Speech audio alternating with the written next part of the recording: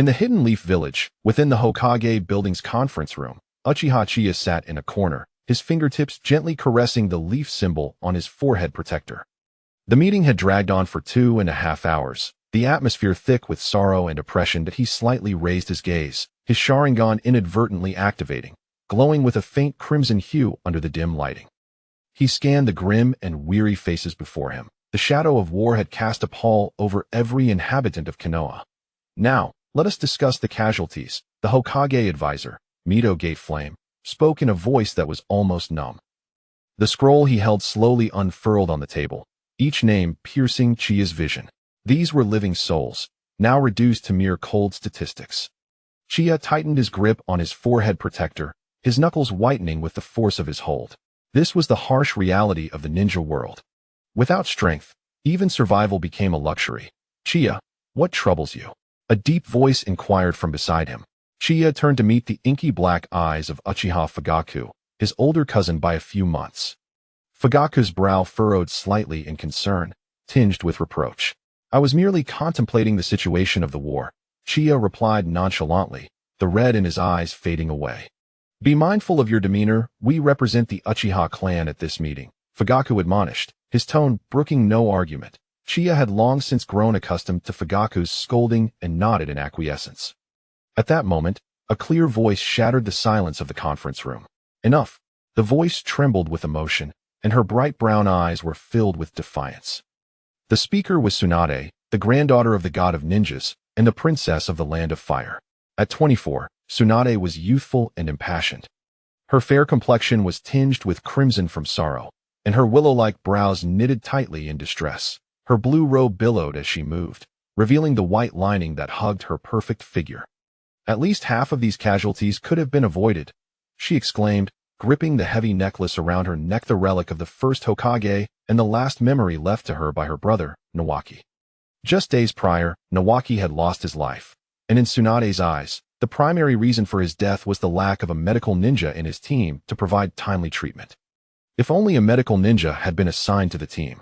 Tsunade's voice faltered, her emotions barely restrained. The notion of equipping a team with a medical ninja felt eerily familiar. Chiya's gaze shifted from Tsunade to his two teammates. Orochimaru wore a faint, enigmatic smile, while Jiraiya's brow was furrowed, a rare display of concern. Sarutobi Hiruzen, seated at the head of the table, took a deep puff from his pipe, the shadows in his wrinkles deepening. Mito Gateflame adjusted his glasses, his tone icy. War looms on the horizon. We lack the resources and time to train medical ninjas. War is precisely the reason we must cultivate talent. Tsunade's slender, elegant hand slapped the table, her voice almost squeezed out through clenched teeth. It is in these critical moments that cultivation is most essential. What are we waiting for if not now? Even training one individual could save numerous lives, perhaps even a dozen ninjas. I see that you simply do not wish to act. The atmosphere in the conference room grew palpably tense. Chiya's gaze flickered. Tsunade's proposal struck at the heart of the matter, making the cultivation of medical ninjas imperative. Yet, during this time of war, the higher-ups in Konoha seemed to favor short-term combat strength, detecting several key figures around the host's system activation in progress. A mechanical voice abruptly echoed in Chiya's mind, his body stiffened, and his pupils dilated slightly. A system? This was not unfamiliar to Chiya. Could it be? After 18 years of traversing worlds, his golden finger had finally arrived. System activation successful. Character panel activated. Mission triggered. Intercept Tsunade. Reward. The art of Baika or an advancement card. Chiya took a deep breath, forcefully suppressing his excitement. System. Display the character panel. Name. Uchiha Qianye. Age. 18 chakra. 1 card bloodline limit. Sharingan 3 Tomo skills. Mastery of Genjutsu. Fire release. Great fireball technique. Body flicker technique. Shadow clone technique. And body replacement technique, among others. Mastery. Thorough understanding and proficient command. Sharingan can copy. Ninjutsu. Shuriken techniques. And fundamental taijutsu. These will not be displayed on the panel. Chiya was momentarily taken aback upon seeing the chakra reading. System. What is this? 1 card. What unit is that? Answering host. 1 card. The chakra amount of Kakashi. Kakashi as a unit of measurement. He nearly lost his composure. The ancient joke had come back to haunt him. But now was not the time for sarcasm. The task reward was of utmost importance. The art of Baika, Tsunade's signature technique, allows for the free utilization of sealed chakra, even breaking the limitation that prevents medical ninjas from engaging in combat. However, he lacked the long-term accumulation of chakra under a seal and did not possess an immense chakra reserve, as an Uchiha, with merely one card of chakra. Acquiring this technique seemed unlikely to grant him a significant advantage. And the other reward, the advancement card, which could enhance ninjutsu, taijutsu, and bloodline limits. Could it be? Chiya hurriedly pondered. System, with my current 3-tomo Sharingan, can I use the advancement card to upgrade to Meijiki? Affirmative, host. A gasp escaped him. How terrifying. That would be the Meijiki Sharingan. Just the thought sent his heart racing. In this brutal war of the Second Great Ninja War, possessing the Meijiki Sharingan would signify absolute power, a means to survive. The art of Baika offered limited enhancement for the current Uchiha Chiya.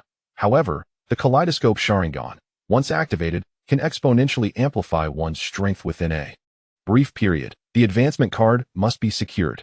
As for the mission, intercept Tsunade, Chiya's thoughts churned rapidly as he endeavored to recall the original plot. A peculiar glimmer flickered in Chiya's eyes. He remembered. Tsunade once proposed the establishment of a medical ninja system, but she received no support. Kato Danzo stood up to endorse Tsunade, leaving a profound impression on her. Upon this reflection, an idea blossomed in Chiya's mind. Kato Danzo, it would be prudent for you to remain a competent jonin. The waters surrounding Tsunade are treacherous, you cannot navigate them. It is best left to the righteous Uchiha. With this thought, Chiya swiftly rose, his voice clear and resolute. I support Lady Tsunade's proposal. In an instant, the entire assembly turned their gaze towards him. Kato Danzo, who was about to rise in support of Tsunade, found himself a step behind. Turning to regard Uchiha Chiya, a flicker of surprise crossed his eyes. Sarutobi Hiruzen's pipe hovered in midair, obscuring his thoughts. As Tsunade turned to Uchiha Chiya, her eyes widened slightly in astonishment. Tsunade seemed taken aback that someone would rise to support her, let alone a ninja from the Uchiha clan. Uchiha Chiya? Mito Gaten's tone was frosty. Is this your personal opinion, or does it represent the stance of the Uchiha clan? Chiya maintained a calm demeanor, his gaze unwavering as he addressed the matter directly. Medical ninjas can significantly enhance the survival rate of teams. In the current tumultuous ninja world, as long as the front line is extended, our medical ninjas trained in Konoha will undoubtedly tip the scales of victory in our favor. Uchiha Chiya observed the unsavory expressions of those seated in the main area. He then proposed a compromise. Given the current state of war, resource scarcity is a considerable issue. Konoha can temporarily forego training and instead focus on education. Education entails prioritizing the rapid training of a cohort of medical ninjas qualified for the battlefield with minimal resources. He paused, emphasizing his words. An experienced veteran ninja is worth more than 10 novices. The presence of an additional medical ninja capable of healing will greatly enhance survival rates. Thus, cultivating and training medical ninjas is not solely for the immediate victory in this war. It will ensure our future superiority over other nations. The atmosphere suddenly thickened. Sarutobi Hiruzen's gaze wandered, revealing nothing of his thoughts, while the ever-observant Danzo's brow furrowed imperceptibly. Orochimaru turned to scrutinize Uchiha Chiya, a glimmer of intrigue flashing in his golden-slit pupils. How interesting, his hoarse voice resonated. When did the Uchiha clan begin to care for their comrades? This remark piqued the curiosity of everyone present. In present-day Konoha, most believe that the Senju clan valued love over ninjutsu as a source of strength. In contrast, the Uchiha clan prioritized the power of ninjutsu above all else. Tsunade of the Senju clan could be excused for making such a statement. This moment, a revered member of the Uchiha clan, who holds strength in high esteem, uttered words that valued companionship. Not only Orochimaru, but several other ninjas were also scrutinizing Chiya. Chiya sensed the aggressive gaze of Orochimaru and instinctively felt the urge to evade it. However, given the current circumstances, he was like an arrow released from its bow. He feigned composure while locking eyes with Orochimaru, articulating each word with clarity. Lord Orochimaru, our Uchiha clan does care for our comrades. On the contrary, it is precisely because we cherish the bonds of companionship that we choose to distance ourselves from them. Moreover, the casualty list includes members of our Uchiha clan as well. Konoha is our shared home, and safeguarding it stands as the highest principle of our clan. Currently, Lady Tsunade's proposal serves as a potent measure to minimize the casualties among the village's ninjas. Chiya's gaze shifted towards Sarutobi Hiruzen, who was seated ahead. Lady Tsunade's proposal aims to ensure that every ninja fighting on the battlefield has hope for survival. Is this not a manifestation of the will of fire? As his words echoed, the conference room fell into a profound silence. Tsunade stared at Chiya in a dazed eye in a moment of reverie. She seemed to perceive the shadow of her brother in this young Uchiha, reflected in his steadfast gaze, one that embodied the essence of protection. Sarutobi Hiruzen remained silent for a moment, exchanging glances with Mito Gaidon. Before finally speaking, we will reconsider the proposals put forth by Tsunade and Chiya with earnestness, and the subsequent outcomes will be communicated to all. Today's meeting is temporarily adjourned. You may disperse. Everyone gradually vacated the room. Chiya felt several pairs of eyes upon his back. Chiya. Uchiha Hakadai intercepted him, his gaze sharp. When we return, we need to discuss matters. Chiya nodded, understood. As he stepped out of the conference room, a faint fragrance wafted through the air. He looked up to see Tsunade standing at the end of the corridor, her arms crossed, gazing at him with a complex expression. Shall we talk? Chapter 2. A dinner invitation. The future of Uchiha the night was as dark as ink, and the streets of Konoha were shrouded in a thin veil of mist. The glow of the street lamps diffused through the fog, creating an ethereal haze. Uchiha Chiya walked alongside Tsunade on the desolate street, their footsteps echoing in the empty alley. Tsunade, arms crossed, gazed straight ahead, her golden strands gently swaying in the night breeze. Thank you for earlier, she suddenly spoke, her voice softer than during the recent meeting. Chiya cast a sidelong glance at her.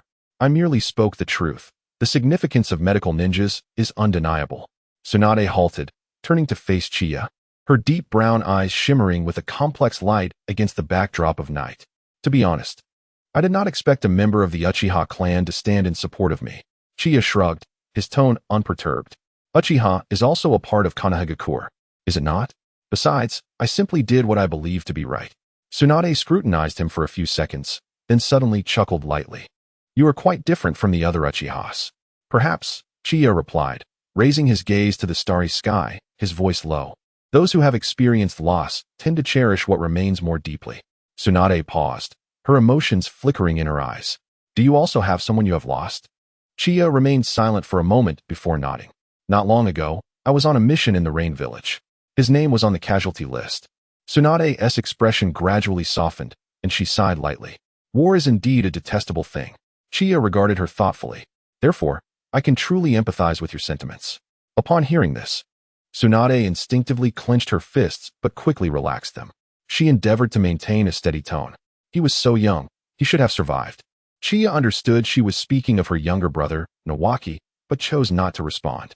He stood quietly beside her, allowing the night wind to caress the edges of their garments. Sometimes, silent companionship holds more power than any words could convey. After a moment, Tsunade seemed to regain her composure. She turned her head to Chiya, a faint smile gracing her lips. However, encountering you today has brought me a measure of solace. Chiya smiled in return. It is my honor to be a source of comfort for you. Tsunade raised an eyebrow. You silver-tongued brat, you should address me as Lady Tsunade. Brat? I am no longer a child, Chiya replied with a grin. Moreover, in terms of age, you are not much older than I am, are you? Tsunade huffed softly, but did not retort. The two continued onward, the atmosphere significantly lighter than before. It's quite late, let me escort you home. Is that permissible? Tsunade paused, contemplating the locations of the Senju and Uchiha clans. It did not seem to be on the way. Never mind, it's late. I wouldn't want to trouble you with extra distance. It's no trouble, I wish to stroll a bit longer. As they walked together, the night breeze carried a hint of chill. Chiya removed his outer coat and gently draped it over Tsunade's shoulders.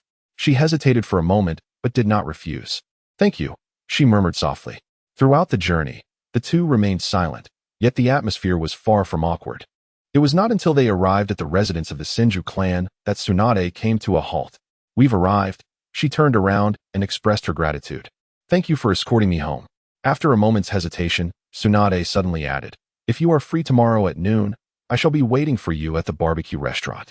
Chiya was taken aback, realizing that Tsunade had noticed him staring at her, his gaze slightly evasive. It's merely an invitation for a meal, she clarified. Chiya nodded in agreement. Very well, it's a deal. Tsunade waved her hand and turned to enter the residence. Chiya watched her figure disappear before turning to leave. However, he had only taken a few steps when several shadows vanished into the darkness. Uchiha Qianye was certainly aware of their presence, but paid them no mind as he strode towards the clan's territory. Upon reaching the clan grounds, a deep voice emerged from the shadows. Uchiha Qianye. He paused and slowly turned to see Uchiha Hokage standing not far off, his gaze sharp as a blade. Senior Hokage, I apologize for keeping you waiting, Chiya replied in a neutral tone. Hokage looked at him coldly. There are matters concerning the clan that require your attention. Come with me. Chiya narrowed his eyes, remaining silent for a moment. Please lead the way, senior, he acquiesced without resistance. Following Uchiha Hokage through the dimly lit corridors, the lanterns swayed in the night breeze, casting mottled shadows. Deep within the estate, a spacious tatami room came into view. Upon entering, a chilling atmosphere enveloped him. The room was brightly lit, and a dozen piercing gazes converged on Chiya, as if seeking to pierce through him. The elders of the clan, each face etched with displeasure, filled the room. Uchiha Chiya, do you understand your transgressions? A white-haired elder initiated the confrontation, his tone as frigid as steel. Unfazed, Chiya slightly bowed in respect. Might I inquire how I have offended the esteemed elders? Impudent. Another elder slammed his hand on the table, glaring at Uchiha Chiya. You brazenly supported the Senju clan's proposal during the meeting today, disregarding the position of our Uchiha clan. Have you forgotten the grievances between us and the Senju? Chiya lifted his head, his gaze calmly sweeping over the assembly. Grievances? Pray tell, esteemed elder, what do you consider to be the greatest threat facing Konoha at present? It is undoubtedly the external enemies. Someone scoffed. Indeed, the second great ninja war has erupted. Tsunade, Iwagakure, and Amigakure are poised to strike. Should Konoha falter, we would find ourselves besieged from all sides. If we continue to dwell on past grievances, would we not be digging our own graves? Absurd. An elder interrupted sharply. The Senju clan has always marginalized our Uchiha. Your actions today will only dishearten our clansmen. Chiya stood his ground, neither submissive nor defiant. Disheartened? Might I ask, esteemed elder, what is the status of the Uchiha clan within Konoha? Have we truly integrated into the core of the village? Are we not perpetually treated as outsiders? At this, the assembly fell momentarily silent. Seizing the opportunity, Chiya continued. When the first Hokage established Konoha, he proclaimed that the village is our shared home. Yet now, our Uchiha clan finds itself gradually marginalized. Why is this so? I believe it is due to our stubbornness and insularity. Are you accusing our kin? Uchiha Fugaku, standing nearby, questioned. Chiya turned to him and shrugged his shoulders. Cousin Fugaku, I do not intend to cast blame, but rather hope for our clan to recognize the reality of our situation. In times of war, Konoha requires unity. Consider the first great ninja war.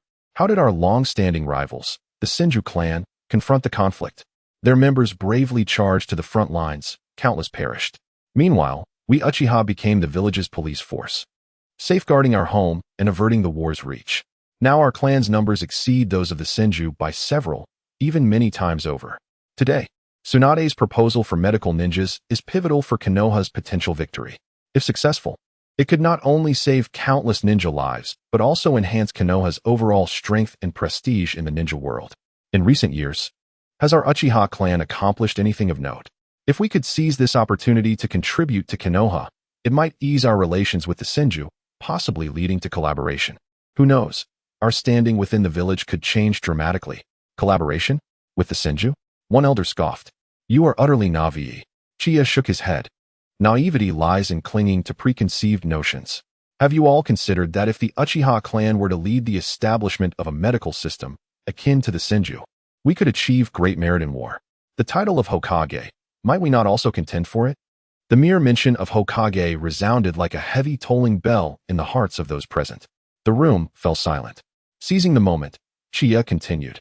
The current upper echelons of Konoha are led by the third Hokage, who is cautious and conservative, while his partner Danzo is ambitious. The Hokage advisors, deeply influenced by the second Hokage, harbor considerable wariness towards us Uchiha. This is why we have consistently been excluded from the core of power.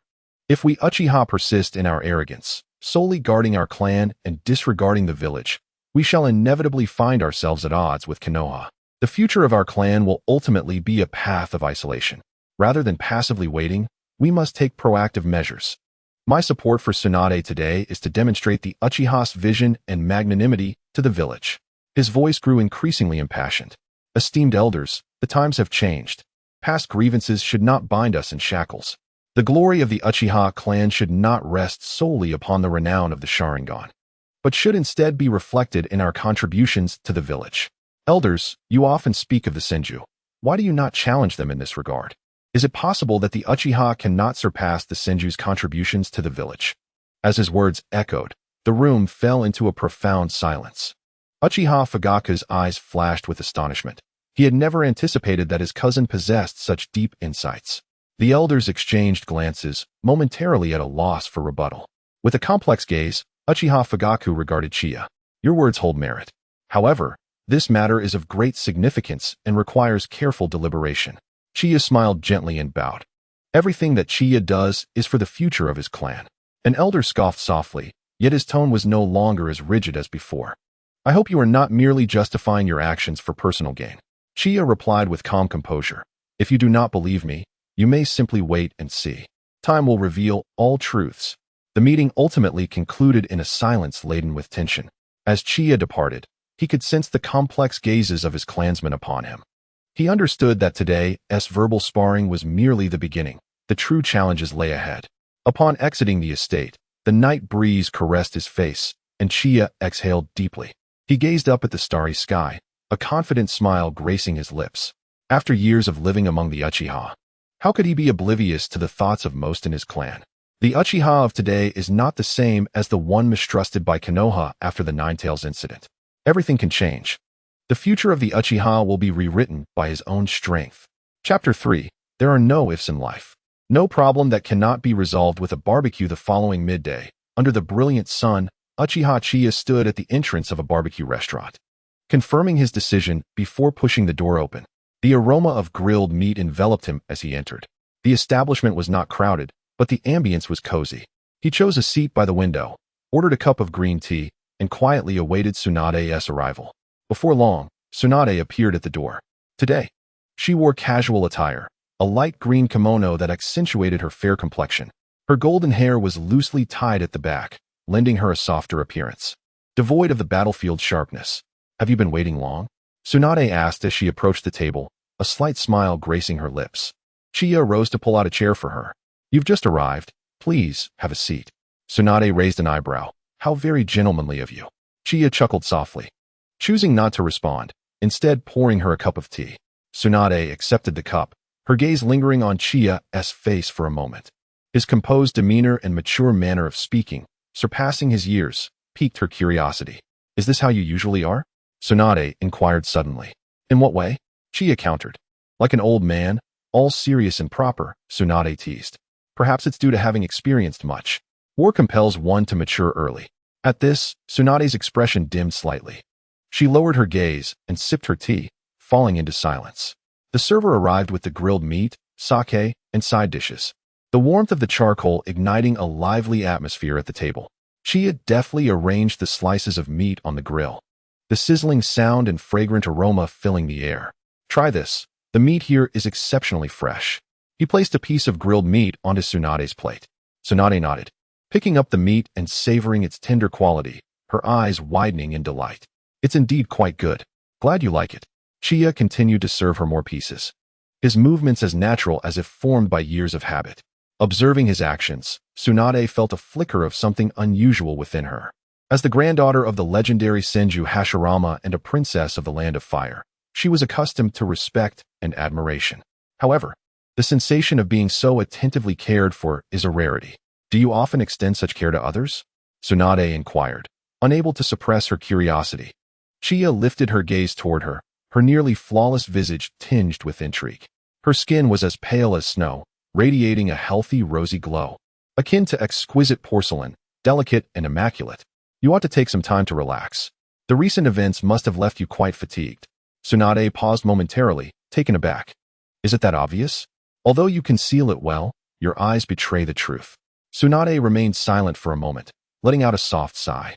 The loss of Shinji and the companions who perished in this war has indeed left me somewhat breathless.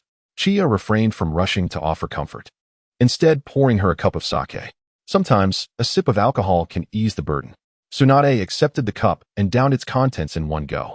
The warmth of the alcohol spread from her throat to her chest, momentarily alleviating the weight in her heart. Do you know? She set down the cup, her voice tinged with melancholy. I have often pondered, had Shinji's team included a medical ninja, perhaps he would not have. There are no ifs in life, Chiya gently interrupted, his tone firm yet compassionate. What we can do is to ensure that such tragedies do not recur. Tsunade raised her gaze to him, her expression complex. She had anticipated words of solace such as "it is not your fault," yet Chiya's response was refreshingly direct and mature. You are right. She inhaled deeply, striving to steady her emotions. Therefore, I must advocate for the training program of medical ninjas. We cannot allow more lives to be sacrificed in vain. Chiya nodded. The establishment of a medical ninja training program is indeed imperative, and I will lend you my full support. Should you require anything, do not hesitate to ask. By the way, regarding this matter, after supporting me at yesterday's meeting, were you reproached by your clan upon your return? Chiya shrugged. I was summoned for a discussion, but it was not a significant issue. The Uchiha need change. I merely took a step forward ahead of time. Tsunade regarded him thoughtfully, a sense of admiration blooming within her. You are far more formidable than I had imagined. Likewise, Chiya smiled. You are the first to dare pound the table in a meeting. Tsunade chuckled at his words, laughter escaping her lips. You little rascal. The atmosphere between them lightened considerably. As the sake flowed, their conversation gradually shifted towards the current state of the battlefield. The Rain Village is advancing with great ferocity. That old fellow Hanzo is not to be underestimated. Tsunade furrowed her brow. The pressure on Konoha is immense. Is it because of Hanzo? Indeed. Chiya contemplated, recalling the information regarding Hanzo from the Hokage archives. Revered as a demigod, Hanzo is adept in the arts of poison, as well as water and fire techniques. The most threatening and lethal of these are the first two. At this point, Chiya's expression grew serious. If Konoha can decipher his toxins and develop an antidote, the threat posed by Hanzo would significantly diminish.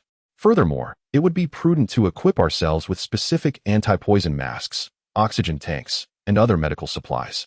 This should mitigate some of the casualties. Objectively speaking, that is about all we can do. The prowess of Hanzo is undeniably formidable. However, Konoha is not without its chances of victory. What remains is whether we can unite and unleash our utmost potential. Unity? Tsunade scoffed lightly. The internal strife within Konoha is more troublesome than the external threats. Chiya did not argue but softly replied, precisely for this reason, we must strive harder. You are of the Senju clan, and I am of the Uchiha. If we can join forces, perhaps we can become the catalyst for change in this war. Tsunade gazed at him, a flicker of unusual emotion crossing her eyes. You are truly remarkable, Uchiha Chiya. Chiya smiled subtly. I merely did what I believed to be right. Their gazes met in the air, and for a moment, neither spoke. The aroma of grilled meat and the warmth of the charcoal enveloped them, as if momentarily shielding them from the turmoil of the outside world. Enough talk, let us eat meat. Calmly, Uchiha Chiya picked up the tongs and turned the skewers, placing the cooked meat into Tsunade's bowl. You should eat as well. Tsunade, unfazed, began to eat without hesitation. They indulged in their meal for over 40 minutes. It's getting late. I have a mission tomorrow, and I must take my leave. Chiya stood up. I'll see you off. Tsunade shook her head. No need. I can manage on my own. Chiya did not insist, merely nodding in acknowledgement. Then I shall see you tomorrow. Tsunade turned, seemingly recalling something. She retrieved Uchiha Chiya's coat from her bag. Your coat. She placed it beside him and swiftly departed, her silhouette elongated by the setting sun. Chiya watched her leave until her figure vanished around the corner, then returned his gaze to the table, pouring himself a glass of wine and downing it in one gulp. He felt quite satisfied with their conversation today. He could clearly discern that Tsunade no longer held any reservations towards him. Their relationship had significantly deepened. His eyes fell upon the table. Dining on grilled meat is undoubtedly an endeavor of great significance, as the saying goes.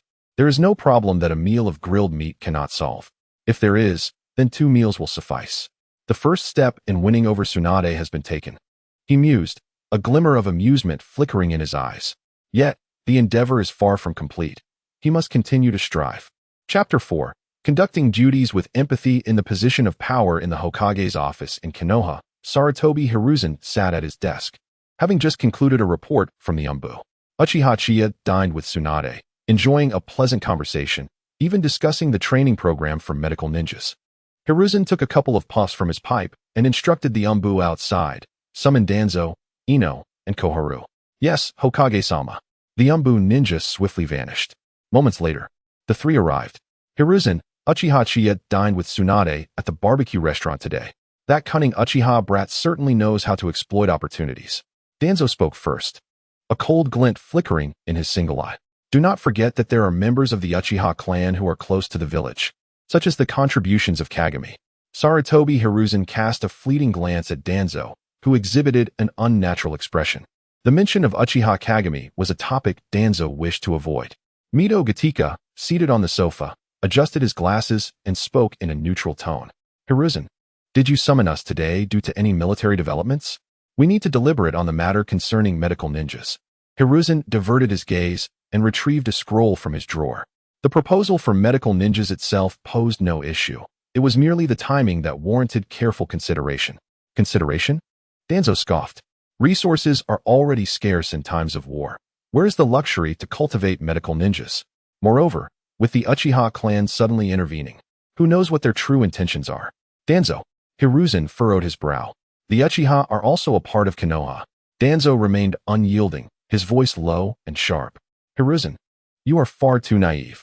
The Uchiha clan has never genuinely cared for the village. They are merely exploiting Tsunade's emotions for their own benefit. Tsunade's subordinate, T-Rune Kamichi, interrupted Danzo. Arguing about the Uchiha is futile. We must reach a decisive conclusion regarding the medical ninja issue. A conclusion? Danzo snorted. Then let us simply dismiss it. In wartime, everything must prioritize combat capability. Dismiss? Danzo, do you wish for the ninjas on the front lines to perish in vain? The atmosphere in the office instantly grew tense. Mito sighed, attempting to ease the situation by introducing Uchiha Qianye's proposal. In fact, the training plan proposed by Uchiha Qianye serves as a compromise. A short-term training of a batch of medical ninjas could alleviate the pressure on the front lines without depleting too many resources. A compromise? Danzo scoffed again. Since when have you become so weak? War is no child's play. We require ninjas who can engage in battle immediately, not a bunch of half-baked medical ninjas. Danzo, the half-baked ninjas you speak of might be the key to saving countless comrades in the future. Do you truly regard the lives of ninjas as so insignificant? Danzo narrowed his single eye, his tone icy. Hiruzen, you are allowing your emotions to cloud your judgment. What war requires is an iron-fisted approach, not the compassion of a woman. Seeing the escalation, T-Rune couldn't help but interject. Continuing this quarrel will only provide amusement to our enemies. She took a deep breath and turned to Hiruzen. Hiruzen, let us proceed with Tsunade's proposal regarding the medical ninjas. However, the scale must be controlled, with resources prioritized for the front lines. Hiruzen remained silent for a moment before slowly nodding. I share the same sentiment. Let Tsunade handle the training of medical ninjas. Danzo snorted in discontent, but refrained from further objections. As Mito and T-Rune departed with the scroll concerning the training of medical ninjas, only Danzo and Hiruzen remained in the office. There is one more matter. Hiruzen spoke in a somber tone, directing his gaze at Danzo. Orochimaru's human experiments must cease. A flicker of unease crossed Danzo's eyes. Cease? Hiruzen, do you not understand that the research on wood release has reached a critical stage? In Konoha, the recent loss of life has been substantial. Danzo smirked coldly. For the sake of the village's strength, sacrificing a few test subjects is a trivial matter. Although the adult subjects have failed, nurturing them from childhood presents a different prospect.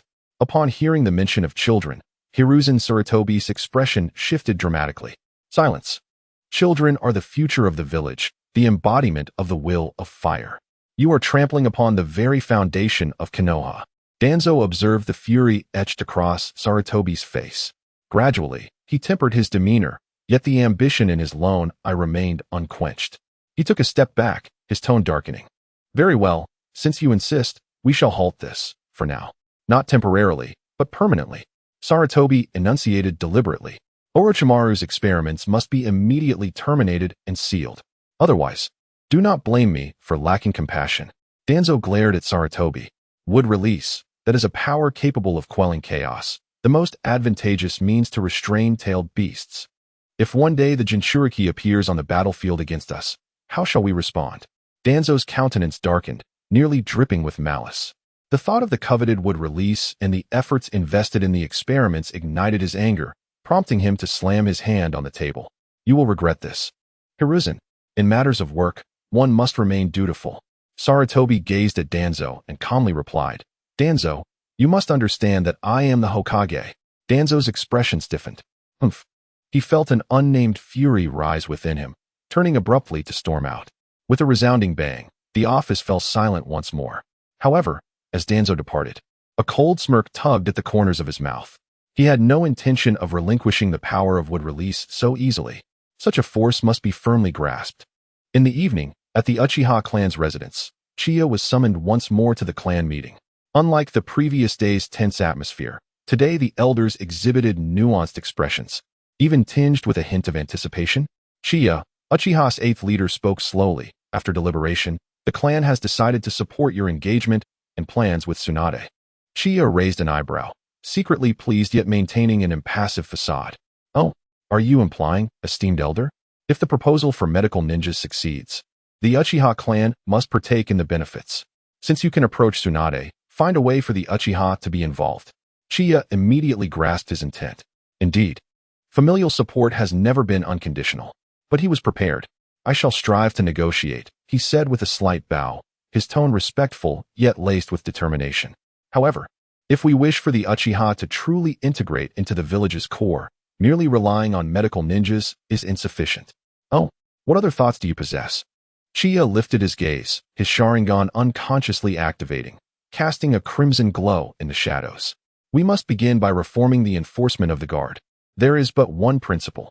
It must adhere to village regulations while retaining warmth. This is the first step towards altering the villagers' overall perception of our Uchiha clan. Chapter 5. Assisting Might Guy. Uchiha Makoto. The morning sun bathed the streets of Konoha in a golden glow, enveloping the entire village in a radiant light. Uchiha Chiya stood before the gates of the security team, adjusting his uniform before stepping into the office. Chiya, today you are assigned to patrol the Eastern District. The captain, Uchiha Tetsahira, stated without lifting his gaze, handing him the mission scroll. Understood, Chiya replied, taking the scroll and glancing through it. It contained the security team regulations crafted by the elders of the Uchiha clan, the most prominent of which was the title, Ensuring Law Enforcement with Compassion. A smile crept across Chiya's face. He recognized that the old-timers had indeed taken heed of their words. After all, the current Uchiha were not the same as those who had been marginalized and forced to relocate to the outskirts of the village. These elders still harbored a profound sense of belonging to Konoha. Otherwise, they would have long departed with Madara when he left. After a brief tidying up, Uchiha Chiya turned and exited the office. The Eastern District was a bustling area of Konoha, filled with shops and throngs of people. Accompanied by 2 team members, Chiya walked along the street, his gaze sweeping the surroundings to ensure everything was orderly. However, shortly after commencing their patrol, a commotion erupted ahead. What is going on? Chiya furrowed his brow, hastening towards the source of the noise. Before him stood 2 inebriated ninjas swaying in the middle of the street, clutching bottles of alcohol and uttering slurs. The villagers around them recoiled, their faces etched with disgust and resignation. Hey, you 2. Chiya stepped forward, his voice stern. This is a public area. Drunken disturbances are prohibited. The 2 drunks turned to Chiya, squinting at him before snickering. Oh, isn't this the Uchiha security team? Since when do you regulate our drinking? Ignoring their taunts, Chiya addressed his team members. Take them back to sober up and handle them according to village regulations. Yes. The 2 team members moved in, one on each side, seizing the drunks. Let me go? On what grounds do you Uchiha have the right to arrest us? The drunkard protested, struggling. Chiya shot him a cold glance. For violating the regulations against drunken disturbances, you are to be taken away. The surrounding villagers reacted with surprise. Previously, while the Uchiha security team enforced the law strictly, their demeanor often bordered on arrogance, sometimes resorting to brute force. Yet today, Chiya's approach appeared both fair and restrained, prompting many to regard him with renewed interest. After dealing with the intoxicated individuals, Chiya continued his patrol. Approaching a nearby grocery store, he overheard another cacophony of arguments. You worthless genin. You can't even afford this paltry sum and still dare to shop? The shopkeeper's voice was sharp and grating. I'm sorry. I left in a hurry today and forgot my money. I promise I will repay you tomorrow. A familiar voice interjected, laced with desperation. Chiya turned towards the sound, discovering that the one surrounded was none other than Might Guy, clad in his signature green jumpsuit, his face painted with embarrassment. Several villagers and ninjas were pointing and whispering disparaging remarks. At such an advanced age, still a genin, it is indeed a source of embarrassment. I have heard that he is only proficient in taijutsu, lacking even a modicum of decent ninjutsu. It is no wonder he remains a lowly genin throughout his life. Such a useless individual would be better off retiring early. Might Guy, with his head bowed and fists clenched, refrained from retorting. In the distance, Chiya's eyes turned icy. Has he been consuming your family's rice? Must you be so exceedingly verbose? Are you a chatterbox? Chiya strode over, inquiring in a low voice, what transpires here? The shopkeeper, upon noticing the arrival of the security team, immediately donned a different demeanor. This esteemed gentleman here attempted to purchase goods without payment and seeks to renege on his debt. Chiya cast a glance at Might Guy, who hurriedly waved his hands. No, I simply forgot to bring money. Without further ado, Chiya retrieved money from his pocket and handed it to the shopkeeper. I shall cover his bill. Is this sufficient? The shopkeeper, momentarily taken aback, accepted the money and chuckled awkwardly. Quite enough, indeed. Ignoring him, Chiya turned to the surrounding crowd and proclaimed, Genin, Chunin, and Jonin are all ninjas of Konoha. Each ninja has their role, and there exists no hierarchy of worth among us. Though he is a mere genin, he has executed countless missions for the village, and his contributions should not be dismissed. If even his comrades are to mock him, then what becomes of the will of fire? His voice, though not loud, resonated with authority. The crowd fell silent, and those who had previously ridiculed him lowered their heads in shame, unwilling to meet his gaze. Might Guy raised his head, nearly moved to tears. Thank you, Chiya-kun. Upon seeing him on the verge of tears, Chiya quickly took a couple of steps back. No need for gratitude. Just remember to bring money next time. Might Guy nodded vigorously. I promise to repay you. It is of no consequence. If you wish to repay me, simply deliver it to the security team, Chiya replied, shaking his head before turning to leave. The villagers observed his retreating figure and began to murmur among themselves. Who would have thought a Uchiha would come to someone else's aid? What he said was rather reasonable. It appears not all Uchiha are arrogant. Chiya paid no mind to their discussions as he continued his patrol. However, he remained oblivious to the golden figure quietly observing him from a nearby dumpling shop. Tsunade, holding a skewer of dumplings, regarded him with curiosity and admiration in her bright brown eyes. She had merely intended to grab a bite before departing the village on a mission, but had unexpectedly witnessed the earlier scene. Uchiha Chiya, she murmured, a faint smile gracing her lips. What an intriguing individual. She bit into a dumpling, her gaze lingering on Chiya's silhouette. This Uchiha youth consistently defied her preconceived notions of his clan. His demeanor and actions seemed more akin to a true ninja than many so-called inheritors of the will of fire among various teachers. Perhaps he truly is different from the other Uchiha, Tsunade mused. As Uchiha Chiya continued his patrol, he lent a hand to villagers pushing carts. Chiyo-naiken. A clear voice rang out. Uchiha Chiya turned to glance back. The newcomer was adorned in the attire of the Uchiha clan.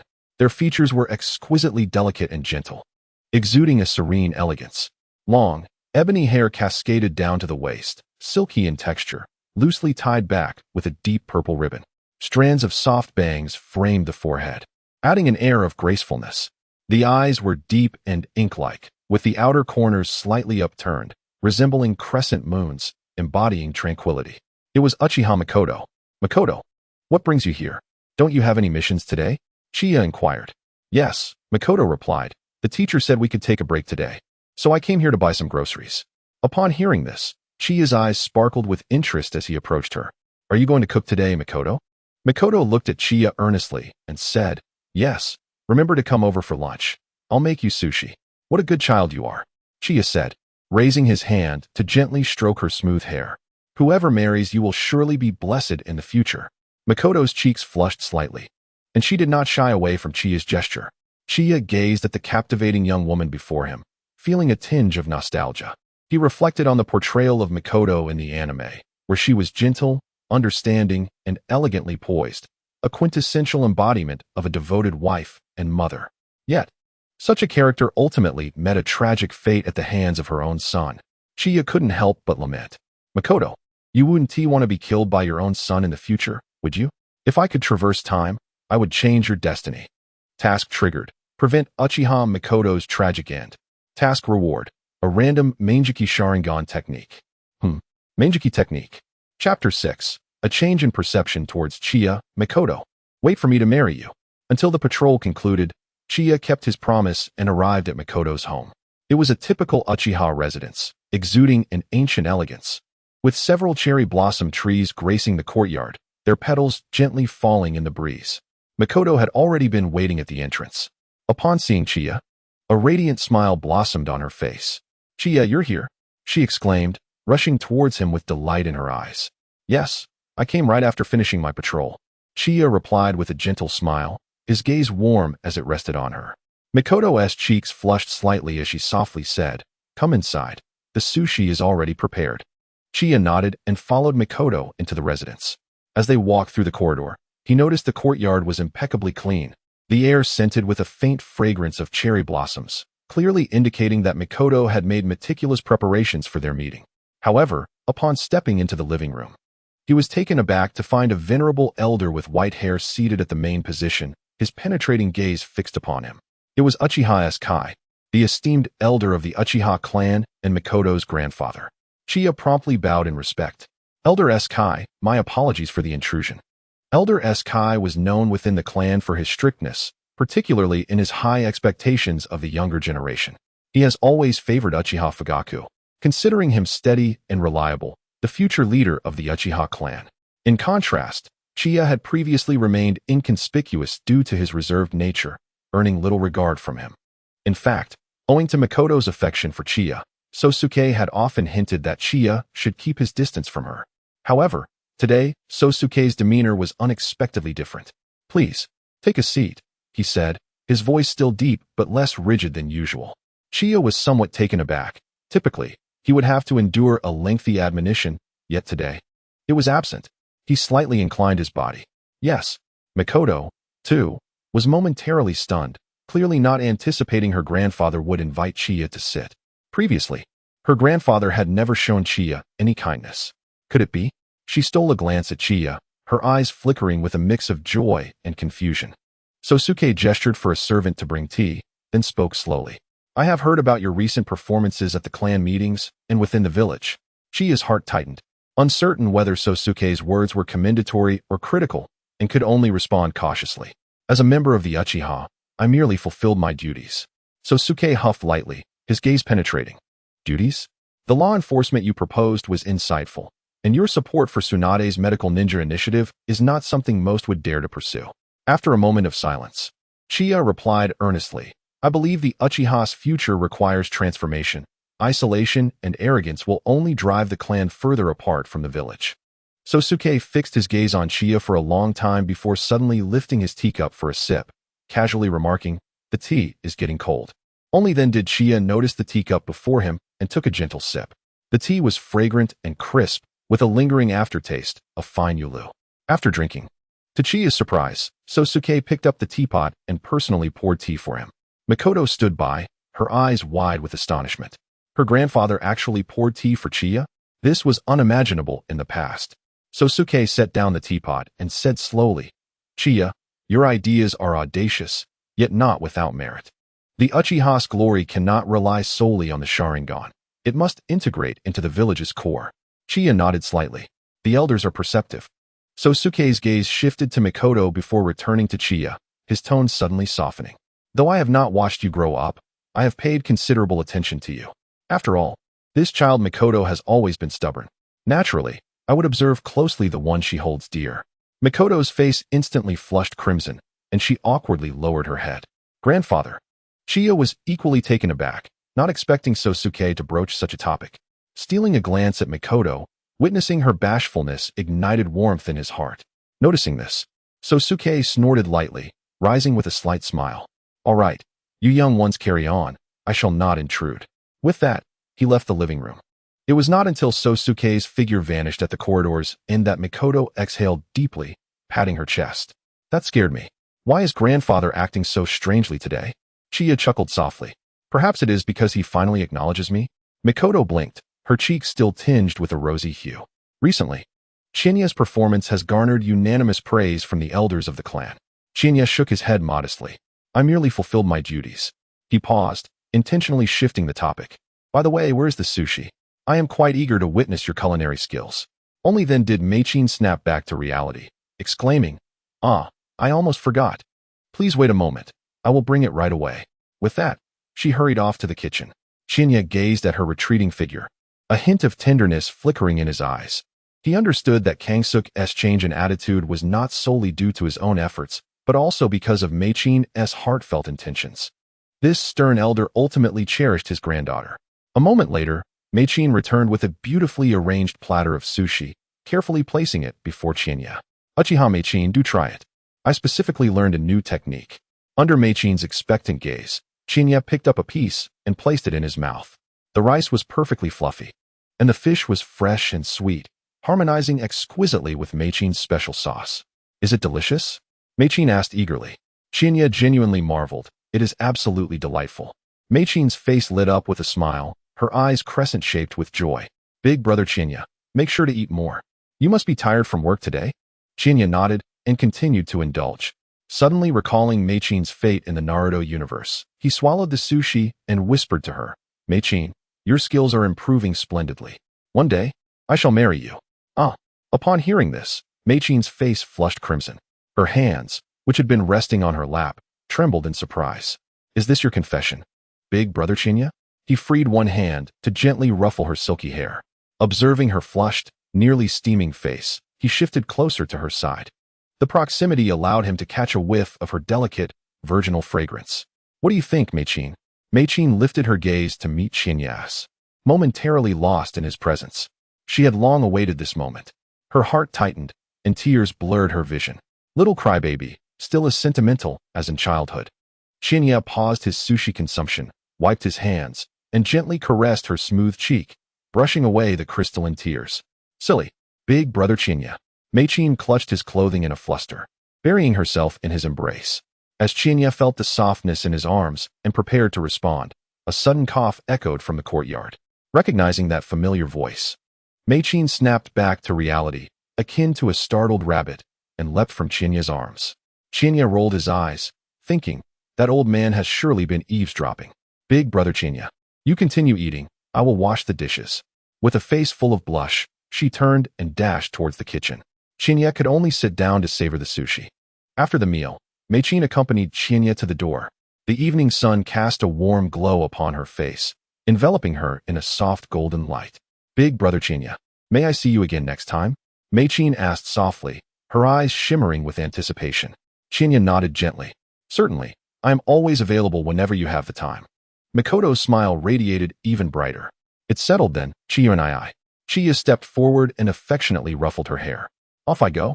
Chiya departed with an air of nonchalance. As he made his way back to his residence, his spirits soared. After a brief walk, he was suddenly confronted by a ninja from the Umbu.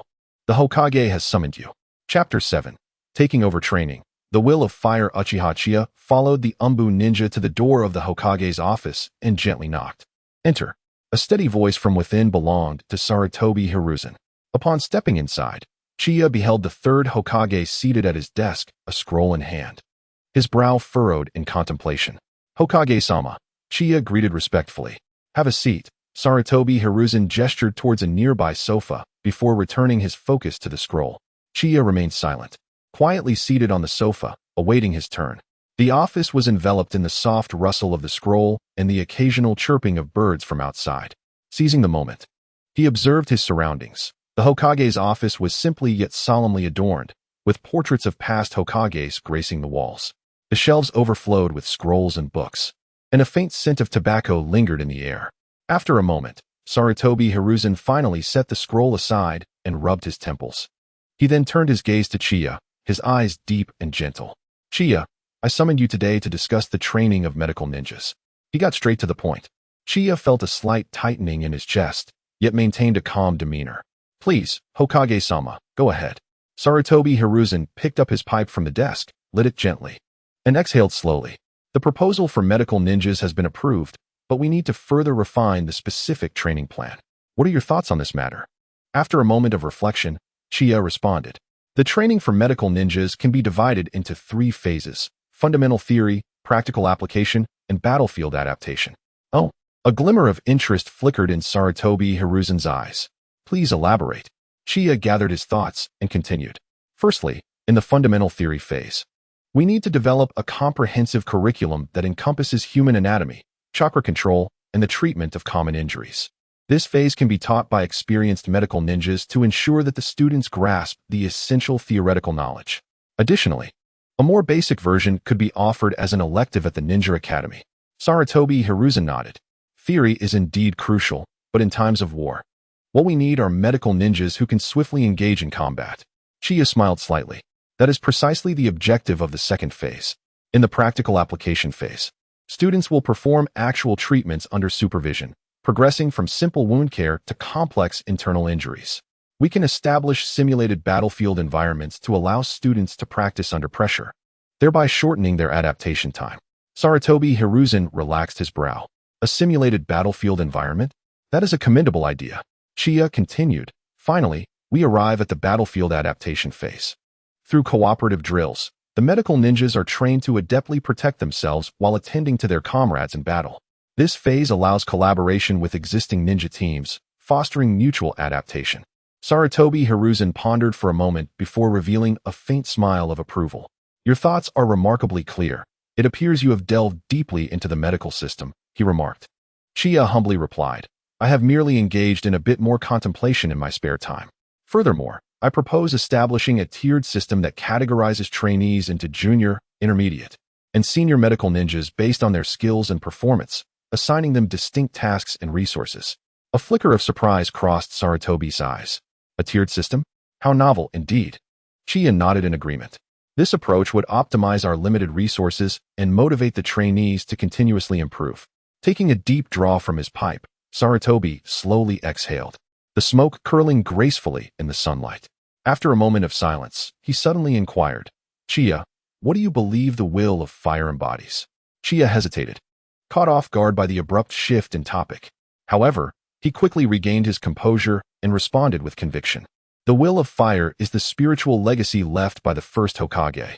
It symbolizes the belief in protecting one's comrades and safeguarding the village, forming the very foundation of the Leaf's ninjas. Where the leaves dance, the fire endures. The flames illuminate the village and nurture the budding leaves of the new generation. Sarutobi's gaze flickered, seemingly moved by Chiya's words. Your eloquence reminds me of a dear departed Uchiha. Chiya's heart stirred, vaguely sensing whom he was referring to, yet refraining from voicing it. Sarutobi sighed, a hint of nostalgia in his eyes. Mirror, he once shared your aspirations for the village's future. Mirror, undoubtedly, referred to Uchiha Kagami. Chiya lowered his head, sincerity evident in his tone. Senior Kagami is the pride of the Uchiha and serves as my role model. Sarutobi scrutinized Chiya, as if seeking a deeper truth within his eyes. After a moment, he inquired slowly, Chiya, what is your perspective on the Uchiha clan?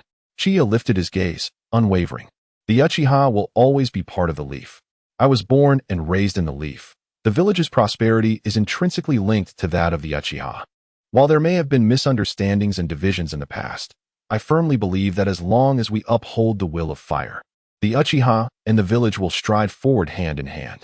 A glimmer of satisfaction shone in Sarutobi's eyes as he gently nodded. Excellent, excellent. Rising from his seat, he approached the window, turning his back to Chiya.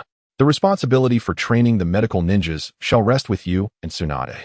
We shall implement the plan as you suggested, and I hope you can swiftly train proficient medical ninjas. Chiya felt a surge of joy within yet maintained his composure. Yes, Lord Hokage, I shall not let you down. Sarutobi handed the scroll to Chiya, a gentle smile gracing his face. Go forth, I trust in your capabilities. Chiya rose, bowed respectfully, and turned to leave with the scroll in hand. Upon exiting the Hokage's office, he exhaled deeply. I never anticipated it would go so smoothly. However, unbeknownst to him, Sarutobi remained at the window, his gaze distant and contemplative. Mirror, among the descendants of the Uchiha clan, at long last, another individual akin to you has emerged. He murmured softly, a flicker of intricate emotions passing through his gaze. Hiruzen, Do not underestimate this situation. From the shadows, Danzo stepped forth. You heard what was just said. Share your thoughts. Hiruzen Sarutobi concealed the emotions in his eyes and cast a sidelong glance at Danzo. Such eloquent words. Who can truly discern the clandestine intentions of the Uchiha? Danzo snorted coldly. As the Hokage's advisor and the leader of Root, he was all too aware of Hiruzen's implications. To expect him to endorse the Uchiha clan? A fanciful dream. Hiruzen, the situation in the Rain Village is dire. I intend to go to the battlefield myself.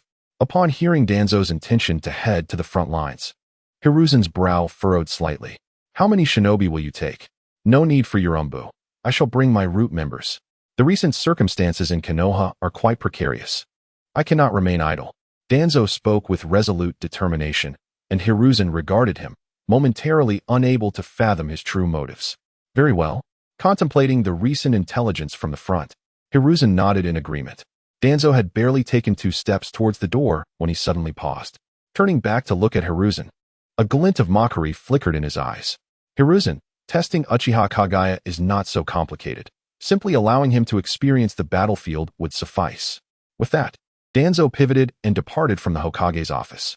Hiruzen gazed at Danzo's retreating figure, his eyes flickering, his brow furrowing even deeper. Chapter 8. Conspiracy of Tailed Beast Cells. Do not hinder my progress. The night was as dark as ink, and the forest outside Konoha was enveloped in a thin mist, with moonlight filtering through the leaves, casting mottled shadows. Danzo moved silently through the woods, his steps light as a cat, making not a sound. A cold glimmer shone in his solitary eye, as if he could perceive everything in the darkness. Upon traversing a dense thicket, Danzo halted before an apparently ordinary colossal tree. He formed several intricate hand seals, and a concealed door slowly materialized upon the trunk. The door opened silently, revealing a staircase leading downward. Danzo stepped inside, and the hidden door quietly closed behind him.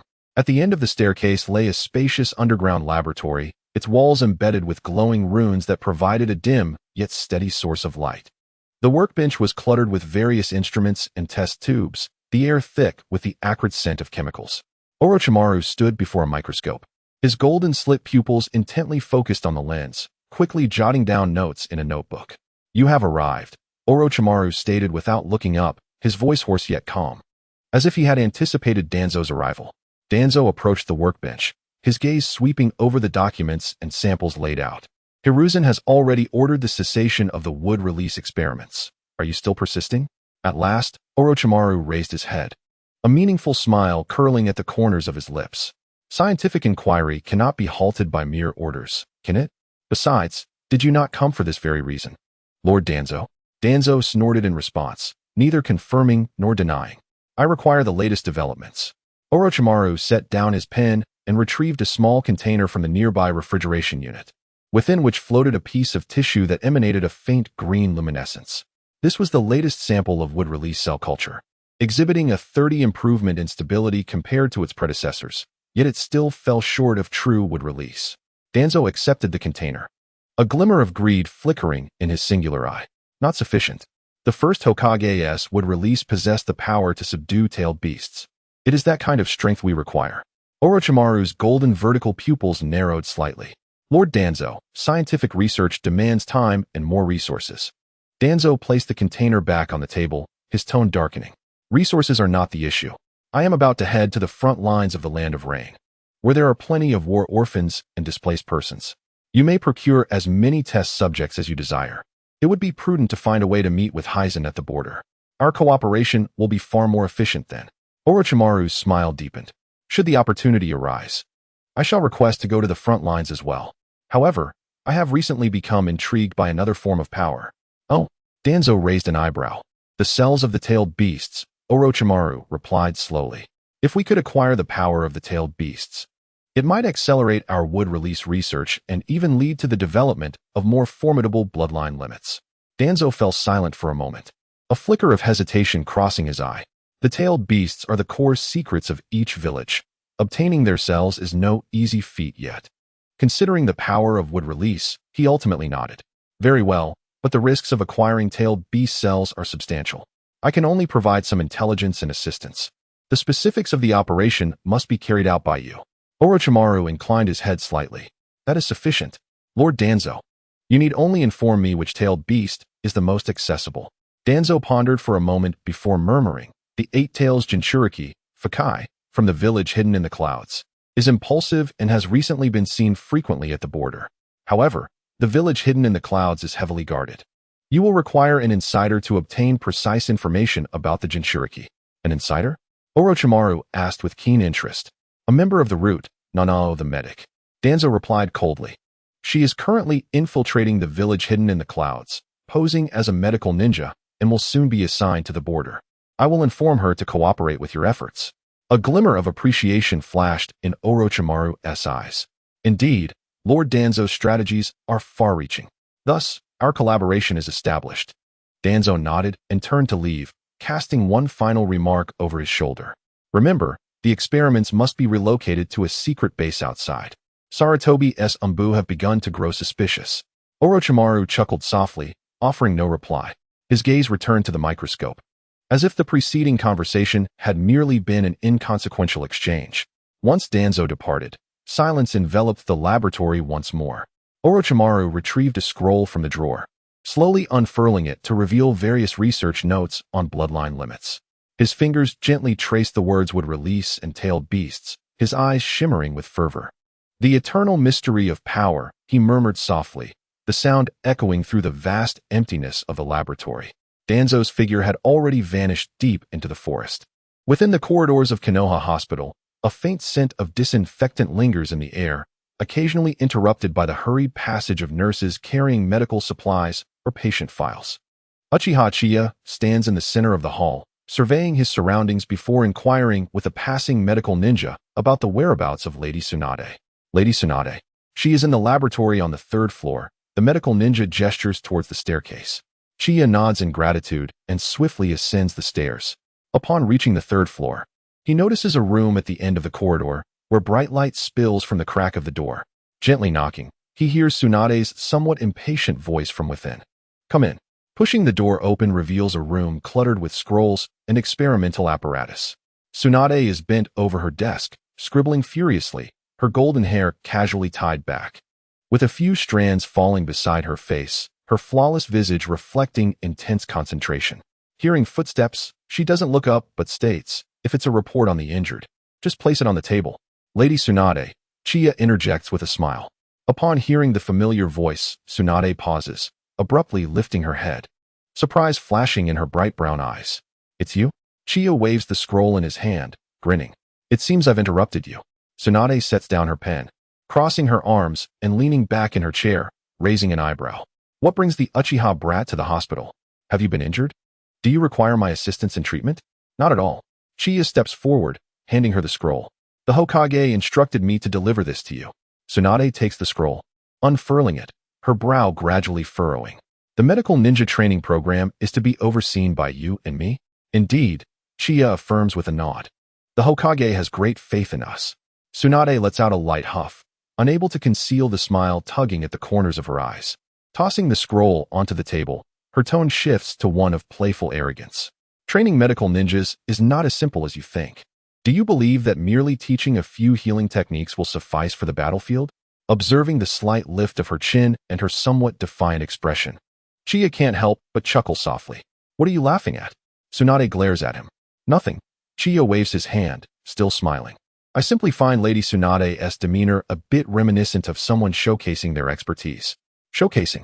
Tsunade blinks in surprise before quickly regaining her composure, a rosy hue creeping across her fair cheeks.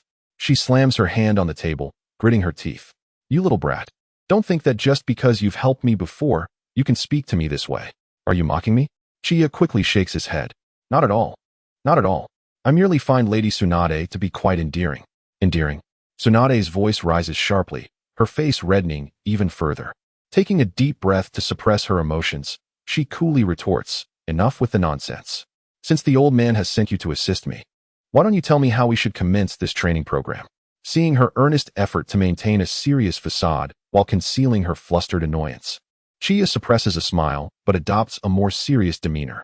Currently, during wartime, what we require are medical ninjas who can swiftly engage on the battlefield, not experts delving deeply into medical theories. Therefore, the training emphasis should be placed on battlefield first aid, fundamental healing techniques, and chakra control. Upon hearing this, Tsunade's expression softened slightly, and she nodded, acknowledging the thoughtful suggestion. Furthermore, we could divide the trainees into small groups, each led by an experienced medical ninja, to train directly in a simulated battlefield environment. Chiya continued. This approach would not only enhance efficiency, but also allow them to acclimate to the pressures of combat beforehand.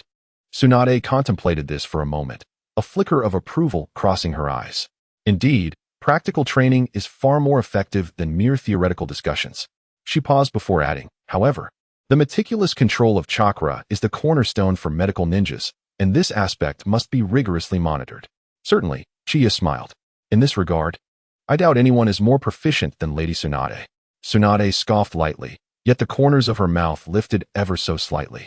You do possess some insight. The two exchanged glances, and the atmosphere lightened considerably. So, shall we collaborate harmoniously? Chiya extended his hand. Tsunade regarded his hand, then his smiling eyes. And with a soft sigh, she reached out to grasp it. Just don't hold me back. Chiya's smile deepened. Rest assured, I shall strive to keep pace with you. Lady Tsunade. Tsunade withdrew her hand, turning to the documents on her desk, attempting to mask the faint blush creeping up her ears. She felt an inexplicable anticipation for their forthcoming collaboration, yet her words remained sharp. Tomorrow morning at 8 o'clock, we convene at the training ground. You know the consequences of tardiness. Yes, Lady Tsunade. Chiya responded with a smile, before turning to leave. After the sound of the door closing, Tsunade paused in her actions. Gazing toward the door, she let out a soft hum, though the delight in her eyes was unmistakable. That little rascal. Chapter 9. The selection begins the next day. At the Konoha training ground, the morning sun bathed the area in light as hundreds of ninjas stood in orderly lines. These ninjas ranged from freshly graduated Genin to seasoned Chunin, including several outstanding representatives from the Ninja Academy, all solemnly awaiting the commencement of the assessment. Uchiha Qianye stood on a high platform, his gaze sweeping across the crowd as he proclaimed, "Today's assessment consists solely of chakra control. Those who succeed will be admitted into the temporary medical training program of Konoha." As his words echoed, Tsunade stepped forward, pointing to a massive training ground constructed from earth and water techniques in the distance. The training area boasted water pools, wooden stumps of varying heights, balance beams, and suspended water balloons, among other facilities, all meticulously designed by Tsunade to test the precision of chakra control. The rules are straightforward, Tsunade stated, her arms crossed, and her tone cool. First, walk on water and maintain your balance for 10 seconds. Second, use chakra to shape the water within the balloons into specific forms. Third, perform a simulated incision using chakra on the wooden stumps. She surveyed the crowd, a slight smile gracing her lips. Those who cannot meet these challenges may withdraw now. The participants exchanged glances, but soon, the first group of challengers stepped forward, fully aware that many had come to partake in the assessment today. Uchiha Qianye preemptively requested his family to dispatch members of the security team to maintain order. After all, such a public event could not be overlooked by his clan. Consequently, discussions proceeded exceptionally smoothly. At Chiya's subtle cue, Uchiha clan members, each donning a stiff smile, began to restore order. The reason for their smiles stemmed from Chiya's directive that morning. A warm approach to enforcement was to be upheld. Given the significance of the medical ninja training program, undoubtedly numerous eyes were observing.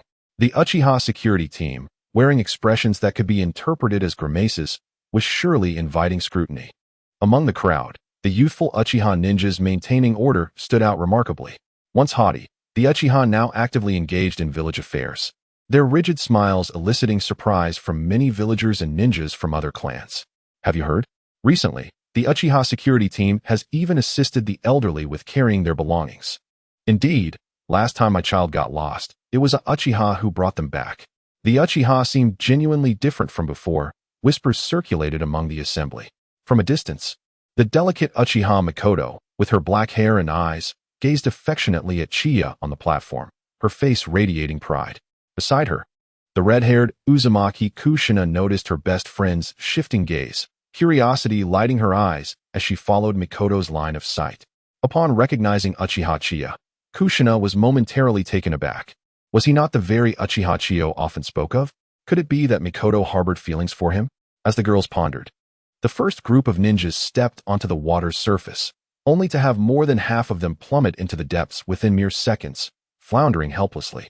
Those unqualified, step aside for the next group. The chief examiner, Tsunade, declared without mercy. The second group performed slightly better, yet many still struggled to control their chakra, causing their water orbs to explode chaotically, splattering water everywhere. The chakra control of medical ninjas must be more precise than that of combat ninjas, Tsunade reprimanded. On the battlefield, every ounce of chakra you wield could determine the life or death of your comrades. Finally, among the third batch of ninjas, a few young medical ninjas successfully passed the assessment. Well done, Chiya nodded approvingly. Those who passed will commence formal training tomorrow. After the evaluations concluded, of the hundreds who had participated, fewer than 40 remained. Each clan received the news and promptly sent supplies. The Senju clan provided a wealth of precious medicinal herbs. The Hyuga clan contributed intricate chakra meridian charts, and the Uchiha clan opened their reserves of medical equipment, even dispatching several ninjas skilled in fire techniques to assist with disinfection and high-temperature sterilization. Who would have thought the Uchiha would cooperate to this extent? A ninja from the medical department murmured. Hearing this, Chiya sighed in resignation. Goodness, how has the Uchiha clan fallen to such a state? Shinya cast aside his chaotic thoughts and stood amidst the piles of supplies, observing the bustling crowd with a sense of satisfaction.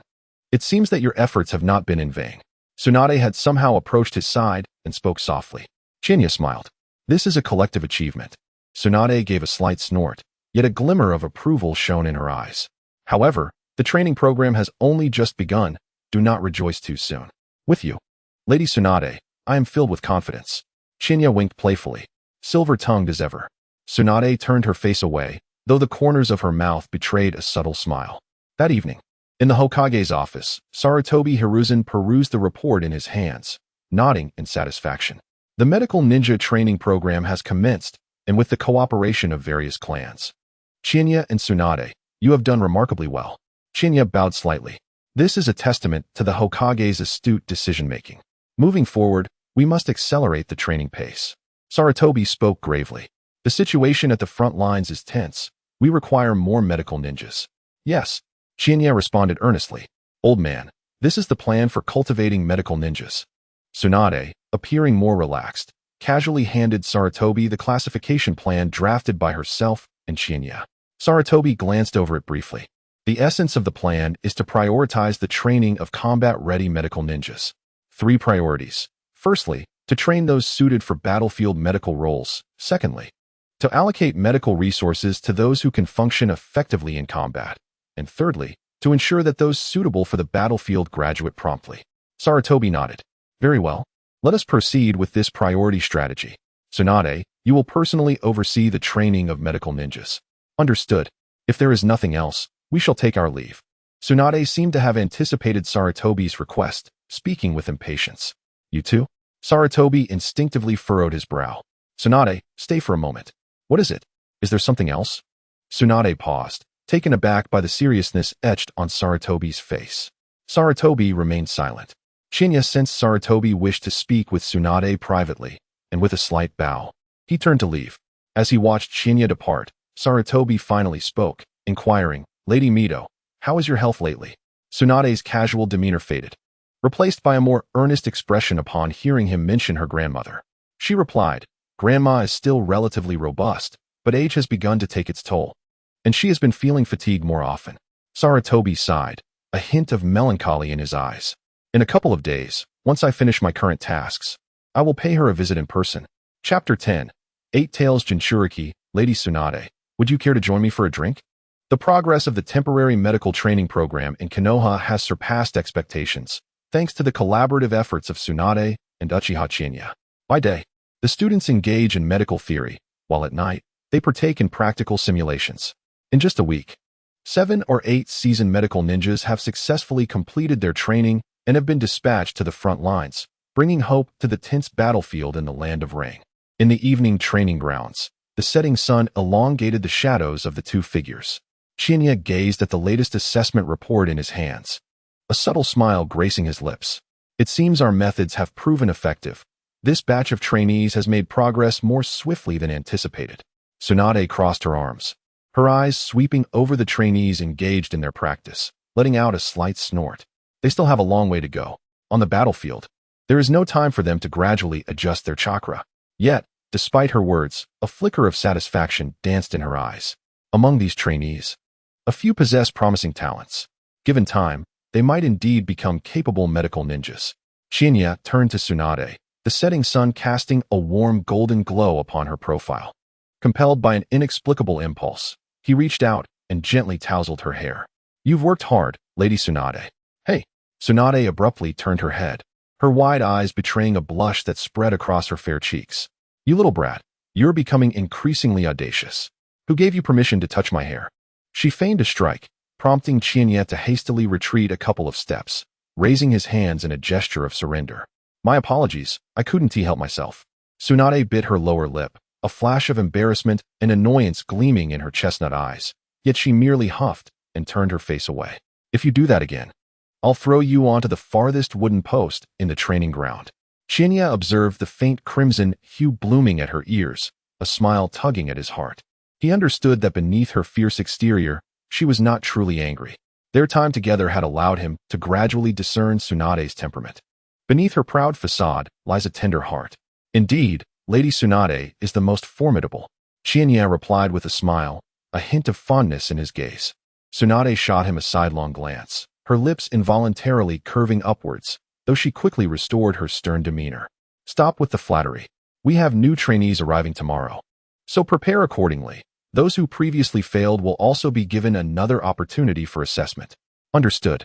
Qianye feigned seriousness as he saluted, eliciting a chuckle from Tsunade.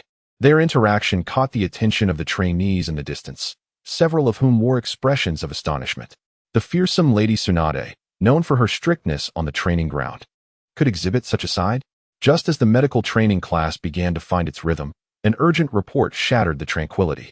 An array of Umbu ninjas swiftly traversed the area. That afternoon, in the conference room of the Hokage Tower, the members of the Hokage lineage gathered. The atmosphere was thick with tension, nearly suffocating.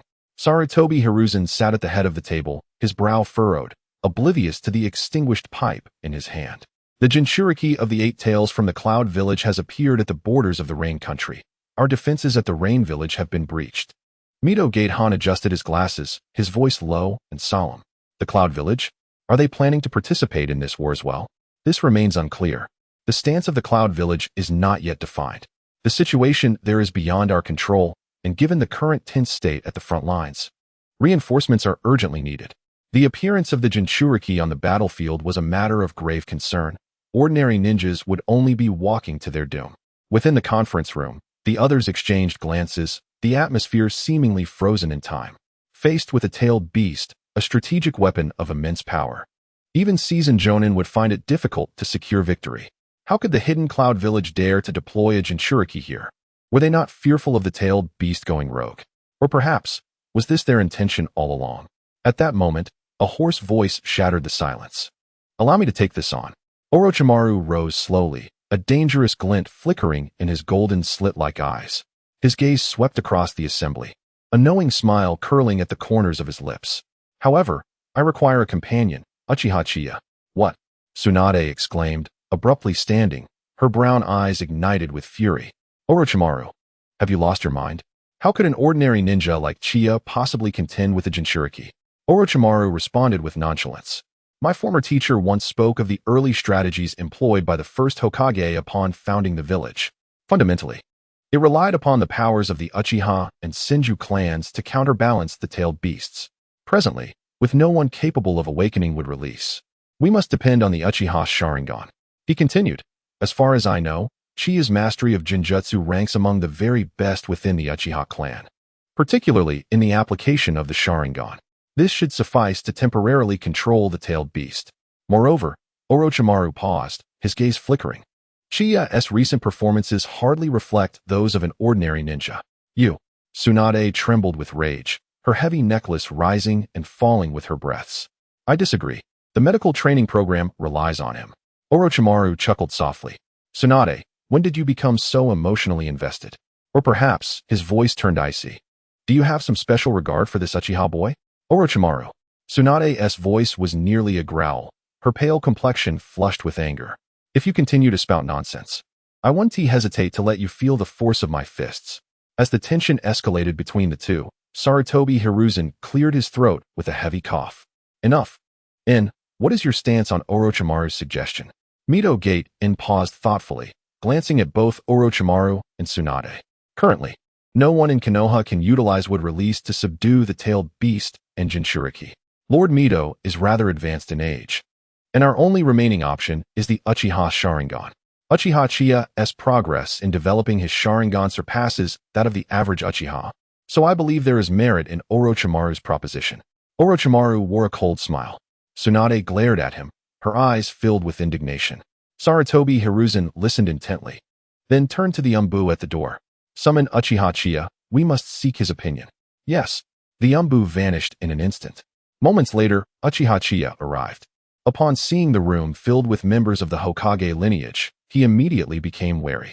As the night fell, Chinya found himself amidst a dire situation where their defenses had been assailed by the Jinchuriki. Orochimaru, leading a team, was heading to the front lines for support and wished to take Chinya along. Would he agree? The front lines? Confronting the Jinchuriki? Was it due to the Sharingan? However, a Jinchuriki was akin to a ticking time bomb, with the potential for fatality looming large. Just as Chinya was about to decline, a system notification echoed in his mind. Task triggered. Eliminate the 8 Tails Jinchuriki. Task reward. A portion of the bloodline limit upon acquisition. It will perfectly merge with the host, with no risk of rejection. Chinya was momentarily taken aback. A task had been triggered at this juncture, and the reward was none other than a bloodline limit. Drawing in a deep breath, a resolute glint flashed in his eyes. He sensed Tsunade's concerned gaze upon him. Yet, at this moment, he found himself with no alternative. Bloodlines were of paramount importance in this world. This was a bloodline limit. Aside from the rare chance of artificial synthesis through scientific means or forbidden techniques, it predominantly relied on maternal lineage. Resolutely, Chinya decided that he could not afford to miss this opportunity. He would agree to the mission. While the Jinchuriki were formidable, they also had their share of taboos, and other methods could be devised. His relationship with Tsunade had gradually warmed over the past few days. It was time to advance their rapport. If he could secure the reward from Tsunade's mission before departing the village, facing the Jinchuriki would be manageable, even against Hans. Lord Hokage, I am willing to support the village, he stated calmly, casting a reassuring glance at Tsunade. The medical training program is now on track. I trust that Tsunade-sama can handle things alone. Tsunade opened her mouth, seemingly poised to voice her thoughts, but ultimately shot a fierce glare at Orochimaru before returning to her seat. Sarutobi Hiruzen pondered for a moment before nodding in agreement. Very well, it is settled. Orochimaru, Chinya, prepare yourselves immediately. We aim to depart by tomorrow. After the meeting, Tsunade seized Chinya's wrist, pulling him into an unoccupied corridor.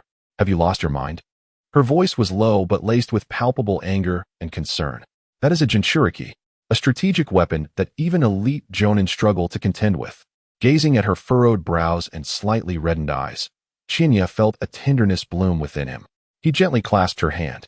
Do not worry, I will not engage recklessly. With Orochimaru-sensei present, it should be manageable. Manageable? Tsunade thought of S.H. Suk, who had been beside Orochimaru, and she quickly extinguished the fear that had begun to rise within her. She had already lost S.H. Suk and did not wish to lose Chinya as well. Orochimaru has been increasingly erratic lately. Tsunade bit her lip in frustration. I can't shake the feeling that he harbors ulterior motives.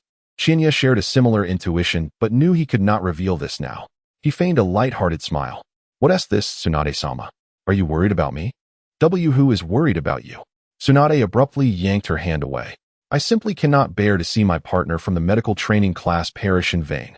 Chinya observed her disingenuous demeanor and could not help but tousle her hair affectionately. He leaned in closer, lowering his voice.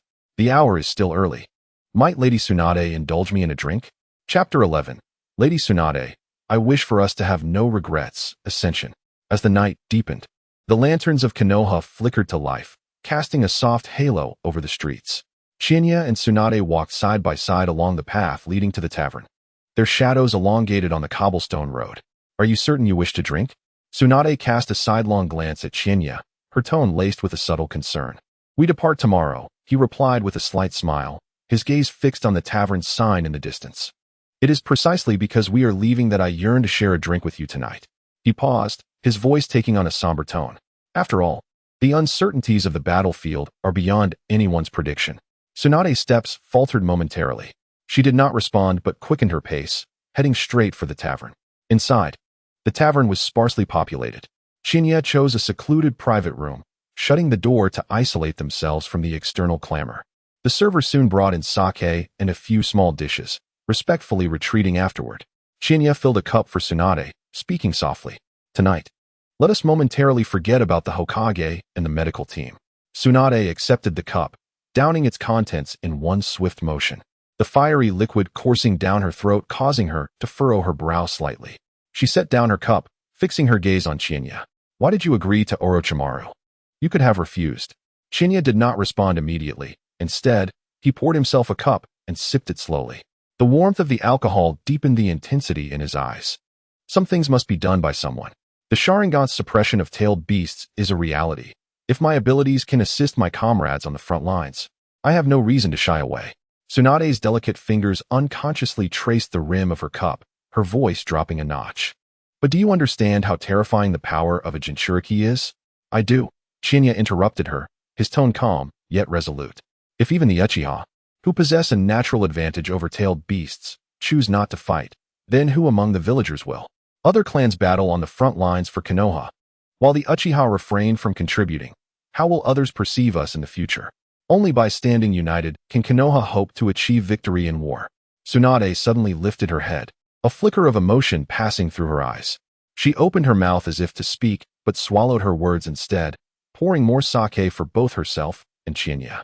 They silently clinked their cups together several times, the effects of the alcohol gradually rising.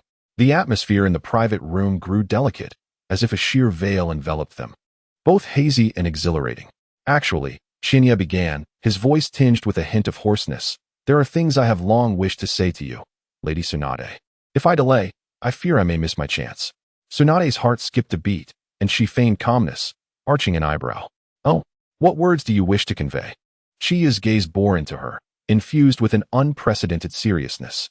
Lady Tsunade, from the very first moment I laid eyes upon you, I was captivated. Everything about you held my attention captive.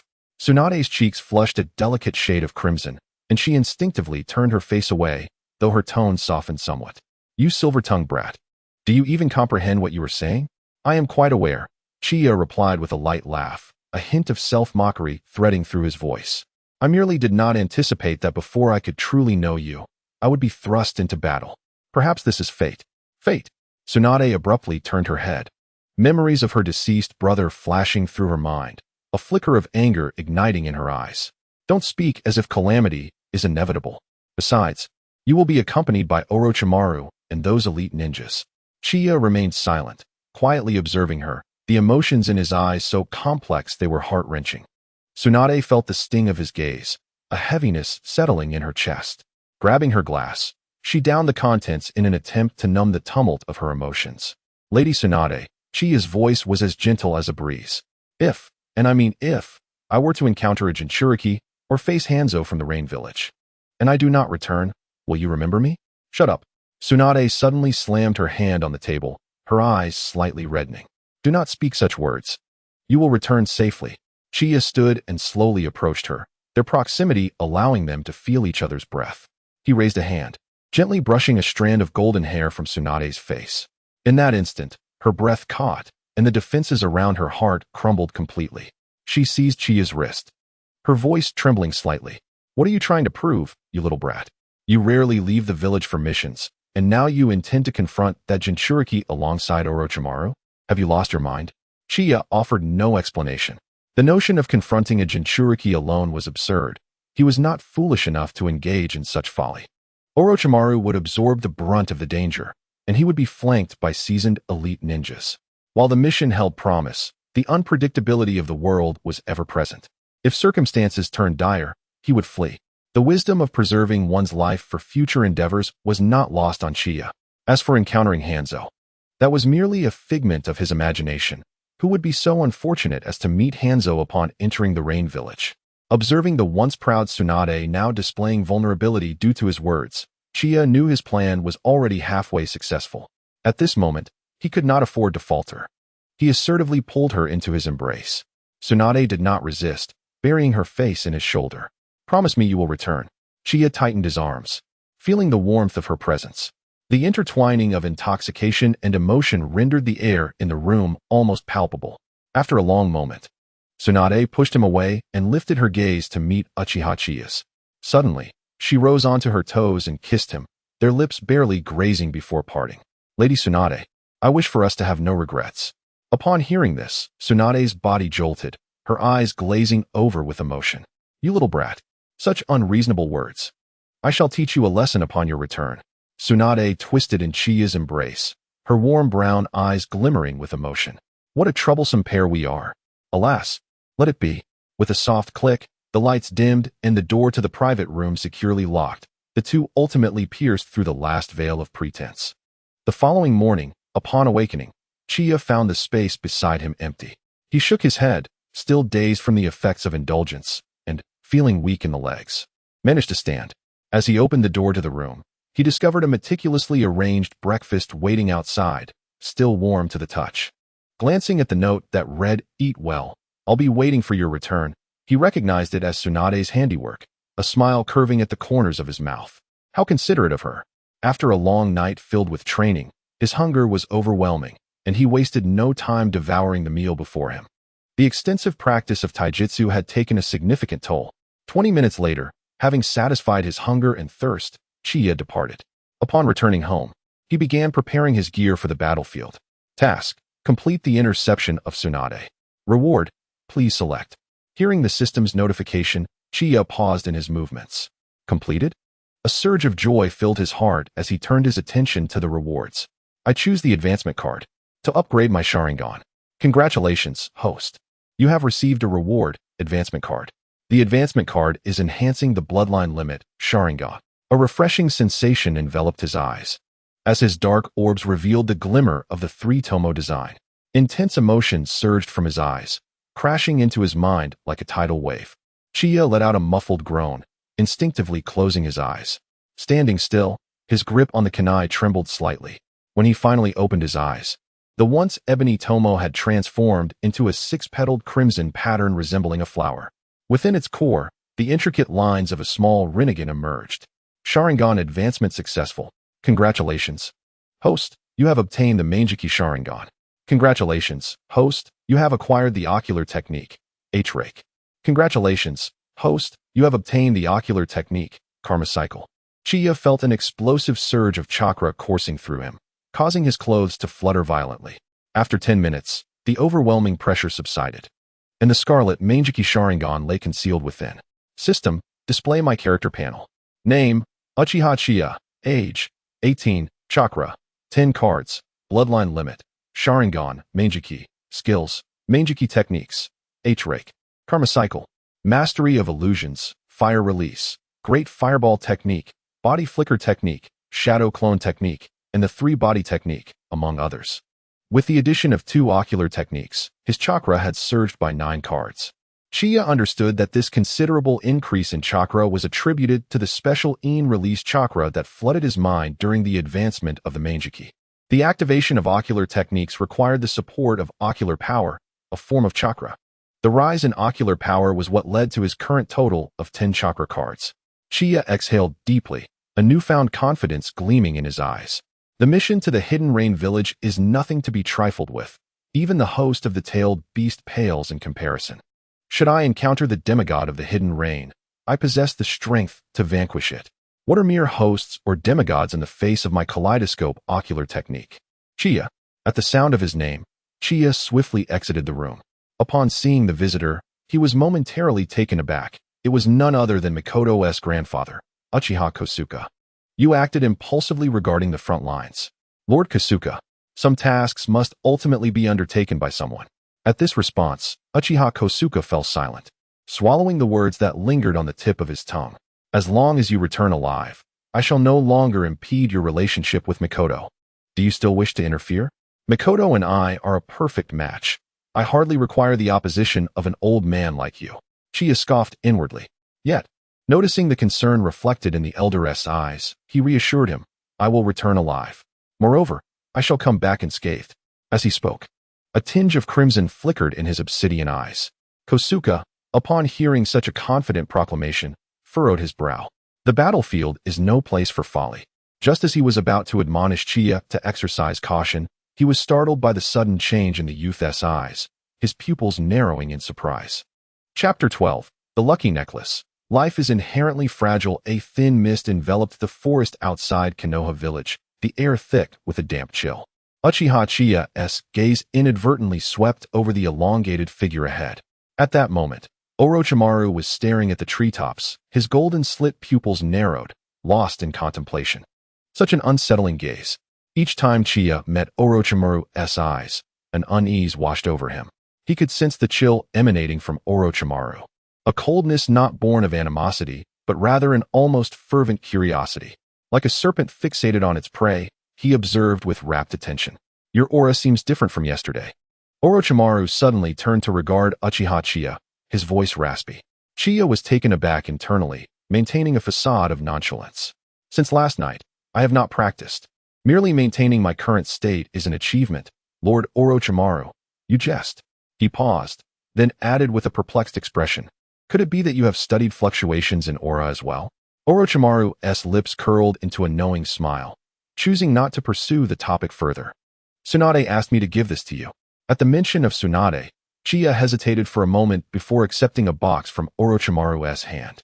Upon opening it, he gasped. Ah, a token of affection. This necklace? The fabled lucky necklace of the first Hokage? A jolt of shock coursed through Chiya. A note was extracted from beneath the necklace. I gift this to you, wishing for your safe return. Chiya shivered inexplicably. Is this a token meant to ensure my survival? You seem to have little faith in my chances. Chiya-kun, what do you believe is the meaning of life? The inquiry from Orochimaru interrupted Chiya's train of thought. After pondering for a moment, Chiya decided to stow away the necklace and spoke up. It pertains to protection, I suppose. Upon hearing this response, Orochimaru turned his gaze towards Uchiha Chiya, seemingly reflective. Protection? How naive and insipid a term. Orochimaru-sama, what do you believe is the meaning of life? Orochimaru's golden pupils lowered. Life is exceedingly fragile. It inherently possesses no significance. As his words fell, he turned to face the direction of Konoha. It's nearly time. Prepare to depart. Orochimaru cast a cold glance over the group. Yes, Chiya and the others responded in unison. Just before leaving the village, Chiya couldn't help but glance back. At the village's entrance, shrouded in morning mist, a glimmer of gold appeared. Tsunade stood with her arms crossed, her bright brown eyes piercing through the haze to meet his gaze from afar. Suddenly, she raised her fist, signaling a gesture of assurance that she would return. A smile crept onto Chiya's face as he waved back to indicate his understanding. Tsunade, rest assured, I am the man destined to become the 5th Hokage. I will certainly return safely. With that, Chiya turned and swiftly followed the team in the direction of Rain Village. Chiya-kun, Orochimaru's eyes unexpectedly fell upon Chiya as he ran. His raspy voice tinged with a peculiar warmth. This time, just follow my lead. Yes, Chiya replied with respect, though a hint of wariness crossed his mind. Just don't betray me later. After approximately half a day's travel, upon entering the Rain Village, the weather began to shift unpredictably. After leaving Konoha, the team led by Orochimaru navigated swiftly through the dense forest. Chiya remained vigilant, sensing Orochimaru's occasional probing glances. Those eyes did not resemble those of a companion, but rather that of an observer scrutinizing an intriguing specimen. It seemed that Orochimaru had undergone a rational transformation. Chiya-kun appears rather anxious, Orochimaru suddenly remarked, his raspy voice laced with amusement. Chiya maintained his composure. Executing such a significant mission for the first time, it is prudent to be cautious. Orochimaru smiled knowingly, choosing not to elaborate further. The team continued onward in silence, the only sounds being their footsteps and the rustling of leaves echoing through the forest. As the altitude gradually increased, the surrounding vegetation began to change. The lush broadleaf forests surrounding Konoha were slowly supplanted by coniferous trees, and the air was thick with dampness. Distant rumbles of thunder resonated, with flashes of lightning illuminating the sky. Ahead lay the border of the land of rain. Orochimaru had halted, signaling the group to remain alert. Chiya raised his eyes to behold a misty curtain of rain enveloping the horizon. The land of rain lived up to its name, perpetually shrouded in dark clouds. With rain falling almost incessantly, It was said that Hanzo had deliberately maintained this weather to bolster the nation's defenses, as the relentless rain significantly diminished the potency of fire-style jutsu. Crossing the border, the environment abruptly turned oppressive. The muddy path was flanked by rusted barbed wire, and occasionally, the bleached corpses of ninjas washed by the rain could be seen. In the distance, the towering steel structures of the hidden rain village emerged through the mist, serving as its iconic landmark. Crafted by Hanzo himself, the defensive fortifications were said to be impervious to any ninjutsu assault. "Put on your raincoats." The hoarse voice of Orochimaru echoed, prompting the group to halt, rummaging through their backpacks to don their rain gear. Once he surveyed that everyone was adequately equipped, Orochimaru commanded, "Continue." Barely had the words left his lips when he bent his knees and sprinted ahead, the others hastily following suit. Before long, a sparse drizzle began to fall, pattering against their raincoats. As they raced forward, Orochimaru slowed his pace. "Watch your step," he warned suddenly. The underground of the Land of Rain was riddled with explosive tags and traps. Chiya discreetly activated his Sharingan, discerning the faint chakra threads hidden within the muddy water.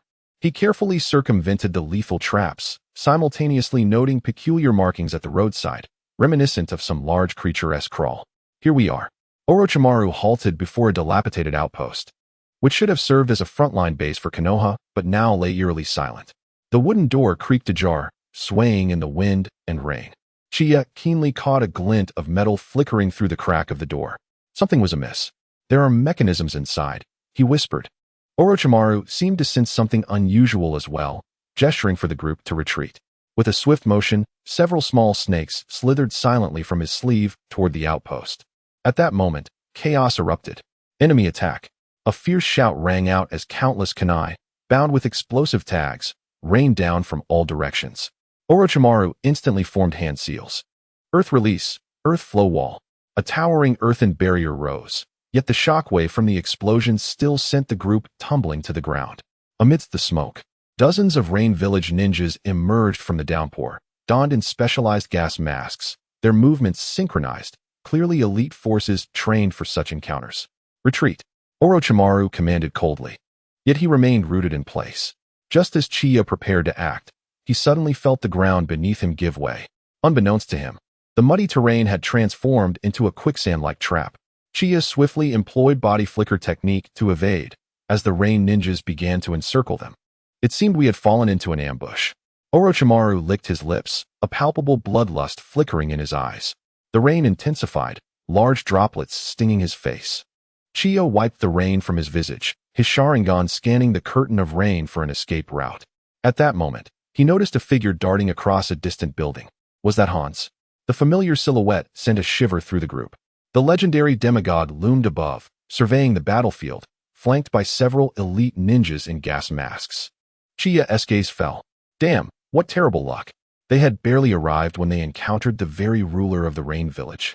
He recalled the lucky necklace. No, he chided himself. I am a materialist. I cannot be swayed by such subjective notions. This must be the work of that old thief, Danzo. In the world of Naruto, any unreasonable or elusive matter can inevitably be attributed to Danzo. This is no ordinary ambush. They have long been awaiting this group from Konoha. Chiya cast a glance at Orochimaru, and before he could utter a word, a water dragon suddenly erupted from the ground, charging directly towards him. Chapter 13. The Resolute and Eternal Orochimaru, Beyond the River of Yellow Springs. The water dragon roared as it surged towards Chiya, but at the moment of impending contact, it struck nothing but air. Chiya's figure vanished like a phantom, leaving behind an elegant arc in the rain-soaked air, a mere afterimage created by his body flicker technique. 3 Tomo Sharingan, activate. The crimson eyes gleamed ominously in the rain, the 3 Tomos spinning rapidly, imprinting the trajectory of the enemy's ninjutsu. Chiya swiftly formed hand seals, chakra surging within him. Water release, water dragon jutsu. A similar water dragon rapidly coalesced beside him, roaring back towards the rain shinobi. The water dragon collided with the crowd, instantly scattering several rain shinobi, their screams drowned out by the relentless rain. However, the other Konoha ninjas were not so fortunate.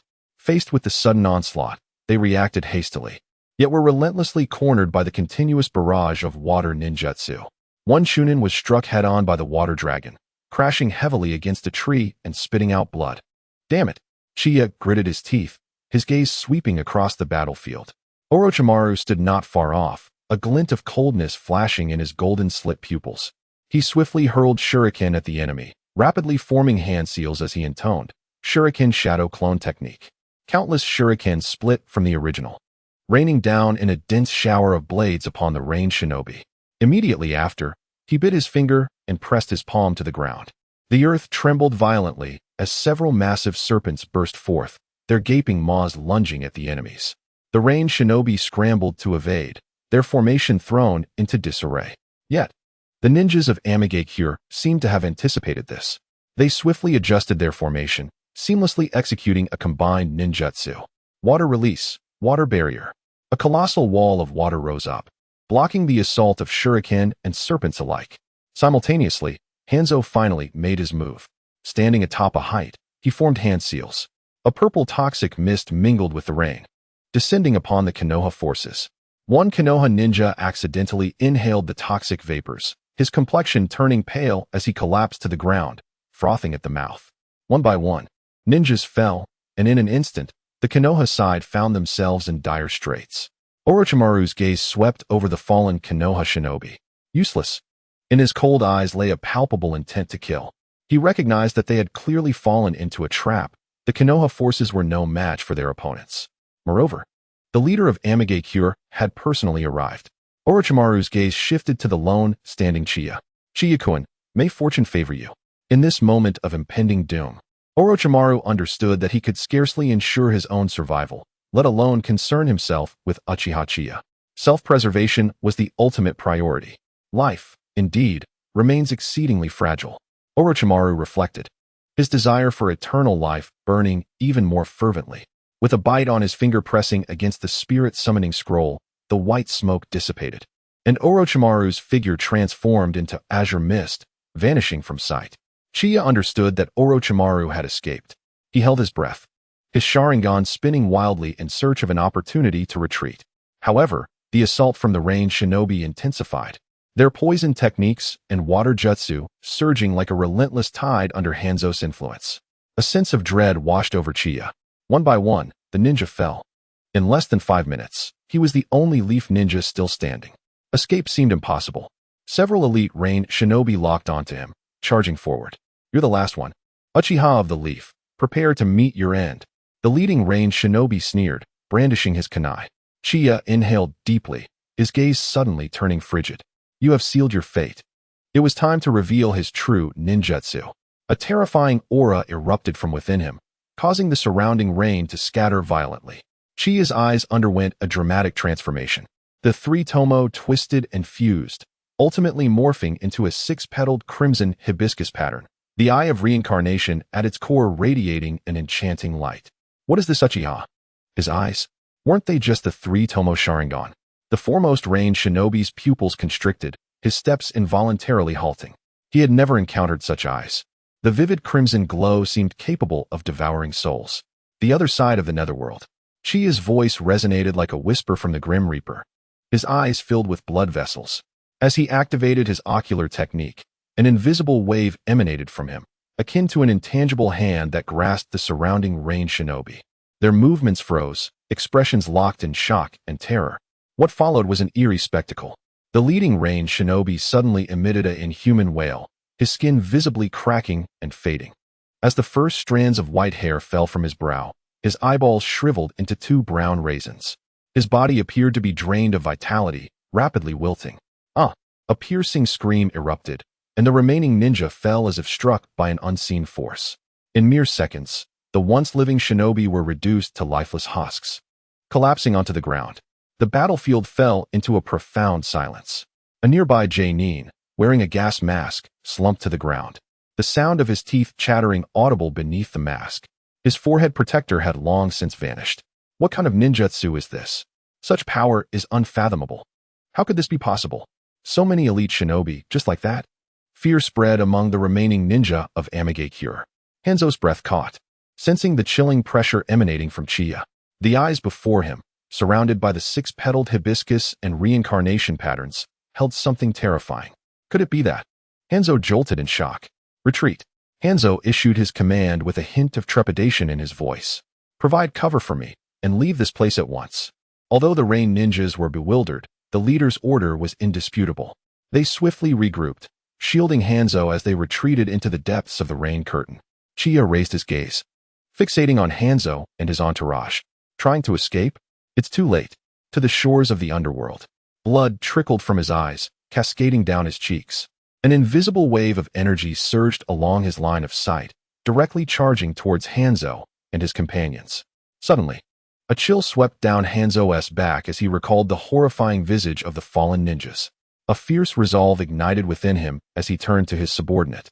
Violently swinging his scythe, he delivered a chilling end to his ally, then deftly hooked the weapon behind him as a shield. A piercing scream erupted from his subordinate. Hanzo's pupils dilated in shock. In the distance, the resounding crash of collapsing trees echoed as the once mighty giants, drained of vitality, decayed and crumbled. The rain continued to pour, yet it could not wash away the pervasive stench of blood in the air. Life was being siphoned away, and even the surrounding trees succumbed to withering. At that moment, Hanzo's speed intensified as he fled. As the leader of the Rain Village, he was regarded as the pinnacle of the ninja world. He remained acutely aware of the bloodline clans across the major villages, particularly the Senju and Uchiha clans, the foremost families of the ninja realm. And now, before him stood Uchiha Chiya, a reflection of the legendary Uchiha Madara. After all, Madara was unparalleled in strength, second only to Hashirama. Hurry, hurry. In that moment, he bore no semblance of a demigod. He sprinted for his life, a wretched creature akin to a stray dog. Hanzo, you cannot escape. Chapter 14. The Fall of a Genius? The cycle of cause and effect. The torrential rain poured down as Chiya stood amidst the battlefield strewn with corpses. The blood-red patterns within his kaleidoscopic Sharingan swirling slowly. The rain washed away the blood on his face. Yet it could not disperse the suffocating aura of death lingering in the air. To the shores of the underworld, Chiya murmured softly, his Sharingan piercing through the rain. Locking onto the figure hastily retreating. His ocular power surged once more, the six-petaled flower of the Manjushige blooming fiercely in his eyes. An invisible wave of death radiated from Chiya, and wherever it passed, the bodies of the rain ninjas withered like desiccated bark. Agonized screams echoed, only to be abruptly silenced. Hanzo's movement faltered. He was horrified to witness his arm aging at a visible rate. Skin shriveled, muscles atrophied, as his vitality was ravenously drained. What kind of jutsu is this? As his voice faltered, his body erupted into countless droplets, merging into the torrential downpour. Chiya furrowed his brow, his Sharingan scanning the surroundings rapidly. A water clone. His gaze sharpened. He swiftly surveyed the area, the inside of his Sharingan capturing every raindrop's trajectory. Yet he found no trace of Hanzo's true form. True to his reputation as a demigod, he was indeed cunning. Rainwater trailed down Chiya's forehead, mingling with the blood seeping from the corner of his eye, dripping into the mire below. He stood upright, akin to a perfectly straight javelin. The intricate patterns within his Sharingan flickered in and out against the curtain of rain. Hanzo's figure coalesced anew not far away. His hand signs now executed with an unusual slowness and heaviness. To compel me to resort to this technique, Hanzo's voice suddenly deepened to a gravelly timbre. You, Uchiha's young one, should consider yourself fortunate. His hands came together with force, and the pooled water on the ground began to bubble violently. 3 water clones emerged from the rain, forming a triangular formation that encircled Chiya. Each clone began to weave a different set of seals. Summoning Jutsu, Giant Salamander. Boom. A deafening explosion erupted, sending thick smoke and mist soaring into the sky. The ground trembled violently as a colossal salamander, measuring 20 meters in length, burst forth from the earth, its viscous brown skin shimmering with an eerie sheen in the rain. Its gaping maw dripped with sharp, venomous fangs. Corrosive slime sizzling as it struck the ground, creating hissing craters. Roar. The salamander emitted a bone-rattling roar, its powerful tail sweeping towards Chiya. He swiftly dodged, the ground where he had stood being smashed into a 10-meter-wide pit. Just as he landed, the venom glands on the salamander's back erupted, shooting dozens of venomous projectiles. Flames clashed with the venom mid-air, evaporating into a purple toxic mist. With a surge of chakra, Chiya leaped upward, his Sharingan locking onto Hanzo, hidden above the salamander. Yet, in that fleeting moment before unleashing his ocular technique, The water beneath him transformed into chains, ensnaring his feet. A trap from the water clones? When had this happened? The massive tail of the salamander was already hurtling towards him. Chiya's feet were ensnared by the watery chains, the formidable tail of the salamander roaring through the air. Shadows of death loomed, yet a cold smile curved upon his lips. I've caught you now. The crimson patterns within his Sharingan flared to life. The six-petaled design of the red spider lily blooming with a bewitching glow amidst the rain. The other side of the underworld. Buzz. An invisible wave of death rippled outward from Chiya. Time seemed to freeze, raindrops suspended in midair, the entire world cloaked in a morbid shade of dark red. The first to be affected was the sweeping, giant salamander. Its slick, brown skin visibly shriveled and cracked, the once menacing glint in its eyes fading into a lifeless gray. Hiss. Accompanied by a spine-chilling sound of sucking, the massive body of the salamander began to rapidly diminish. Muscles withered, bones twisted, and within mere seconds, this colossal creature was reduced to a desiccated husk, flaccid upon the ground like tattered cloth. Simultaneously, the three water clones let out piercing wails. Their forms twisted grotesquely, as if punctured water balloons, being forcibly drained of their essence by some irresistible force. Impossible. One of the clones struggled to extend a hand. Before the words could escape, all three water clones erupted simultaneously, scattering into countless droplets. Each droplet shattered into fragments upon hitting the ground. Just then, a mass of rain coalesced in the air, and Hanzo's silhouette materialized like a specter behind Chiya. The chained scythe in his grasp glimmered with a chilling azure light, evidently coated with deadly poison, as it descended menacingly towards his neck. Perish, you little Uchiha, Hanzo sneered. The lethal venom on his scythe potent enough to claim Chiya's life in an instant. Chiya deliberately tilted his body, his gaze unprecedentedly calm. Just as the blade grazed his skin, the power of his other Sharingan erupted forth. Karma. The icy scythe pierced through Chiya's shoulder and into his abdomen. As time seemed to freeze, Hanzo could distinctly feel the blade slicing through flesh, the poisoned edge effortlessly breaching the defenses of the young Uchiha. He watched as Chiya coughed up blood, staggering forward. Rather than pursuing immediately, Hanzo slowly withdrew the scythe, allowing the poison to spread within Chiya's body. He regarded the young man kneeling before him, an unexpected glimmer of pity flickering in his eyes. Hanzo's hoarse voice echoed through the rain. Your ocular technique and your talent are unparalleled in my experience. You may very well become the next Uchiha Madara. What a pity. Chiya struggled to lift his head. The patterns within his Sharingan still stubbornly revolving, though the encroaching toxin blurred his vision. However, Hanzo shook his head, raindrops cascading from the brim of his hat. Experience in battle, alas, cannot be compensated for by mere talent. He approached with deliberate steps, the chain scraping against the ground with a harsh sound. Did you think you had seen through my water clone? That was merely a ruse, a deception I allowed you to perceive. Hanzo halted before Chiya, gazing down upon the moment of this prodigy's demise. The true killing blow always lies hidden from your sight. Chiya's fingers dug deeply into the muddy earth, his Sharingan's patterns still flickering in a desperate struggle.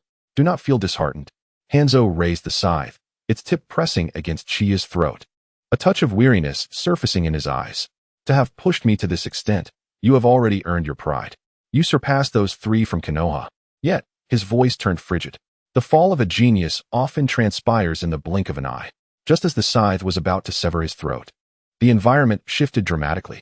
Upon regaining his vision, Hanzo's eyes widened in disbelief.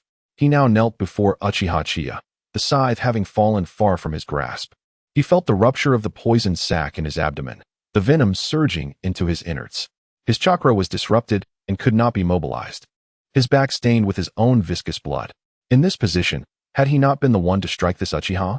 How could this possibly be? Hanzo gaped at Uchiha Qianye, his eyes wide with shock. He then coughed up a mouthful of black blood, his complexion swiftly paling. Chiya approached slowly, looking down upon him. Hanzo, how does it feel to have your own blade and poison turned against you? Hanzo collapsed to the ground, his consciousness gradually fading. The rupture of the poison sac rendered him unable to withstand the very venom he wielded. The Uchiha struggled to lift his head, fixating intently on Chiya's eyes. Could it be those eyes? What secrets do they hold? A dying man need not know too much, Chiya stated coldly. Before Hans could utter another word, a kunai pressed firmly against his throat silenced him. With a decisive motion, he could no longer produce sound. His body collapsed heavily, splattering mud around him. Thus, the demigod of Amigakure met his demise. Chiya, remaining vigilant, drew forth a kunai. He meticulously ensured that no ninja, untouched by the encroaching realm of the afterlife, remained on the battlefield before finally exhaling in relief. The instances he had employed the Mangeki Sharingan were few, yet the resultant side effects left his vision momentarily dim. As the Mangeki Sharingan gradually faded, his eyes returned to their normal, dark state. Chakra coalesced beneath his feet as he swiftly retreated, his figure gradually disappearing into the rain-soaked shadows. Chapter 15. The Trio of Thieves. The advanced system the night in Amigakure was shrouded in an unyielding curtain of rain, the damp air thick with the scents of fish and mildew. Chiya concealed himself within an abandoned seafood warehouse. Rainwater dripped through the damaged roof, creating tiny splashes on the waterlogged wooden floor. Leaning against a row of rusted iron shelves, his Mangeki Sharingan had been deactivated, yet his keen senses kept him on high alert. The side effects of the Mangeki Sharingan were overwhelming, leaving him feeling as though his body had been dismantled. His previous encounter with Tsunade had left him weak in the knees. Utilizing the Mangeki Sharingan felt akin to drawing his very essence. While Chiya internally lamented this, he nonetheless gained a newfound appreciation for the power of the Mangeki Sharingan. He required time to recuperate, and this place was sufficiently concealed, at least for the time being. Just as he closed his eyes to rest for less than 10 minutes, faint footsteps intruded upon the sound of rain outside. Chiya suddenly opened his eyes, his form vanishing silently into the shadows behind the shelves. Creaking, the rusted iron door was gently pushed open, and 3 diminutive figures stealthily slipped inside. Illuminated by the dim light filtering through the window, Chiya discerned their identities. Leading the trio was a boy with orange spiky hair, followed by a slender youth with red hair obscuring his eyes, and lastly, a girl with bright blue-purple short hair. Yahiko Nagato Konan? Chiya's pupils constricted in surprise. He had not anticipated encountering the future founders of the Akatsuki here. As he pondered this revelation, an unexpected incident transpired. Yahiko stepped into a puddle, slipping forward. In a frantic attempt to steady himself, he grasped the shelf, inadvertently toppling the entire structure. The clattering noise of the collapsing iron rack echoed sharply through the quiet warehouse, scattering various rusted fishing tools across the ground. Which little thief dares to pilfer my goods? The shopkeeper's furious shouts resonated from outside, heavy footsteps rapidly approaching. With a sudden intensity in his gaze, Qianye made a swift decision. He raised his hand to form a seal, and 2 shadow clones emerged simultaneously, gripping the shoulders of the unsuspecting Mahira and his companions before they could react. Silence, Qianye's real self whispered.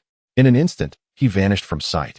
The next moment, the enraged shopkeeper burst through the door, his flashlight beams sweeping across the desolate warehouse, revealing toppled shelves and a chaotic mess.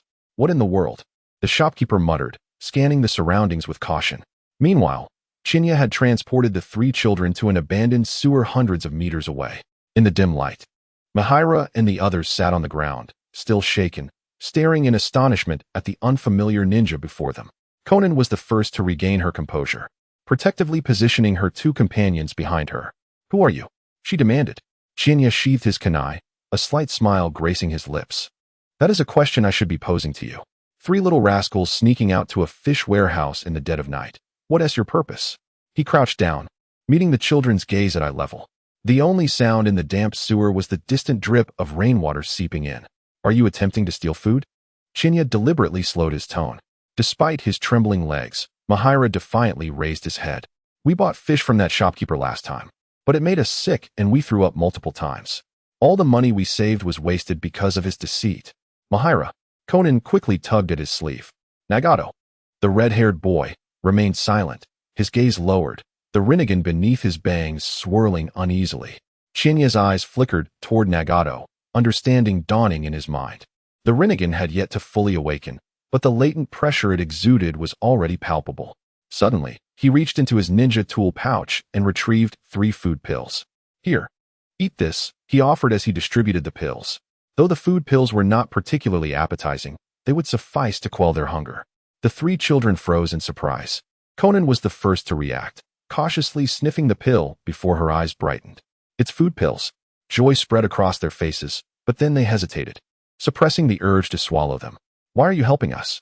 Mihira asked, maintaining his guard even as his stomach betrayed him with a growl. Chinya pointed to the Konoha symbol on his forehead protector. Just passing by, he replied, but then his complexion paled, and he broke into a sudden cough. Conan gasped. You're injured. After a moment's hesitation, she pulled a faded handkerchief from her tattered sleeve. We want to take your food for free. We can help you. Mihira. He tried to protest, but was gently restrained by Nagato. The red-haired boy spoke for the first time, his voice barely above a whisper. He means no harm. Chinya shook his head and suddenly inquired, do you have any other companions? The three small faces fell simultaneously. No, they're all gone. The sewer fell into a heavy silence. Chinya gazed upon the three individuals, each wearing an expression of profound dejection, reminiscent of children who have erred. The frail figures before him were adorned in tattered garments, dust-laden from the warehouse. Xiaonan bore a fresh abrasion upon her knee, while Nagato's slender wrist revealed the outline of bone beneath the skin. Who among them had not once been an innocent child? Task triggered. Intercept Xiaonan. Reward. Technique of paper or a random bloodline limit. Intercept Xiaonan. Observing the diminutive child before him, barely 6 or 7 years of age, he mused that this system seemed rather advanced. It would take a decade to nurture such a child. Having silently criticized the situation, Chinya surveyed his surroundings. Perhaps the three of you should accompany me. He crouched down to align his gaze with theirs. Soon, I shall lead you away from the strife-ridden land of the Rain Country. Yahiko's eyes momentarily sparkled with hope, only for him to step back warily. He pointed at the mark upon Chinya's forehead protector, his voice youthful, yet resolute. We cannot follow you. Jiraiya-sensei has promised to return for us once his mission concludes. Chinya's gaze shifted, realizing that, at this time, Jiraiya had already begun to mentor them. The white-haired toad sage, indeed. In that case, allow me at least to escort you home. The trio exchanged glances. Very well. They promptly led Chinya to what they referred to as home. Their abode was a dilapidated wooden shack, the leaky roof barely concealed by frayed cloth. In one corner lay a few moldy mats, while the walls were adorned with crookedly drawn portraits, not of themselves or Jiraiya, but rather, reflections of their parents as remembered. Is this all you have to eat? Chinya frowned as he kicked aside an empty can, ants scurrying forth. Yahiko's face flushed with embarrassment. We were supposed to be able to wait. Suddenly, Chinya turned and exited. The three exchanged puzzled glances. Within half an hour, heavy footsteps echoed from outside. Chinya emerged, shoulders burdened by a wild boar. A string of fish slung at his waist, and fresh mud clinging to his boots. What are you staring at? He tossed a bundle of firewood aside. Start a fire. As night deepened, the long-forgotten aroma of cooked meat wafted through the broken shelter. Chinya skillfully disinfected his kunai with alcohol before expertly butchering the boar. Xiaonan squatted nearby, assisting in threading the meat under Chinya's guidance, while Nagato silently added kindling, and Yahiko watched eagerly as the meat sizzled and spat. Why are you helping us? Xiaonan suddenly whispered, aware of her own injuries. Chinya turned the meat, the flickering flames casting dancing shadows upon his face. Simply because. He paused. I too have known hunger. This statement struck a chord with the three children, who could scarcely fathom that this formidable ninja had once endured such hardships himself. After satisfying their hunger, fatigue finally overpowered their vigilance. Yahiko and Nagato leaned against the wall, succumbing to deep slumber, while Xiaonan fought against her drowsiness, staring intently at Chinya, who was mending the roof. There is no need for such concern. If you are weary, simply rest. Chiya lowered her gaze, observing the lethargic Xiaonan, whose eyes were nearly too heavy to open. Yet, Xiaonan stubbornly shook her head, her short blue-violet hair shimmering with a warm glow in the firelight. You have hunted for us and even repaired the roof. Her voice dwindled. Thank you, Master Ninja. Having patched the final hole, Chiya descended, bending down to regard the girl's earnest profile. Suddenly, she retrieved a scroll from her ninja tool pouch. This is for you. As Xiaonan unfurled it, she discovered it contained basic chakra training methods and several commonplace ninjutsu. Before Jiraiya returns, Chiya whispered, you and your companions must learn to protect yourselves. Go rest now. Xiaonan accepted the scroll, finding a clean spot to lean against the wall. Clutching it tightly, a peculiar glint sparkled in her eyes. She lifted her gaze to Chiya and softly inquired, Master, what is your name? Uchiha Qianye. Chapter 16. The Sand Ninja Konoha Frontline in Peril. Tsunade arrives at the front. The faint light of dawn filtered through the cracked door of the wooden cabin, where Chiya sat cross-legged, eyes closed in repose. After 3 days of recuperation, she had fully regained her strength. Reflecting on her battle with Hanzo, Chiya now possessed a clearer comprehension of her Sharingan's ocular techniques. Both of her dojutsu bore unique attributes. The other side of the yellow springs symbolizes the manipulation of life and death. It functions similarly to a domain-type skill, capable of extracting an opponent's vitality within a certain radius, leading to their demise. Moreover, this ocular technique has another utility. The extracted life force can be transferred to another, granting them extended life or even resurrecting the deceased. However, there are limitations to resurrection.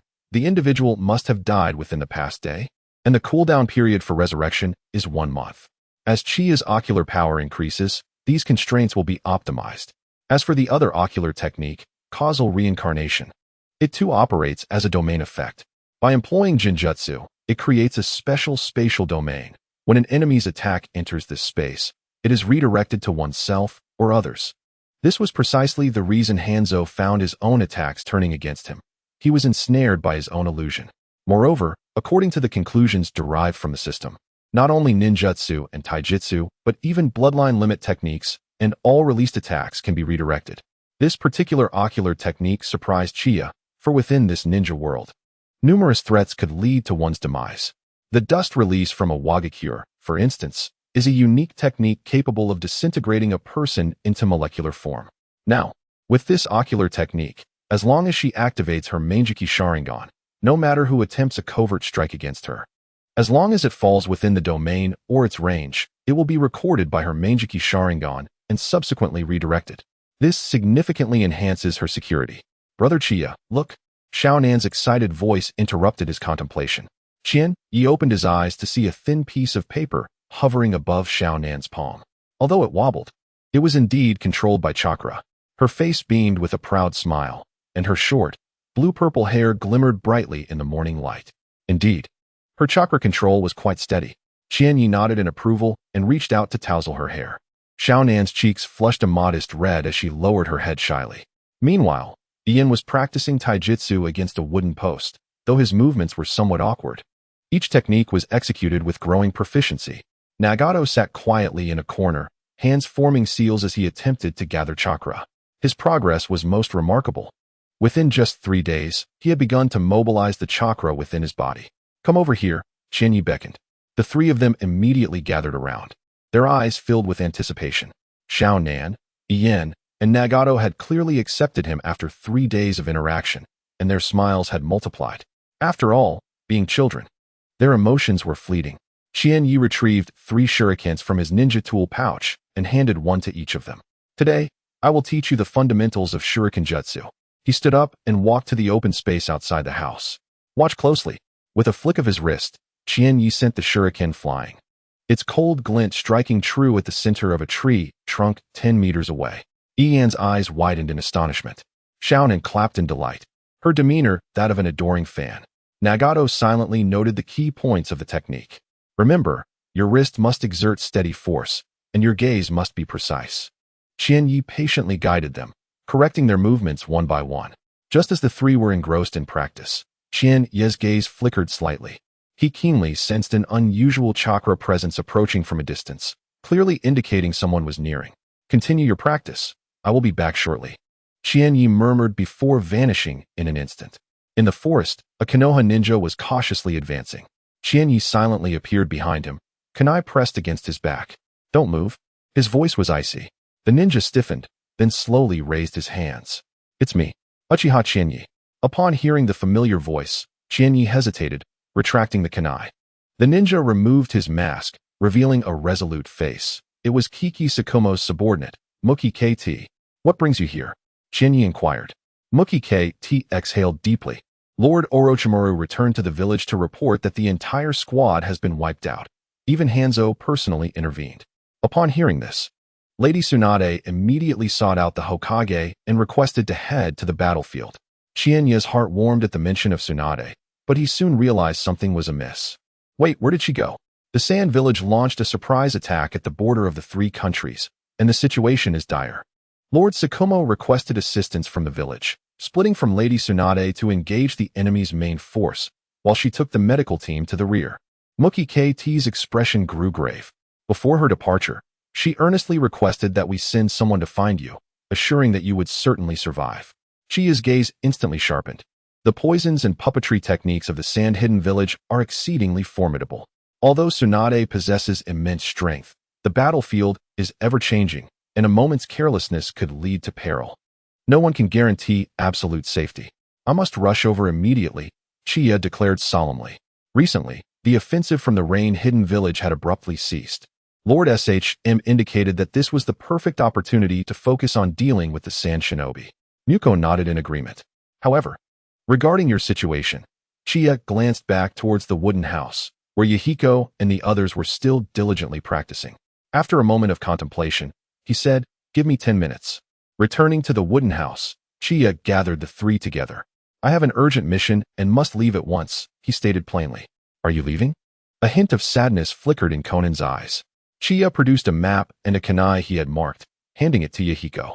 "This is the safe route to the Land of Fire. If your teacher Jiraiya has not arrived in the meantime, and you find yourselves in danger, follow this route to the Land of Fire. The locations I have marked are connected to my Uchiha clan. Mentioning my name and presenting the token I have given you will ensure your safety." Yahiko's hands trembled slightly as he tightly grasped the map and kunai, his eyes reflecting a mix of reluctance and determination. He lifted his gaze to Chiya, his lips moved as if to speak, but no words came forth. It was Nagato, who had been silent, that first broke the quiet. "Thank you, Brother Chiya, for teaching us so much." Chiya smiled and patted his shoulder. "Remember, the essence of strength lies in protection, not destruction." Suddenly, Conan stepped forward and embraced Chiya tightly, her voice choked with emotion. Chiya gently ruffled her hair, speaking softly. "You must take good care of yourselves." After bidding farewell to the three, Chiya and Muko swiftly set off. "Tsunade will surely be overjoyed to know you are alive," Muko remarked. Chiya's gaze was resolute. "I know, which is why I must reach her as swiftly as possible. Here is the precise location." Muko produced a scroll and handed it to Chiya, who opened it. It contained a map of the surrounding area, and his eyes quickly locked onto the circled location. Resolute in his heart, he activated his chakra, accelerating his speed dramatically. Meanwhile, Tsunade stood before the medical tent, her chestnut eyes gazing towards the direction of the rain country. Her lips moving in a whisper, "Chiya, you must survive." Chapter 17. The wave of Sand Shinobi assaults at the border of the Sand-Hidden Village and the Rain-Hidden Village, within the Konoha camp. A heavy scent of blood mingled with the aroma of herbs, filling the tent, accompanied by muffled groans. Tsunade's golden hair was drenched in sweat, clinging to her pale cheeks. With her chakra scalpel, she precisely incised the abdomen of an injured soldier. 3 poisoned sunbon were deeply embedded in the organs, and the toxins had already spread to the chest cavity. "Tweezers." Her voice was hoarse as she extended her hand, and the medical trainee beside her promptly handed over the instruments, though his fingers trembled. Tsunade did not scold him. She swiftly extracted the hidden weapons, her palm glowing with healing chakra. She prepared to administer an intravenous anti-venom serum and blood transfusion, commanding without lifting her gaze as the medical ninja nearby frantically rummaged through the medicine box, the sound of glass bottles clinking resonating sharply within the tent. Suddenly, urgent footsteps echoed from outside, and the fabric flap was thrust aside. "Tsunade-sama, the casualties at the front are grim. At least 20 critically injured are on their way." The messenger ninja, bloodied and trembling, delivered the news. Tsunade's hands continued to stitch wounds without faltering. "Prioritize the critically injured." Her voice was taut like a drawn bowstring. "Evacuate all able-bodied patients immediately." Seeing the lack of action, Tsunade barked, "What are you waiting for? Prepare the tourniquets." A few of the medical ninjas, snapping to attention, rushed outside to act. New stretchers continued to flood in, the narrow medical tent quickly becoming overcrowded. A Ch-Nin, having lost his left arm, suddenly grasped Tsunade's sleeve, blood frothing at the corners of his mouth. "Tsunade-sama, my brother is still on the front lines. I cannot stop." Tsunade pressed down on his severed artery, her luminous green chakra flowing into the wound like a river. "You must return alive to see him," she spoke softly, yet her words quieted the mournful expressions of those around.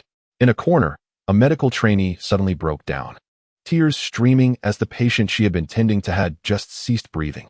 Tsunade strode over, her bloodied palm pressing firmly on the trainee's shoulder. Tears will not save anyone. She pulled a white cloth over the deceased's face.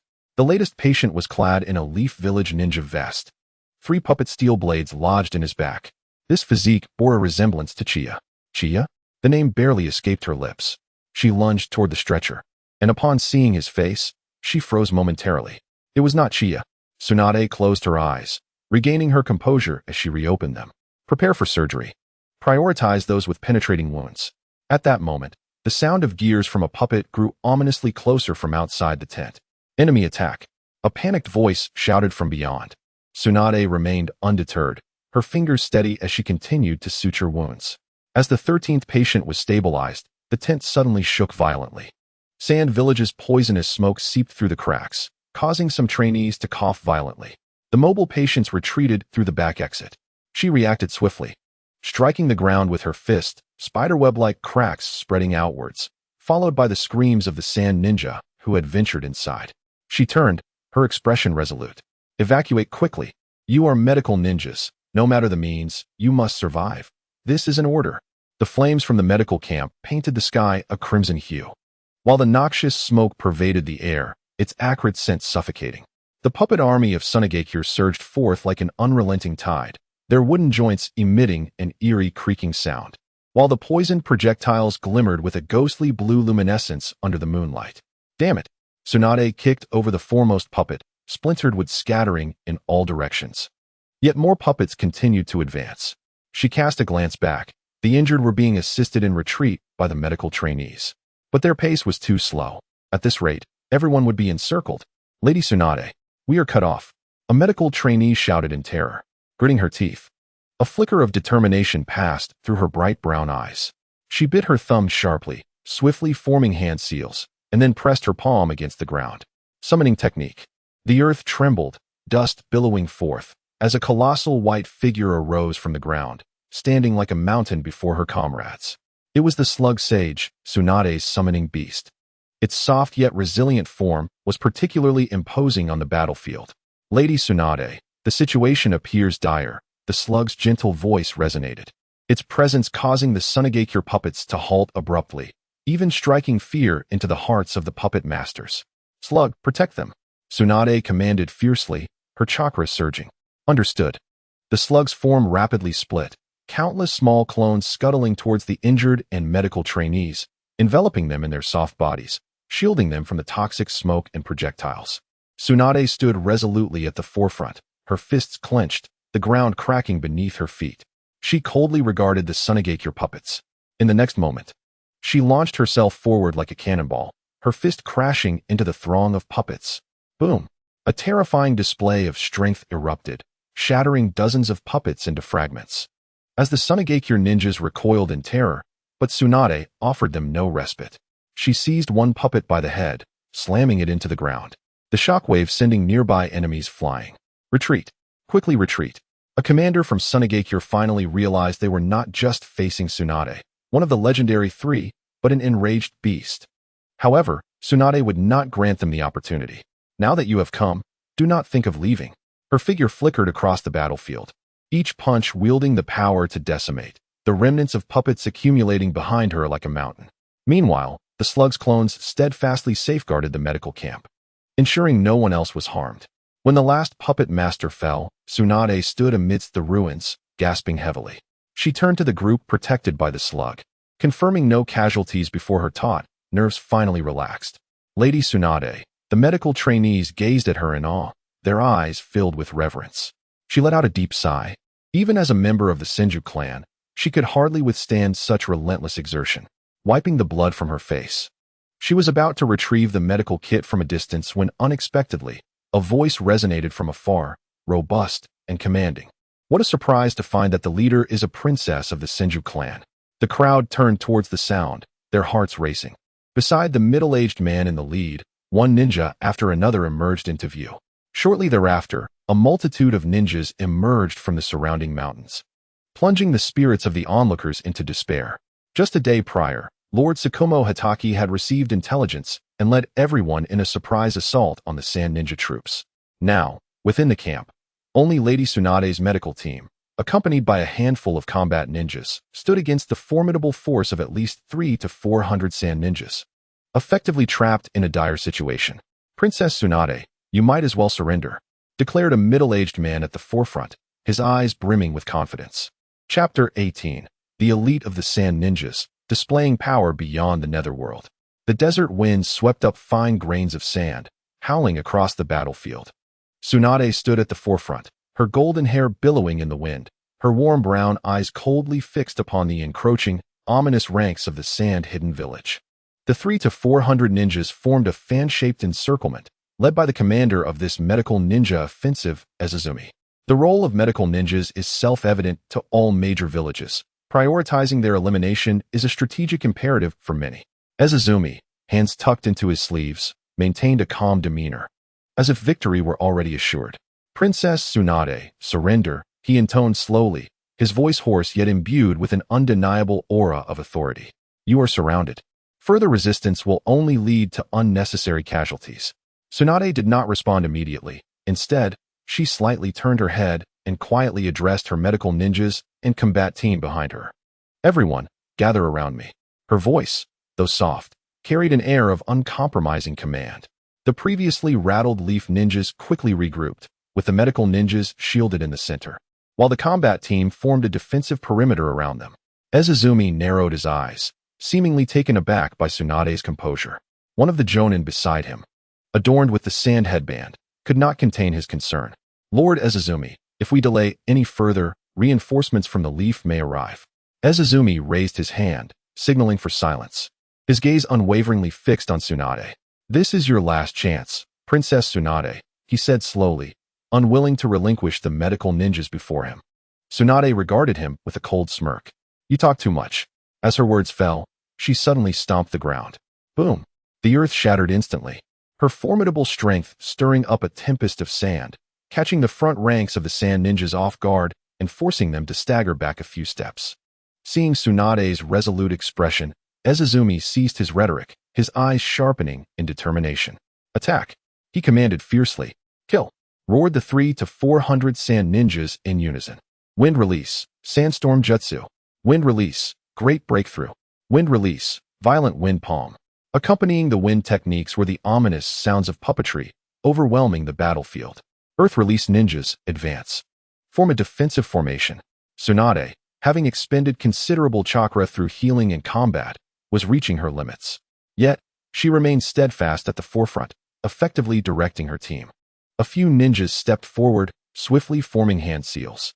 Earth release, earth flow wall, rose from the ground, barely managing to stave off the initial wave of assault. However, the number of sand shinobi was overwhelming, and their assaults were relentless. The second wave of attacks swiftly followed. Medical ninjas prioritized protecting the severely injured. Tsunade commanded while fiercely charging into the enemy ranks, shattering a puppet with a powerful punch. She seized a sand ninja by the neck and slammed him violently to the ground. Do not let them approach the wounded. The leaf ninjas gritted their teeth and held their ground, but the disparity was too great. As their numbers dwindled, the defense gradually collapsed.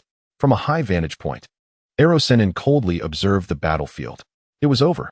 Yet, just as the sand was about to breach the last line of defense, a thunderous roar erupted. A searing fire technique descended from the heavens, instantly tearing a gap in the sand's offensive. What was that? Erosenin furrowed his brow. Amidst the smoke and dust, a figure dashed into the fray like lightning, the crimson Sharingan particularly striking against the swirling sands. Apologies for my tardiness. Uchiha Chiya had finally arrived. The wind howled, and the murderous intent on the battlefield was as sharp as a blade. Tsunade gazed at the suddenly appearing figure, her pupils constricting in shock. Golden strands of hair were whipped about by the fierce wind, her breath quickening. Uchiha Chiya, the man who had gone missing on the battlefield in the Rain Country, stood before her now, his Sharingan glaring amidst the storm of yellow sand. Her heart jolted, fingers tightening unconsciously. He was indeed alive. In that moment, all her fatigue, anger, and despair were swept away by an almost suffocating joy. She opened her mouth, seemingly wanting to shout something, but bit down on her lip, forcing herself to regain composure. No, this was not the time. She suppressed the tumultuous emotions, her gaze resolute once more. Yet, the slight tremor in her fingertips betrayed the tumult within. Uchiha Chiya forged a path with his fire technique, breaking through the barriers of the sand village to stand before Tsunade. At that moment, her face was smudged with dirt, and the exhaustion in her eyes clearly indicated she had reached her limit. Leave the rest to me. Uchiha Chiya gently ruffled her hair, feeling a pang of concern. She had come to the battlefield for his sake and now faced such a surprise that had worn her down. Now that he had arrived, how could he allow Tsunade to shield him any longer? Tsunade had lost the haughtiness she once possessed. Looking at Chiya, a charming smile graced her features.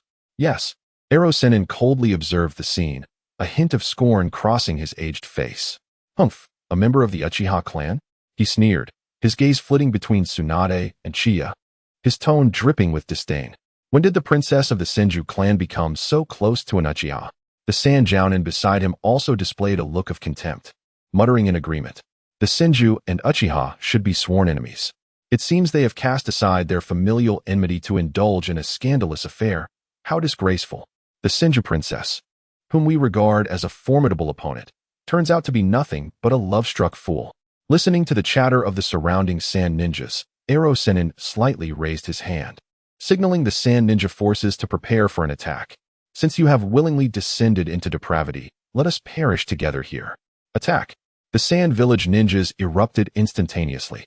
3 Jonin lunged at Tsunade, while another 10 elite fighters sealed off all of Chiya's escape routes. Tsunade gritted her teeth, her stamina and chakra depleted from relentless healing and combat, her movements sluggish compared to before. One of the sand Jonin seized the opportunity and swiftly formed hand seals. Wind release, vacuum wave. Tsunade barely managed to evade by sidestepping. Chiya rushed forward, kunai poised at the man's throat. In this brief moment, Tsunade found her wrist ensnared by a puppet string from behind, yanked violently to the ground. Tsunade. Chiya's pupils constricted as she attempted to rush back, only to be fiercely blocked by the sand ninjas. No, she can't hold on any longer. Chiya's gaze turned icy. The 3 tomo of her Sharingan spun wildly, ultimately distorting and merging. The once pitch-black tomo transformed into a 6-petal crimson Lycoris pattern, the other side of the yellow springs. In an instant, as blood dripped from her crimson-streaked eyes, the world seemed to freeze. An invisible domain expanded from Chiya's center, immobilizing the surrounding sand ninjas. Their skin visibly withered and cracked. Vitality drained like a receding tide, and before they could even scream, they collapsed as lifeless husks. Ai's expression finally shifted. What kind of ocular technique is this? Tsunade was also taken aback, gazing at the ground littered with cadavers, and Chiya's somewhat cold expression, her eyes aflame with the kaleidoscopic Sharingan, her heart shaken. But she quickly regained her composure, seizing the moment of chaos among the sand forces. She smashed her fist through the puppet strings binding her and leapt into action. Before her excitement could reach Chiya's side, she noticed his bloodshot eyes and the blood trickling down his face. Chiya, she called out loudly. Are you all right? Don't push yourself. Chiya did not respond, merely tilting his head slightly, a familiar smile gracing his lips. Rest assured, I am not so easily felled. The sand forces began to waver, but Ai's quickly steadied his troops, barking commands. Don't panic. His ocular technique must have limitations. Everyone, disperse and engage from a distance. Upon hearing this, Chiya chuckled coldly, the patterns within his kaleidoscopic Sharingan swirling slowly. Engage from a distance? I shall eagerly anticipate that. His gaze fixed upon Ai's.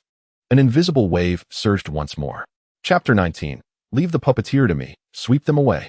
As puppets rushed towards him one after another, Chiya appeared oblivious. The other side of the yellow springs. Chiya's kaleidoscopic Sharingan rotated slowly, focusing on the distant eyes and the cadre of puppeteers.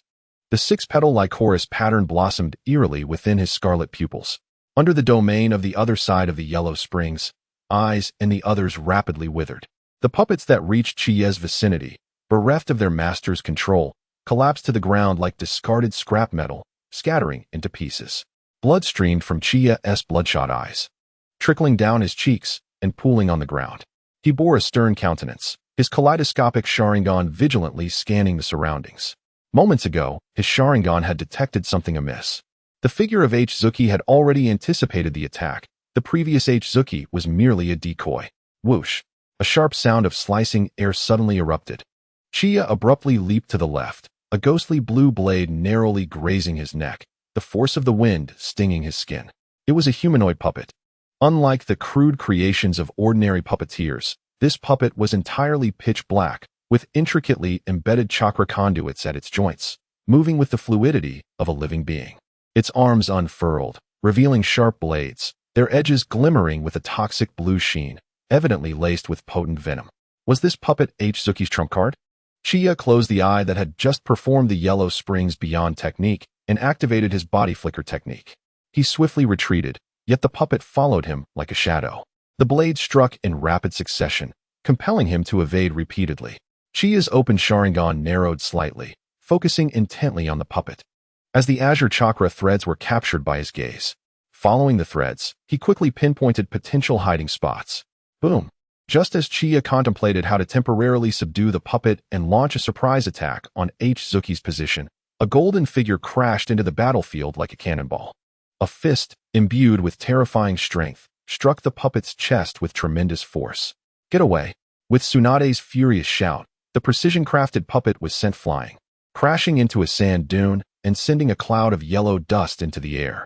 Chiya was momentarily taken aback, turning to look at Tsunade beside him.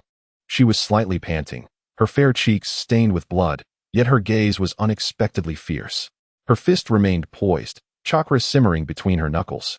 Don't overexert yourself. Chiya sensed her nearing her limit, his tone somber.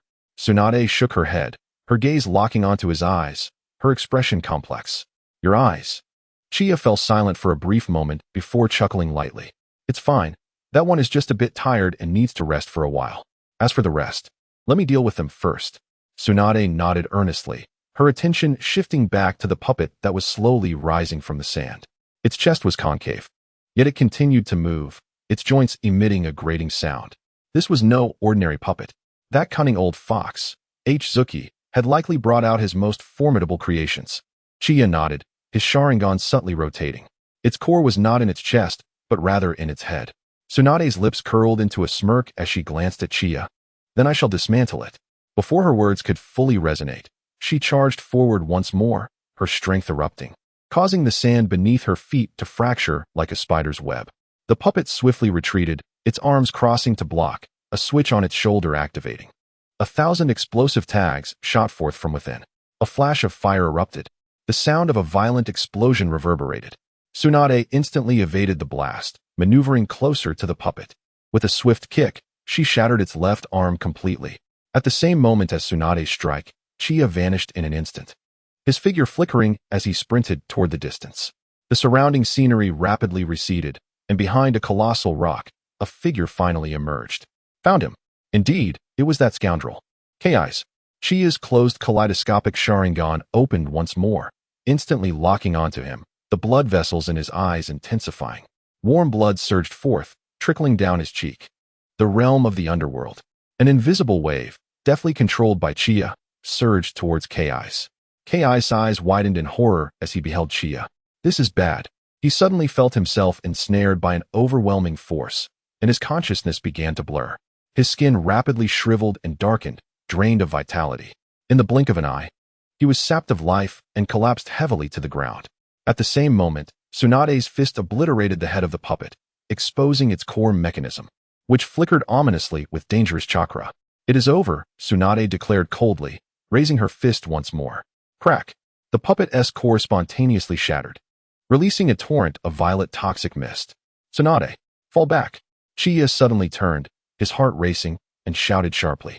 Though he warned her, it was evidently too late.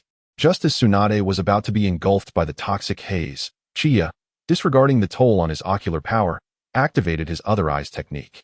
The cycle of cause and effect. The toxic mist abruptly vanished, leaving Tsunade momentarily stunned. Oh! The anguished cries of nearby sand shinobi suddenly pierced the air. Tsunade turned to look.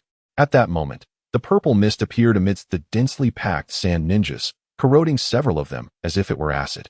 Where the mist spread, the sand was eaten away, creating sizzling pits. The belatedly aware sand ninjas hastily began to weave hand seals. Wind release, gale palm. The wind dispersed the toxic mist, leaving the ninjas in a disheveled state. A team of 20 to 30 combatants was lost just like that. Chiya returned to Tsunade's side. That guy is dead. Upon hearing his voice, Tsunade lifted her gaze to meet his. Noticing the blood on Chiya's face, her heart ached. You. Before she could finish her sentence, Chiya reached out and ruffled her hair, interrupting her. Those injured, along with the medical ninjas, still require your assistance. After speaking, Chiya's gaze shifted to the remaining sand ninjas. After weaving hand seals, his figure vanished. When he reappeared, he had charged into the midst of the sand ninjas. It's that Uchiha. The sudden appearance caused the group to point their kunai and shuriken at Chiya.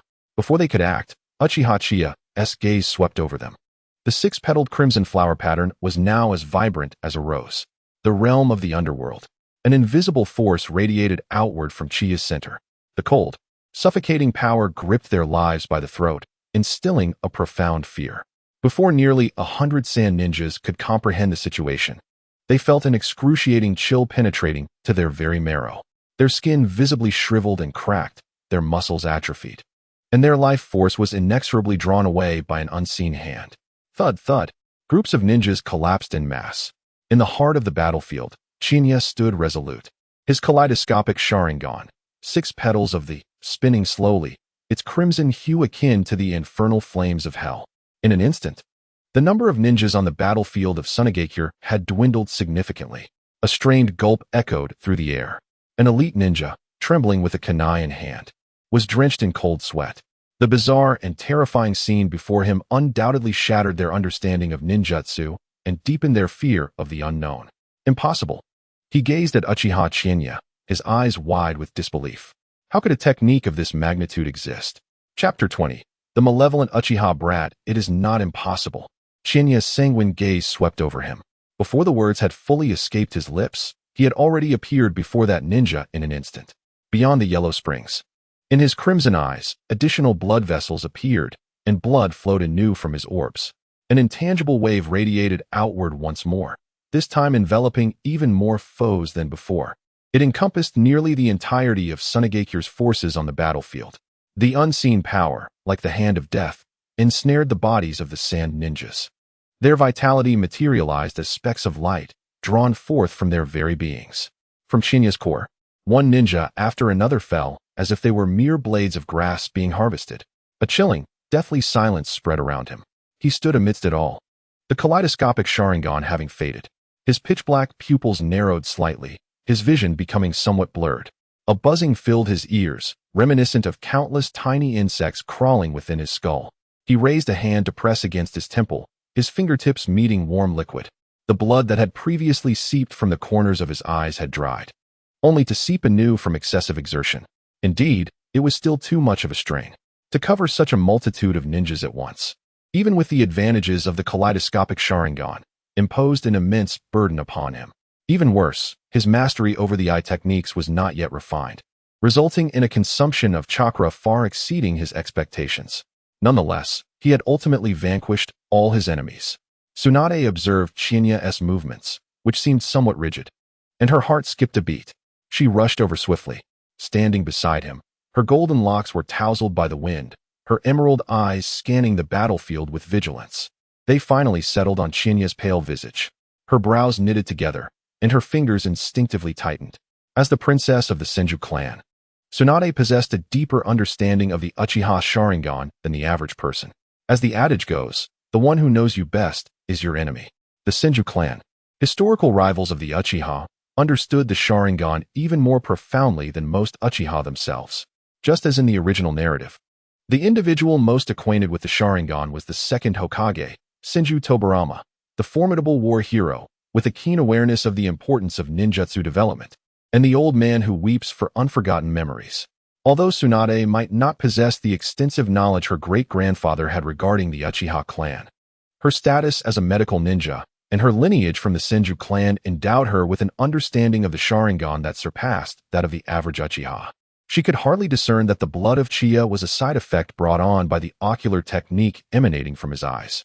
The remnants of her chakra surged forth, enveloping her hands in a vibrant green glow as she gently pressed them against Chiya's eyes. While treating him, she did not forget to issue a command. Medical team, immediately escort the severely injured back to the camp. Her voice was cold and resolute, leaving no room for dissent. Yes, the medical ninjas of Konoha, shaken from their stupor, promptly escorted the wounded back into the tent. This time, the operation was much more orderly, likely a testament to the tempering of their spirits through the day's battle. Chiya cooperatively closed his eyes. When Tsunade finished her treatment and he reopened them, his gaze remained somewhat unsteady and blurred. It appeared that his vision had deteriorated. Instinctively, he squinted, hoping to see more clearly. The toll this battle had taken was far more severe than anticipated, even greater than his previous encounter with Hanzo. The setting sun stained the battlefield crimson, the bodies of the sand ninjas glaringly vivid against the backdrop. Chiya stood still, his complexion pale to the point of translucence. He met Tsunade's concerned gaze, managing a faint smile. "Tsunade, we are safe now." Tsunade approached him, fixing her eyes on his for a couple of seconds before suddenly seizing his collar. "Have you lost your mind?" Her voice dropped to a low murmur, laced with suppressed anger. "An ocular technique covering hundreds of people at once? Do you think your eyes are made of iron?" Chiya was pulled slightly forward but felt no anger. Instead, he chuckled lightly. "Otherwise, would you prefer to watch them encircle you to death?" Tsunade faltered, loosening her grip instinctively. She was well aware that without Chiya's intervention, none of Konoha's medical or combat ninjas would have survived. Yet, seeing his frail demeanor ignited an unquenchable fire within her chest. "I just don't want you to sacrifice yourself for me," she finally managed to utter through clenched teeth. Releasing his collar, she steadied his arm. "Let us go back to the camp." Chiya's gaze swept over the multitude of corpses before drifting towards the sun, which was slowly sinking below the horizon. He allowed Tsunade to support him as they made their way towards the camp, step by step. "Does your eye still hurt?" Tsunade inquired softly, glancing at Chiya's profile. Her voice tinged with a hint of tremor. "It does, but if Lady Tsunade personally attends to me tonight, I shall recover swiftly." As he beamed at her, Tsunade's expression froze, then morphed into one of shy annoyance. You wicked little Uchiha. Is that all you think about?" Chiya looked bewildered. "Lady Tsunade, what do you mean by that? Isn't it merely about applying some eye drops? How did it transform into something wicked?" It seemed that the princess of the Senju clan, Lady Tsunade, harbored quite the bias against the Uchiha.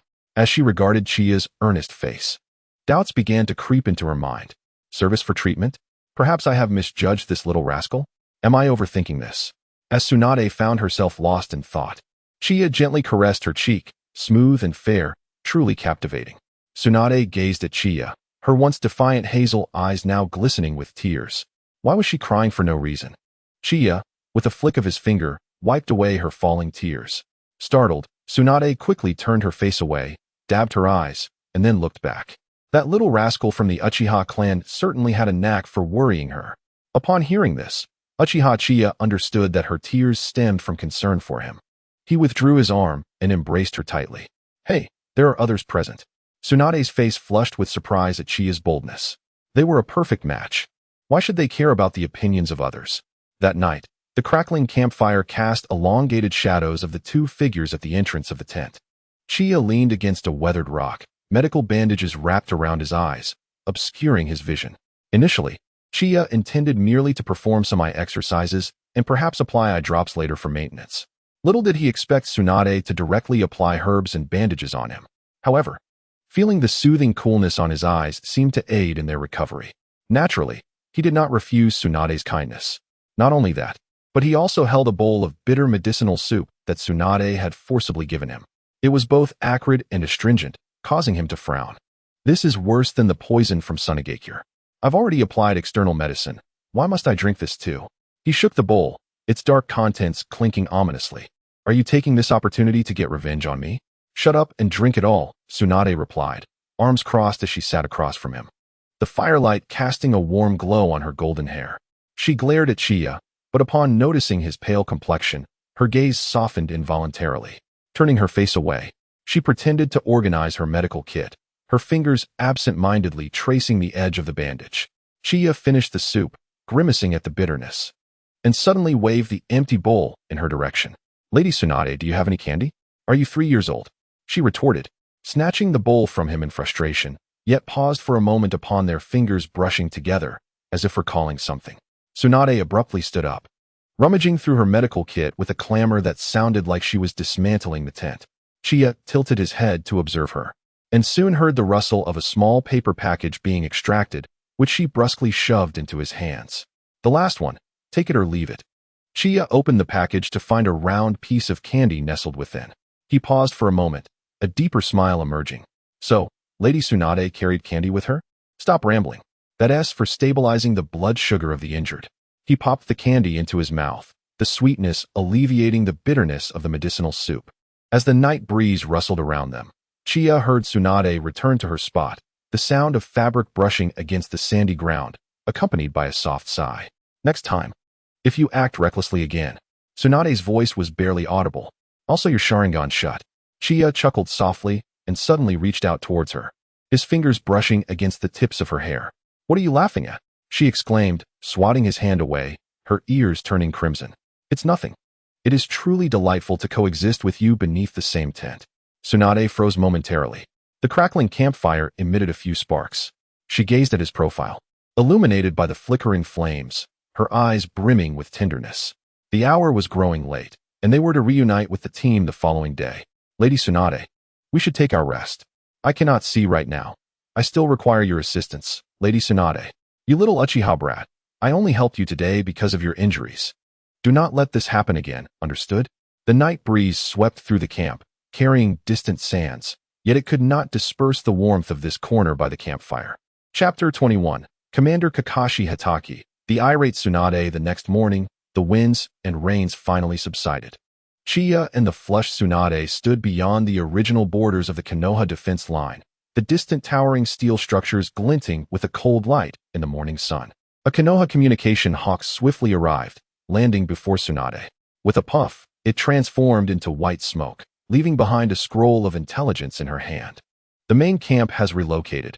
It will take us approximately an hour to reach it. Indeed. Let us set off early.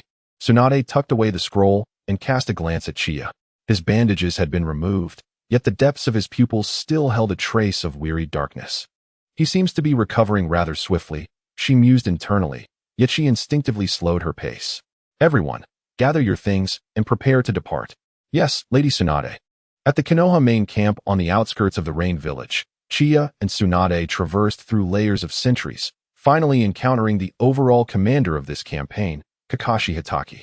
He was a tall man, his silver hair standing upright like steel needles, a countenance marked by shallow scars that bore testament to his battle-hardened experience.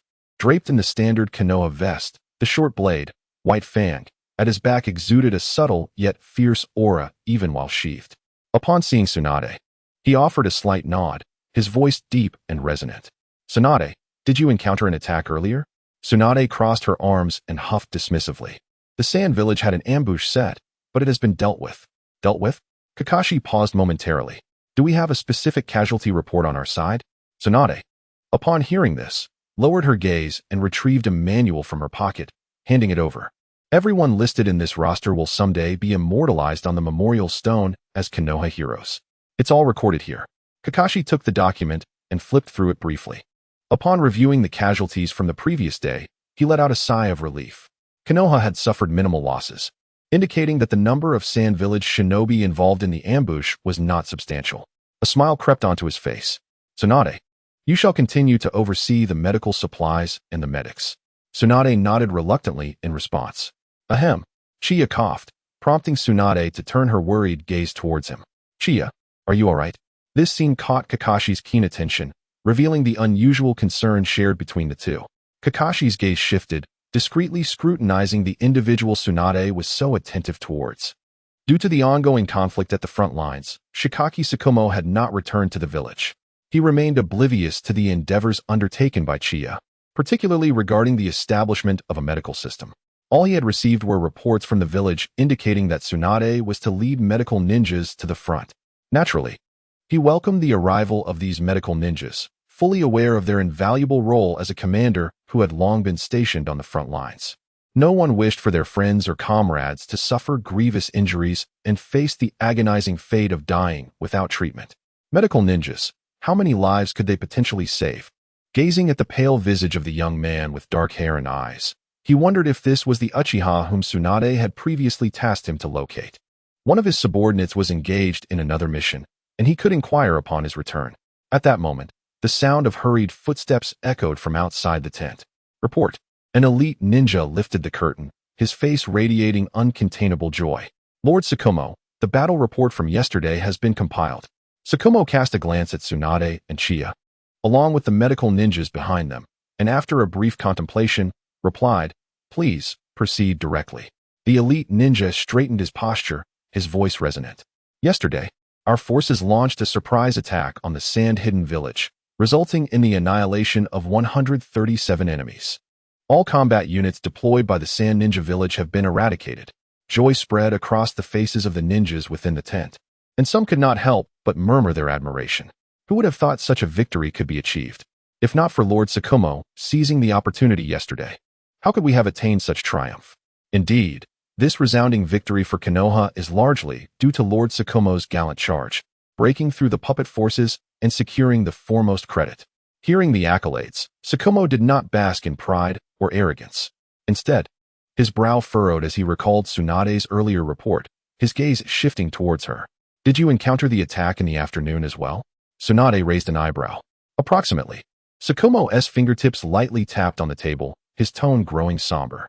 "At that time, I was leading the assault on the sand-hidden main camp. Could it be a ruse to draw us away?"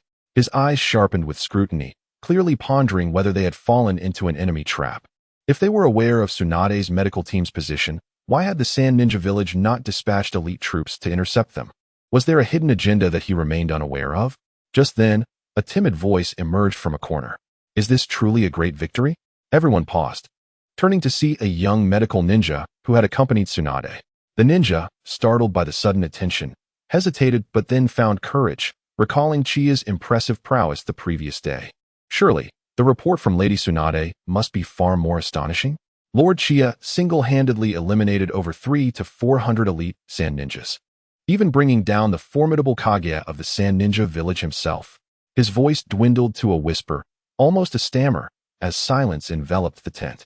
All eyes turned towards Chiya, and the atmosphere felt as if it had frozen in time. The J-Nin reporting the battle situation stood in stunned silence, his mouth agape, completely oblivious to the scroll slipping from his grasp and falling to the ground.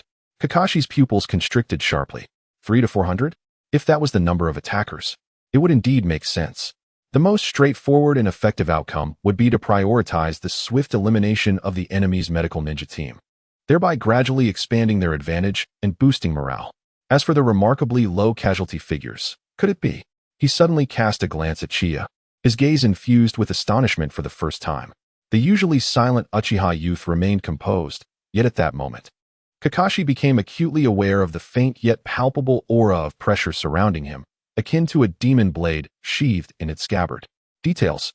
Kakashi's voice unconsciously adopted a serious tone. The medical ninja swallowed hard, stammering as he recounted the overwhelming sand-hidden ninja forces, the desperate encirclement, and then those eyes.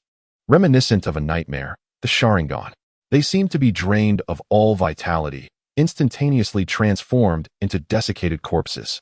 The temperature within the tent appeared to plummet. Almost all the newly informed ninjas displayed a spectrum of expressions, morphing from shock to horror. Some even instinctively took a step back. This was no longer mere strength. It had become a veritable battlefield meat grinder. Kakashi remained silent for a considerable time before striding purposefully towards Chiya, amid the astonished gazes of all present. This Konoha White Fang solemnly extended his hand. His voice bore an unprecedented enthusiasm. "This achievement is worthy of being inscribed in the annals of Konoha's history. With your involvement, I believe this war shall soon reach its conclusion." His words conveyed not just polite admiration, but genuine respect. Chiya smiled faintly and grasped his hand. "Just fortunate, that's all." Tsunade stood nearby, observing the handshake, her gaze sweeping over the crowd's expressions of awe mixed with fear, stirring a complex emotion within her. These fools. She was acutely aware of the hidden cost behind Chiya's nonchalance. "Hey," she suddenly interjected, breaking the tense atmosphere within the tent. "Where's the medical camp? I need to assess the treatment situation." Kakashi perceptively noted her impatience, casting a thoughtful glance at Chiya before pointing to the west side. The newly established medical tents and supplies had been prepared in accordance with the village's requirements. Tsunade had already turned to exit, her blue-purple robes slicing through the air with crisp elegance. Chiya watched her retreating figure, a barely perceptible smile gracing his lips. "Lord Kakashi, we must take our leave now." Kakashi regarded Chiya with a serious nod. "Go ahead." The silver-haired man's eyes sparkled with insight as a thought struck him. "Wait." Chiya looked at him in confusion. Kakashi's expression turned grave. Your accomplishments will inevitably reach other villages, so you must exercise caution. They may have plans targeting you. Chiya paused, then chuckled softly, nodding. Understood. Thank you, Lord Kakashi. Having spoken, Chiya swiftly pursued Tsunade, moving in tandem with the medical ninjas who followed closely behind. Upon lifting the flap of the medical tent, he beheld Tsunade with her back turned, forcefully thrusting a bundle of bandages into a supply box. You must cherish the medical supplies, Lady Tsunade. Chiya's voice resonated. Tsunade abruptly turned, her bright brown eyes glaring at him. Suppressing her ire as she noticed the medical ninjas trailing behind, she bypassed Chiya and began assigning tasks. Review the medical manual several times. I shall quiz you on the key points tomorrow. Those who cannot answer will accompany the severely injured ninjas back to the village. In times of war, we cannot afford the luxury of the inept. A tremor coursed through the hearts of those present, and the atmosphere grew tense. Yes, Lady Tsunade. They responded in unison, and Tsunade nodded sternly. Apart from those who are necessary to care for the patients, the rest should take proper rest and await the medical team's orders. Disperse. With that declaration, the crowd hastily departed. Within mere minutes, only Tsunade and Uchiha Qianye remained in the camp. Tsunade strode forward, confronting him. You must be aware of the consequences of excessive use of the Manjiki. Her voice was low but laced with suppressed anger. Moments ago, when recounting Chiya's achievements, nearly everyone had gazed at him with a mix of shock and envy. Yet none had considered the toll such power exacted. This realization stirred memories of her brother, Nawaki. In his time, people only remembered the glory of the Senju clan, forgetting that he was merely a stubborn child. To uphold the family name, he endured countless hardships, ultimately rushing to the battlefield and losing his life. She could not bear to see Chiya follow in his brother's footsteps, sacrificing himself for fame. Chiya met Tsunade's gaze, recognizing her anger. If you act recklessly again, I shall stitch my eyes shut with a chakra scalpel. Chiya deftly interjected, lightly tapping Tsunade's smooth forehead. You said that yesterday, Tsunade retorted, swatting his hand away as she turned to retrieve a vial of medicine, only to have her wrist gently grasped by Chiya. Rest assured, his tone shifted to seriousness. I will be cautious. I will not resort to using these eyes unless absolutely necessary. Tsunade exhaled a sigh, checking his pulse with a firm grip. Once assured everything was normal, she released him. Do I need to have others remind me of my own eyes? Truly foolish, she muttered, turning back to rummage through the medical supplies. Sunlight filtered through the seams of the tent, casting a mosaic of light upon the ground. Found it, Tsunade exclaimed, extracting a medicinal herb. After meticulously cleaning it, she approached the table, producing a chakra scalpel and deftly slicing it, the blade clashing against the wooden surface with a delicate sound. This is prepared for you. You must consume it 3 times daily. Leaning against the apothecary cabinet, Chiya observed her tense profile, suddenly reaching out to snatch the freshly cut medicine from her. Hey, Katsuyu's surgical knife quivered slightly. The medicinal pill had yet to be brewed. Chiya brought the pill to his nose and inhaled deeply, the pungent aroma causing his brow to furrow. It seemed that this concoction would be quite unpalatable. Enraged, Katsuyu seized his collar. Put that down. Her breath brushed against Chiya's face, carrying a faint, sweet fragrance. Chiya allowed her to tug at him, suddenly breaking into a light laugh. Katsuyu, are you familiar with the kaleidoscope Sharingan? After a brief silence, her bright brown eyes fixed on him, her grip loosening unconsciously. Of course I know the kaleidoscope Sharingan. She averted her gaze, her voice lowering. I read about it in my family's books when I was young. The mortar ground against the wooden board, producing a dull rolling sound. Her fingertips absent-mindedly caressed the chakra surgical knife. Those who awaken the kaleidoscope Sharingan are ultimately devoured by darkness. Chiya suddenly grasped her hand, gently stroking his face with it. Katsuyu, do you have faith in me? His voice was soft, yet strikingly clear. Katsuyu did not respond to the question, inhaling deeply. Chiya, unless absolutely necessary, never activate the kaleidoscope Sharingan. When she looked up, she realized that his pitch-black eyes were intently focused on her, devoid of his usual mockery, filled instead with sincerity. Katsuyu, do you have faith in me? Chiya inquired once more. You are mine. How could I not trust you? She withdrew her hand, her ears slightly flushed. Otherwise, I shall use a sealing technique to completely seal away those troublesome eyes of yours. Chiya smiled and raised both hands in surrender. Indeed, Lady Katsuyu understands best. Outside the tent, the footsteps of patrolling ninjas echoed, prompting Katsu to suddenly thrust a sachet of medicine into his embrace. "Drink this before bed." She paused, adding with a fierce tone, "If you dare to discard it, you will face dire consequences." Meanwhile, at the border of the Hidden Rain village, in a dim underground chamber, droplets of water condensed on the damp stone walls. Orochimaru's golden slit-like pupils glimmered like those of a cold-blooded creature in the faint light. He traversed the corridor, stepping through puddles. On either side, root ninjas stood like statues, their breaths barely audible beneath their masks. In the innermost chamber, Danzo leaned on a cane, standing before a laboratory table, his lone eye fixated on the pale arm floating in a cultivation tank.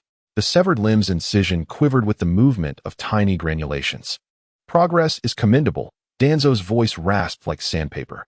"Yet, it remains insufficiently stable." Orochimaru licked his lips, producing a test tube from his sleeve. Within the pale green liquid, several cellular tissues floated, glowing eerily in the darkness. "This is the latest extraction of Hashirama's cells." His voice carried a beguiling cadence. "Once implantation is successful, the power of would release will." Danzo abruptly raised his hand to interrupt.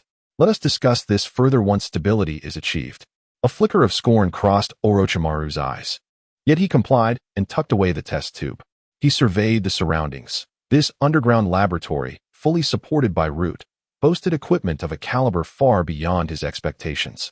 In the cultivation chamber, various organs of bloodline limit ninjas were immersed. The collection of materials proceeded smoothly. Danzo tapped the ground with his cane. A new shipment would arrive in 3 days. Orochimaru's slit-like pupils narrowed slightly, his avaricious gaze sweeping over the precious samples soaking in the nutrient solution. It was indeed thrilling. However, it seemed that there had been an incident in the Rain Village. After a moment of silence, Orochimaru coldly remarked, "Regardless, as long as the materials are sufficient, that is all that matters. Our research must not falter."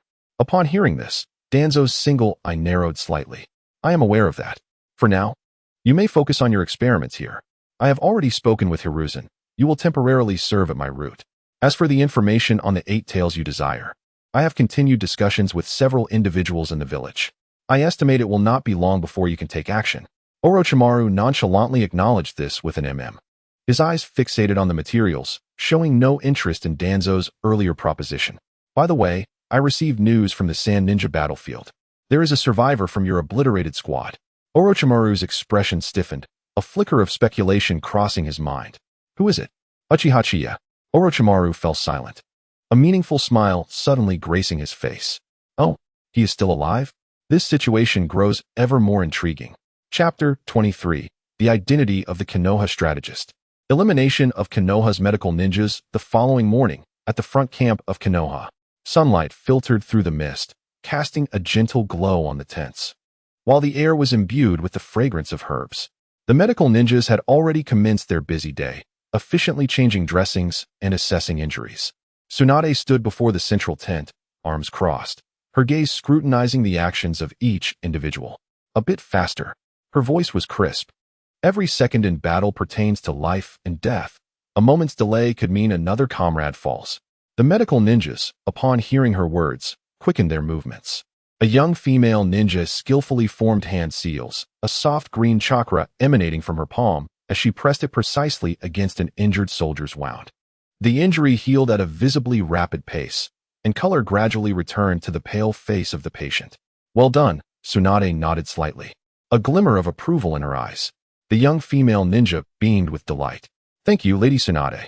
Not far away, Chiya was instructing several medical ninjas on the preparation of antidotes. While he certainly could not match Tsunade's expertise in medical knowledge, he was relatively proficient in concocting antidotes. After all, during the Second Shinobi World War, toxins and water techniques were particularly noteworthy. As a time traveler, even without a system at that time, he had naturally made some preparations. Not only was he knowledgeable about antidotes, but he also understood many water release techniques. Remember, the key to preparing antidotes lies in precision and speed. On the battlefield, every second can determine life or death. He picked up a bottle of pale green liquid and gently swirled it, ripples forming within the vial. This herbal remedy, extracted from the flora of Rain Hidden Village, possesses the remarkable ability to neutralize a majority of toxins. However, its potency demands that it be prepared within a brief window of time. Chiya handed the concoction to a young medical ninja, whose hands trembled slightly, clearly betraying his nervousness. Do not be anxious. Simply follow the procedure, Chiya encouraged. The medical ninja took a deep breath and began to operate with caution. He poured the potion into a ceramic bowl and subsequently added a few drops of a transparent liquid. Chiya stood by, his gaze fixed intently on each of the young ninja's movements, exhibiting no sign of relaxation. Slow down. Pay attention to your chakra control, Chiya suddenly interjected, his tone firm. The medical ninja hesitated, beads of sweat forming on his forehead. It is crucial that the chakra is evenly distributed throughout the remedy to ensure the stability of its efficacy. Following Chiya's guidance, the medical ninja gradually grew more adept. When the final herb was ground into powder and gently sprinkled into the bowl, the potion immediately emanated a soft blue glow, gradually becoming clear and transparent. Success! The medical ninja lifted his head, a glimmer of surprise in his eyes. Chiya smiled slightly and nodded in approval. Well done. You performed admirably. He then turned to the other medical ninjas, his expression turning serious. Remember, the preparation of the antidote is not merely a technical task, but a profound responsibility. Each step is pivotal to the lives of our frontline ninjas. Precision is paramount. The medical ninjas exchanged determined glances, resolve shining in their eyes. Lord Chiya, we shall strive with utmost diligence. Outside the camp, Kakashi Shikaku listened intently to the conversation within, a sense of unprecedented ease washing over him. This was a team of medical ninjas. Though they appeared youthful and inexperienced, once they matured, they would undoubtedly save countless lives of Konoha comrades on the battlefield.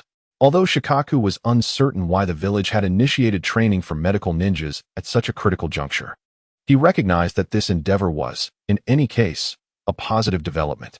A cry echoed through the sky from a ninja hawk. Instantly, Shikaku lifted his gaze, his heart resolute. The hawk descended gracefully into the camp. Lord Shikaku, we have received news from Konoha headquarters. A communication ninja hurriedly approached, clutching a scroll. Shikaku accepted the scroll and swiftly unfurled it. Moments later, a look of relief crossed his features.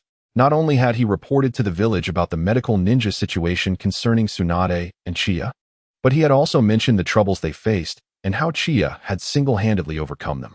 As anticipated, today's orders from the village had arrived. The scroll referenced Tsunade and Chiya, indicating their responsibilities for the main war's medical logistics, and also mentioning a temporary advisory position. This temporary advisor role would allow them to participate in forthcoming military operations and express their opinions. Uchiha Qianye had left a favorable impression on Shikaku. After all, one who protects their comrades could hardly be lacking in merit. Inform the two of them. Just as Hatake Tsukumo was about to issue an order to the communication ninja, he suddenly paused. Never mind, I shall handle this matter personally. Hatake Tsukumo then turned and walked towards the camp. Meanwhile, at the frontline camp of Tsunade, within a vast tent, the atmosphere was so tense it felt suffocating. The elders, advisors, and elite ninjas of the camp had gathered, their gazes fixed upon the center of the conference table, where a detailed map of the Leaf's frontline lay, marked with a myriad of symbols and annotations. The situation was dire. An elderly elder spoke, his voice hoarse and deep, tinged with anxiety. Our initiated surprise attacks and frontal assaults have utterly failed. It is unimaginable that even Lord Zuki brought so many elite forces and still faced defeat. The series of failures has brought forth exceedingly grave issues. Without a turning point, we may very well lose this war. A heavy silence filled the conference room as everyone pondered the next course of action. They had to devise a strategy to turn the tide, at the very least to ensure that Tsunade's defeat would not be utterly humiliating. What shall we do now? A young ninja inquired, his voice laced with unease. We must take decisive action to completely eliminate the Leaf's medical ninja unit. This is our sole option. Without their medical ninjas, their morale will falter, giving us the opportunity to shift the balance of the battle. The room fell silent once more, as all recognized the gravity of this decision. Eradicating the medical ninjas meant confronting Tsunade and Hatake Tsukumo's full retaliation, a perilous undertaking indeed. I am willing to go. A resolute voice rang out. Everyone looked up to see a young ninja standing at the far end of the table, determination shining in his eyes. He was Chiya, one of Tsunade's elite ninjas. I too am willing to go. Another ninja rose, the wife of Chiya, Chiyo Ryu. Are you certain? The elder's gaze swept over the two, his voice imbued with concern. Chiya nodded. We are confident in our ability to accomplish this task. For the victory of Tsunade, we are prepared to pay any price. As for the specific plan, I propose a flanking maneuver, creating a FA of attack at the front line, while Ryu and I infiltrate the Leaf's medical ninja unit. Should we succeed, it would grant Tsunade a fleeting advantage. A contemplative silence enveloped the room as everyone assessed the feasibility of this plan. Finally, the elder slowly nodded. Very well, this task shall be entrusted to you. We will initiate an offensive to coordinate with your actions. However, you must exercise utmost caution. Eliminate the medical ninjas with maximum force. Moreover, avoid direct confrontations with Hatake Tsukumo and Tsunade, for they are formidable opponents. Understood. Both replied in unison.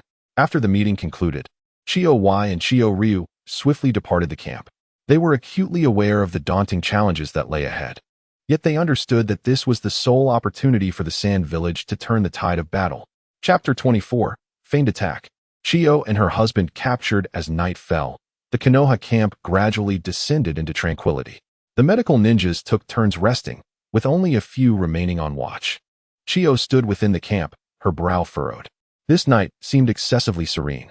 Soon, Tsunade approached, offering him a cup of hot tea. Is there something amiss?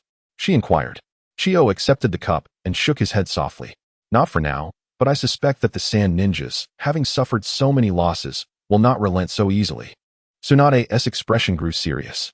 I have instructed the medical team to enhance their vigilance. But, before she could finish, Chiya abruptly raised his hand, signaling her to be silent. His eyes narrowed. Enemy attack. A piercing alarm shattered the stillness of the night. Indeed, the Sand Village was restless, choosing to launch their assault in the dead of night. The distant sounds of explosions echoed ominously. A fierce wind arose as the wind-release ninjas of the sand revealed themselves, forming hand seals in unison. Wind release, great breakthrough. Wind release, sandstorm. A violent gust of air, laden with sand and gravel, surged forth, instantly toppling several tents on the periphery. The howling wind, with its razor-like grains, hurled the Konoha sentinels away, and the defensive structures surrounding the camp swayed precariously under the onslaught of the wind release. Boom. In the next moment, searing flames roared from the darkness. Fire release intertwined with wind release, the wind fueling the flames, which surged forth with tremendous ferocity, engulfing a corner of the camp in a sea of fire. Had the Sand's wind and fire units launched a simultaneous assault? Commander Kakashi Hatake's gaze sharpened. His silvery short hair glimmered in the firelight as he swiftly drew his short blade, White Fang, which crackled with lightning. All combat units, prepare for battle. The Konoha ninjas quickly assembled, while the medical team, under Tsunade's command, efficiently retreated, dispatching a portion of their ranks to tend to the wounded. Chiya stood aloft, his Sharingan gleaming a vibrant crimson in the night, rapidly surveying the battlefield. The main forces of the Sand were advancing from the east, employing a combined onslaught of wind and fire, evidently intent on shattering their defenses in one fell swoop. Once Tsunade completed her tasks, she appeared beside him in an instant. Her warm brown eyes reflected the flames, her fists cracking ominously. These fools are courting death. Tsunade, you safeguard the medical team. I shall assist Kakashi Hatake. Chiya declared before vanishing from sight. In the heart of the battlefield, Kakashi Hatake moved like a silver lightning bolt, his short blade White Fang slicing through the night, leaving a trail of fallen Sand Ninjas in his wake. The legendary Konoha White Fang lives up to its name. One Sand Jonin gritted his teeth, preparing to form hand seals. But before he could act, Kakashi's figure surged like a specter, a flash of lightning followed by a spray of blood. Do not hesitate. Continue the suppression. The Sand Commander roared, urging more wind-release ninjas to form seals as the tempest raged anew. Fire release, fireball jutsu.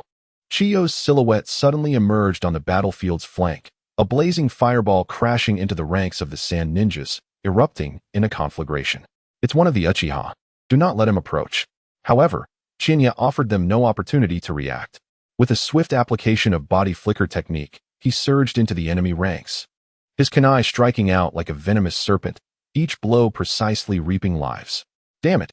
The commander of Tsunade gritted his teeth and abruptly waved his hand. Puppet troops, advance. Target the medical ninjas first. Clack, clack, clack. From behind the Sand Ninjas, dozens of puppets surged forth, their joints emitting a harsh grinding sound. the poison blades glinting with a ghostly blue sheen in the firelight. Puppets? Qianye's gaze hardened as he prepared to strike. A golden figure shot into the battlefield like a cannonball. Boom. Tsunade shattered a puppet with a single punch, her terrifying strength sending another puppet flying several meters, crashing into the formation of sand ninjas. Medical ninjas are not something you can touch, she shouted coldly.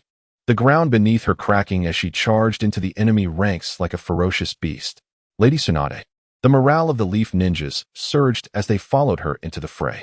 The formation of the sand ninjas began to waver, their puppet troops being overwhelmed by the combined might of Tsunade and Qianye, while the pressure from the wind-released ninjas was broken through by the elite team led by Kakashi.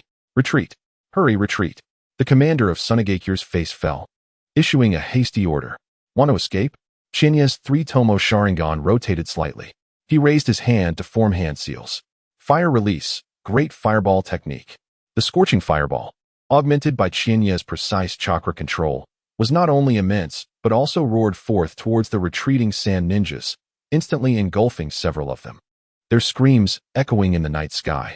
Kakashi's figure appeared beside Qianye, his short blade dripping with blood, his gaze icy. The sand ninjas had failed in their surprise attack. According to their battle strategy, they would likely refrain from another assault for a while. Qianye nodded, his gaze sweeping across the battlefield. The leaf ninjas had begun to clear the area, and the medical team was swiftly tending to the injured. Kakashi led his team away to survey other locations. Reflecting on Kakashi's words, Qianye suddenly paused. They won't come again. Today's surprise operation ended somewhat anticlimactically. Could they possibly have a backup plan? Hopefully, he was overthinking it. I believe their aim was to dismantle our medical system, thereby diminishing our capacity for prolonged combat. Tsunade approached, speaking up. It seems that in the upcoming battles, the medical team will be their primary target. Indeed, I will be on duty tonight. You should rest. Let us patrol together. Chiya observed Tsunade's resolute demeanor and chose not to press further. Patrolling the night together seemed quite agreeable. An hour passed quietly. The night breeze swept through, and the battlefield gradually fell into silence. Someone was approaching. Chiya halted his steps while patrolling, pulling Tsunade to one side. Tsunade's eyes sharpened. Moments later, in the distant forest, two shadows breached the outer defenses, silently closing in on the camp where the medical ninjas resided. Their movements were as graceful as cats. They were none other than the elite puppet masters Chiyo and Yasu of Tsunade. This is the spot, one whispered. Swift and decisive, Yasu nodded and retrieved an intricately crafted puppet from his robes, tossing it lightly into the air. Upon the puppet's descent, it swiftly unfurled, maneuvering towards the camp under the deft control of chakra threads. Yet, just as the puppet was about to infiltrate the encampment, a flash of cold light sliced through the air, cleaving the spider in two with precision. Ambushing is not a commendable habit, echoed Qianye's icy voice. The two were taken aback, astonished that their actions had been anticipated. Retreat, Yang commanded decisively, pulling Lu to withdraw. Trying to escape, Tsunade's figure materialized behind them, delivering a powerful punch to the ground. The sheer force of her strength sent the two staggering backward. Seizing the opportunity, Chiya launched an attack, a kunai darting towards their throats like lightning. In a moment of haste, Yang used the puppet as a shield, only to be met with a kick from Chiya to his chest, propelling him away. Reacting quickly, he unfurled a scroll at his waist, summoning a humanoid puppet that appeared before him, brandishing long blades from its outstretched arms to assault Tsunade. Tsunade sidestepped and grasped the puppet, her grip tightening forcefully, instantly tearing its shoulder apart. The chakra beneath her surged, her might scattering the puppet into fragments. You would be wise to surrender, Chiya stated. Kunai poised against the necks of the two, his tone unyielding. Their faces drained of color, they realized there was no escape. Hearing the commotion, the medical ninjas gathered, their eyes filled with awe upon learning that Chiya and Tsunade had subdued the elite puppet master from Tsunade. Shortly after, Kakashi and a team of ninjas, including Muki, returned to the camp. Upon witnessing the subdued duo, Kakashi quickly grasped the situation, a flicker of surprise crossing his features. Even a seasoned ninja like him could not have anticipated such oversight. These two were formidable, likely holding significant status as vital figures from Tsunade. Keeping them alive might prove beneficial. Kakashi nodded solemnly. I recognize them. They are elite aces from the Sans Puppet Brigade. Their mother, Chiyo, holds considerable influence in Tsunade. They could serve as valuable leverage in negotiations. Take them away. Muki and several other elites stepped forward to escort the two. As they were led away, Kakashi addressed them. A temporary meeting will be held tomorrow at noon. Tsunade, Chinya, do remember to attend. Chapter 25. Movements of a Wagakure and Kumogakure. Routes the following morning. Within the command tent on the front lines of Konoha, a massive sand table dominated the center, meticulously detailing the distribution of the battle lines between Konoha and Tsunade. Kakashi stood before the sand table, his silver hair glinting coldly in the sunlight, his resolute visage shadowed by gravity. Chinya and Tsunade entered the tent side by side, their gazes sweeping over the assembly. In addition to familiar faces among the Konoha Genin, two unfamiliar figures stood in the corner, clad in standard Konoha ninja attire. Their eyes were sharp as eagles, their stances rigidly straight, starkly contrasting the fatigued demeanor of the frontline ninjas surrounding them.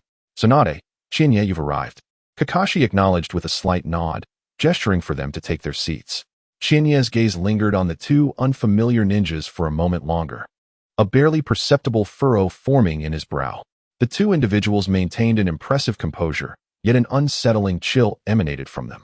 In stark contrast to the frontline ninjas, they appeared to be specialized assassins. Everyone, let us commence, declared Hatake Tsukumo, pulling Chiya from her contemplations. He gestured towards several markers on the sand table, his voice resonating with authority. At present, we possess a significant advantage. The main forces of Tsunade have been driven back to the borders. However, there is troubling news. He paused, his gaze sweeping over the assembly. Chiyo of Tsunade has departed from the battlefield against Amigakure and has officially engaged in our confrontation. Chiyo, renowned as one of the most formidable kunoichi, second only to the legendary third Kazekage, was whispered to possess the extraordinary ability to manipulate puppets with but a single finger. Moreover, she wielded potent medical ninjutsu and sealing techniques, making her truly versatile. An uproar erupted within the tent. Chiyo's name resonated throughout the ninja world. Her mastery of poison and puppetry instilled fear in countless shinobi. The revelation of her participation in this conflict suggested that Konoha faced a formidable adversary. Is Chiyo truly the kunoichi who even the demigod of Amigakure could not subdue? The situation appears grim. Hatake Tsukumo raised his hand, effectively silencing the chatter. Chiyo's prowess in both poison and puppetry is unparalleled, and it is precisely what we in Konoha dread. According to the information received, several ninjas have already fallen victim to her poisons, exhibiting particularly troubling symptoms. He then turned his gaze towards Tsunade. Tsunade, how confident are you in countering Chiyo's toxins? With her arms crossed, Tsunade's bright brown eyes glimmered with sharp determination. No matter how potent the poison, there exists a method to counter it. Grant me 3 days, and I shall devise an antidote formula. A hint of relief crossed Hatake Tsukumo's brow. Then I shall entrust this task to you. Tsunade, deep in thought, suggested. In addition to formulating the antidote, we must continue training specialized medical ninjas specifically to combat Chiyo's poisons. The assembly nodded in agreement, recognizing that this approach would significantly alleviate the pressure on Konoha's shinobi against the diverse array of toxins Chiyo could unleash. Hatake Tsukumo nodded in approval. Tsunade speaks wisely. We must prepare thoroughly in the areas where our adversary excels. As the meeting progressed, Hatake Tsukumo suddenly turned to one of the unfamiliar ninjas, addressing him directly. There are 2 more matters to discuss, which you shall elucidate. The ninja stepped forward, his movements stiff yet precise, akin to a machine programmed for a specific task. His voice was deep and steady, devoid of any emotion. Esteemed colleagues, I am a member of the Special Operations Unit of the Root, codenamed Chicken. Chiya understood immediately. She had sensed something amiss regarding the identities of these 2 individuals. They were not combat personnel, but rather ninjas from the Root. The codename Chicken evoked memories of a bygone acquaintance. In truth, the use of animal codenames was not uncommon among the ninjas of Root and Umbu. According to our intelligence, a contingent of approximately 500 ninjas from a Wagakure has been spotted near the Hidden Rain village. They are masquerading as refugees and merchant caravans. However, their movements are suspicious, suggesting a potential military maneuver against the Land of Fire. An abrupt silence enveloped the camp, as if the very air had solidified. The involvement of a Wagakure signifies that the situation will become exponentially more intricate. The Wagakure? A senior ninja could not restrain himself from exclaiming. Have they not always maintained neutrality? Military action does not equate to a full declaration of war, explained Kakashi Hatake nearby. This remark left the assembly momentarily speechless. How brazenly audacious of a Wagakure to seize the opportunity amidst the turmoil, aiming to extract benefits while Konoha and Tsunade are embroiled in conflict. The report continued without a hint of emotion, as the speaker transitioned to the second matter at hand. Furthermore, Kimogakure has also shown unusual activity. Their reconnaissance teams have infiltrated the borders of the Rain Country with unclear objectives. The situation is more dire than anticipated, each individual thought in unison. After concluding his report, the speaker's gaze abruptly shifted to Chiya. A peculiar glint flickered in his cold eyes.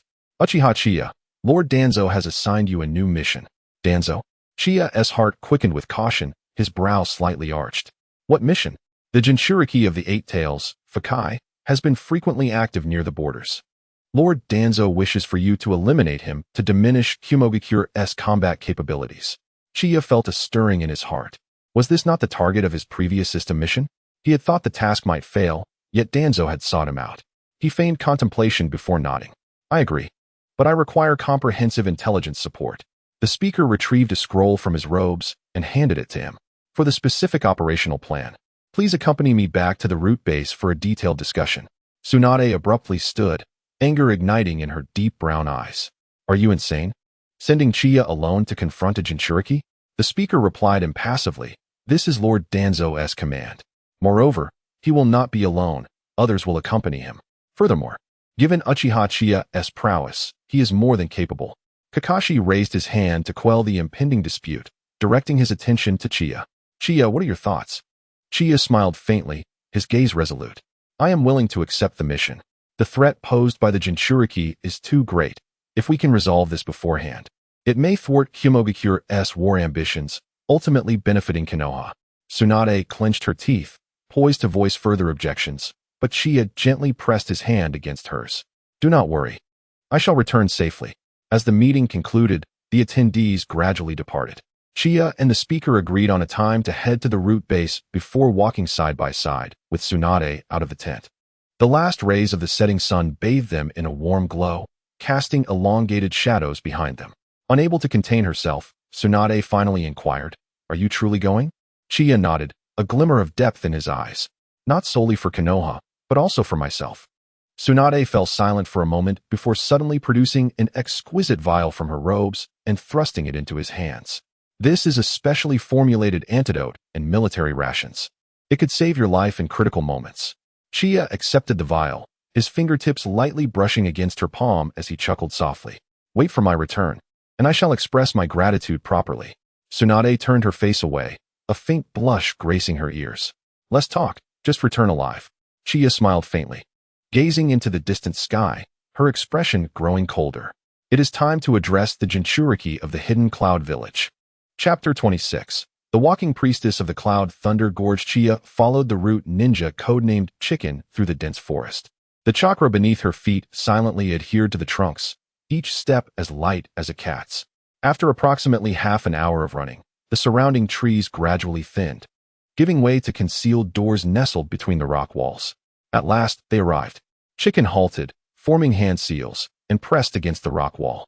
Dark runes spread like a spider's web. Subsequently, the stone slowly cracked open, revealing a deep passage. Chiya squinted, her three-tomo Sharingan glimmering faintly in the darkness, capturing every detail around her. This was one of the strongholds of the root. At the end of the passage lay a spacious underground hall. Under dim lighting, two familiar figures emerged. Shimura Danzo leaned on his cane, his single eye coldly scrutinizing their approach. Lord Danzo. Danzo waved his hand dismissively. Yes. The root ninja codenamed Chicken vanished in an instant. Orochimaru's golden slit pupils narrowed slightly as he regarded Uchiha Chiya, a meaningful smile curving his lips. Chiya-kun, you are quite the surprise. Orochimaru's voice was hoarse and low.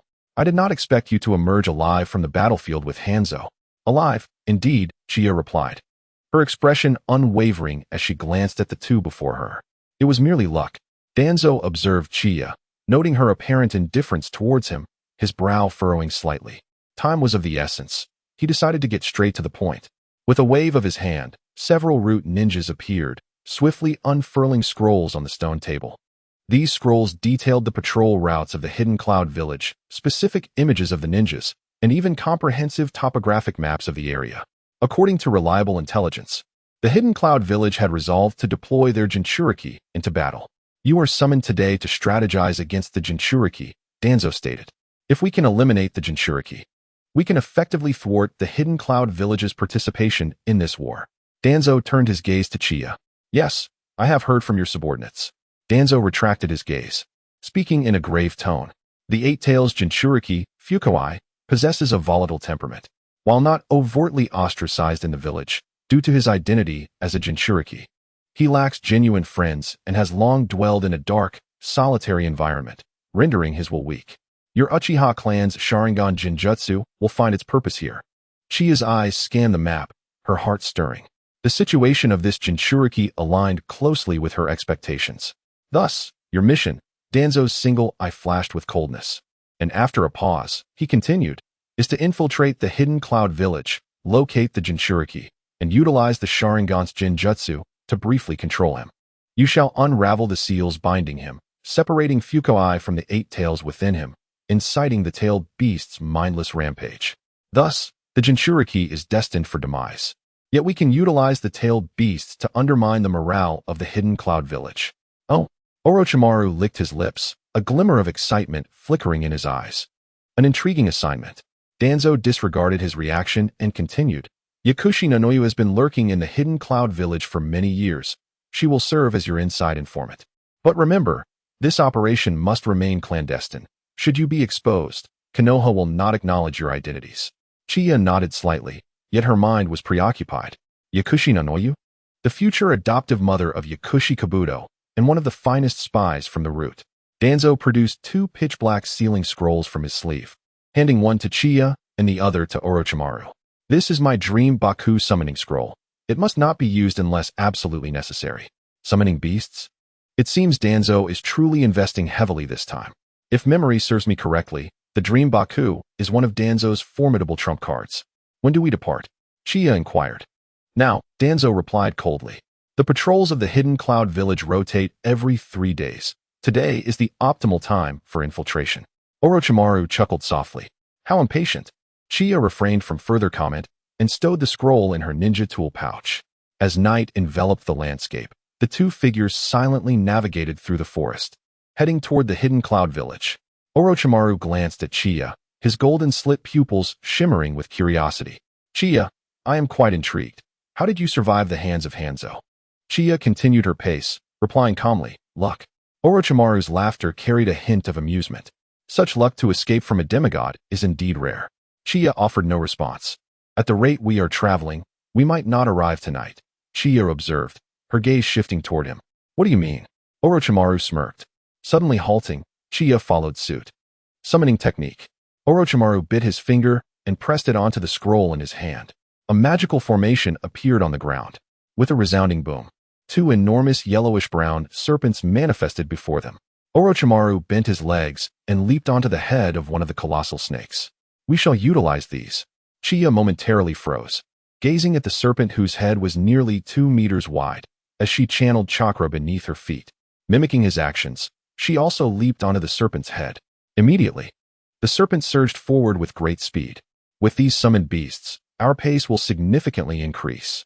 Orochimaru's long hair billowed in the wind as he turned to Chiya with a smile, adding, if you require more summoned beasts, I have several scrolls available. No need. Chiya replied, aware that Orochimaru was not one to offer without expecting something in return. Although she had awakened her Manjiki Sharingan and gained confidence in her strength, she was reluctant to engage further with someone like Orochimaru. What a pity. A fleeting look of regret crossed Orochimaru's delicate features. The journey continued in silence. After several hours of arduous travel, Chiya and Orochimaru finally reached the outskirts of the Hidden Cloud Village. This place is starkly different from the Hidden Leaf Village. Nestled amidst lush forests, the Leaf Village basks in sunlight filtering through the leaves, exuding warmth and tranquility. In contrast, the Hidden Cloud Village stands as a formidable fortress atop steep mountains. The towering black cliffs rise sharply like blades, shrouded in mist, where immense steel structures seem to be embedded within the mountainside. Occasionally, lightning crashes from the clouds, illuminating the village with blinding blue-white flashes. The entire settlement resembles a colossal beast lying in wait within the storm clouds, evoking a sense of oppression. It is indeed an unsettling environment, mused Orochimaru, narrowing his golden slit-like eyes. Chiya remained silent, quietly observing the defensive arrangements of the Cloud Village. The patrolling Cloud ninjas moved in tightly knit groups, leaving almost no blind spots. It appears that special measures will be necessary, Orochimaru thought, licking his lips as a slender black snake slithered quietly from his sleeve and burrowed into the ground. Before long, faint rustling sounds emerged from the distant woods. A slender figure materialized silently. The newcomer, of a similar age to Chiya, wore the headband of the hidden Cloud Village. Her golden hair was tied in a neat ponytail, and her delicate features were complemented by a tall frame. Yet her gaze bore the characteristic chill of her homeland. However, as she approached, Chiya keenly sensed a momentary softening in her eyes as they passed over him.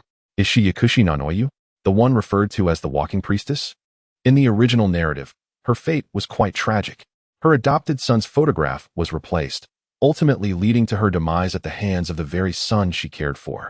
It would indeed be a pity for someone like Yakushi Nanoyu to perish. Perhaps. Quest triggered. Intercept Yakushi Nanoyu. Reward. Mastery of medical ninjutsu. A mission has been issued. Chiya was momentarily taken aback before quickly regaining his composure. His gaze fell once more upon Yakushi Nanoyu. Lord Orochimaru, she said, slightly bowing her head, her voice calm. It has been quite a while, Nanoyu, Orochimaru rasped with a chuckle. Given your headband. It seems your infiltration in the hidden Cloud Village has gone smoothly. Nanoyu did not respond verbally, but instead retrieved a scroll from her bosom and handed it to Orochimaru. Lord Orochimaru, this contains information on Fugaku's recent movements and the defensive layout of the Cloud Thunder Gorge. Orochimaru unfurled the scroll and swiftly scanned its contents. Fugaku had yet to fully control the Eight Tails, but was capable of utilizing its chakra for offensive purposes. Currently being temporarily isolated by the higher-ups of the hidden cloud deep within the Cloud Thunder Gorge. Although the guards were not particularly strict, the treacherous terrain made escape nearly impossible once exposed. The progress of the Jinchuriki's training has been significant, Nanoyu added, her tone tinged with a subtle hint of concern. It is said that they can now consciously control the chakra of the Eight Tails for attacks, having previously destroyed half of a training ground. Upon hearing this, Orochimaru's eyes gleamed with excitement. A stable Jinchuriki of the Eight Tails would be the perfect experimental subject. One more thing, Nanoyu hesitated before continuing. It seems the hidden cloud has sensed my movements and has recently intensified border patrols. If you intend to take action, it is advisable to complete it before dawn tomorrow. Chinya nodded and noted down the intelligence. By the way, Yanoyu suddenly glanced at Orochimaru and Chinya, a hint of complexity in his gaze. If you release the tailed beasts, could you avoid harming the ordinary civilians of the Cloud Village? Orochimaru raised his cold gaze. What? Yanoyu has developed feelings during his time in the Cloud Village? Yanoyu fell silent for a moment, ultimately sighing and choosing not to elaborate further. If possible, I will do my utmost to avoid that. Chinya suddenly spoke up in agreement. Upon hearing this, Orochimaru was momentarily taken aback, regarding Uchiha Qianye with keen interest. Time is of the essence. We must set off. Yanoyu cast one last glance at Chinya before vanishing into the forest. Chinya stowed away the scroll and gazed towards the distant, mist-shrouded Cloud Thunder Gorge. Chapter 27. The death of Fugaku and the acquisition of cells. The Cloud Thunder Gorge was enveloped in thick layers of clouds, thunder rumbling ominously as if heralding an impending storm. Following the intelligence provided by the pharmacist Yanoyu, Chinya and Orochimaru stealthily advanced into the depths of the gorge.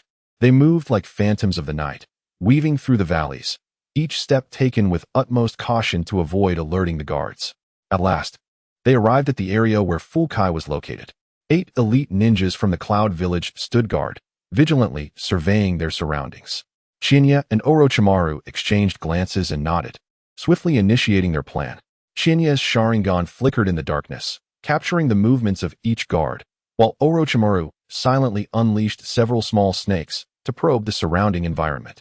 Now, Orochimaru commanded in a low voice.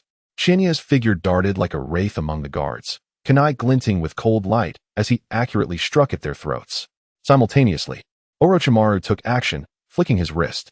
Several white snakes shot forth from his sleeves, swiftly sinking their fangs into the vulnerable spots of the guards. Under the combined assault of Qianye and Orochimaru, the 8 elite ninja guards had scarcely a moment to resist before they fell. After the battle concluded, Orochimaru quickly surveyed the area. Once he confirmed that no traces were left, he nodded at Chiya. Next, it was time for Fugaku. Orochimaru licked his lips, a glimmer of excitement flashing in his eyes. Chiya, the Sharingan can only unleash its full potential when catching the opponent off guard. Allow me to test the waters first. Chiya nodded, preferring not to confront the Jinchuriki directly.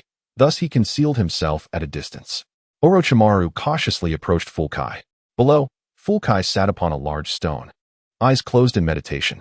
A powerful chakra emanated from him, commanding respect even in his resting state. Orochimaru's figure flickered before he charged towards Fugaku, hurling a shuriken. With swift hand seals, he called out, "Shuriken Shadow Clone Technique." Countless shurikens multiplied and flew towards Fugaku. Fugaku abruptly opened his eyes, a flicker of anger flashing within them. With a swift motion of his hands, a powerful surge of chakra erupted, sending the incoming shurikens tumbling away. Rising to his feet, he began to gather an immense amount of chakra around him, his form gradually shifting. A crimson aura enveloped his body as he began to undergo a partial bijou transformation. "Damnable ninja from the enemy nation, how dare you disturb me?" he roared, the chakra around him becoming even more tumultuous. His hands swelled, nails sharpening to a razor-like edge, and an overwhelming sense of oppression pervaded the air. Orochimaru observed with a flicker of surprise in his eyes, quickly replaced by a sardonic smile. "Interesting. It seems your strength exceeds my expectations." He deftly formed hand seals and exclaimed, "Summoning technique." As he called forth, a colossal serpent erupted from the ground, instantly coiling around him. Fugaku let out a furious cry, causing the massive serpent to falter momentarily, emitting a pitiful wail. Waves of heat radiated from Fugaku, with hissing sounds reminiscent of hot oil splashing onto the serpent's scales. With a bellow, the serpent was violently flung away, as if it were charred meat, by the sheer force of chakra. When Fugaku reappeared before Orochimaru, a transformation had taken place. The crimson chakra enveloped him entirely, and a chakra tail sprouted beneath him. The sound emanating from his mouth was akin to a beastly roar. With a sudden thrust of his foot, the ground shattered beneath him, propelling him towards Orochimaru like a bullet. Orochimaru's gaze was icy as he raised his hand, flinging a shuriken inscribed with an explosive tag. The shuriken detonated midair, creating a cloud of dust and smoke. At that moment, Orochimaru slithered away like a serpent. Realizing he couldn't catch up, Fugaku unleashed another burst of powerful chakra, forming a small Bijudama aimed directly at Orochimaru. "You intend to attack me with a Bijudama?" Orochimaru sneered, seemingly unfazed. He swiftly performed hand seals and declared, "Triple Rashomon." Instantly, 3 desolate and ominous gates appeared, intercepting Fugaku's Bijudama. It was then, amidst the clash, that Orochimaru's voice rang out now. Chiya's figure materialized, swiftly approaching Fugaku, thrusting a kunai into his back. Taken by surprise at the presence of another foe, Fugaku turned to meet the mesmerizing gaze of Chiya's Sharingan. His movements froze, clearly ensnared by an illusion. Orochimaru, witnessing Chiya's swift success, felt a twinge of astonishment, but quickly regained his composure and dashed towards Fugaku. He pressed his gathered Fuinjutsu directly onto Fugaku's chest, declaring, "Release." The ironclad seal binding Fugaku shattered almost instantaneously. With widened eyes, Fugaku's body trembled violently, and then a surge of formidable power erupted from within him. The strength of the 8 tails was unleashed, manifesting as a colossal ox with octopus-like tentacles as its tail. Standing before the two, Fugaku's body began to quiver uncontrollably, and his gaze grew increasingly vacant. The 8 tails rampaged unconsciously, its eyes gleaming with a crimson light, and the chakra surrounding its body surged tumultuously. It wildly swung its tails, indiscriminately attacking everything in its vicinity. "The 8 tails is going berserk, everyone assemble." Voices echoed. A throng of ninjas from the hidden cloud village rushed towards the scene. "What is happening? Why has the 8 tails gone berserk? That scoundrel Fugaku." The ninjas arriving were filled with anxiety and confusion. Gazing at the 8 tails wreaking havoc in the cloud thunder gorge, they were paralyzed by fear and dared not approach.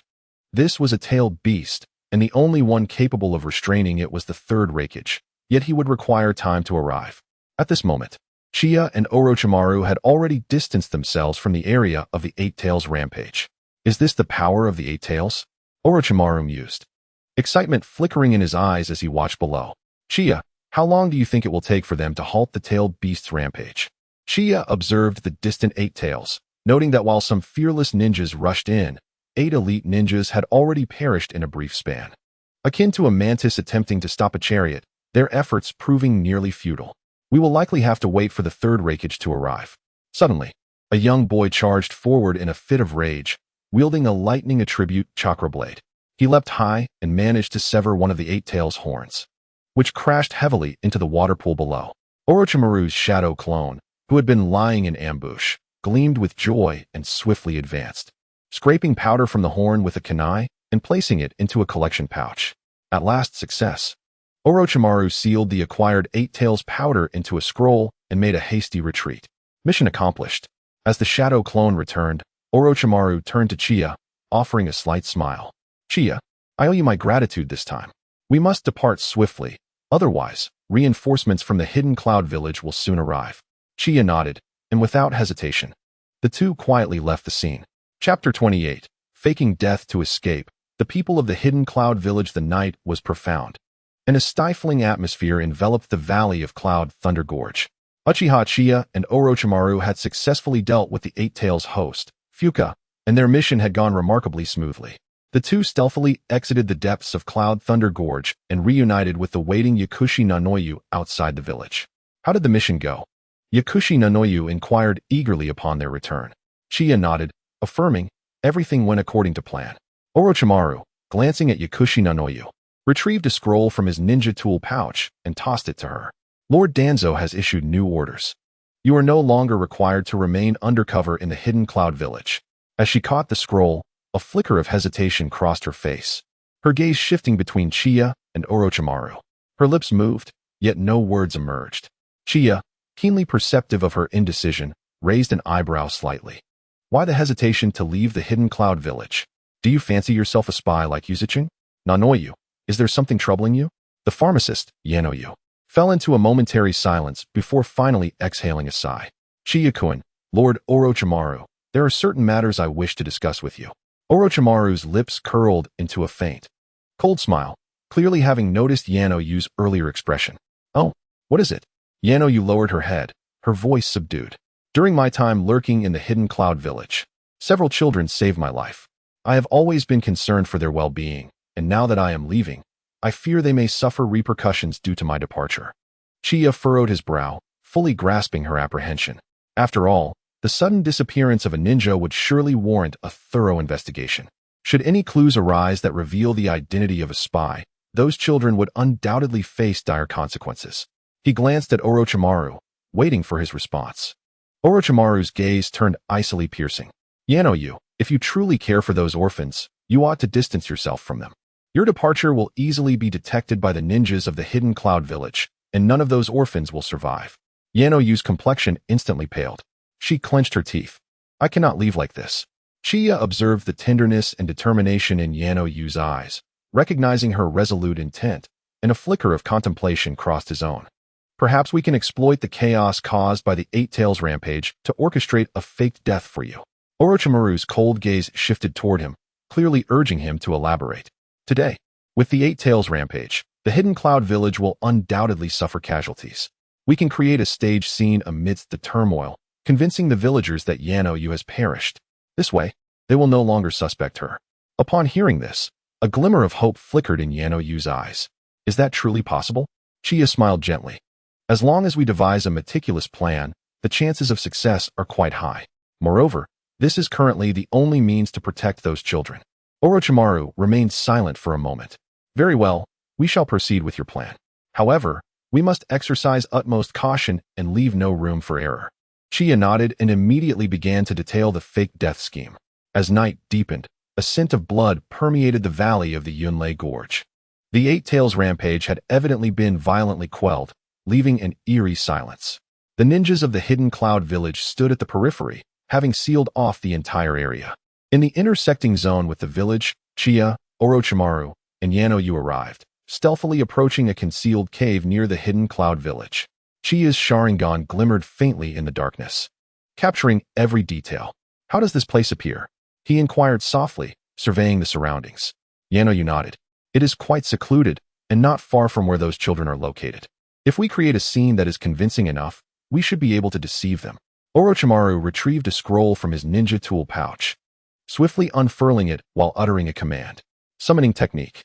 As he summoned, a colossal serpent erupted from the earth. From the gaping maw of a colossal serpent emerged a ninja from cloud-hidden village, lost in the throes of an illusion. Orochimaru wielded a scalpel, performing a grotesque cosmetic surgery upon the ninja's visage. In mere moments, the face was rendered a gruesome spectacle, drenched in blood. Yao Yu, tend to this, Orochimaru commanded, his gaze shifting to the medic Yao Yu. The medic swiftly approached, his hands aglow with verdant chakra, rapidly mending the wounds upon the ninja's face. Before long, the treatment was complete. Qianye observed the ninja before him. Remarkably, this face bore a striking resemblance to that of Yao Yu. Without hesitation, Orochimaru plunged a kunai into the ninja's chest. A muffled thud echoed as the entranced ninja fell lifeless. Orochimaru lifted his gaze, a glint of satisfaction flickering in his eyes. This captive would serve as a substitute for Yao Yu. Barring unforeseen circumstances, the plan was poised for success. Qianye swept his gaze around, ensuring no trace of their presence remained. It was time to withdraw. Orochimaru nodded in agreement. Such a demise would surely deceive the inhabitants of Cloud-Hidden Village. The trio swiftly vacated the scene, vanishing into the night. Heavy clouds loomed over Cloud-Hidden Village, with flashes of lightning illuminating the sky, heralding the approach of a tempest. Within the Hokage's office, the atmosphere was stifling, almost suffocating. The third Hokage stood at the window, his robust arms clasped behind him, knuckles whitening from the intensity of his grip. His silhouette resembled a volcano on the brink of eruption, exuding a daunting sense of pressure. Had it not been for the third Hokage's decisive intervention to restrain the rampaging Eight Tails, chaos would likely have ensued within the village. Knock, knock, knock. Several elite cloud ninjas entered the office, beads of cold sweat trailing down their cheeks. Reporting to you, Lord Hokage, the Eight Tails Jinchuriki, Fukai, has been confirmed dead. During the rampage, 8 elite jonin perished, and the Kumogaku training grounds have been utterly devastated, incurring incalculable losses. The third Hokage turned, his face contorted with fury. Do you understand why the tailed beast suddenly went berserk? The reporting ninja swallowed hard. The cause remains undetermined. Investigations are ongoing, but Lord Fukai's condition had been stable. Logically, this should not have occurred. Bang! The third Hokage's fist slammed down upon the desk, splintering the heavy wooden surface into fragments. Logically, the Eight Tails Jinchuriki should not be dead. Logically, Kumogaku should not have suffered such a loss of elite shinobi. And yet, what is the outcome? The very air in the office trembled beneath the force of his roar, causing the jonin to breathe with newfound caution. At that moment, the office door swung open, revealing a tall, stern-faced young ninja, the very one who had severed the Eight Tails. Father, it seems the matter is far more complex than it appears. The third Hokage's gaze sharpened as it fell upon him. What have you discovered? 3 days prior, I spoke with Fukai.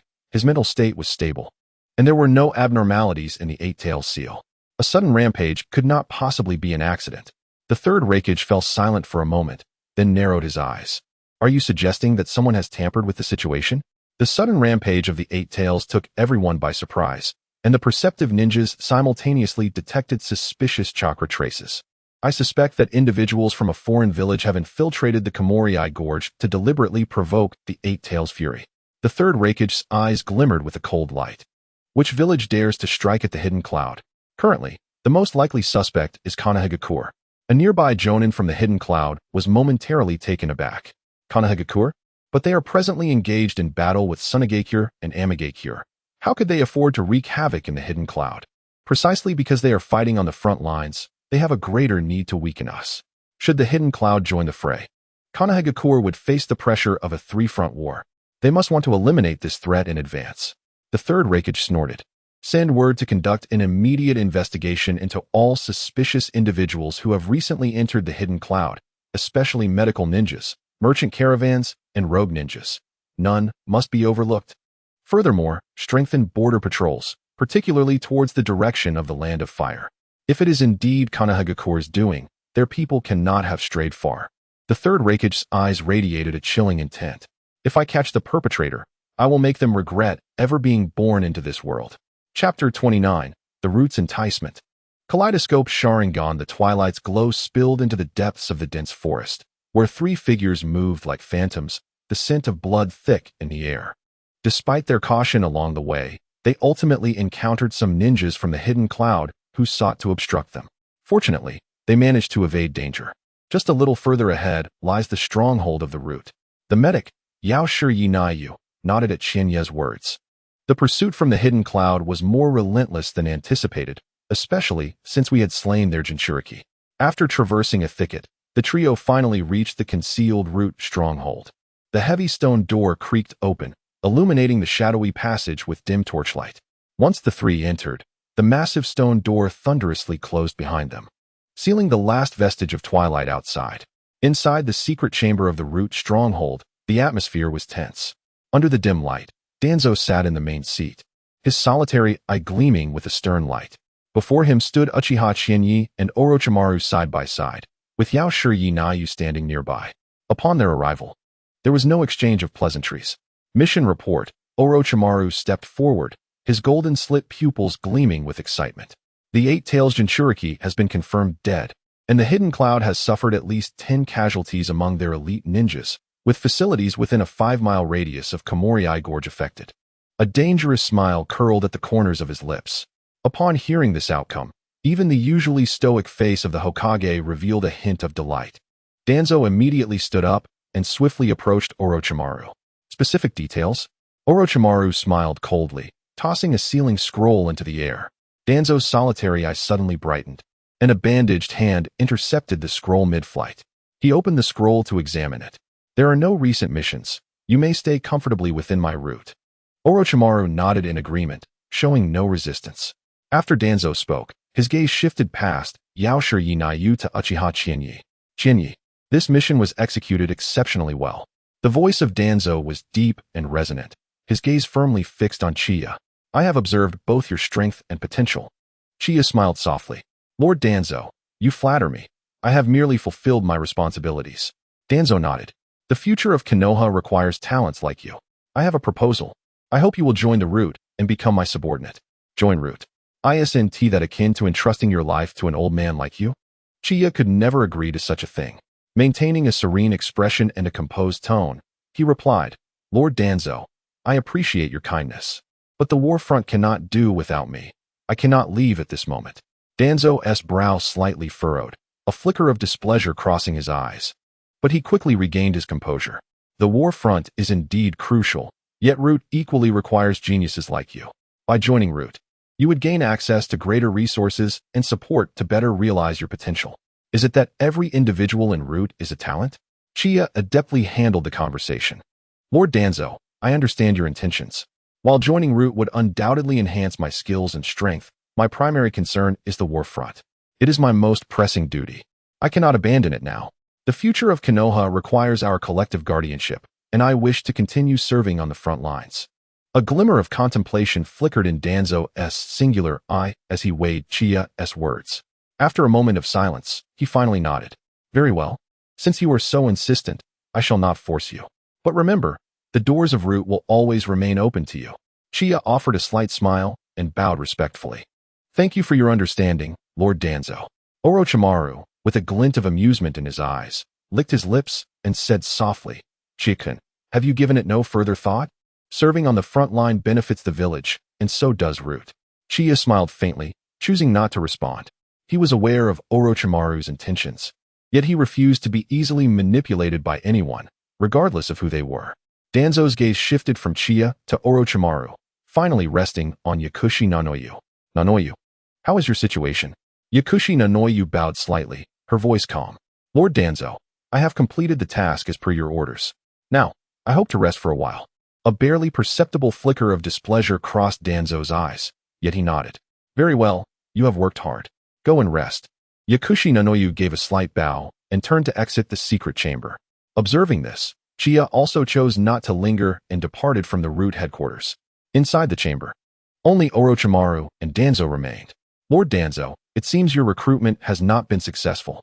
Danzo cast a glance at the grinning Orochimaru, snorting coldly. An ungrateful Uchiha.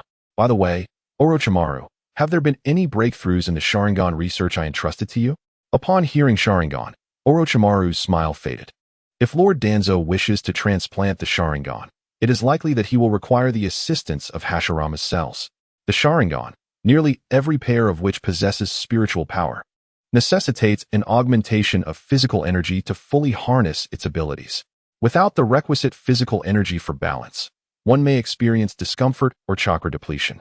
Much like Kakashi in the original narrative, excessive use of the Sharingan can leave one appearing as though their vitality is waning. For those not of the Uchiha clan, Hashirama's cells are the prime choice for augmenting physical energy. These cells can provide a substantial reserve of physical energy, and if the procedure is successful, one need not worry about personal exhaustion. However, the fusion of Hashirama's cells does carry inherent risks. After a moment of silence, a glimmer of madness appeared in Danzo's eyes. Did you not mention a stable plan recently? There is no time to waste. Let us proceed with the transplantation, Danzo declared, carefully retrieving a scroll from within his robes, biting his finger and imprinting it upon the surface. A glass vial materialized before them. Is this also a Sharingan? Orochimaru's eyes lit up with intrigue as he gazed at the eye within the glass vial. This is a kaleidoscopic Sharingan that surpasses the 3-tomo variant. A kaleidoscopic Sharingan? Orochimaru's curiosity deepened as he observed the eye in the vial. Lord Danzo, such an eye would be invaluable for research. Danzo scoffed dismissively. This is the only one I possess. Let us begin, Danzo commanded, unwrapping the bandages that encased the eye. What a pity. Orochimaru lamented upon hearing that there was but a single eye, his gaze shifting to Danzo's vacant eye socket, his expression tinged with mockery. It seems the surrounding tissues have deteriorated due to your previous lack of ordinary eye transplants. It will require thorough cleaning before the procedure can proceed. Danzo's single eye darkened, as if he had anticipated this outcome. Get to it. Chapter 30. Is your Hidden Mist village planning to engage in war with our Hidden Stone village? Those opportunistic stone ninjas. Chiya swiftly traversed the dense forest, the encroaching mist providing him with a natural cloak for his movements. Even so, he remained exceedingly vigilant. The 3-tomo Sharingan flickered with a crimson glow amidst the shadows of the forest. A system notification echoed in his mind.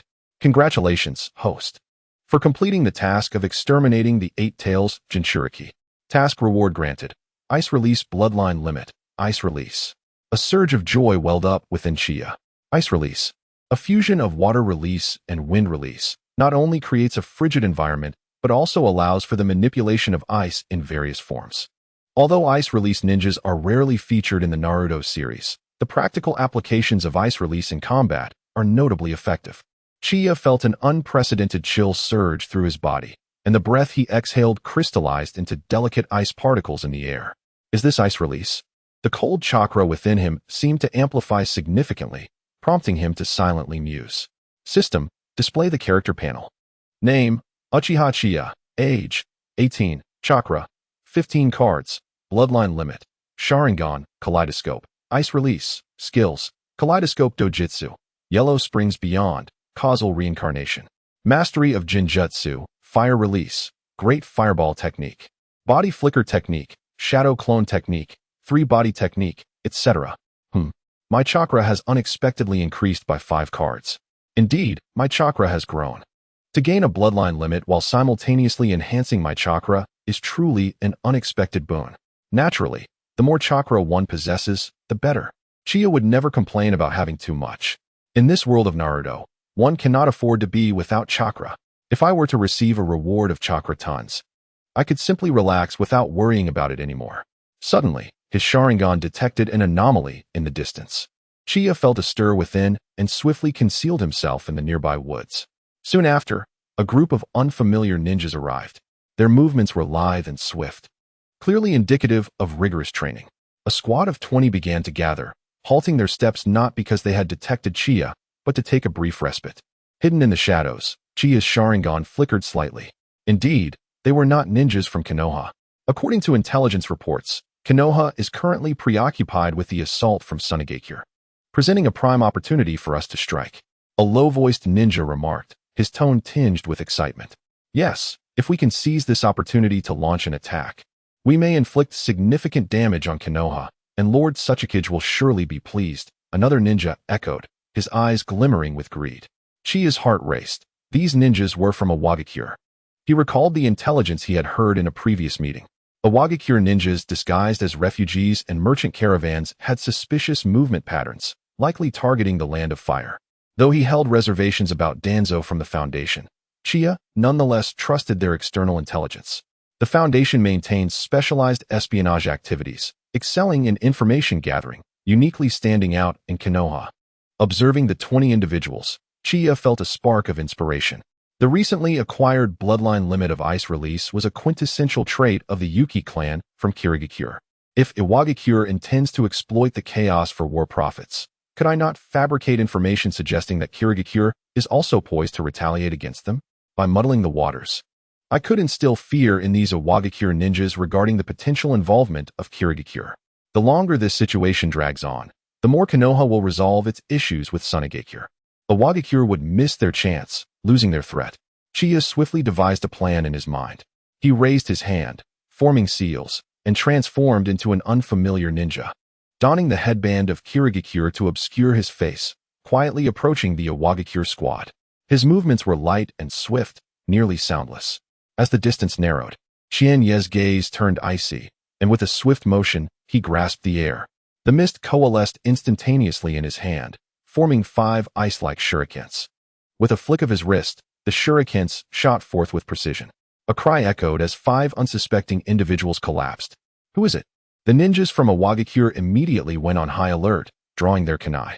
Captain, it's ice. Upon hearing this, the group's hearts sank as they glanced at the fallen figures. Is it a ninja with the ice release Kekei Genkai from Kirigakure? The captain, not having seen Qianye yet, feigned composure and coldly demanded, "Are you from Kirigakure declaring war on us?"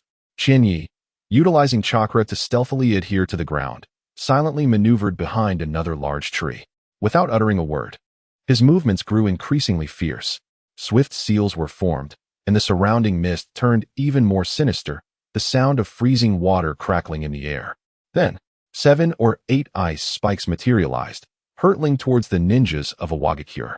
The Iwagakure ninjas, caught off guard by Qianye's ice release assault, were overwhelmed.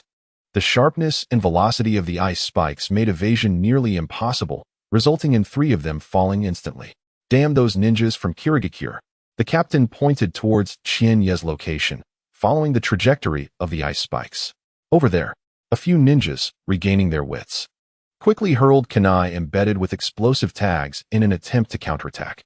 However, Qianye was swifter. He formed seals once more. A massive ice wall emerged before him, and the ensuing explosion shattered the ice into a flurry of shards. Before they could catch their breath, Qianye's voice rang out again. Ice spikes. The sound of water crystallizing echoed in the air once more. The spikes darted towards the Iwagakure ninjas with relentless speed. Qianye's attacks were fierce and rapid, showcasing the full might of his ice release capabilities. Under Qianye's relentless onslaught, the Iwagakure squad was swiftly thrown into disarray. They attempted to organize a counteroffensive, but Qianye's prowess proved insurmountable, leaving them unable to withstand his assault. Ultimately, the 20-man team was decimated, with only 2 or 3 ninjas managing to flee amidst the chaos. This, of course, was Qianye's intention. Allowing a few ninjas to escape would ensure Kirigakure's involvement in the conflict, effectively obscuring the truth and hindering Iwagakure's plans to ambush Konoha. As for Kirigakure, Qianye held no apprehension regarding their participation. They were likely still embroiled in their own bloody internal strife and would have little capacity to intervene here. Watching the Iwagakure ninjas retreat in disarray, a smile crept onto Qianye's face. The news of Kirigakure's potential involvement would undoubtedly reach Iwagakure. Kirigakure's strength was formidable, and they had long-standing enmity with Iwagakure. Iwagakure's attempt to gain an advantage would unlikely allow them to suffer losses without being drawn into war. The revelation of Kirigakure's participation would likely prompt Iwagakure's ninjas to return to their village. Qianye's chakra shifted, reverting to his previous appearance, and with a turn of his heel, he dashed towards the front line. An hour after Qianye's departure, a white head emerged from the ground. It was none other than Ice Release. This Uchiha appeared to be quite extraordinary. A somewhat frivolous voice escaped his lips, only to swiftly burrow back underground, vanishing from sight. Chapter 31. The fate of the three ninjas divided. Soon as last-ditch effort, Chinya gazed at the familiar surroundings before him, releasing a sigh of relief. He had finally returned to the frontline camp of Konoha. However, the scene within the camp caused him to pause momentarily. The once chaotic encampment was now remarkably orderly, with tents arranged neatly according to the severity of injuries. Medical ninjas donned in green armbands moved purposefully among them, each face displaying a calm focus. These medical ninjas, judging by their demeanor, had undergone significant changes since their arrival. Indeed, it is only through war that one can experience rapid growth. A young medical ninja completed his report and turned around, his eyes lighting up upon spotting Chinya. "Lord Chinya, you have returned." Chinya nodded in acknowledgement. "Where is Lord Tsukumo?" "Lord Tsukumo is in the command tent." Chinya nodded and swiftly made his way to the command tent. Upon lifting the tent flap, he found Tsukumo standing before a sand table, discussing strategies with several elite ninjas. The silver-white hair glistened with morning dew, and dark circles under his eyes indicated his evident fatigue. His eyes widened in surprise at Chinya's arrival. He had not anticipated Chinya's swift return. Was the mission successful? Yes, it went smoothly. That's good to hear. By the way, what is the situation with the Hidden Cloud Village? Preoccupied with their own issues, they are unlikely to trouble Konoha in the near future. As Chinya approached the sand table, he glanced at the edge of the layout. However, before I arrived here, I discovered that the ninjas from the Rock Village seemed to have infiltrated the borders. Tsukumo gently tapped a specific area on the sand table with his finger. As anticipated, I have already reported this to Lord Hokage. His intention is to have the root members make contact. We need not concern ourselves with the Rock Village. A glimmer of amusement flickered in Tsukumo's eyes as he concluded, "You have just completed a mission. You should return and rest well." Chinya cast him a surprised glance before nodding respectfully and exiting. He traversed several tents until he arrived at the medical area. Before him stood a large white tent, noticeably larger than the surrounding ones. 7 or 8 smaller tents encircled it. As he lifted the tent flap, a potent aroma of medicinal herbs enveloped him. A dozen injured patients lay quietly on makeshift beds, while 5 or 6 medical ninjas employed healing techniques, their chakra manifesting as a radiant green glow throughout the tent. Next, Tsunade murmured without lifting her head, scribbling down medical records. Her hair was somewhat disheveled, a strand of golden hair cascading down her cheek. Chinya deliberately approached the treatment table with heavier footsteps. Tsunade furrowed her brow and looked up. Upon recognizing Chinya, her eyes widened in shock. The pen clattered to the table. "You." She abruptly stood, the chair scraping noisily against the ground. In an instant, she was before him, her hands instinctively searching. "Are you injured?" The Eight-Tails Jinchuriki remained unscathed. Chiya gently grasped her trembling hand and pulled Tsunade into his embrace. Tsunade struggled momentarily before burying her face in his shoulder, relishing the familiar scent. A few restrained chuckles echoed in the tent as the medical ninja tactfully averted their gazes. "Damn it, they saw us," Tsunade muttered, pushing Chiya away. Her ears flushed with embarrassment. "So what if they saw? Let us carry on." To her surprise, she refrained from retorting. The two embraced tenderly for a brief moment before parting. "Follow me." The back of the tent was cluttered with medicinal herbs and scrolls. Tsunade retrieved a sealed water flask from the cabinet and poured herself a cup. "That Chiyo from Tsunade isn't all that impressive," she remarked, suddenly breaking into a smile, her eyes glinting with pride. "Do you know how swiftly I neutralized her poison? From the moment the first poison ninja was brought in to concocting the antidote, it took me merely half a day." Her eyes sparkled in the morning light. Seeing her radiate pride, Chiya couldn't help but smile as well. "Lady Tsunade, it seems that aside from the title of the legendary 3 of Konoha, your medical prowess is destined to resonate throughout the ninja world." "What legendary 3? That title belongs to a loser. What is there to be proud of?" Tsunade scoffed. She was not enamored with the title of the legendary 3 of Konoha. Her recent battle against the Rain Village ninja had illuminated her many shortcomings, especially concerning medical ninjas.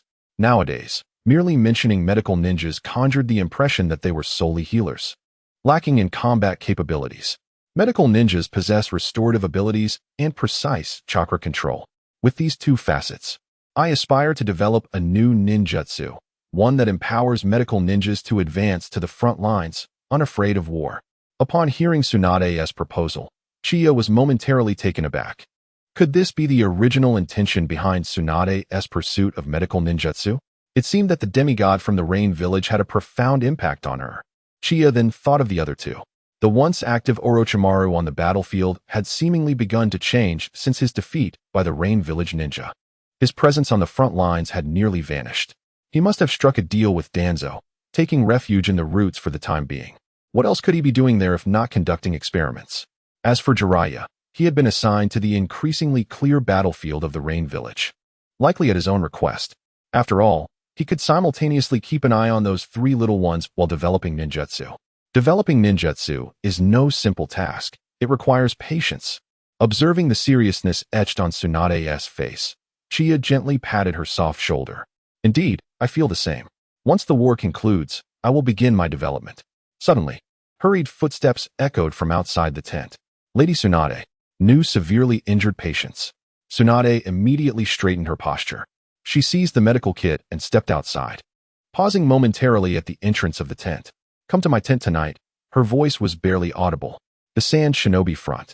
Within the dimly lit camp, a group of high-ranking officials gathered around a long table, the atmosphere thick with tension, almost suffocating. Chiyo and the other senior Sand Shinobi occupied the main seats, their fingertips gently tapping against the tabletop, their expressions inscrutable. The latest battle report indicated that Kakashi Hitaki had led his team to annihilate 100 of our Sand Shinobi combatants. And it was confirmed that the poison previously deployed had been completely deciphered by Tsunade. The losses suffered by the puppet division had exceeded expectations. Upon hearing this report, the room erupted in agitation. What? Lord Chiyo's poison was neutralized so swiftly. That was a venom feared even by the demigod of the Rain Village. Tsunade truly lives up to her heritage as a descendant of the Senju clan. She is indeed formidable. Is there truly no way for us to contend with her? Subsequently, the meeting room descended into a brief cacophony. A Sand consultant sighed before dropping another bombshell. The most troubling news is that the daimyo has issued orders for us to cease hostilities immediately. The daimyo? The Sand consultant nodded. The war has dragged on for too long, and the economy of the Land of Wind can no longer bear the strain. The daimyo is unwilling to invest further resources. Upon hearing this, an elite jonin could not restrain himself. Are we to concede defeat like this? Konoha's morale is soaring. If we retreat, they will undoubtedly seize the opportunity to counterattack. The once revered goddess of the Sand Village, beloved by many Hokage fans, Chiyo, also broke her silence. Taking a deep breath, she spoke. The issue at hand is not whether to retreat, but whether we can still secure victory. Originally, the greatest advantage of Tsunade lay in Chiyo's poison techniques and puppet troops. Now that the poison had been neutralized and the puppet division was being suppressed on the front lines by Konoha's combatants.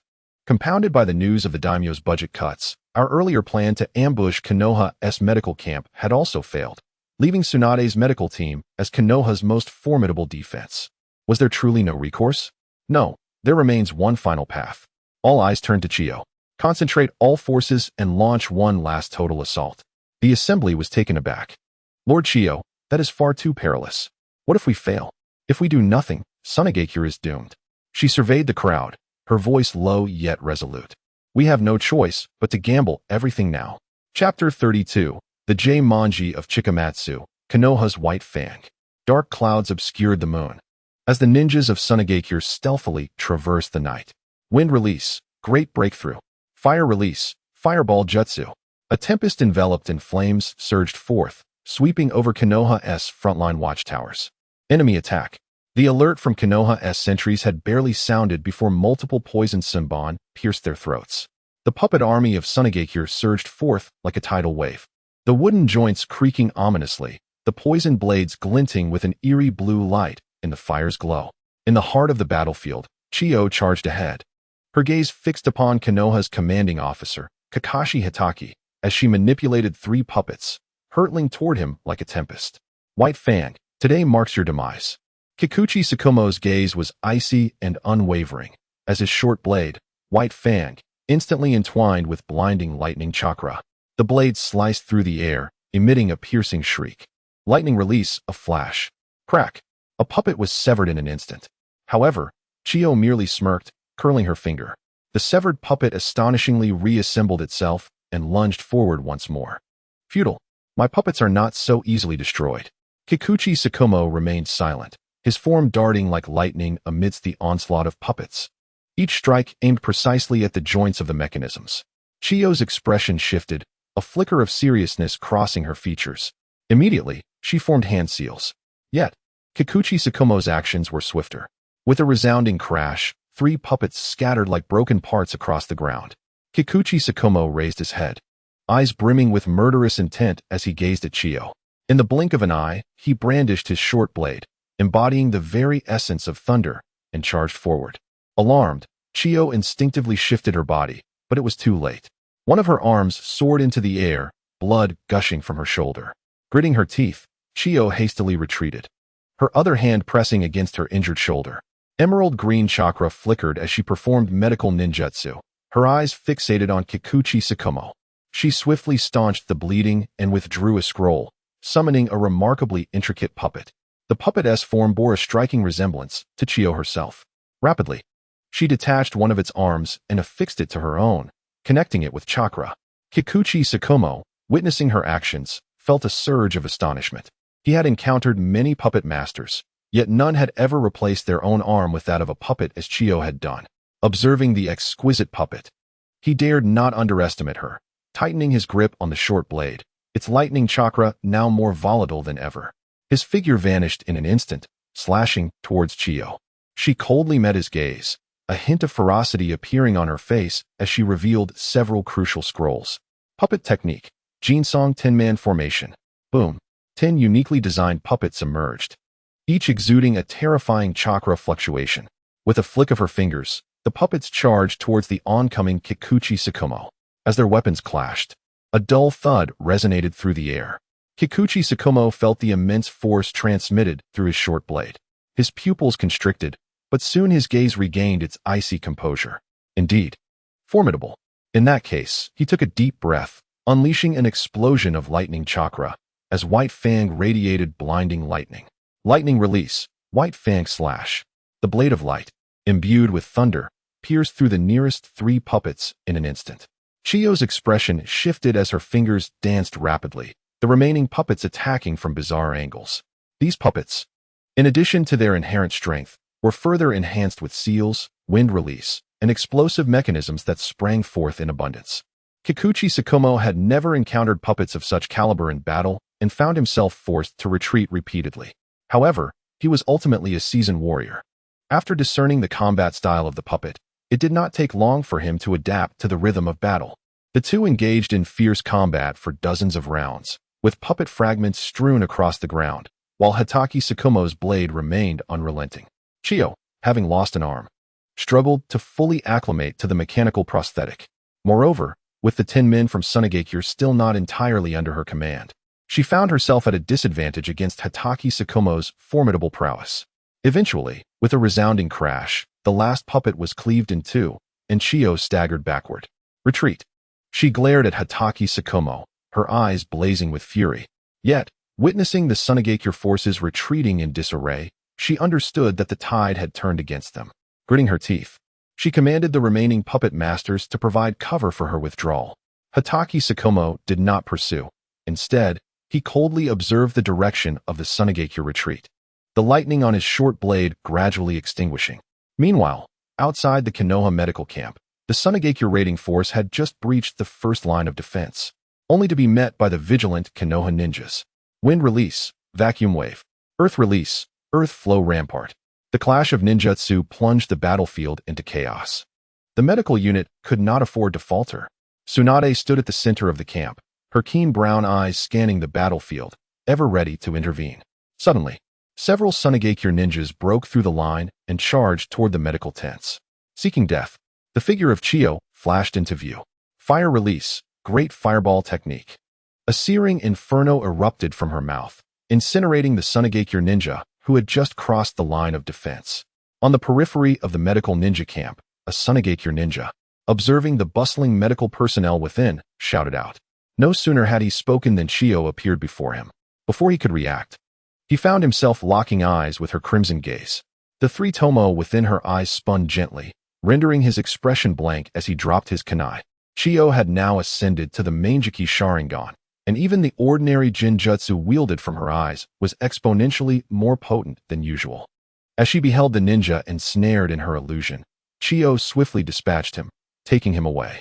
The sound of approaching footsteps echoed, as dozens of Tsunade ninjas converged toward her position in response to the earlier shout. Before the remaining Tsunade ninjas could react, Tsunade unleashed a powerful punch. With a thunderous boom, the ground fractured, and a shockwave sent the enemies sprawling. Medical unit, continue to treat the wounded. Combat troops, secure the perimeter. Tsunade's voice rang steady and authoritative, invigorating the spirits of the Konoha ninjas and completely dismantling the Tsunade offensive. The fighting persisted until dawn, when the final desperate assault by Tsunade was declared a failure. Retreat. All forces retreat. The commander of Tsunade begrudgingly issued the order, as the remnants of his troops withdrew in disarray. The Konoha ninjas refrained from pursuing, instead swiftly attending to the wounded and fortifying their defenses. Hatake Tsukumo stood high above, gazing at the fleeing figures of Tsunade in the distance, murmuring softly, "It appears that this chapter for Tsunade is nearing its end." Kikuki Tsukumo shifted his gaze, surveying the battlefield strewn with lifeless bodies, and let out an involuntary sigh. Indeed, war is exceedingly brutal. Chapter 33, Seeking Peace. Yet at a price. Bullying the innocent a week slipped by quietly, and the front lines remained surprisingly calm. Chiya stood outside the medical tent, rarely lifting his gaze to the azure sky. A gentle breeze swept through, bringing with it a rare sense of tranquility. Since the last attack, the Sand Shinobi had not made any further incursions. Chiya mused that the Sand Village was either seeking peace or concocting some grand strategy. In the distance, a Konoha shinobi hawk soared through the sky, diving towards the camp. This was the village's messenger hawk. It appeared that an order from the village had arrived. Chiya murmured to himself. Before long, a Nin approached briskly. "Lord Chiya, Lady Tsunade," he called out. "Lord Tsukumo has summoned you both for a meeting." Chiya exchanged a glance with Tsunade, who was engrossed in medical texts, and then followed the Nin to the command tent of Kikuki Tsukumo. Inside the tent, the elite jonin of Konoha had gathered. Kikuki Tsukumo stood at the center, his face unusually brightened with a hint of joy. He scanned the assembly and began to speak. "Today, the Sand Village has officially submitted a peace proposal to Konoha." At his words, a murmur of excitement rippled through the tent, with expressions of joy lighting up the faces of those present. So they seek peace? No wonder there has been no activity lately. A peace proposal? The typically aggressive Sand Village has taken the initiative to seek peace. This is indeed remarkable. Is the war finally coming to an end? Tsunade, arms crossed, contemplated with a glimmer of thought in her brown eyes. While the Sand Village seeks peace, what of the Rain Village? Kikuki Tsukumo turned his serious gaze towards Tsunade and unfurled the scroll in his hand. The Rain Village has also submitted a peace proposal. However, he paused, a frown creasing his brow. Their conditions are rather harsh, demanding compensation for the war damages from Konoha. There are differing opinions among the higher-ups. An acceptance is yet to be reached. Upon hearing this, the expressions of the assembly varied. One of the 5 great shinobi nations, the Sand Village, did not impose such demands. How dare the Rain Village? Is this truly their attitude towards peace? If we are to compensate them, who will compensate Konoha for our losses? This is absolutely unacceptable. The audacity of the Rain Village was astonishing. They instigated the war, but now sought peace while expecting Konoha to bear the costs of their own damages. What a rarity to witness. Most of the shinobi displayed dissatisfaction, feeling it was unjust to compensate others after having fought so hard to secure victory. Was this not a disgrace? Chiya observed the reactions of the crowd, a peculiar glint flickering in his eyes. He recalled that in the original narrative, after winning a war, Sarutobi Hiruzen had indeed compensated other villages. Chiya's gaze lifted to Tsunade, who was frowning slightly. Sensing his stare, Tsunade turned towards him. Noticing the amusement in Chiya's eyes, she smiled knowingly and subconsciously edged closer. Chiya seized the opportunity to grasp Tsunade's hand. As long as a peace proposal had been issued, it was surely just a matter of time before the cessation of hostilities was realized. Regardless, signs of a desire for peace have emerged along both fronts, and the conclusion of the war appears imminent. Hiki Mochizuki grasped the scroll firmly, casting a determined glance at the assembly. "Our current mission is to maintain the stability of the front lines while awaiting the village's final decision. In the meantime, it is imperative that we remain vigilant." The crowd responded in unison, yes. After the meeting, Chiya and Tsunade exited the tent side by side. The end is finally approaching. Tsunade exhaled deeply, a hint of relaxation gracing her features. Chiya smiled faintly, his gaze drifting towards the horizon. Indeed, however, before we depart, there remains a matter I must attend to. A matter? Tsunade tilted her head, her expression one of curiosity. It pertains to the 3 young ones from the Hidden Rain village I mentioned previously. I need to check on them. Although the war may soon conclude, their circumstances may not necessarily improve. Tsunade fell silent for a moment, recalling her own battles alongside Orochimaru and Jiraiya against Hanzo, and the 3 children who had appeared amidst the rain. May I accompany you? Chiya gently squeezed her hand before turning to walk toward the camp's exit. No need. At the outskirts of the Hidden Rain village, a dilapidated wooden house still stood defiantly against the tempest.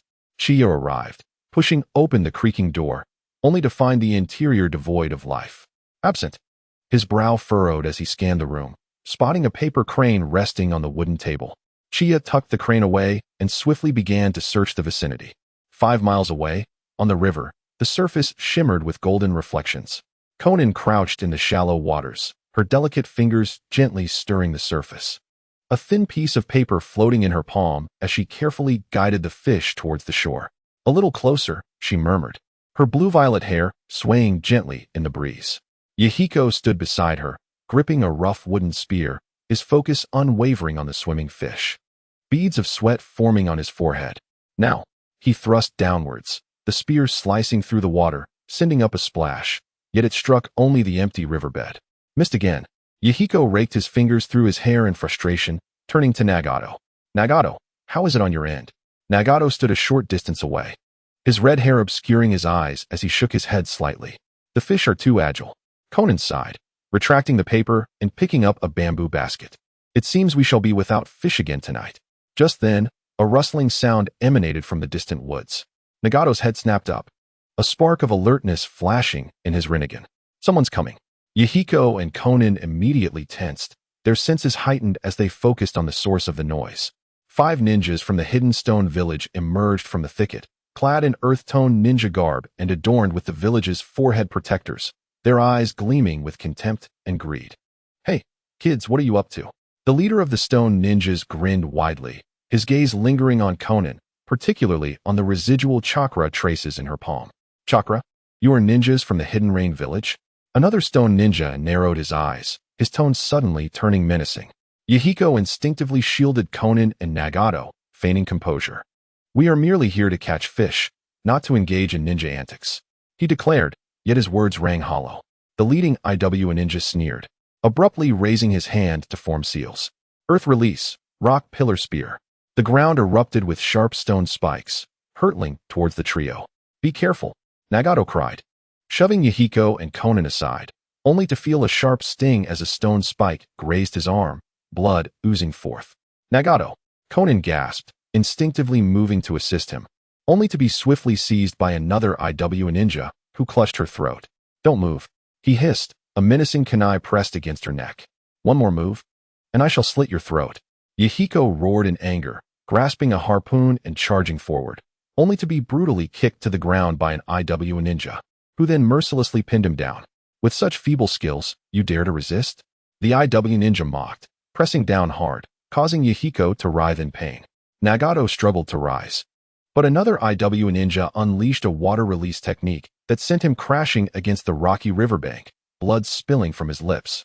The Rinnegan, partially obscured by his crimson hair, flickered with a glimmer of brilliance, almost imperceptible. Ha ha ha, the children of Amigakure are truly pathetic. Now I shall inquire, and you will respond. Where is the ninja stronghold near your village, and where do you store your provisions? Fear flickered in Konan's eyes, quickly replaced by defiance. Let us go. Still quite spirited, are we? The IW ninja scoffed, pressing the kunai deeper, drawing a crimson line across her delicate neck. Just as the tension reached its zenith, a shadow zipped past. The lead IW ninja felt a sudden chill in his wrist, followed by excruciating pain. Ah! He shrieked, stumbling back to find his wrist severed, blood gushing forth. Who? The remaining IW ninja gasped in horror, turning rapidly. Chiya's silhouette emerged, his crimson Sharingan glinting coldly in the setting sun. In his hand, a bloodied kunai hung ominously. To bully children, you truly have some audacity, he intoned, his voice resonating with authority. The IW ninja's expressions shifted dramatically. Sharingan. It's Uchiha from Konoha. One shouted, turning to flee.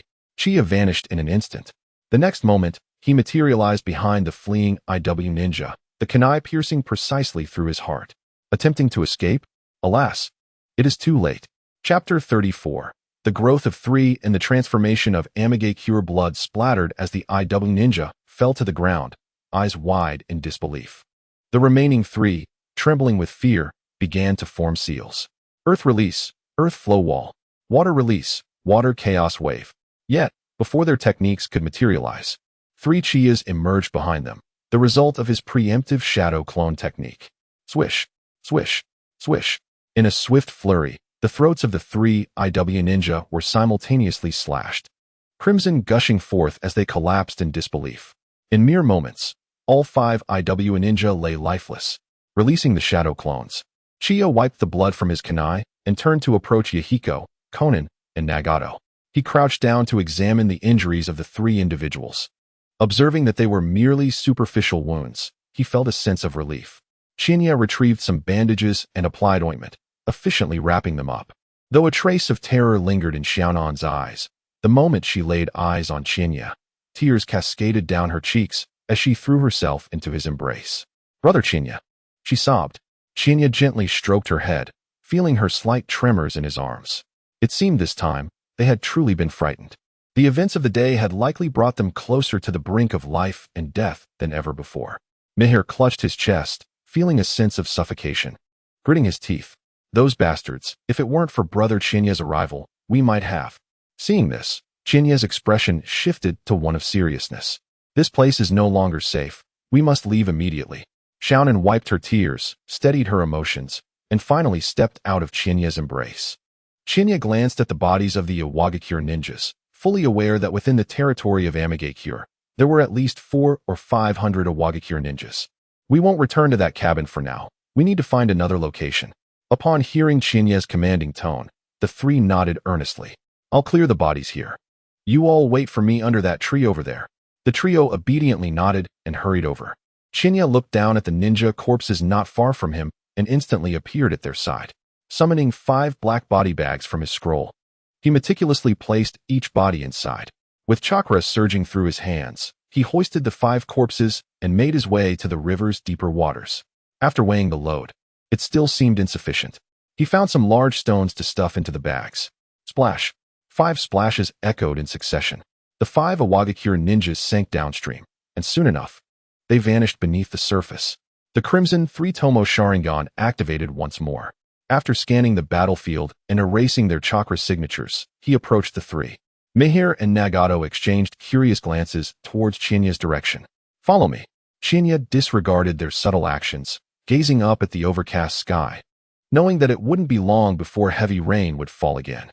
He strode forward briskly, with Xiaonan steadfastly trailing behind, followed by Mihir and lastly Nagato. After approximately half an hour of walking, they finally halted at the entrance of a cave. Surrounding the cave mouth were withered branches, and the ground showed no signs of recent activity. Even excrement was nearly absent. Based on Qianye's deductions, this place should be devoid of large animals. He instructed the 3 to wait at the cave entrance while he ventured inside. Within the cave, only the old paw prints of small animals were visible. There were no fresh tracks or signs of other creatures. "Come in." Once everything was in order, Qianye called the 3 inside. "We shall rest here for the night." He ignited a bonfire, the warm orange glow illuminating their faces and dispelling the dampness clinging to them. He retrieved some dry rations from his ninja tool pouch and distributed them among the 3. Xiaonan received the provisions and carefully broke them apart, sharing them with Yen and Nagato. "Thank you," Nagato murmured, his crimson hair obscuring his eyes, rendering his expression indistinct. Qianye sat cross-legged, casting a glance over the trio. "How have you fared since my departure?" Xiaonan hastily swallowed her morsel and replied softly, "Master Jiraiya returned for a brief visit, but he only stayed a few days. He mentioned the urgency of the front lines, and upon receiving orders, he left in haste." At this, Mian clenched his fists, a tone of bitterness evident in his voice. "Master Jiraiya intended to teach us new ninjutsu, but before he could, he departed.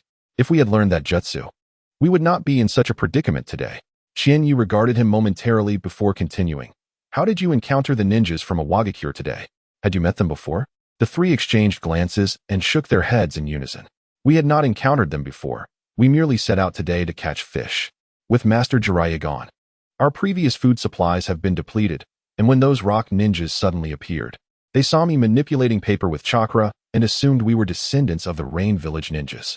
They sought information about our ninja stronghold and the location of our food stores. Who knows when this war will end? The trio spoke in turns, while Qianye listened attentively. After comprehending the situation, he addressed them with a gentle tone. This war is nearing its conclusion. Both Tsunade and Amigakure have sought peace with Konoha, and soon, this place will return to tranquility. Xiaonan's eyes sparkled with hope. Is that true? Indeed. When that time comes, you may accompany me to Konoha. A hint of anticipation graced Xiaonan's face, yet Mi Yin furrowed his brow. To Konoha? He shook his head. Resolute. No, I wish to remain in Amigakure. Qianye regarded him with curiosity. Why? Mi Yin tightened his fists, his eyes gleaming with determination. I want to change this place. I want Amigakure to be free from war and hunger. If we all leave, who will bring about that change? Qianye was momentarily taken aback, surprised by Mi Yan's conviction. He then turned to Nagato. What of you? Nagato lowered his head, his fingers unconsciously tracing the provisions. And after a prolonged silence, he quietly replied, I also do not wish to go to Konoha. His voice was faint. Yet Qianye keenly detected the undercurrents of resistance. In that instant, Qianye understood. Nagato's parents had perished at the hands of Konoha ninjas. In the original narrative, when Nagato was young, Konoha ninjas invaded, and his kin fell victim to their blades.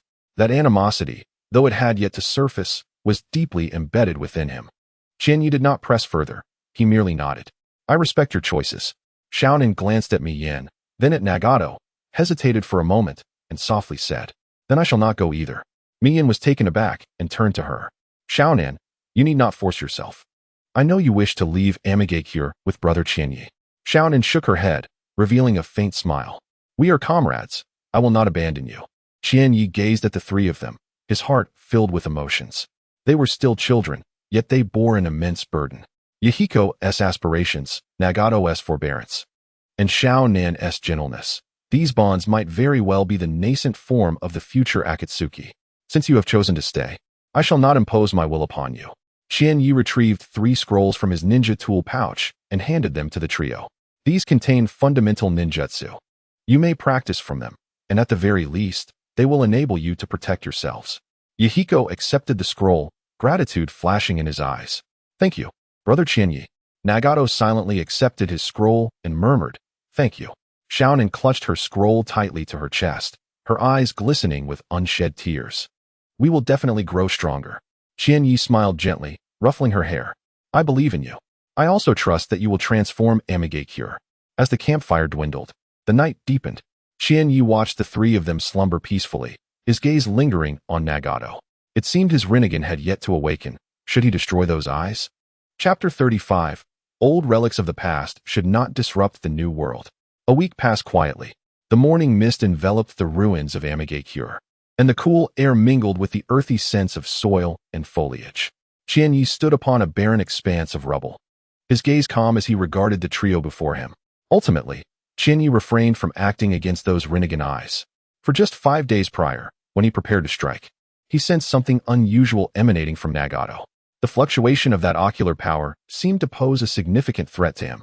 After careful consideration, Qianye decided against this course of action. After all, Nagato's eyes belonged to that king of dance, who could ascertain whether they were imbued with some jutsu that would trigger an automatic release upon sensing danger. Just like in the original narrative, Nagato awakened only in the face of peril. In retrospect, it was likely not that Nagato awakened due to danger, but rather that the Rinnegan reacted to the threat, draining Nagato's chakra to compel him to protect himself. Moreover, that king of Konoha was still alive and undoubtedly had arrangements in place to monitor Nagato with those unearthly beings.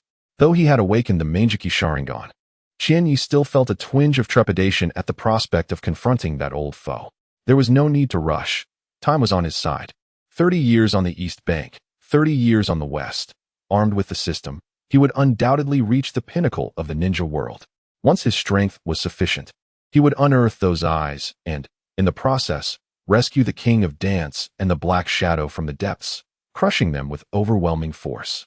Old relics of the past should not disrupt the new world. In the clearing, Yahiko formed hand seals, beads of sweat forming on his forehead as he diligently gathered his chakra. Xiaonan delicately tapped her fingertips, causing a sheet of white paper to float in her palm, gradually folding into the shape of a bird. Meanwhile, Nagato stood quietly to the side, his red hair cascading down and his rinnegan flickering, seemingly attuned to the flow of chakra. Let us try again. Chinya's voice was steady and resolute. Yahiko, the flow of your chakra must be more fluid. Do not rush. Yahiko gritted his teeth and nodded, readjusting his breath. He pressed his palms together, and the chakra within him gradually converged at his fingertips before surging forth. Water style, water wave jutsu. A slender stream of water erupted from his palms, though its power was far from that of a true ninja. It represented significant progress compared to a week prior. Excellent. Chinya nodded in approval. Much stronger than before. Yahiko wiped the sweat from his brow, grinning widely. Heh, finally showing some promise. Conan's paper bird took flight, spiraling gracefully in the air before landing lightly back on her shoulder. Her eyes sparkled with delight. Chinya and I look. I can make it fly farther now. Chinya smiled faintly. Indeed, your chakra control is becoming increasingly precise. Nagato stood silently beside them, his rinnegan subtly shifting as if observing something. Chinya approached him and quietly inquired, "What is it?" After a moment's hesitation, Nagato replied softly, "I can sense something strange." Chinya's gaze sharpened. "What do you mean?" "The earth, the trees, the air, they all seem to possess life," Nagato murmured, as if lost in thought. "Is this Nagato's perception ability?" Chinya patted his shoulder gently. "This ability is a rare gift, but you must wield it with care. Do not let it drain your spirit too much." Nagato nodded silently. At that moment, Chinya paused. His shadow clone outside had dispelled, and as he absorbed its memories, a serious expression crossed his face. "Come here for a moment." The three halted their activities and quickly approached him. The Sand Village and the Rain Village have officially surrendered to Konoha, and the ceasefire agreement has been signed. Peace treaties are also being submitted from both the Sand and Rain villages. This means the war is about to come to an end. The trio's expressions varied upon hearing this news. Yahiko clenched his fists, his eyes glinting with complex emotions. Is it finally over? Conan looked bewildered. Will the Rain Village become better? Nagato remained silent, merely gazing down at his palms. It will. After the war ends, everything will improve. However, suddenly, Chinya sensed an unfamiliar chakra approaching. Someone is coming, he murmured, positioning himself protectively in front of the three, his gaze fixed on the distance. Instantly, the three became alert, following Chinya's line of sight. Soon, a tall figure emerged from the woods, white hair, a red cloak, and a languid yet profound smile adorning his face. "It's Jiraiya-sensei," Yahiko exclaimed in surprise upon recognizing the visitor. Jiraiya's hands were tucked into his sleeves as he scanned the four, raising an eyebrow slightly upon spotting Chinya. "Oh, I didn't expect to find you here." Chinya nodded subtly. "Jiraiya-sama." The two shared a brief glance, neither feeling the need for further words. Jiraiya's attention swiftly shifted to the three children, a broad smile spreading across his face. "It seems that during my absence, you have not been idle." Conan approached with a smile. "Jiraiya-sensei, Chiya and I has taught us so much." Jiraiya nodded, turning his gaze towards Chiya, his tone unexpectedly serious. "Thank you for taking care of them. With the war concluded, the troops at the front will soon return to the village. And you, will you return to Konoha?" Chiya replied with an affirmative hum. "The mission is complete. It is time to go back. Now that Lord Jiraiya is here, I trust these three will no longer be in danger." Upon hearing that Chiya was leaving, the trio's expressions reflected their reluctance. Yahiko hesitated for a moment, but then squared his shoulders. "Thank you, big brother Chiya, for teaching us during this time." Conan gazed at Chiya with a gentle smile, her eyes filled with sincerity. "Chiya and we will surely grow stronger and protect Amigakure, bringing peace to our village." Nagato paused for a moment before softly uttering, "Take care." Chiya looked at the three of them, a slight smile gracing his lips. "I believe in you." He turned to Jiraiya, their eyes meeting in silence. "I'm off." Chiya waved his hand and stepped into the forest. Behind him, the trio's gaze lingered until his figure vanished completely into the morning mist.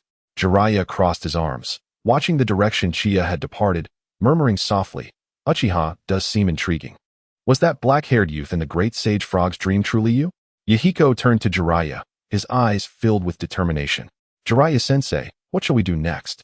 Jiraiya snapped back to the present, laughing heartily as he ruffled Yahiko's hair. First, let's fill our stomachs. Konan and Nagato exchanged smiles as sunlight broke through the clouds, illuminating the land of Amigakure. In the distance, this scene was witnessed by a white figure. It vanished underground, disappearing from sight. At the root base, in the laboratory, Orochimaru marked his measurements in silence, the tapping of his cane echoing through the room as Danzo entered. According to reports from our subordinates infiltrated in Amigakure, it seems something significant has occurred. Amigakure? Orochimaru paused, a stiff smile creeping onto his cold visage. With that demigod present, what could possibly go awry? Danzo remained silent for a moment before responding. It appears that Hanzo of Amigakure may have met with misfortune. Orochimaru furrowed his brow. That man, known as a demigod in the ninja world, encountering misfortune? Such an event. Orochimaru regarded Danzo's serious demeanor and felt a jolt of surprise. He couldn't help but believe it to some extent. If it is indeed misfortune, who is responsible? Who possesses such power? Danzo's gaze flickered. We are still investigating. However, based on the intelligence gathered, it is highly probable that Hanzo has been dead for some time. Dead for some time? Orochimaru's brow furrowed deeply, his mind suddenly recalling the unscathed figure that had appeared before him. Chiya, who had subsequently completed his mission. Could it be he who did this? Danzo observed the changes in Orochimaru's expression and could not help but inquire. Have you deduced who it might be? Orochimaru chuckled softly, shaking his head as he continued to focus on the measuring cup in his hand. What a surprise. Tawanzo's gaze flickered, without uttering much. He departed the laboratory with his subordinates. Orochimaru found himself momentarily distracted. If it truly were Chiya-kun, what had enabled him to vanquish Hanzo? Orochimaru recalled the transplanted Manjiki Sharingan he had given Tawanzo, his focus sharpening. Could the Manjiki Sharingan possess such formidable power? Chapter 36, The Will of Fire. Becoming the clan leader? In the Hokage's office in Konoha village, Sarutobi Hiruzen regarded Uchiha Qianye, who had returned to the village. The smoke from his pipe curled around the creases of his face. The surrender of Tsunade and the crushing of Kumogakure's Jinchuriki were largely due to your efforts. He noted. Chiya maintained a serene expression as he replied earnestly, all for Konoha. Hiruzen took a deep drag from his pipe. As expected of Chiya, your actions instill confidence. However, I have heard that during the war, you secretly aided some orphans from Amigakure? Upon hearing this, Chiya's expression remained unperturbed. You must be referring to Lord Jiraiya's disciples. I am not well acquainted with their specific circumstances. I happened to encounter them, and as they claimed to be Lord Jiraiya's students, I offered them assistance. If you seek further information, Lord Jiraiya would undoubtedly be more knowledgeable about this matter. Chiya deftly redirected the inquiry to Jiraiya, who, as one of the legendary Sannin, was also Hiruzen's direct disciple, a legitimate member of the Hokage lineage. Jiraiya? Upon hearing the name of his disciple, Hiruzen fell into a momentary silence. He gently tapped his pipe against the table, his gaze piercing through the curling white smoke as he scrutinized Chiya before him. His demeanor bore an uncanny resemblance to that of his former comrade, Uchiha Qianye. Chiya, having participated in this war, what are your thoughts? Chiya stood at the intersection of light and shadow, the crimson of the Hokage robe reflecting in his obsidian eyes. He had anticipated this question. The third Hokage was never interested in the unvarnished truth, but rather in a response that would assuage his concerns. War, Chiya slightly bowed his head, allowing the stray strands of hair to obscure the flicker of derision in his eyes. When he raised his head again, it was filled with profound sorrow. It is akin to the raging inferno that consumes a forest, wherein each of us is but a leaf struggling amidst the flames. Hiruzen was momentarily taken aback, struck by the familiarity and resonance of this metaphor. Was this not a question he had pondered in his youth? But you have taught us. Chiya stepped forward, allowing the sunlight to illuminate his youthful visage completely. The incineration of leaves transforms into nourishment, enabling new saplings to flourish with vitality. Where the leaves dance, fire endures endlessly. His fingers brushed over the Konoha symbol on his forehead protector. The fallen comrades surely hoped that their sacrifices would pave the way for genuine peace, safeguarding our village. The office fell into an eerie silence. Chiya could hear the faint sound of the third Hokage's fingers stroking the pipe, and he perceived the glimmer of tears in his eyes, clearly moved by Chiya's words. Sarutobi Hiruzen was taken aback to find that his governing philosophy had been articulated in its entirety by Uchiha Qianye. Remarkable. Chiya, observing the situation, smirked inwardly. This old man was easily swayed. Child, Sarutobi's voice suddenly turned hoarse as he turned to gaze out towards the memorial stone.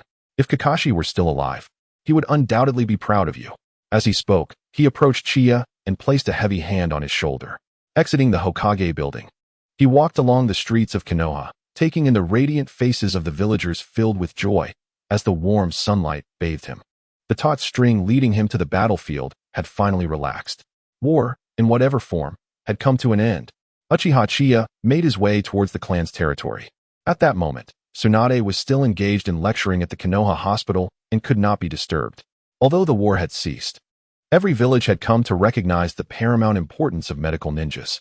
Not only Konoha, but other villages would likely begin to cultivate medical ninjas as well. On the stone path of the Uchiha clan's district, nearly 10 individuals adorned in Uchiha attire soon appeared. Leading the group was Uchiha Hakadai, his expression solemn. The elders wish to see you. Chiya glanced at the assembly and noted that they were all elite members of the clan. Very well. Lead the way. Chiya followed them to the heart of the Uchiha estate. Upon entering the tatami room, 7 elders sat upright like blades. Behind them stood nearly 20 young Uchiha, including Chiya's cousin, Uchiha Fugaku. Besides Fugaku, the person Chiya was most familiar with was Mikoto's grandfather, Uchiha Sosuke. The elder at the head of the table was white-haired and imposing. Did these old-timers have grievances because he had ventured to the front lines? Do you know why you have been summoned? Chiya's gaze swept over the Uchiha clan emblem hanging on the wall, beneath which lay the names of various clan members. To his surprise, he found his own achievements regarding the reform of the Uchiha inscribed on the latest scroll. This situation seems amiss. Is it because of the reform of the security team? Chiya ventured to inquire. Under Chiya's puzzled gaze, the elder let out a cold snort. Of course, during this time, our Uchiha reputation has improved amongst the villagers. They have even taken to delivering rice balls to the security team. As the elder spoke, the younger generation behind him wore expressions of excitement, their gazes toward Chiya imbued with newfound admiration. The third elder's cane struck the ground with force. All right, everyone, quiet down. Once the discussion ceased, the third elder turned his attention to Chiya. Chiya, your proposal of smiling enforcement has significantly elevated the Uchihas standing within the village. Previously, clan members generally believed that the village assigned us these thankless tasks to keep us in check. Your suggestion not only allowed the security team to demonstrate its value, but also transformed the Uchiha's image. Chiya, you have rendered great service to our clan. Chiya raised an eyebrow. So, the elder abruptly rose to his feet. Henceforth, you shall assume the role of the new leader of the Uchiha clan. The atmosphere instantly thickened. However, Chiya displayed no signs of joy. He surveyed their faces one by one. Did these individuals genuinely wish for him to take on the mantle of leadership? His gaze settled upon his cousin, Uchiha Fugaku. Why not allow my cousin, a recognized prodigy of the Uchiha, to take the position? As Chiya's words reached Fugaku, he lifted his head to meet Chiya's eyes, and Chiya clearly discerned the astonishment reflected in Fugaku's gaze. Though Fugaku possessed commendable talent, he lacked the broader vision required for such a role. The elder seemed to have anticipated Chiya's reluctance, continuing with a composed demeanor. Chiya, your commendable service at the front lines, along with your contributions to the clan, has rendered you the undeniable foremost individual of the younger generation. This excessive praise, could these old-timers be setting me up for failure? Chiya's gaze shifted to Uchiha Kasuke, an inquiry evident in his eyes. Uchiha Kasuke nodded slightly in response. Was this an encouragement for him to accept the role? Since the esteemed elders have nominated me as clan leader, he began, his voice neither too loud nor too soft. Yet it rendered the air in the hall utterly still. I shall accept this position. A gleam of triumph flickered in the elder's eyes. And just as he prepared to speak, Chiya continued. A clan is built upon a family. Without a family, there can be no clan. A family is not something that can be formed merely through effort. It must arise naturally. Therefore, should any issues arise, I will require the cooperation of all elders. Should anyone fail to cooperate, they shall not find me benevolent. Upon hearing this, the elder furrowed his brow, swallowing the words that had nearly escaped his lips. Elders, do you concur? Chapter 37. Personal Secretary Mikoto. The case of the missing child as the morning light gently kissed the eaves of the Uchiha compound. The news spread like wildfire throughout Konoha. Have you heard? That Uchiha Chiya has become the clan leader. Is it true? How old is he? He must be under 19, right? Indeed, it is said that he was nominated by the elders of the Uchiha last night. After all these years, the Uchiha clan has gained yet another leader. At this moment, not only the Uchiha clan, but the entire village of Konoha was abuzz with discussions regarding the newly appointed Uchiha Chiya. Previously an inconspicuous figure within the village, Uchiha Chiya had astonishingly risen to the position of clan leader. This alone was enough to leave them in awe for quite some time. At the entrance of the Uchiha compound, Chiya had donned a dark kimono embroidered with the Uchiha clan emblem, a stark contrast to his usual ninja attire. Beside him stood the charming Uchiha Makoto. Though Makoto still bore the innocence of youth, her presence beside Uchiha Chiya seemed remarkably fitting. Makoto, thank you for your hard work today. Chiya's voice resonated, prompting Makoto to turn and offer him a warm, beaming smile. It is not a burden. Assisting brother Chinya brings me immense joy. His gentle words flow like a serene stream in the mountains, soothing the soul and refreshing the spirit. Very well, having completed my tasks today, I shall treat you to a meal. Excellent. Makoto smiled, her eyes crescent-shaped like the moon. The Hyuga clan has arrived. Hyuga Hayashi approached leisurely with his eldest son, Hyuga Hizashi, followed by attendants bearing exquisite gift boxes. Congratulations, clan leader Chinya, Hyuga Hayashi said with a slight nod, a flicker of curiosity glinting in his pale eyes. The Hyuga clan has prepared a modest gift. I hope you accept it graciously. Chinya stepped forward to personally receive the gift box, casting a subtle glance at Hyuga Hizashi. Hizashi, indeed, was well-proportioned, making it no surprise that he fathered 2 daughters of considerable stature. You are too kind, clan leader Hyuga. The 2 prominent ocular clans of Konoha should naturally support one another, he declared, deliberately raising his voice. After all, we are all part of Konoha. This statement elicited expressions of astonishment among the representatives of the smaller clans. The Uchiha clan leader uttering such words? Before they could contemplate further, the Senju clan has arrived. As the Senju clan made their entrance, the atmosphere became notably quieter. Tsunade led the way, her golden hair shimmering under the sunlight. Yet her expression bore an air of deliberate aloofness. This is a congratulatory gift, she said in a businesslike manner, presenting a scroll while her deep brown eyes remained unperturbed as they swept over Chinya. Understanding the unspoken message, Chinya maintained his distance. However, as he took the scroll, his fingers brushed lightly against Tsunade's palm. Thank you, he expressed, aware that he must not say too much. Given the presence of many who harbored grievances against the Senju clan, it was not the time to exacerbate tensions. In the fleeting moment their eyes met, Chinya conveyed a silent message, and Tsunade, understanding instantly, felt a slight flush rise to her cheeks. She then imperceptibly winked at Chinya before turning to leave. The Uchiha clan members around them secretly exhaled, feeling relieved, as they sensed that the new clan leader and the Senju princess did not appear to be as they had been rumored, merely maintaining a cordial colleague relationship. The Hokage has arrived. With a sharp and excited voice, attention was drawn to the entrance.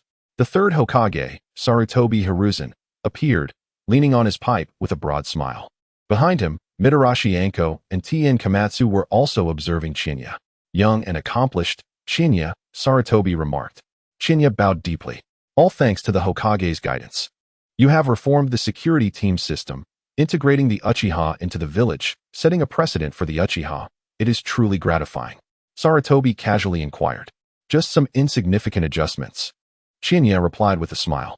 Everything is for the betterment of Konoha. Sarutobi gazed at Chinya, letting out a wistful sigh, knowing he was reminded of his old partner. Hokage-sama, it is quite warm outside. Please come in.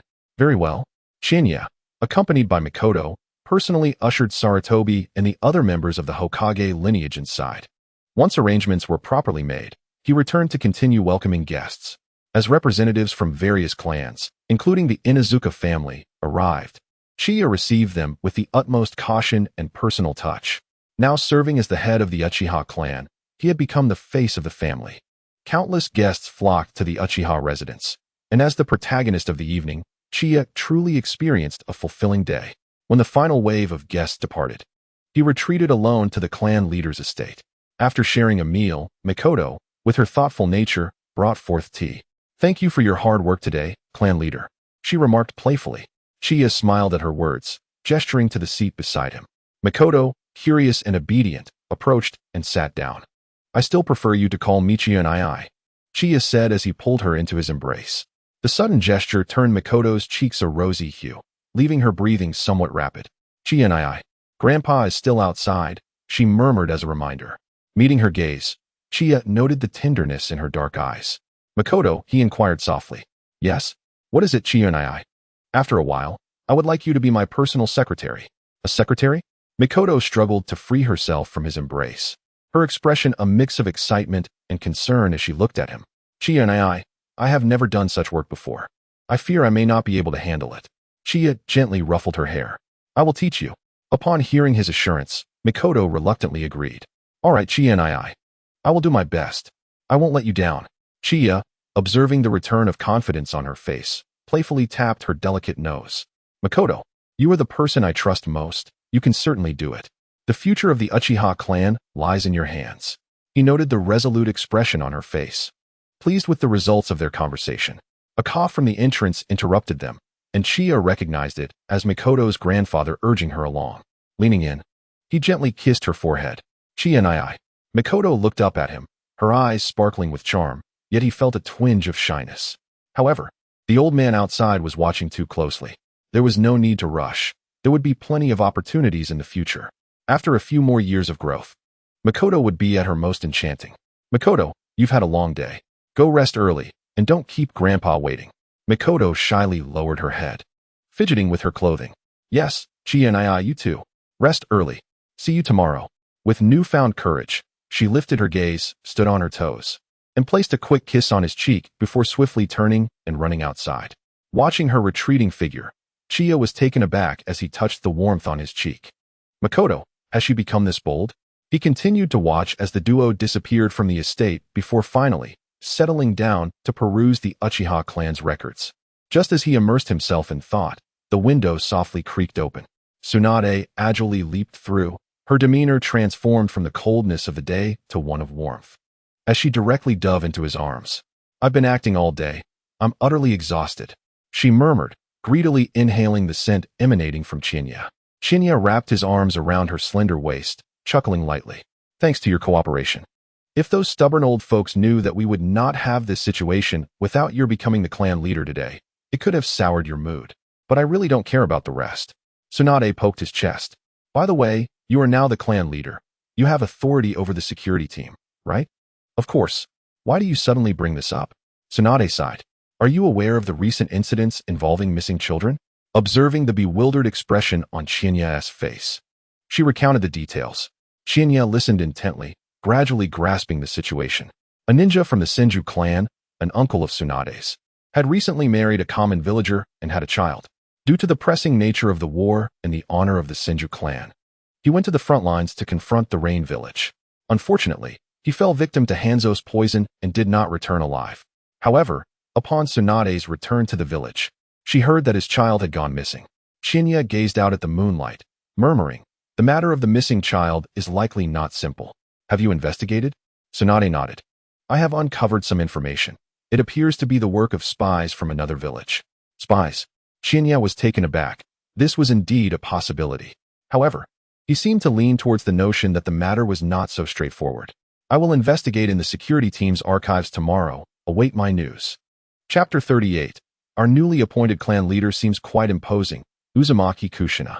The next day, Chiya arrived at the security team and greeted several clan members nearby before heading to the archives. As the clan leader, he had the authority to enter freely. Upon reaching the archives, he requested the recent patrol records from the past few months. He perused document after document, attempting to uncover relevant information. Yet, after more than an hour had passed, he found nothing. Even the incident of the missing child was not mentioned. This scene caused Chiya to furrow his brow. Strange. The security team's patrol records should contain notes on special circumstances. How could there be no information at all? The affairs of the Senju clan should have drawn particular attention from the Uchiha. Regarding the missing children, Chiya had his inclinations. He recalled a matter related to missing children in the Naruto series, which was orchestrated by members of the Root. The effective militarization of tailed beasts was a goal pursued by radical figures like Danzo. Beyond the Sharingan, The only means to control tailed beasts was wood release. Individuals like Danzo would naturally desire wood release even more fervently. In their eyes, wood release represented the power to quell chaos. Yet, to Chinya, it was not wood release that held true strength, but rather Hashirama Senju. Just as Chinya prepared to leave the archives, a hurried sound of footsteps echoed. He lifted his gaze. The elder swiftly entered the security team accompanied by several young disciples. Remember, matters concerning the Senju clan are under the jurisdiction of the Hokage lineage, not ours. During the afternoon patrol, avoid the Senju territory. The elder's voice, though not loud, resonated clearly within the hushed environment of the security team, and Chinya distinctly heard every word. The Senju clan? The Hokage lineage? Chinya's gaze fixed upon the elder, who, sensing the scrutiny, turned around, surprise flickering in his eyes. What brings you here? I was merely reviewing some files, but with your presence, I need not waste any more time. Chinya replied calmly, yet his eyes betrayed a coldness. Do you have a moment to brief me on the recent conditions of the security team? The lack of respect in his tone did not escape the elder, who furrowed his brow. Considering the many Uchiha juniors around and Chinya's current status, he conceded, very well. Follow me. Chinya instructed the locking of the archives and led the elder away. Our newly appointed clan leader seems to wield considerable authority, remarked a nearby Uchiha ninja, sighing in relief to a colleague. Indeed, only someone of such caliber deserves to be our clan leader. In stark contrast to the astonishment of the onlookers outside. Once Chinya closed the door to the lounge, the atmosphere between the two men grew serious. Elder, what did you mean earlier regarding the Senju clan and the Hokage lineage? The elder rubbed his nose, a hint of embarrassment creeping onto his face. Leader, I merely sought to remind the juniors that the affairs of the Senju clan are sensitive. We should avoid them during patrols to prevent misunderstandings. A flicker of suspicion crossed Chinya's eyes. What precisely is so sensitive about the Senju clan? The elder hesitated, struggling for words. Elder, do you know something that you cannot disclose? Chinya pressed directly, unwilling to beat around the bush with this cunning old fox. Leader, there is nothing I cannot say. I simply wish to adhere to our clan's traditions and regulations, advising the juniors to steer clear of unnecessary troubles. Refusing to speak? Chinya smirked internally, fully aware that the elder was concealing something. Considering the elder's earlier mention of the afternoon patrol, Chinya decided not to press further. In that case, it would be best for you to rest here properly. At this, the elder's gaze flickered. Chinya exited the lounge and turned to the two Uchiha clansmen at the door. Leader, they greeted respectfully.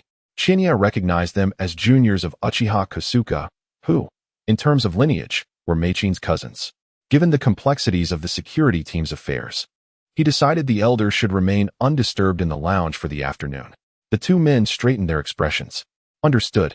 They comprehended the implications of his words. As Chinya glanced back at the elder, whose expression had darkened, a cold smile crept across his lips. Having just ascended to the esteemed position of the Uchiha clan leader, it is disheartening to discover that some individuals have already commenced their covert machinations. Should the situation necessitate, Chiya would not hesitate to take decisive action. With the resolve akin to that of a surgeon excising poison from the bone, Chiya swiftly departed from the security team, making his way towards the Senju clan's domain. It seemed that Tsunade was already aware of his approach, standing at the window in anticipation. Upon catching sight of Chiya, she hurried downstairs to meet him. Have you gathered any information? Chiya shook his head in response. The elder's behavior is somewhat peculiar. I cannot ascertain whether it is connected to this matter. Tsunade nodded, refraining from admonishing him. However, something may transpire this afternoon. This afternoon? Tsunade's gaze sharpened. I shall return and prepare accordingly. Chiya smiled lightly. It is only 11 o'clock. The security team does not commence duty until 2 in the afternoon. There is ample time for a meal. Tsunade was about to agree when a familiar voice cut through the air.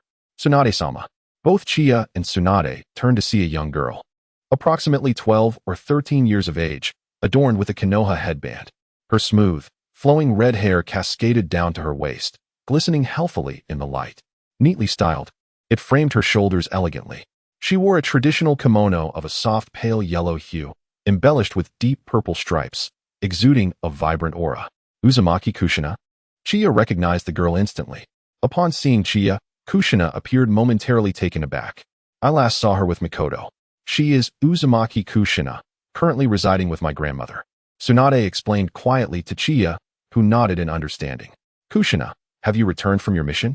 Tsunade approached, a warm smile gracing her face as she tousled Kushina's hair. This gesture bore an uncanny resemblance to the way Chiya would affectionately ruffle Tsunade's hair at night. Yes, the mission was rather light today. Have you eaten yet? Kushina rubbed her stomach, a sheepish expression crossing her face. Come, let us dine.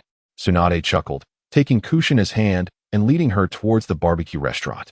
After a couple of steps, she glanced back at Chiya. Come on, let us eat. Kushina looked at Chiya with a puzzled expression. Tsunade-sama, who is this? Tsunade huffed playfully. He.S. just a conceited little brat from the Uchiha clan. He'll be grilling meat for us later.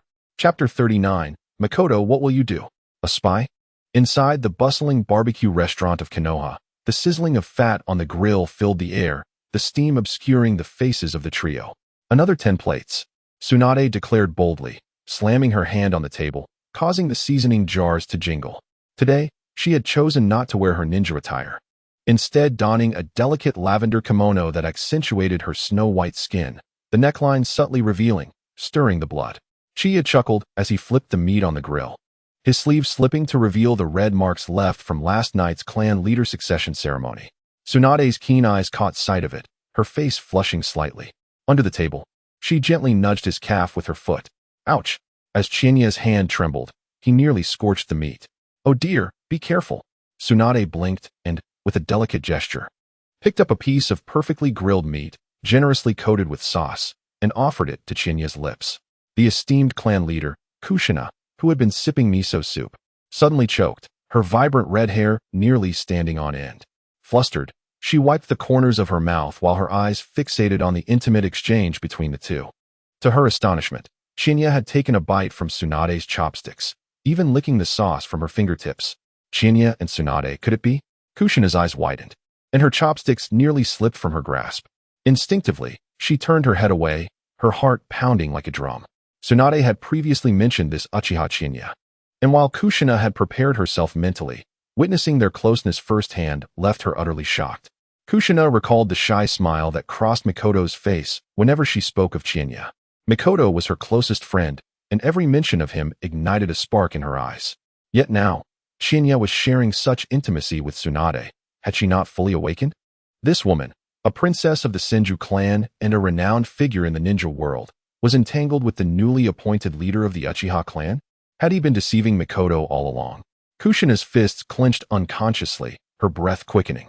Thinking of Mikoto's trust and admiration for Qianye ignited a flame of indignation within her. Mikoto, so innocent. If she were to discover the closeness between Qianye and Tsunade. Kushina bit her lip, visions of Mikoto crying in sorrow flashing through her mind. That scoundrel! She mentally cursed, her impression of Qianye plummeting to an abyss. Torn between whether to reveal the truth to Mikoto, she grappled with the dilemma. She understood how deeply Mikoto cared for Qianye. Exposing the truth might shatter her. Yet to conceal it felt like a betrayal to her dear friend. Perhaps this was merely a misunderstanding? She attempted to persuade herself, yet the sight of Tsunade and Qianye feeding each other grilled meat, their expressions utterly genuine, left little room for doubt. Were she not present, they might have been entwined, embracing one another. Kushina, the meat is going to burn, Qianye reminded nonchalantly, casually placing a piece of grilled pork into Tsunade's bowl before downing her half-finished cup of sake in one gulp. The red-haired girl lowered her head, glaring at the meat, mechanically turning it over, while the gentle smile of Mikoto flickered in her mind. That girl, so tender-hearted. Oh, how could she explain this to Mikoto? Suddenly, the succulent grilled meat tasted bland and unappealing. Tsunade, I'm full. I'll head to training now. Not long after, Kushina abruptly stood up, her chair scraping harshly against the ground. Grabbing her ninja tool pouch in a flurry, she dashed out the door, untouched drinks left behind. Qianye stared at her retreating figure, momentarily in a daze. What was wrong with that girl? Tsunade shared a similar bewilderment. I don't know, perhaps she's just graduated and is eager to improve herself? Qianye withdrew his gaze, not paying it much mind. He rose and approached Tsunade, casually wrapping his arm around her waist. Regardless of her, a mere child, let us continue. Before he could finish his sentence, he picked up a piece of grilled meat, slathered in sauce, wrapped it in lettuce, and brought it to Tsunade's lips. Observing the sauce trickling from the corner of her mouth, Qianye instinctively reached out to wipe it away. Suddenly, He became alert, glancing out the window. 3 shadowy figures were darting past from the direction of the orphanage, the leader adorned with a mask. Umbu or Root. Chinya furrowed his brow slightly. Tsunade followed his gaze. It should be Umbu, coming from the Hokage building. Do you suspect it was them? Should we follow? Tsunade's smile faded, her expression growing serious. As for Umbu, we should refrain from approaching. Tsunade's brow knitted in concern. What do you mean? You don't suspect Umbu, do you? Chinya's gaze fell upon the grilled meat on the table, picking up a piece and placing it in Tsunade's mouth. There is no evidence. Tsunade's cheeks bulged, reminiscent of a hamster nibbling on nuts. If it really is them, then I must have a serious word with the old man. The old man refers to the 3rd Hokage, Hiruzen Tsurutobi. No rush, let us eat first. They 1T abandoned their plans. Tsunade looked at Chinya in astonishment. You seem to truly know something. Well, I have my suspicions. However, I cannot divulge this matter to you just yet, lest you lose your appetite. Tsunade's curiosity deepened. Yet, gazing at Chinya's serious demeanor, she refrained from pressing further. The sizzling sound of grilled meat filled the air as Tsunade looked down, quickly seizing her chopsticks to flip the meat, extracting a perfectly grilled piece, enveloped in sauce, and presenting it eagerly before Chinya. Here, let me feed you. Chinya did not hesitate, opening his mouth and swallowing it whole, mumbling, this sauce is quite delightful, though I prefer milk. Upon hearing the word milk, Tsunade's face flushed, and she slammed her chopsticks onto the table. Milk? You little rascal. Shouting about milk in broad daylight. You must be itching for trouble. Outside, vendors were packing up their stalls. Among them, 5 individuals blended into the crowd, appearing as ordinary travelers. Yet they were spies from the hidden cloud village, having been lurking for more than half a month. The leader, lowering his straw hat, cast a glance at the dessert shop around the corner. That is a frequent haunt of Kushina Uzumaki. He whispered to his companion. The target is accustomed to purchasing sweets every Wednesday evening. This evening presents the perfect opportunity. One nodded in agreement, feigning to organize their goods while scanning the surroundings, clearly searching for an escape route. The Umbu patrols every 15 minutes. We must complete the capture and leave the leaf within 10 minutes. The barrier of the leaf has blind spots, and the eastern alley has been confirmed as devoid of any jutsu today. A flicker of derision appeared in the leader's eyes. Today's endeavor must succeed. Failure is not an option. Whether we can smuggle the last scion of the Uzumaki clan out of the land of fire rests entirely upon us. Indeed, the surrounding 4 individuals straightened their expressions, then began to disperse, making final preparations. Chapter 40. Internal discrepancies. The family's capacity has dwindled. Tsunade crossed her arms. Her brow furrowed as she fixated on the map laid out before her, which marked the locations of the families from which children had gone missing, alongside others with children. Outside, the waning rays of the setting sun cast a deep blue hue across the sky. Since 2 o'clock in the afternoon, there had been no sign of activity. She rubbed her temples in irritation. Had our judgment been flawed? Chiya stood by the window, his gaze calm as he observed the lights gradually illuminating the street, offering no immediate response. Just then, a member of the Uchiha Guard entered respectfully, delivering his report. Clan leader. No suspicious individuals have been detected at any of the observation points. Tsunade sighed. Chiya spoke with quiet determination. Continue monitoring. Let's hold for another hour. Understood. After the guard departed, Tsunade turned to Chiya, her voice tinged with weariness. Perhaps there will be no developments today. Chiya recalled the time when dozens of children from Konoha had been abducted by members of Root. As it stood, only the first child had gone missing. The subsequent actions from Root would undoubtedly follow. His voice was low yet resolute. From this day forth, I shall instruct the guard to patrol day and night, as it is our duty. Tsunade scrutinized his profile, sensing a hint of crimson. Was it the Sharingan? She felt compelled to speak, but dismissed the thought as paranoia, ultimately letting out a soft hum. The day had fully darkened, and the streets of Konoha grew increasingly desolate. It seemed today's endeavors would come to an end. Tsunade rose, stretching her stiff shoulders. I shall return to the hospital. Notify me immediately if anything arises. Chiya nodded, understood. After Tsunade's departure, Chiya returned to the headquarters of the guard. Gather all members of the guard for a meeting at headquarters. Observing Chiya's serious demeanor, the personnel in the hall felt a surge of tension. Yes, clan leader. The command was swiftly acknowledged as they dispersed. Chiya's gaze landed on the door to the lounge, just as the elder emerged, his expression dark and scrutinizing. Clan leader Chiya. I demand a satisfactory explanation for today's events. Chiya's eyes swept towards him, his pitch-black pupils subtly shifting. The crimson of the Sharingan manifested, locking onto the elder. What would you have me do, elder? The elder stared into Chiya's Sharingan, feeling an overwhelming pressure, far more intense than that of the other elders. A chill ran down his spine, and beads of cold sweat broke out on his back. In the village, a child has gone missing, and you chose to conceal it? Do you deem this matter trivial? Chiya's voice was icy. The elder felt as though he had plunged into an icy abyss. The weight of Chiya's Sharingan rendered him unable to meet his gaze, compelling him to lower his head instinctively. What was happening? How could Uchiha Qianye possess such ocular prowess? Noticing the elder's sudden submission, Chiya chose to disregard him. Although he had only activated the 3 tomo, the implications were profound. However, the potency of that ocular power instilled an overwhelming sense of oppression, one that the ordinary Sharingan could never hope to counter. The sound of footsteps approached. All members of the security team had assembled in the plaza outside the hall.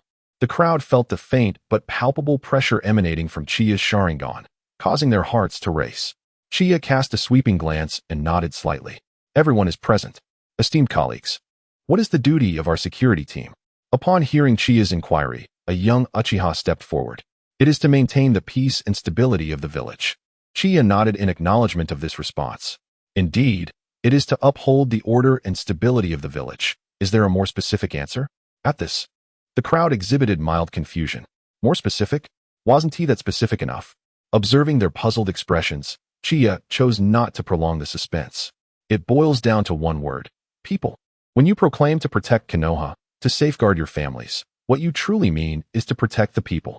Many believe that the Senju clan values love over ninjutsu as their source of strength, while we Uchiha prioritize the power of ninjutsu above all else.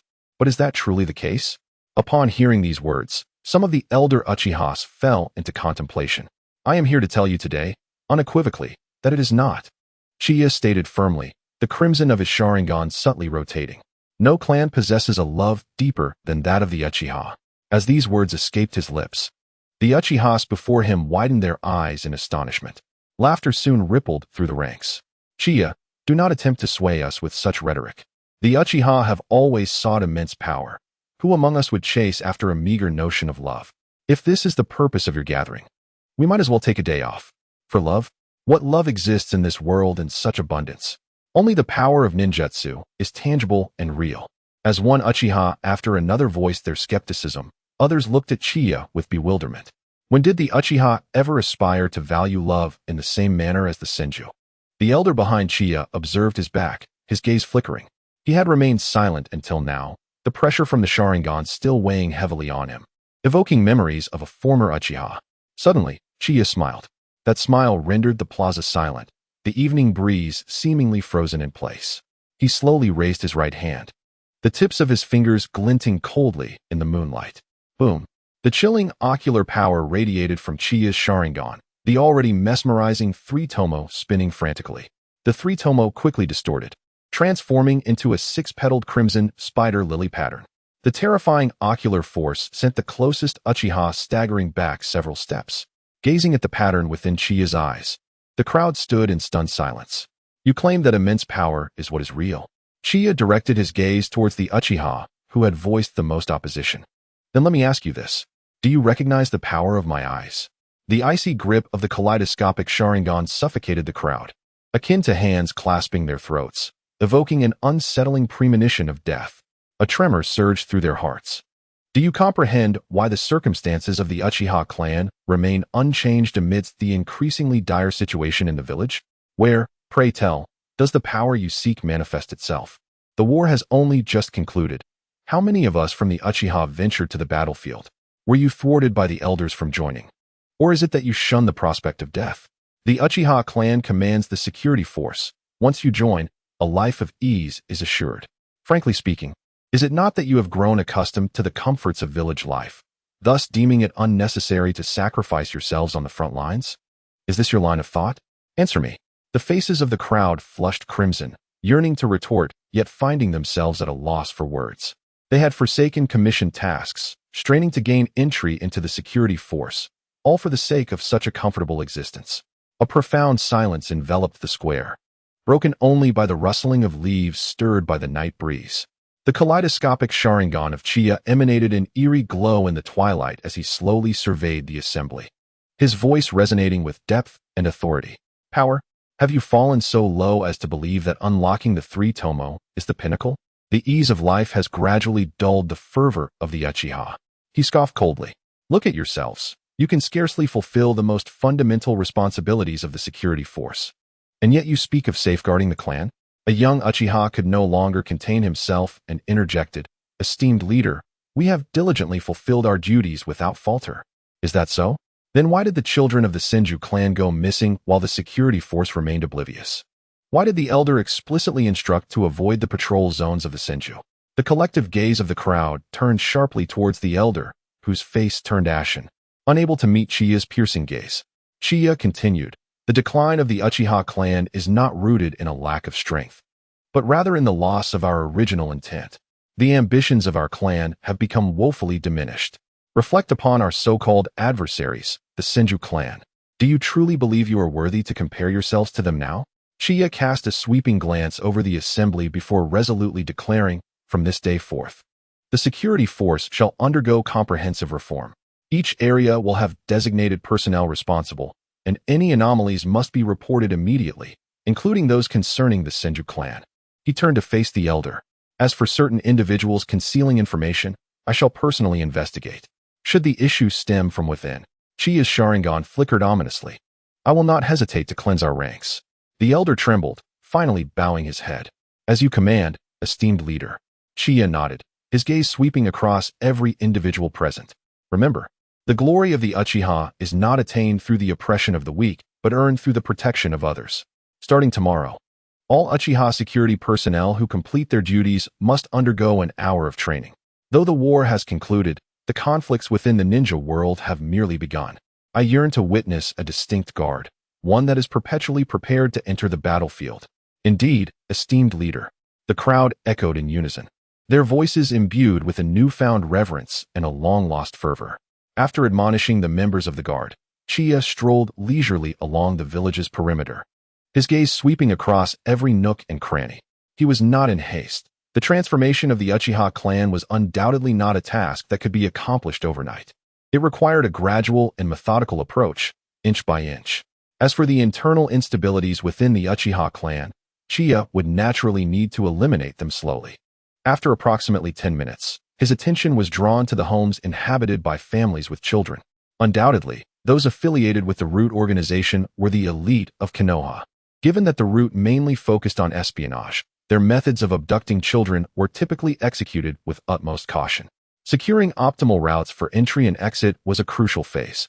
The act of abduction constituted another phase, while the actual removal of the children represented yet another stage. When these steps were meticulously dissected, as long as they remained active, traces would ultimately be left behind. Chiya approached the edge of the woods on the southeastern side of Konoha, a region near a weakened barrier where villagers seldom ventured. Suddenly, he halted. On the ground lay two strands of crimson hair, strikingly vivid under the moonlight. He crouched down, delicately pinching the strands between his fingers. The texture was supple, with the ends slightly curled. It was indeed hair. His expression sharpened abruptly, the Sharingan activating silently, the scarlet pupils glinting ominously in the darkness. His field of vision revealed several faint drag marks on the ground. Slowly rising, Chiya's gaze followed the traces deep into the woods. Not children, but rather a preparation to abduct someone. He formed hand seals with one hand, summoning two shadow clones that swiftly raced towards the guard and Tsunade to deliver the news. Meanwhile, his original self stealthily infiltrated the woods, tracking the trail. In the distance, a blond youth observed the departing Uchiha Chiya, a look of relief washing over his face. The guards were indeed formidable, having discovered the hair. If it were this esteemed individual, then there should be no cause for alarm. The boy turned to leave, letting the two strands of crimson hair slip from his grasp, carried away by the wind. Chapter 41. The Butterfly Effect, the Contemplative Uchiha. Deep within the forests of the Land of Fire, Kushina Uzumaki's ankles were bloodied and raw, each fall feeling as though countless needles were piercing her wounds. She bit down hard on her lip, the metallic taste of iron spreading through her mouth. This was the third time she had deliberately fallen today. Move faster. A jonin from the Cloud Village kicked her. Kushina let out a muffled groan as she stumbled to her feet, simultaneously entangling a strand of her red hair in the thorns of a bush. This must be the 7th spot. Someone must see it, Kushina thought to herself. The ropes binding her tightened suddenly, and she staggered as she looked up. The border was tantalizingly close. The last rays of the setting sun resembled dying embers, while the moonlight filtered through the trees, cascading down upon her. She fixated on the indistinct shadow cast on the ground beneath her. Suddenly, memories of her first day in Konoha flooded back, accompanied by the disdainful glances of those around her. The red-haired outsider, a person from a fallen nation, keep your distance. She brings misfortune. What a ridiculous hair color, resembling a tomato. How utterly unappealing. The echoes of mockery resonated in her heart, and tears streamed down Kushina's face, momentarily blurring her vision. Her nails dug deep into her palm. A warm tear fell onto the blades of grass, and only then did she realize she was crying. As an outsider, rejected by the villagers, why did she still harbor hopes for their salvation? Her spirits plunged even lower. The border was just ahead. A ninja from the Cloud Village, walking in front, whispered excitedly, "Fool, keep your voice down." Another ninja from the Cloud Village, equally elated, yanked the rope binding Kushina, nearly toppling her to the ground once more. "Be careful, don't kill her." She's from the Uzumaki clan, still of use. A voice from behind coldly reminded them. I know. The man replied nonchalantly, casting a glance at Kushina. "Hurry up." At that moment, Kushina had already given up on rescue from Konoha. Her eyes glazed over. Her entire being felt like a mere shell of a person. Her lips moved slightly, murmuring to herself, "I'm just an outsider. What am I even hoping for?" At that moment, dark clouds obscured the cunning moon. A shadow swiftly darted past. The 2 Cloud Village ninjas behind Kushina suddenly felt a warmth in their throats, followed by the loss of consciousness.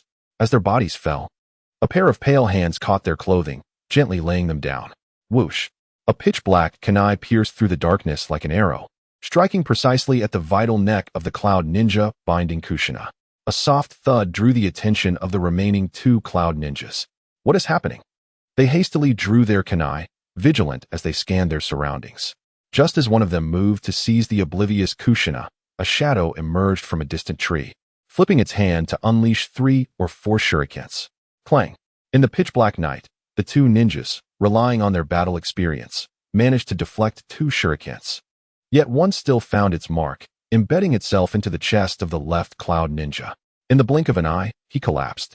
Before Kushina stood a young man with black hair, who, upon meeting the Cloud Ninja's gaze, flashed a scarlet glow. His words faltered, and he stood frozen, his expression gradually dulling as he was ensnared in the Jinjutsu of the Sharingan.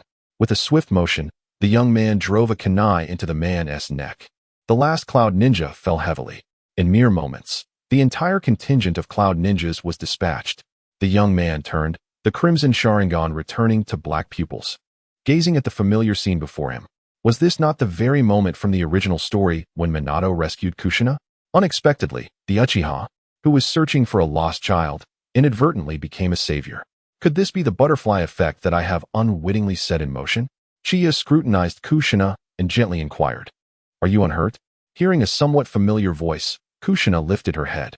At that moment, clouds drifted by, and the pure moonlight once again bathed the surroundings. The once despondent and lifeless gaze of Kushina gradually regained its luster. "Is it you, Lord Chiya?" Kushina murmured softly. "To call my name, it seems you are indeed unharmed." Chiya, standing in the moonlight, swiftly appeared behind Kushina. A kunai materialized in his hand as he deftly untied the ropes binding her. "Why did you come to save me?" "I am merely a stranger," Kushina said, her voice barely above a whisper.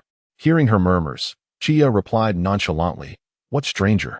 Is that not a Konoha forehead protector adorning your brow?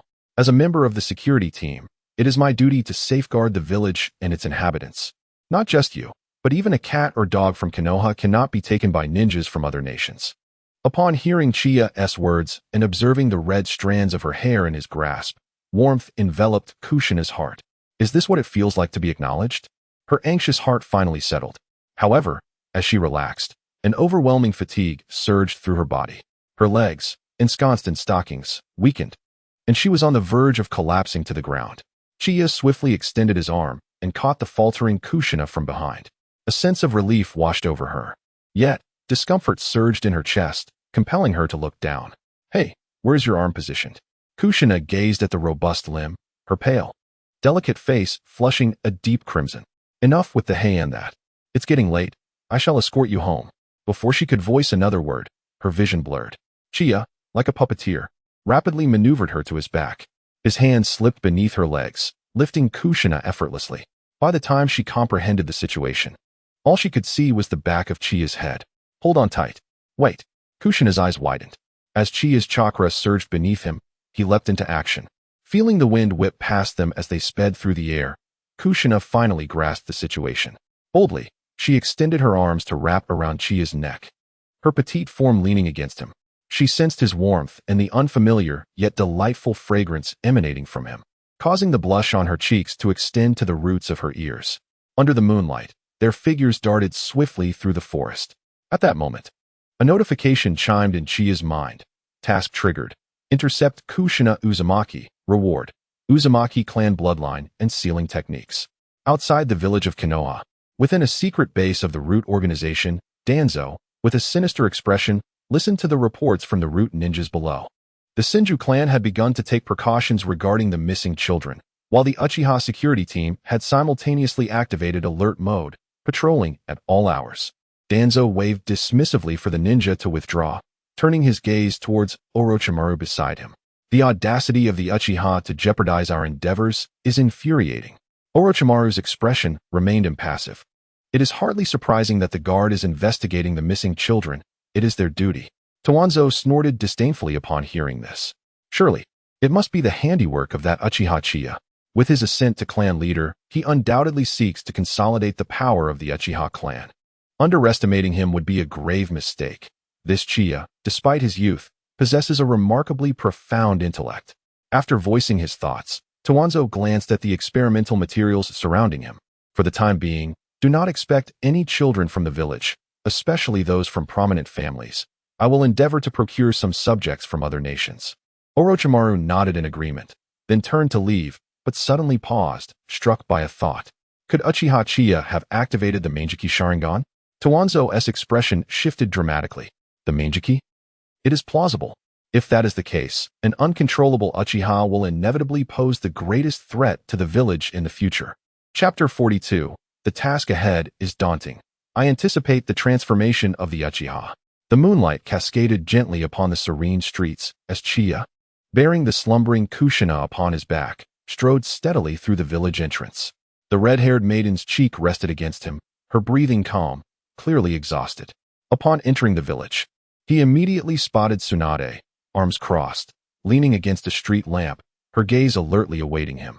Tsunade, why are you still here at such a late hour? Chiya inquired softly. Tsunade offered no verbal response but approached him, tenderly lifting Kushina from his back. The girl furrowed her brow slightly in her sleep, but soon settled quietly in Tsunade's embrace. Is she all right? Tsunade asked with concern as her eyes scanned the marks on Kushina's wrist. Placing her hand over the injury, she summoned a green chakra to administer a brief healing. She is merely fatigued and a bit startled, but she will be fine, Chiya replied succinctly. Tsunade nodded, ceasing her ninjutsu as she observed the wound heal. I will take her home. As for your affairs, I shall not join you tonight. Tsunade murmured softly in Chiya's ear. He nodded and smiled at her. Rest well, good night. Good night, Tsunade replied before turning to head toward the Senju clan, her silhouette swiftly blending into the night. Members of the guard approached swiftly. Clan leader, one of the guards reported. During your absence, have any other families in the village reported missing children? Clan leader, everything is normal. No children have gone missing thus far. Chiya sighed in relief. Continue your patrols. From today onward, the guard must be on duty 24 hours a day. The Uchiha clan suffered minimal casualties in this war, but many families harbor a sense of inequity toward us. The garrison is fundamentally tasked with ensuring the safety of the village. If incidents of missing children continue to plague us, it will be impossible for our Uchiha clan to hold our heads high in Konoha. Qianye's words, though measured, conveyed a deeper concern. The absence of casualties was merely a reflection of the Uchiha's non-participation in the conflict. Only Chinya had taken part, engaged in a special mission personally orchestrated by the third Hokage, and thus it scarcely counted. Indeed, upon hearing this gentle admonition, the Uchiha captain's eyes were filled with earnestness. clearly taking the words to heart. Furthermore, the allocation of patrol personnel must be equitable. It is imperative that all are mobilized to share the burden fairly. Agreed. Now, let us return to our respective duties. However, you remain. As the words concluded, all members of the garrison dispersed, leaving only the squad leader behind. Uncertain of Qianye's intentions, he stood silently, awaiting further orders. Yet, Qianye remained silent, occasionally glancing at the moon as if anticipating something. Suddenly, a shadow descended silently. An Umbu ninja in a mask materializing before him, speaking in a low tone. Chief Chinya, the Hokage summons you. A barely perceptible smile graced Chinya's lips. This had been anticipated. He turned to the garrison captain beside him and instructed, proceed to the headquarters and retrieve the documents from my desk. The captain complied and departed, while Chinya followed the Umbu towards the Hokage building. Upon arriving, the Uchiha captain bearing the documents coincidentally arrived as well. Chief, here are the documents. Chinya nodded, accepting them with a wave of his hand. Attend to your duties. With that, Chinya entered the office, pushing open the door to find the third Hokage, Sarutobi Hiruzen, standing by the window, smoke from his pipe swirling around him, casting a hazy veil over his expression. Upon hearing footsteps, he turned, his gaze piercing as it met Chinya's. Sit. Sarutobi gestured towards the chair opposite him. Without hesitation, Chinya took a seat, placing the freshly delivered documents upon the table. I have heard about Kushina, Sarutobi remarked, his eyes scanning the documents without lingering. Yet his demeanor turned serious as he addressed Chinya directly. Have you brought her back? Yes, Lady Tsunade has already returned with her. Chinya's tone remained calm. It was indeed unexpected how swiftly the villagers of Kumogakure retaliated, and moreover, how precisely they managed to extract Kushina from Konoha. This matter is undeniably intricate. Chinya too had not anticipated Sarutobi's use of the term retaliation. After a brief silence, he spoke again. This group must have been lurking within Konoha for some time. Otherwise, they could not have so quietly abducted Kushina. He paused for emphasis.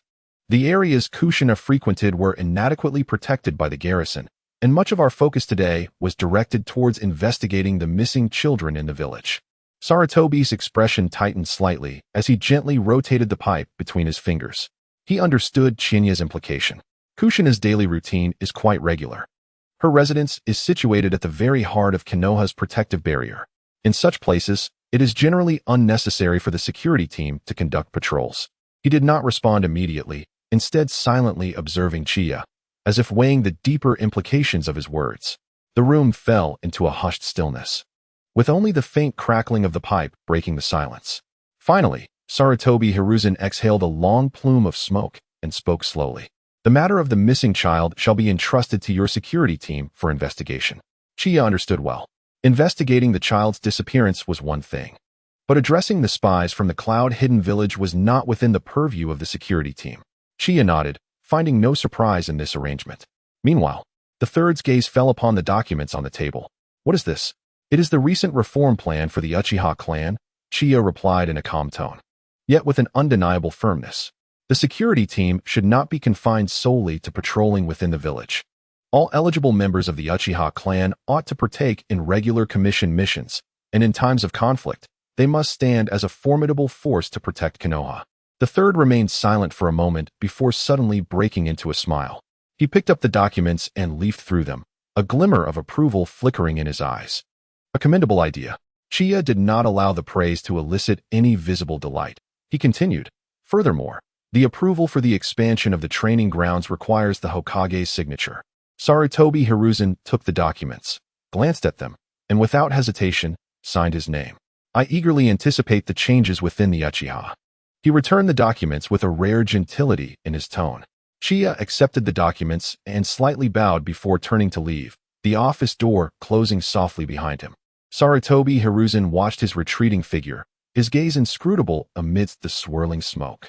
From his drawer, he retrieved a scroll containing the findings of the Umbu regarding the spies from the cloud-hidden village and their connection to Uchiha Yamato. Uchiha Yamato was, in fact, the name of the elder of the Uchiha clan. The internal dynamics of the Uchiha clan were far from tranquil. One could only wonder how he would address this situation. Chapter 43. You have already chosen your path to destruction. The Uchiha cannot tolerate such a bad apple. The following day, as dawn broke and the morning mist lingered, An air of tension enveloped the Uchiha compound. Chiya stood before the elder's residence, flanked by over 20 elite members of the security team. All were Uchiha clansmen, their expressions grave and their stance resolute. "Knock," Chiya instructed coolly. One of the security team members stepped forward and rapped firmly on the door. Moments later, a servant opened the door a crack, peering out with bleary eyes, and asked, "Who is it? So early? Is it the clan leader?" Before he could finish, his gaze fell upon the throng outside, and he trembled in fright, his voice trailing off. "Step aside." Chiya's gaze was icy, his tone leaving no room for dissent. The servant, not daring to obstruct, quickly stepped aside. Chiya strode in, the members of the security team following closely behind. Their footsteps synchronized, echoing like war drums in the silent courtyard. The elder, Uchiha Yamato, was roused from his slumber by the commotion, hastily donning his outer garments as he exited his chamber. Upon reaching the corridor, he beheld Chiya and a throng of clansmen standing imperiously in the courtyard. His expression darkened as he bellowed, "Uchiha Chiya, what do you intend to do? If you have any objections to me, please convene a family meeting to express them." Shinya's gaze remained calm, his icy demeanor seemingly dropping the temperature around him several degrees. The elder still so audacious. The elder felt a tremor in his heart under Shinya's stare, but quickly suppressed his unease, retorting angrily, "How dare you invade my residence so early in the morning? Is there no decorum left?" Shinya scoffed, "Decorum? I am the decorum." With a flick of his hand, the security personnel behind him promptly advanced, bringing forth several bound members of the Uchiha clan. These individuals, disheveled and terrified, had been implicated in last night's covert investigation revealing their collusion with the elder. Upon seeing them, the elder's pupils constricted sharply, and he exclaimed, "Chinya, you've only been clan leader for a few days, and you dare to apprehend my people? What crime have they committed?" Chinya slowly approached the elder, stating, "It suffices that you acknowledge them as your own. They have confessed that you instructed them to deliberately neglect the patrol zones of the Senju clan, allowing spies from the Cloud Village to escape." The elder's expression transformed. "Absurd. What evidence do you possess? Do you think to tarnish my reputation based solely on their testimonies?" Chinya produced a scroll from his robes, gently unfurling it. "This is the timeline of espionage activities provided by the Umbu last night. The previous incursions align perfectly with the patrol schedules of your appointed personnel. Moreover," Chinya retrieved a ledger, throwing it at the elder's face with a cold remark, "This document contains your financial records from recent years, significantly exceeding those of an ordinary elder. Much of this wealth is of dubious origin. Elder, do you not feel the need to explain?" Observing the elder's shifting expression, Chinya continued, "Elder, you conspire with foreign enemies for personal gain. What more is there to discuss?" Faced with the undeniable evidence, the elder ceased his defenses. Scanning the assembly of Uchiha present, he finally fixed his gaze upon Chinya, his countenance grave as he spoke, "You short-sighted individuals, my actions are all for the benefit of our Uchiha clan. The Senju clan and my Uchiha clan jointly established Konoha. Why should they occupy the high ground, having held the position of Hokage for 2 generations? While we Uchiha are denied even the third, we Uchiha are not inferior to the Senju. The Hokage position should rightfully be ours. I am unwilling to accept this. I stand for the Uchiha. The Senju clan has been the source of our grievances. As for the spies, I merely sought to teach the Senju a lesson. I cultivate alliances with other nations, hoping to leverage external forces to deplete the Senju clan's strength as much as possible. Do you think the Senju have withered so quickly over the years?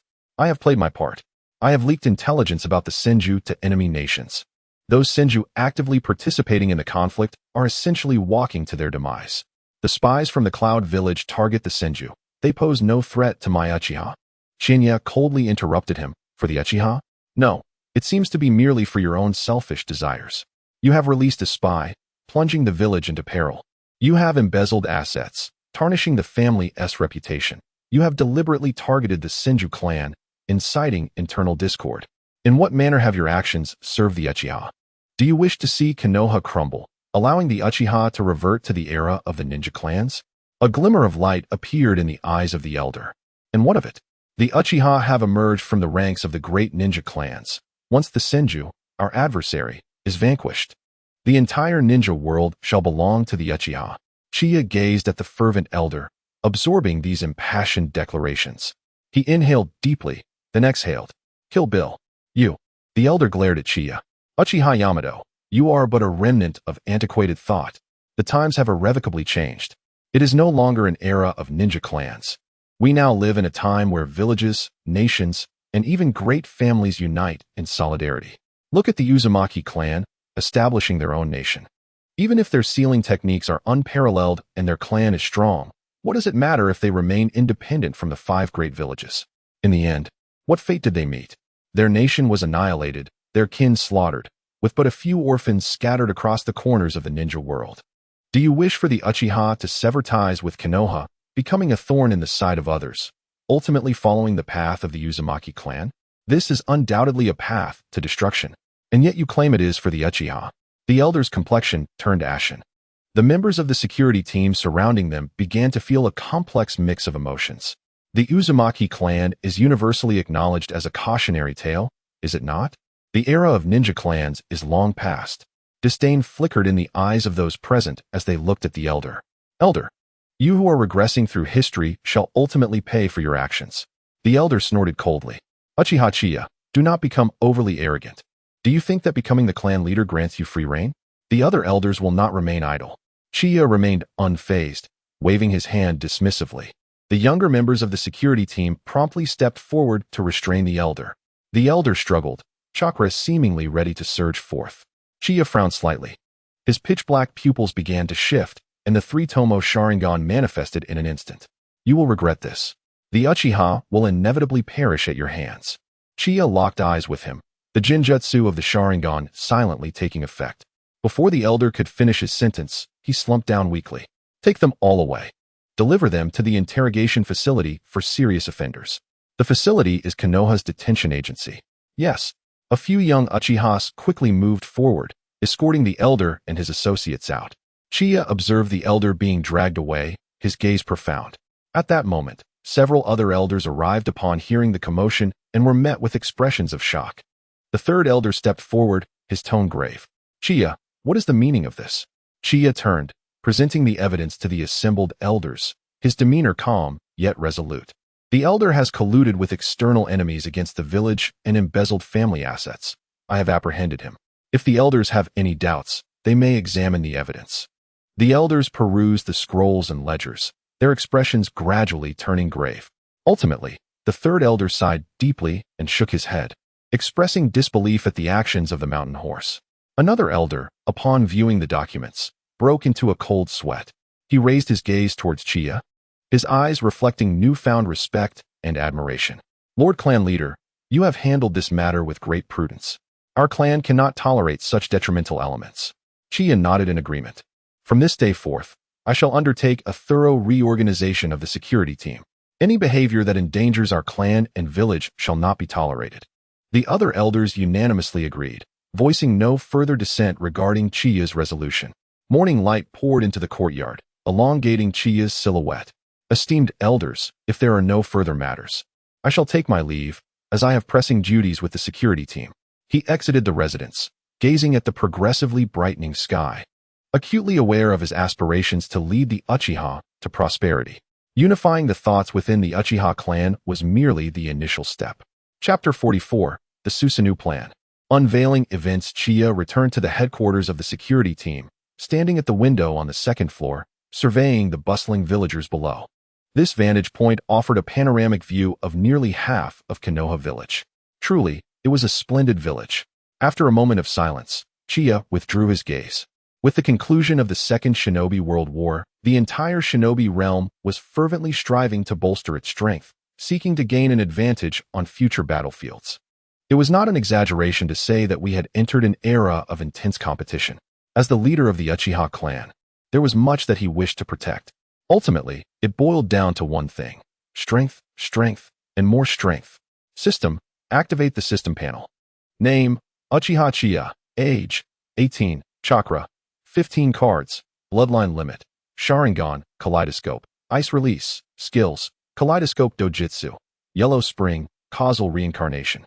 Proficient in Jinjutsu, Fire Release, Great Fireball Technique, Body Flicker Technique, Shadow Clone Technique, and 3-Body Technique, among others. A luminous screen appeared in Chiya's mind, and as he gazed at his system panel, he fell into contemplation. According to conventional wisdom, An awakened kaleidoscope Sharingan should naturally unlock a third power, the divine might of the Uchiha clan, Susanoo. Chiya could sense Susanoo within his eyes. However, it was conspicuously absent from his system panel. What's going on? System, respond. Chiya silently urged. Present, host. What am I, Susanoo? Why does it not appear among my skills?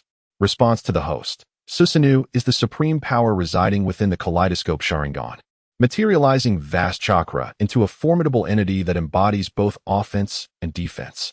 As the host has recently awakened the kaleidoscope Sharingan, perfect control over ocular power has not yet been attained, resulting in difficulties in manifestation. Hence, the Susanoo skill is not displayed. The host must cultivate ocular power to a certain level and meet chakra requirements before Susanoo can be properly executed. Upon hearing those words, Qianye was momentarily taken aback. He then recalled Uchiha Sasuke from the original work, who, after awakening the Mangekyo Sharingan, faced the Eight Tails Jinchuriki, Killer Bee, and was almost defeated without activating Susanoo. It appeared that in order to unlock Susanoo after attaining the Mangekyo, one must undergo a further process of mastering ocular power. How intriguing! It seems the threshold is quite high. Indeed, many have awakened the Mangekyo, yet only a select few can invoke Susanoo. System. How can I assess my ocular power forging level and the requisite amount of chakra? The considerate system is at your service. Temporary function established. Unlocking Susanoo progress. Susanoo unlocking progress. Ocular power, forging proficiency 60, chakra quantity requirement, met, chakra control requirement, 75. The optimal enhancement plan is as follows. Ocular power, daily activation and mastery of the Sharingan, minimum requirement of 3 tomo, will yield corresponding improvements. Chakra control requirement. The system recommends the host complete tasks. Task rewards will enhance chakra and chakra control. Upon viewing the system interface, Qianye gained a deeper understanding. Thus, to activate Susanoo, he needed to refine both his ocular power and chakra control. As for ocular power, according to the system's plan, he would need to frequently activate the Sharingan from now on. This posed no issue, as he was of the Uchiha clan and possessed a chakra level of 15, making the consumption of the Sharingan quite manageable. As for chakra control, the existing tasks were all interception missions. Konan, Kushina, that was quite troublesome. Makoto would require a few more years. The only suitable candidate left was Yakushi Nono. Shinya's gaze flickered slightly. He was uncertain of Nono's whereabouts now. Would he have to approach Danzo to request assistance? It was rather audacious to ask for the elite subordinates of someone he hardly knew. That old man already harbored prejudices against the Uchiha and would undoubtedly refuse. Finding no success in that direction, it seemed he would have to adopt a more circuitous approach. Qianye then turned his thoughts to Tsunade. Currently, she led the medical organization, and Yakushi Nono was skilled in medical arts. The medical field in Konoha was indeed lacking in talent in this regard.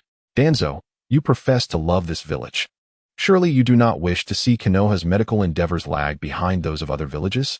He could suggest to Tsunade, unafraid of that old man's disapproval. What a brilliant plan. As for whether Tsunade would agree, that would depend on how diligently he worked tonight. For the sake of Susanoo, he would have to temporarily strain himself. If Tsunade were to discover that he was attempting to intercept Yakushi Nono, would she not eliminate him? Qianye dismissed such concerns. Being eliminated was far better than lacking strength. After all, that was Susanoo. That was his very own Gundam. Returning to the table, Qianye swiftly penned a few lines. Come forth, clan leader. A member of the guard swiftly approached and handed the letter to Tsunade. Chiya had carefully sealed the letter in an envelope and entrusted it to this Uchiha. Noticing the confusion in his gaze, Chiya feigned a sigh. The matter concerning the elder must yield results. I must personally intervene in this aftermath. Even if I am scolded by those detestable Senju, I shall accept it. You must ensure that this letter of apology reaches Princess Tsunade intact. It pertains to the future of both the Uchiha and Senju clans. Do you understand? Upon hearing that it was about the future of the Uchiha, the young Uchiha before him suddenly appeared resolute, his posture straightening.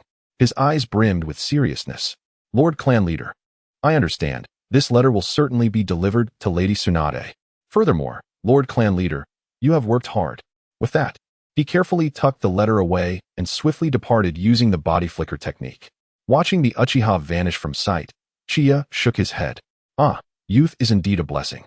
They believe whatever they are told. Furthermore, he even expressed concern for my well-being. Meanwhile, In the Hokage's office, the third Hokage, Hiruzen Sarutobi, along with the advisors, Nara Shikaku and Mito Kazumi, sat at a table. The Konoha ninjas and Umbu involved in the incident concerning the captured orphan of the Uzumaki clan from the village hidden in the clouds had confirmed that they were all slain by Uchiha Qianye at the border. Within the village, those who had aided them had received accurate information that it was Uchiha Yamato. Upon hearing the name Uchiha, Nara Shikaku instinctively furrowed his brow. Has the Uchiha clan truly fallen so low as to collude with external forces against their own? The third Hokage cleared his throat. It is not the Uchiha as a whole, but rather Uchiha Yamato. Nara Shikaku and Mito Kazumi, both well-versed in politics, quickly grasped Sarutobi's implication. They shifted their focus from the Uchiha clan to Uchiha Yamato himself. I recall Uchiha Yamato. I have seen him several times. He usually appears meticulous. Who would have thought he would commit such acts of betrayal? Mito Kazumi coughed. One cannot judge a book by its cover. This individual is not simple. A few years ago, there were reports indicating that he was among the few who openly supported Uchiha Madara's decisions, a follower of Madara. Nara Shikaku turned his gaze toward her. Supporter of Uchiha Madara? When Madara departed, Yamato would have been around 12 or 13. Why did he not leave with him? Mito Kazumi was left speechless by the question. Observing her silence, Nara Shikaku snorted dismissively. What support for Uchiha Madara? This is merely an excuse they have concocted for themselves. Hiruzen Sarutobi took a deep breath, the smoke obscuring his expression. How shall we proceed? The two exchanged glances. Nara Shikaku's expression turned grave. Uchiha Yamato has already exhibited severe treachery against the village. He cannot be allowed to remain. If this matter were to become public, the repercussions would be significant. I suggest a covert execution. It would help salvage the village's reputation. Ultimately, as the young Nin contemplated the earlier mention by Sarutobi Hisashi of not the Uchiha clan, but rather Uchiha Yamato, it became apparent that the Uchiha still belonged to Konoha, and none wished to see the Uchiha reach that dire juncture. Mito Gaiden agreed, asserting that a covert execution would be the most prudent course, as it would preserve Konoha's image while simultaneously placing the Uchiha clan in our debt. Hisashi, what are the sentiments from the Uchiha? Sarutobi Hisashi turned, retrieving a scroll from the table and placing it before them. This is the correspondence sent today by Uchiha Chiya. They wish to make it public. Upon hearing this revelation, both men were momentarily taken aback. What?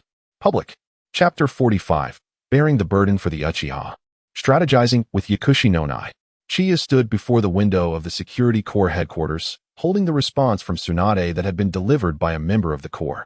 The letter contained details of their meeting, which Chiya noted down, a faint smile gracing his lips. This afternoon, they would gather for a meal and discuss matters concerning Yakushi no Nai. With his silver tongue, whether by day or night, he held a distinct advantage. What concern was there in persuading Tsunade? Once the plan came to fruition, leveraging his charm to intercept Yakushi no Nai would merely be a matter of time.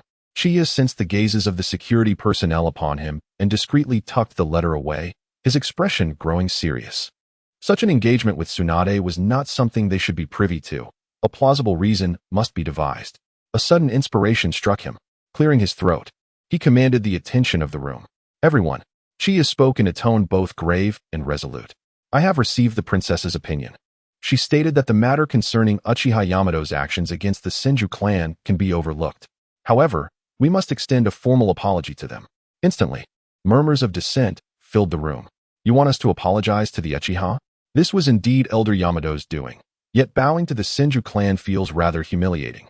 One voice expressed, are our ordinary clan members even worthy of delivering such an apology? Some faces displayed relief, while others furrowed with concern, clearly conflicted by the conditions set forth by the Senju clan. The Senju had long been the Uchiha's most detested adversary, and the prospect of apologizing to them had ignited their innate pride, causing hesitation among the ranks. Raising his hand for silence, Chiya's gaze swept across the assembly. I understand that some of you may harbor reservations. The Senju clan and our Uchiha have been historical rivals, yet that is a matter of the past. After the founding of Konoha, we Uchiha reconciled with the Senju. We are all part of Konoha now. An apology is merely a small act. It is not insurmountable. A young member of the Security Corps could no longer contain himself, asking, Leader, must we truly bow to the Senju? Chiya shook his head. This is not submission. It is a strategic move for the Uchiha. Our reconciliation with the Senju is aimed at demonstrating the Uchiha's commitment to the village. Do you wish to remain perceived by the villagers as an arrogant and aloof clan? A profound silence enveloped the gathering as the initial resistance in their eyes gradually transformed into contemplation. The clan leader spoke wisely. It is indeed imperative that we alter our current circumstances for the future of the Uchiha. Chiya nodded in satisfaction, his tone softening. Excellent. Since you all comprehend my intentions, I shall now take on the subsequent task. I have some familiarity with Princess Tsunade of the Senju clan, having collaborated with her previously. As the clan leader, it is my duty to exemplify our values and stand at the forefront of our family. This afternoon, I shall personally extend my apologies to Tsunade. The assembly was visibly moved upon hearing that Chiya intended to apologize in his capacity as clan leader. They believed that the Uchiha incident would undoubtedly incite animosity from the Senju clan. Such an action could be seen as a perilous endeavor. Moreover, Chiya was the clan leader. It seemed unwise to engage with the Senju at such a tumultuous time. The murmurs of concern rippled through the crowd.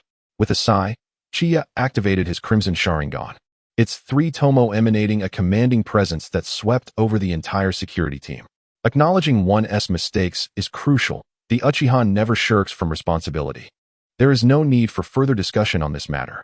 The accountability lies with me, and I shall endeavor to restore our family's honor. The security team fell into a hushed silence, gazing at Uchiha Chiya with eyes brimming with admiration and emotion. Truly, the clan leader exemplifies the essence of leadership. To go to such lengths for the sake of our family's reputation. A leader of such caliber is a rare find. Clan leader, you are shouldering the burdens of the Uchiha. Some among the Uchiha were so moved that tears threatened to spill from their eyes. Now, let us each fulfill our respective duties. I shall take my leave. Chiya turned and strode towards the exit. Halfway there, he paused. The investigation into the missing child must continue. Intensify the patrols to a 24-hour schedule. Yes, clan leader.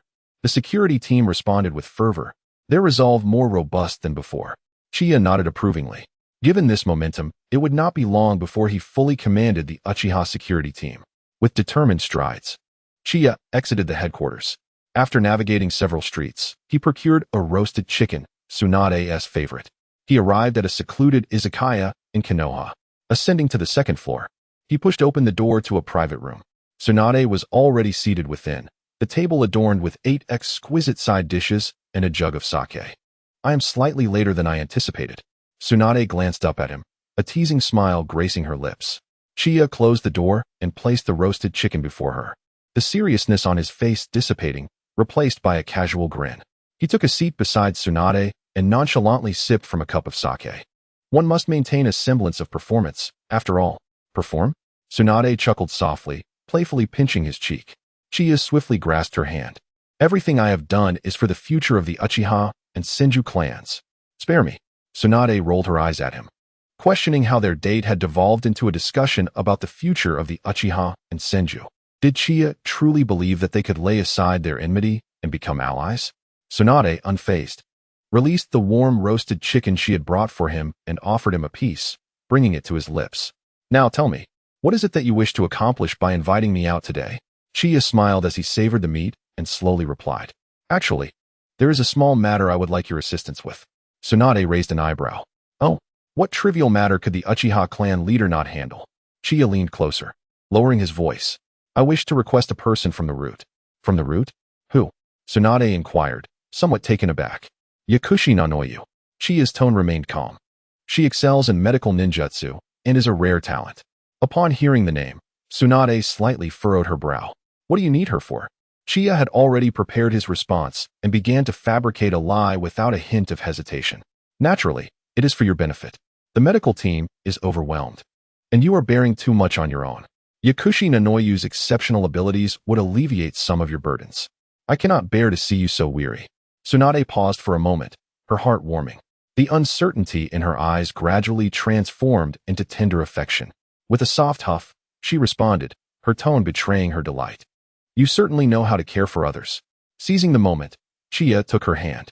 Of course, you are the most important person to me.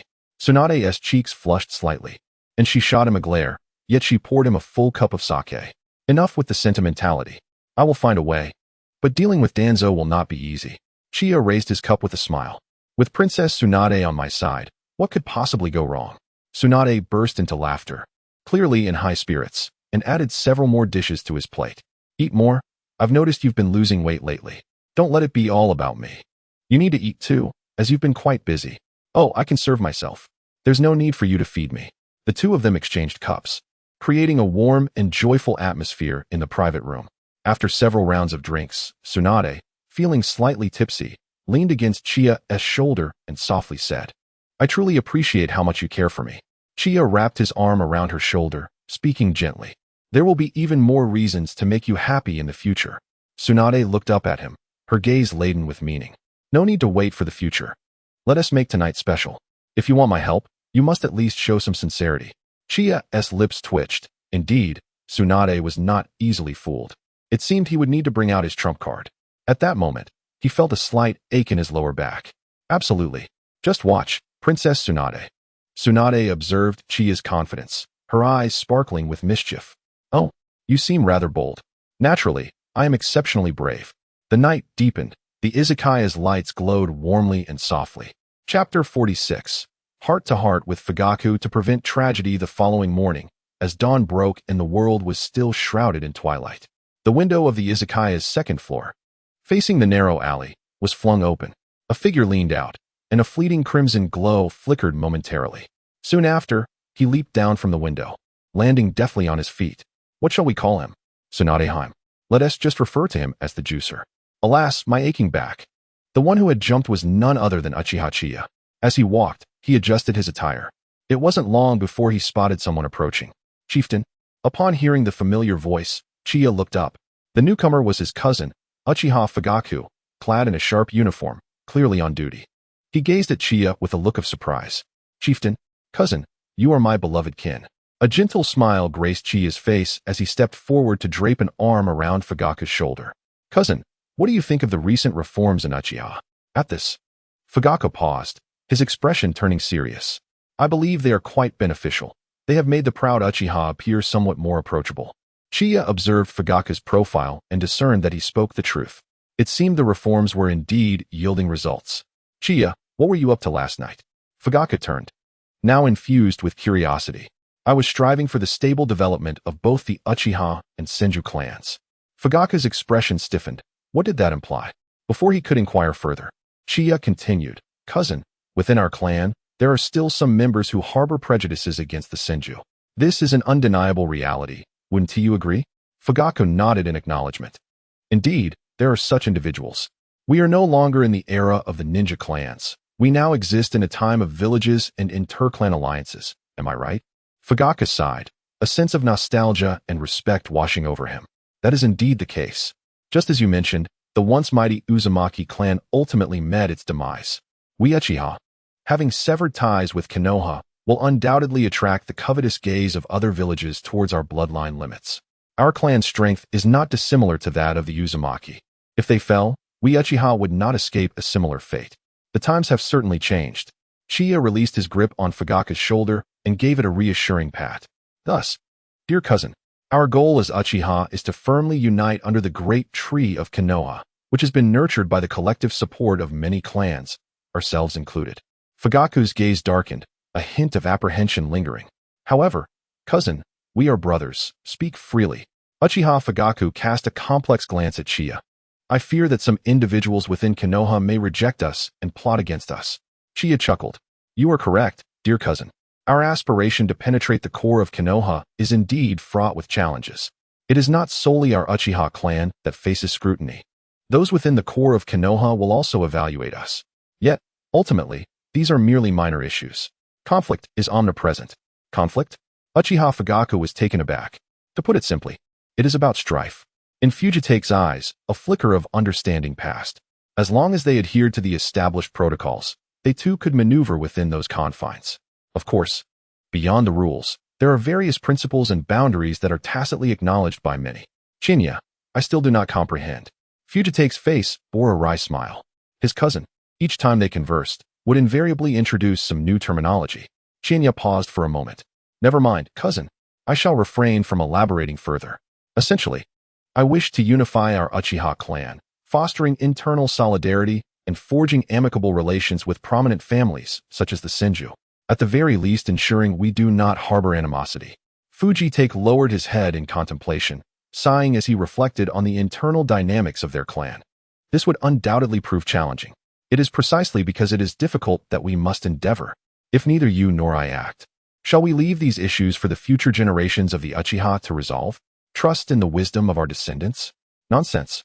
With the weight of our past, it is likely the Uchiha will face extinction. Chiya shrugged his shoulders and turned to walk ahead. Cousin, have you eaten? Shall we grab some breakfast? At that moment, Chiya and Fuji-take had unknowingly arrived at a bustling food street, where the aromas of rice and grilled fish permeated the air. I'm still on duty. You should go ahead and eat. Fuji-take replied, shaking his head firmly.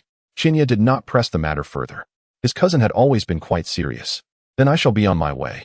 With that, Chiya swiftly made his way to a nearby restaurant. Fuji-take watched his cousin's retreating figure, his emotions a swirl of complexity. How did his younger cousin possess such astuteness? The political acumen and insights he displayed surpassed even those of the clan's elder statesmen. The once cautious cousin had now been elevated by the clan to become the new leader of the Uchiha. This must surely be a testament to the expectations of many. In that moment, Fuji-take felt that Uchiha Qianye was truly someone capable of guiding the Uchiha out of their plight and restoring their former glory. Taking a deep breath, Fuji-take resolutely turned to leave.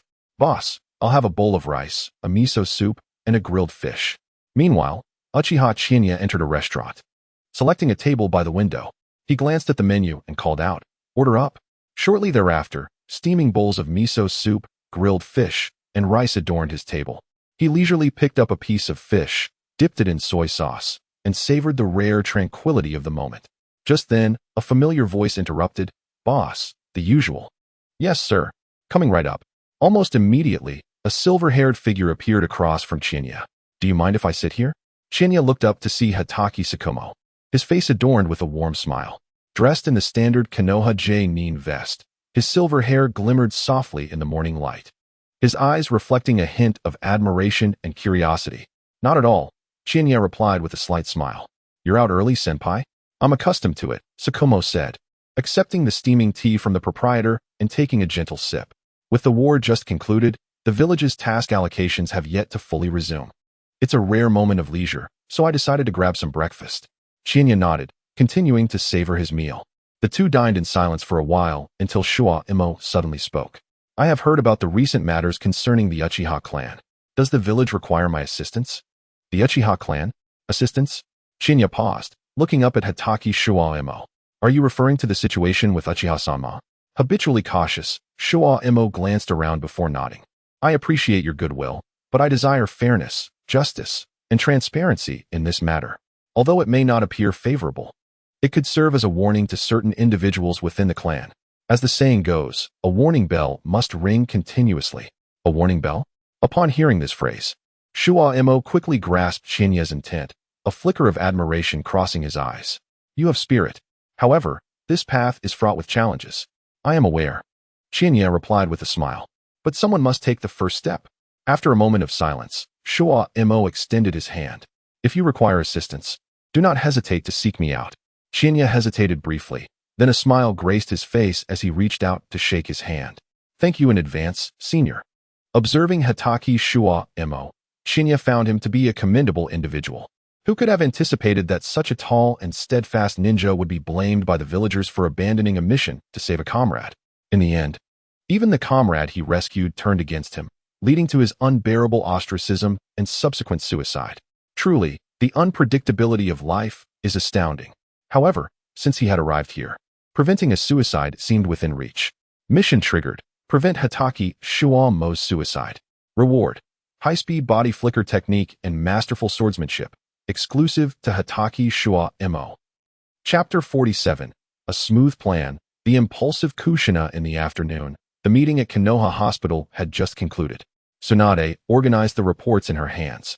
Pausing only after half an hour. Slowly rising, she stretched, her ample figure subtly accentuated beneath her deep blue robe. The slenderness of her waist and the fullness of her hips sculpted a breathtaking silhouette, coupled with her fair, exquisite face, tinged with a delicate blush. She exuded an enchanting charm in every gesture. Tsunade glanced at the time, a slight smile gracing her lips. It was getting late, time to visit the old man. After tidying up briefly, she took the reports and departed from the hospital, making her way directly to the Hokage building. Along the way, numerous villagers greeted her, to which Tsunade responded with a gentle smile, yet her pace remained unbroken. Before long, she reached her destination. Upon pushing open the door to the Hokage's office, Sarutobi Hiruzen sat at his desk, reviewing documents, a cloud of smoke swirling around him from his pipe. Hearing the noise, he looked up, and, upon seeing Tsunade, a warm smile appeared on his face. "Tsunade, have you finished with the hospital affairs?" "Yes, the meeting has just concluded." "You have worked hard," he said, his gaze settling on Tsunade's face before he sighed. "You are likely aware of the recent events that have transpired. Uchiha Yamato colluded with foreign villages, even targeting your esteemed elders." Tsunade maintained a composed demeanor, nodding in acknowledgement. Gazing at Tsunade, Sarutobi Hiruzen promptly assured her, "Rest assured, Tsunade. This matter will receive due attention from the village." Tsunade did not respond, but merely smiled faintly. She was not particularly concerned about the situation. For last night, aside from frolicking with Chiya, she had utilized some fragments of time to convey to Tsunade all the intricate details of Uchiha Yamato's actions against the Senju clan. The two meticulously compared events and timelines, revealing that Uchiha Yamato's claims were not as grave as he had suggested. Nor did they result in the decline of the Senju clan. Many schemes had, in fact, failed to inflict substantial harm, as they had been foreseen and evaded by the Senju clan. However, the conspiracy with the foreign village remained unknown to them. The diminishing numbers of the Senju clan were not attributable to Uchiha Yamato. The primary cause lay in their participation in the war and subsequent sacrifices. Even the recent secret experiments organized by the village regarding the wood release inheritance, aimed at studying Hashirama's cells, had not resulted in as many fatalities as those incurred in battle. Observing Tsunade standing still, Sarutobi Hiruzen hesitated for a moment before inquiring, "Is there anything else?" "Indeed. There is another matter," Tsunade replied, approaching the desk to present him with a report. "This outlines the recent training progress of the medical team. The overall results are promising, yet we are still short-staffed." Sarutobi Hiruzen took the report, glanced through it, and nodded in satisfaction. "I wish to appoint a medical ninja as my assistant to aid in cultivating Konoha's medical ninjas," Tsunade stated naturally. "The current workload at the hospital is overwhelming, and I cannot manage it alone." Sarutobi Hiruzen's eyes brightened. "This is excellent news. The training of medical ninjas is currently a priority for the village. Do you have a suitable candidate in mind? Most of Konoha's medical ninjas lack experience. I require someone with sufficient capability," Tsunade noted, her brow furrowing. "Indeed. But finding an exceptional medical ninja is no easy task. There is a medical ninja under Danzo's command, who possesses considerable skill." She paused before revealing her name. "Yaoshiranoyu." "Yaoshiranoyu?" Tsunade nodded. "Her proficiency in medical ninjutsu is commendable, and if we can bring her over, it would greatly benefit Konoha's medical system." Sarutobi Hiruzen pondered for a moment. If it were anyone else requesting a transfer from the route, he might hesitate, but Tsunade was different. She was the granddaughter of Senju Hashirama, the princess of the Land of Fire, and currently the most pivotal figure in the advancement of Konoha's medical system. Moreover, the recent events involving Uchiha Yamato instilled a sense of guilt within him towards the Senju clan. "Very well," he finally agreed. "Given the necessity of medical work, I will speak to Danzo." Tsunade's lips curved into a slight smile. "Thank you, sensei." Sarutobi Hiruzen waved his hand dismissively. "This is all for the sake of the village." He picked up a pen from the desk and swiftly drafted a transfer order, then summoned a ninja hawk, attaching the scroll to its leg. As the eagle soared into the sky, Tsunade gazed out the window at its receding silhouette, a flicker of satisfaction illuminating her eyes. "I shall take my leave then," she declared. "Indeed, go ahead. By the way, the medical system in Konoha cannot be established in a day. Do remember to take care of yourself," Sarutobi Hiruzen said gently. Tsunade acknowledged with a hum and turned to exit the Hokage's office, her steps light and buoyant. She was well aware that the old man had taken action, with a high probability of success. Approximately 10 minutes later, Tsunade arrived at the headquarters of the security team. A young Uchiha caught sight of her approach. Despite his disdain for the Senju clan, he felt compelled to approach her, recognizing her evident intent to visit the security team. "Lady Tsunade," he called out. She cast him a brief glance. "Where is your clan leader?" The clan leader is not on duty this afternoon and should be resting at home, he replied. Upon hearing this, Tsunade let out a cold snort.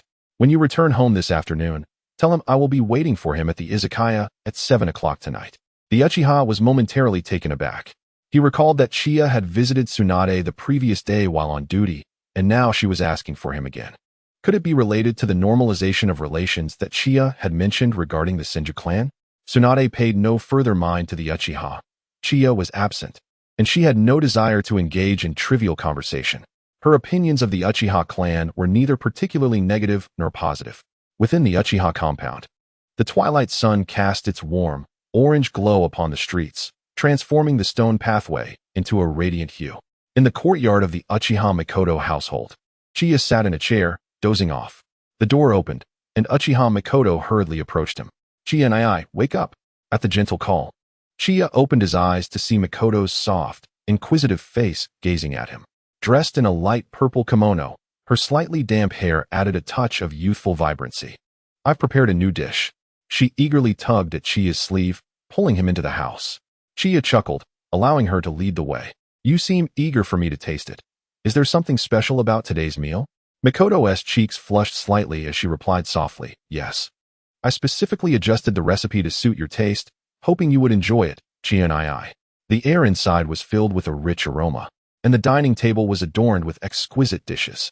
The miso soup had a hint of yuzu peel for freshness, the grilled fish was cooked to perfection, and there was a plate of seafood tempura drizzled with a special sauce. It looks delightful, Chiya remarked as he took a seat. Mikoto immediately served him a bowl of rice and placed a piece of fish in his bowl. Try this first. I used a new marinating method, she said, resting her chin in her hands, her eyes sparkling with anticipation. Chiya picked up the fish and placed it in his mouth. The tender meat paired with a subtle sauce melted on his tongue, causing him to raise an eyebrow. This is more flavorful than last time. Mikoto's eyes crinkled in joy. Really? Then try this. She picked up a piece of fried shrimp, dipped it in the sauce, and offered it to Chiya's lips. Qianye naturally opened his mouth and savored the crisp exterior and the sweet shrimp meat, nodding in approval. The cooking was executed to perfection. Mei-chin was so delighted that she nearly leaped with joy. Her cheeks flushed as she hastily ladled him a bowl of soup. I simmered this for quite a while. Do give it a try? Just as Qianye accepted the bowl, a sudden flurry of footsteps echoed from outside. Mei-chin, I brought the newly released red bean cakes. The door swung open with a force, revealing Whirlpool Kushina standing at the threshold, clutching a bag of red bean cakes, her voice abruptly silenced. Her gaze fell upon the two at the dining table.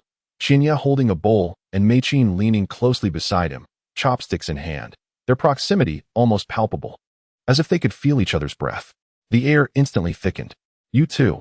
Kushina's eyes widened, and the bag of red bean cakes slipped from her grasp, landing with a soft thud on the ground. Chapter 48. He is nothing but a scoundrel. Mei-chin, what if I refuse? Kushina stood frozen, a whirlwind of thoughts racing through her mind. Observing the intimate scene between Qianye and Mei-chin unsettled her, especially since he had been so close to Lady Tsunade before. And now he was entangled with Mei-chin. This Uchiha Qianye was clearly not a good man. He was nothing but a scoundrel. Mei-chin. The more she pondered, the angrier she became. In her agitation, her fiery red hair seemed to dance without wind. Gazing at Uchiha Qianye's face, her thoughts abruptly stalled, and memories of that night flooded back. Captured at the border by the ninjas of the Cloud Village, just as she was about to leave Konoha, Qianye had descended like a deity, vanquishing the enemy ninjas and rescuing her. What foreigner? Isn't that a Konoha headband on your forehead? Every time she recalled his words, Kushina was unable to shake them from her mind. In that moment, his eyes were resolute, and his movements were swift and decisive. It instilled in her a profound sense of belonging. Finally, she felt integrated into the larger community. At least in Qianye's eyes, she was his companion. Hadn't she previously thought about expressing her heartfelt gratitude to Qianye upon their next meeting? Why was she acting so uncharacteristically today? Kushina took a moment to calm her rising anger, only to find herself momentarily stunned. Wait, why did his closeness with Mei-chin affect me so much? She was startled by her own emotions. The vibrant red of her hair that had been soaring now fell back down, cascading smoothly over her shoulders. In a fluster, Kushina shook her head, trying to dispel the chaotic thoughts swirling within her. Seeing Kushina standing dazed at the door, Mei-chin quickly straightened her posture. Her cheeks slightly flushed as she approached with brisk steps. Kushina, you arrived just in time. I just prepared a new dish and asked Brother Qianye to help me taste it. Just tasting it?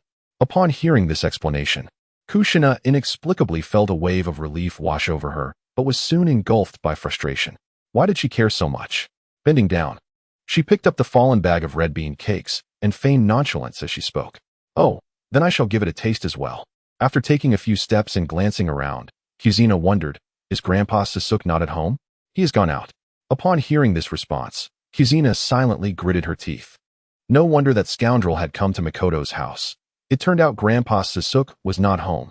But wait, Grandpa had always been rather strict regarding Mikoto. How could he allow her to be alone with this Uchiha Chiya? This had never happened before. As Kuzina pondered these thoughts, Mikoto revealed a joyful smile.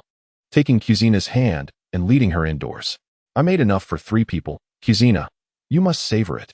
The two leaned closer together, whispering sweet nothings. The earlier awkward atmosphere dissipated quickly. Mikoto warmly invited Kuzina to sit down, then turned to fetch dishes from the kitchen. At the dining table, only Chiya and Kuzina remained. Kuzina plopped down across from Chiya, arms crossed, glaring at him with eyes full of dissatisfaction and questions. Chiya, taken aback by her intense gaze, raised an eyebrow. What's wrong? Do I owe you money? You clearly. Kuzina began, then shot Chiya another glare, turning her face away, unwilling to engage with him any further. Just then, Mikoto returned with the dishes, cheerfully handing Kuzina a pair of chopsticks. Quick, try this grilled fish. It's with my new sauce. Receiving the utensils, Kuzina's expression shifted instantly, revealing a radiant smile. Thank you, Mikoto. I will certainly enjoy it. Witnessing this transformation, Chiya nearly choked on his soup. The speed of her mood change was astonishing. Did her face not incur any penalties for such rapid shifts? Unaware of the subtle tension between the two, Mikoto joyfully settled beside Chiya, eagerly watching as Kuzina began to eat. How is it? Delicious? Kuzina took a bite of the grilled fish, her eyes lighting up. It's truly delectable. Mikoto's culinary skills are improving immensely. Mikoto beamed with happiness, serving each of them a piece of tempura. Then try this as well. At the dining table, the 3 appeared to enjoy the meal harmoniously. Yet an undercurrent of tension flowed beneath the surface. Chiya occasionally met Kuzina's secretive glares. Meanwhile, Mikoto was blissfully absorbed in the joy of sharing food, completely oblivious to the silent conflict. Once dinner concluded swiftly, Kuzina volunteered to help clear the dishes. Mikoto went to the kitchen to prepare tea, leaving only Chiya and Kuzina in the living room. Seizing the opportunity, Kuzina leaned closer to Chiya, lowering her voice to issue a warning. I warn you, do not bully Mikoto. Chiya glanced at her, his demeanor resembling that of a protective little cat. Are you instructing me on how to act? Kuzina found herself momentarily speechless. After a brief pause, she managed to utter, just keep your distance from her. Do not harm Mikoto. And of course, do not harm Lady Tsunade. Who are you to dictate that? Kuzina felt her breath quicken with irritation, observing Chiya's nonchalant attitude. She stomped her foot in frustration and turned to walk toward the kitchen. Mikoto. Kuzina approached Mikoto, who was washing dishes, and spoke softly. Kuzina, what's the matter? As Mikoto ceased her scrubbing, she turned back with a puzzled expression to gaze at Kushina. Do you have feelings for that guy? That guy? You mean the one outside, Uchiha Chiya? Kushina. Why would you ask that? Mikoto's cheeks flushed as she anxiously looked at Kushina. Observing Mikoto's reaction, Kushina discerned her thoughts all too well. Mikoto, you're in trouble. You've fallen into a love without resolution. Do you realize that? But do you know anything else about Chiya? Something else? Kushina, what exactly are you implying? Kushina opened her mouth, but ultimately refrained from uttering words that might hurt her, swallowing her words instead. Meanwhile, at the borders of the Land of Fire, within the root base, Danzo sat in a dimly lit room. Lord Danzo, the rock ninjas within the Rain Village are gradually retreating. Danzo nodded. Provide an update on Hanzo from the Rain Village. A ninja, kneeling before him, retrieved a scroll from within his robes and unfurled it. According to our infiltrators in the Rain Village, Hanzo attacked several combat units of the Sand Ninjas, as well as our Leaf forces, before going missing. The Rain Village has since sealed this information. Hanzo's corpse has been closely guarded by the Rain Villagers, and the exact cause of death remains unknown. Within the Rain Village, any mention of Hanzo is strictly forbidden. Danzo drummed his fingers, his gaze sweeping back. Which Leaf unit was attacked? One was led by a jonin of the Senju clan, while the other was commanded by Lord Orochimaru. Orochimaru's team? Recalling Orochimaru's previous words, Danzo rubbed his temples. Instruct our infiltrators to continue their investigation.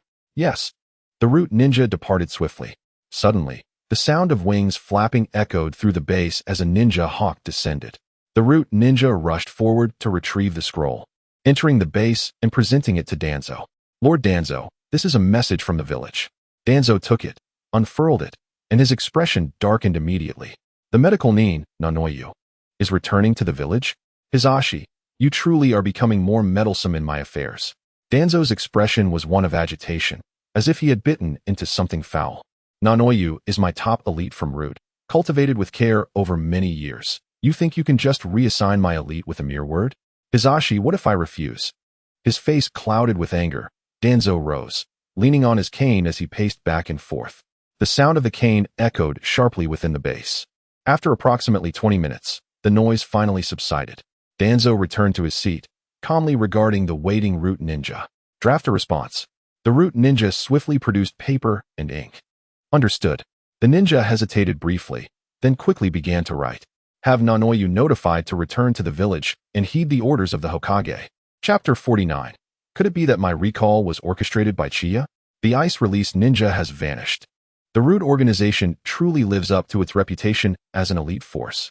Their efficiency in handling matters is indeed commendable. The message destined for the border had scarcely been delivered for half a day when Yakushi-nan arrived in Konoha. The golden rays of the setting sun bathed the streets of the village, as Yakushi-nan stood at the entrance of the Hokage Tower, gazing up at the sky with a hint of bewilderment. Having just returned from the clandestine base of the root organization, she still bore the chill of its atmosphere, and standing under the sun felt strangely disconcerting. Yakushi-nan, is it? Please come inside. An Umbu member emerged from the entrance, addressing her in a stern tone. Yes. Yakushi-nan snapped back to reality, lowering her head as she followed the Umbu into the building. Inside the Hokage Tower, the silence was even more profound than outside. Although she had obeyed Danzo's orders to report back to the village, the specifics of her mission had not been disclosed to her. As she anticipated her imminent meeting with the third Hokage, a wave of anxiety washed over her. The two arrived at the door of the Hokage's office, where the Umbu member opened the door for her. After a brief report, he quietly instructed her, "You may enter." Yakushi-nan bowed slightly and cautiously stepped inside. "Take a seat," Sarutobi Hiruzen said, his pen moving over the scroll before he glanced at her, gesturing toward a sofa nearby. She obediently approached the sofa but did not sit down. Instead, she stood quietly. After a few moments, once he had finished writing, he turned his attention to her. "Yakushi-nan." "Yes." She straightened, her breath becoming shallow with anticipation. "From today onward, you will assist Tsunade in managing the affairs of the Konoha hospital and in training medical ninjas." Sarutobi Hiruzen's voice was gentle. "If you perform admirably, you may formally detach from root and join the medical system." These words shone like a beacon, illuminating her previously shadowy existence. Lowering her gaze, she struggled to conceal the tumult of emotions in her eyes and nodded solemnly. "Yes, Hokage-sama, I shall not disappoint you." Sarutobi Hiruzen regarded her with a serious nod. "Your profile was delivered yesterday. Your service to root, particularly in acquiring intelligence from enemy nations, has been commendable. This is especially true during the recent conflict, where a significant portion of the information regarding the movements of the Yunin village combat forces was provided by you, not to mention the intel concerning Jinchuriki. During wartime, intelligence work is of paramount importance. Possessing information equates to wielding the reins of war. Without it, one is akin to a blind man groping an elephant.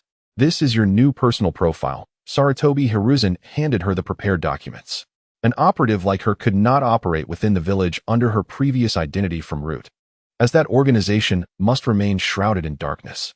"Yes, Hokage-sama." Yakushi-nan accepted the documents with utmost seriousness, clutching them tightly. She understood that this identity might accompany her for a lifetime, and she was indifferent to the contents within. In root, she had merely been a code name. Returning to Konoha, as long as she retained her name, everything else was inconsequential. "Yao Shi now you, it's time to rest early. Remember to report to the Konoha hospital tomorrow." She bowed and exited. As she stepped out of the Hokage building, her footsteps became noticeably lighter. The missions of the Root organization were always steeped in bloodshed and intrigue. Deep within her heart, she had longed to be like an ordinary medical ninja, healing others with her hands rather than taking lives. And now, her wish was on the verge of fulfillment. At that moment, she noticed someone waving at her from a distance. Upon closer inspection, surprise flickered in her eyes. It was Uchiha Qianye, the very individual she had encountered during a mission in the Cloud Village. Leaning against the wall at the street corner, he wore a gentle smile, and his dark eyes held a warmth she recognized. "You over here." Chiya's voice, though soft, reached her ears clearly. Yu was momentarily taken aback. She felt a sense of gratitude towards Uchiha Qianye. Had it not been for his timely suggestion, the orphans of the Cloud Village would likely have faced dire consequences. She hurried over. "Lord Chiya." Chiya straightened up and chuckled. "No need for formalities. Just call me Chiya." The young woman before him possessed skin as pale as snow, nearly translucent under the sunlight. Her slender frame exuded an aura of fragility and purity. Her smooth golden hair curled gently at the ends, cascading onto her shoulders, enhancing her gentle demeanor. "Has the third sent you to the hospital?" Yu nodded and suddenly recalled something. Her youthful fingers pointed at Chiya, her expression one of astonishment. "Could it be that my reassignment was orchestrated by you, Chiya-kun?" Chiya crossed his arms and remained noncommittal. "You were never suited for the shadows. Only the light is meant for you." Although Chiya did not explicitly state it, Yu, being a member of the elite Root organization, understood that her return to the village was indeed connected to him. "Thank you, Chiya-kun." Yu's voice trembled, her eyes glistening with unshed tears. She quickly turned her head, hastily wiping them away with her sleeve. Chiya, witnessing this, smiled gently. "Come, I shall take you somewhere." He gestured for her to follow. "Where to?" She inhaled deeply, calming her slightly agitated heart. "A welcome gathering," Chiya winked back at her. "Consider it a celebration of your rebirth." You felt a warmth spread through her heart, tightening her grip on the documents. Without a moment's hesitation, she quickly stepped forward to keep pace with him. They arrived at a quiet dango shop, where Chiya skillfully ordered several signature dango and hot tea. The warm lighting and sweet aroma within the shop gradually eased Yu's taut nerves. "In the medical team, if you ever need assistance, you can count on me." Chiya pushed a skewer of dango towards her. "But rest assured, while Tsunade may be strict, she greatly values capable individuals." Yu accepted the dango, whispering, "Thank you." She took a bite, the sweet and glutinous texture melting on her tongue, as if even the shadows in her heart were momentarily dispelled. "Why do you help me, Chiya-kun?" Chiya regarded her with a casual yet sincere tone. "The life of the Root organization is not suited for you. The path you tread now is the one you ought to follow." Yu lifted her gaze to meet his, suddenly feeling a warmth welling in her eyes. She quickly lowered her head and murmured, "I will cherish this opportunity." Chiya smiled faintly, choosing not to elaborate further. He understood that for Yu, escaping the shadows of the Root organization was a tremendous stroke of fortune. His role was merely to give her a gentle nudge along her journey toward the light. "Try this." Chiya offered half of the dumplings that the waiter had brought to Yu. "Thank you, Chiya-kun. You should have some too." At that moment, at the border of the land of Earth, in a covert stronghold, the stern commander at the helm inquired coldly of the 6 squad leaders below. "Have we gathered any intelligence on the movements from the Mist-Hidden Village?" "None. It seems there has been a transformation in the Mist-Hidden Village, and they are not allowing outsiders in. The ice ninjutsu user who attacked our team has also not been spotted. So there is no news? Then send more personnel to investigate. Especially that ice ninjutsu user. We must capture him in the Rain-Hidden Village." "Yes." The group dispersed. Chapter 50, Training in Ninjutsu. "It's wonderful to have you after dining with Yu." The two parted ways. Some matters must be approached gradually. Haste would only yield counterproductive results, particularly for someone like Yu, who had long navigated the shadows as an intelligence operative, her thoughts being more sensitive and fragile than those of ordinary individuals. As the sun dipped below the horizon, twilight began to envelop the scene. The Uchiha clan's training grounds were currently deserted, with a few charred marks remaining on the wooden stakes and a faint trace of fire chakra lingering in the air, indicating that the clan members had recently concluded their training. Chiya entered the training ground, standing alone in the arena. He slightly closed his eyes before suddenly opening them wide. The crimson tomo of his Sharingan spun slowly in the dimness, both enchanting and chilling. His mastery of Jinjutsu was already quite proficient, yet he still found himself lacking in ninjutsu. He muttered softly to himself, his brow furrowed. In truth, in Uchiha Qianye's original plan, he intended to continue surviving within the security team during the Second Shinobi World War, avoiding missions outside the village while practicing in secrecy. He had nearly mastered the Uchiha's Genjutsu and was preparing to delve into the clan's fire ninjutsu techniques, one by one. However, the sudden activation of the system disrupted all of that. Training in fire ninjutsu was meant to enhance his personal strength, but the emergence of the system had exponentially augmented his abilities. With the war now concluded, it was the perfect opportunity to compensate for his prior deficiencies in fire ninjutsu. He raised his hand to retrieve several scrolls from his ninja tool pouch. With a flick of his fingers, the scrolls unfurled, revealing a dense array of techniques and inscriptions. Ultimately, his gaze settled upon two techniques, Great Fireball Technique and Great Fire Destruction. To put it simply, the former leans towards individual combat, emphasizing formidable power and precision, while the latter focuses on area damage and widespread devastation. Previously, Uchiha Chiya had not considered these two techniques, both of which demand substantial chakra expenditure and meticulous control. However, now, with his chakra having surged from 1 card to 15 cards, he no longer fears excessive consumption that might impair his combat effectiveness. The three-tomo Sharingan swiftly swept across, imprinting every detail in his mind, the sequence of hand signs, the trajectory of chakra flow, the rhythm of breathing, and the control of flame shapes, all committed to memory. Now, it was time to assess the results. Chiya turned and swiftly made his way to the center of the training ground, where a massive artificial lake lay before him, a site he had specifically marked for construction. After all, within the Uchiha clan, many members practiced fire release techniques. Having such a lake nearby would serve as a remedy in case of any accidental fires. Gazing at the lake's clear surface, Chiya took a deep breath and swiftly formed hand seals. Fire release, Great Dragon Fire Technique. Intense flames erupted from his mouth, coalescing into the form of a dragon. The fiery dragon shot straight across the center of the lake, producing a deafening roar and creating enormous waves. Chiya narrowed his eyes, his three-tomo Sharingan carefully observing the flame's shape and subtle changes. After a moment, the lake calmed, leaving behind a thick mist hovering above the water's surface. He noted that his chakra output could be further concentrated and formed the seals once more. The scorching dragon emerged again, surging towards the center of the artificial lake. This time, the flames were denser, hotter, and even bore a faint bluish hue. Excellent. Next, his gaze shifted to the scroll for the Great Fire Extinction Technique. Chiya closed his eyes, focusing his chakra, and then unleashed Fire Release, Great Fire Extinction. Boom. A cataclysmic sea of flames erupted instantaneously, overwhelming the artificial lake like a tsunami, illuminating the entire training ground as if it were broad daylight. Wherever the flames passed, ripples danced across the lake's surface, and the heat distorted the very air. Even the distant trees trembled under the onslaught of heat waves. Yet, excitement sparkled in Chiya's eyes. Indeed, the replicative ability of the Sharingan, combined with precise chakra control, allowed him to master even advanced fire release techniques with remarkable speed. He stood still, watching the flames gradually extinguish in the air, a slight smile gracing his lips. This training session had gone exceptionally well. He understood that his enhanced strength facilitated this fluidity in execution. Moreover, the advancements in his Sharingan had provided significant assistance. All these improvements stemmed from prior rewards bestowed by the system.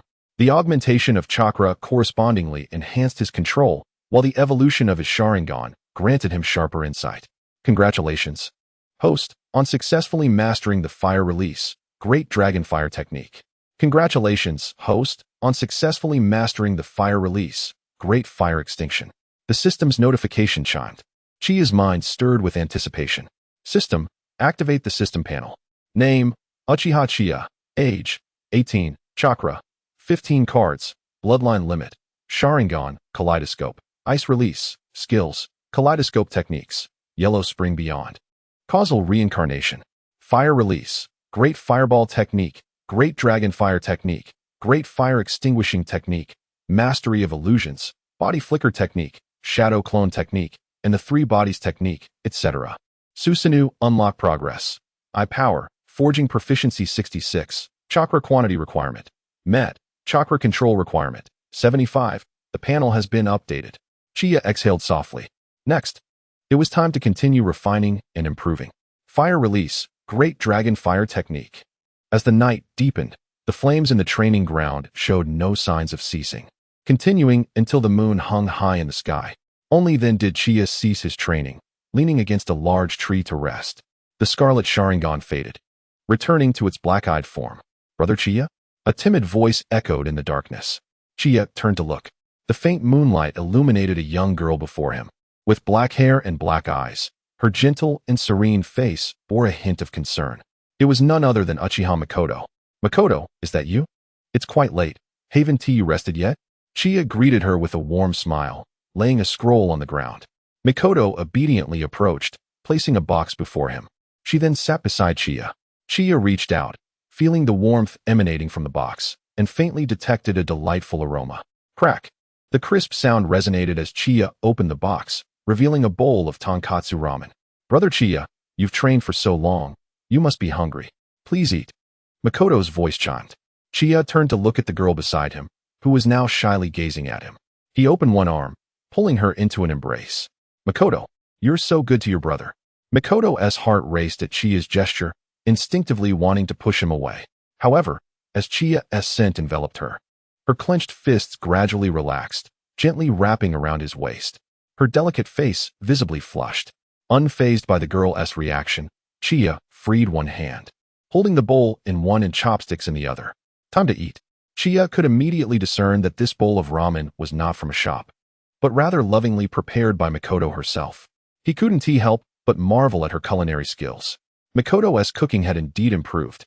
The ramen, particularly the broth, was exquisitely silky, infused with a rich flavor of bones and a sweet aftertaste. The taste was simply divine. "Brother Chiya, eat slowly, if you find it delicious.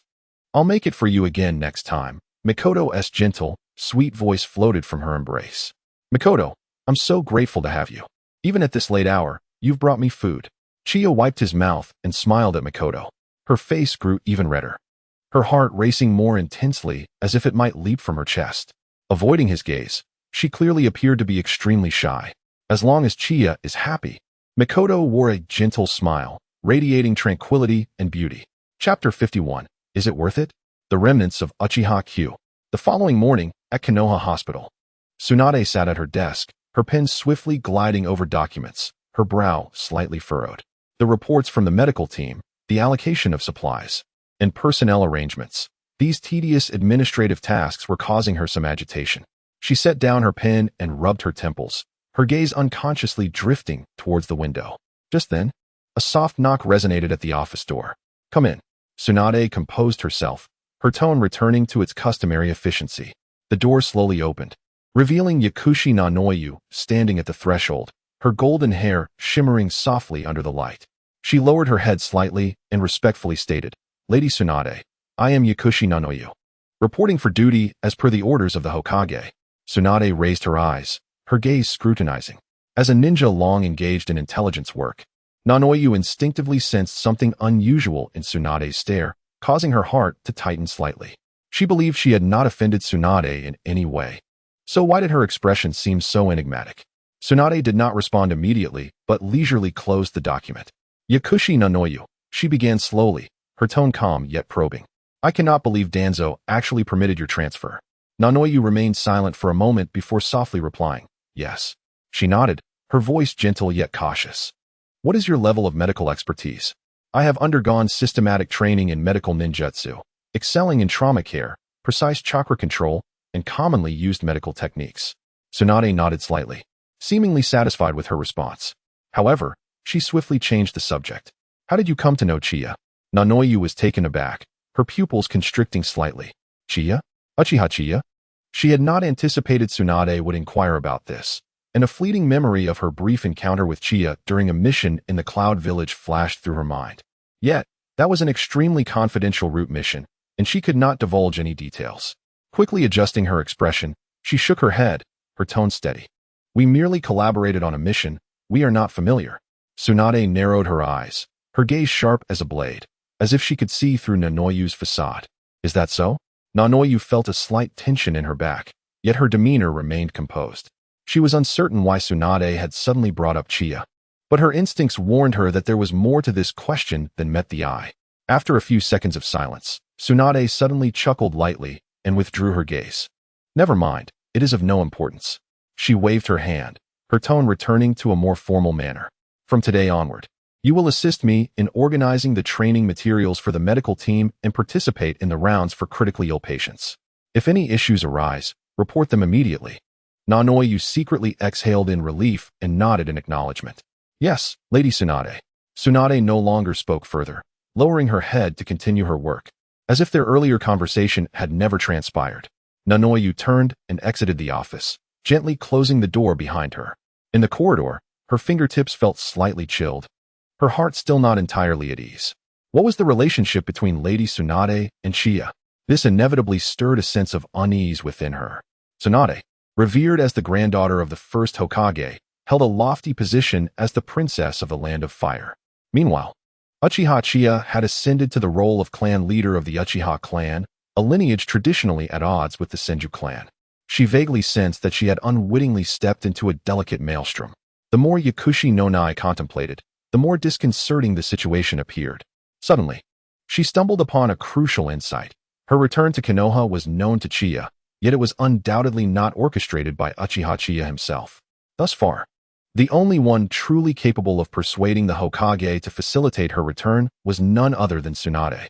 Given that Tsunade had no prior acquaintance with Nonai, combined with the fact that she had just arrived and encountered Uchiha Chiya the day before, it was evident that the man lurking in Tsunade's shadow was indeed Chiya. Uchiha Chiya, she murmured softly, a flicker of complexity dancing in her eyes. Previously, he had suggested the ruse of faking her death to extricate herself, and now he had enticed Tsunade to summon her back to Konoha. How had Uchiha Chiya managed such a feat? To seek Tsunade's assistance on behalf of the Uchiha seemed almost surreal. Surely, Uchiha Chiya had made significant sacrifices for her sake. Recalling the warm smile of Chiya, who had welcomed her the previous day, stirred something within her once icy heart, causing its rhythm to falter. Uchiha Chiya had indeed gone to such lengths for her. Although Nonai felt a surge of anxiety regarding this sudden notion, she found herself compelled to accept it amidst the multitude of conjectures. This was the most fundamental and accurate judgment she had acquired in her espionage career. Stopping in her tracks, she lowered her gaze, her golden hair obscuring her face, and after a prolonged silence, sighed deeply. Uchiha Chiya, is it truly worth it for someone like me, who struggles in the shadows? At that moment, within the headquarters of the security force, Chiya sat at the head of the table, facing 16 ninjas who stood respectfully before him. Clan leader, a middle-aged ninja, stepped forward, presenting a scroll with reverence. We, the 16 of us, have decided to resign from the security force today. Chiya accepted the scroll but did not immediately unroll it. Instead, he gazed at them intently. The reason? The ninja inhaled deeply, a flicker of complexity crossing his eyes. We have reflected upon your last admonition for quite some time.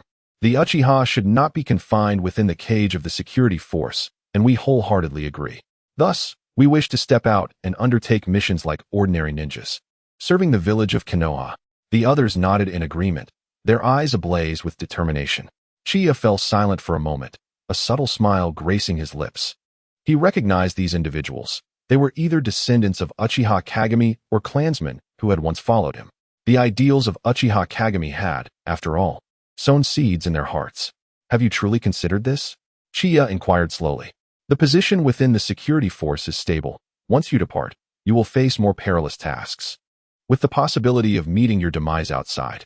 We have given it considerable thought. The voices of the crowd resonated in unison, imbued with unwavering conviction. Qinye's gaze swept across their faces, and suddenly, he emitted a light chuckle. Very well. He grasped a pen and inscribed his name upon each scroll before returning them. I have given my approval.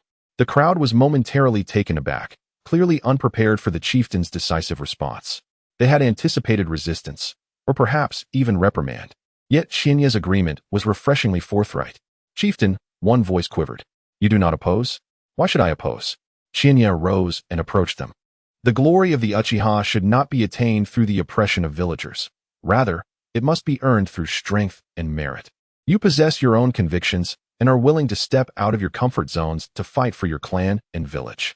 Why would I impede you? His tone was calm, yet it ignited a fervor within their chests. However, Chinya's tone shifted, his gaze sharpening. Having chosen this path, do not bring shame upon the Uchiha. Indeed, they straightened their backs and responded in unison. Chinya nodded and retrieved 16 specially crafted kunai from his drawer. A parting gift, he said, upon which the Uchiha emblem was engraved. May it serve as a reminder that wherever you go, you are a member of the Uchiha, regardless of your future achievements. The Uchiha will forever be your home. One by one, they accepted the kunai, their fingers trembling slightly. A young ninja's eyes glistened with unshed tears as he quietly murmured, "Chieftain, thank you." Chinya placed a gentle hand on his shoulder, his tone unusually warm. "Go now. Remember, the Uchiha will always be your support."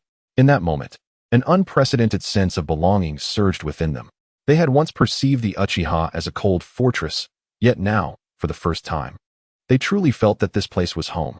Indeed, as the chieftain had stated, a family is formed naturally, rather than being forcibly bound together by interests like slaves.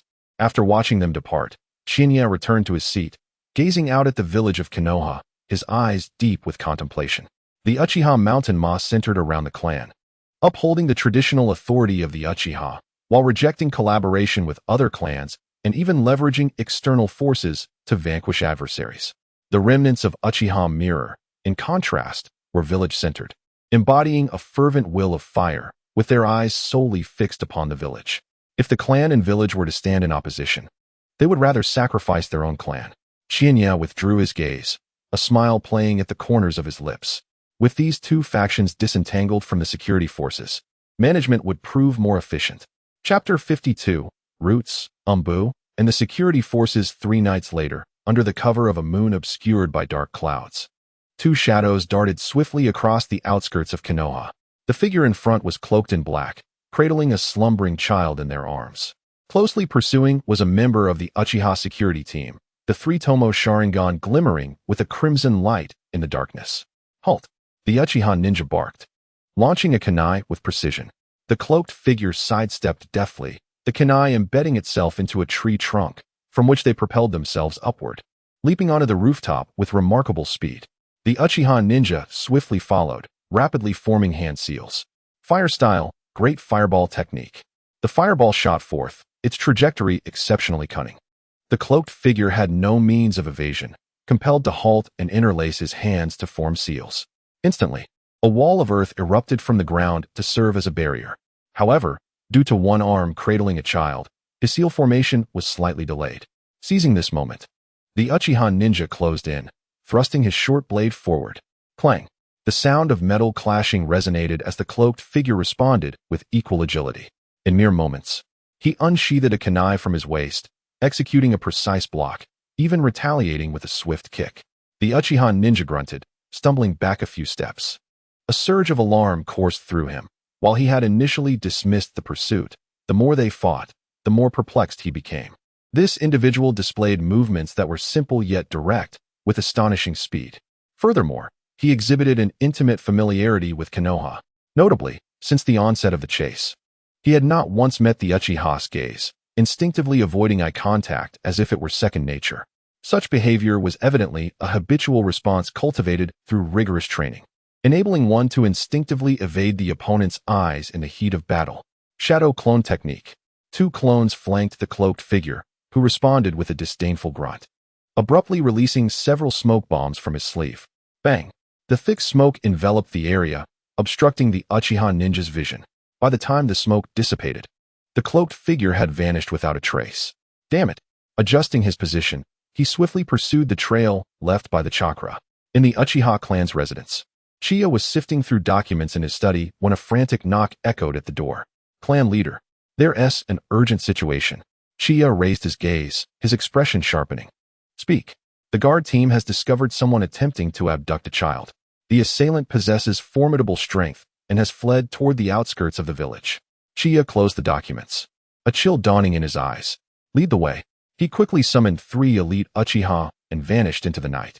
They pursued into the forest beyond the village, where the cloaked figure found himself ensnared by the relentless Uchiha, unable to extricate himself swiftly. You cannot escape, the Uchiha ninja declared coldly, his short blade aimed menacingly.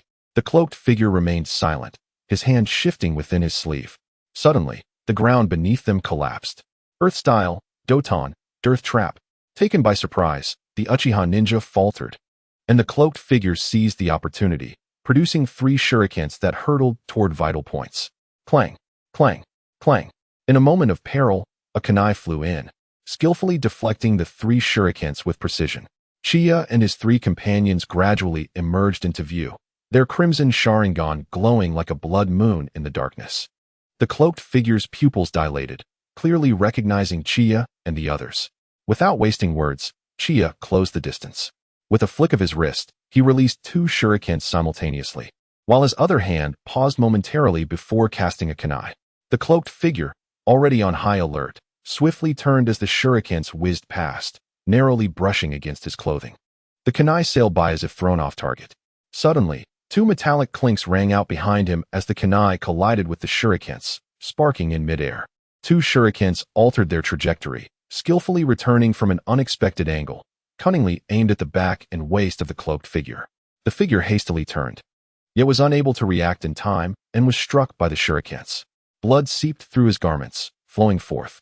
A sense of disorientation enveloped him. An alarm surged within his heart.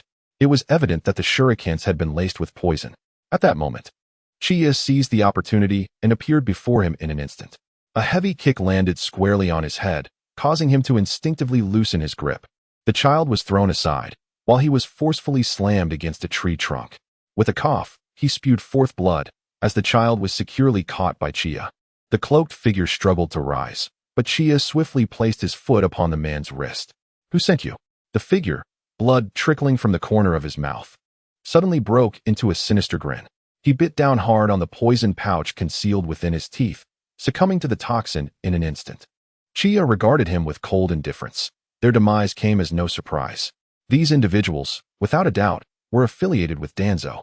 Chiya extended his hand to probe, and indeed discovered that the opponent had already been implanted with a sealing technique.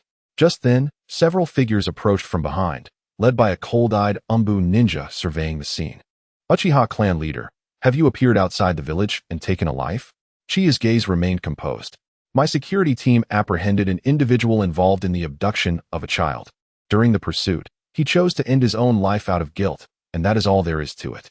The Umbu ninja scrutinized him, and after a moment, replied coldly, "We will report this matter to the Hokage." Chiya responded nonchalantly, "Of course. Not only will you report, but I shall personally inform the Hokage of the situation tomorrow." The Umbu ninja snorted derisively and gestured for his subordinates to remove the body. "What are you doing?" One of the Uchiha, witnessing the Umbu's actions, exclaimed sharply, "This is an individual captured by our security team. How can you take him away so casually? He is a crucial figure in the child abduction case. If you take him, how shall we proceed with our investigation?" The atmosphere grew tense. This person must be taken back to the Umbu for interrogation. Before he could finish his sentence, he felt a blur before his eyes. Uchiha Chiya had suddenly appeared before him, the vivid crimson of his Sharingan staring directly at him. His words faltered, and confusion clouded his gaze. Chiya shifted his focus to the Umbu behind him, the 3 tomo gently rotating. The moment their eyes met, they too fell into the illusion, just as the previous man had. "You may leave." Chiya glanced back at his fellow clansmen. "Lord Leader, shall we not intervene with these Umbu?" One of his companions, observing the Umbu standing like statues, inquired with evident concern. "It's fine. Let them learn a lesson. But there are no buts. Our actions tonight were prompted by the abduction of a child, and we are in pursuit of the perpetrator. This falls squarely within the purview of my security team. Furthermore, the Umbu present has not produced any relevant documentation for taking away this individual. Attempting to do so forcibly is, naturally, a breach of protocol." Listening to Chinya's explanation, the 3 clan members felt a sense of relief wash over them, simultaneously deepening their admiration for Uchiha Qianye. They had not anticipated the intricate complexities involved. Indeed, the 3rd Hokage had stated that the Umbu's recruitment required stringent documentation, necessitating direct approval from him. Without such authorization, the various clans retained the right to refuse. "Clan leader, what about this child?"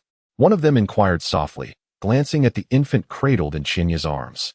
"First, we should take them back to the security team, ascertain the child's origins, and then return them." Chapter 53. Danzo's machinations continued as he stood in the sunlight. The following dawn, as the horizon began to brighten with a pale light, The doors of Konoha Hospital were gently pushed open. Chiya, holding the sleeping child, was accompanied by 3 Uchiha clan members as they entered the tranquil hospital lobby.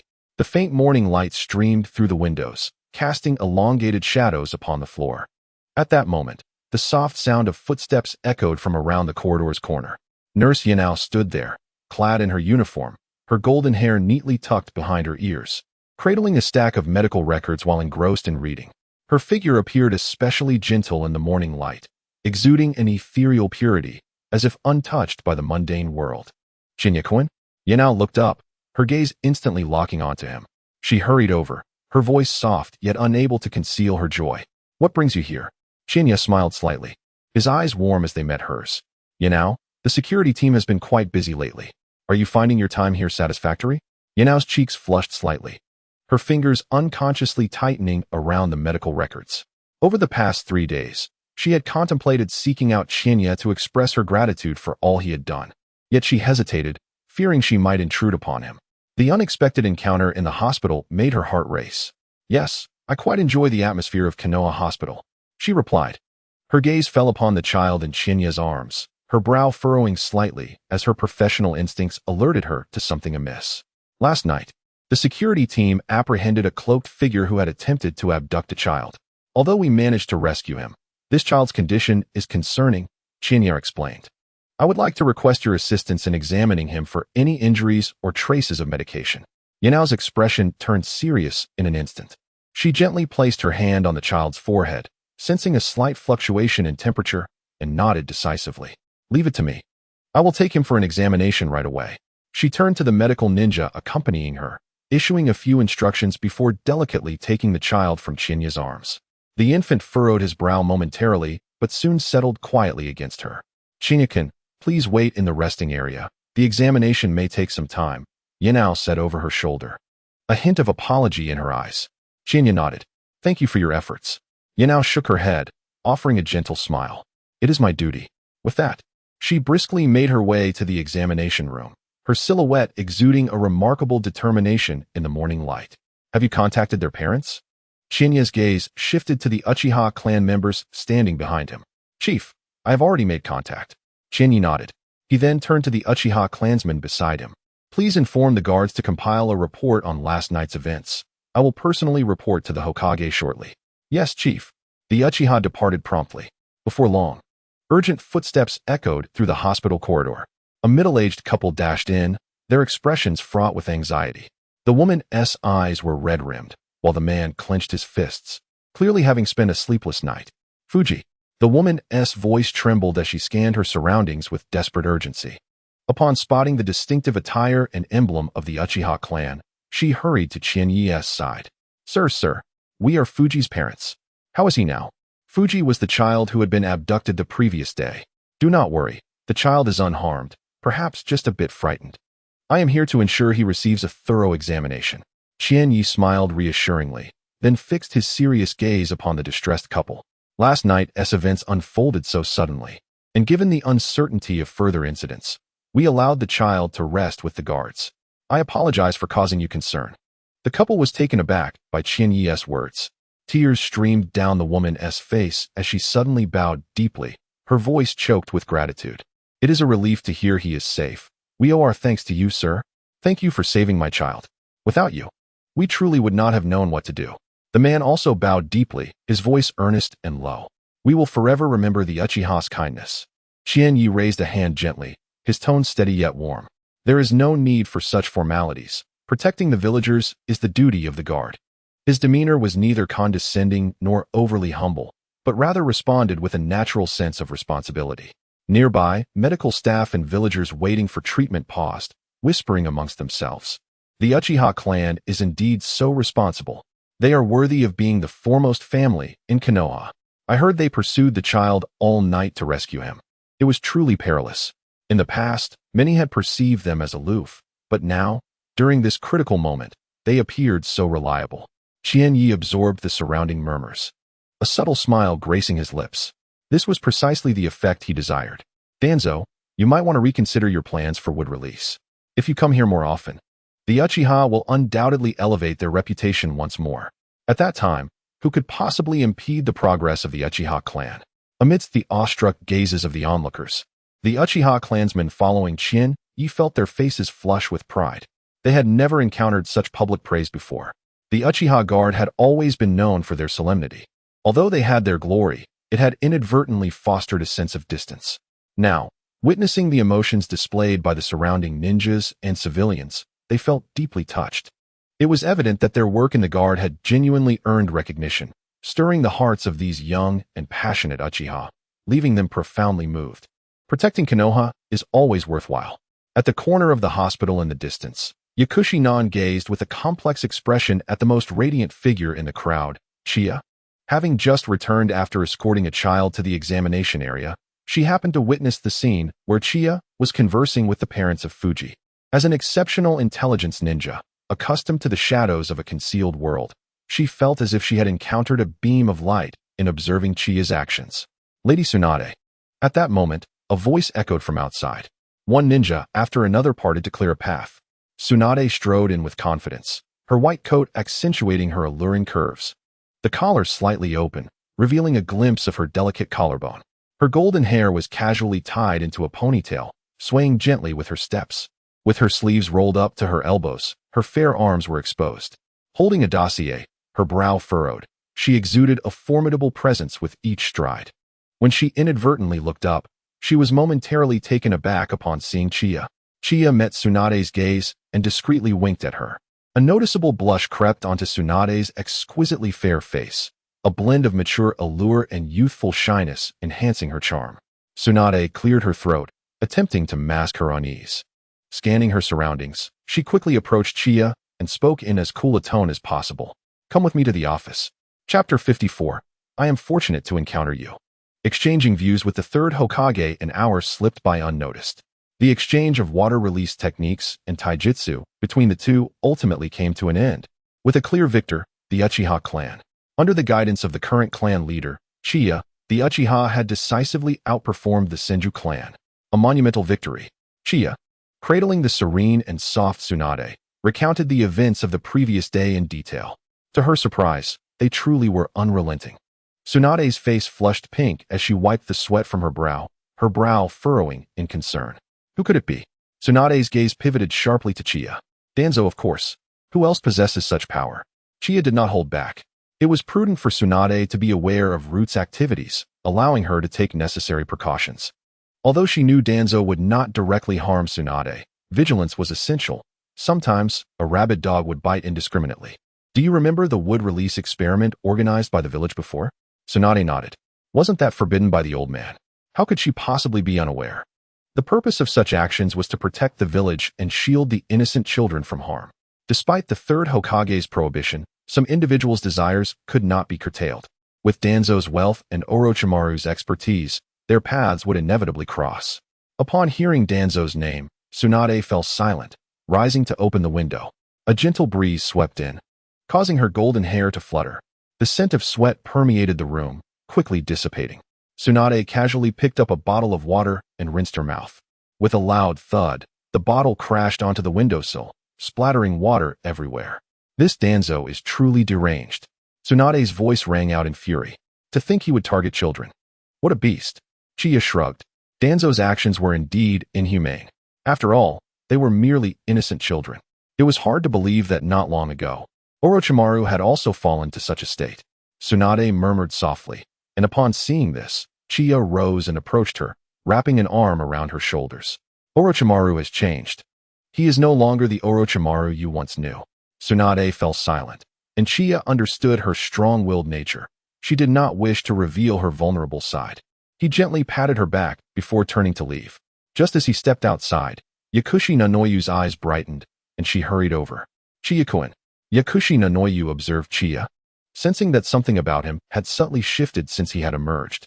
Yet, she could not pinpoint exactly what was different. It's you, Nanoyu. Has Fujin completed his examination? Nanoyu smiled, her eyes narrowing slightly. The results are in. His body is fine, though he has suffered some mental shock. A few days of rest should suffice. Well, that's a relief. This will provide his parents with some reassurance. Upon hearing Chiya's words, Nanoyu's opinion of him rose significantly. Chiya-kun, you are quite responsible. Chiya's gaze fell upon her somewhat fatigued face. You seem a bit tired. Nanoyu paused, then lowered her head with a soft chuckle. The workload in the medical team is busier than I anticipated, but it is fulfilling. Chiya settled into a chair nearby. Speaking of which, since you arrived at this Konoha hospital, I have yet to have a proper conversation with you. His tone was casual, yet held a hint of seriousness. You were at the roots before. It must have been quite tough for you. Nanoyu's fingers hesitated slightly. She did not expect Chiya to bring this up so suddenly. Those days lurking in the shadows, those cold intelligence missions, were memories she wished to forget. Yet at this moment, his gaze was warm and focused. As if to convey, you can speak, I will listen. It was bearable, she replied softly, unconsciously twirling a strand of hair around her finger. Chiya observed her and suddenly spoke. Actually, I've always been curious. Why did you choose to become a medical ninja? Nanoyu fell silent for a moment, her gaze drifting to the sunset outside the window. Because rather than taking lives, I wish to save them. Her voice was soft, yet resolutely firm. Even if I can save just one person, that is enough. Chiya quietly regarded her, a flicker of admiration passing through his dark eyes. Remarkable. Nanoyu's ears flushed slightly. She diverted her gaze to mask her quickening heartbeat. Chiya-kun, she suddenly spoke. I know you are behind all of this. Thank you. She lifted her head, her emerald eyes shimmering in the light, filled with sincerity. Thank you for giving me the opportunity to walk this path. Qianye was momentarily taken aback. Then a gentle smile graced his lips. No, it is I who should express my gratitude. He spoke softly, conveying his fortune in encountering her. Yanoyu's eyes widened, her heart skipping a beat. Chief. At that moment, a member of the Uchiha swiftly approached, interrupting the gradually blossoming atmosphere between the two. The Hokage wishes to see you. Qianye nodded. Have the report materials arrived? They were just delivered. With that, he handed the report cradled in his arms to Qianye. Rising to his feet, Qianye began to head outside, casually perusing the meticulously organized contents of the report. Having taken only a few steps, he remembered he had yet to bid farewell to Yanoyu. He promptly turned back. Apologies, Yanoyu. We shall have a proper chat next time when we have the time. Yanoyu nodded eagerly. Yes, Qianye-kun, your matters are of utmost importance. A fleeting glimmer crossed Qianye's gaze as he sensed something amiss. Yanoyu's pupils appeared somewhat unfocused, her eyes instinctively narrowing. Why does this resemble the symptoms of deteriorating vision? Well, Yanoyu, let us meet at the dumpling shop tomorrow at noon. Qianye made a mental note. Then turned to the Uchiha beside him. You will handle the matters at the hospital. Please ensure to soothe the emotions of Fu and their parents. Yes, Chief. Qianye nodded and departed alone. The warm sunlight streamed through the window of the Hokage's office, bathing the entire room in a golden hue. Sarutobi Hiruzen sat behind a large desk, the smoke from his pipe swirling gracefully in the light. His gaze was tranquil, yet carried an undeniable sharpness. The door was gently pushed open as Uchiha Qianye entered with poise, his black eyes calm as still waters. Hokage-sama. He inclined his head slightly, his tone respectful yet composed. You've arrived, Qianye. Sarutobi Hiruzen set down his pipe, his voice deep and gentle. Please, have a seat. Qianye took a seat on the guest chair, his hands resting naturally upon his knees. Sarutobi Hiruzen's eyes lingered on him for a moment. What is the status of the investigation into the child from last night? It has been confirmed as the work of an external force. Qianye's tone remained steady. Their methods are professional, their actions swift, and their objectives clear, indicating meticulous planning. Oh, Sarutobi Hiruzen's gaze sharpened. Do we have any leads pointing to a suspect? Qianye hesitated briefly before responding calmly. We are still verifying. But one thing is certain. The assailants are exceedingly familiar with Konoha's patrol routes and the vulnerabilities of our barriers. Sarutobi Hiruzen's fingers lightly tapped the desk, the rhythm slow and heavy. Are you suggesting that there is internal assistance? Qianye offered a knowing smile. Hokage-sama, some factions have lurked in the shadows for too long, perhaps forgetting which side they should stand on. A barely perceptible frown crossed Sarutobi Hiruzen's brow as he grasped the implications of Qianye's words. The air in the room seemed to freeze momentarily. After a moment of silence, Sarutobi Hiruzen exhaled a cloud of smoke, his tone still calm, yet tinged with a hint of probing. In the dimly lit room, Chiya remained composed despite the undercurrent of tension in the air. The report from last night's clandestine meeting had insinuated that she had employed illusions upon the members of the covert organization, a clear admonition. A faint smile graced her lips, hinting at her unruffled demeanor. The situation had been urgent. The adversaries sought to whisk away a crucial witness without authorization, and she had merely intervened momentarily. She paused, maintaining her serene tone. After all, the duty of the security forces is to uphold the order within the village. While the actions of certain individuals appeared to deviate from established protocols, Sarutobi Hiruzen regarded Chiya with a penetrating gaze, weighing his thoughts. In light of the recent prominence of the Uchiha clan within the village, he had intended to leverage the incident to subtly admonish them, encouraging a degree of restraint. Yet, Chiya effortlessly redirected the focus elsewhere. Ultimately, Hiruzen reclined back into his chair, the smoke from his pipe shrouding his expression in a haze. Chiya, continue the investigation into this matter, he commanded, his voice laced with fatigue yet imbued with deeper significance. But remember, discretion is paramount. The stability of Konoha supersedes all. Chiya inclined her head slightly, acknowledging his words. I understand. The third Hokage tacitly authorized her to probe into the root organization, while Chiya resolved to keep the issue from escalating. Their silent exchange was laden with mutual understanding before Chiya set down the report and rose to take her leave. As she exited, Hiruzen remained seated in the dimming room, the flickering light from his pipe casting shadows around him. Danzo, do not let me down. Chapter 55. A cat that can flip. The following noon, within a quaint dumpling shop, Yakushi Nanoyu occupied a window seat, her hands neatly folded over her knees. Her fingertips slightly constricted. Her gaze frequently darted toward the entrance, her heart racing with each turn of the door handle, only to settle back down upon realizing the figure was not the one she anticipated. Chiya-kun will come, won't he? She murmured softly, a blend of anxiety and hope evident in her voice. Golden strands of hair cascaded over her shoulders, softening the contours of her profile. At that moment, the wind chimes at the door jingled as the door swung open, propelled by the breeze. Nanoyu's eye snapped up, locking onto the figure of a dark-haired youth stepping inside. Clad in a tailored black uniform, Chiya appeared slightly disheveled, as though he had hurriedly arrived. His gaze swept across the room, quickly landing on Nanoyu, accompanied by a sheepish smile. My apologies, there were unforeseen matters at the security team, hence my tardiness, he explained, settling into the seat opposite her with a gentle tone. Nanoyu hastily shook her head, her cheeks flushed. It's quite all right, Chiya-kun, I just arrived myself. She discreetly pushed aside the now-cold tea. Would you care for a drink?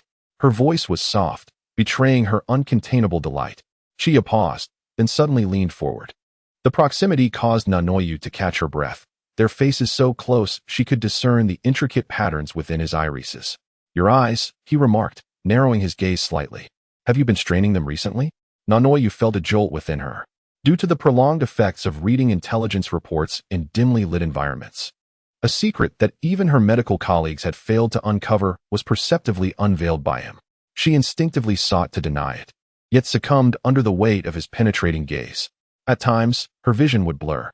Suddenly, a soft sound resonated as the wooden box met the table. Yanoyu was momentarily taken aback, observing Chiya pushing forth a dark lacquered box. The Uchiha clan emblem on the lid glimmered with a deep crimson sheen under the sunlight. Let us take a look, she suggested. Pharmacist Yanoyu stared at the box, slowly lifting the lid. Inside lay a pair of tortoiseshell glasses, their frames elegantly simple, catching a faint glimmer in the light. I noticed yesterday at the hospital that you squint when you look at things, so I prepared this for you, he remarked. As her fingertips delicately brushed the frame, an indescribable warmth surged within her.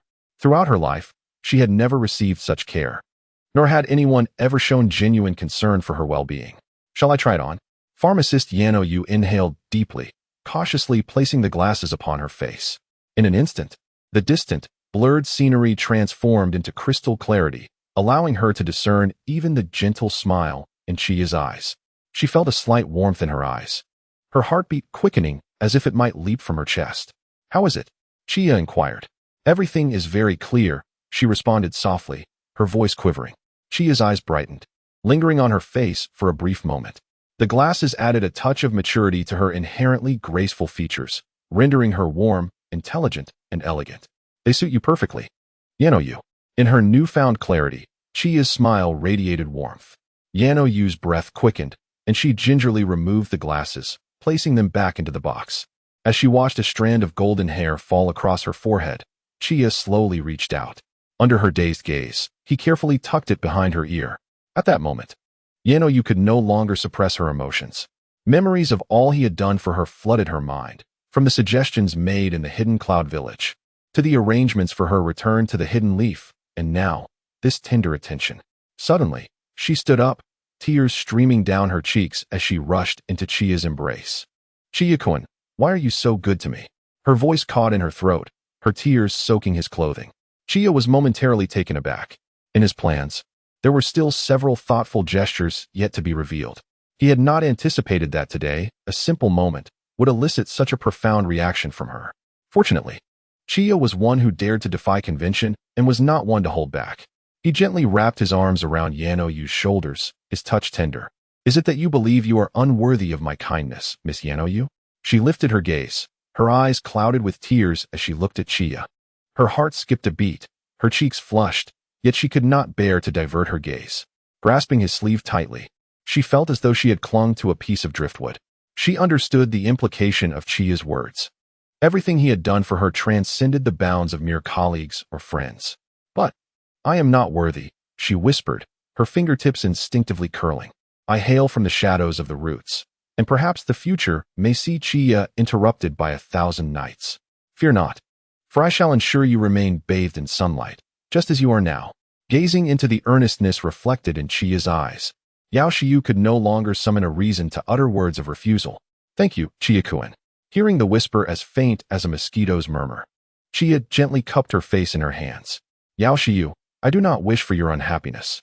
As she stood before Chiya, mere inches apart, Yao Shiyu's gaze grew hazy. Her lips slightly parted. A fragrant warmth enveloped her, evoking a tingling sensation. Her breaths quickened as she beheld Chiya's fair visage, growing increasingly flushed, akin to a pot of boiling crayfish. Chiya leaned down to place a soft kiss upon her forehead, causing Yao Shiyu to bolt away like a startled rabbit.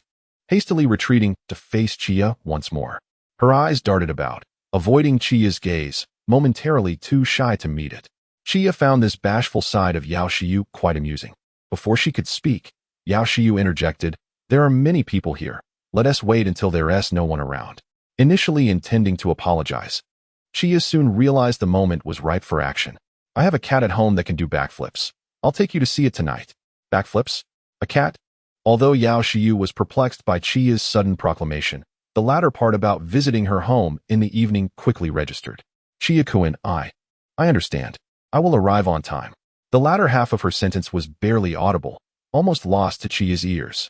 However, Chiya possessed keenly perceptive eyes. Life.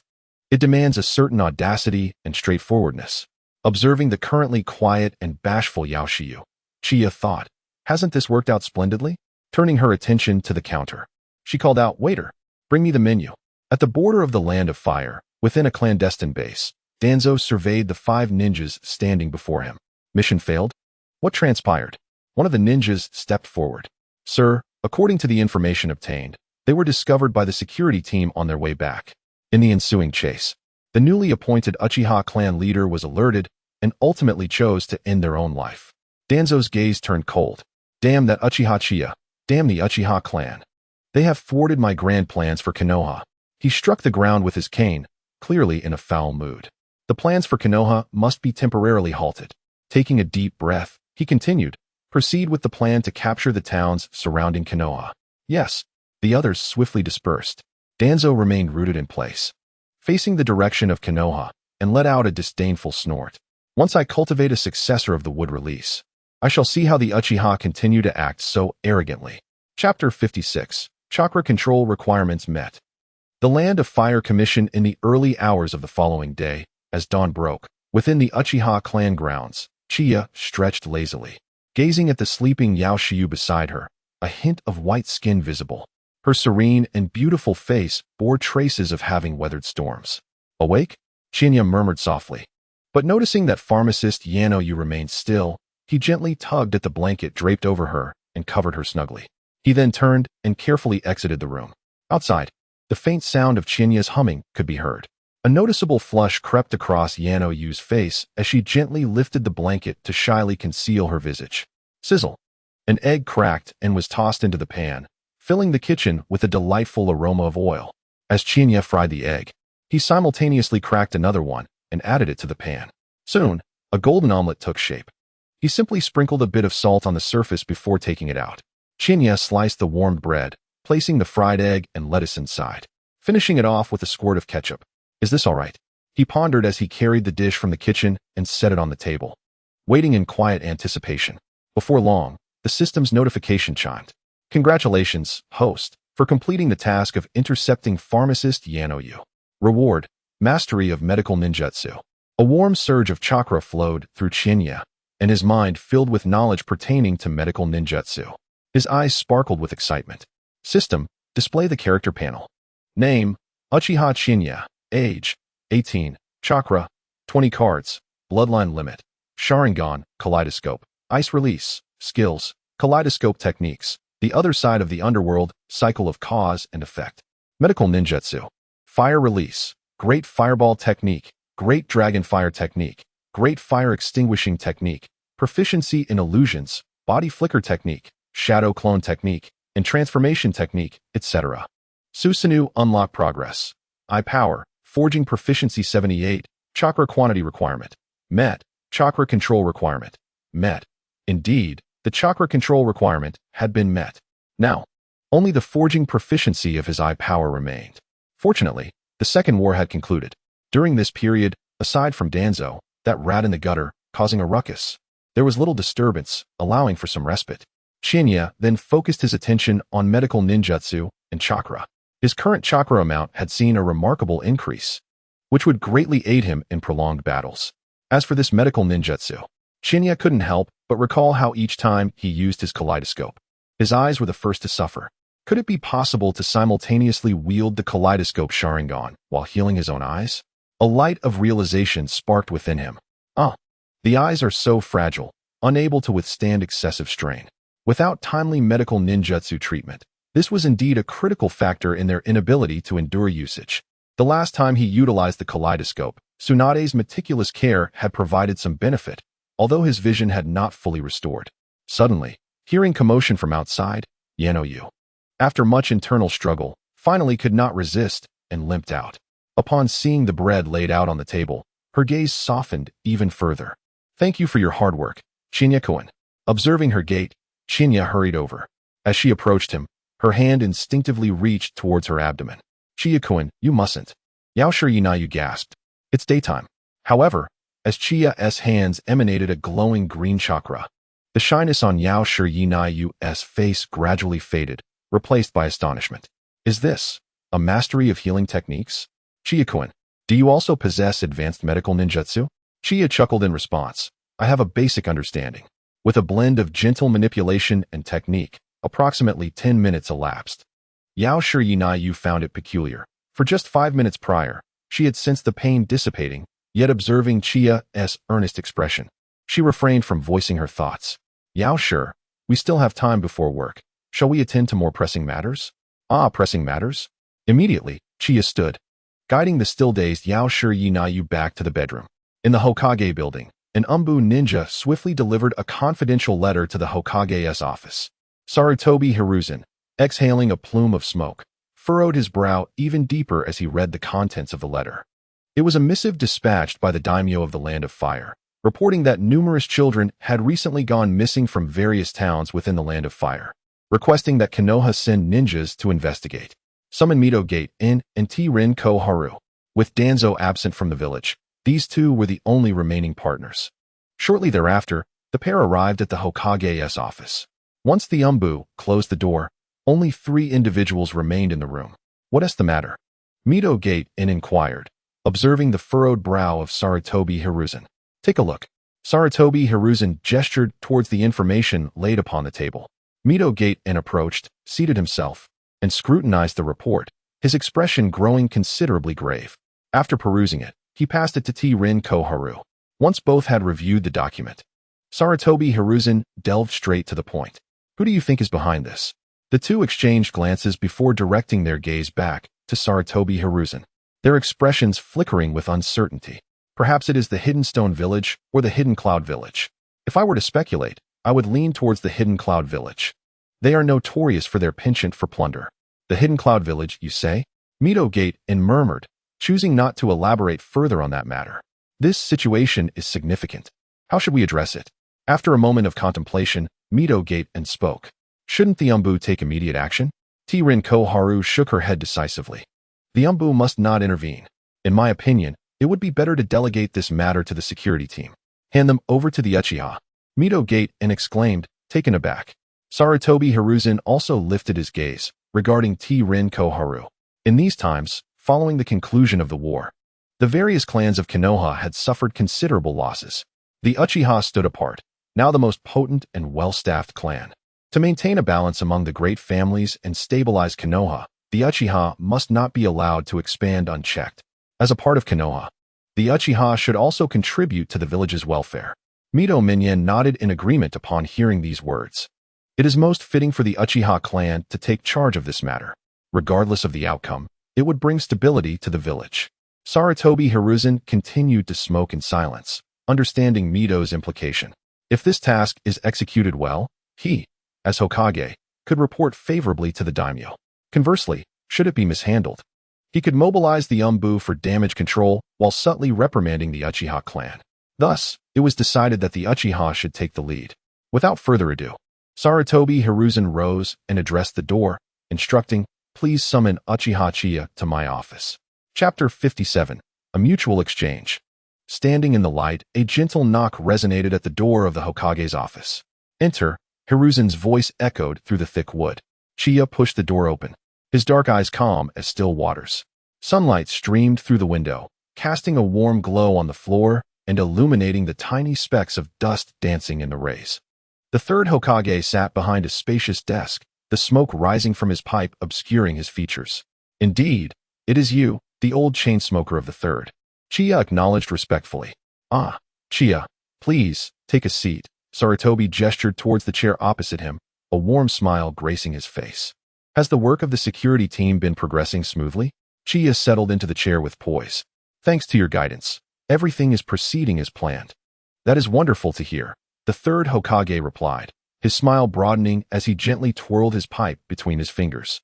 I have been observing the recent changes within the Uchiha clan. The efficiency of the security team has significantly improved, and the villagers' opinions of you are quite favorable.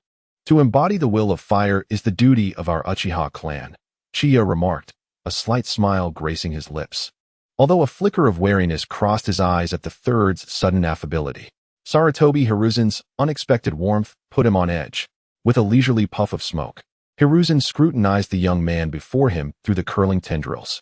Chiya, I have heard that you have been frequenting the training grounds lately. I presume your training has been quite rigorous. It is commendable that, even as clan leader, you have not neglected your own cultivation. Chiya's gaze flickered. The third's awareness of his activities suggested that the Umbu's surveillance had never waned. It is merely some basic practice. I apologize if I have caused you any amusement, Hokage-sama. He replied nonchalantly, while swiftly calculating the true purpose behind the third's discourse. Suddenly, the third Hokage sighed, the wrinkles on his face appearing to deepen. Chiya, do you know why I summoned you today? Please, enlighten me, Hokage-sama. Chiya leaned forward slightly, adopting an attentive demeanor. From his drawer, Sarutobi Hiruzen retrieved a scroll and gradually unfurled it. This is an urgent commission from the daimyo of the Land of Fire. Recently, in a short span of time, 7 small towns along the border have reported simultaneous cases of missing children, totaling 23. Shinya's gaze swept over the scroll densely filled with records. The craftsmanship was highly professional, unlike the work of a common trafficker. Indeed, the third Hokage nodded in acknowledgement. The daimyo hopes for Konoha to dispatch elite forces to investigate this matter. After careful consideration, I believe that this mission is most suitable for your Uchiha clan. A fleeting glimmer of insight flashed in Shinya's eyes. So, it was for this that such a lengthy detour was taken. He feigned contemplation. The security team certainly possesses sufficient manpower. However, are there any challenges? Sarutobi Hiruzen inquired with concern. Shinya raised his head, meeting the third Hokage's gaze directly. Lord Hokage, if I may be candid, the Uchiha clan has long been confined to the duties of the security team, lacking experience in handling such external missions. If we could have more opportunities for exchange and learning, it would greatly benefit the successful completion of this task.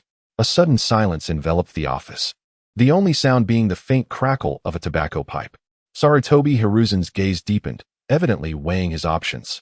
Are you suggesting the Umbu? It is the gathering place of Konoha's elite, and any ninja who enters is undoubtedly an individual of formidable prowess and rich experience. Senior Uchiha Qianye was fortunate enough to train in the Umbu, and his skills indeed flourished after entering their ranks. Chiya spoke in a calm and unhurried manner. At present, the village is in dire need of talent. If the younger members of the Uchiha clan could be afforded such an opportunity, then in the future, should the village receive similar commissions, we, the Uchiha, would be able to respond effortlessly. Sarutobi Hiruzen's pupils slightly contracted. He had not anticipated Chiya would present such a request at this critical juncture. However, upon reflection, it was indeed the optimal solution to balance the interests of both parties. Moreover, Chiya had just mentioned an old acquaintance. Kagami, the third Hokage's expression turned nostalgic. He was an exceptional ninja. After a brief silence, he suddenly smiled. Very well, I shall grant your request. Upon the successful completion of the mission, 3 spots will be available for the Uchiha clan to intern in the Umbu. A surge of joy welled up within Chiya, though his exterior remained composed. Thank you for your trust, Lord Hokage. The Uchiha clan shall spare no effort. However, the third Hokage's tone shifted. This task pertains to the trust the daimyo has in Konoha. It must be executed flawlessly. I understand. Chiya nodded solemnly. I will personally lead the team. Sarutobi Hiruzen, satisfied, stroked his beard and pushed the mission scroll toward Chiya. All detailed intelligence is contained herein. If you require anything, do not hesitate to ask. Chiya accepted the scroll and rose to bow. Then I shall return to prepare. Exiting the Hokage building, Chiya gazed up at the azure sky, a meaningful smile playing at the corners of his mouth. This negotiation was a mutually beneficial exchange. Within the Uchiha clan's conference hall, a dozen elders and elite genin sat on either side, the atmosphere tense. Chiya stood before the main seat, laying the mission scroll flat on the table. This is the situation. His voice resonated clearly within the quiet hall. The Hokage has consented. Upon completion of the mission, we will have 3 individuals eligible to enter the Umbu. In the conference hall, a murmur of low discussions erupted. The third elder stroked his graying beard, deep in thought. Little did we expect that after Uchiha Qianye, we Uchiha would still gain access to significant institutions within the village. However, the risks are considerable. The second elder remarked with a furrowed brow. How many people do you intend to take? Fugaku, seated near Chiya, inquired in a hushed voice. Chiya's gaze swept across everyone present. 20 elite shinobi should suffice. I require those skilled in tracking and Jinjutsu. I will go, Fugaku declared without hesitation, raising his hand. My Sharingan provides an advantage in tracking. Count me in as well. My medical ninjutsu should prove useful. Soon, the list of 20 was finalized. Chiya nodded in satisfaction. We depart tomorrow morning. Everyone, rest well tonight and prepare ample shinobi tools and medical supplies. As the crowd gradually dispersed, Fugaku lingered. Chiya, he lowered his voice. I can't shake the feeling that something is amiss. Why is the third Hokage suddenly being cordial towards us? Chiya chuckled softly, his eyes revealing the slow rotation of his 3-tomo. Cousin, politics is akin to a game of chess. He makes a move, and we must respond in kind. Do you truly believe he would generously grant you access to the Umbu without conditions? There are prerequisites. We must fulfill the missions assigned by the Land of Fire. Fugaku's brow furrowed. Will the village perhaps create obstacles for us after we complete our tasks? Chiya smiled lightly. Sarutobi Hiruzen certainly cannot, as he occupies a position of light. As for the others, Fugaku nodded thoughtfully. He suddenly realized that this cousin, with whom he had grown up, had matured into a formidable strategist. As the night deepened, Chiya walked alone on the path back to his residence. The moonlight cast a long shadow behind him as he gazed up at the starry sky. Danzo, could this be your doing? Chapter 58. Mikoto's Concerns. Who is the old man guarding against? Upon returning home, Chiya wearily rubbed his temples. The suddenness of this mission necessitated a thorough contemplation of his thoughts. Entering the bathroom, warm steam enveloped him immediately. He shed his garments and slowly eased himself into the bathtub, the warm water enveloping his body, finally relaxing his taut nerves. This mission would likely not be straightforward. Chiya closed his eyes, lost in contemplation, his fingers gently tapping the edge of the tub, producing a clear sound. The simultaneous disappearances of children from 7 small towns along the border of the Land of Fire indicated a professional and swift operation, clearly orchestrated by an organized group. Danzo, that old rascal, was undoubtedly the prime suspect. Yet he could not dismiss the possibility of spies from other ninja villages seizing the opportunity to create chaos. Chiya recognized that his greatest advantage in future actions would be his knowledge of the storyline.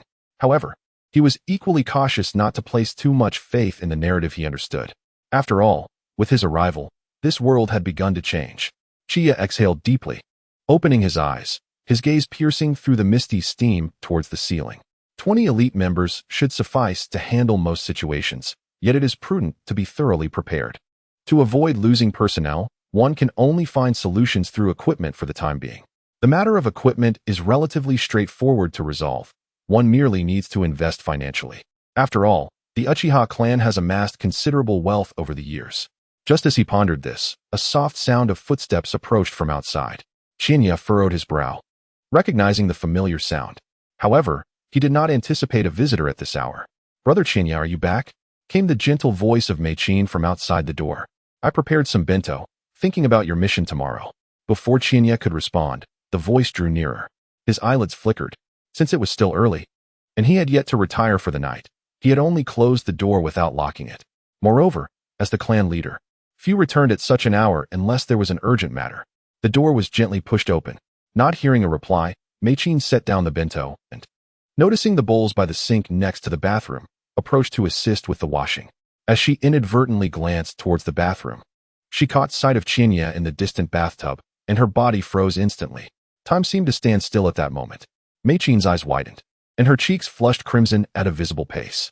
Her gaze inadvertently fixated on Qianye's exposed torso, droplets of water clinging to his firm chest, with damp black hair cascading against his neck, appearing particularly alluring amidst the steam. "Why yes, I'm sorry," Mei-chin stammered, abruptly turning away, almost dropping the dishes in her hands. Her ears burned with embarrassment, her voice barely above a whisper. "I didn't know you were bathing." Qianye remained remarkably composed, merely arching an eyebrow. "Mei-chin, why are you here so late?" "I heard you have a mission tomorrow," she replied, placing the dishes in the sink and quickly turning her back, fingers tightly gripping the hem of her clothing, her voice barely audible. "I just wanted to bring you something to eat." Her voice dwindled to almost nothing. Observing her reddened ears and slightly trembling figure, Qianye couldn't help but chuckle softly. He casually grabbed a towel from the side, wrapping it around his waist, and rose from the bathtub. The splashing sound made Mei-chin shudder. "All right, you can turn around now." After a moment, Mei-chin cautiously turned back. To her relief, she found Qianye fully dressed, though a sense of longing lingered within her. Yet, when she met his smiling gaze, her heart raced uncontrollably once more. "Brother Qianye, this is the bento." Mei-chin hurriedly lowered her head, turning towards the table in the living room, lifting the bento towards Qianye to mask her embarrassment. The bento appeared quite exquisite. Qianye approached, accepting the box from her hands, deliberately leaning closer to inhale its aroma. It smells delightful," he remarked. Mei-chin's face grew even redder as she lowered her head, her fingers nervously twisting the hem of her clothing. "Indeed, it is a new dish I have recently learned." Qianye gazed at her timid and shy demeanor, and suddenly reached out to tousle her hair. "Thank you, Mikoto." This affectionate gesture caused Mikoto's cheeks to flush with warmth, and she involuntarily recalled the scene she had just witnessed, her breath quickening. She secretly wished to lift her gaze, only to meet Qianye's face. So close it was almost within reach. The steam from his post-bath lingered around him, rendering his presence particularly gentle. "Qianye brother," Mikoto's voice trembled slightly. "Is this mission dangerous?" Qianye paused for a moment, taken aback. "What? Are you so worried about me?" Mikoto did not deny it. She merely nodded gently, her eyes brimming with concern. "I heard from Grandpa that many children have gone missing this time. The adversary must be formidable." Qianye observed her anxious expression, and his playful demeanor faded. He placed his hands on Uchiha Mikoto's shoulders, looking at her with earnestness.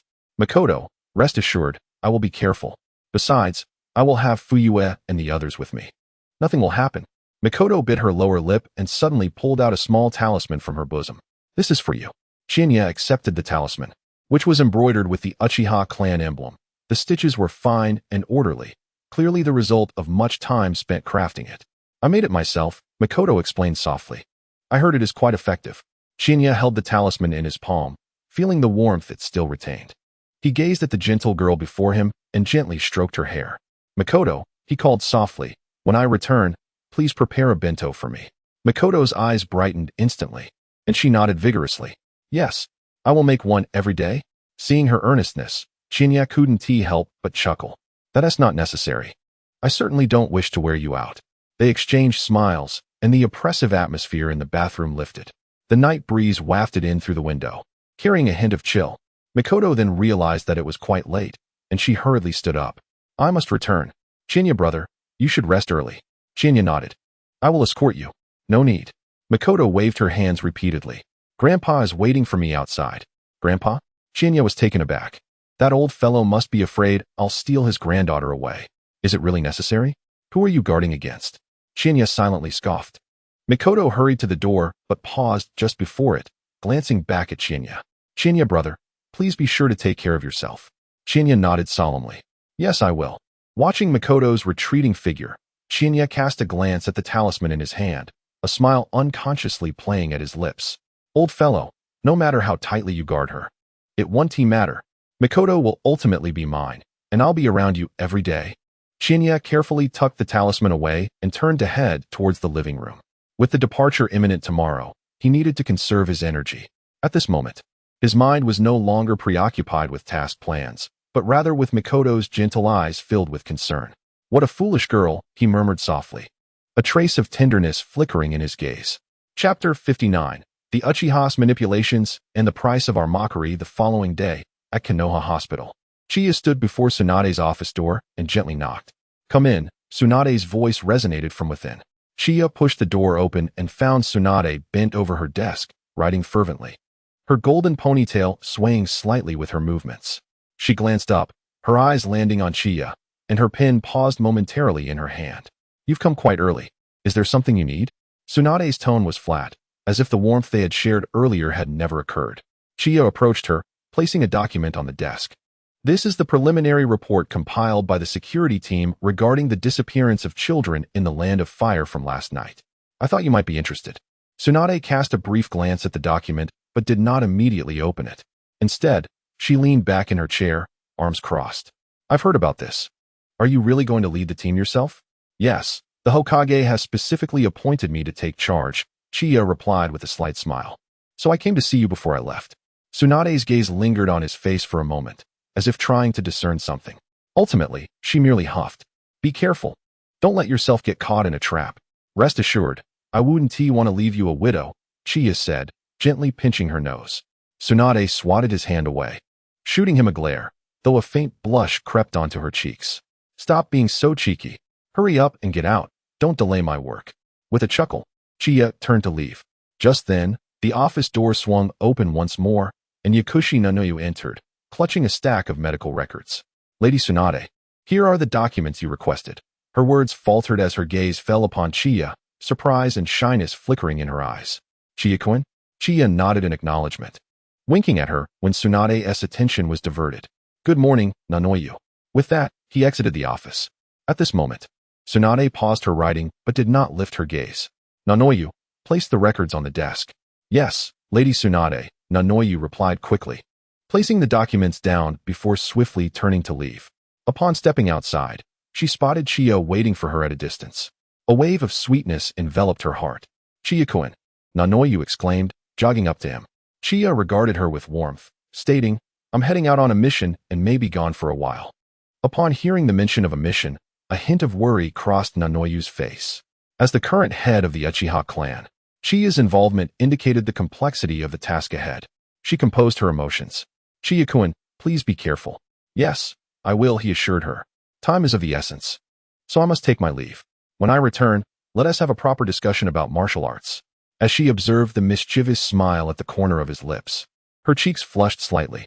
Nature understands the profound significance of Chiya. Indeed, when the time comes, I shall cooperate fully with Lord Chiya. Chiya gently caressed her hair before turning to leave. Watching Chiya's retreating figure, Yaoshi lowered her head, clearly savoring the moment, her heart racing. Suddenly, the door to the room swung open. Tsunade emerged from within. Tsunade called out, Yinayu. Here. Yaoshi promptly replied. Come in to speak. Yes, Lady Tsunade. Yaoshi respectfully followed Tsunade into the room. You and Chiya seem to have a good relationship? Tsunade's tone was casual. as if merely making small talk. Yaoshirinaiyu's fingertips tightened slightly, striving to keep her voice steady. Lord Chiya has helped me greatly. I am very grateful to him. Tsunade scrutinized her for a few seconds before suddenly letting out a soft laugh. Is that so? Then do your best at work. Do not let his assistance go to waste. A stir of emotion welled up within Yaoshirinayu. Today, Lady Tsunade seemed somewhat off-kilter, but she refrained from commenting further, responding quietly, Yes, Lady Tsunade. Tsunade did not press for more. She lowered her head to continue handling documents, as if their prior conversation had merely been idle chatter. Yaoshirinayu exhaled in relief and quietly exited the office. In the corridor, Yaoshirinayu leaned against the wall, calming her racing heart. She touched the glasses case in her pocket, a complex emotion flashing in her eyes. Lord Chiya, she murmured softly before shaking her head and making her way toward the ward. At the Uchiha police headquarters, 20 elite ninjas were fully prepared for departure. Chiya stood at the forefront, his gaze sweeping across each resolute face. Before we set off, I shall reiterate once more, Chiya's voice was steady and firm.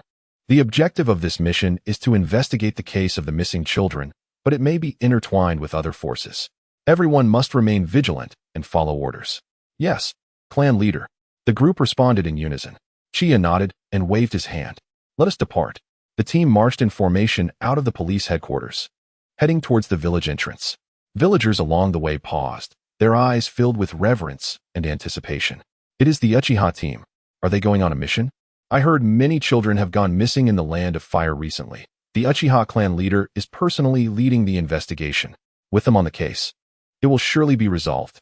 Chiya listened to the surrounding discussions, a slight smile gracing his lips. This was precisely the effect he sought. How did the villagers know of these matters? Naturally, it was Chiya who had let the information slip.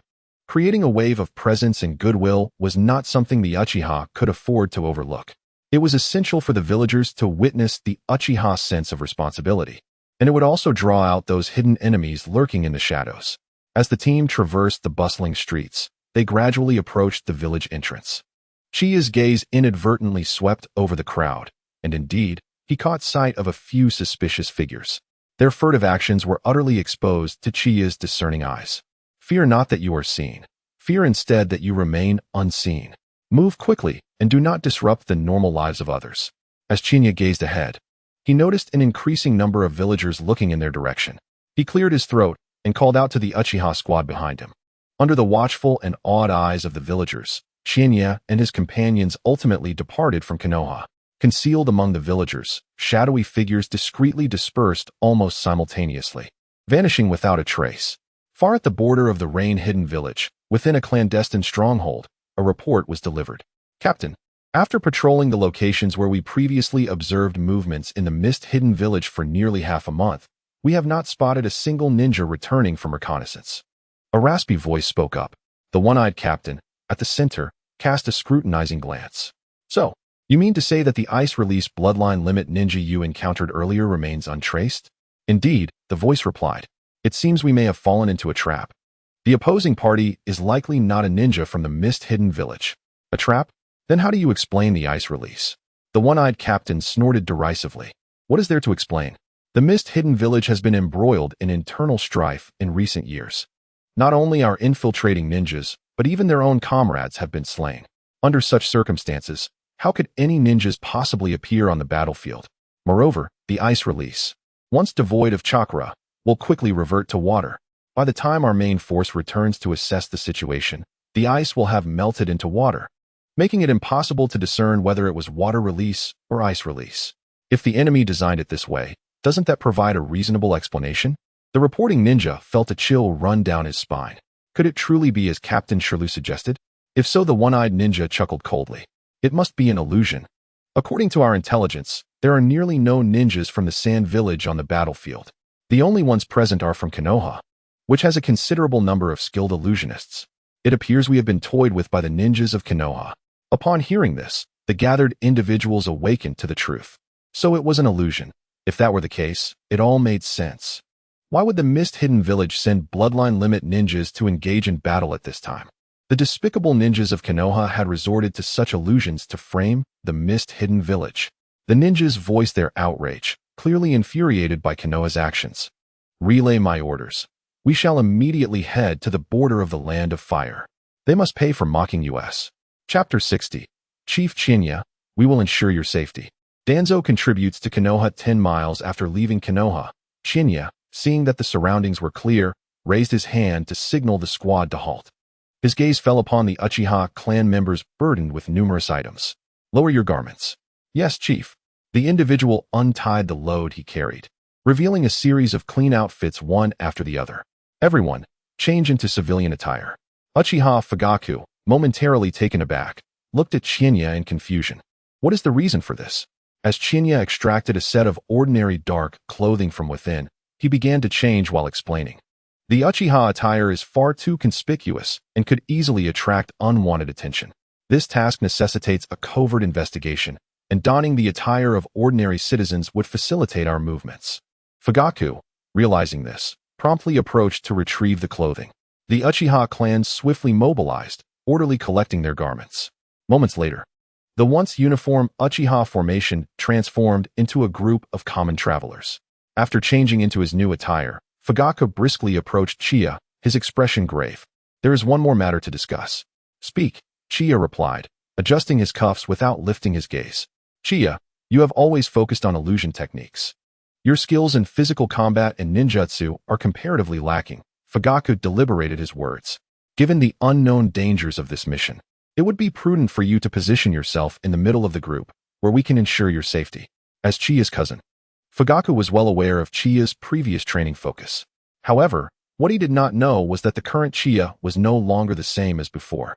Chiya paused in his movements, looking up at Fugaku with a hint of surprise in his eyes. Before he could respond, several other Uchiha approached. Indeed, clan leader. Fugaku speaks wisely. Your safety is paramount. Allow us to protect you. The crowd echoed in earnest agreement, their expressions sincere and fervent. Chiya scanned the faces of his clan members, warmed by their concerned gazes. Initially inclined to refuse, he reconsidered, realizing this was an excellent opportunity to strengthen their unity. Very well, he finally nodded, a slight smile gracing his lips. I appreciate your assistance. Upon hearing their leader's consent, joy spread across the faces of the clan. The group reassembled and set forth, with Chiya guarded in the center. Once they had distanced themselves from the village, he no longer felt the need for disguise. Activating his Sharingan, the crimson eyes glimmered ominously in the sunlight, presenting an opportune moment to sharpen his ocular prowess. Unlocking Susanoo was indeed the ultimate goal. After all, wielding such power was the embodiment of a man's romance. To the eyes of his clan, this spectacle appeared as the leader remaining ever vigilant to protect them. The clan leader has his Sharingan activated, expending his chakra for our safety. They murmured, their admiration for him deepening. Chiya, overhearing their hushed conversations, felt a mix of resignation and amusement. Truly, high prestige had its advantages. If he were to make even the slightest misstep, would they interpret it as an act of safeguarding them? The group continued along the main road and soon reached their first destination, Aoki Town. This was a quintessential village of the Land of Fire, with wooden structures arranged harmoniously and a sparse number of pedestrians, lending an air of desolation. Chiya signaled for the team to halt, donning a pair of sunglasses to conceal his crimson Sharingan, and retrieve the mission scroll to reconfirm their objectives. According to the intelligence gathered, Aoki Town was the first location to report missing children. We shall split into pairs and gather information. Remember, do not reveal our Uchiha identity. We shall present ourselves simply as Konoha ninjas. Understood. The crowd responded in unison and quickly dispersed. Chiya and Fuyuki paired up, strolling along the main street. Most of the shops flanking the road were shuttered, and occasionally, a few pedestrians hurried by. Something feels amiss, Fuyuki murmured. At this hour, the town should not be so desolate.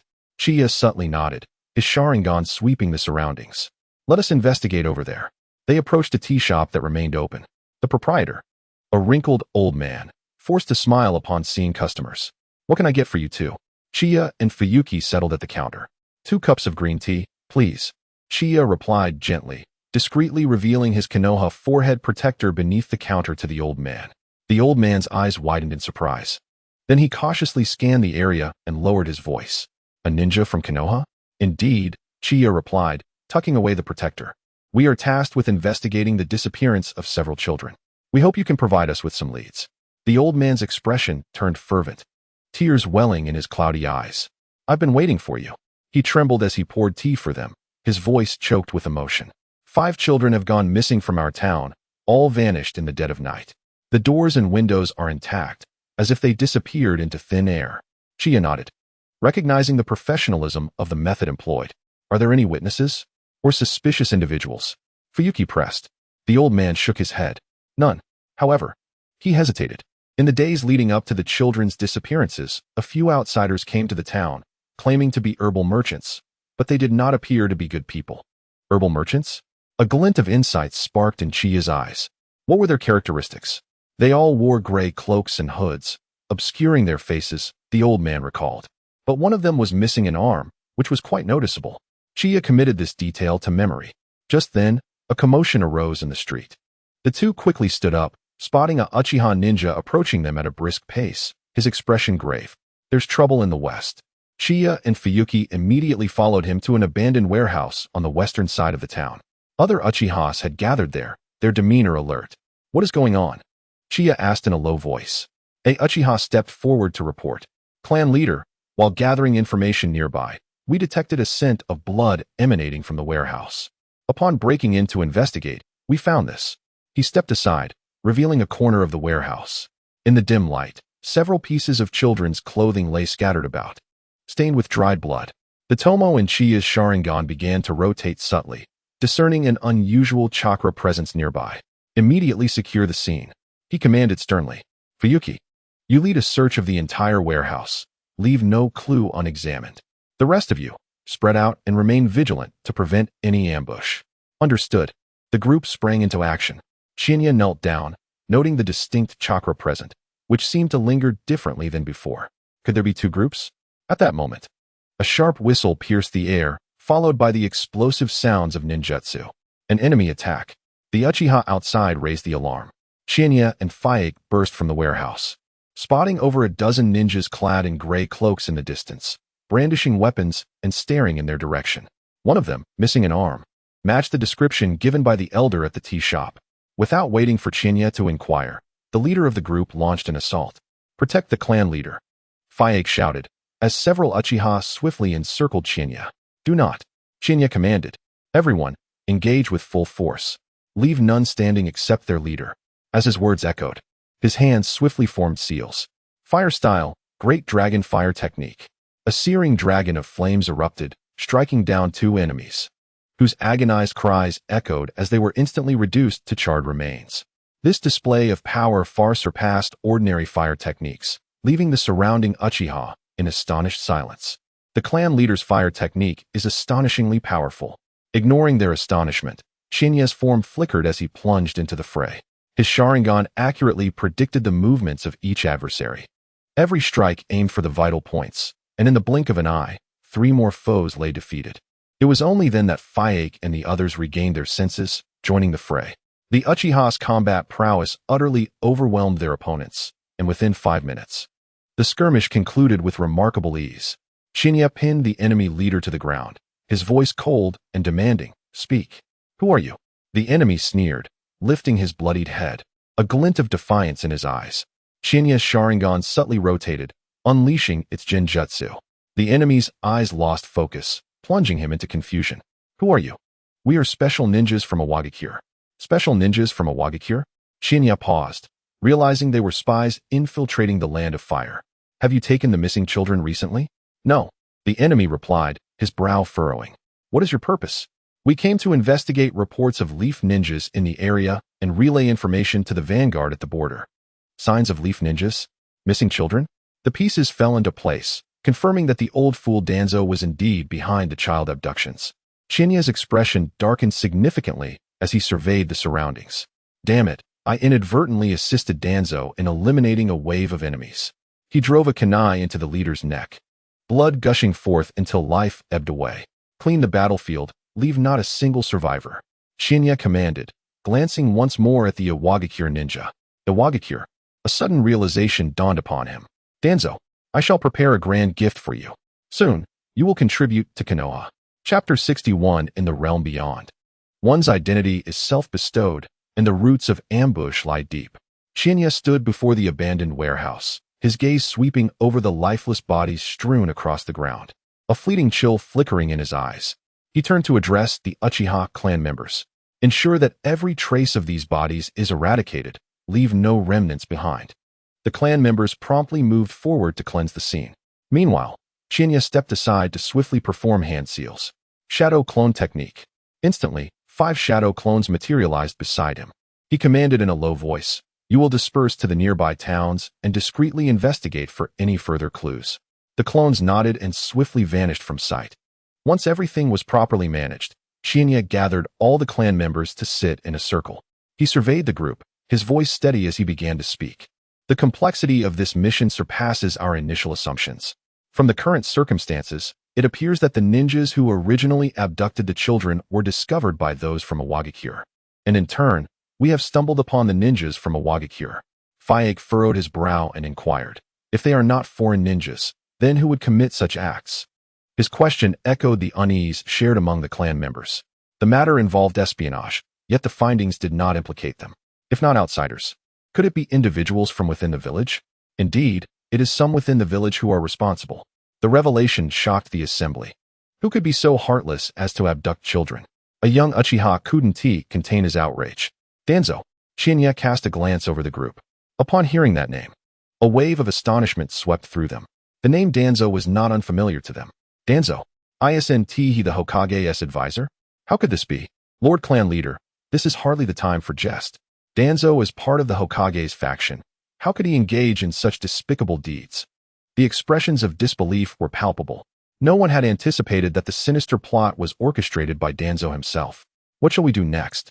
Fayek's gaze shifted to Chinya. A slight smile graced Chinya's lips, a knowing glint in his eyes. Though our mission was to investigate this matter, now that it involves the Hokage's advisor, we cannot proceed with our investigation in a straightforward manner. We must not act recklessly. Recklessly? Are we to feign ignorance and allow Danzo to escape? Would that not render our mission incomplete? The clan members were perplexed, yet Chinya remained composed. If we hand Danzo over to the daimyo of the Fire Nation, it would tarnish the village's reputation. Thus, we must adopt a more cunning approach, teaching Danzo a lesson while ensuring this matter is resolved impeccably. The clan members nodded in agreement, sensing their leader had devised a strategy. "I have a plan that requires everyone's cooperation." As he spoke, the members straightened their backs, their eyes fixed intently upon Chinya, recognizing the brilliance of their clan leader's foresight. "First, we need to create a false impression." Chinya lowered his voice. "We must lead Danzo to believe that Awagakure ninjas are still lurking in this vicinity. Didn't we already eliminate all of Awagakure's people?" Fayek paused, momentarily taken aback. "As we venture forth, our identities are self-assigned, are we not? After all, the ninjas of Awagakure?" A glint of cunning flashed in Chiya's eyes. "Furthermore, we must arrange for some commonly used tools and traces of Awagakure ninjas, such as remnants of earth release techniques." One Uchiha's eyes brightened. "Chief, leave this to me. I can perform numerous earth release techniques from Awagakure." Chiya nodded approvingly. "Indeed, every Uchiha is a talent." "Excellent. The rest shall act independently, leaving evidence of Awagakure ninja activities in the vicinity, but exercise caution." The group acknowledged the orders and swiftly dispersed. Chiya then called Fayek aside. "I will divide our team into 2. You shall lead one team to the borders of the Land of Fire to search for the whereabouts of Awagakure ninjas."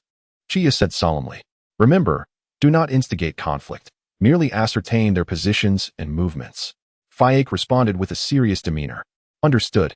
The other team shall remain here under my command, awaiting the arrival of root ninjas." Chiya's gaze deepened. Previously, signs of Awagakure ninja activity were present here. Danzo will not relinquish his investigation easily, and will undoubtedly send someone to investigate. What if he doesn't come? Fayek expressed his concern. "Chief, could we be in too much danger facing root ninjas?" Chiya chuckled lightly. "Fear not, I have my plans." Seeing Chiya's confidence, Fayek refrained from further words and turned to organize the teams. Soon, the group split into 2. Fayek led 10 elite Uchiha quietly away towards the border, while Chiya and the remaining clan members concealed themselves around the village, setting traps and patiently awaiting their prey. The night was deep, with dark clouds obscuring the moonlight. 3 days passed in silence. Chiya stood atop a high branch, his crimson Sharingan flickering with a cold gleam in the darkness as he surveyed the valley below. There, a dozen root ninjas moved stealthily, their gray-black cloaks nearly merging with the night. "Everyone, prepare for transformation technique," Chiya commanded in a hushed tone. The Uchiha ninjas beside him swiftly formed hand seals, and as chakra flowed, their forms began to distort and change. In an instant, all 10 elite Uchiha had transformed into the appearance of previous Iwagakure ninjas. Chiya completed his transformation as well, now donned in the standard Iwagakure vest, with a rugged visage and an Iwagakure forehead protector adorning his brow. He felt the explosive tags he had prepared at his waist, and a cold smile crept across his lips. It was fortuitous that he had brought so much equipment, for he hadn't anticipated using it so soon. "Remember, from this moment forth, we are the investigative unit of Iwagakure," Chiya instructed in a grave tone. "In battle, prioritize earth release and explosive tags. The Sharingan and fire release must remain concealed." The group nodded in agreement, their eyes sparkling with excitement. With such an abundance of explosive tags, there was little need for earth release. They could simply unleash a powerful explosion. As the root ninjas advanced to the center of the valley, the leading root ninja crouched down to examine the traces upon the ground. Suddenly, his pupils contracted, and he murmured, "It's earth release. Could it be a ninja from the hidden rock village?" Another root ninja hastily approached and picked up a chakra-infused stone from the ground. The leading root ninja rose, his expression grim. "Regardless, we must report to Lord Danzo immediately." "Yes." Just as they prepared to depart, Chiya abruptly gestured with his hand. "Earth release, rock pillar spear." A Uchiha stood in the corner, forming hand seals, and dozens of sharp rock pillars erupted from the ground, instantly impaling 3 root ninjas. An enemy attack. Could it be someone from the hidden rock village? The leading root ninja barked. "Wind release, vacuum wave." A root ninja swiftly formed seals to counterattack. "Earth release, earth flow wall." A massive earthen wall surged upward, entirely blocking the wind blades. Meanwhile, a flurry of shuriken rained down from above. The cacophony of explosions echoed, and in the blink of an eye, half of the root ninjas were either dead or injured. The remaining root ninjas were struck with panic, instantly turning to flee. A glint of determination flashed in Chiya's eyes. "Pursue. We must locate their hideout. Danzo, I, Uchiha Chiya, have come bearing gifts for you." Chapter 62. Damn the Hidden Rock Village. Has so many elite returned for just the 2 of you? Dense darkness pressed down on the forest like a tangible force. Chiya concealed himself in the shadows, swiftly navigating the gnarled branches of ancient trees, the 3 tomo in his Sharingan spinning slowly. 10 elite Uchiha trailed closely behind, relentlessly pursuing the distant root ninjas, their breaths merging almost seamlessly with the night breeze. On the path below, 2 root ninjas stumbled in their escape. One had an arm grotesquely twisted, leaving a trail of blood on the fallen leaves. The other frequently glanced back, his bloodshot eyes filled with terror. These hidden rock villagers have truly lost their minds. Are they trying to instigate a war? The one with the broken arm hissed. "We must hurry and report this intelligence to Lord Danzo." The other ninja surveyed the eerily quiet forest, unaware of any abnormalities, and spoke in a low voice. "Understood." Their speed suddenly increased significantly. At that moment, an Uchiha silently landed beside Chiya, gently slicing his finger across his neck. Chiya shook his head, the crimson hue of his pupils flickering in the shadows. He signaled, "Let them go." Chiya recalled that these root members were not like the other ninjas outside. Extracting information about Danzo from them was nearly impossible. To discover Danzo's hideout, they had to let them escape. After approximately half an hour, the 2 infiltrated a hidden stronghold, subsequently vanishing without a trace. In the distance, the Uchiha gazed expectantly at Chiya, clearly awaiting orders. Chiya gestured and stepped forward, deliberately making noise. The 8 guarding root ninjas turned to look, only to meet the gaze of his crimson Sharingan, which ensnared them in an illusion. With the current prowess of his ocular abilities, the illusions he conjured would leave no trace in the minds of those who fell under their spell, even upon awakening. They would remain oblivious to the very occurrence of the illusion, let alone how they succumbed to it. Furthermore, at present, Chiya still held the identity of a ninja from Iwagakure. Turning back, Chiya waved at them. 8 members of the Uchiha clan swiftly advanced, transforming to mirror their respective forms. After a meticulous survey through his crimson Sharingan to ensure safety, Chiya spoke slowly. "First, set the traps, and once the timing is right, initiate the detonation. Proceed." As his words echoed, the group, filled with exhilaration, quickly equipped themselves and set about arranging their surroundings. Meanwhile, within the stronghold, a voice seethed with frustration. Incompetence. A staff struck the slate floor, leaving spiderweb-like cracks, while Danzo's fury was palpable, almost materializing in the air. Is this the extent of our elite forces? Just the two of you returned? The two root ninjas, covered in dirt and grim, knelt in silence. Did you say you encountered an elite unit from a Wagakure? Were they spies or a combat team? Danzo's expression darkened as he listened to their response. Lord Danzo, we are uncertain. Gazing at the disheveled duo, Danzo furrowed his brow, a sense of disquiet gnawing at him. The combat unit from a Wagakure was not insignificant. He had previously dispatched individuals to monitor their movements, who should have easily detected any incursions. Yet, how had they penetrated the borders of the Land of Fire so suddenly? If they were indeed a spy unit, how could they possess such formidable combat capabilities? The more he scrutinized the two before him, the more irritable he became. If only Yakushi Nanoyu were here. She is my ace in espionage, and with her presence, this situation would be unraveled with clarity. Damn that Hiruzen, always wielding the title of Hokage as a weapon against me. Just because he spoke first on that occasion? Why can't I be Hokage?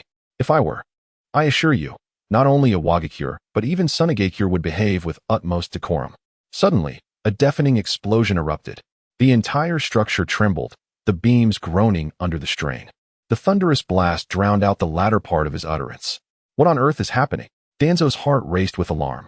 This stronghold was his root base, known to only a select few.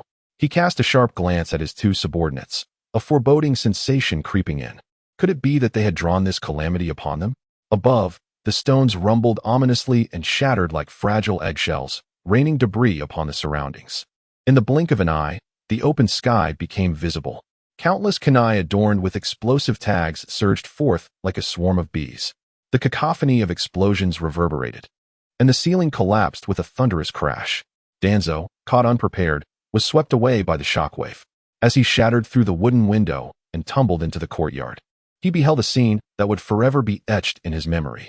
His meticulously cultivated root base was being mercilessly breached by earthen spears erupting from below. Damn a Wagakure.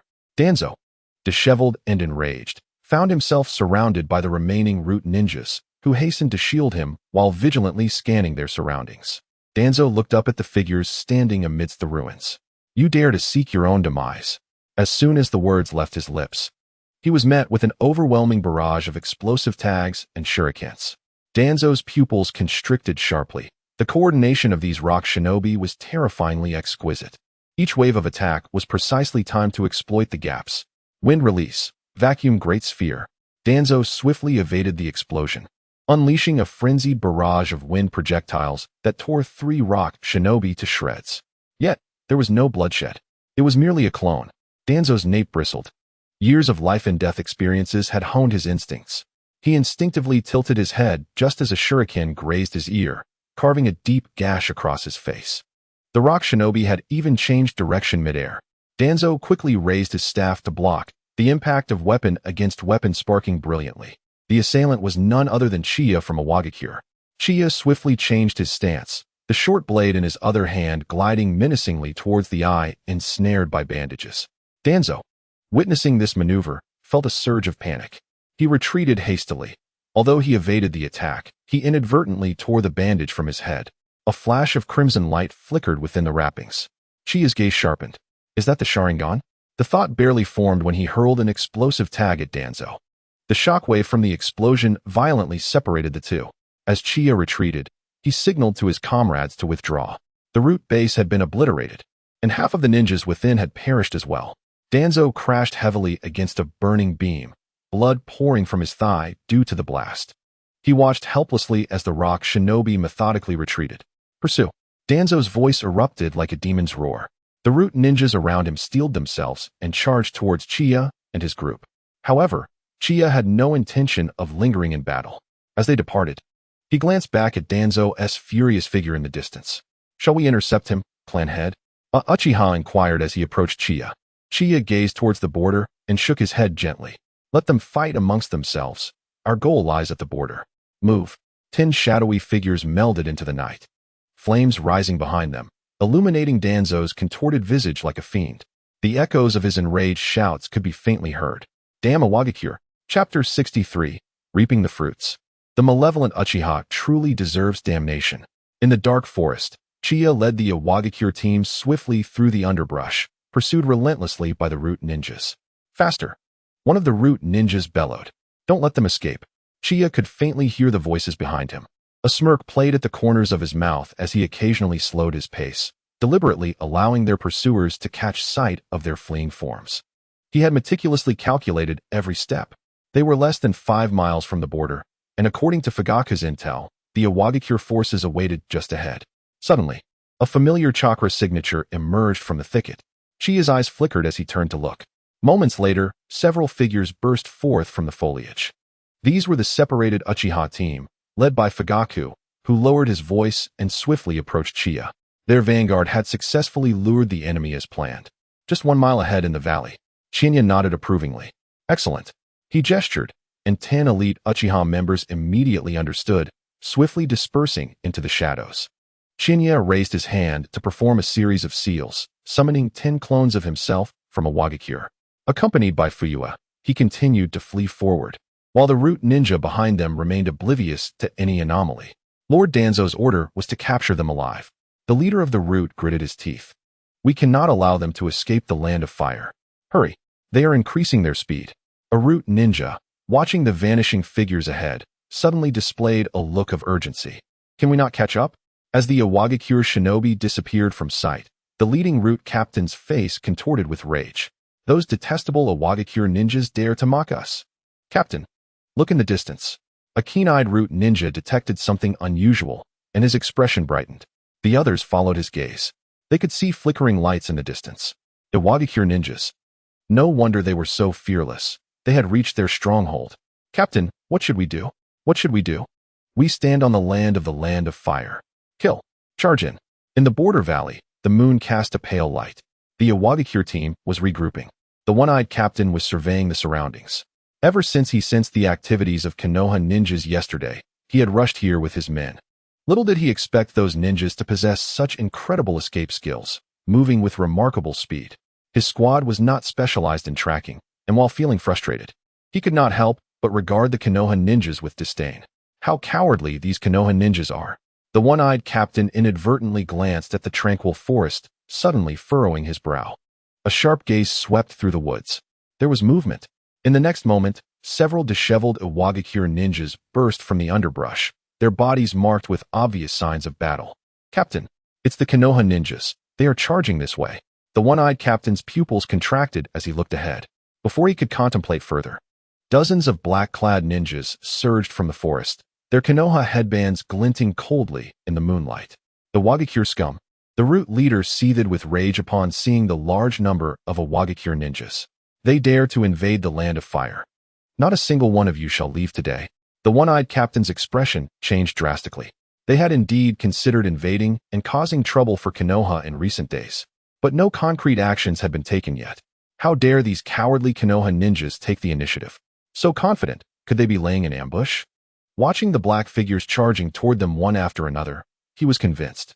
These Konoha ninjas are indeed despicable. Konoha, are you certain of your victory over us? We IWA ninjas fear not death. Enemy attack. Prepare for battle. The one-eyed captain roared. As he retreated, he began to weave hand signs. Doton, Dori Heki. Several earthen shields erupted from the ground, positioning themselves in front of him. The activation of ninjutsu unleashed a tremendous assault, accompanied by a cacophony of sound. In the distance, flames erupted in succession, clearly alarming the ninjas of Awagakure, who immediately surged towards the scene. 2 factions clashed fiercely, their numbers exceeding 100. Various ninjutsu were unleashed, accompanied by screams, explosions, and roars that reverberated throughout the battlefield. Chiya, along with the Uchiha clan, had already stealthily retreated to the shadows at the edge of the fray. Shall we intervene? Fugaku inquired softly, his gaze fixed on the tumultuous combat.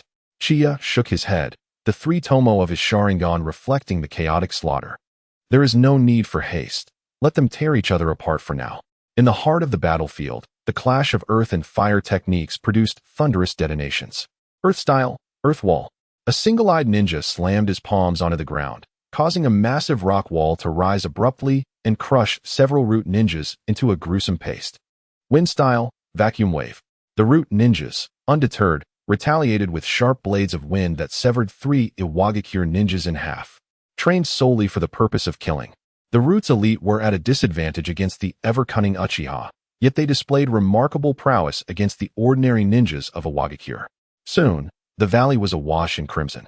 Chiya observed the carnage with a cold demeanor when he finally noticed Danzo's figure appearing at the periphery of the battlefield. The old fox's expression was exceedingly grim.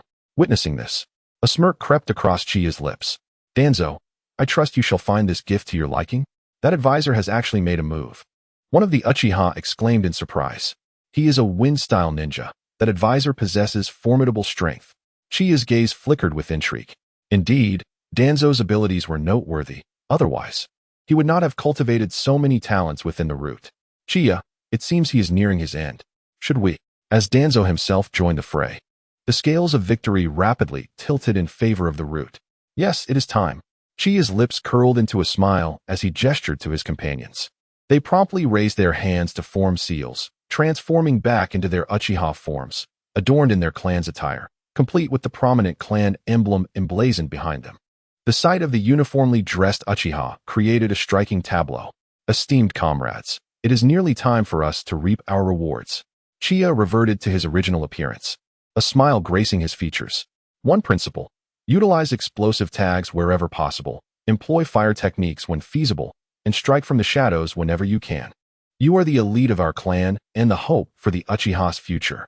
While it is essential to make our presence known, prioritizing your own safety is paramount."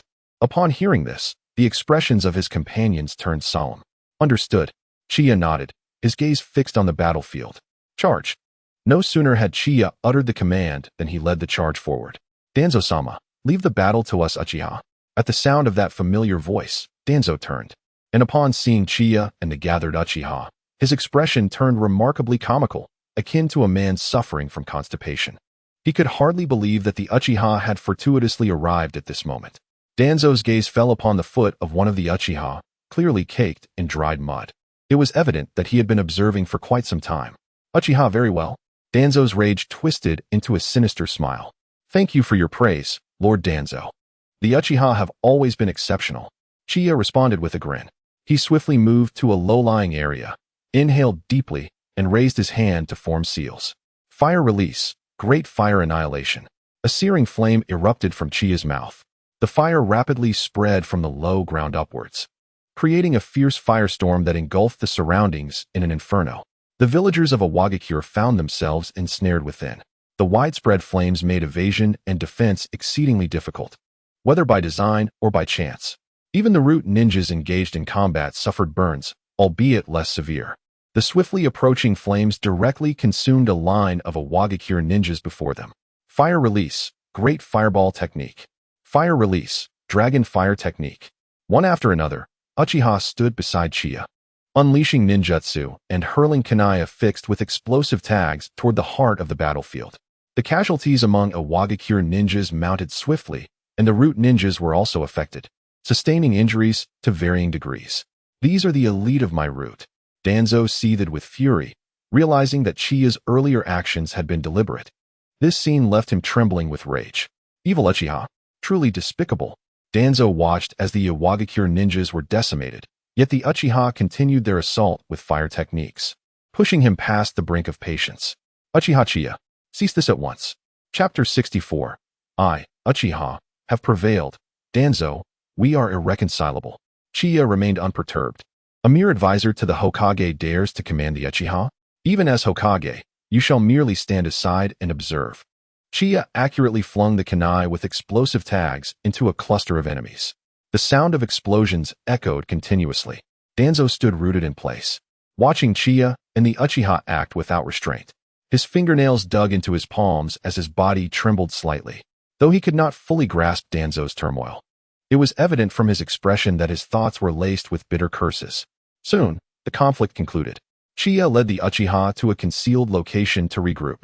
Danzo appeared before them, his eyes glinting with a mix of accusation and coldness.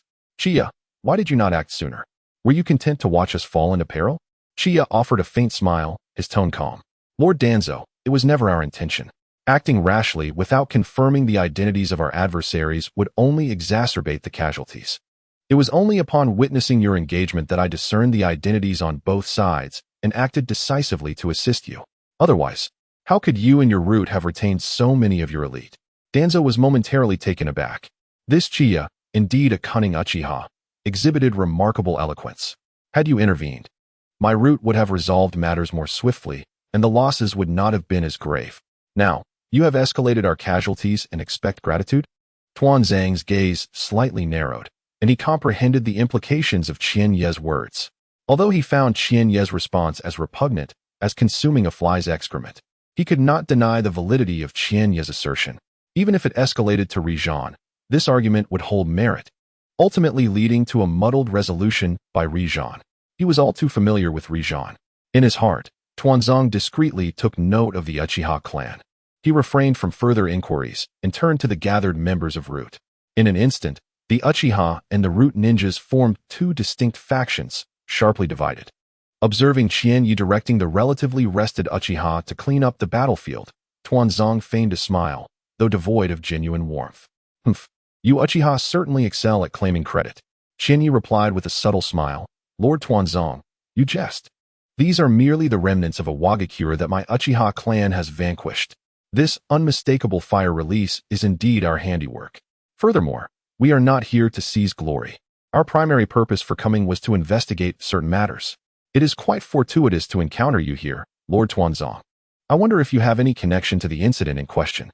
Tuanzang's expression subtly shifted. The incident? Could it possibly pertain to the missing children? Noticing Tuanzang's silence, Qianye internally smirked. Lord Tuanzang, as the Hokage's advisor, you surely are aware of our purpose here, are you not? After a brief pause, he continued, our mission is to investigate the matter of the missing children. We recently received information and traced it here. It is unfortunate to meet you under such circumstances. We hope you might provide us with an explanation. At this, Tuanzang's heart sank. Though he was uncertain why Qianye had turned his suspicion towards him, he dared not admit it. The experiment had already prompted Sarutobi Hiruzen to issue a cessation order. Now, not only had he failed to halt it, but he had also used children as subjects. Should this incident come to light, his grip on power would undoubtedly slip away. Tuanzang's face contorted with rage as he barked at Qianye. Humph, you Uchiha should not speak slanderously. I am not one to engage in underhanded tactics like you. Qianye chuckled lightly. Engaging in underhanded tactics? Is that not your specialty, Tuanzang? Are you introducing yourself? He regarded Qianye. The murderous intent in his eyes barely concealed. We merely seek the truth, Lord. If you truly have nothing to hide, why the agitation? Am I agitated? Tuanzang, infuriated by Qianye's words, turned pale, gritting his teeth. The words that escaped his clenched jaw were almost comical. Qianye, observing Tuanzang resembling a rabid dog on the verge of madness, chose to disregard him. He turned to a fellow Uchiha and instructed, go. Draft a letter stating that we encountered Lord Tuanzang in the midst of our investigation with the Iwagakure ninjas. The Uchiha nodded and promptly set to work. Tuanzang, witnessing Qianye's actions, raised an eyebrow. Qianye, do not overstep your bounds. Lord Tuanzang, we are merely executing our mission. What has been penned is born from personal observation, with the hope that the esteemed adults can comprehend. Danzo, having steadied his emotions, cast a cold glare at Chiya. Humph, you Uchiha truly excel in scheming. Chiya, however, paid him no mind, dismissing his words as mere barking. Deep in his heart, Chiya understood that Danzo was no ordinary opponent, especially given the secret he had inadvertently uncovered last time. Beneath the bandages lay a Sharingan. That was likely extraordinary. Chiya adhered to his principle of not engaging in battles without certainty. Time was ample. They would have the opportunity to play this game slowly. Sooner or later, Danzo would lose his composure and reveal his eye. Is it time for the statistics? Chiya inquired, turning to the Uchiha who was tallying the numbers. The casualties of the rock shinobi had already been accounted for. Chiya nodded, accepting the report handed to him. He glanced at the fallen ninjas from Iwagakure, and the numbers were satisfactory, with a few left for the root. Chiya felt a profound sense of fulfillment. They had significantly diminished the numbers of the Iwagakure shinobi, suppressed the root's influence, and most importantly, thoroughly vexed Danzo, compelling him to fulfill his duty of protecting the village. The contributions from Root had effectively been overshadowed. Most of the accolades would be claimed by the Uchiha clan, reaping the rewards. Victory. A resounding triumph for the Uchiha. Since there are no issues, let us present this to our esteemed Hokage advisor, Chiya declared, instructing someone to draft another copy, which was then delivered into Danzo's hands. Danzo gazed at the casualty report, noting that most of the accolades belonged to the Uchiha. His fingers tightened. Raising his head, he met Chiya's smiling gaze, his eyes chillingly cold. Well written, Chiya remarked, somewhat astonished. It was surprising how quickly Danzo had regained his composure after nearly erupting moments ago. What a pity, Chiya thought, as he had wished to witness Danzo's explosive reaction. Lord Danzo, if there is nothing further, we shall take our leave. Chiya, seeing no amusement left, decided against lingering. With that, he issued orders for the Uchiha clan to depart, not as a request, but as a notification. As he watched the Uchiha fade into the forest, Danzo forcefully cast the report to the ground, veins bulging on his forehead, his gaze filled with malice. Uchiha, I, Danzo, shall never coexist with you. Chapter 65. Journey to Amigakure. Shifts in route. Authority. Chiya led the Uchiha away from the battlefield, heading towards Amigakure along the border. The night was as dark as ink, with the moonlight casting elongated shadows on their faces. After a brief while, Chiya instructed everyone to halt. Change your attire.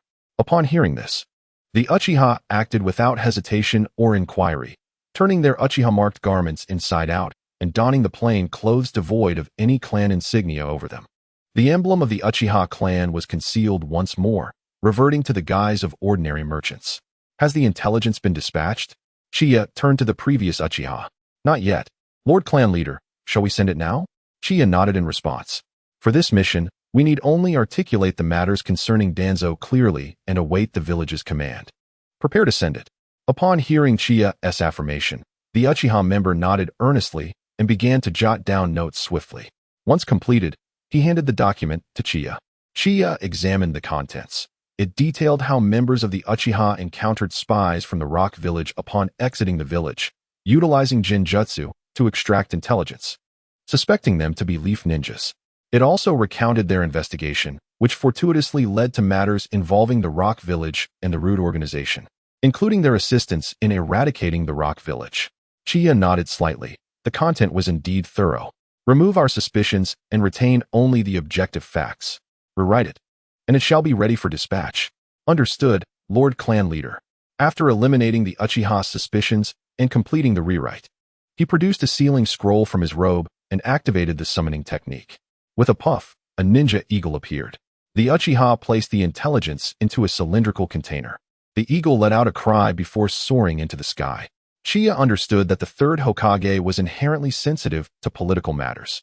He would undoubtedly grasp the implications of the mentions of Danzo and the ninjas from the rock village. Some things need not be articulated too explicitly. Chiya raised his gaze towards the horizon. This area is relatively safe. You all wait for my return. Lord Clan Leader, where are you going? Fugaku stepped forward, concern etched on his face. Since I have left the village, there is a personal matter that requires me to depart from the land of fire. A personal matter? The worry on Fugaku's face deepened. What personal matters could there be along this border? He found it perplexing. I will accompany you to safeguard the clan leader. At that moment, the Uchiha who had previously gathered casualty statistics stepped forward, determination radiating from his expression. Yes, we must protect the clan leader. Clan leader, allow us to accompany you as well. With one leading the charge, those Uchiha who had yet to comprehend the situation now expressed their understanding, their faces filled with resolve. Chiya was taken aback by their concern for him. Gazing at their sincere and steadfast expressions, he couldn't help but smile knowingly. Indeed, the members of the Uchiha clan are wonderfully straightforward. Very well, since you wish to accompany me, you must adhere to my arrangements.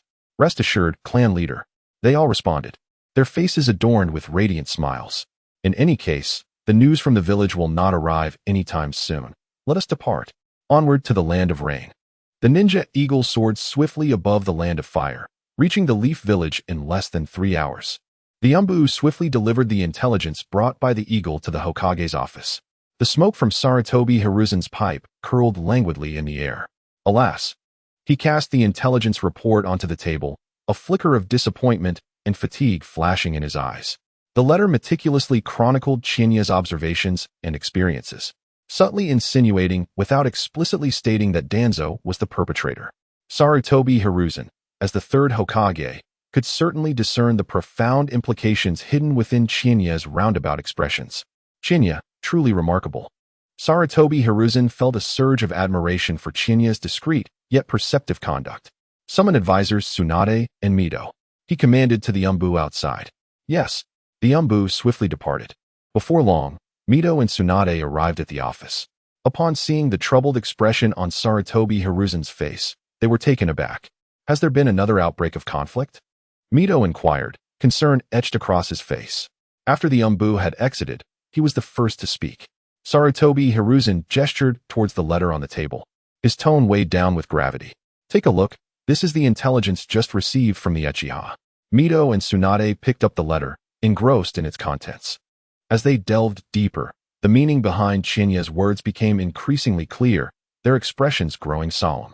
Sarutobi Hiruzen leaned back in his chair, the smoke from his pipe curling around his face.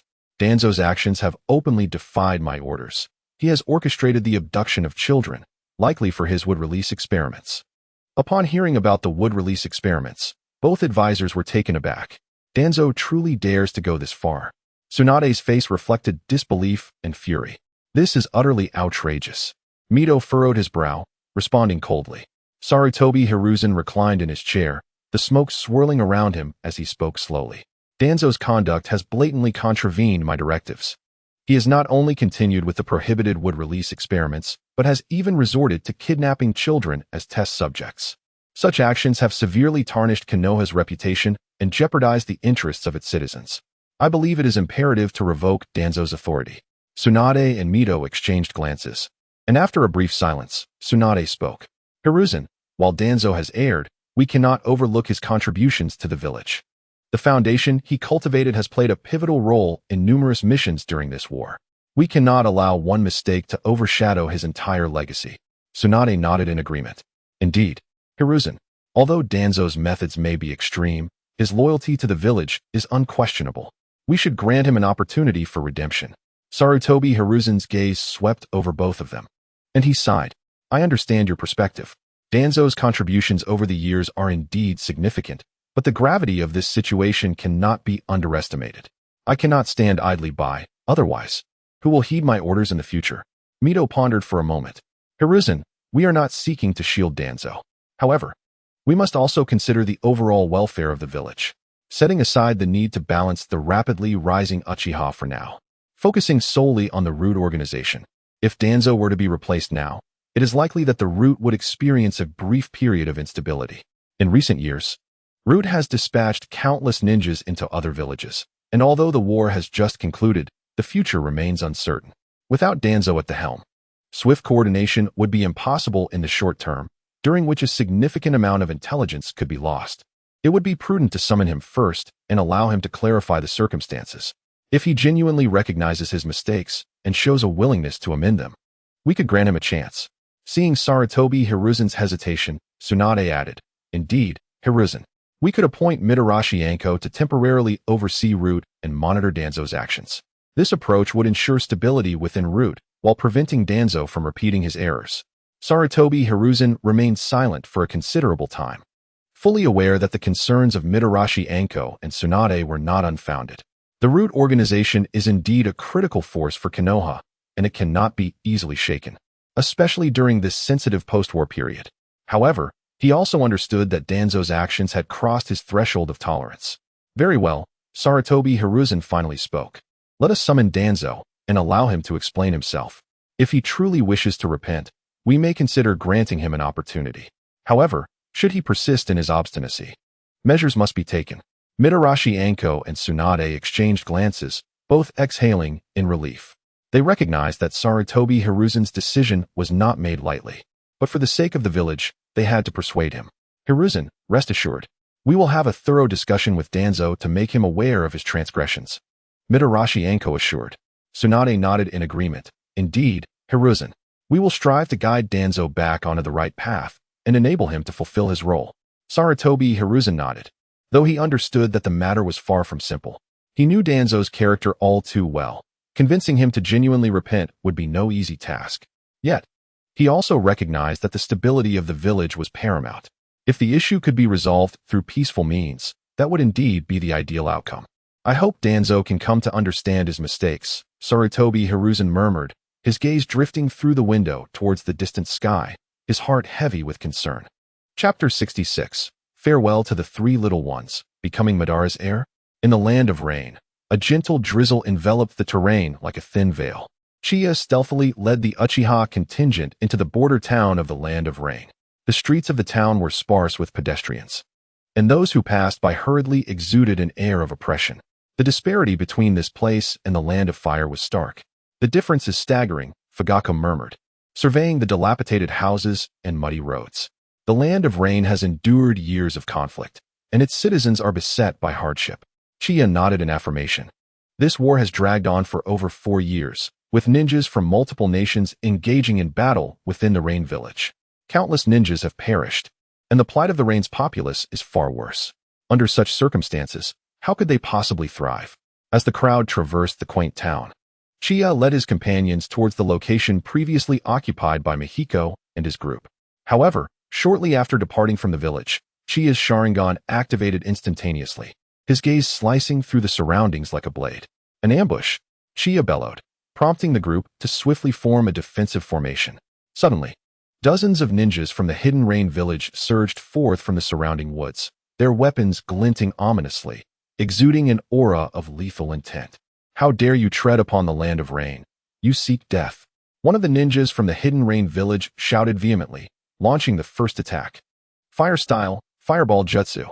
Chiya swiftly formed hand seals, unleashing a searing fireball that instantly claimed the lives of the 3 foremost ninjas from the hidden Rain Village. At that very moment, his 3-tomo Sharingan glimmered with an eerie light. The tomo within his eyes began to rotate gently, ensnaring the 4 ninjas from the hidden Rain Village in an illusion, rendering their movements sluggish. Chiya deftly hurled kunai, striking their vital points with pinpoint accuracy, sending them crashing to the ground. Fire style, Fireball Jutsu. Fire style, Dragon Fire Jutsu. Fire style, Phoenix Fire Jutsu. The Uchiha clan members, undeterred, unleashed their signature techniques, engaging in fierce combat with the ninjas from the hidden Rain Village. The fervent flames swiftly overwhelmed the jutsu of their adversaries. Chiya surveyed the battlefield, his gaze settling upon the commanding ninja among them. This individual was currently intertwining his hands to form seals. The tomo in Chiya's Sharingan subtly rotated, allowing him to replicate the hand signs. In an instant, he mirrored the gesture. Water Dragon Bullet Technique. Water Dragon Bullet Technique. The 2 combatants unleashed their water-style techniques almost simultaneously, encircled by swirling torrents of water. The water coalesced into dragons that surged towards one another. Chiya's water dragon formed swiftly, its velocity fierce, breaking through the opposition's water dragon, transforming into a colossal wave that knocked the commanding ninja and his comrades off their feet. Without a moment's hesitation, Chiya flicked his hand, casting a kunai affixed with an explosive tag. With the precise inside of his Sharingan, it landed amidst their ranks. The sound of the explosion reverberated, limbs and debris scattered in the aftermath. Under the relentless assault of the Uchiha clan's ninjas, the first wave of Hidden Rain Village's combatants was swiftly eradicated.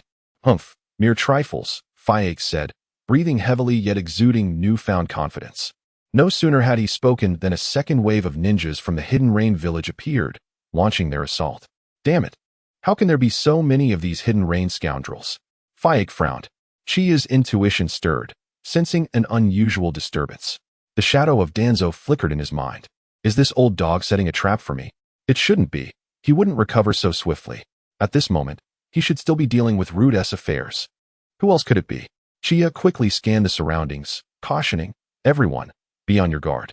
The group swiftly adjusted their formation, ready to engage once more. Fire style, Great Fire Annihilation. Chiya held nothing back. Chakra gathered at the back of his throat, spewing forth a vast torrent of flames akin to the ocean. Surging towards the foes ahead, the scope was exceedingly vast, directly encompassing a significant portion of the Rain Village. Cries of despair echoed continuously. Such a scale of fire release left the spectators in awe. Chiya's illusionary techniques were once again unleashed, effortlessly repelling the second wave of nearly 20 Rain Village ninjas in a brief span. As the battle concluded, Chiya remained vigilant. Chief, Everything appears to be normal around us, remarked a Uchiha ninja, his Sharingan scanning the vicinity. After confirming there were no anomalies, he spoke in a hushed tone. No, matters are not as simple as they seem. Chiya replied with a shake of his head, remaining silent thereafter. The sudden appearance of these two groups of Rain Village ninjas was far too conspicuous. Upon entering the Land of Rain, he had utilized illusions to cloak his presence, rendering him undetectable to the ordinary ninjas. His Sharingan whirled incessantly, seemingly searching for something. Let us proceed westward, Chiya instructed, leading the way as they navigated various routes. They encountered no further Rain Village ninjas. Was he merely being overly cautious? There is someone ahead. Chiya's gaze sharpened as his Sharingan detected an anomaly. Just then, laughter resonated from the nearby woods. Uchiha Qianye, what brings you here? A familiar voice echoed. Emerging from the shadows was a tall figure with distinctive white hair, clad in wooden clogs. Is that you, Jiraiya-sama? A young Uchiha gazed at the newcomer, lowering the kunai in his hand. The group was taken aback, astonished to encounter the legendary Jiraiya in such a place as the Rain Village. I was on a mission and decided to check on you, Jiraiya remarked, his resolute face displaying a hint of surprise at Chiya's concern for them. Conan and the others? They are currently dining in the wooden cabin ahead. If you head there now, you should be able to see them. Chiya nodded in acknowledgement, glancing back at the Uchiha members. Wait for me here, he commanded before instantly vanishing to the cabin. Upon arriving, he overheard the voices of 3 individuals inside. The grilled fish today tastes delightful. Conan, you've been training diligently lately. Be sure to eat well. Jiraiya-sensei has been gone for quite some time. Yahiko, let us save some food for him. Listening to their conversation, a sense of relief washed over Chiya. It seemed that after the war, the 3 of them were faring quite well. Just then, the door opened, revealing a red-haired youth. Chiya and I? It was Nagato. Upon spotting Chiya outside, a flicker of excitement crossed his eyes as he hurried out of the cabin. Conan, upon hearing Chiya's name, also brightened, dashing out without a second thought. Seeing Chiya standing before her, Conan leapt into his embrace. Chiya and I, you came to see us. Listening to Conan's tearful yet joyful voice, he replied, Indeed, I have a mission but thought to visit you as well. The trio had not changed much in appearance, but compared to their previous frailty, they had grown significantly sturdier. You 3 seem to be doing quite well. Miyako stood still, gently tousling his hair, and broke into a hearty smile. Nagato, with his head bowed in silence, bore a subtle curve at the corners of his mouth, clearly in high spirits. The atmosphere was momentarily harmonious. What? No invitation to come in and sit? Called out Chiya, as Conan tugged at his hand, urging him toward the wooden cabin. In the distance, raindrops pattered down from the forest. A white head quietly emerged from the earth, gazing towards the cabin. After a while, it murmured, Is Uchiha Qianye truly suited to be Lord Madara's successor? Chapter 67, Collaboration of 3. Jiraiya's thoughts in a dense forest near a small town on the border of the Land of Rain. Chiya led Miko, Nagato, and Conan to a place frequented by wild boars. His crimson Sharingan swept across the surroundings before he addressed the trio. There are quite a few wild boars here, which will serve as an excellent opportunity to hone your teamwork skills. Remember, although wild boars may appear cumbersome, their strength and speed are formidable. Their tusks are exceptionally sharp. Should one charge at you, the consequences could be dire. Therefore, exercise caution and do not underestimate them. Instantly, the expressions of Miyako, Nagato, and Conan turned serious. Chiya observed them, noting their shared resolve as they exchanged glances, each eager to impress him. Miyako took a deep breath and spoke first. Don't worry, Chiya. We will collaborate effectively to catch a wild boar.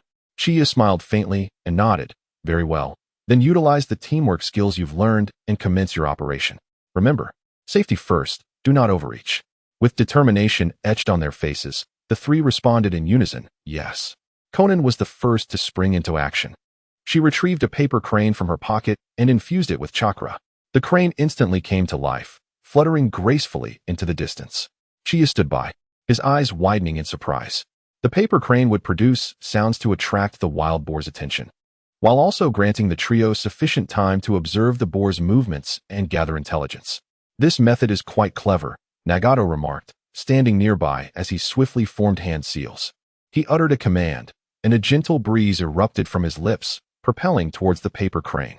This wind not only accelerated the crane's flight, but also, through the assistance of wind release techniques, amplified the noise created by the crane, making it easier for the wild boar to be lured in while distracting it, thereby creating an opportunity for Miyako.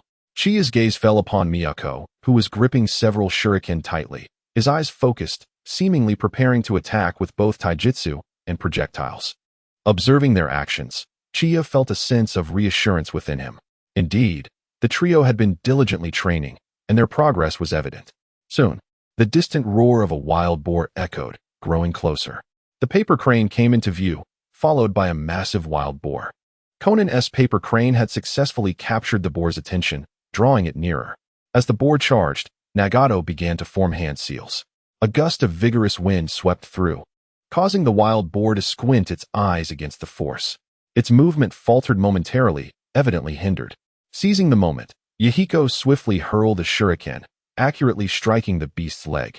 Despite its injury, the wild boar did not relent.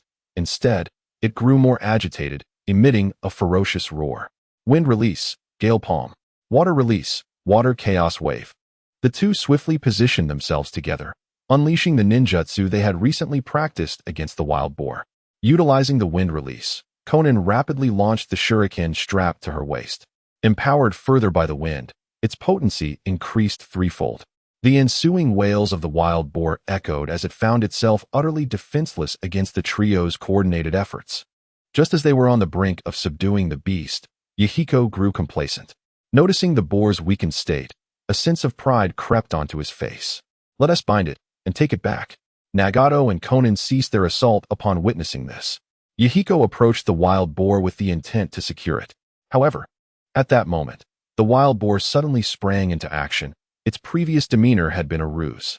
Sensing Yahiko's proximity, the boar lifted its head sharply, revealing its tusks, and charged directly at him. Panic ensued among the trio, with Conan exclaiming, "Yahiko, watch out." Nagato quickly formed hand seals, preparing to cast a jutsu. Yet, it was evidently too late. Chiya advanced rapidly, utilizing the body flicker technique to position himself before Yahiko. He placed a hand firmly on Yahiko's shoulder, pushing him aside, and then called out, "Fire release, great fireball technique." A blazing fireball erupted from his mouth, striking the wild boar with pinpoint accuracy. The creature let out a piercing scream as flames engulfed it, ultimately collapsing to the ground, immobile. Chiya turned to Yahiko, Nagato, and Conan with a grave expression. "Remember, never let your guard down. Surprises can occur at any moment. You must remain vigilant. Wild boars are perilous creatures. They can disguise their true state, waiting for prey to approach before launching a lethal strike. Humans can be just as treacherous. You are young and have yet to experience the darkness of the world. When encountering others, no matter their words, do not be careless." The three bowed their heads in shame, yet they wholeheartedly acknowledged Chiya's words. Yahiko spoke up, "Chiya, we were wrong. We will not make such mistakes again." Chiya said nothing further but smiled as he hoisted the wild boar onto his shoulders. "Let us return." Upon reaching the riverbank not far from the wooden cabin, Chiya began to butcher the wild boar with the trio assisting. "Regardless, you three work together to hunt this boar. Take a moment to rest, and I shall handle the rest." "Yes, Chiya." Chiya skillfully sliced the boar's meat into chunks, threading them onto sticks in preparation for roasting. The three sat nearby, watching with curiosity and anticipation as the meat sizzled over the flames, releasing an enticing aroma. Before long, the roasted meat was ready. Chiya distributed the cooked wild boar to the trio. "Try it. This is your spoils of war." The three eagerly accepted the roasted meat and took a bite. Instantly, their mouths were filled with grease and the aroma wafted around them. Their eyes sparkled with satisfaction. "Delicious." Chinya observed their contented expressions, a smile of gratification gracing his face. "Brother Chinya, you should have some too."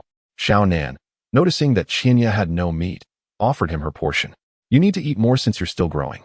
Chinya gently ruffled her hair, not only refusing her offer, but also giving her his own share of roasted meat. "Brother Chinya, you are so kind." Xiao Nan gazed at him, her youthful innocence shining through, yet she possessed a purity that was charming. Particularly, her smile was a source of joy. "Remember today's lesson. Xiao Nan, in the face of danger, it is essential to remain calm and composed. Never panic. At all times, trust your teammates and cooperate with one another to overcome difficulties." You three performed admirably today. But you must continue to strive and enhance your abilities to transform the village of rain hidden in the future. The trio responded in unison, brimming with enthusiasm. Yes, Brother Qianye, we will work hard. We will certainly change the rain-hidden village in the future. Qianye smiled and stepped out of the wooden house. Gazing up at the sky, stars twinkled above, a rare sight of clear skies, even at night.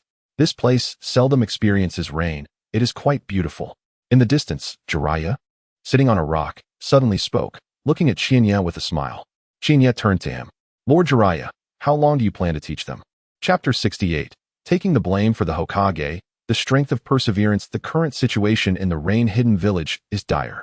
With the leader Hans confirmed dead, the village has lost its backbone, leaving the populace struggling amidst frequent conflicts among various factions. I believe Yahiko, Xiaonan, and Nagato possess the potential to transform the rain-hidden village. However, they are still young and require more experience and protection, so I may need some time. Upon hearing this, Qianye nodded. It appeared that Jiraiya would not be leaving anytime soon. In the original story, Jiraiya taught for 3 years. However, due to my butterfly effect, it seems that it may not take that long. With Jiraiya's guidance, the trio's strength will solidify rapidly. Jiraiya looked at Qianye, his gaze revealing a hint of complexity. The great sage Toad had once given me some insights, urging me to pay attention to certain individuals, particularly Nagato. Jiraiya paused, seemingly choosing his words carefully. However, he did not mention that Uchiha Qianye was also one of the prophesied individuals, instead focusing on Nagato. After all, Nagato possessed an exceptionally unique eye, the Rinnegan. If I am not mistaken, that pair of eyes belonged to the Sage of Six Paths, revered as the progenitor of the ninja world. Those who possess such eyes may have a profound impact on the future of the ninja world. A significant impact? Indeed, one with such power, whose eyes do not belong to them, nearly led to the annihilation of Konoha. In the wake of the one wielding the Rinnegan, had it not been for the heart being torn from his chest by the little black figure, he would have already achieved his objectives. Chiya gazed at Jiraiya, noting that he appeared to have received hints from the great sage Toad. As a prophet, the words of the great sage Toad often carry profound significance, a notion that Jiraiya firmly believed. Chiya smiled gently, yet his tone bore a hint of indifference. The future remains uncertain for anyone. Although Nagato possesses the Rinnegan, it merely represents a fragment of his potential. Whether he can genuinely transform Amigakure and even sway the entirety of the ninja world hinges on his own choices and endeavors. Jiraiya regarded Chiya contemplatively, finding merit in his words. The Rinnegan is indeed formidable, yet the bearer is not automatically destined to become a great ninja. Suddenly, a flicker of doubt crossed Jiraiya's mind. Uchiha Chiya, how is it that he maintains such composure? That is the Rinnegan, after all. Could it be that he was already aware of Nagato's ocular powers? Yahiko, Konan, and Nagato are still just children. With Jiraiya's guidance and support, they are less likely to stray from their path as they grow. Their futures are undoubtedly promising. After hearing this, Jiraiya's gaze intensified as he looked at Chiya. I shall do my utmost to assist them. Just then, a cry echoed from the skies. Chiya looked up to see a ninja hawk soaring above before it swooped down. Elder Clan Leader. Moments later, an Uchiha approached, presenting a report to Chiya. He opened it directly. The report, penned by Sarutobi Hiruzen, detailed the case of the stolen children, laying the blame squarely on the ninjas of Awagakure. A smile danced upon Chiya's lips. The village's decision came as no surprise to him. After all, this was a commission from the Land of Fire, and Sarutobi Hiruzen would certainly not consider surrendering Danzo. To hand over Danzo would be to slap Konoha in the face. Thus, only one option remained. Awagakure would naturally bear the brunt of the blame. It was rather peculiar to arrive in this world and witness someone else bearing the burden of blame. Are you departing? Jiraiya asked Chiya. Yes, it is about time. Chiya replied with a smile. He glanced back at the direction of the wooden house, turning away without a hint of nostalgia. Let us depart.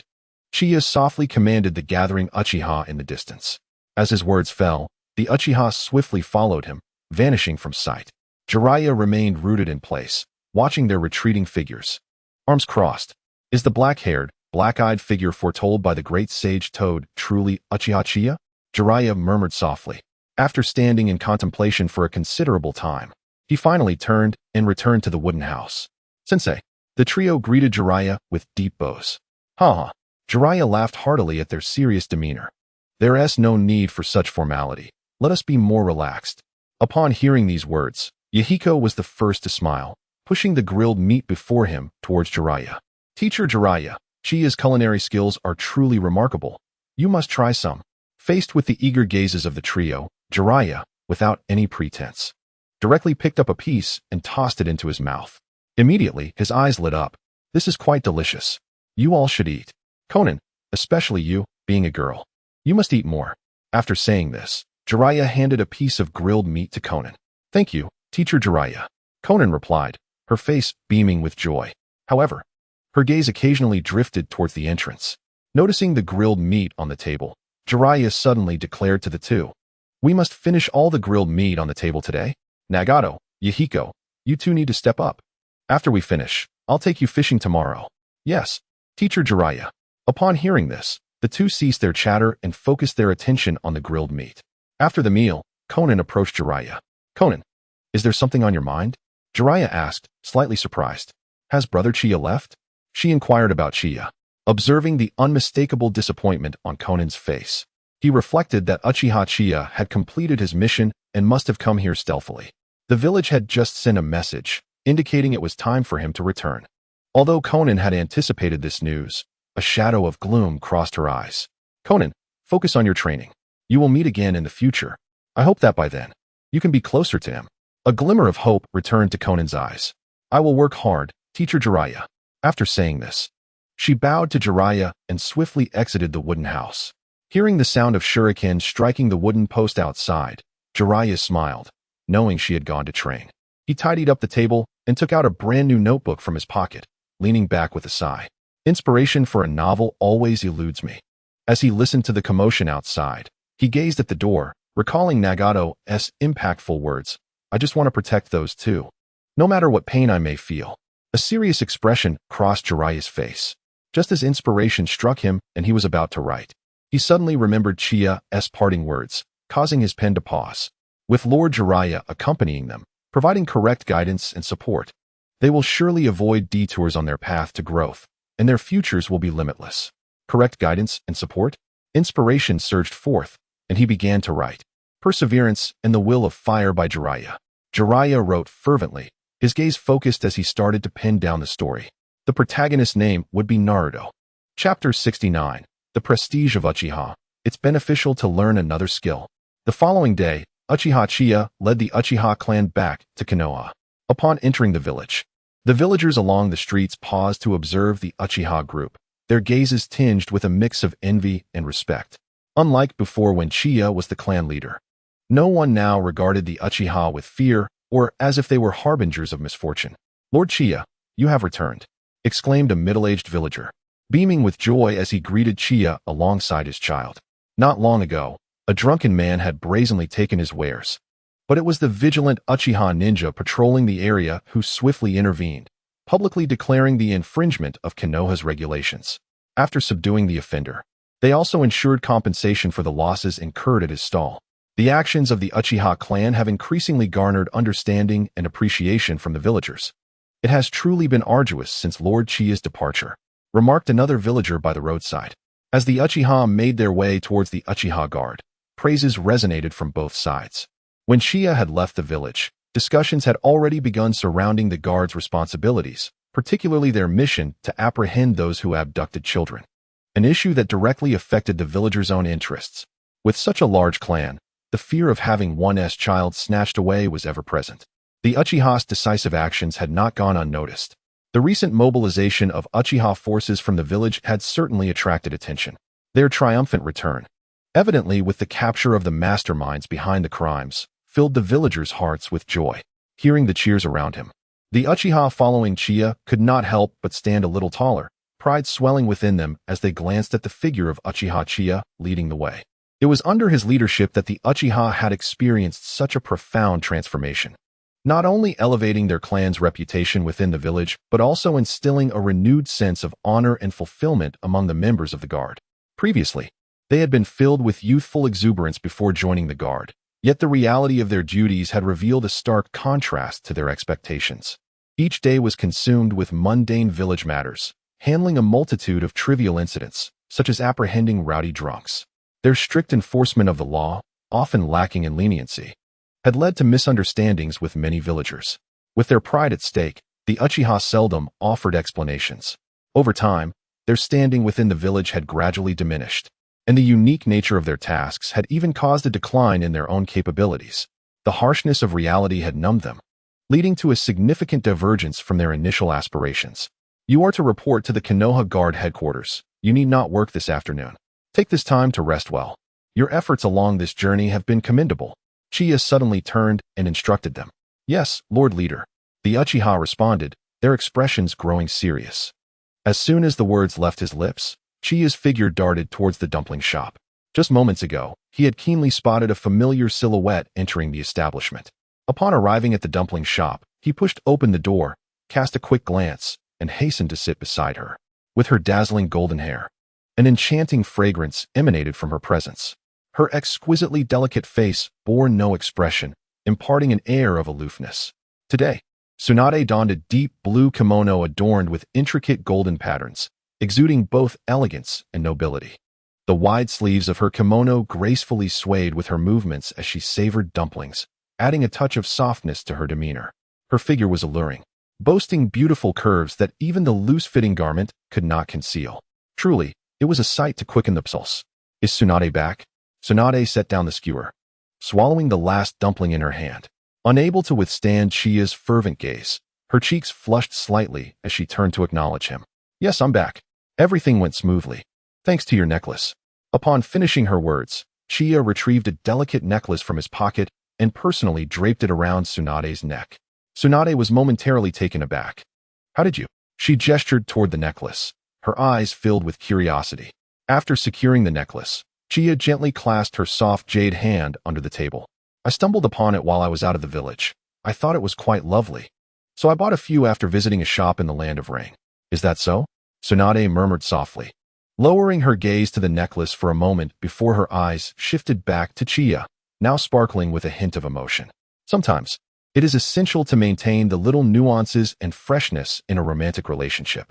A small gift can be both effective and simple. Relationships require mutual effort to sustain. If one party continually gives while the other remains indifferent, even the most fervent feelings may eventually fade. Previously, Chiya had received Tsunade's most treasured gift, not the one from the tavern, but rather the necklace symbolizing good fortune she had given him before his departure from the village. During his challenging mission, she entrusted that necklace to Orochimaru for his safety. Tsunade, however, remained unaware of the immense power that the lucky necklace bestowed. Tsunade gently caressed the exquisite necklace around her neck, lifting her gaze to Chiya, her eyes shimmering with unspoken emotions. I wish I could, Tsunade. Observing the change in her expression, Chiya hastily interjected. What are you doing? It's still daytime. Before he could react, Tsunade leaned in and lightly tapped his forehead. The warm, moist sensation lingered briefly. Thank you, Chiya. She looked at him, her breath slightly rapid and her cheeks flushed. Seizing the moment, Chiya swiftly wrapped his arm around her shoulders. No need for thanks. If you truly wish to express your gratitude, how about we practice together sometime? I know a few advanced techniques that may prove challenging to master. Are you interested? Tsunade's expression stiffened, the warmth of her earlier emotion dissipating as she stood abruptly with a huff. Don't even think about it. After taking a couple of steps away, she turned back, casting a suspicious glance at Chiya. Wait, where did you learn all these techniques? The evening air felt slightly chilly against Chinya's back. Read more, conduct more research. Tsunade eventually withdrew her gaze, fixing her fierce yet endearing eyes upon Chinya. Tonight at the tavern, you shall witness how I handle you. With that, Tsunade turned to leave. Wait. Tsunade paused mid-step, glancing back at Chinya, her eyes brimming with curiosity. You shall wear this outfit tonight. Tsunade shot Chinya an exasperated look before her wooden sandals clicked away, vanishing from sight. Watching her depart, Chinya finally exhaled in relief. In his past life, he had numerous martial arts instructors. Tsunade, one must learn martial arts. He mused. It would do one good to acquire additional skills. How does she remain so oblivious to life's necessities? It seemed he would have to patiently guide her in the future. Well, I suppose I shall start with the kind-hearted Nanao-yu, who is far more accommodating than Tsunade. Chinya patted his stomach, realizing he had yet to indulge in any dumplings. Boss, I would like a few 3-colored dumplings. With the dumplings in hand, Chinya returned to the Konoha Security Force headquarters. Brother Chinya. A delightful voice chimed in. Turning around, he was greeted by a radiant young lady, her face alight with joy, showcasing the classic Uchiha long, straight black hair. Could it be Uchiha Makoto? Makoto, what brings you to the security force?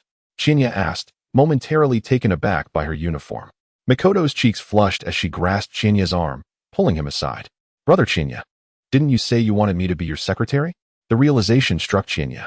Goodness, I had forgotten my own words. He looked at Makoto anew, appreciating her attire, which possessed a unique charm. So, I mentioned it to grandfather, though he initially opposed my coming here. Chinya chuckled at her words. From now on, you shall stay by my side. Makoto's eyes sparkled as she beamed at him. Yes, esteemed clan leader. Her soft, playful tone lifted Chinya's spirits immensely. As midday approached, Makoto exclaimed, Brother Chinya, I have brought you a bento. A bento? How did she know I would return today? He pondered. No, she was unaware. It could only mean one thing. She prepared a bento daily, hoping to have it ready for him upon his return. Chinya's peculiar gaze made Makoto shyly lower her head, as if he had touched a secret thought. Scanning their surroundings and finding them alone, he reached out to ruffle her hair. Makoto, you are simply adorable. Oh dear. Brother Chinya, if you keep tousling my hair, I won't grow taller. Makoto's playful complaint only widened Chinya's smile. Let us eat, Makoto said, retrieving the bento from the nearby table, gently taking the 3-colored dumplings from Chinya's hands. Save the dumplings for after our meal, she advised softly, as Chinya accepted the bento. Its weight was imbued with Makoto's affection and care. Mei-in, have you been waiting for me every day? Qianye asked, feigning ignorance. A blush crept across Mei-yin's cheeks as she lowered her gaze, softly murmuring, Yes, I hope that when my brother Qianye returns, he can enjoy a home-cooked meal. A warm current surged within Qianye's heart as he gently clasped Mei-yin's hand. Thank you for your hard work, Mei-in. I truly appreciate your sentiments. Oh, Brother Qianye, you are always so polite. Mei-in felt her previous fatigue and struggles dissipate, a glimmer of mischief flashing in her eyes. Do we still need to say thank you between us? Qianye smiled faintly. Indeed, there is no need for such formalities between us. Yet, I must cherish your intentions. The two exchanged smiles, and Qianye led Mei-in to a nearby bench, ready to savor this warm lunch hour. He opened the bento box, and the tantalizing aroma wafted through the air as Mei-in attentively served him some dishes. Brother Qianye, try this one. Qianye, not forgetting to feed Mei-in in return, engaged in a delightful interaction filled with sweetness and warmth. Brother Qianye, this is your favorite fish. Mei-in picked up a piece of fish and held it to Qianye's lips. With a smile, he opened his mouth, savoring the morsel before praising. Your culinary skills have improved remarkably, Mei-in. A radiant smile blossomed on Mei-yin's face as she nestled against Qianye, both enjoying this tender lunch together. They fed each other, and each touch made Mei-yin's heart race, a perpetual blush of happiness adorning her cheeks. Observing Mei-yin's bashful demeanor, Qianye couldn't help but think, what a gentle and lovely girl she is. After lunch, Qianye guided Mei-in through her duties as a secretary. He meticulously instructed her, aiming to make her work both effortless and enjoyable. However, Mei-in discerned his intentions. Brother Qianye, I am here to assist you. Please do not worry about me. I am capable and will strive to excel in my duties. Seeing her earnest expression, Qianye realized he had been overly concerned.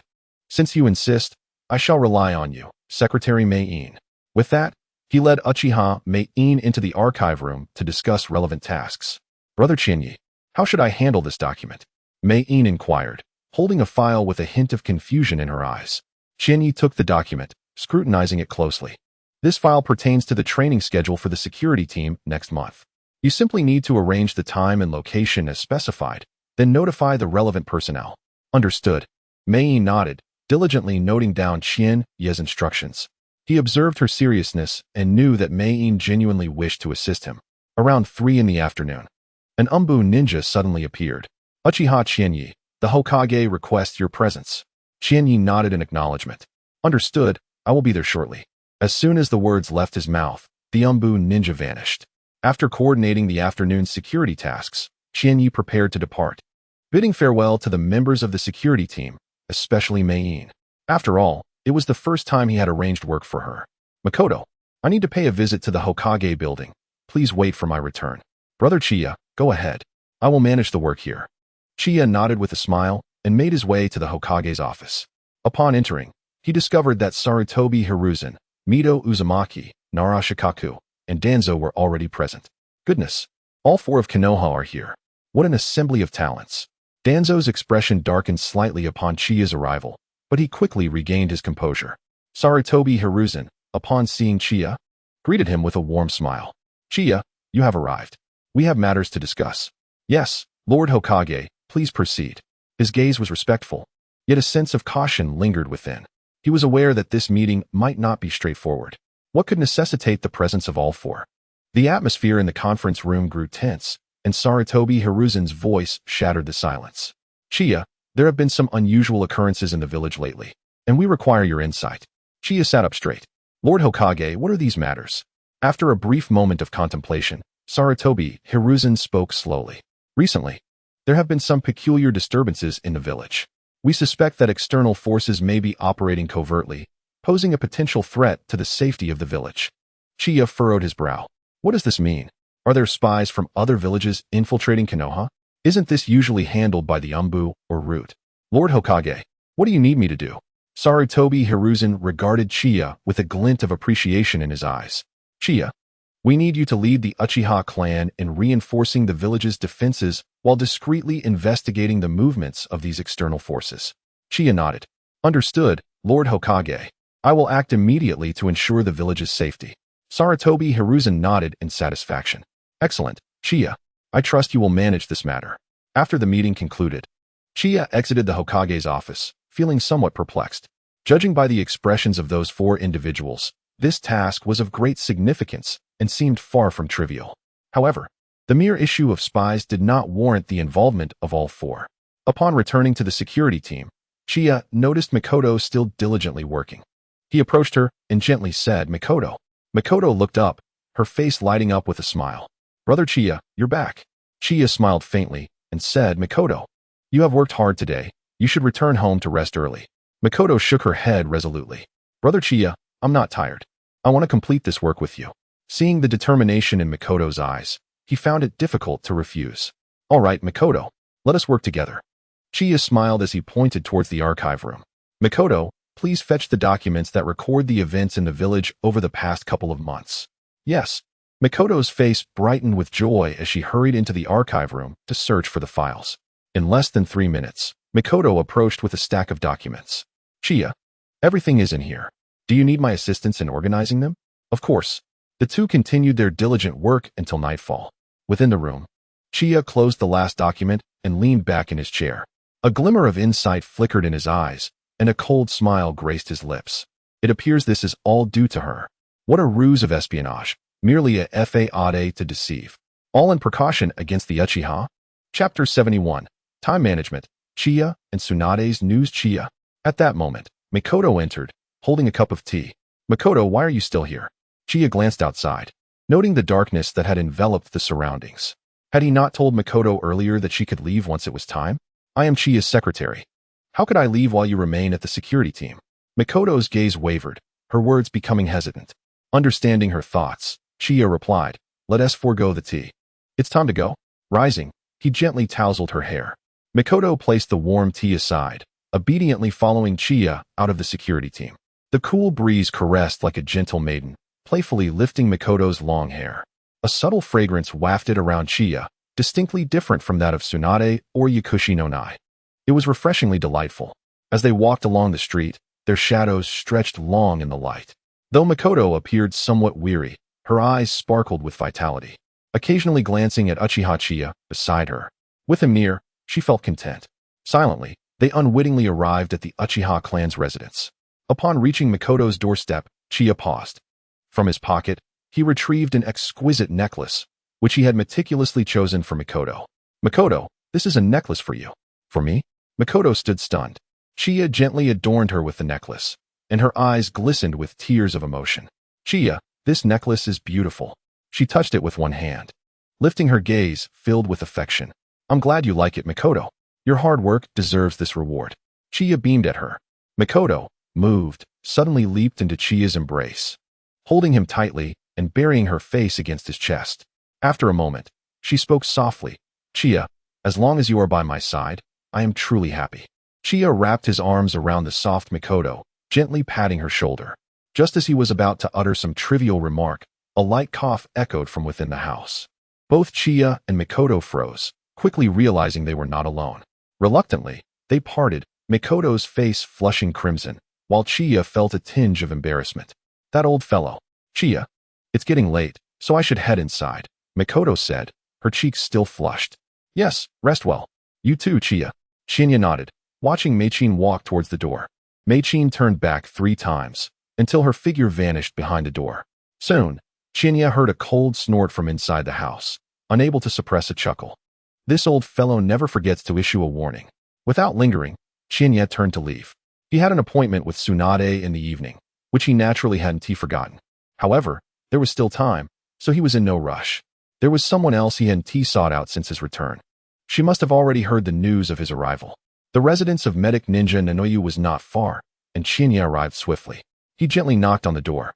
Moments later, the door opened, and Nanoyu stared at Qianye, her eyes widening in surprise. Qianye-kun, what brings you here? Her voice held a hint of delight. Qianye smiled faintly, retrieving a necklace from his pocket and presenting it to her. He had purchased 3 necklaces, and this was a gift for her. Nanoyu accepted the necklace, a glimmer of emotion flashing in her eyes. Qianye-kun, this is too precious. As long as you like it, he replied, gently holding her hand. The atmosphere between them grew subtly charged. Qianye's expression shifted. He was unexpectedly aware of a tingling sensation in the palm of his hand where he grasped Nanoyu's. When did the usually reserved Nanoyu become so bold? Gazing at the blush adorning Nanoyu's cheeks made her all the more alluring. Qianye's breath quickened as he glanced at the clock hanging in the living room. It was only 6 o'clock. There was still time. With a click, the door closed and was then locked. Qianye's hand moved to her soft shoulder, and in an instant, the body flicker technique was activated. Their figures vanished from the living room, and the bedroom door slammed shut behind them. Time passed, and finally, at 8 o'clock, Qianye reluctantly emerged from the bedroom. Nanoyu, I'll come to see you again in a few days when I'm finished with my business, but I must leave now. Be careful on your way, Nanoyu replied. Reclining on the sofa, a sheer fabric draping over her smooth skin, appearing as docile as a kitten, her face flushed with satisfaction and happiness.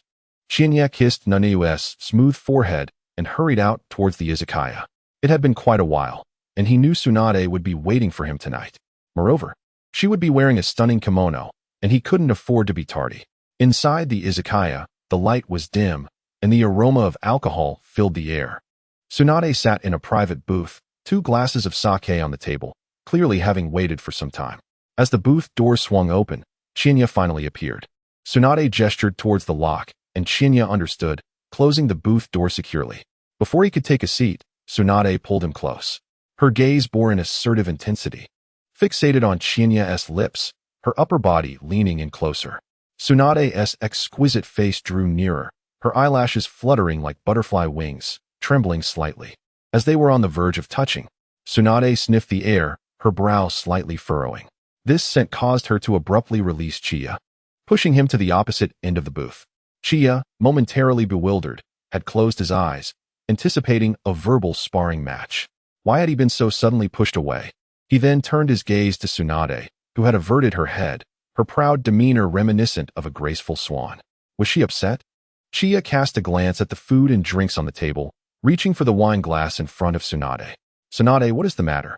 He inquired, offering her the glass. She accepted it, but remained indifferent to his presence. What was going on? Had he offended her in some way? Cheers, Chiya declared, lifting his own glass and gently clinking it against hers. He continued to observe her, finally noticing a shift in her expression. She turned her head, looking at him with a fierce yet playful gaze, though she remained silent. Taking a sip from her glass, she huffed softly in his direction. Did the old man seek you out today? The old man referred to the 3rd Hokage. Yes, Chiya replied with a smile, picking up a piece of food and offering it to Tsunade. She shot him a disdainful look, but obediently opened her mouth to accept it. Chewing with her cheeks full, she continued to glare playfully at him.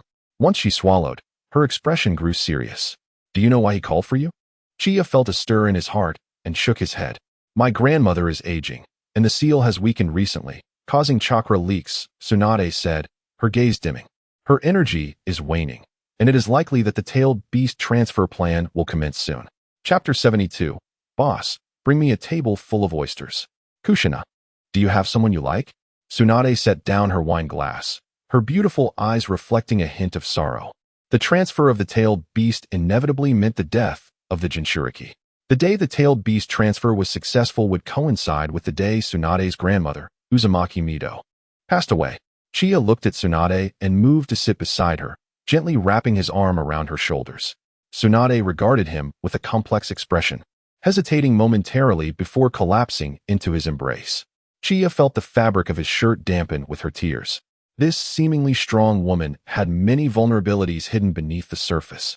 Suddenly, Tsunade seized Chiya's hand from her chest, followed by a soft reproach from her lips. Be honest. Chiya's fingers subtly moved, intertwining with hers. If you merely wish to keep the tailed beast subdued for a while, I can assist you. The leakage of the tailed beast's chakra was indeed due to Uzumaki Mido's advanced age, and the Nine Tails sensed an opportunity. If the goal was simply to control the Nine Tails, Chiya's current ocular prowess could achieve that. Tsunade pushed him away, gazing at him intently. Are you willing to help? In the context of Konoha, the two essential elements to contend with the tailed beasts were the Uchiha Sharingan and Senju Hashirama's would release. Today, Tsunade invited Chiya to share a drink. Yet her heart harbored a desire for him to assist her aging grandmother. The inevitability of aging, illness, and death is a natural part of life. Who could possibly refuse the chance for a beloved grandmother to extend her days? The sincerity of Tsunade would determine the outcome. Chiya's gaze drifted downward, taking in her exquisite appearance. Truly, she was a vision of beauty. With a gentle smile, he leaned closer to her ear. Tsunade, you look remarkably lovely. A faint blush graced Tsunade's cheeks, her eyes shimmering with a hint of shyness. You always know how to flatter. Chiya's tone deepened. Tsunade, with this enchanting night before us, why not engage in mutual exchange for the development of Konoha and learn new taijutsu together? Tsunade's expression momentarily stiffened. Just this once, Tsunade. Chiya extended a finger, gazing earnestly at her. Tsunade's complexion grew increasingly flushed, her demeanor shifting to one of unease as she regarded Chiya, ultimately yielding to her softer instincts. Only this once. Should there be a next time, do not blame me for being unkind. Chiya's heart leapt with joy, choosing to ignore her mock-threatening gesture. With one occasion, countless more would surely follow. The pursuit of new taijutsu is a duty we must embrace. However, prior to this, I must replenish my stamina.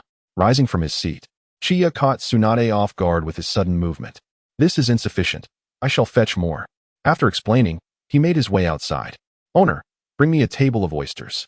At that moment, in the heart of the Konoha barrier, lay the residence of Uzumaki Mido.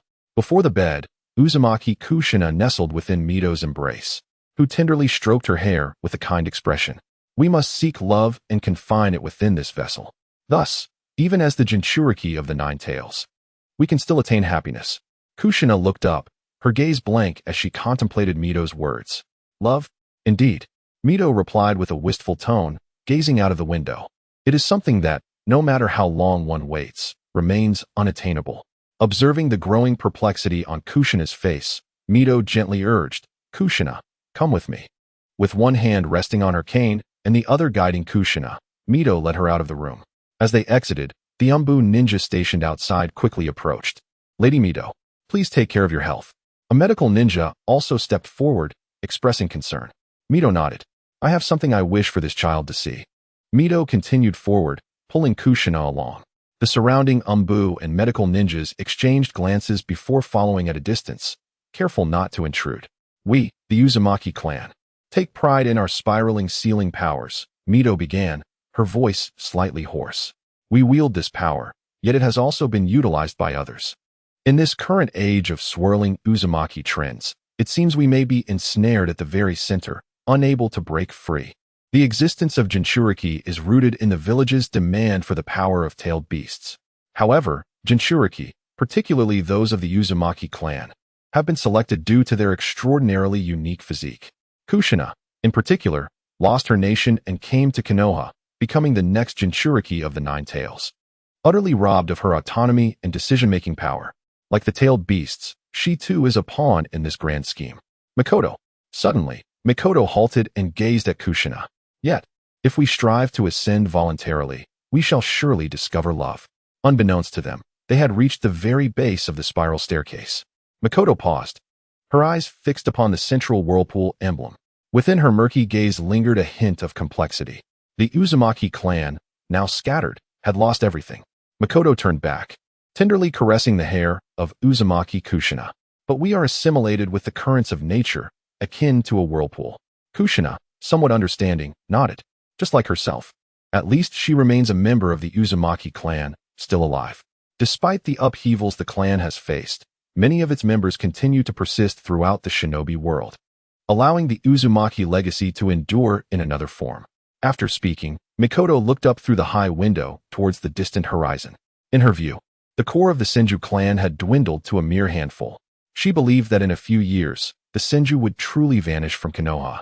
The deeper reasons behind this are manifold.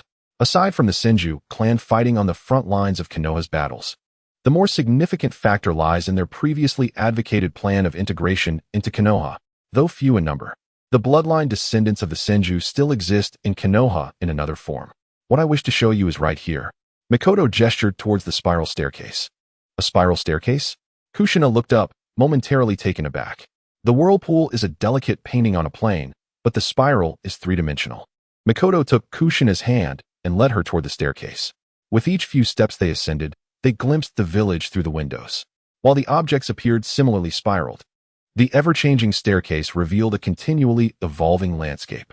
Kushina nodded earnestly. This time, she truly understood. A newfound determination sparkled in her eyes. The whirlpool's rotation draws individuals into its center, ensnaring them, while the spiral staircase offers a different view with each step taken. She did not wish to be ensnared by the whirlpool. Rather, she aspired to ascend in a spiral motion, striving to transform herself, to carve out her future and grow stronger. If Chiya were to hear this, she would undoubtedly interpret it with greater clarity. For this embodies the subjective initiative within the shinobi realm. We've arrived. Unbeknownst to them, they had reached the pinnacle. What lies above is the vessel of my love. A vessel? Following Mikoto's gaze, Kushina's eyes widened in astonishment. Originally, this affection belonged to the first Hokage, Senju Hashirama. Mito gazed at Hashirama's visage carved upon the Hokage rock for an extended moment before turning back with a smile. Kushina, do you have someone you hold dear? Kushina felt her heart skip a beat. Someone she cherished? The figure of Uchiha Chiya flashed in her mind. Chapter 73, Let Uchiha Have a Try. I have faith in Chiya. The following morning, Tsunade, donned in a sharp ninja attire, arrived at the Hokage office. I informed him about Granny yesterday. Sarutobi Hiruzen regarded Tsunade with a hint of exasperation. Who? To whom? Uchiha Chiya. Hiruzen instantly rose to his feet. You divulged Lord Mito's situation to Uchiha Chiya? The corners of Hiruzen's mouth twitched, his expression rife with agitation. The Nine-Tails Jinchuriki is a closely guarded secret of the village. How could you disclose such information to someone from the Uchiha clan? What is the matter, old man? You seem quite displeased. Tsunade replied, maintaining a calm demeanor despite Hiruzen's evident frustration. The Uchiha are also a part of the village, as you mentioned to me not long ago, she retorted, echoing Hiruzen's own words. For a moment, he could only fume in silence. Moreover, Chiya has already given me his word, Tsunade continued, her gaze faltering slightly. Recalling the previous night, she pondered how she had already compensated him. How could she simply retract her request? Besides, when it comes to Granny's situation, only the Uchiha possessed the capability to assist. Hiruzen fell into a contemplative silence. Tsunade pressed on with her assurances. Rest assured, old man. I trust Uchiha Chiya. He holds the village in high regard. Your concerns will not come to pass. Upon hearing Tsunade's resolute conviction, Hiruzen remained silent for a moment before returning to his seat. Tsunade, you are too reckless. Hiruzen inhaled deeply and sighed. To Hiruzen, Tsunade's intentions were clear. She merely wished for her grandmother to live a few more years. By harnessing the illusion of the Sharingan to control the Nine Tails, she aimed to prevent the beast from encroaching upon and disturbing Lord Mito for a time. With less of Mito's vitality being drained, her health would surely improve significantly. However, that said, including himself, the lineage of Hokage was generally reluctant to employ Uchiha for such endeavors. Now, after Tsunade's actions, the situation had escalated to this point. Should he obstruct the Uchiha at this juncture, he would be unambiguously signaling to the entire village his distrust of them. The Uchiha standing within the village is notably distinct compared to other clans, akin to a direct counterpart to the Senju clan. publicly declaring to the village and all clans that the Hokage does not trust the Uchiha. What would that imply? If the Uchiha were to become a cautionary tale, would not other clans also risk following in their footsteps if they too were deemed untrustworthy? In such a climate of distrust, how could the clans unite to safeguard the village? The seeds of doubt regarding being targeted have been sown. Konoha is destined to crumble in due time. This is certainly not what the third Hokage wishes to witness. The matters concerning the Uchiha clan have always garnered significant attention from the third Hokage. The Senju clan now appears to be disbanding, leaving the Uchiha as the only prominent clan remaining. Should the Uchiha lose the village's trust, how would the other clans perceive this? As long as the Uchiha remain in the village and do not openly oppose or betray it, there remains a possibility for negotiation. Although the village currently harbors distrust toward the Uchiha, such matters must be handled discreetly, away from the public eye. Sarutobi Hiruzen took a deep drag from his cigarette, releasing the smoke slowly. I will consider it further. Upon hearing the old man's concession, Tsunade refrained from further commentary. With a huff, she turned and exited the Hokage's office. Tsunade left with grace, yet Sarutobi Hiruzen's furrowed brow suggested his irritation was akin to swatting a fly. The commotion caused by Tsunade left Hiruzen unable to focus on the scroll before him. The paramount concern now is the stability and tranquility of the village. The Nine-Tails Jinchuriki is indeed one of the most unstable factors. The Uchiha clan likewise poses a prior source of instability. The convergence of these two volatile elements deepened the lines of worry etched upon Hiruzen's forehead. After a brief moment, he slammed his hand onto the desk. Summon Mitarashi Anko and Mito Gaidon. Currently, Danzo has been suspended, and the route has temporarily fallen under the command of Mito Gaidon. Moreover, Hiruzen is aware of the friction between Danzo and Uchiha Chiya. Consequently, he knows that Danzo would not make a sound judgment regarding Uchiha matters. Thus, there was no need to summon Danzo this time. Yes, Hokage-sama. An Umbu ninja swiftly departed. Shortly thereafter, the duo of advisors arrived. Their gazes fell upon Sarutobi Hiruzen, who appeared deeply troubled. They exchanged a glance. What troubles you, Hiruzen? Mito Gaidon inquired. Sarutobi Hiruzen took a deep breath, steadied his emotions, and continued. She informed Uchiha Chiya about Mito's situation, seeking his assistance. At once, Mitarashi Anko's expression shifted dramatically. Isn't that sheer folly? Mito Gaidon, however, was momentarily taken aback. Previously, he had intended to conceal this matter from the Uchiha, yet Tsunade opted for complete transparency. He had pondered whether Uchiha would harbor resentment upon learning of this matter. Now, it seemed she had placed too much trust. Hiruzen, did you agree to this? Mitarashi Anko turned, questioning Mito Gaidon with confusion. What is going on? Why would an ask that? Sarutobi Hiruzen cast a surprised glance at Mito Gaidon. Having reached this juncture, I have decided to take a chance. The two advisors widened their eyes. Mito Gaidon quickly grasped the implications. If this endeavor were successful, the Uchiha would be merely a step away from the center of power. Come in, Hokage-sama. An Umbu swiftly entered the office. Summon Captain Hatake Tsukumo. The two advisors exchanged a focused glance. As the captain of the Umbu, Hatake Tsukumo is currently the only one with the strength and capability to ensure the smooth progression of this matter. The illustrious reputation of Konoha's White Fang resonates throughout the entire shinobi world. Utilizing him to counterbalance the Uchiha clan is indeed a prudent choice, the two advisors pondered. The third Hokage, along with the two advisors, awaited his arrival. With his white hair and resolute demeanor, Hatake Tsukumo entered the room. Sarutobi Hiruzen gestured towards the sofa. Tsukumo nodded and proceeded to take a seat, maintaining a straight posture and a serious gaze fixed on the trio. The situation at hand was rather intricate. After a moment of contemplation, Sarutobi Hiruzen turned his attention to Tsukumo. Lady Mito's health has deteriorated considerably over the years. The chakra of the Nine Tails within her has been unconsciously leaking due to her physical condition. Upon hearing this concerns Lady Mito, a trace of gravity flickered in Tsukumo's eyes.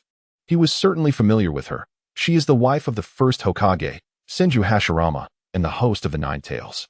Her status and identity are among the village's most guarded secrets. What does the third Hokage require of me?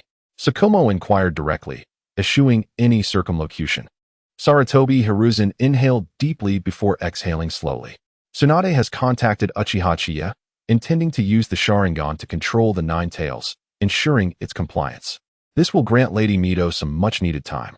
However, It must be noted that the new host of the Nine Tails is rather young, which poses a significant risk. Tsukumo nodded, though a flicker of confusion crossed his gaze. After all this discussion, he wondered what task had been assigned to him, as the third had not yet specified. Seemingly perceiving his thoughts, Sarutobi Hiruzen cleared his throat. Your mission is to lead the Umbu in monitoring Uchiha Qianye. Should he exhibit any treacherous behavior, you are to eliminate him on the spot. We cannot allow the Nine Tails to threaten the village. That is our bottom line. Tsukumo's expression shifted, astonished.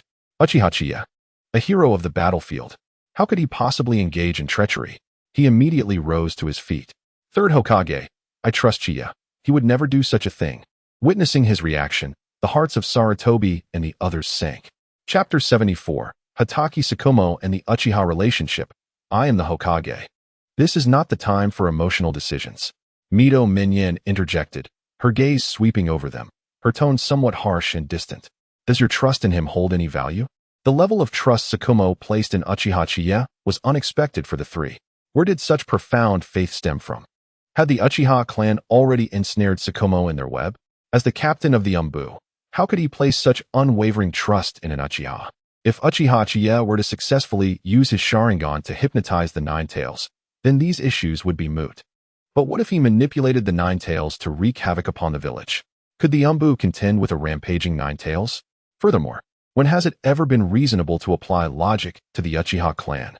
Should the time come, how much of the village's losses could be salvaged? Can you, Hatake Tsukumo, bear that responsibility? Hatake Tsukumo was momentarily taken aback.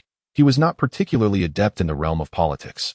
Although he perceived Mitogate's reaction as somewhat exaggerated, it was evident on the battlefield that the enemy ninjas were ruthlessly vanquished, undoubtedly utilizing the forbidden technique of Uchiha Qianye. The ability to inflict self-harm for the sake of comrades was commendable, yet it was inconceivable that one could control the Nine Tails and commit acts of betrayal against the village. In regard to Uchiha Qianye, Hatake Tsukumo held a certain admiration and respect. While others might be oblivious to the Uchiha clan's taboos, as a captain of the Umbu, he had been privy to numerous documents regarding the Uchiha. The power that transcended the ordinary Sharingan not only bestowed immense strength, but also beckoned the wielder toward darkness. The more frequently it was employed, the closer one drew to the abyss, ultimately leading to one's own obliteration. However, as he recalled the illustrious history of the Uchiha clan, it became apparent that there were indeed troubling chapters. Under the scrutinizing gazes of the three, Hatake Tsukumo's attempts to defend Chiya lingered on the tip of his tongue, but he ultimately swallowed his words. Most individuals from the Uchiha clan were rather extreme, particularly after awakening their Sharingan. Yet, Uchiha Chiya was among the few he knew who did not embody such extremism. Nevertheless, considering the current state of Konoha, freshly emerged from war, their caution towards Uchiha Chiya, or the Uchiha in general, was understandable. Indeed, I comprehend. When shall we commence our actions? Sarutobi Hiruzen's gaze remained tranquil, his expression gentle, as if the previous matter held no weight in his mind. In dealing with Lord Mito's affairs, we must exercise utmost caution. We understand your sentiments, Tsukumo. The Uchiha are indeed integral to our Konoha. However, there are times when we must take precautionary measures, accounting for all variables. Observing Hatake Tsukumo settle into silence, Sarutobi Hiruzen continued, in 3 days, 10 miles from the village, we shall dispatch specific assignments. Aside from monitoring Uchiha Chiya, a crucial aspect is to ensure no one approaches. Hatake Tsukumo nodded earnestly. Yes, Lord Third Hokage. He was momentarily taken aback by the revelation that the specific location was not arranged by the Umbu. Tsukumo did not dwell on it further. Tsukumo, the Umbu's duties are intricate. You may return for now. Tsukumo nodded and swiftly exited the Hokage's office without hesitation. This Tsukumo is becoming increasingly reckless. At the doorway, the observant TJ Kamaru withdrew her gaze, coldly addressing the two. Would Tsukumo align himself with Uchiha? Mitogate's solemnity prompted him to inquire cautiously. No, Tsukumo has only met Uchiha Chiya a handful of times. While they are acquainted, their interactions are limited, Sarutobi Hiruzen replied, shaking his head. He then approached his desk, opened a drawer, and handed the scroll within to the two. The two individuals gazed at the information above, momentarily astonished. The contents of the scroll encompassed nearly every encounter between Kakashi Hatake and Chiya Uchiha, including a record of their spoken words. From the information presented, It appeared that Kakashi and Chiya had not shared any profound connections. Suddenly, they were struck by a thought, and their expressions froze in unison. Why was this information so remarkably detailed? In unison, their eyes turned towards Hiruzen Sarutobi, suggesting that he held considerable interest in their affairs. Hiruzen cleared his throat, directing his gaze towards Mito Gaidon. Over the course of 3 days, a task had been assigned to the route. A task? Mito Gaidon recalled his earlier conversation with Kakashi Hatake, realizing that the Umbu seemed unaware of the specific location. Could it be that within 3 days, they were to select 3 suitable locations outside the village? The arrangement of barriers and other preparations would be entrusted entirely to Root. Upon hearing this, Mito Gaidon's heart sank. So it was indeed this matter. Very well, I understand. Departing from the Hokage's office, Mito Gaidon hastily made his way towards the stronghold of Root. He entered the innermost chamber and opened the door, revealing a familiar figure before him. The individual, wrapped in bandages and leaning on a cane, was none other than the suspended Danzo Shimura. What brings you here today? Danzo inquired, casting a glance in his direction. It's about Lord Mito. Mito? A flicker of surprise crossed Danzo's eyes. Is it concerning the transfer of the new Jinchuriki? Mito Gaidon shook his head. It involves Uchiha Qianye utilizing his Sharingan to control the Nine Tails, thereby mitigating the harm it poses to Lord Mito. Upon hearing this, Danzo's expression shifted dramatically. Are you suggesting that Uchiha Qianye should engage with the Nine Tails Jinchuriki? Have you lost your mind, or has Hiruzen gone mad? Anger filled Danzo's eyes. Please, remain calm. Mito Gaidon knew that Hiruzen had already made a decision, solidifying this course of action. The Uchiha clan was likely on the verge of taking a historic step. Allowing an Uchiha to engage with the Nine Tails Jinchuriki was unprecedented in the history of Konoha, save for that rogue ninja from years past. Damn Uchiha. No, this cannot be done. I must confront Hiruzen. With that, he strode towards the exit, the sound of his cane echoing with each step. As the sound faded, Mito Gaidon shook his head. This matter had already been set in motion. Danzo's interference would hardly alter the outcome. Bang! The door to the Hokage's office was forcefully kicked open. Hiruzen furrowed his brow. Hiruzen, how could you permit the Uchiha to act with such impunity? Danzo's furious voice rang out. Hiruzen glanced at him without responding. Once the Umbu had securely closed the door, Danzo quickly approached Hiruzen, his gaze sharp with inquiry. Hiruzen, what on earth are you thinking? Have you forgotten what our teacher said about the Uchiha? The teacher in question was, of course, Tobirama Senju, the second Hokage. The man who understands the Uchiha best is indeed a member of the village. Sarutobi Hiruzen spoke slowly. Danzo's expression darkened. Despite being comrades, he feigned ignorance. Hiruzen, have you lost your senses? Quickly revoke the order allowing Uchiha Kagaya to engage with the Jinchuriki. Before Danzo could finish his sentence, Sarutobi Hiruzen rose abruptly. Danzo faltered. You have been suspended. It would be wise for you to rest at home for now. If you wish to reclaim your position as the leader of Root, it will depend on your future conduct. For the time being, don't concern yourself with village affairs. Anger flared in Danzo's eyes as he trembled. Pointing a finger at Sarutobi Hiruzen, Hiruzen cast a calm glance in his direction. Danzo, do not forget, I am the Hokage. Chapter 75. A promise as the Hokage's advisor. I shall take care of your granddaughter. That afternoon, at 2:30, Kagaya stood outside the Hokage's office. He gently tapped on the door, and a low voice from within beckoned him to enter. As he pushed the door open, Kagaya beheld Sarutobi Hiruzen standing by the window, his back turned to him. Smoke curling gracefully from his pipe, enveloping him in a haze. The atmosphere in the room felt heavy. Hokage-sama, Kagaya greeted with a slight nod. Hiruzen turned. Weariness and complex emotions etched on his face. He gestured toward the chair opposite him. Please, take a seat, Kagaya. Kagaya settled into the chair, his gaze steady as he awaited Hiruzen's words. You must have heard from Tsunade about Mito's condition. Hiruzen's voice was hoarse, a flicker of sorrow crossing his eyes. She has contributed immensely to the village over the years, yet now. Kagaya nodded. Lady Tsunade did mention Mito's situation. Hiruzen inhaled deeply, then spoke slowly. Kagaya, I sought you out today in hopes that you could temporarily suppress the Nine Tails chakra using your Sharingan. This would allow Mito to rest more and give the new Jinchuriki some time to adjust. His tone was earnest, even pleading. Kagaya raised an eyebrow. It was the first time he had witnessed Hiruzen adopt such a humble demeanor. Whether this was genuine or not remained uncertain. As a seasoned politician of Konoha, Kagaya preferred to assume a modicum of sincerity. Hokage-sama, I comprehend your intent, Kagaya replied calmly. However, the power of the Nine Tails is formidable. I can only do my utmost. Hiruzen nodded. I am well aware of this.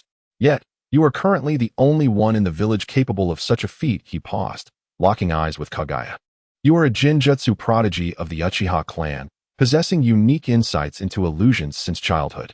In terms of Jinjutsu, you are among the finest in all of Konoha. If you succeed, the village may consider appointing a member of the Uchiha clan to the advisory position. A glimmer of amusement flickered in Kagaya's eyes. An advisor? That is indeed an intriguing proposition. He was aware that this was merely Hiruzen's tactical maneuver. For the Uchiha clan, this undoubtedly represents an opportunity to ascend to the center of power. Lord Hokage, the position of advisor is not something that can be granted lightly. Chiya remarked with a slight smile. Are you certain others will consent? Sarutobi Hiruzen fell silent for a moment before responding slowly. I will manage these matters, provided you succeed. Chiya regarded Sarutobi, weighing the pros and cons in his mind. This was a course he had already intended to pursue, controlling the Nine Tails and ensuring it remained within Mito, thereby delaying its entrance into Kushina, which would serve as a form of protection for her. Now that Sarutobi had proactively suggested allowing the Uchiha to ascend to the higher echelons, it was evident that he possessed sufficient leverage. Very well. I shall agree to your proposal. Chiya rose, his tone resolute. A hint of relief crossed Sarutobi's face. Thank you, Chiya. Chiya nodded slightly before turning to leave. As he approached the door, his gaze subtly shifted, sweeping over the shadows in the corner of the room, his lips curling into a faint, almost imperceptible smile. Before he exited, in the office, from the very shadows Chiya had passed, a figure emerged, Shimura Danzo. His expression was grim, his eyes cold. Hiruzen, have you truly resolved to proceed in this manner? Danzo's voice was low, laced with suppressed anger. Sarutobi sighed. Danzo, this is the best course of action available. Danzo let out a derisive laugh. The best course? Allowing the Uchiha to infiltrate the upper ranks? You are nurturing a tiger at your door. Sarutobi shook his head. Danzo, the Uchiha are also members of this village. If they genuinely regard Konoha as their home, what harm could come from allowing them into the center of power? Excluding them will only exacerbate tensions. Danzo fixed his gaze on Sarutobi, his tone dripping with sarcasm. Have you forgotten the warnings of our teacher? Have you forgotten the Uchiha's internal strife from 30 years ago? The Uchiha clan is inherently malevolent. Their Sharingan will only bring calamity. Sarutobi's eyes sharpened. Danzo, times are changing. The Uchiha have settled, and you have seen the capabilities of their leader, Chiya. He is not the person you presume him to be. Danzo fell silent for a moment, recalling the research report left by their teacher concerning the Uchiha Sharingan. You think they will remain docile? They are a clan born from malevolence, capable of extreme actions when deprived of love. Danzo could not agree that the Uchiha would settle down. With their rising prestige and now this opportunity to enter the upper echelons, do you truly believe they will be content? Hiruzen, you are fueling their ambition. Sarutobi inhaled deeply from his cigarette and exhaled slowly. I will use the Umbu to keep them in check. Other clans are observing. As long as we maintain balance, the village will not descend into chaos. Seeing Sarutobi's unwavering determination, Danzo chose not to argue further. Hiruzen, I hope your decision proves to be the right one. With that, he turned and departed. The cane struck the ground heavily, producing a dull sound. Sarutobi Hiruzen gazed at the departing figure of Danzo, a flicker of fatigue and concern flashing in his eyes. Did he not comprehend the latent threat posed by the Uchiha clan? Yet, what Konoha needed now was stability, not internal strife. Perhaps I am indeed growing old, he murmured softly, his gaze drifting toward the Hokage rock, lost in contemplation. Chiya departed from the Hokage building, strolling down the streets of Konoha with a faint smile gracing his lips. The position of advisor? Although it was an alluring bait, he would not be so naive as to believe that Hiruzen would fulfill his promises without reservation. Nevertheless, that did not hinder him from seizing this opportunity. Clan leader. A clear voice rang out.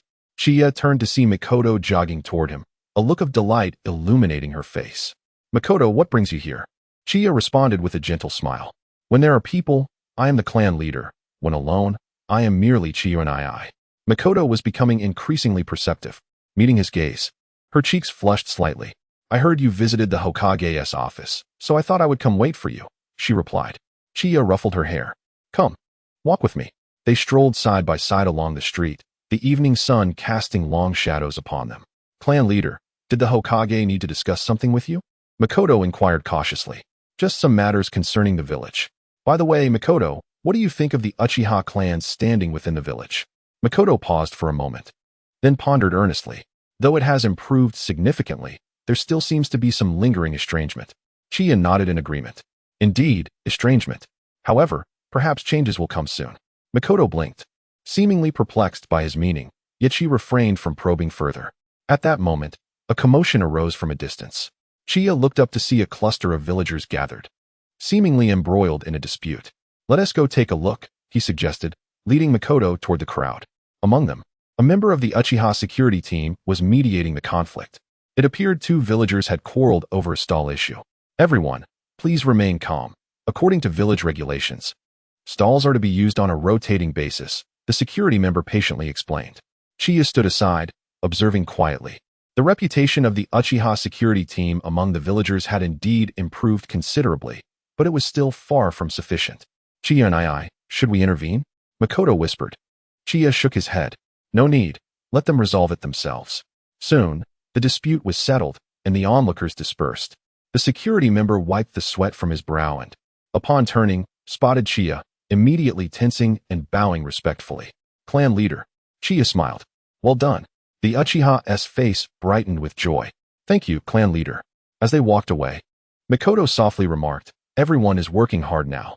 Chiya nodded. Indeed, everyone is striving, so we too must not falter. His gaze drifted towards the distant Hokage rock, a hint of profundity glimmering in his eyes.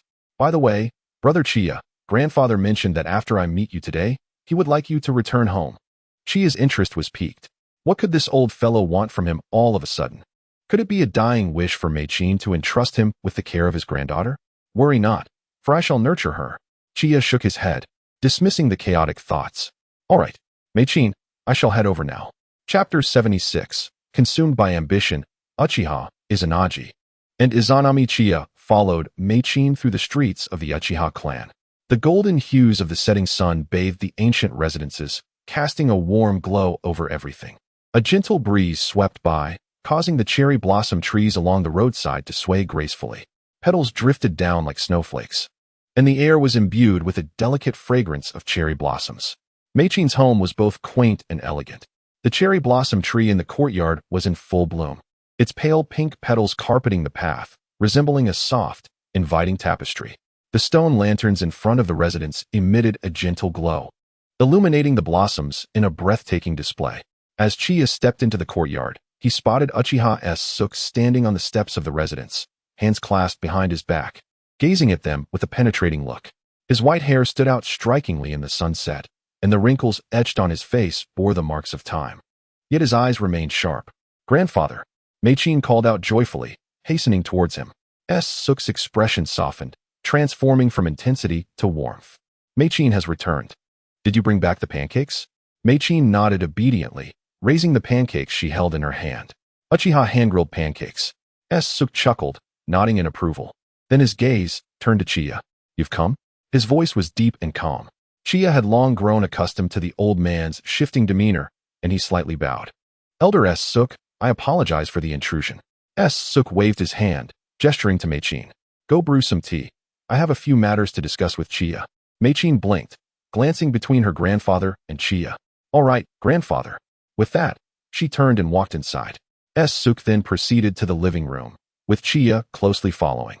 As they traversed the corridor, the wooden floor creaked softly beneath their feet, and the surroundings were so tranquil that the only sound was the rustling of the wind through the cherry blossom trees. In the living room, Sook seated himself in the main position and gestured towards the seat opposite him.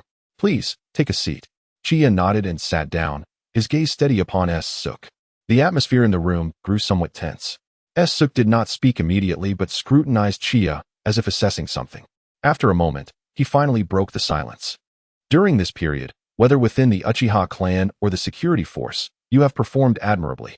Chiya was slightly taken aback, not expecting Sook to offer such direct praise. How rare. This is what I ought to do. The honor of the Uchiha must be woven into the very fabric of the village. Sook let out a soft grunt, a glimmer of approval flashing in his eyes.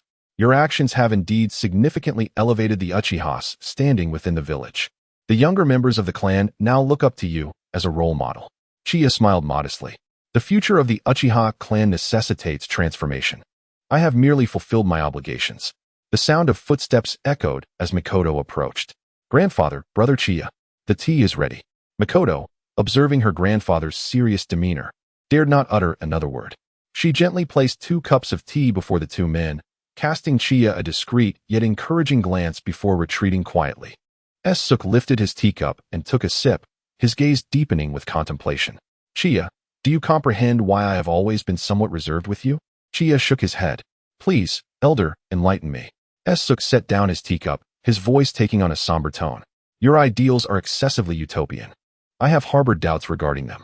The history of the Uchiha is fraught with lessons steeped in blood and tears. His expression shifted, becoming intricate.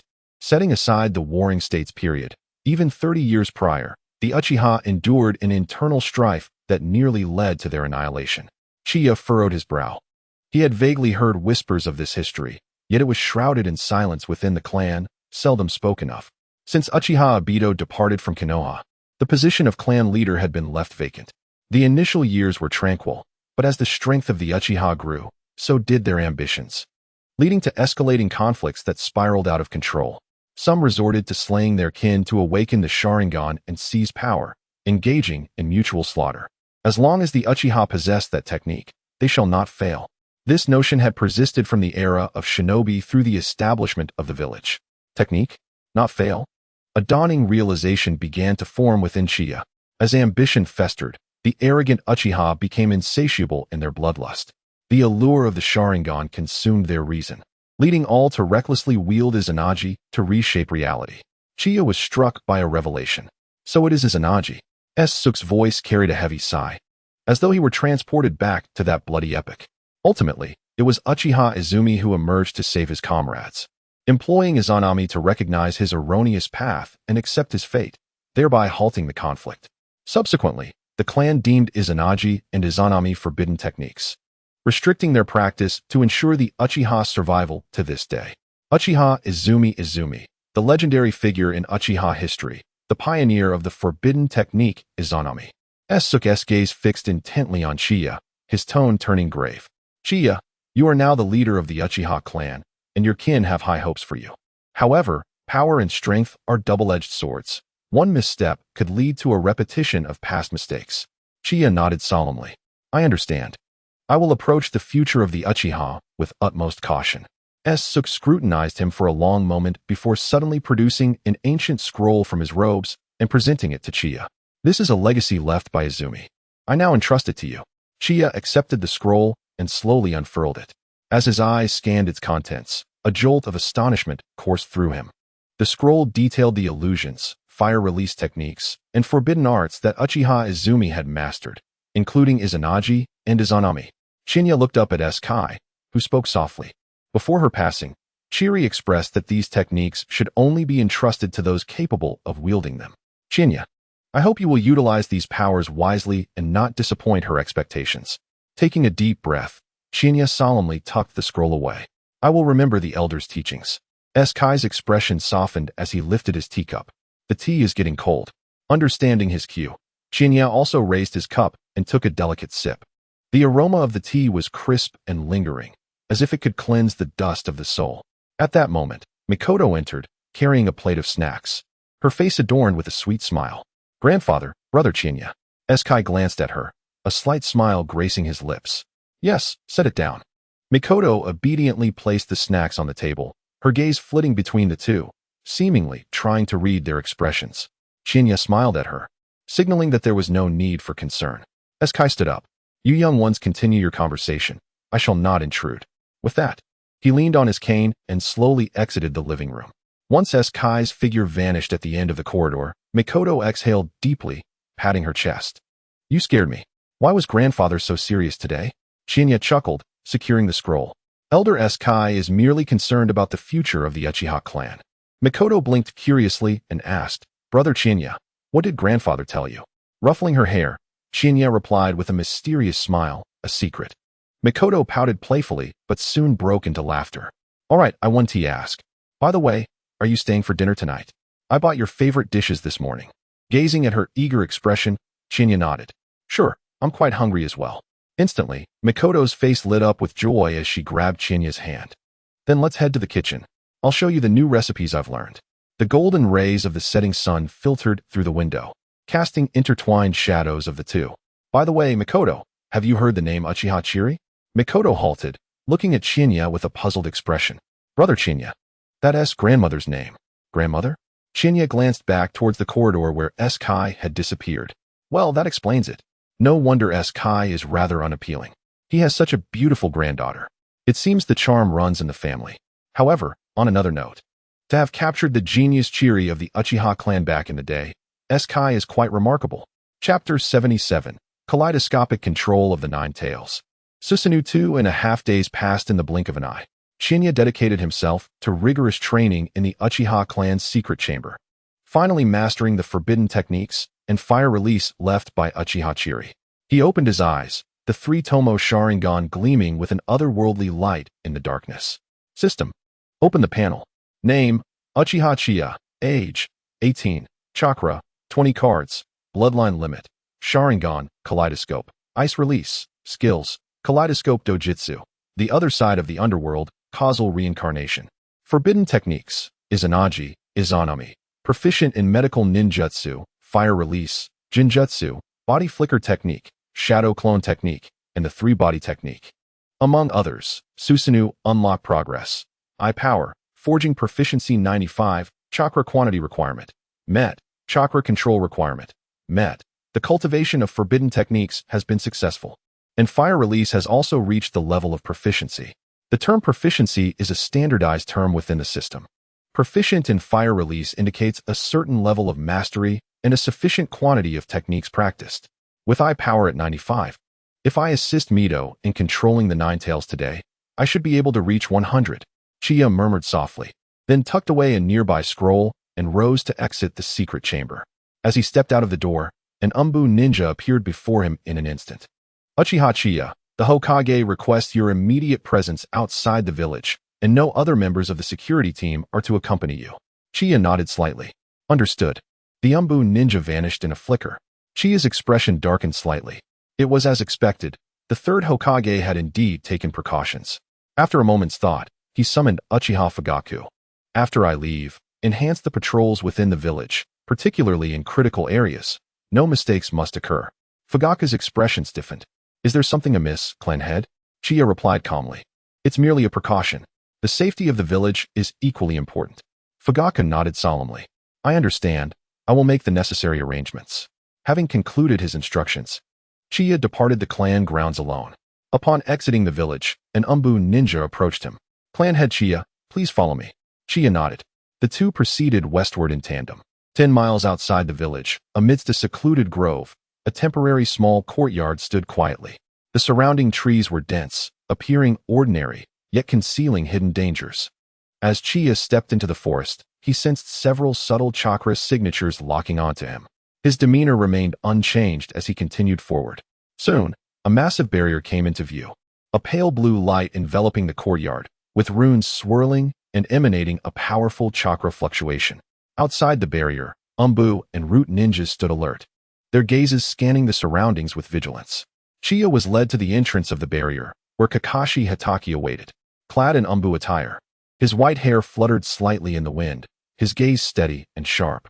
Chiya, Kakashi nodded slightly, his tone calm. Captain Kakashi, Chiya reciprocated the nod. Their eyes met, and Kakashi offered him a reassuring glance. He then stepped aside to create a path. You may enter. Lord Mito is already waiting for you. Chiya stepped into the barrier, and the luminous screen behind him slowly closed. He felt a stark contrast in the chakra fluctuations inside and outside the barrier, indicating that this place had been completely isolated. Outside the barrier, Sarutobi Hiruzen, along with Tsunade and Mito, donned their battle attire, their expressions grave. The third Hokage, holding his pipe, gazed thoughtfully towards the direction of the barrier. I hope everything goes smoothly, Tsunade murmured softly. Mito adjusted her glasses. With Kakashi present, there should be no issues. Hiruzen remained silent, taking a deep drag from his pipe. Inside the barrier, Chiya gently pushed open the door to the small courtyard. a faint scent of medicine wafting towards him. The room was simply furnished, and Uzumaki Mito sat on the bed. Her expression kind, yet her fatigue was evident. "Oh, you've arrived, child." Mito smiled softly, her voice warm. Chiya inclined his head slightly. "Excuse me, Lady Mito." She waved her hand dismissively.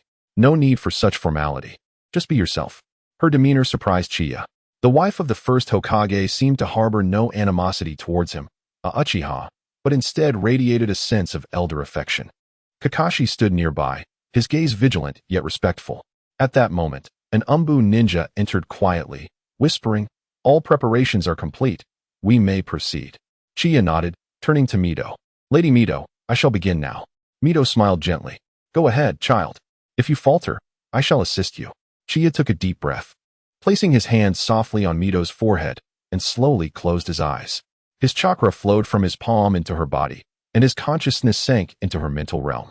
In the dark expanse, Chiya opened his eyes to find himself before an immense cage.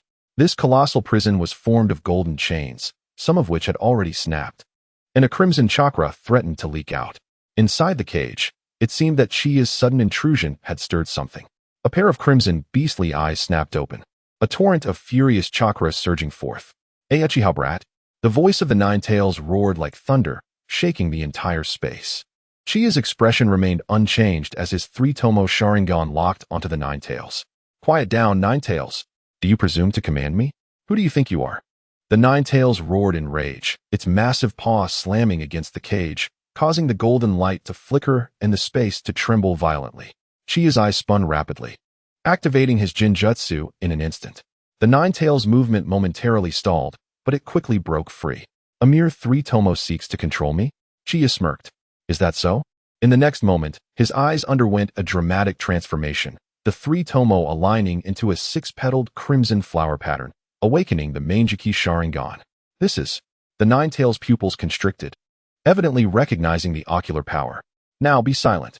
Chiya's voice turned frigid. The full might of the Manjiki Sharingan erupted. The Nine Tails' furious roar abruptly ceased. Its colossal form forced into submission, gradually lowering itself. Unbeknownst to him, his eyes had transformed into the six-petaled crimson flower pattern. "Lady Mito, you may proceed to reinforce the cage." Outside, Mito's brow relaxed as she began to weave hand signs. At this moment, the Nine Tails before him had shattered the remaining golden chains binding it. Strands of golden chains erupted from its body, burrowing once more into the host, forming layers of new chakra chains that ensnared it. The sealing effect of the chakra was more robust than before. Observing the Nine Tails, which was on the verge of being bound like a dumpling, Chiya's eyes shifted, the crimson kaleidoscope fading back to the three-tomo state. The Nine Tails awakened from the illusion, feeling the constraints upon it, glaring fiercely at Chiya. Such malevolent eyes. The Nine Tails bared its teeth and growled, though its tone lacked the earlier arrogance. Chiya remarked calmly, "For these years, behave yourself and refrain from causing trouble for Lord Mizuho." The Nine Tails snorted coldly. "Do you think this will keep me confined forever? At least for now. You cannot stir up any storms." It fixed its gaze on Chiya, suddenly sneering. "You Uchiha, one day you will pay for your actions today." Chiya remained unfazed. "Perhaps, but that day will not be one you anticipate." Outside, the chakra of the Nine Tails, once spilling forth, began to retract. In the distance, Kakashi felt his taut nerves relax slightly.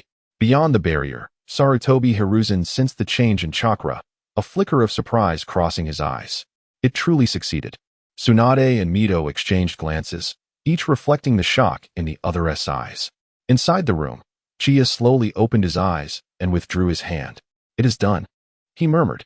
Mizuho sighed in relief, the weariness on his face noticeably lessened. "Thank you, my child." Kakashi stepped forward. "Lord Mizuho, how do you feel?" Mizuho smiled faintly. "Much better. The Nine Tails is temporarily subdued." Chiya looked at Kakashi. "The mission is complete. May I take my leave?" Kakashi nodded. "I will escort you out." As they exited the room, the Yanbyu swiftly cleared a path for them. In the distance, Sarutobi Hiruzen and his companions approached. "Chiya, well done," the third Hokage praised. "It was merely my duty," Chiya replied. Tsunade hesitated, ultimately nodding in acknowledgement. Mito adjusted his glasses. The power of the Uchiha truly lives up to its reputation. Chiya did not respond, merely turning to the third. "Lord Hokage, regarding our previous agreement." Sarutobi Hiruzen smiled gently. Rest assured, I will arrange the position of advisor promptly. Chiya nodded. Then I shall return to the village. With that, he turned and departed, his silhouette elongated by the setting sun. Kakashi observed him, a flicker of complexity in his eyes. On the road back to the village, a notification echoed in Chiya's mind. Congratulations. Host's ocular power proficiency has reached 100. Congratulations. Host has unlocked Susanoo. Chapter 78. The selection of the Hokage advisor. I trust Sister Mikoto. Upon returning to the headquarters of the security team, the sky had darkened towards dusk. The warm hues of the sunset filtered through the window, casting a comforting glow on the floor of Chiya's office. As he entered, Fugaku quickly approached him. Welcome back, esteemed leader, he said respectfully, a hint of concern in his eyes. Chiya nodded slightly. Observing Fugaku, he couldn't help but feel a sense of exasperation. He had previously mentioned that a casual demeanor would suffice, yet his cousin remained as formal as ever. However, such a disposition could indeed serve well as an advisor to the Hokage. Have there been any abnormalities in the village during my absence? Chiya inquired. Fugaku shook his head. Everything is normal. The security team has intensified their patrols as per your instructions, and no issues have been detected. A satisfied smile graced Chiya's face. Thank you for your efforts. At that moment, the office door gently swung open, and Mikoto entered, carrying a cup of steaming tea. Her face bore a gentle smile. Yet a trace of worry lingered in her brow. Chiya brother, please have some tea, she said softly as she handed him the cup. Upon receiving it, Chiya felt the warmth of the tea, clearly a result of her thoughtful preparation. He took a sip, the aroma invigorating his senses, instantly alleviating his fatigue. Thank you, he said in a soft voice, his gaze resting on Mikoto's face. Mikoto lowered her head slightly, a faint blush tinting her cheeks.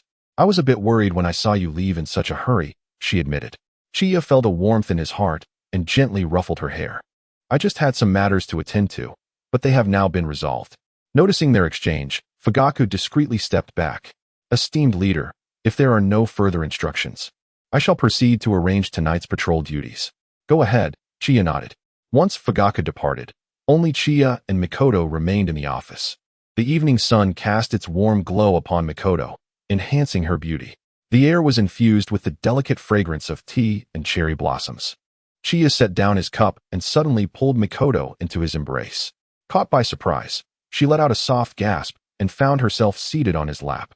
Her face flushed crimson, and she placed her hands against his chest, her voice barely above a whisper. Chiya brother, we are in the office. Chiya chuckled softly, leaning down to murmur in her ear, there's no one else here, so what is there to fear? Mikoto's earlobes turned a shade so red they seemed ready to bleed, yet she made no attempt to escape, instead burying her face even lower. Observing her, Chiya was overcome with affection. He gently lifted her chin and planted a tender kiss on her forehead. I'm sorry for causing you worry, he whispered. Mikoto's eyelashes fluttered slightly, a sweet smile appearing in her eyes. As long as you return safely, I am willing to endure anything. They exchanged smiles. The atmosphere in the office warm and tranquil. After a moment, Chiya released Mikoto and stood up. Let us go, it's getting late. The security team has no tasks today, so I'll take you to the training grounds. Mikoto's eyes lit up with excitement as she nodded eagerly. All right. The Uchiha training grounds lay at the edge of the village, surrounded by lush trees in a serene environment. The evening sun filtered through the leaves, casting a dappled pattern on the ground. In the center of the training grounds, Qianye addressed Mikoto. Today, I shall teach you several new fire-style ninjutsu and illusion techniques. You must learn diligently. Mikoto nodded solemnly. Yes. Qianye swiftly formed hand seals and declared, Fire style, Great Dragon Fire Technique. A blazing fire dragon erupted from his mouth, spiraling gracefully through the air before crashing into a distant target, instantly reducing it to ashes. Mikoto stood in awe, her eyes filled with admiration. Incredible. Qianye smiled faintly. The essence of this technique lies in the transformation of chakra and precise control. Now, give it a try. Taking a deep breath, Mikoto attempted to mimic Qianye's hand seals, but her fire dragon dissipated before fully forming. She lowered her head in frustration. I can't do it. Qianye approached her, gently holding her hand. Do not fret. I will guide you. He positioned himself behind Mikoto, placing his hands over hers to assist her in forming the seals once more. Mikoto's cheeks flushed, but her focus quickly returned to Qianye's soothing voice. Feel the flow of chakra, envisioned the shape of the flames. With her eyes closed, she adjusted her breathing according to his guidance. Moments later, she opened her eyes abruptly and began to form the seals. Fire style, great dragon fire technique. This time, a smaller fire dragon emerged from her mouth. Though less powerful than Qianye's, it was noticeably more complete in form. The fire dragon struck the target, leaving a charred mark. I did it! Mikoto exclaimed excitedly, turning around and nearly colliding with Qianye's chest. Realizing the proximity between them, she blushed and fell silent. Qianye chuckled, ruffling her hair. Well done. Next, we shall move on to illusions. Just as he prepared to continue the lesson, his gaze sharpened, glancing toward the edge of the training ground where the woods stood. Who is there? He asked coldly. The forest remained silent, offering no response. Mikoto looked at Qianye in confusion. What is it? Without answering, Qianye's form flickered and he vanished in an instant. The next moment, a startled cry echoed from the woods, followed by the sound of struggling. Let me go? A crisp female voice shouted angrily. Mikoto hurried over to see Qianye grasping the collar of a red-haired girl, pulling her from the underbrush. The girl struggled, dust clinging to her black stockings, her face filled with indignation. Kushina? Mikoto exclaimed in surprise. Uzumaki Kushina brushed the dirt from her clothing and glared at Qianye. Why are you being so rude? Qianye raised an eyebrow, hiding sneakily in the woods. What were you up to? Kushina huffed, turning her head away. I wasn't hiding. I just happened to pass by here. I wanted to practice. Mikoto stepped forward, taking Kushina's hand with concern. Are you hurt? Kushina shook her head, but her gaze involuntarily flickered toward Qianye, a complex expression crossing her features. Qianye, noticing her glance, turned his attention to the distance, having long observed that Kushina frequently appeared near his training grounds. However, not long ago, she was surrounded by numerous covert observers. Today, astonishingly, none were present. It appears that Uzumaki Kushina, with my assistance, has successfully reinforced the seal. The village is aware that no issues will arise in the near future. Now, Kushina's movements are no longer so constrained. Since she has arrived, let us train together, Chiya remarked lightly. Kushina was momentarily taken aback, seemingly unprepared for the invitation. After a brief hesitation, though pouting slightly, she obediently nodded. All right then, Kushina replied, her youthful spirit shining through. Mikoto beamed with delight. Kushina, Chiya and I is very skilled. Let us learn together. I will listen to Mikoto-ne, Kushina affirmed. As the sun set, the silhouettes of the three intertwined on the training grounds. Chiya patiently guided them. Mikoto continued to practice fire release techniques, while Kushina primarily focused on martial arts. Kushina approached her studies with remarkable seriousness, occasionally casting soft glances towards Chiya, revealing a tenderness she herself had not yet recognized. As the training concluded, night had fallen. Chiya addressed the two. That will be all for today. Return home and rest well. Mikoto nodded obediently. Chiya and you should rest early too. Kushina, with a huff, turned to leave. Chiya suddenly called out to her. Kushina, what is it? She turned back, her tone still defiant. Chiya smiled gently. Next time you wish to watch me train, just come over directly. There's no need to hide. Kushina's face flushed instantly as she stammered. Who wants to watch you? With that, she ran away without looking back. Mikoto observed her retreating figure and couldn't help but laugh. Kushina is still so adorable. Chiya shook his head with amusement, taking Mikoto's hand. Come, I will walk you home. In the night, their figures gradually faded into the distance. Meanwhile, from behind a distant tree, a red-haired girl cautiously peeked out, gazing in their direction with a flicker of envy in her eyes. Chapter 79, The Traces of Kin? A Rivalry.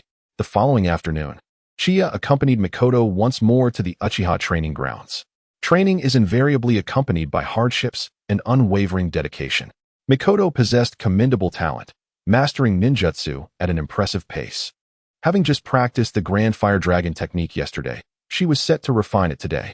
In the harsh world of ninjas, the importance of personal strength is self-evident. A gentle breeze swept through, bringing a refreshing coolness. Chiya gazed up at the sky, exhaling deeply. Chiya and please wait a moment. I need to change my clothes. Chiya did not turn, simply waving his hand in response. Go ahead. Approximately 5 minutes later, she emerged, having shed her guard uniform. Now clad in a sleek ninja training outfit, standing gracefully before Chiya. Her black hair danced in the wind, and a soft smile graced her face. Chiya and shall we begin? Just as Chiya was about to nod in agreement, His gaze flickered towards the depths of the forest. Wait a moment. Mikoto followed his gaze, her eyes widening in surprise. Is that Kushina coming? She murmured softly. Tap, tap. As expected, a girl with crimson hair peeked out from behind the tree, her gaze drifting into the distance.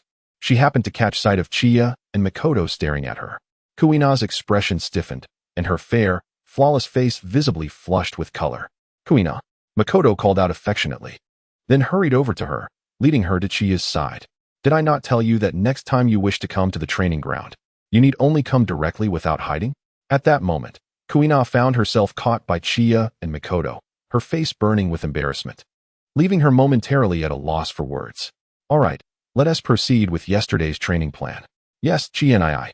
However, Kuina appeared somewhat distracted, her head bowed, her crimson locks cascading over her shoulders, her steps slow as if burdened by heavy thoughts. Is there something troubling the young girl? Chiya pondered with a hint of confusion. Kuina, did you not rest well last night?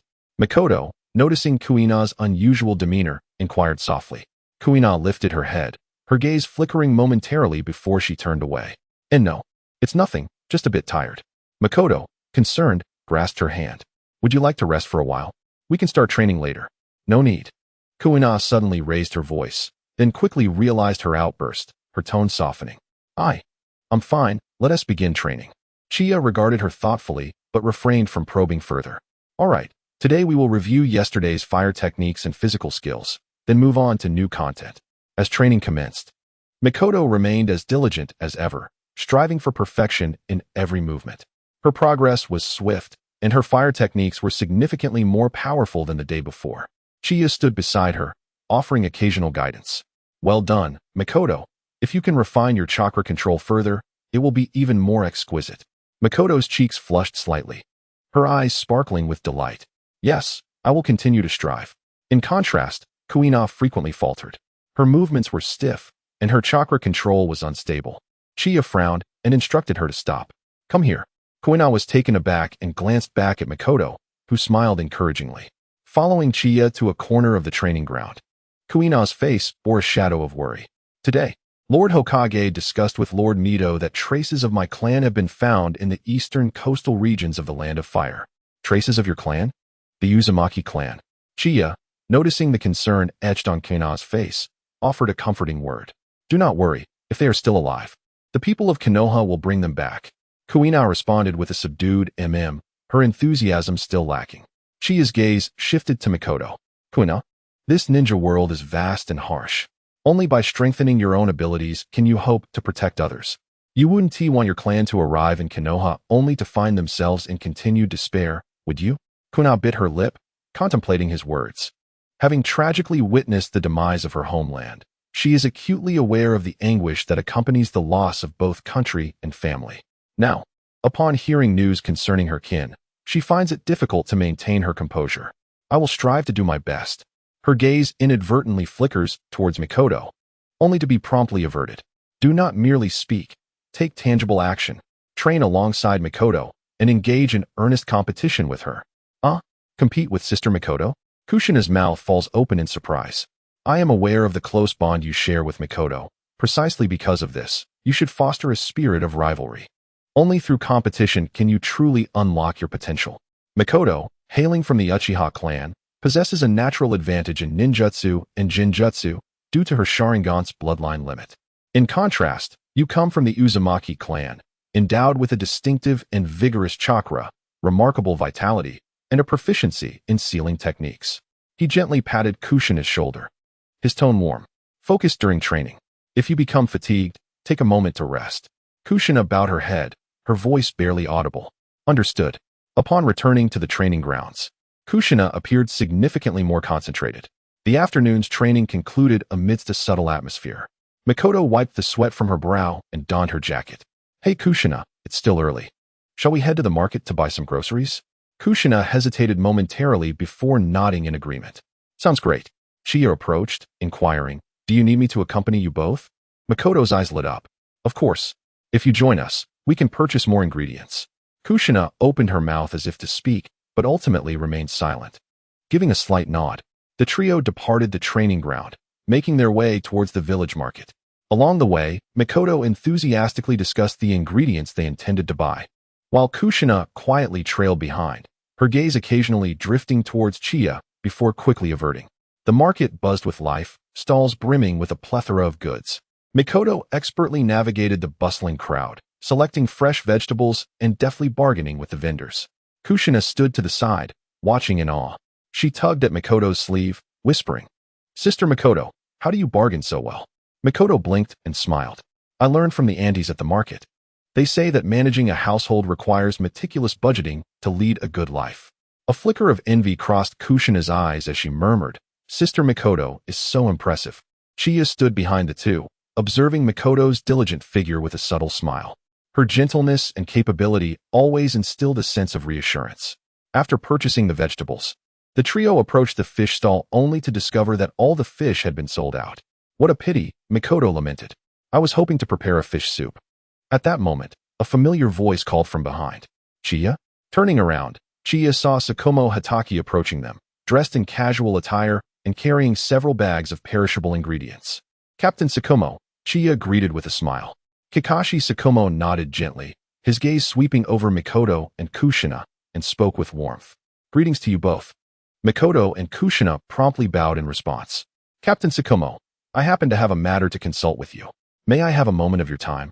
In Chapter 80, The Bloodline Gathering, Heir of the Will of Fire, Chiya followed Kakashi Tsukumo to a secluded corner where they were enveloped in solitude, accompanied only by the gentle rustling of leaves in the breeze. A fleeting crimson glimmer appeared in Chiya's eyes as he turned his attention to Tsukumo.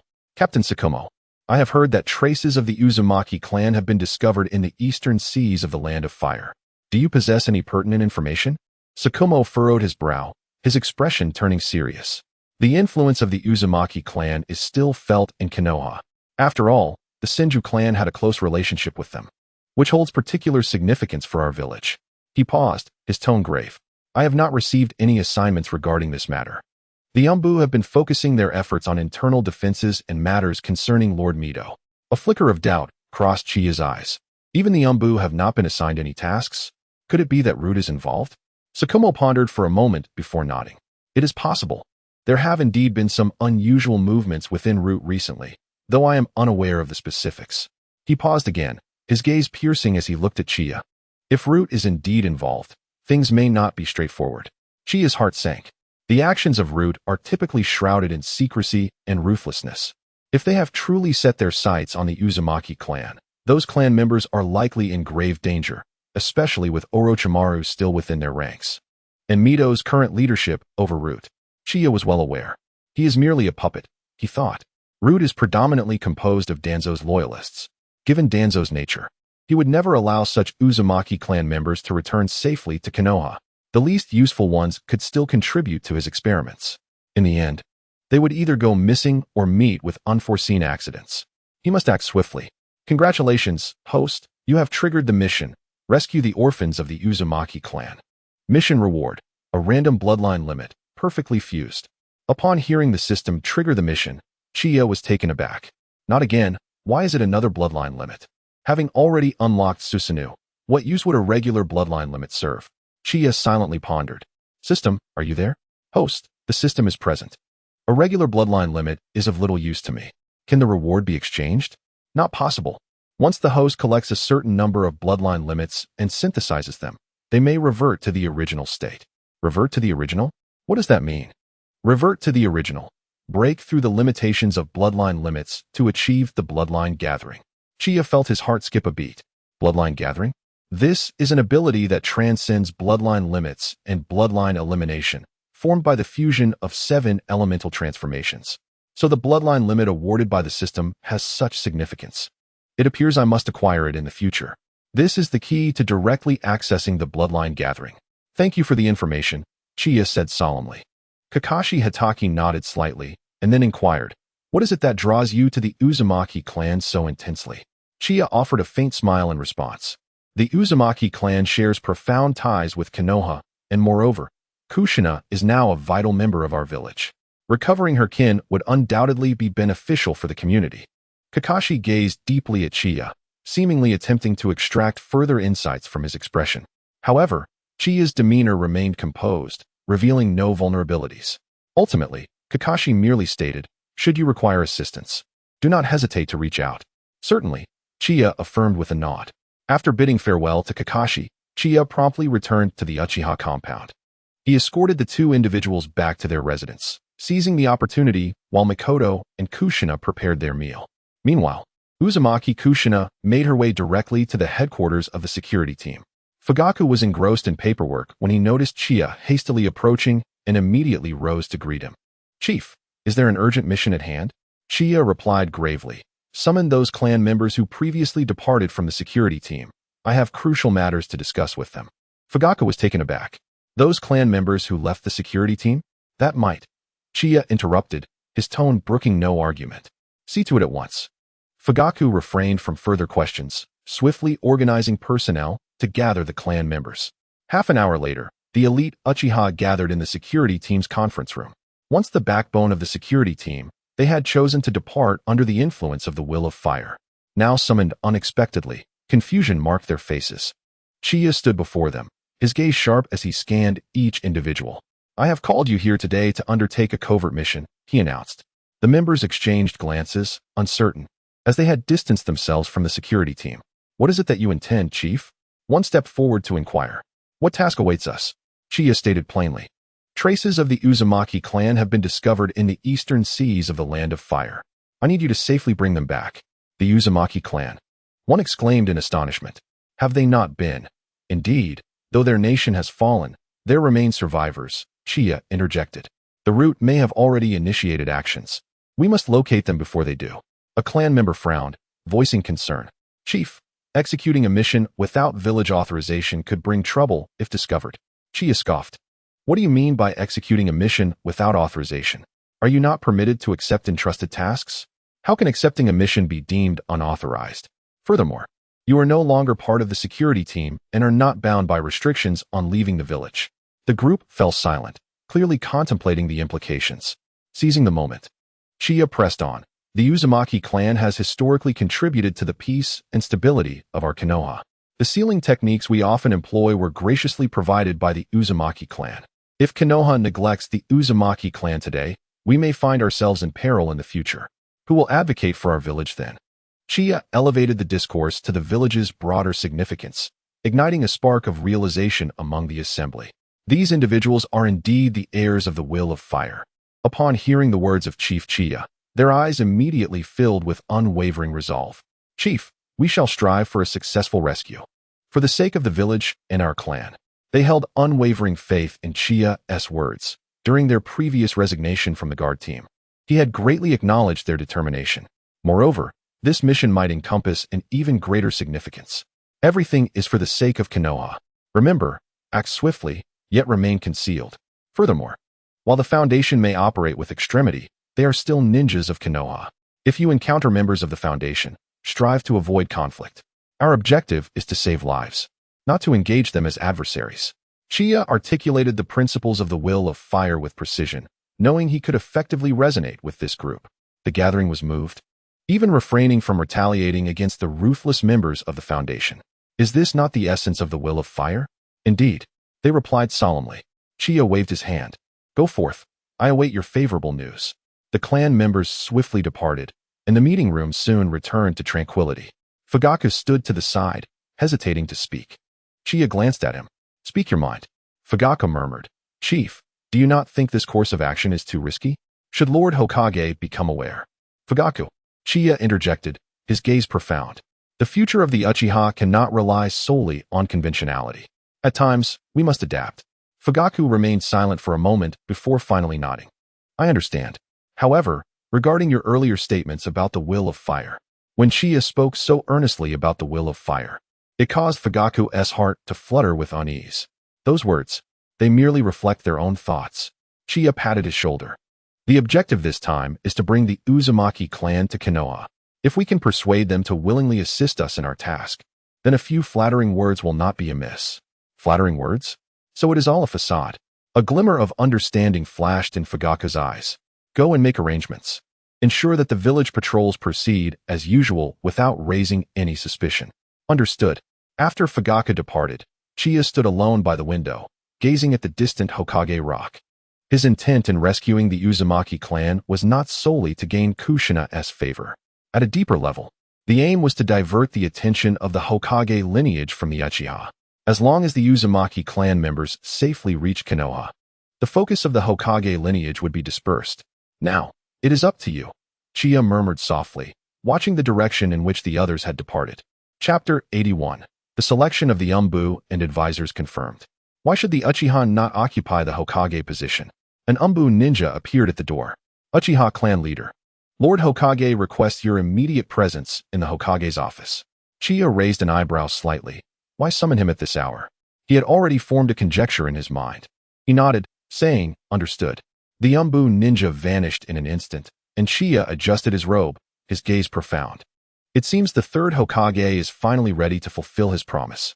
He rose from his seat, departing from the security team and making his way towards the Hokage building. Along the path, villagers greeted him with respectful bows. Though Chinya's expression remained calm, his mind was preoccupied with contemplating the possible machinations of Sarutobi Hiruzen. As a seasoned political player, Sarutobi must have anticipated the prior commitments and had plans already in place. Chinya held little faith in the promises made this time, as there were too many opportunities for manipulation. Lost in thought, he soon arrived at the Hokage's office. Sarutobi sat behind his desk, wisps of smoke curling from his pipe. He wore a gentle smile, as if he had been waiting for this moment. Chinya, you have arrived, he greeted. Chinya nodded slightly. Hokage-sama. Please, have a seat, Sarutobi said, gesturing to the chair opposite him with a friendly tone. No need to be formal. Chinya took his seat, his gaze steady upon the third Hokage.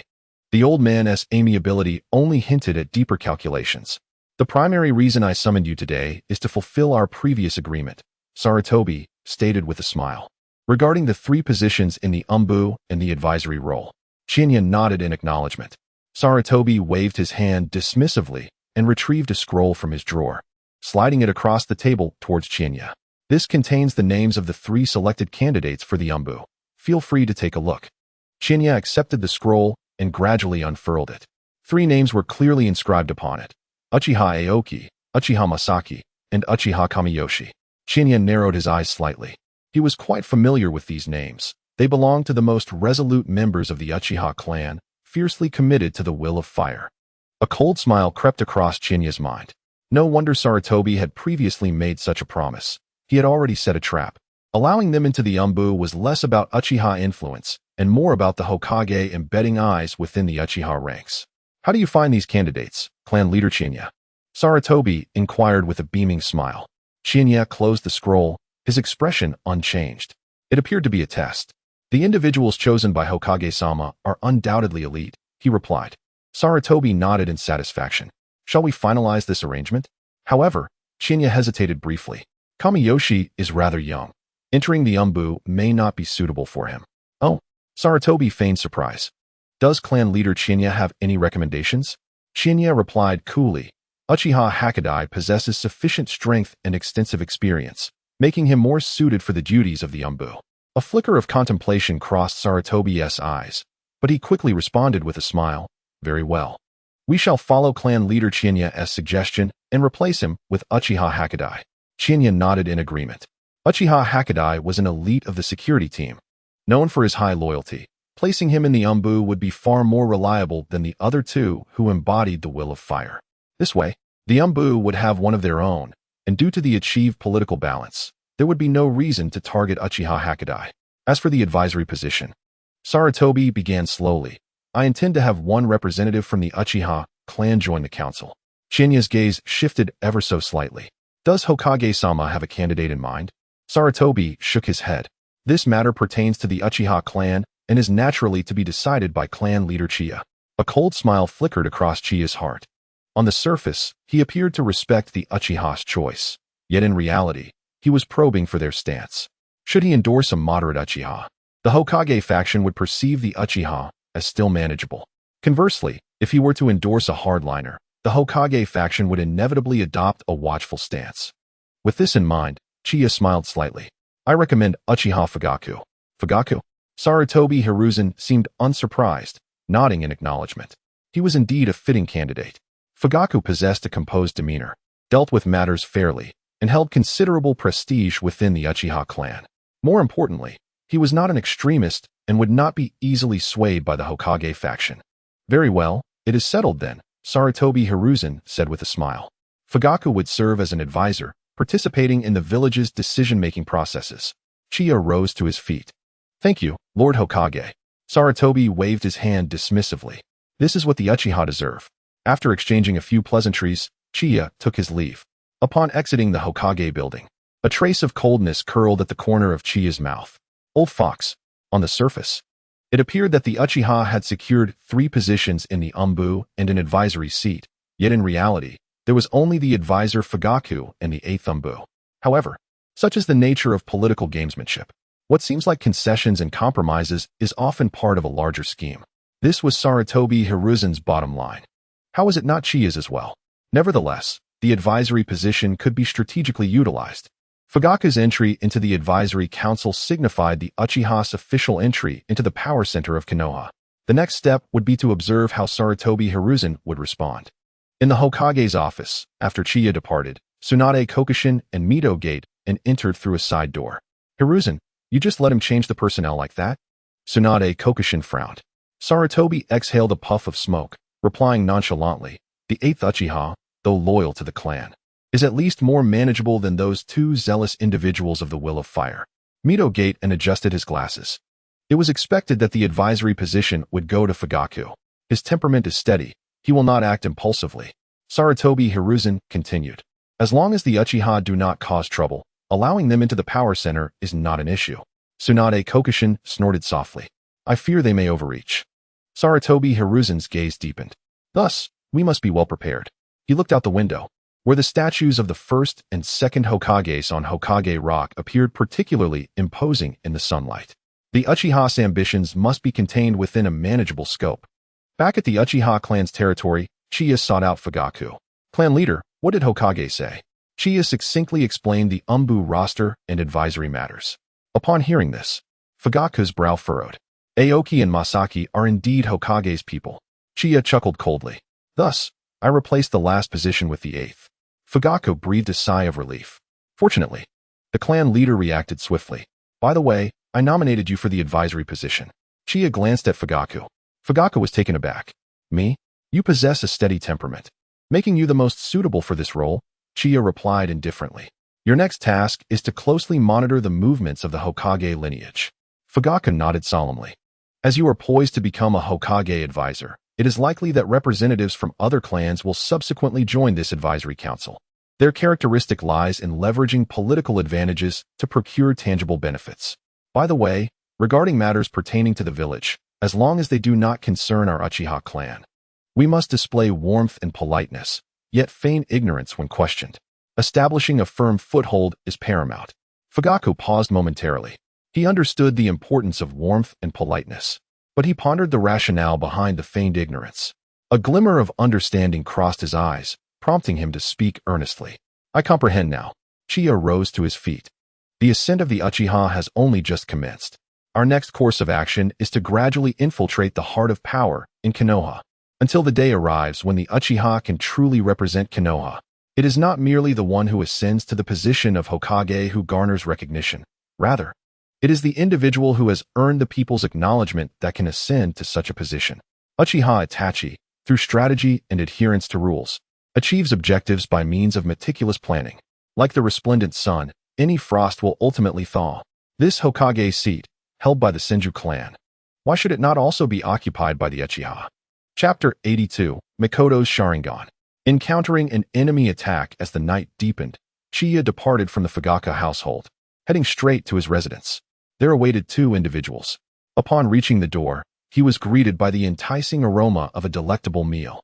He gently pushed open the door, and the warm glow of the lights fell upon the scene within. Mikoto and Kushina were seated at the dining table, seemingly having waited for quite some time. Chiya and I. Upon hearing the commotion, Mikoto immediately rose, her eyes sparkling with joy. She hurried to the door, gracefully taking Chiya's coat from him, her movements tender and natural, as though she had grown accustomed to such intimacy. Chiya smiled slightly and ruffled her hair. Apologies for keeping you waiting. Kushina also stood, her red hair appearing particularly vibrant under the light. She parted her lips as if to speak, but ultimately merely pressed them together. Her gaze inadvertently falling upon Mikoto's arm linked with Chiya's, a flicker of disappointment crossing her eyes. She was, after all, not Mikoto and could not emulate such gentle familiarity. Humph, you finally arrived. If you had delayed any longer, the food would have gone cold. Though she feigned annoyance, a hint of anticipation lingered in her tone. Chiya chuckled softly and took a seat at the dining table. It seems I am in for a treat tonight. Mikoto tenderly served him a portion of rice and placed a piece of meat into his bowl. Chiya and I try this. Chiya picked up the meat and placed it in his mouth. The savory flavor blossomed on his palate, and he nodded in satisfaction. This tastes wonderful. Mikoto's culinary skills have improved. Mikoto's cheeks flushed slightly, her eyes brimming with delight. Meanwhile, Kushina, seated nearby, observed their interaction, her fingers unconsciously tightening around her chopsticks. She lowered her head and pushed the rice around in her bowl, feeling an inexplicable heaviness in her heart. Mikoto keenly sensed Kushina's emotions, hesitating for a moment. Suddenly, she picked up a piece of tofu and placed it into Chiya's bowl, softly saying, "This was made by Kushina." Kushina abruptly looked up, astonished at Mikoto's gesture. Why would Mikoto do this? Chiya was equally surprised, but took a bite of the tofu nonetheless. The tofu was tender and smooth, with an exquisite flavor. Remarkably, he had not anticipated Kushina possessed such culinary skills. Kushina's face instantly flushed, and she stammered, "It was just a casual effort." Observing her flustered demeanor, Chiya couldn't help but chuckle. Well, if even casual efforts yield such delicious results, Kushina is quite impressive. Kushina's ears turned crimson, nearly as if they could bleed. She lowered her head, yet her lips involuntarily curled into a slight smile, clearly delighted by Chiya's compliment. Mikoto watched her reaction, a gentle smile flickering in her eyes. The three of them gathered around the dining table, and the atmosphere gradually became warm and harmonious. Kushina was no longer as awkward as at the beginning. She even occasionally offered to serve Chiya dishes, though she always insisted with a stubborn remark that it was merely to avoid waste. After the meal, Kushina took the initiative to clear the table. Mikoto offered to help, but Kushina stopped her. "Mikoto-ne, most of the food on the table was prepared by you. You must be tired. Let me handle the rest." Mikoto was momentarily taken aback, but then nodded gently. "Kushina, then I will trouble you." Kushina gathered the dishes and carefully washed them in the kitchen. After a moment, she dried her hands and stepped outside, glancing through the window. "Mikoto-ne, it's getting late. I should head back." "Allow me to escort you," Mikoto offered. "No, it's unnecessary." Kushina quickly waved her hand. "I can return on my own." With that, she strode towards the door and hurriedly pushed it open. Before leaving, she turned back to wave at Chiya and Uchiha Mikoto once more. Chiya stood by the window, watching her figure fade into the night. Simultaneously, he keenly sensed a subtle chakra fluctuation discreetly following Kushina. It was a ninja from the Umbu. "Chiya and I?" Mikoto approached him and called softly. Chiya retracted his gaze and smiled faintly. "Mikoto, shall we sit in the courtyard for a while?" Mikoto nodded, and they walked together to the garden. The night breeze was cool, and the bright full moon hung high in the sky, casting a silvery glow. Mikoto handed Chiya a cup of hot tea that she had prepared. "Thank you." Chiya accepted the cup, the steam rising gently, the aroma of tea delightful. The two sat side by side under the eaves, gazing at the moon's serene glow, momentarily lost in silence. After a brief pause, Chiya suddenly broke the quiet. "Mikoto, your Sharingan has awakened, hasn't it?" Mikoto's body stiffened slightly, her fingers tightening around the teacup unconsciously.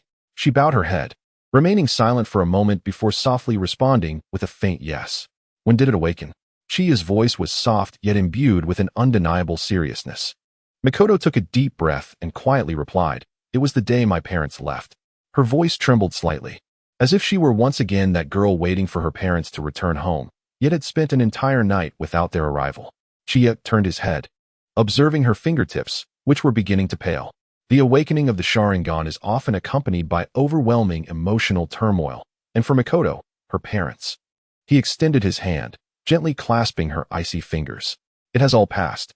Mikoto lifted her gaze, tears glimmering faintly in her eyes. Under the moonlight, her gaze appeared exceptionally clear, yet concealed a profound sorrow. Amidst the emotional turbulence, her obsidian eyes transformed into the mesmerizing double tomo of the Sharingan. Chiya sighed softly and drew her into his embrace. For a brief moment, Mikoto's body stiffened, but she gradually relaxed, resting against his shoulder. Chiya and I, her voice choked with emotion. The pent-up sadness surged within her heart, conjuring memories of her late grandmother, followed by fleeting images of her parents, each face passing through her mind in succession. Eventually settling on the last, Uchiha Qianye.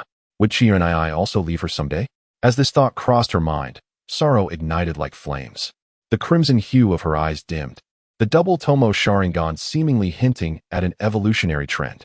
I am here, Chiya murmured, gently caressing her long hair. In the future, I will protect you. The evolution of the double Tomo came to a halt. Mikoto closed her eyes, silent tears cascading down her cheeks. She clutched Chiya's clothing tightly, as if it were her sole anchor. I will also accompany you, Mikoto, Chiya said softly, his tone resolute yet tender. The night breeze rustled through the cherry blossom tree in the courtyard, petals drifting like unspoken vows. Leaning against Chiya's embrace, the shadows in Mikoto's heart gradually gave way to warmth. She raised her head, gazing at his profile so close, her heartbeat quickening involuntarily. Chiya and I, she whispered, her eyes reflecting a blend of anticipation and nervousness. Chiya looked down at her, their proximity allowing them to feel each other's breath. Under the moonlight, a blush adorned Mikoto's cheeks, her eyelashes fluttering like the wings of a butterfly. It was impossible for Chiya to remain unmoved by such a gentle and yearning gaze from a Uchiha beauty like Mikoto. Gazing at her tender and emotionally charged face, he thought, goodness, this is tempting fate. Mikoto, are you playing with fire? If it weren't for your youth, I would surely extinguish that fiery spirit of yours. Chiya took a deep breath. No, just a few more years. Rationality regained its foothold in Chiya's mind, and he lowered his head, planting a gentle kiss on her forehead.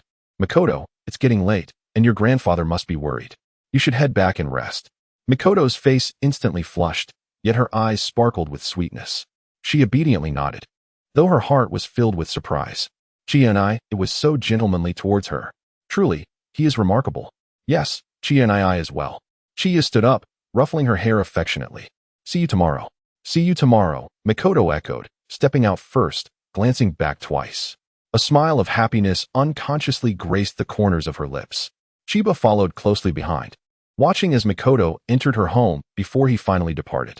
At that very moment, Uchiha, having accepted Chiya's mission, arrived in the coastal town per her directions. Captain Aoki. It seems we are being followed. Swoosh. Before Uchiha Aoki could respond, the sound of shurikens slicing through the air surrounded them. Enemy attack. Chapter 83, The Will of Fire. The Uchiha suffered heavy casualties, and the Umbu provided support. Aoki bellowed, swiftly retreating while rapidly forming hand seals. Fire style, fireball jutsu. A searing fireball erupted forth, incinerating the oncoming shuriken. The remaining Uchiha ninjas reacted with remarkable speed. Under the gaze of their Sharingan, the enemy's movements were laid bare. Jinjutsu, Narakuj no Jutsu. One Uchiha formed the necessary seals, instantly ensnaring two assailants in an illusion, rendering them motionless. 4 or 5 Uchiha ninjas hurled their shuriken, explosive tags igniting midair, detonating upon impact and providing covering fire. Lightning style, Earth Walk. In the shadows, the evading enemies unleashed their own ninjutsu, lightning coursing along the ground, forcing the Uchiha to leap in evasion. Lightning style? Are they from the Cloud Village? Aoki furrowed his brow, but there was no time for contemplation amidst the battle. He commanded coldly, "End this swiftly." The clash intensified, fire and lightning intertwining in the night, the sound of explosions ringing out incessantly. The Uchiha clan's Sharingan granted them formidable insight, yet the enemy was equally well-trained and coordinated. One Uchiha ninja was inadvertently struck by lightning, collapsing with a cry. Damn it! Killing intent surged in Aoki's eyes. He brought his palms together, rapidly forming seals. Fire style, Dragon Fire Jutsu. Fierce flames surged forth like an enraged dragon, engulfing 3 foes. Ultimately, at the cost of 3 lives, the Uchiha team annihilated the attackers. Gasping for breath, Aoki approached one of the fallen bodies and lifted the opponent's mask. There was no forehead protector. Frowning, he examined the corpse, noting its muscular build and dark skin. Recalling the frequent use of lightning techniques in the previous skirmish, could they be ninjas from the cloud? Aoki pondered. Captain, an Uchiha ninja suddenly called out, having detected an unusual chakra signature. Towards the fishing port, Aoki's gaze sharpened. Bring our fallen brothers with us. They must not perish outside the village. Move. The group swiftly made their way to the fishing port, finally locating their targets in a concealed underground warehouse. There were over 30 survivors from the Uzumaki clan. The distinctive red hair of the Uzumaki was unmistakable. Among them were mostly women, children, and the elderly, huddled in the corners, their eyes filled with fear and vigilance. Shut the Sharingan. Uchiha Aoki instructed sternly. In such circumstances, it was imperative to foster trust and provide reassurance. Yes, everyone nodded and closed their Sharingan. People, we are ninjas from Konoha.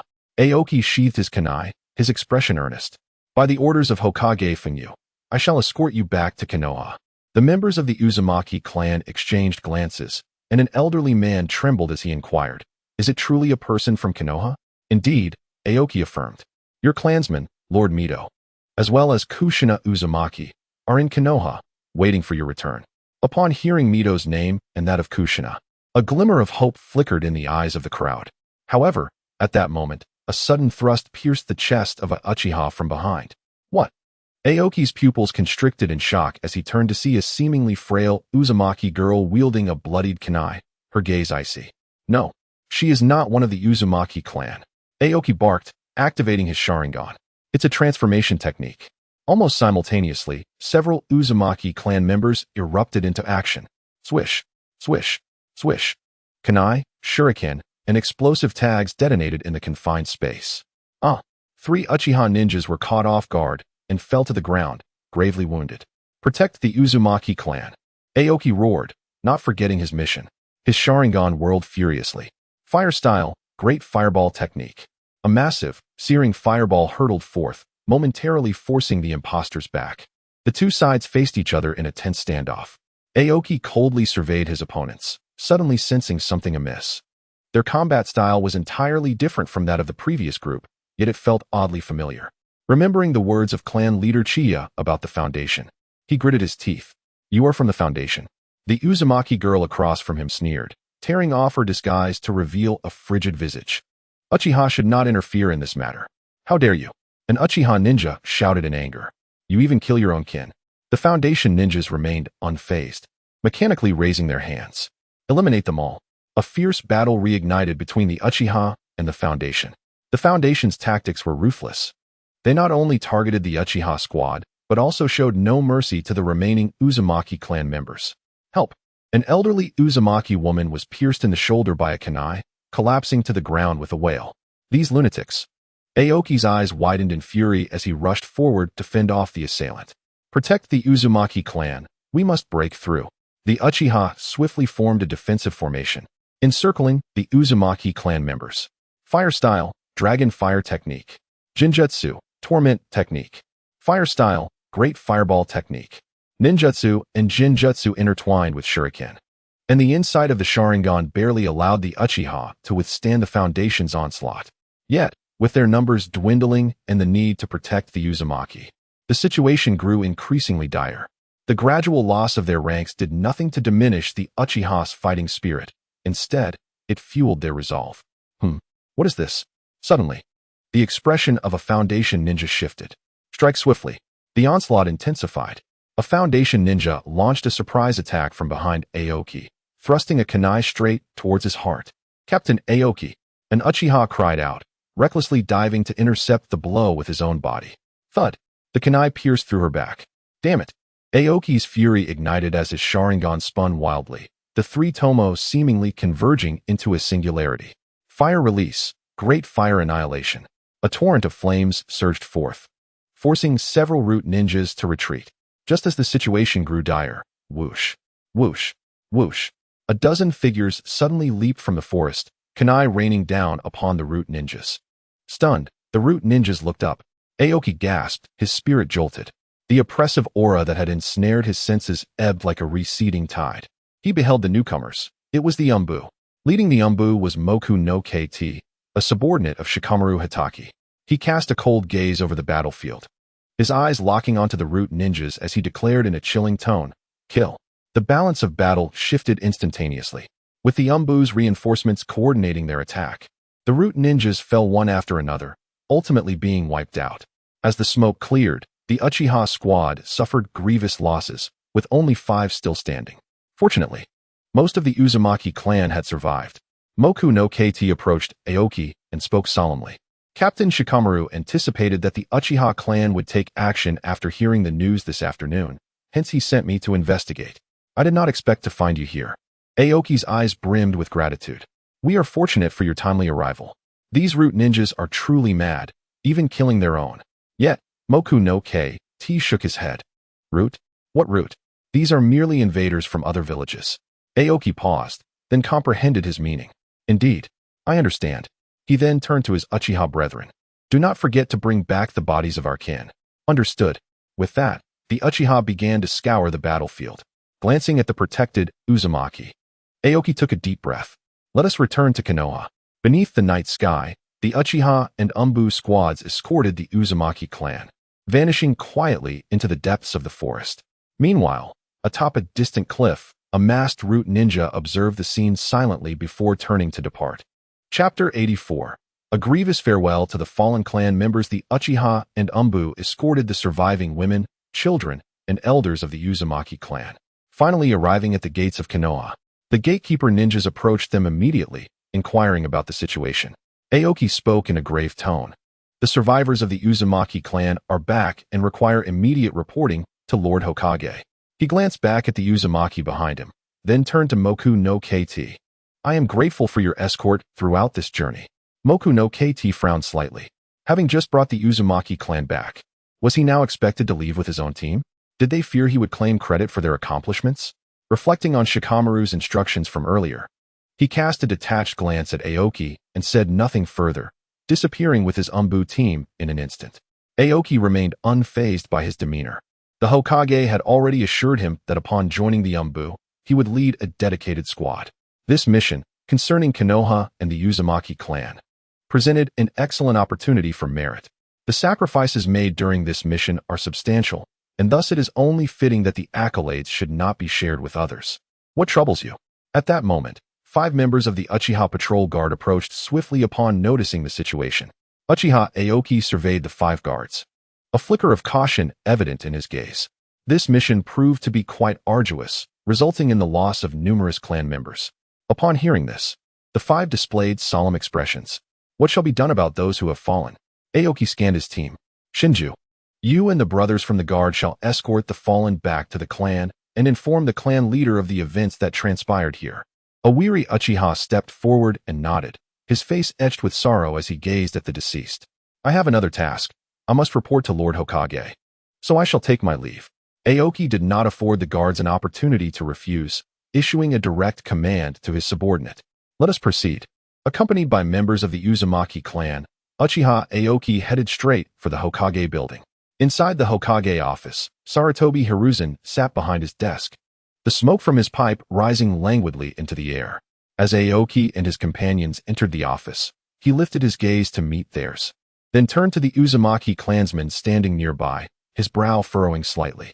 Lord Hokage, Aoki knelt on one knee, bowing his head to report. A total of 16 survivors from the Uzumaki clan have been safely returned. Sarutobi rose quickly, bypassing Aoki to approach the Uzumaki individuals, a deep emotion crossing his face. He extended a hand to assist an elderly Uzumaki elder, speaking with gentleness and gravity. Welcome to Konoha. The Uzumaki clan shall forever remain allies of Konoha. Konoha will always be your home. Tears shimmered in the eyes of the Uzumaki, and the elder trembled as he spoke. Thank you, Lord Hokage, for your kindness. Sarutobi patted his shoulder before turning to the Anbu ninja at the door. Go inform Lord Mito and Kushina that the Uzumaki clan members have arrived. The Anbu ninja departed promptly. Before long, the office door was flung open, and a figure with crimson hair rushed in like the wind. It's truly you. Uzumaki Kushina's eyes were red, tears flowing uncontrollably. She hurried to the elder, embracing him tightly, her voice choked with emotion. How wonderful that you are still alive. The Uzumaki members gathered around Kushina, each eager to share their experiences from the past years. Kushina, we have been searching for you all this time. Thanks to the Uchiha ninja, we were able to. At the mention of the Uchiha, Kushina's body quivered slightly, and the image of Chiya flashed in her mind. This was a matter she had only disclosed to Chiya. She lifted her head abruptly, gazing at Aoki and the others, her eyes brimming with gratitude. Did you save them? Aoki nodded. We ventured to the coastal area in search of survivors, and unexpectedly, we found them. Kushina's tears flowed even more freely. She bit her lip, recalling how Uchiha Chiya had rescued her after she was abducted by the ninjas of the Cloud Village. In the present day, he has even managed to bring some of his kin to Konoha. His feelings for Chiya are momentarily fervent, filled with overwhelming emotion. His mood oscillates like a roller coaster. Just then, the office door swings open once more, and Uzumaki Mito enters with graceful strides. A gentle smile adorns her face as her gaze sweeps over the members of the Uzumaki clan, accompanied by a sigh. You have arrived. Her voice is steady and powerful, as if capable of soothing all unease. Upon seeing Mito, the Uzumaki clansmen kneel in reverence. Lady Mito. She raises her hand softly. No need for excessive formalities. Turning to Sarutobi Hiruzen, she nods slightly. Please leave these individuals to me. I shall arrange their accommodations. Hiruzen nods in agreement. Of course, Lady Mito's arrangements will suffice. They shall receive the utmost care. Mito smiles and addresses the Uzumaki clansmen. Follow me. Kushina wipes her tears and supports an elderly clan member as they leave the Hokage building alongside Mito. Aoki watches them depart before turning to Hiruzen. Hokage-sama, the mission is complete. I take my leave. Hiruzen gazes at him intently. Wait. Please provide a comprehensive report of this mission. Thank you for your hard work. You may return to rest. Aoki bows and departs the Hokage building with the Uchiha ninjas. After their departure, a hint of worry creases Hiruzen's brow. Could this also be part of Uchiha's scheme? At the headquarters of the security team, Chiya sits at his desk, his expression dark as he listens to Uchiha Masashi's report. To bring back the Uzumaki clansmen, 9 of our elite Uchiha have perished? Masashi lowers his head. During this period, we encountered an ambush by ninjas from a neighboring village. Chiya's fingers lightly tap the surface of the desk. Ninjas from a neighboring village? Were they from Root? Masashi's face bears a sorrowful expression as he pauses for a moment. They were. Did I not instruct you to avoid conflict with the Root ninjas? The Uchiha who can leave the village to complete such tasks are all elite. How could so many of you be lost? Chiya's calm demeanor sends a shiver down Masashi's spine. It was Captain Aoki who ordered us to protect the Uzumaki clansmen. The Root members went mad. They attacked not only us, but also the Uzumaki clan. If it weren't for the timely arrival of the Umbu, we might not have returned. Umbu? Chiya's heart stirs with realization. No wonder. You have truly disappointed me. He interrupts Masashi sharply. What did I say during the clan meeting? Aside from war, for any mission that poses danger, the safety of our own must be prioritized. How did you conduct yourselves this time? For the sake of a wandering Uzumaki bloodline, you sacrificed so many lives of the Uchiha? Are the lives of the Uchiha less significant than those of the elderly and infirm of the Uzumaki clan? Answer me. Hearing Chiya's words, Masashi's resolve wavers slightly. Could this mission truly be more significant than the lives of his kin? Qianye gazed at Uchiha Masaki, who was ensnared in a web of turmoil, a flicker of derision glimmering in his eyes. The Uchiha ninjas who had perished this time were staunch supporters of the will of fire. Those Uchiha who could not be utilized might very well become obstacles in the future as he led his clan forward. This batch of individuals would undoubtedly elicit no sympathy from Qianye. The completion of the mission to rescue the Uzumaki clan was all that mattered. Nevertheless, as the leader of the Uchiha, he still had responsibilities to fulfill. The necessary performances must be enacted. It was fortuitous that he could leverage the deceased Uchiha to his advantage, whether to consolidate the clan's will or to enhance their standing within the village. These were tasks that Qianye needed to address. Presently, this group, blinded by the fervor of the will of fire, stood before him. If this were during wartime, sacrificing oneself to protect the village would be deemed heroic, their names etched upon the memorial stone. Yet now, it was merely to bring back a few more members of the Uzumaki clan. What more could be gained aside from a commendation from the third Hokage for his efforts? He declared, "Notify everyone that a clan meeting will be held tonight." Qianye's voice was cold. Some may not cherish the lives of their kin, but we must. Tonight, we shall bid farewell to our fallen brethren. At the doorway, the 8th and Fugaku nodded solemnly in agreement. Yes. Chapter 85. Unifying the Uchiha Will. Dividing the will of fire, mission rewards distributed. As night descended, the shrine at the Uchiha clan grounds was ablaze with light. Clan members gathered in succession, the air thick with solemnity and gravity. In the center of the shrine lay 9 bodies draped in white cloth, each representing an elite Uchiha who had sacrificed themselves for the mission. Qianye stood on the high platform of the shrine, his gaze sweeping slowly over each clan member present. Tonight, we gather not to celebrate victory, but to bid farewell to our brothers and sisters. His voice was deep and resonant, echoing throughout the shrine. Below, the clan members bore somber expressions, their eyes glistening with sorrow. Qianye inhaled deeply and continued. They could have returned alive, yet they remained forever outside due to a single mission. I ask all present, fellow Uchiha, are our kin truly so expendable? His voice rose sharply, his gaze piercing. In our quest to bring back the Uzumaki, we sacrificed 9 clan members. 9 elite Uchiha. Are their lives worth less than those of the survivors from other clans? Below, Uchiha Masaki bowed his head, his fists clenched tightly. He recalled Captain Aoki's decisive actions during the mission and the comrades who fell to protect the Uzumaki. Shinya's words pierced his heart like a dagger. Our Uchiha clan has always prioritized family. Shinya's voice gradually steadied, yet it conveyed an undeniable authority. The village is formed by the union of various clans, and each clan consists of individual members. What is of utmost importance? It is our kin, the lives of our clan members. This is the true wealth we must cherish. If we cannot accomplish even this, what is there to discuss regarding the honor of our clan, the prosperity of the Uchiha, or even the flourishing of Konoha? A profound silence enveloped the ancestral hall, interrupted only by the crackling of the burning torches. Chiya's gaze swept over the assembly as he spoke deliberately. From this day forth, I shall reaffirm the Uchiha's clan rules, placing humanity at the forefront and valuing our kin. Unless in times of war, we shall only fight to protect. For any other task that demands the sacrifice of our people's lives, life is precious, must be approached with utmost caution. As his words resonated, a fervent applause erupted from the audience. The eyes of the Uchiha sparkled with recognition. Chiya's sentiments struck a chord deep within their hearts. The clan leader speaks true. An elder Uchiha exclaimed, "We cannot allow our kin to perish in vain. Indeed, the lives of our clansmen outweigh all else." The crowd was stirred, and Chiya raised his hand slightly to signal for silence. He continued, 3 days hence, we shall hold a solemn funeral for these 9 clansmen. Every Uchiha must attend. The clansmen applauded once more, their eyes brimming with emotion. No dissenting voices remained throughout the assembly. The unity of the Uchiha reached unprecedented heights at that moment. After the clan meeting, Chiya stood alone outside the ancestral hall, gazing at the myriad stars in the night sky. Fujitaka approached his side. "Leader, your speech was profoundly stirring. It ignited the spirits of our kin." Chiya smiled faintly. "This is merely the beginning.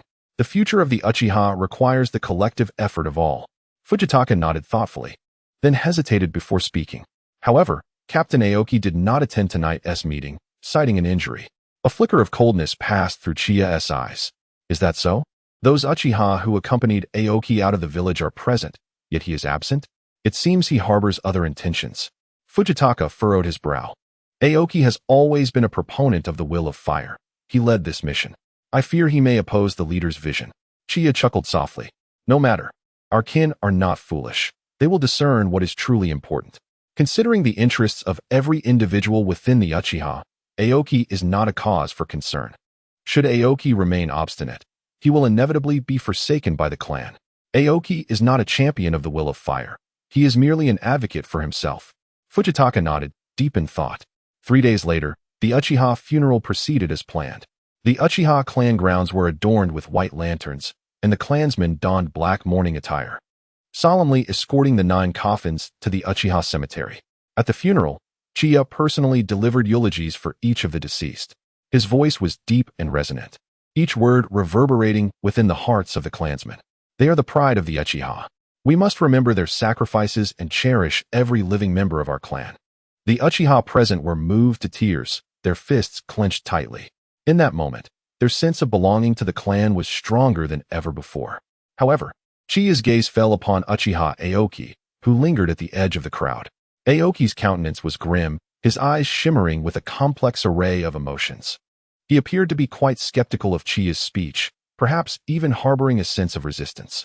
Following the conclusion of the funeral, Aoki hastily departed the scene, refraining from engaging with anyone. Chiya observed his retreating figure, a subtle smile gracing his lips. That evening, Chiya summoned Uchiha Masaki to the office of the security team. Masaki, what are your thoughts regarding this mission? Chiya inquired directly. Masaki lowered his head, his voice choked with emotion. Chief, I apologize for the loss of our fallen kin. If we had exercised more caution at that time, perhaps they would not have. Chiya shook his head. The past is immutable. What matters is the future. Do you believe Captain Aoki's decisions were right? Masaki fell silent, recalling Aoki's commands during the mission and the comrades who had perished while protecting the Uzumaki clan. Ultimately, he raised his head, a newfound determination glinting in his eyes. Chief, we feel that Captain Aoki placed too much emphasis on the mission, thereby neglecting the lives of our clan members. Chiya nodded in satisfaction. You speak of we, not I. It brings me comfort that you comprehend this. The future of the Uchiha requires ninjas like you, who value the lives of their kin, to serve Konoha. A flicker of emotion passed through Masaki's eyes. Chief, I vow to prioritize the safety of our clan. Chiya patted his shoulder. Masaki, the lessons from this incident are profound. In the future, you must carefully consider the role of Captain Aoki to prevent such occurrences. Masaki nodded earnestly. Yes, esteemed chief. Go now, and take a well-deserved rest. The future of the Uchiha still needs you. After Masaki departed, Chiya's gaze deepened. He had not anticipated the rift between them to be greater than he had imagined. Reflecting on the matter, it was only when true death approached that one truly understands what they desire. Among these so-called followers of the will of fire, Chiya believed that many were not true adherents. Instead, he perceived that most merely flowed with the tide, feeling no pain until the rod struck them personally. Nevertheless, this mission might awaken some individuals to reality, which was a silver lining. Once the crowd dispersed, a system notification resonated in his mind. Congratulations, host, for completing the mission, Rescue of the Uzumaki Orphans. Mission reward, Lava Release Bloodline Limit. Perfect Fusion. Chapter 86, another wave of enhancement, sparing you from distractions. Chiya sensed a transformation within his chakra. All the knowledge regarding lava release swiftly permeated his consciousness. This lava release was distinct from the cement-engineered version employed by figures like Kuratsuchi of Awagakure. It was a fusion of fire and earth elements, resulting in properties akin to magma and volcanic projectiles. This bloodline limit significantly amplified the explosive damage of the already potent fire element. Magma, when touched, melts and, apart from causing explosive damage, also provides a formidable defensive capability. For instance, by manifesting the lava release chakra to envelop oneself. Akin to the lava release chakra mode of the venerable Tsutsuki, one can achieve immunity to harm. Upon absorbing all this information, Chinya felt a surge of thought. System. Display the panel. Name, Uchiha Qianye. Age, 18. Chakra, 25 cards. Bloodline limit, Sharingan Kaleidoscope. Ice release, Lava release. Skills, Kaleidoscope Jutsu. Yellow Spring, Causal Reincarnation. Forbidden techniques, Izanagi, Izanami. Susanoo, Mastery of Medical Ninjutsu. Proficiency in Fire Release. Mastery of Jinjutsu. Body Flicker Technique, Shadow Clone Technique, and the Three-Body Technique, among others. Indeed, apart from the newly acquired Lava Release Bloodline limit, his chakra had steadily increased by 5 cards. Another wave of enhancement.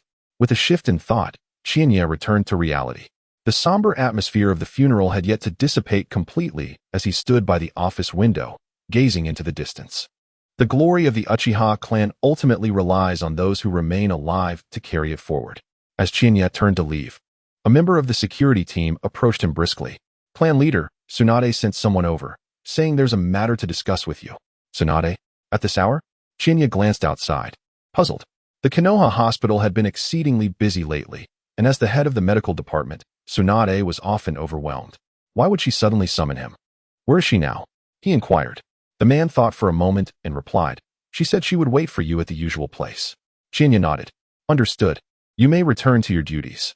As soon as the words left his lips, Qianye vanished, heading towards the familiar izakaya. Pushing open the door to the frequently visited private room, he was met by a strong waft of alcohol. Tsunade sat alone in the corner, 3 empty bottles already before her. Her golden hair appeared somewhat disheveled, and her fair cheeks bore an unnatural flush. She merely lifted her eyelids upon hearing his arrival. You're here? Sit, she said, her voice low, gesturing to the seat opposite her. Qianye discreetly closed the door and seated himself cross-legged across from her.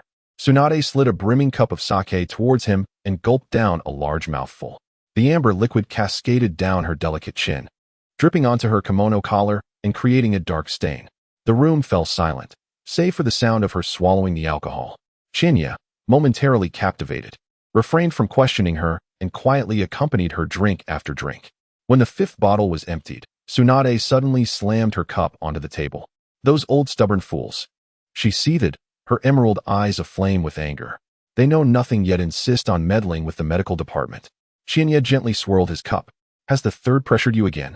It's not just him, Tsunade replied, her irritation evident as she raked her fingers through her hair.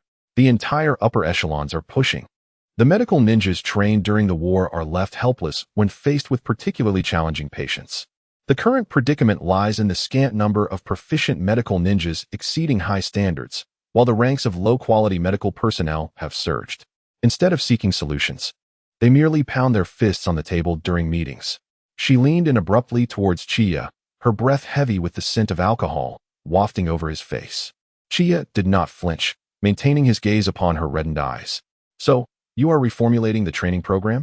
Tsunade deflated like a punctured balloon, sinking back with a self-deprecating smile. Formulate?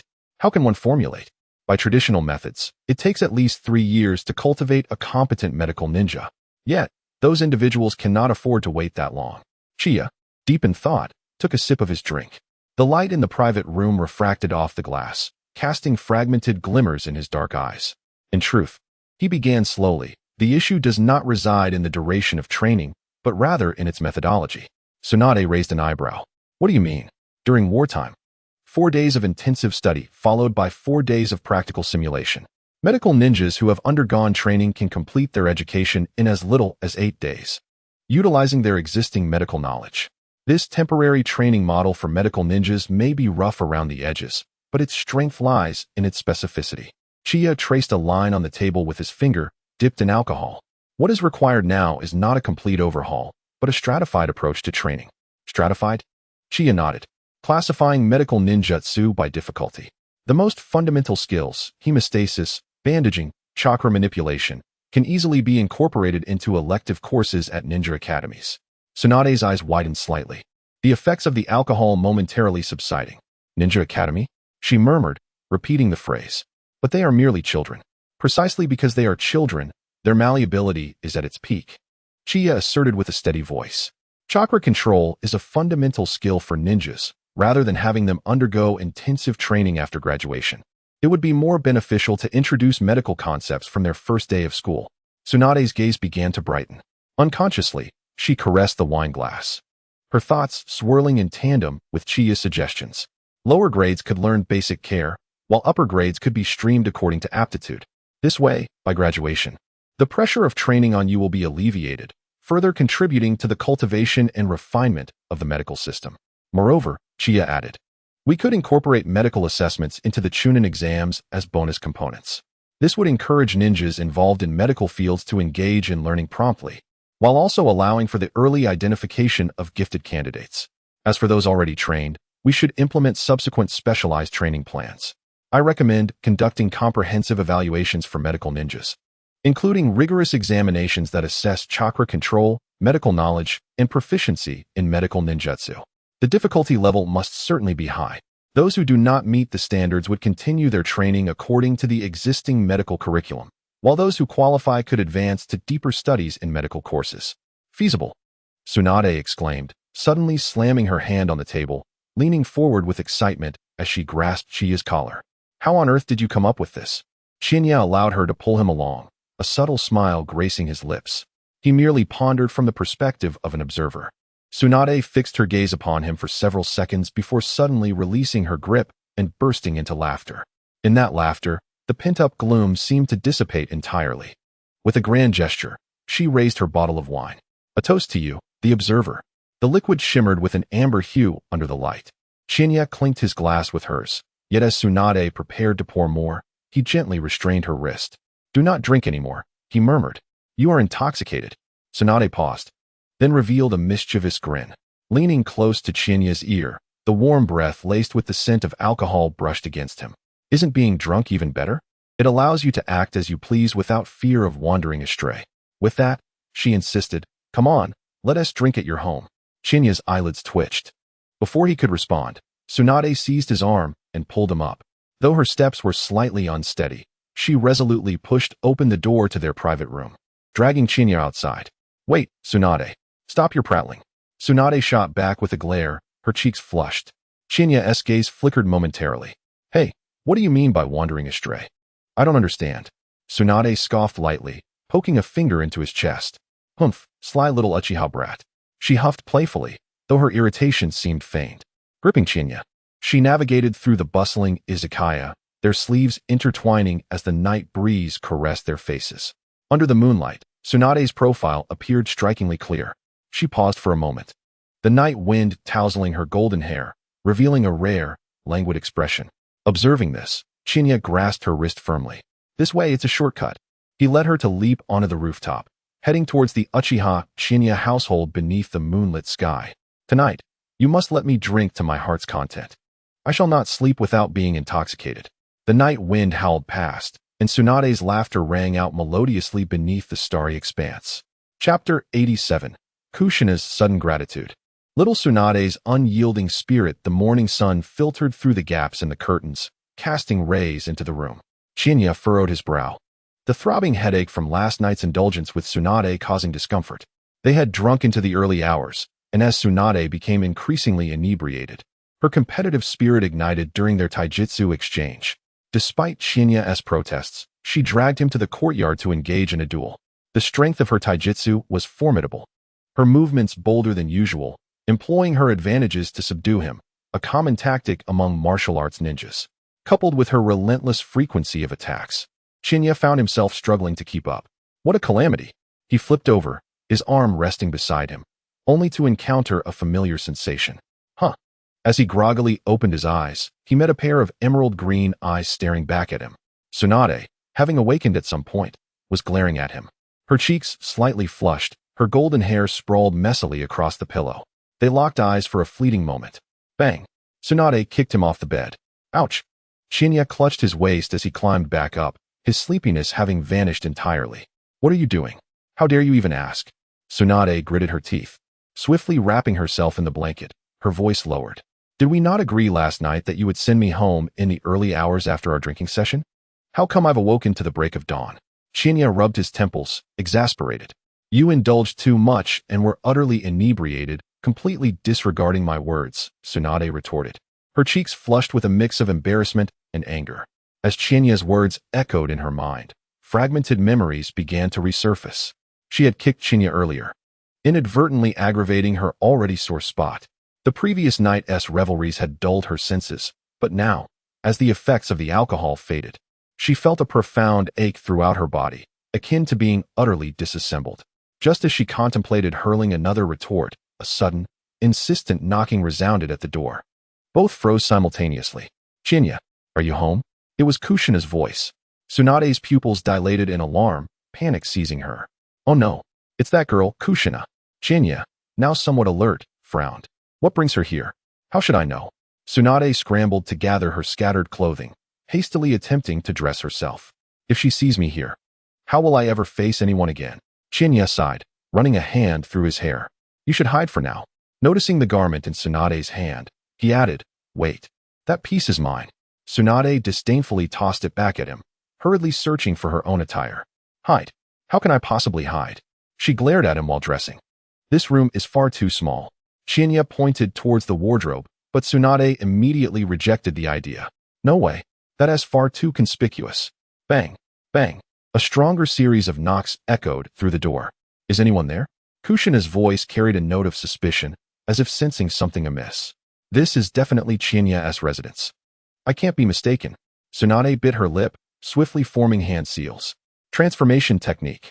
A cloud of white smoke enveloped her, and the voluptuous figure of Tsunade transformed into that of her younger self. The youthful Tsunade nimbly leaped atop the wardrobe, concealing herself among the flower pots, draping the curtains to mask her presence. Peering down from her vantage point, she glared at Chinya, her eyes brimming with an unspoken threat. If you dare to slip up, you're finished. Chinya's lips twitched, but he had no time for contemplation. He hurriedly donned his clothing, hastily tidying his disheveled hair before striding towards the door. As he cracked the door open, Kushina forcefully pushed her way in, nearly colliding with him. Why did it take you so long to open the door? She scrutinized him, her fiery red hair cascading like flames, her emerald eyes scanning him from head to toe. Is Mikoto here? Qianye maintained an unflappable demeanor. No. I just awoke and was a bit slow to respond. Kushina, clutching a gift bag, bypassed him, striding confidently into the room, her gaze sweeping around. A knot tightened in Qianye's stomach, yet he remained composed on the surface. What is the matter this early in the day?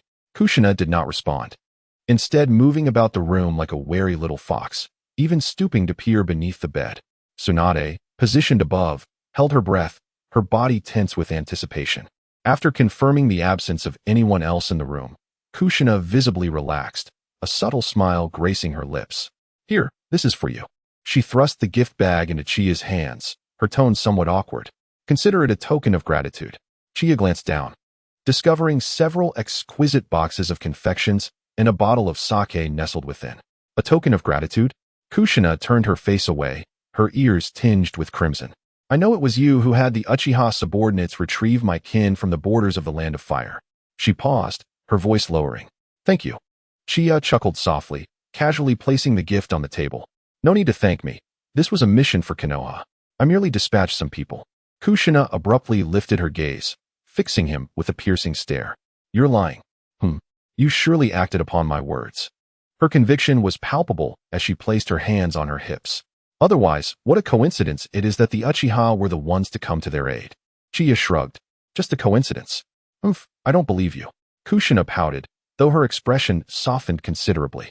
You, who clearly did a good deed, always feign indifference.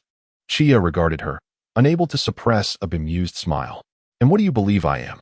Kushina fixed her gaze upon him for a few seconds before earnestly declaring, You are a good person. Caught off guard, he found himself momentarily speechless, astonished to receive the good person card. Tsunade, perched atop the wardrobe, nearly burst into laughter but stifled it instead. She had already known. Chiya despised being labeled a good person. Kushina, oblivious to these subtleties, hesitated momentarily. Chiya, may I come to see you often from now on? What for? Chiya felt a chill run down his spine. To train. Or we could chat. Her eyes sparkled, her tone feigning firmness. If Mei-chan can come, why can't I? Suit yourself. Kushina's eyes brightened, but she quickly masked her excitement with a feigned huff. Well, I must take my leave. There are matters at home. With that, she turned to leave, but upon reaching the door, she suddenly looked back, staring at Chiya for a few seconds before exclaiming, Oh.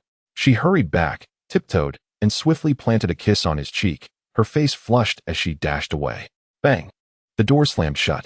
Chiya stood frozen, astonished by the unexpected ambush. He touched the spot where she had kissed him, momentarily at a loss for words. From atop the wardrobe, Tsunade leaped down. A puff of smoke erupted, and she returned to her original form, arms crossed, watching him with a bemused smile. Well, Chiya, the clan leader, you possess quite the charm, don't you? What a surprise. Chiya scratched his head, feeling awkward. Tsunade shot him a glance before looking down to adjust her attire, inadvertently catching sight of the gift on the table. Kushina is quite thoughtful. Chiya refrained from responding and instead inquired, Where are you headed next? Tsunade stretched lazily. Back to the hospital. I need to refine the proposals from last night. As she approached the door, she suddenly turned, squinting her eyes. Come here. Confused, Chiya stepped closer. Tsunade hooked her arm around his shoulder and playfully pinched his other cheek. Satisfied, she released him and exited, leaving the room finally tranquil. Qianye gazed at the delicacies and wine upon the table, gently caressing his cheeks, and chuckled softly. It was indeed a lively morning. Chapter 88. Collaboration between the Umbu and Uchiha. Surveillance on Hatake Sakomo. Qianye pushed open the door to the security team's headquarters office. He had barely settled into his chair when a gentle knock resonated at the door. Come in. As the door swung open, Mikoto entered, holding an exquisite bento box, her face adorned with a tender smile. Qianye brother, I brought you breakfast. His eyes fell upon the bento she carried, where neatly arranged sushi rolls were accompanied by fresh vegetables and a small dish of soy sauce. Especially made for me. You prepared sushi so early in the morning? Qianye expressed his surprise. Mikoto's cheeks flushed slightly as she nodded gently. Yes, this morning I saw Kushina heading to your house. Knowing her lively nature, I feared she might distract you and make you miss your breakfast. A glimmer of amusement flickered in Shinya's eyes, so it was Kushina who prompted this thoughtful gesture. When it came to consideration and tenderness, his devoted little secretary Mikoto was unparalleled. He playfully tugged at her, causing Mikoto to unexpectedly land on his lap. "Ah," she gasped, instinctively grasping his shoulder, her face turning crimson. "Chinya, brother, this is the office. What is there to worry about?"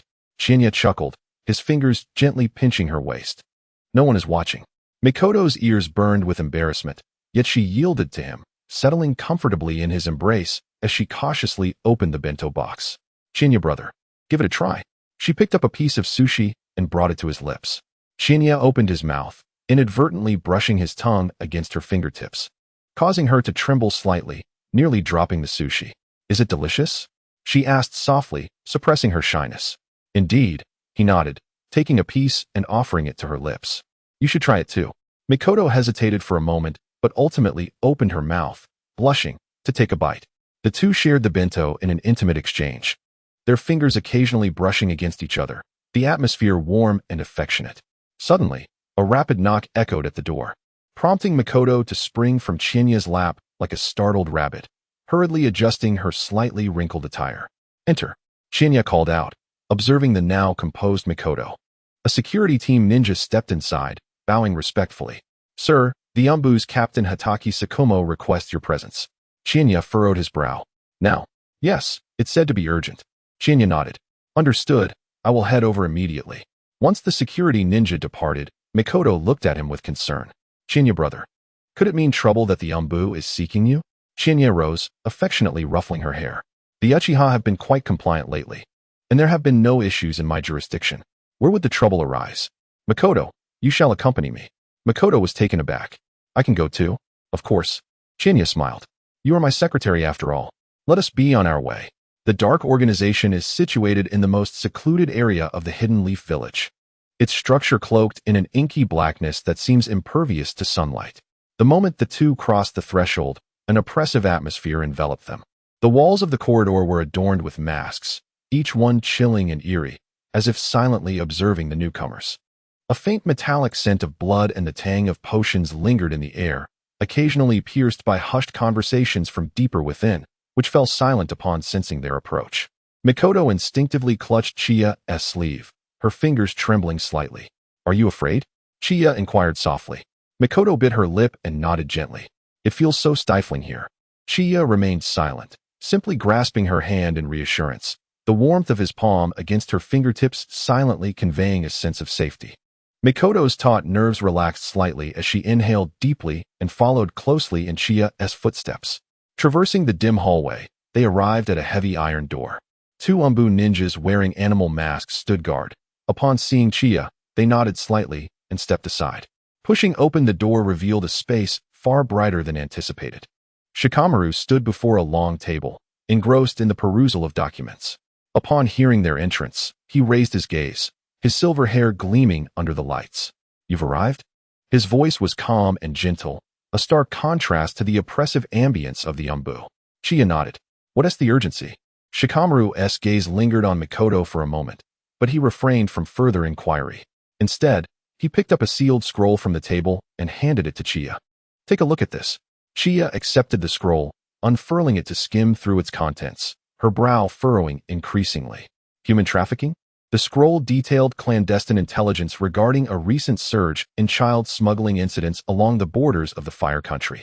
Fortunately, these children did not originate from the Fire Country itself, but rather from other nations, including war orphans from more powerful countries. Shikamaru spoke gravely. "According to Umbu investigations, these children are secretly transported into the Fire Country and deliberately scattered. This operation is orchestrated by an organization with counter-surveillance capabilities, suggesting considerable influence." Chiya's fingers tightened, her expression growing colder. "The root?" Shikamaru shook his head. "There is currently no direct evidence, but it is a possibility." Chiya paused, her gaze returning to the scroll, studying the details of the children, age, gender, country of origin, and even photographs of some. Most bore vacant gazes, frail and emaciated, as though they had long since lost hope for life. "What do you want me to do?" Chiya asked, looking up. Shikamaru met her eyes directly. The third wants a covert investigation to avoid alerting the enemy. However, I believe these children cannot wait. His voice was low yet resolute. I have already approached the Hyuga clan, but they seem disinterested in such matters. Thus, I have come to you. This task requires your strength. Chiya studied him for several seconds before suddenly smiling. Captain Shikamaru, you are more intriguing than I had anticipated. The most esteemed power within the Hokage lineage is the Umbu. While the Uchiha clan receives particular attention, as the captain of the Umbu, it is rather audacious for him to seek collaboration with the Uchiha openly. Such actions could easily be construed as compromising. In truth, he could have pursued a more discreet venue for this meeting, perhaps over a meal, to achieve his objectives. Hatake Tsukumo remained silent, patiently awaiting a response. Uchiha Chiya closed the scroll, her gaze now imbued with seriousness. When shall we act? Tonight. Very well. Chiya nodded, and then turned her attention to Mikoto. You should return to the security team and inform the guards to assemble. Mikoto opened her mouth as if to voice an objection, but ultimately acquiesced with a gentle nod.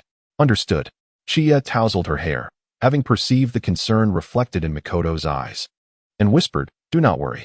Hatake Tsukumo observed their interaction, a flicker of complexity crossing his eyes.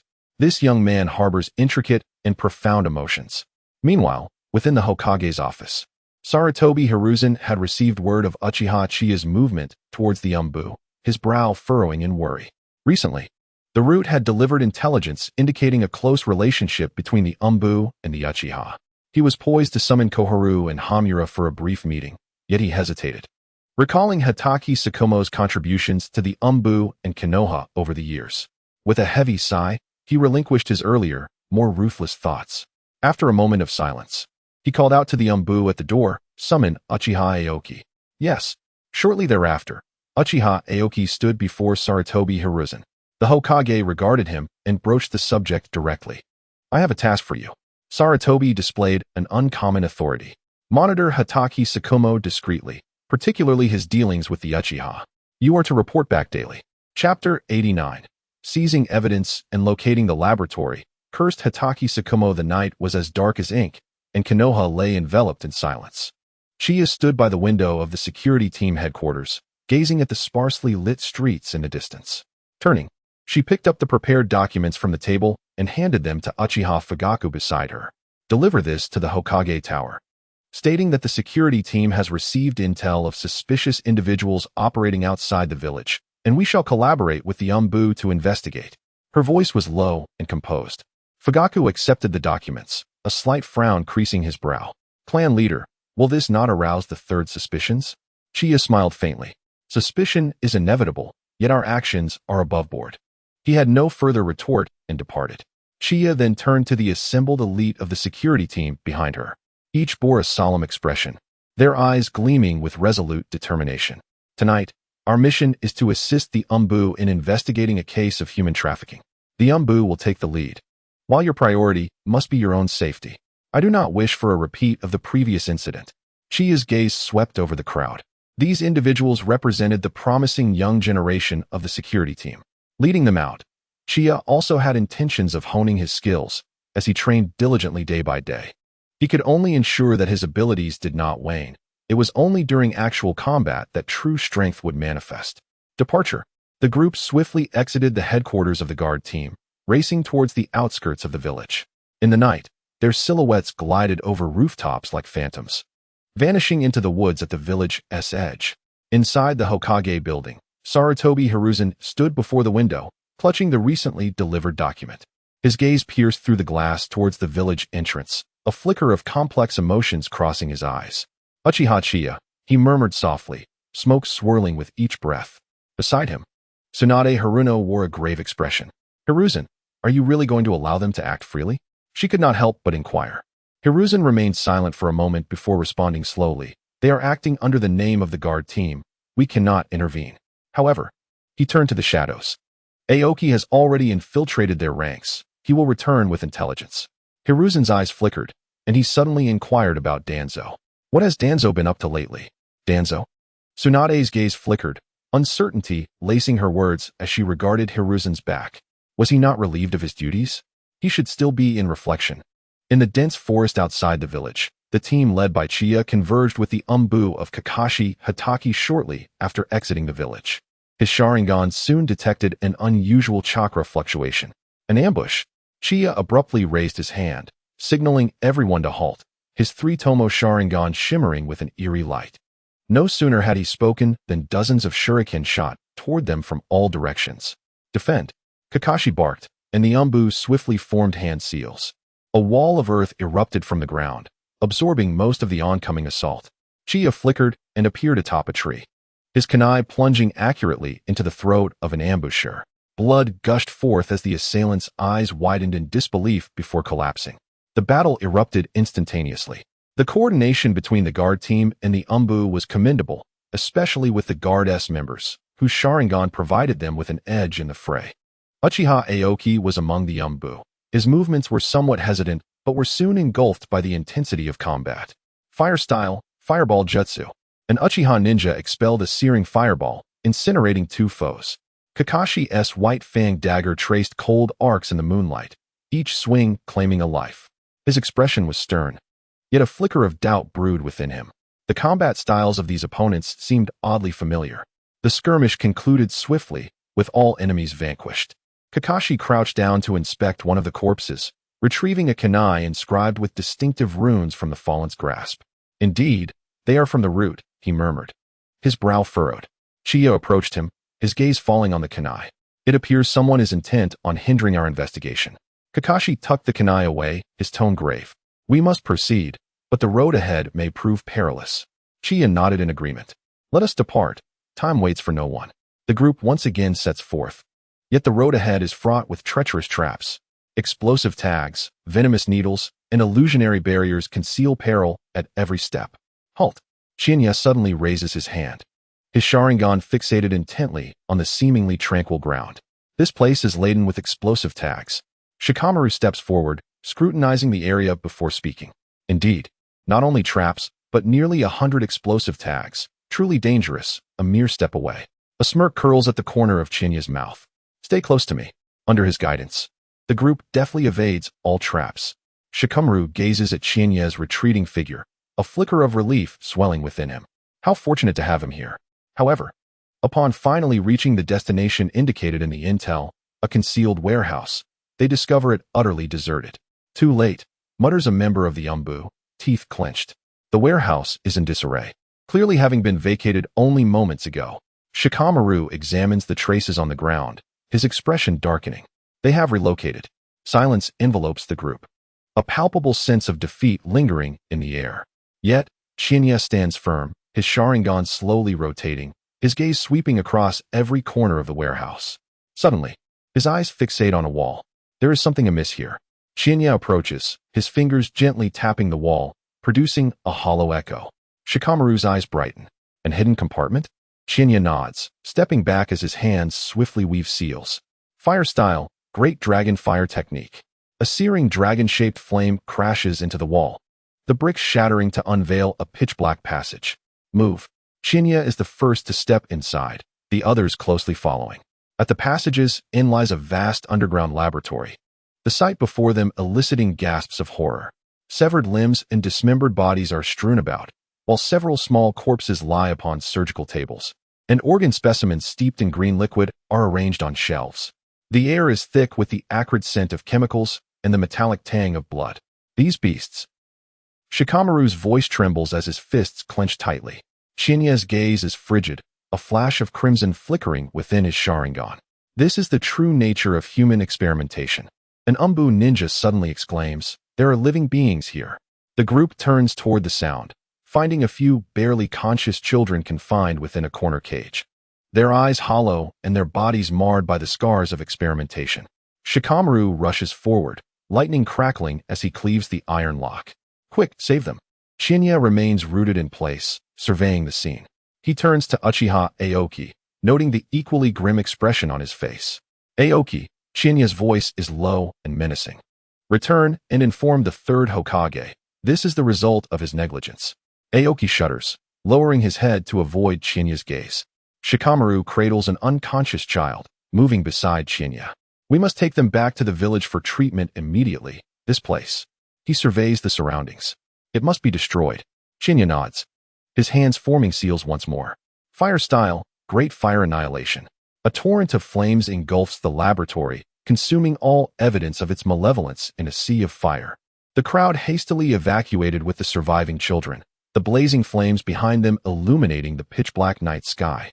In the distance, atop a cliff, a man clad in bandages emerged with 5 subordinates, his gaze coldly surveying the inferno below. Damn you, Kakashi Hitaki, for allying with the Uchiha to confront the 3rd Hokage so brazenly. Some matters must be addressed. As the night deepened, the lights in Konoha flickered sporadically. Upon returning to the village, Kakashi Hitaki and his team, led by Chiya, immediately transported the rescued children to the Konoha hospital. Tsunade, upon receiving the news, gathered her entire medical team and awaited their arrival at the entrance. When she beheld the injured, barely conscious children, her expression darkened in an instant. These brutes, she muttered under her breath, promptly directing the medical ninjas to commence treatment. Kakashi Hitaki did not linger, turning to Chiya and stating, "I am going to see the Hokage." Chiya nodded, but observing the icy demeanor on Kakashi's face, felt compelled to exercise caution, and remember to temper your emotions. Kakashi offered no reply, swiftly heading toward the Hokage's office accompanied by several elite Umbu members. Watching Kakashi's departing figure, Chiya furrowed his brow. His current state seemed far from stable. Inside the Hokage's office, Sarutobi Hiruzen sat at his desk, reviewing documents, the smoke from his pipe curling upward. Beside him, Tka.Sh Rin spoke about the recent progress in training medical ninjas. Suddenly, the door was flung open, and Kakashi Hitaki strode in, his expression grim. "Hokage-sama," he uttered in a low, restrained voice. Sarutobi looked up, a warm smile gracing his face. "Kakashi, was the mission successful?" Kakashi did not acknowledge the pleasantries, directly stating, "We uncovered evidence of human experimentation in an underground warehouse at the border. The children were treated as subjects, with severed limbs scattered everywhere." Sarutobi's smile faltered slightly, but quickly returned to its previous state. "That is indeed heartbreaking." "Heartbreaking?" Kakashi's voice rose a notch. "Hokage-sama, these are children. The youngest is but 3 years old. I suspect that the recent disappearances of the children investigated by the Uchiha are connected to this incident, orchestrated by the same individual." Tka.Sh Rin interjected sharply, "Kakashi, mind your tone." Kakashi turned to her, his gaze piercing. "My tone? Do those children's lives not warrant a proper attitude?" Sarutobi raised a hand to signal Tka to remain calm, then sighed. "Kakashi, I understand your anger, but we must conduct a thorough investigation." "Investigation?" Kakashi scoffed. "Those experimental facilities are clearly the result of long-term operations, and we discovered evidence linked to the root." The atmosphere in the office instantly thickened. Sarutobi's expression darkened momentarily before he regained his composure. He slowly rose and walked to the window, turning his back to the others. "The root," he murmured, as if contemplating something. Witnessing this, Tika quickly remarked, "Hiruzen, the root is currently managed by Mitarashi Anko. He would never condone such actions." "It seems there has been a misunderstanding," Shikamo retorted directly. "Misunderstanding? Who conducted these experiments? Who brought those children?" If Sarutobi Hiruzen finally turned around, the smile on his face completely vanished, replaced by a profound chill. "Shikamo, are you questioning our decisions?" Shikamo was taken aback for a moment, but quickly responded with determination. "I merely seek the truth, and to ensure that the wrongdoers receive their due punishment." Sarutobi Hiruzen gazed at him for a few seconds, then suddenly sighed, his tone softening. "You are correct. Such matters cannot be tolerated. The children are the hope of our Konoha, the inheritors of the will of fire." He returned to his desk, pressing his hands against the surface, and spoke solemnly. "Effective immediately, Root will undergo comprehensive reform. All experimental projects are to be suspended, and the Umbu will oversee the process." Shikamo furrowed his brow slightly. "Is it merely a reform?" Sarutobi Hiruzen's gaze turned toward him. "Of course not. I will personally investigate this matter to provide everyone with an explanation." Shikamo remained silent for a moment before finally nodding. "I hope the Hokage will follow through on his words." Sarutobi Hiruzen smiled faintly. Of course. Once Shikamo departed, the atmosphere in the office grew suddenly cold. Tanjikamaru could not restrain himself from speaking. "Hiruzen, Shikamo's attitude today was excessive." Sarutobi Hiruzen reignited his pipe, inhaling deeply. "He is far too upright, to the point of being oblivious to politics." Bring Minji here at once. The Umbu at the door bowed and swiftly vanished into the night. Before long, Minji hurried in. Hiruzen, what has happened? A flicker of confusion passed through his eyes. As the nominal leader of Root, Minji had been summoned in the dead of night and was momentarily at a loss. Tonight, the Umbu and the Uchiha acted together at the border, uncovering a laboratory where children were subjected to unspeakable experiments. Minji listened intently. Sarutobi Hiruzen paused, his gaze imbued with significance. Minji, from this day forth, you shall resign from your position as the leader of Root. Sarutobi Hiruzen stated calmly. Minji's expression changed. He had only recently taken on the role, and many of the ninjas in Root were still unfamiliar to him. How could he resign already? Hiruzen, Sarutobi Hiruzen raised his hand to interrupt. I will have Danzo return to take over Root. Tanch Kamaru and Minji exchanged glances, instantly grasping his intention. Utilizing Danzo to restrain Shikamo, especially as Shikamo, the Umbu captain, had gained renown following the Great Ninja War. His fame now overshadowed that of the strongest third Hokage, and his reputation within the village was steadily increasing. Yet, he seemed oblivious to the need for restraint, openly questioning the Hokage and other high-ranking officials. This was taboo, a breach of the bottom line. Sarutobi Hiruzen exhaled a plume of smoke, his eyes deep with thought. Since Shikamo desired the truth, let him contend with Danzo himself. Meanwhile, Shikamo stepped out of the Hokage building, the night breeze brushing against his white hair. A heavy weight pressed upon his heart. He understood that the events of tonight would not conclude so simply. Yet, he was even more aware that some matters demanded action. Even if the path ahead led into an abyss, he would step forward without hesitation, for those were living children. Behind him lay families, one after another. Even in times of war, Tsukumo Hatake would never harm these children. Captain, were you not a bit too impulsive just now? Thought Kamizuki, recalling Tsukumo's actions in the Hokage's office, and he couldn't help but feel a pang of anxiety. The Umbu was a specialized organization under the Hokage's command, and the fact that the Umbu captain openly questioned the Hokage's decisions was audacious. Did he wish for those children he had seen to be subjected to experiments without intervention? Would there be even more such children sent to laboratories in the future? Tsukumo Hatake paused for a moment, then continued. The matter investigated by the Uchiha security team last time was orchestrated by the Root. Now, this incident involving the trafficking of children is also the work of Root operatives.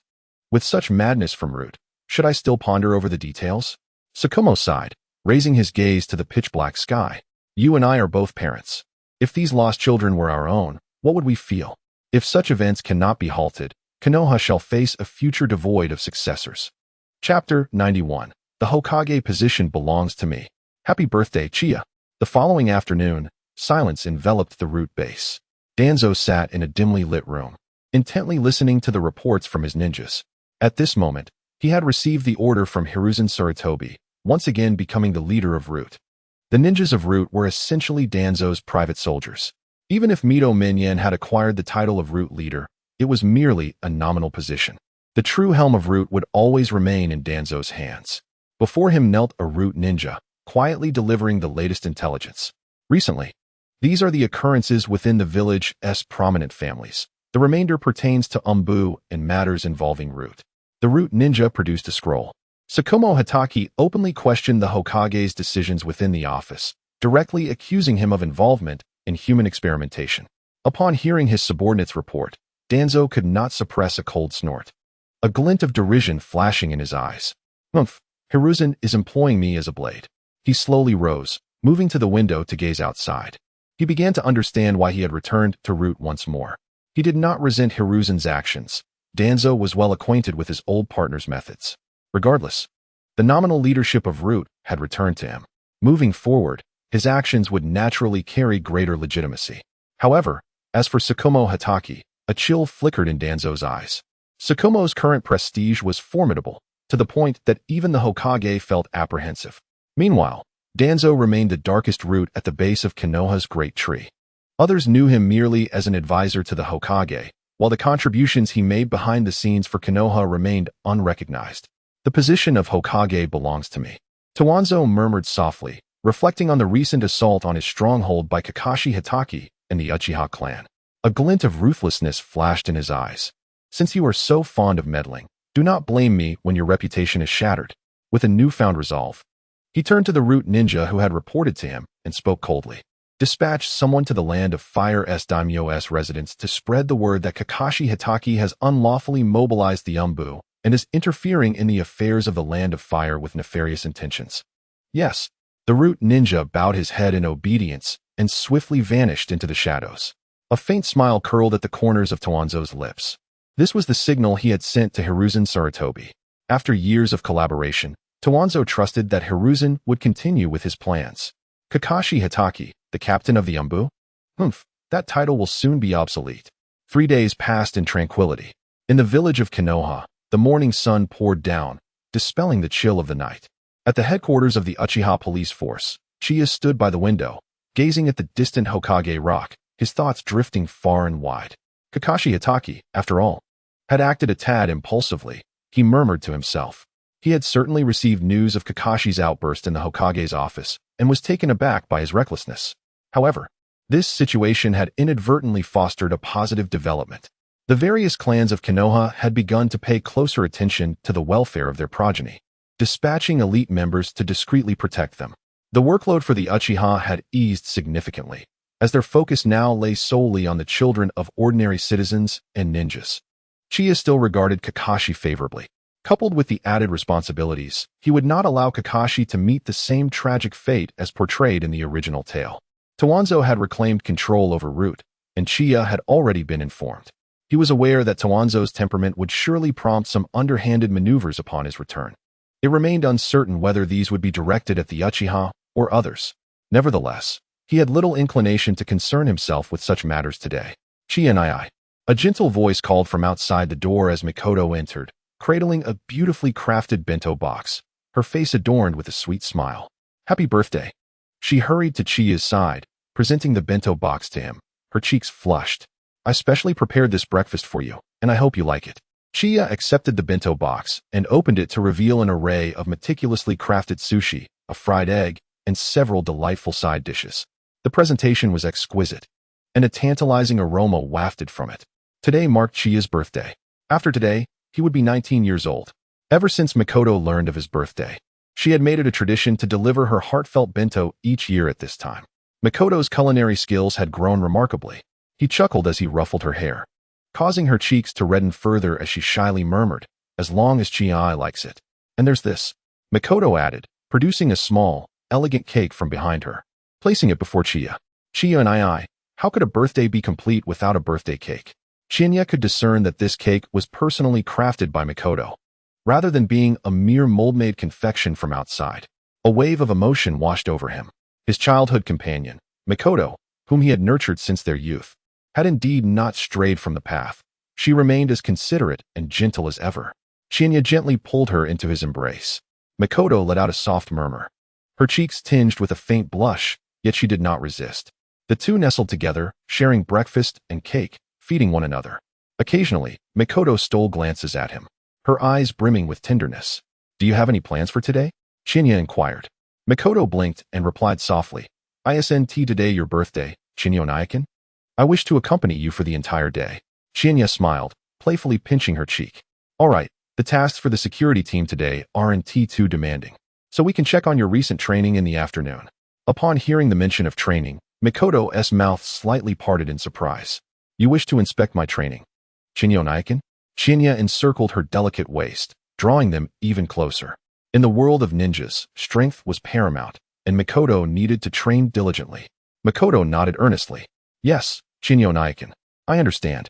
However, since it is training, there should naturally be rewards. Rewards? A glimmer of excitement sparkled in Mikoto's eyes. Training without rewards cannot be sustained. How about this? If you can proficiently use the ninjutsu and genjutsu I previously taught you, I shall prepare a sumptuous meal for our Miss Mikoto today. Upon hearing this incentive, Mikoto's eyes brightened with enthusiasm. Really? Chinya-san. Without uttering a word, Chinya smiled and extended his hand in a gesture of a pinky promise. Mikoto quickly reached out, and they locked their pinkies together. May I choose the menu?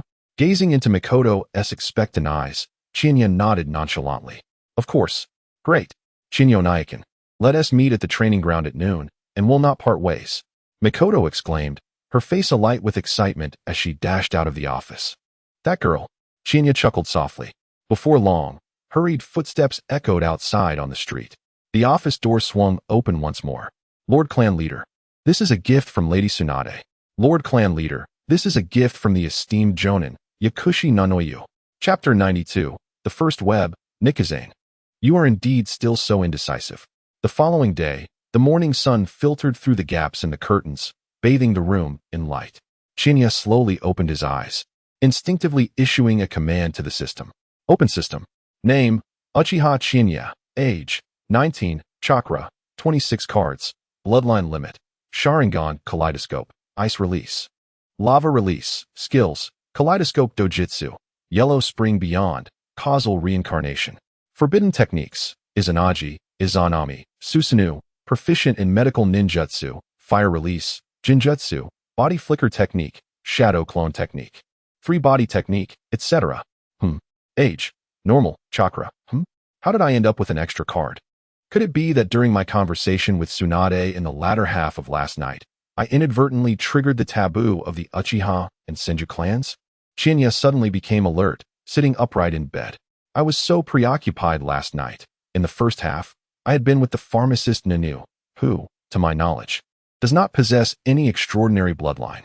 The only plausible connection could be with Tsunade in the second half. The union of the Uchiha and Senju is indeed a groundbreaking feat. Increasing chakra is somewhat justifiable. After all, we fought as one, indistinguishable from each other. Chinya abruptly paused. No. Why had the taboo not been triggered during all those previous instances? Ding.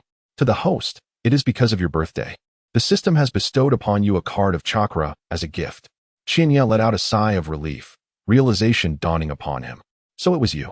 This pesky system. I thought I had stumbled upon something monumental. Host. The system merely executes according to its programmed parameters. TSK. Chinya chuckled softly, sensing the shift in his chakra. Although it was merely a card, it was better than nothing. After all, I aspire to become the Uchiha of chakra. He rolled out of bed and approached the window, drawing back the curtains, allowing sunlight to flood the room. Grabbing a mirror from the table, he took a glance and immediately furrowed his brow. Those dark circles. The reflection revealed faint shadows under his eyes, an evident remnant of last night's dual meetings. Indeed, indulgence leads one astray. He rubbed his temples, recalling the events of yesterday. The first half of the night was spent celebrating a birthday party with the pharmacist Nanoyu, while the latter half involved drinking with Tsunade. That woman's tolerance for alcohol has become increasingly alarming. I was harmed by indulgence. From today onward, I shall abstain from alcohol, he declared solemnly to his reflection, then quietly added, at least for 3 days. Consider it a health regimen. Chinya then set the mirror down and slipped into another room to freshen up. Just as he had finished changing, footsteps approached the door. Chieftain, are you in?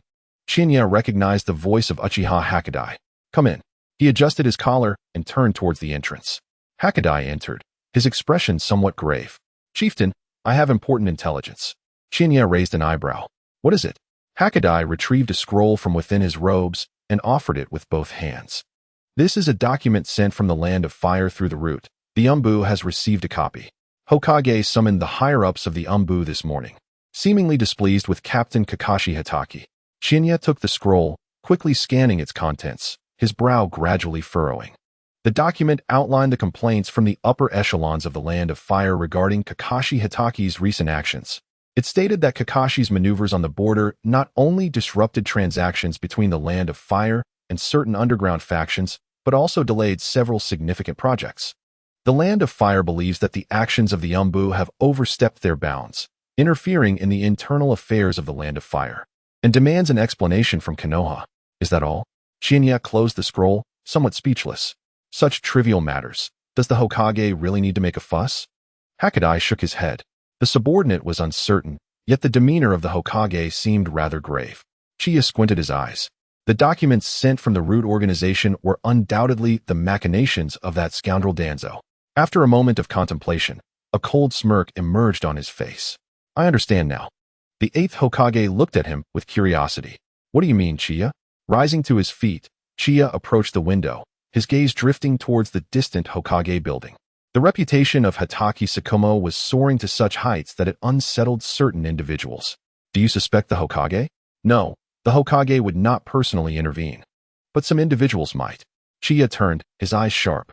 Eighth, you should return to the Umbu. Remember, regardless of what transpires, do not act impulsively. Ensure your position within the Umbu first. The eighth nodded solemnly. Understood. After the eighth departed, Chiya set off for the headquarters of the security team. As he journeyed, his thoughts swirled within him. The matter concerning Hatake Tsukumo appeared to be merely a complaint from the Land of Fire, yet in truth, it was likely the first snare set by Danzo. Given Danzo's nature, he would never merely engage in such trivial actions. Upon arriving at the security team headquarters, Chiya was greeted by Mikoto. Chiya. Chiya smiled at her, picking up a file from his desk that he had not finished the previous day. Come with me. Mikoto followed closely behind him as they exited the office. In the hall, the Uchiha clan, upon seeing Chiya pause, quickly gathered before him. Chiya scanned them with a discerning gaze. Notify all patrol teams, starting today, increase surveillance within the village, particularly on merchants and envoys from the Land of Fire. Report immediately upon discovery. The people from the Land of Fire? Chieftain, is there a problem? Chiya smiled faintly. It is merely precautionary. Begin the operation. Yes, Chieftain. As Chiya watched the crowd disperse, he walked over to the window. Mikoto stood quietly beside him, her gaze fixed on Chiya's back, her eyes reflecting a hint of fascination. Just now, Chiya and I seemed very serious and handsome. Hatake Tsukumo, do not fall from grace so easily. Chiya directed his attention towards the Hokage rock, gazing at the statue above. Meanwhile, within the Hokage's office, Sarutobi Hiruzen sat at his desk, holding the document from the Land of Fire with a tranquil expression.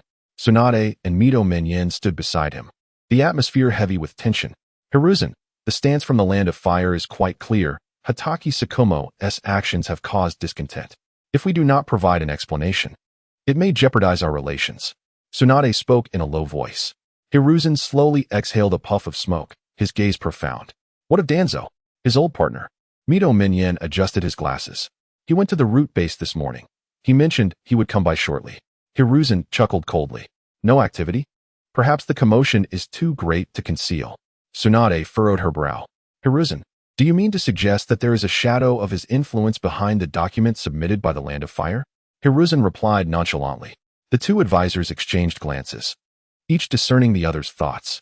Having long been seasoned in the realm of politics, they possessed a keen sensitivity to such matters. They were acutely aware that this was the work of Danzo, yet the present circumstances presented a unique opportunity. Mito Gate hesitated, pondering, shall we intervene? Sarutobi Hiruzen fell silent for a moment before ultimately shaking his head. A flicker of confusion passed between the two. The opportunity lay right before them. So why not seize it? Recently, due to the incident involving Kakashi Hatake, many significant figures had arrived from the Land of Fire. Sarutobi took a deep breath, slowly exhaling. As the swirling smoke obscured the worry etched on his face. Their safety must be prioritized. The directive from the root was to have the Umbu escort them away, which would allow for an explanation of the misunderstandings at hand. Just then, the office door swung open from the outside. Hiruzen, you remain as indecisive as ever. The low voice of a familiar adversary resonated, accompanied by the sound of a cane striking the floor, as Danzo entered with an air of indifference. Chapter 93, Betrayal of Movements, Sand Ninja Pursuit.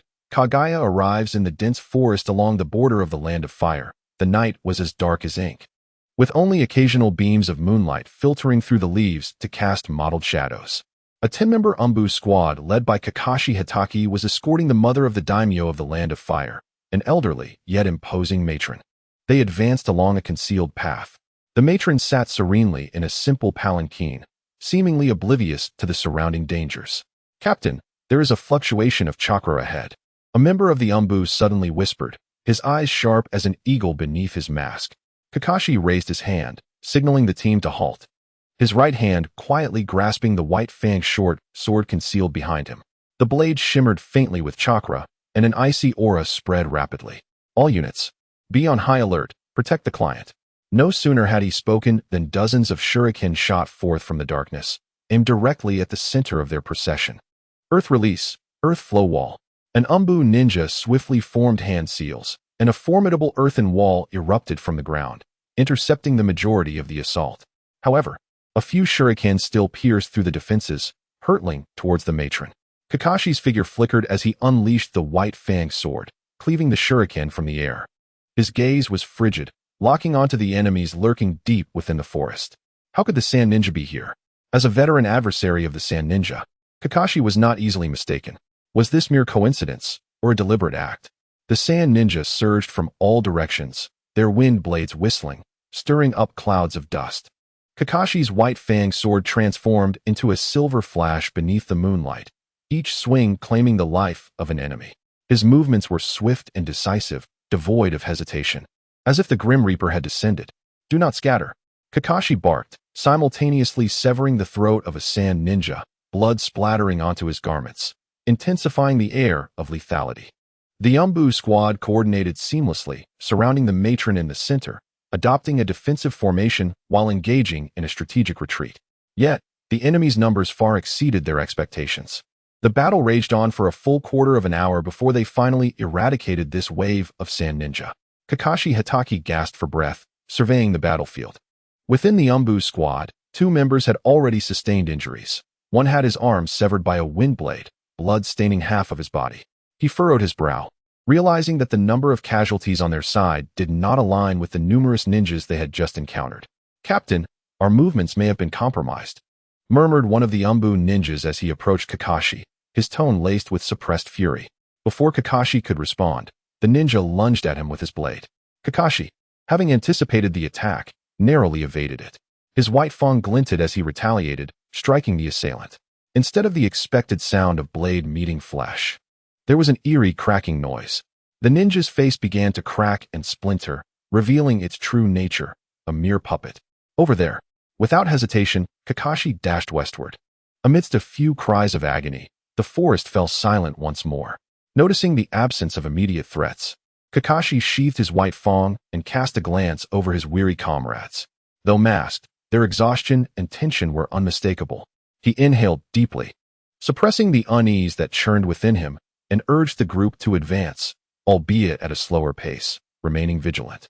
The team resumed their journey, but scarcely half an hour had passed before the second wave of attack struck. This time, the enemy was more cunning, employing traps and toxic mists to disrupt the Umbu's formation.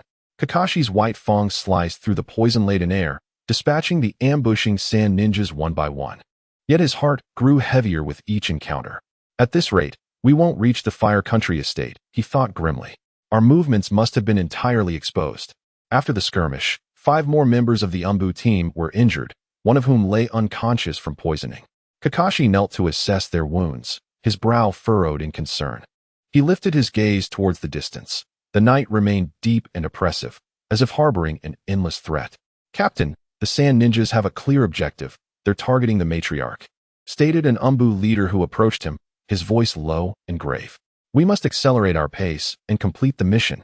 Kakashi glanced at him, his expression concealed beneath the mask, and though he opened his mouth to speak, he ultimately settled for a nod.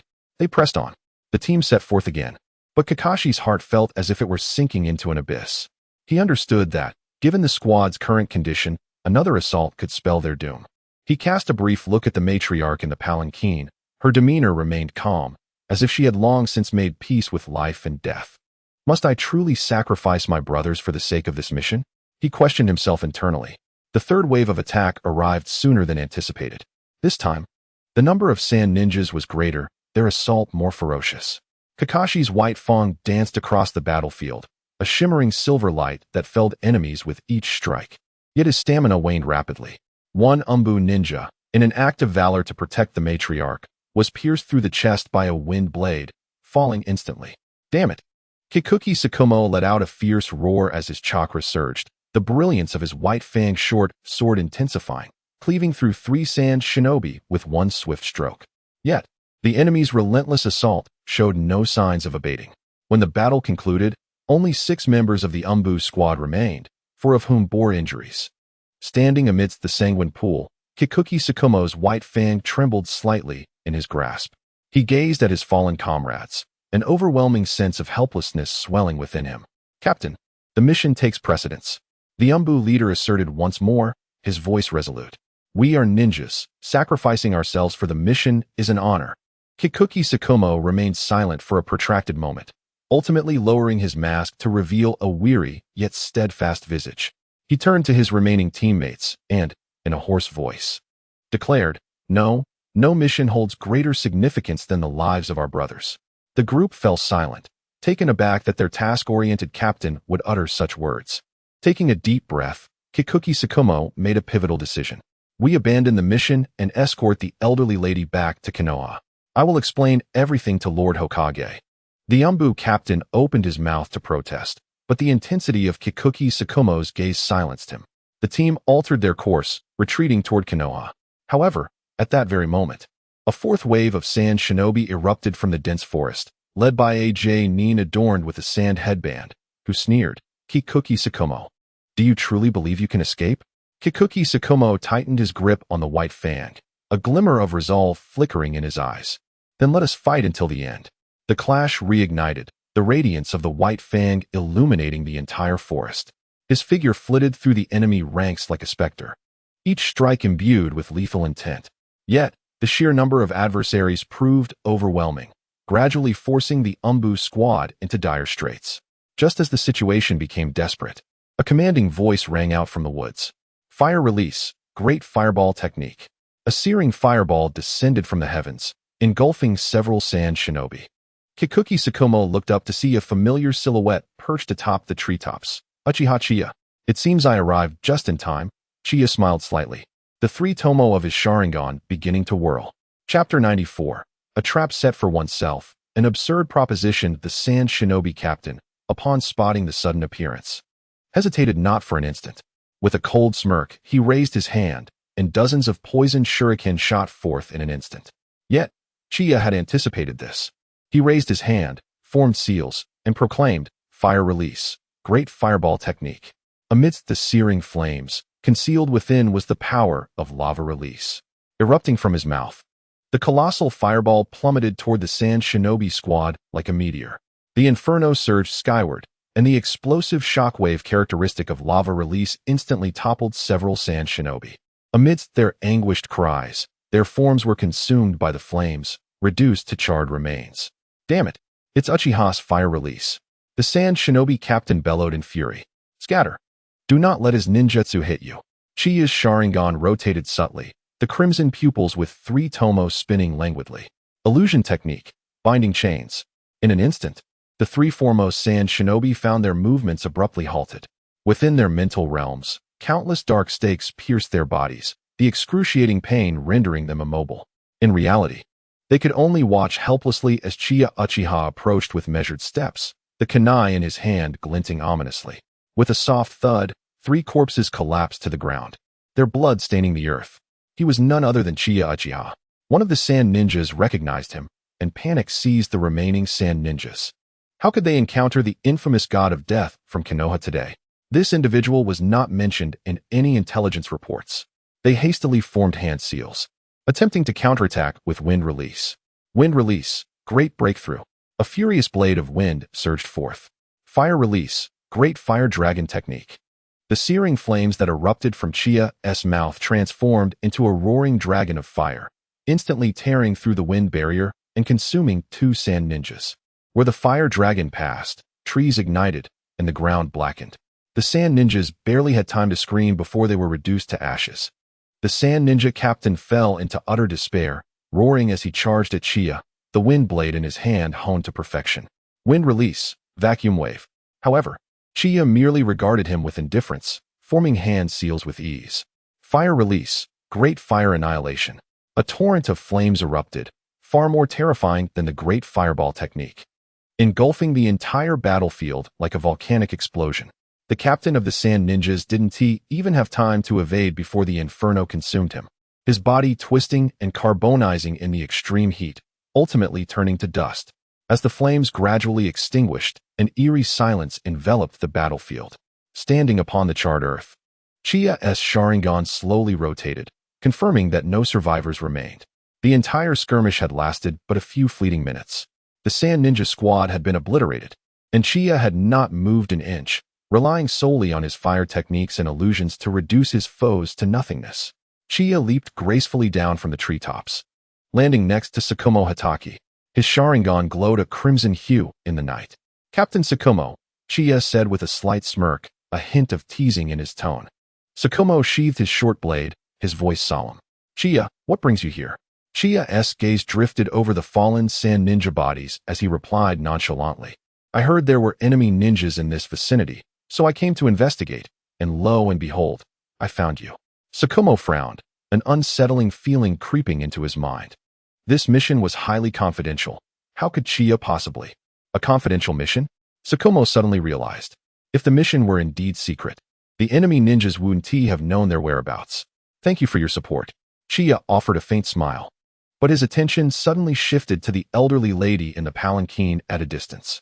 His Sharingan flickered slightly, as if sensing something amiss. Is this the mother of the daimyo of the Land of Fire?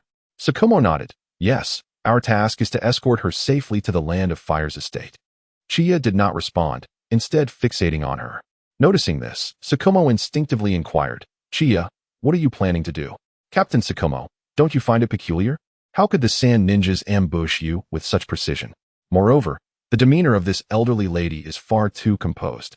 Tsukumo was taken aback and turned to glance at the elderly lady, who sat serenely in the palanquin, her expression calm, seemingly unfazed by the recent bloodshed.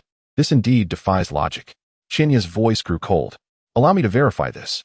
Before he could finish his sentence, a kunai suddenly materialized in his hand, and without hesitation, he hurled it towards the old lady's vital point. Stop! Kagaki Tsukumo exclaimed in shock, but it was too late to intervene. However, a startling scene unfolded. The old lady's figure flickered, skillfully evading the kunai. Her movements were as swift as the wind, betraying no trace of age. Kagaki Tsukumo's pupils dilated, a chill surging through his heart. The old lady was equally astonished. Her instinctive reaction had successfully dodged the attack. Suddenly, she turned to face Kagaki Tsukumo and Uchiha Qianye.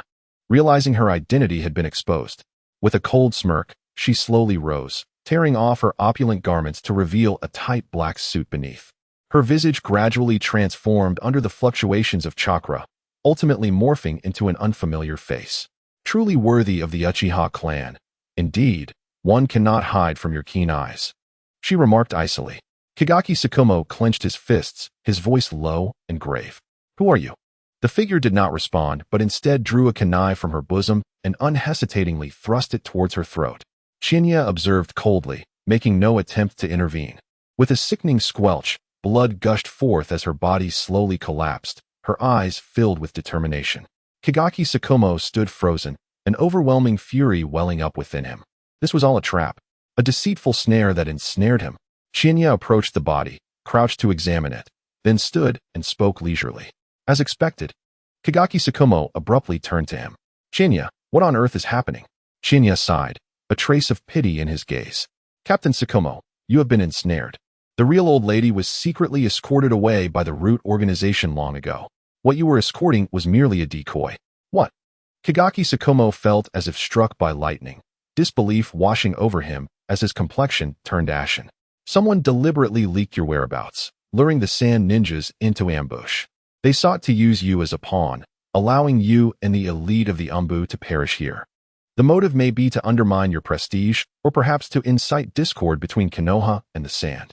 Kagaki Tsukumo's fists cracked as his nails dug deep into his palms. He recalled Danzo's enigmatic gaze before their departure and the Hokage's unusual silence. Everything connected in his mind. Why? He murmured softly, his voice laced with suppressed rage and anguish. Why betray my comrades? Why send innocent ninjas to their deaths? Chinya regarded him, recognizing that Kagaki Tsukumo was more emotional than he had assumed. Do you truly believe that if you treat others sincerely, they will reciprocate in kind? That is an utterly absurd proposition. For them, power outweighs human life.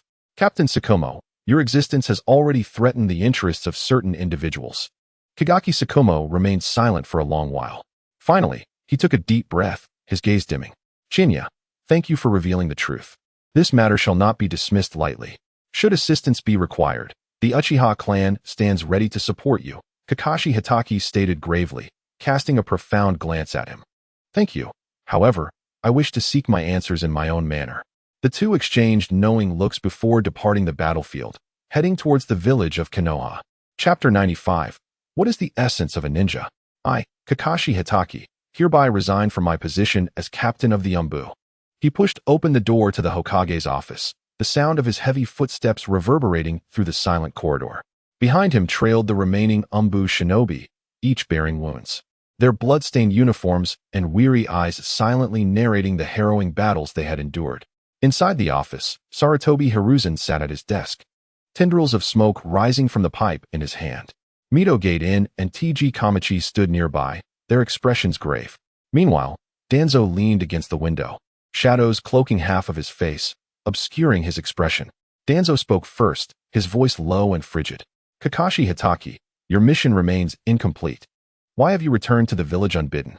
Are you unaware of the significance of a mission for a ninja? Kakashi did not respond immediately, his gaze sweeping across each individual present before finally resting on Danzo. His usually gentle eyes were now as frigid and profound as a frozen lake. The mission failed, he stated calmly, his voice devoid of emotion. What? T.G. Kamachi sprang to his feet, his complexion turning ashen. What of the elderly lady? She is the mother of the daimyo of the Land of Fire. If harm befalls her, the Land of Fire shall not let this go unpunished. Mito Gaiden furrowed his brow, adjusting his glasses. Kakashi, what on earth transpired? Kakashi remained silent, his fists clenched tightly. Stifled emotions surged within him like a volcano on the brink of eruption. Danzo let out a cold, derisive laugh, his gaze sharp. Kakashi Hitaki, a ninja exists for the sake of their mission. You lead the Umbu, yet fail to complete your escort, returning recklessly with these individuals. Have you truly lost all sense of a ninja's conviction? His words ignited the long-suppressed fury within Kakashi. His gaze sharpened, his voice low and hoarse. Danzo, perhaps you should first clarify why our movements were so thoroughly grasped by the shinobi of other villages? Why did the individuals we escorted fall prey to enemy ninjas the moment they left the village? The atmosphere in the office instantly thickened. Sarutobi furrowed his brow deeply. While Danzo's expression shifted slightly, Kakashi pressed on, his voice rising. This is not merely a failure of the mission. It is a deliberate betrayal, with someone leaking information to the enemy, seeking to exploit the situation. This is an act of treachery against our village. T.G. Kamachi interjected sharply. Kakashi, watch your words. To accuse a comrade without evidence. Do you understand the implications of that? Evidence. Kakashi scoffed, retrieving a sand ninja's forehead protector and a scroll from within his robes, slamming them onto the table. The corpses of the sand shinobi stand as irrefutable evidence. This scroll meticulously documents their operational plans. They were already aware of our path and our resting places. If there wasn't a traitor among us, how could they have ambushed us with such precision? Danzo's gaze flickered momentarily before regaining its composure. The intelligence capabilities of the sand shinobi are formidable. This alone does not draw any conclusions. Shikaku's eyes pierced through Danzo like blades. Is that so? Then can you elucidate why our entrusted client has been impersonated by someone else? What? Sarutobi Hiruzen abruptly rose, the pipe slipping from his grasp and clattering to the ground with a sharp sound. Shikaku's voice trembled, the suppressed emotions finally erupting. The true individuals we needed to protect had long been covertly relocated. The one we were escorting was merely bait, a decoy intended to draw the fire of the sand shinobi. And my subordinates, my comrades, fell one after another in defense of this false mission. His eyes reddened, his voice laced with unprecedented fury and anguish. Is this the essence of our Leaf Village's mission? To sacrifice our comrades in vain, merely to satisfy the schemes of certain individuals? The office fell into a profound silence. Mito Kamen and Tien Kamaru looked exceedingly grim, while Danzo's expression darkened. Remaining silent, Sarutobi Hiruzen inhaled deeply, attempting to alleviate the tension. Shikaku, we will thoroughly investigate this matter, but what is most crucial is, thoroughly investigate. Shikaku interrupted, disappointment evident in his tone. Hokage-sama, do you truly remain oblivious? Or have you tacitly approved of all this? Sarutobi Hiruzen fell silent for a moment. Shikaku's inquiry struck like a sword, piercing the hearts of all present. What is the essence of being a ninja? Is it merely to watch one's comrades fall in sacrifice? Is it to betray one's own for the sake of missions, power, and gain? His voice reverberated through the office, each word striking like a hammer on the hearts of those present. Danzo could no longer contain himself, coldly admonishing. Shikaku, you are being exceedingly presumptuous. Do not forget your station. Station? Shikaku scoffed. My station is that of a leaf ninja, the captain of the Umbu, but above all, I am a ninja who cherishes my comrades. If the lives of comrades can be trampled upon at will, then what is the purpose of such a ninja? Such a village? After speaking, he turned towards the door, his steps resolute and heavy. Just as he was about to exit the office, he paused, not looking back as he declared, "Henceforth, I, Shikaka Nara, resign from the position of Umbu captain." The door closed gently. Yet Shikaku's words were etched deeply into the hearts of everyone present. The office descended into a prolonged silence. Sarutobi Hiruzen slowly resumed his seat, his expression weary. Tien Kamaru and Mito came and exchanged glances, uncertain of how to proceed. Danzo scoffed, breaking the silence. Shikaku is overly emotional. Ninjas are mere tools, born for the sake of missions. A person like him is simply unfit to lead the Umbu. Sarutobi Hizashi lifted his head, his gaze laden with complexity as he regarded Danzo. Danzo, are you truly unaware of this matter? A fleeting glimmer of resentment flashed in Danzo's eyes, quickly replaced by an unyielding calm. Hizashi, are you doubting me? Hizashi remained silent, merely exhaling a deep sigh. Outside the window, the dying rays of the sunset flooded the office, casting elongated shadows of each individual. Konoha's Shikaku's inquiries sliced through the polished facade of the village's elite like a sharp blade, exposing the darkness beneath. Meanwhile, Shikaku found himself wandering alone along the streets of Konoha. The setting sun stretched his shadow long, solitary yet resolute. His heart still surged with anger and anguish. Yet more profoundly, he sensed a release. He gazed toward the sun, sinking steadily below the horizon. After years in the dark side, he had believed his heart to be frozen, but ultimately, he had overestimated himself. His heart still pulsated, ablaze with fervor. In the distance, at the entrance of a dumpling shop, Chiya glanced over, observing Shikaku lost in thought under the sunlight, murmuring softly, "Is this your way?" Chapter 96. That little brat still believes his father is a hero, compelling the third Hokage to intervene for peace. The morning in Konoha was meant to be tranquil. Yet an unusual restlessness permeated the air that day. Uchiha Qianye stood before the window of the security team headquarters, gazing at the crowd gathering in the distance. His line of sight caught several villagers huddled together, whispering and occasionally pointing in a certain direction. Lord Clan Head, Uchiha Fugaku entered, his expression grave. The situation regarding Shikaku has escalated more rapidly than anticipated. Oh, Chiya did not turn around, but merely narrowed his eyes. Pray tell. It began with someone dredging up his past during the recent war, alleging that his indecisiveness had repeatedly led to mission failures, delaying the counterattack against the Wind Country. Fugaku presented a scroll. Now, even more have come forward, claiming to have witnessed him falter on the battlefield. Chiya accepted the scroll, glanced at it, and scoffed. The fabrications are rather convincing.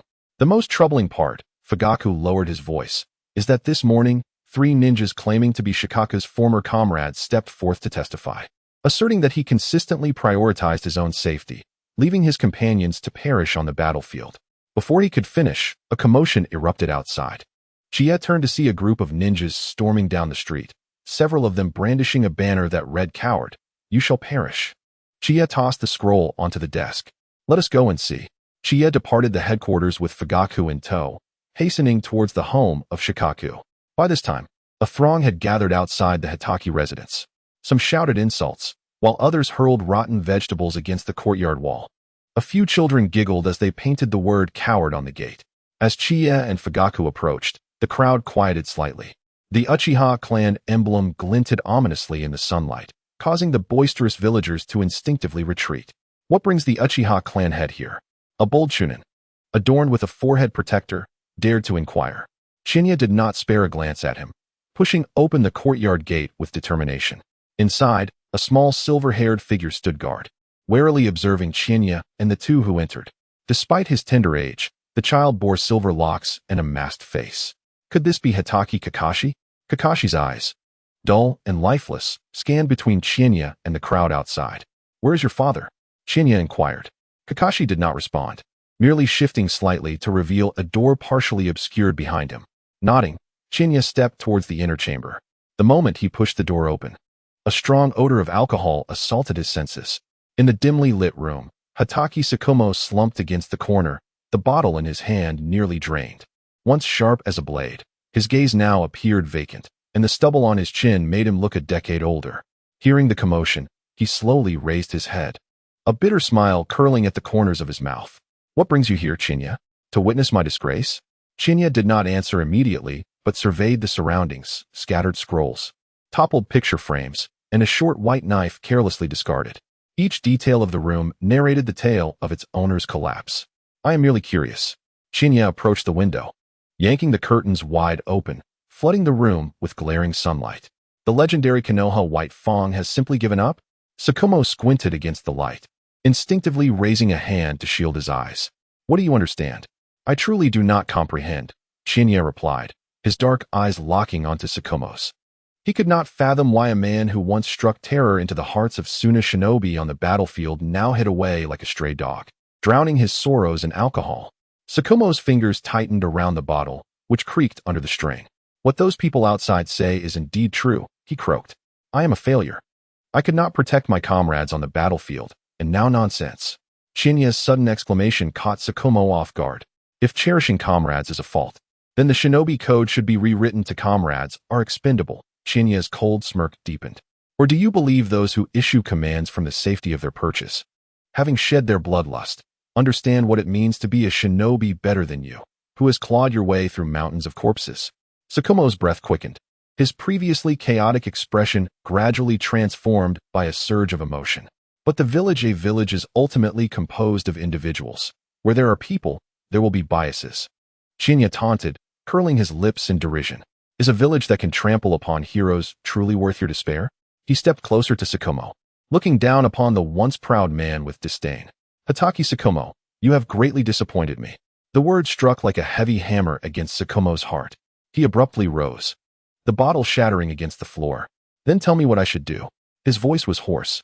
Chinya remained unfazed by his agitation, instead revealing a knowing smile. At the very least, that little brat waiting outside all day still believes his father to be a hero. Shuan Mao, as if struck by lightning, staggered to the window. Through the glass, he beheld Kakashi, stubbornly standing in the corridor, his small frame upright, gripping a shuriken tightly, the time of its emergence unknown to him. Shuan Mao watched Kakashi in a daze, a tear falling upon the windowsill. Qianye approached him, his voice low yet resolute. Public opinion can obliterate a hero, but it cannot diminish a father's love. He gently patted Shuan Mao's shoulder. Furthermore, do you truly believe those lurking in the shadows will relent? Shuan Mao abruptly turned his head. What do you mean? The literal meaning. Qianye moved toward the door. In 3 days, white can be painted as black. Can you not foresee what will transpire next? Shuan Mao fell silent. If this continues, he feared he might. Shuan Mao was taken aback by his own thoughts. If one day you are no longer here, will those who harbor resentment towards you not seek vengeance upon your son?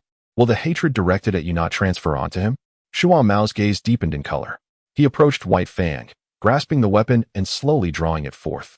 The sunlight glinted off the blade, reflecting a blinding cold light. Qianye, he spoke in a deep voice. I do not know how I should retaliate. At this, Qianye's face broke into a radiant smile. The discourse has shifted from what to do to how to retaliate. It seems this verbal sparring has borne fruit. Of course, you should contact your subordinates, especially those friendly ninjas who participated in the war, to assist you in proving your innocence. Address their inquiries one by one, particularly regarding the recent deception involving the escort of a prominent figure from the Land of Fire. Elaborate on this matter. Amplify the issue, forcing the third Hokage to intervene and quell the situation. Those are classified missions. No, Qianye shook his head. You can break the rules of the ninja, yet fear to disclose that those missions are classified? These are merely tasks already completed. Moreover, mentioning them does not constitute a breach of secrecy. By the way, regarding all matters pertaining to the third Hokage, do not mention him. Redirect all inquiries to Danzo and the 2 advisors. Shuan Mao fell silent for a moment, but soon grasped the implications. After a pause, he spoke, his gaze complex as it met Qianye's. I understand now. Thank you, Qianye. I owe you this time. Qianye, upon hearing this, said nothing further, turning to walk towards the courtyard gate. He paused at the entrance, glancing back at the man who had regained his resolve, a significant smile gracing his lips. The toppled monument can be rebuilt, but the blood-stained truth will ultimately rend the fabric of false peace. Sarutobi Hiruzen, your left and right arms have both succumbed, stained with corruption. What will the other villagers and clans think of you as Hokage, believing you to be untainted? Internal pressures. compounded by external strife. At that moment, the Hokage who has lost the people's trust will inevitably be compelled to resign in favor of another. Chapter 97. The Reversal of Public Opinion. Do you wish to witness chaos in Konoha? After Qianye's departure, the courtyard of the Hitaki family fell into a brief silence. Kakashi stood in the corridor, his small hand clutching the hem of his father's garment, gazing up at the man who was once spirited but now appeared utterly despondent. He had never witnessed his father in such a state, resembling a blade that had been broken, its edge dulled. "Dad," Kakashi spoke softly, a hint of unease evident in his voice. Hitaki Tsukumo looked down at his son, the worry hidden within his lifeless eyes causing a tremor in his heart. He slowly crouched down, his rough palm brushing against Kakashi's silver hair, and gently asked, "Are you afraid?" Kakashi shook his head defiantly, locking his gaze onto his father. "I'm not afraid." Tsukumo smiled, a glimmer of long-lost vigor shining through. "Very well." Rising to his feet, he lightly caressed the blade of his white fang, the chakra swirling around it causing the edge to glint with a menacing chill. "Today, Father will teach you an important lesson." He pushed open the courtyard gate, sunlight flooding in and illuminating his upright figure. A true ninja never succumbs to slander. As Tsukumo and Kakashi stepped onto the street, the previously raucous crowd fell silent. The villagers and ninjas who had been clamoring now seemed to have their throats constricted, frozen in place, even their breaths becoming cautious.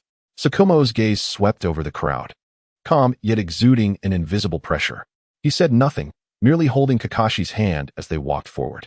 The crowd parted instinctively, creating a pathway.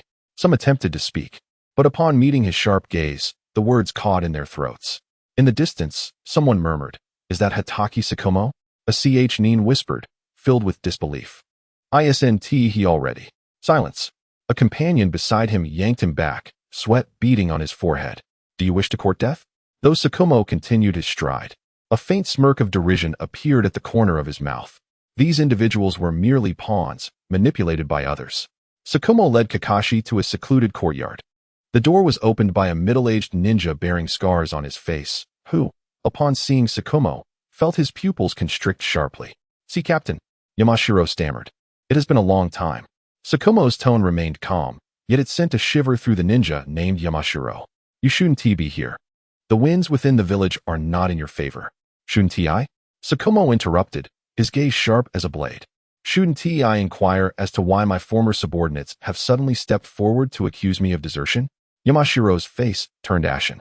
Kakashi, standing behind his father, instinctively tightened his small fist, sensing the tension in the air despite his youth. "Captain, Yamashiro's voice trembled. "I was coerced. Danzo found me, and they said if I didn't comply." Tsukumo closed his eyes momentarily. When he reopened them, the coldness in his eyes had intensified. "What about the others?" They feel the same." Yamashiro despondently knelt, his fist striking the ground with a thud. "We had no choice. You know Danzo's methods." "Enough." Tsukumo raised his hand to silence him, his voice deep and resolute. "Take me to see them." Yamashiro abruptly lifted his head. "Captain, you must reclaim the glory that rightfully belongs to us." Meanwhile, a patrolling Uchiha ninja witnessed the actions of Kakashi Hitaki and swiftly turned away. Moments later, within the Uchiha headquarters, the clan leader was informed in hushed tones by the patrolling Uchiha. "Kakashi Hitaki has made his move." Chiya, engrossed in reviewing the recent records of the Uchiha clan, paused momentarily, a smile gracing his lips. "Oh, he has gone to seek out those old allies?" "Indeed. It appears he is preparing to retaliate." Chiya chuckled softly, placing the documents upon the table. "Then we too shall stoke the flames. Inform the intelligence department to compile the deeds of Danzo over the years. Tomorrow, I want the entirety of Konoha to witness it." Yes. A day passed quietly. The following day, the winds of Konoha had shifted dramatically. In taverns, ninja equipment shops, and mission halls, wherever crowds gathered, conversations buzzed. "Have you heard? Lord Kakashi Hitaki was framed. It was that scoundrel Danzo who orchestrated it all. He even attempted to abduct children from various clans for human experiments. Fortunately, the Uchiha security team uncovered the plot. Who knows how many children would have been lost if not for their vigilance." A friend of mine in the Umbu mentioned that Kakashi's acceptance of a mission to the Land of Fire was nothing but a trap devised to eliminate him. The explosive rumors spread like wildfire, engulfing the entire village. What was more alarming was that these were not mere fabrications. Someone had anonymously disseminated a wealth of evidence, including maps of the root base, experimental records, and even a list of imprisoned children. The various clans could no longer remain passive. Danzo's actions directly threatened their ancestral legacies. They were all aware, to some extent, of the Uchiha investigation into the missing children. Many clans dispatched representatives to the Hokage building, seeking confirmation from the higher-ups regarding the veracity of the claims. Outside the Hokage building, the number of protesting ninja and civilians swelled. Danzo, get out of Konoha. Clear Kakashi Hitaki's name. The outcry rose in fervor. Meanwhile, the Umbu ninja observed coldly from the sidelines, seemingly unmoved. In the dimly lit underground of the root base, the sounds of unrest could faintly be heard. A root ninja reported the situation outside. Danzo's face turned ashen as he shattered his teacup in fury. Incompetent fools. A bunch of worthless imbeciles. He bellowed. Wasn't I clear about handling this discreetly? How did this information leak? The kneeling root ninja trembled. I do not know. All experiment bases were destroyed, as per your orders. It must have been those damned Uchiha. Suddenly, realization dawned upon him, darkening his expression. Has there been no movement from the Umbu? None. Good. Very good. He gritted his teeth. Sarutobi Hiruzen wishes to see me fall into a pit of flames. Danzo understood that with this incident, his aspirations of becoming Hokage were forever dashed. He had effectively sealed his own fate. With his remarkable abilities. How could he have come to this? Kakashi Hitaki, Uchiha, the humiliation of today will be repaid 100-fold in the future. Danzo, listening to the commotion outside, gradually calmed his fierce demeanor. Issue a decree. From this day forth, no one is to mention anything regarding Root. Should anyone engage in discussions pertaining to Root, they shall all be apprehended and confined. Understood. After issuing his orders, Danzo swiftly departed from the Root headquarters, making his way towards the Hokage building, closely followed by his guards. At that moment, Sarutobi Hiruzen stood by the window, gazing at the protesting crowd below, the pipe in his hand long extinguished. Behind him stood Tsunade and Mito, the latter whispering, Hiruzen, if this continues, Danzo will not be able to protect himself. Hiruzen remained silent for a considerable time before finally releasing a heavy sigh. Protect? How can one protect him? He turned, his gaze sharp as he directed it at the two advisors. Stealing the bloodlines of various clans, unlawfully initiating human experiments, harming fellow villagers, fabricating missions to frame the Umbu captain. Each of these charges is sufficient for him to face death 10 times over. The two advisors exchanged glances, each reflecting the other's confusion. Logically, Hiruzen should have been aware of today's events long before, and he would not allow the situation to deteriorate to this extent. Why, today, did he seem entirely disinterested? Did he intend to teach Danzo a lesson? At that moment, the office door swung open. Danzo entered with a composed expression, striding forth. Hiruzen, it has come to this point, and you still do not contemplate issuing a decree? Do you wish to witness the chaos in Konoha? Upon hearing Danzo's words, Hiruzen's gaze flickered, as if he had anticipated this. Clearing his throat, he finally spoke, summoned the representatives of the major clans for a meeting. Danzo's expression darkened instantly as he cast a deep glance at Hiruzen. Was this to be a public execution of himself? When it served his interests, he was granted authority and subtle hints. But now that trouble had arisen, all responsibilities were thrust upon him. Hiruzen, you truly lack martial virtue. Chapter 98. The high-speed body flicker technique and masterful swordsmanship. One must not let the living heroes feel despondent. In Konoha, at the Uchiha security headquarters, Chiya stood at the window, observing the bustling streets. The system's notification sound had just echoed. Congratulations, host, for completing the task. Prevent Kakashi Hitaki from committing suicide. Task reward. High-speed body flicker technique and masterful swordsmanship, exclusive to Kakashi Hitaki. Chiya felt the sudden influx of techniques for the body flicker and swordsmanship in his mind, his eyes sparkling with excitement. He couldn't wait to try them out at the training ground later that afternoon. System, display my character panel. Name, Uchiha Chiya. Age, 19. Chakra, 26 cards. Bloodline limit. Sharingan, kaleidoscope. Ice release, lava release. Skills, kaleidoscope techniques. The other side of the underworld, causal reincarnation. Forbidden techniques, Izanagi, Izanami. Mastery of swordsmanship, Susanoo. Proficient in medical ninjutsu, fire release mastery. Proficient in Jinjutsu, high-speed body flicker technique, shadow clone technique, and the 3-body technique, etc. Mastery of swordsmanship? Chiya was taken aback. Mastery of swordsmanship signifies a profound comprehension and adeptness in the art of blade wielding. From a tender age, Hatake Tsukumo devoted himself to this martial discipline, subsequently proving his prowess on the battlefield, ultimately earning the illustrious title of Konoha's White Fang. While the blade itself is undeniably sharp, it is Tsukumo's formidable spirit that truly embodies strength. After years of diligent study, attaining a level of swordsmanship mastery is certainly within reach. However, this time, the system has not bestowed chakra. Returning to the host. The mission reward this time comprises practical experience and specialized applications of body flicker techniques, devoid of chakra involvement. How meticulous! Just then, urgent footsteps echoed from outside. With a single thought, Chiya returned to reality. Lord Clan Leader, the Umbu Uchiha Masashi requests an audience. Chiya nodded in acknowledgement, allowing the Uchiha to enter. Masashi knelt on one knee, respectfully stating, Lord Clan Leader, Hokage-sama has urgently summoned representatives from each clan for a meeting at the Hokage building. Chiya raised an eyebrow, a flicker of surprise crossing his gaze. He calmly seated himself, leaning back in his chair while lightly tapping his fingers on the table. Oh, is the public execution of Danzo upon us so swiftly? Sarutobi Hiruzen is certainly ruthless this time. Masashi lowered his head, hesitant to interject. Chiya cast a sidelong glance at him and waved his hand. I understand, you may return now. Once Masashi departed, Chiya pondered for a moment, a wry smile curling at the corners of his lips.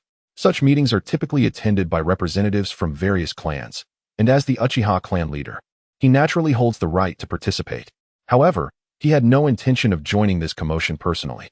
Fugaku's stature within the clan has been steadily rising. It is time he makes an appearance, Chiya muttered to himself. Uchiha Fugaku is not only his cousin but also his staunchest supporter, now holding the title of Konoha advisor. It is most fitting for him to represent the Uchiha at the Hokage's summon meeting. With this thought, Chiya summoned a clan member and instructed. Inform Fugaku to represent the Uchiha at the family meeting convened by the Hokage and remind him to speak on relevant matters without uttering a word more. The clan member acknowledged the command and departed. Just as Chiya was about to attend to the documents on his desk, another clan member hurriedly arrived. Lord Clan Leader, Lady Tsunade has sent word, inviting you to our usual meeting place. Chiya understood immediately, given the recent uproar surrounding Hatake Tsukumo and the expose of Danzo's scandals. Tsunade's request for a meeting likely pertains to these matters. A smile graced his face as he rose to adjust his robes. I shall head over shortly. Please deliver these documents to Mikoto and have her manage them. Anything uncertain can await my return. Understood. Chiya stood and promptly departed from the security team. Approximately 10 minutes later, he pushed open the familiar sliding door of the izakaya's private room, the rich aroma of sake enveloping him. Tsunade had been waiting for some time, her golden hair cascading loosely as she held a glass of wine. Upon his entrance, she raised her gaze and smiled. Tsunade, your arrival is rather tardy. Qianye closed the door behind him with a swift motion and took a seat across from her, unceremoniously pouring himself a glass of wine from the jug. What? Are you in a hurry? Tsunade let out a soft huff, pushing the wine glass towards him. Less talk, drink first. Qianye smiled, clinking his glass lightly against hers before tilting his head back and downing the contents in one go. The liquid slid down his throat, its sharpness tempered by a hint of sweetness. He set the glass down and turned his gaze towards Tsunade. Now speak. What brings you here? Tsunade did not respond immediately. Instead, she poured him another glass, her eyes fixed intently upon him. The recent turmoil in the village, was it your doing? Qianye shrugged, his demeanor unperturbed. Indeed, it was me. So what? Tsunade narrowed her eyes, watching him with keen interest. You acknowledge it so readily. Although Danzo is hardly a paragon of virtue, are you not concerned about the potential repercussions of your actions? Qianye let out a derisive laugh and took another sip of wine. Repercussions? Tsunade, do you think I would fear such things? After speaking, he set the glass down. The vile deeds Danzo has committed over the years have long deserved to be exposed. Stealing from noble clans, harming fellow ninjas from the same village, and even targeting heroes like Tsukumo Hatake, such a person only brings calamity to Konoha. Tsunade fell silent for a moment before slowly nodding. You are right. But why did you choose to intervene in Tsukumo Hatake's affair? Qianye gazed out the window, his voice low. Because I cannot abide those who merely consume without contributing, nor can I tolerate their disdain for a hero like Tsukumo Hatake. He rose and moved to sit beside Tsunade, inhaling the intoxicating blend of wine and her alluring fragrance, locking eyes with her. The heroes enshrined on the memorial deserve our admiration, but it is the living heroes we must cherish even more. We cannot allow the living heroes to feel disheartened. That is the true path. Tsunade regarded him, her bright brown gaze flickering with surprise. She had spent enough time with Qianye to understand his character, seemingly frivolous. Yet he valued his comrades and principles above all else. She sighed softly and raised her glass.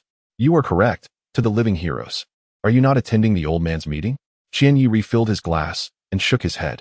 Let Fugaku go. He is more suited for such occasions than I. Tsunade pondered this.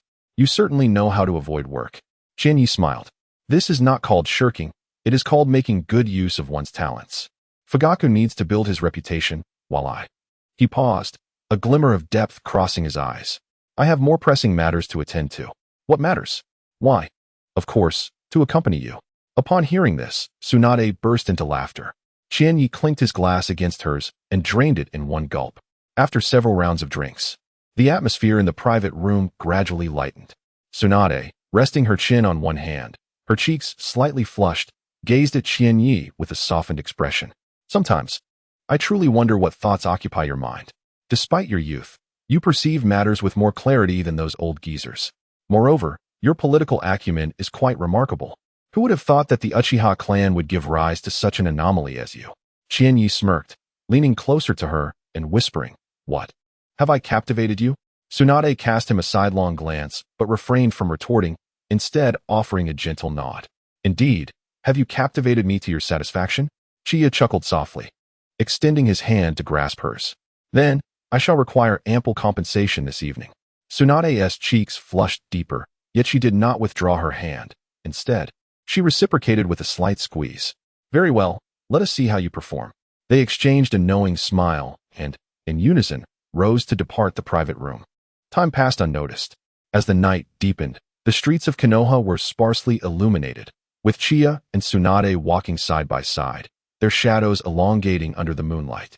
In the night, their figures gradually receded, vanishing around the corner of Konoha. Chapter 99. The Third Hokage's Method of Balance. Ensuring a brighter future for all children the following morning, sunlight streamed through the gaps in the curtains, bathing the room in warmth. Tsunade, having risen before dawn, departed with a slight limp.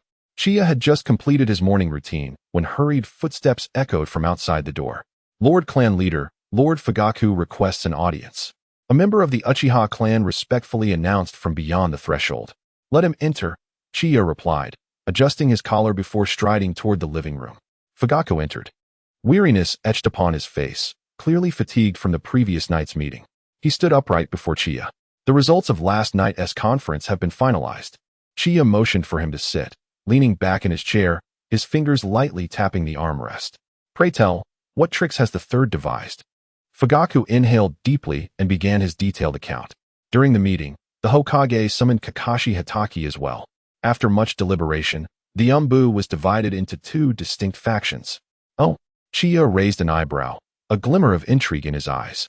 One faction would be led by Kakashi, comprising members from various clans, as well as civilian shinobi.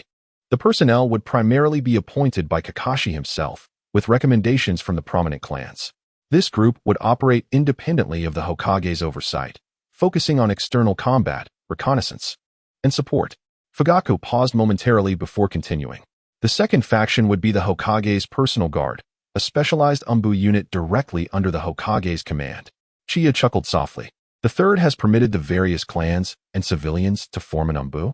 How fascinating. Do proceed. Fugaku nodded in affirmation. As for the route, its responsibilities were clearly defined as espionage and intelligence operations both within and outside the village, thus classifying it as a covert agency.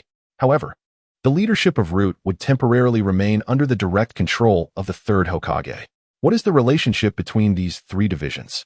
Fugaku pondered momentarily. The Umbu led by Kakashi and the Root would oversee each other, while the Hokage's guard would heed only the third's commands. During the meeting, Kakashi argued vehemently for stringent oversight of the Root, and the third ultimately acquiesced to this arrangement. Chiya narrowed his eyes, contemplating the third's intentions. On the surface, it appeared to be a concession to Kakashi, simultaneously curbing the root's power. Yet, in reality, by fragmenting the Umbu, the third effectively diminished Kakashi's authority. Although personnel arrangements remained at their discretion, they would nonetheless be subject to mutual oversight by the root, which now firmly remained under the third's control. The power of the third Hokage appears to have become increasingly centralized compared to before. What about Danzo? Chiya suddenly inquired. Fugaku's lips curled into a faint smile. Danzo has been stripped of his positions as both the Hokage's advisor and the leader of Root, now confined within the walls of his home, monitored daily by the Umbu under Shikamaru's command. Upon hearing this, Chiya couldn't suppress a laugh. Oh, Danzo, how the tables have turned. Fugaku also displayed a rare smile. Esteemed clan leader, this incident has effectively struck a blow against the faction led by the third Hokage. Within the village, although it is widely acknowledged that the issue stems from Danzo, many are inevitably casting wary glances toward the third, particularly the members of various clans who have developed a certain apprehension towards him. Chiya nodded thoughtfully, his gaze profound. This is merely the first step. While the third may seem to have lost some prestige, he plays the game of balance quite adeptly. Although Shikamaru's Umbu have had their power diluted, they have managed to retain their core strength. It seems that future Hokage bodyguards will likely consist of their own people. Root, under the direct control of the third, will not make any significant moves in the short term. As for Danzo, he has temporarily become a discarded piece. Fugaku contemplated this. Then how shall we proceed? Chiya rose, moving to the window to gaze at the distant Hokage rock.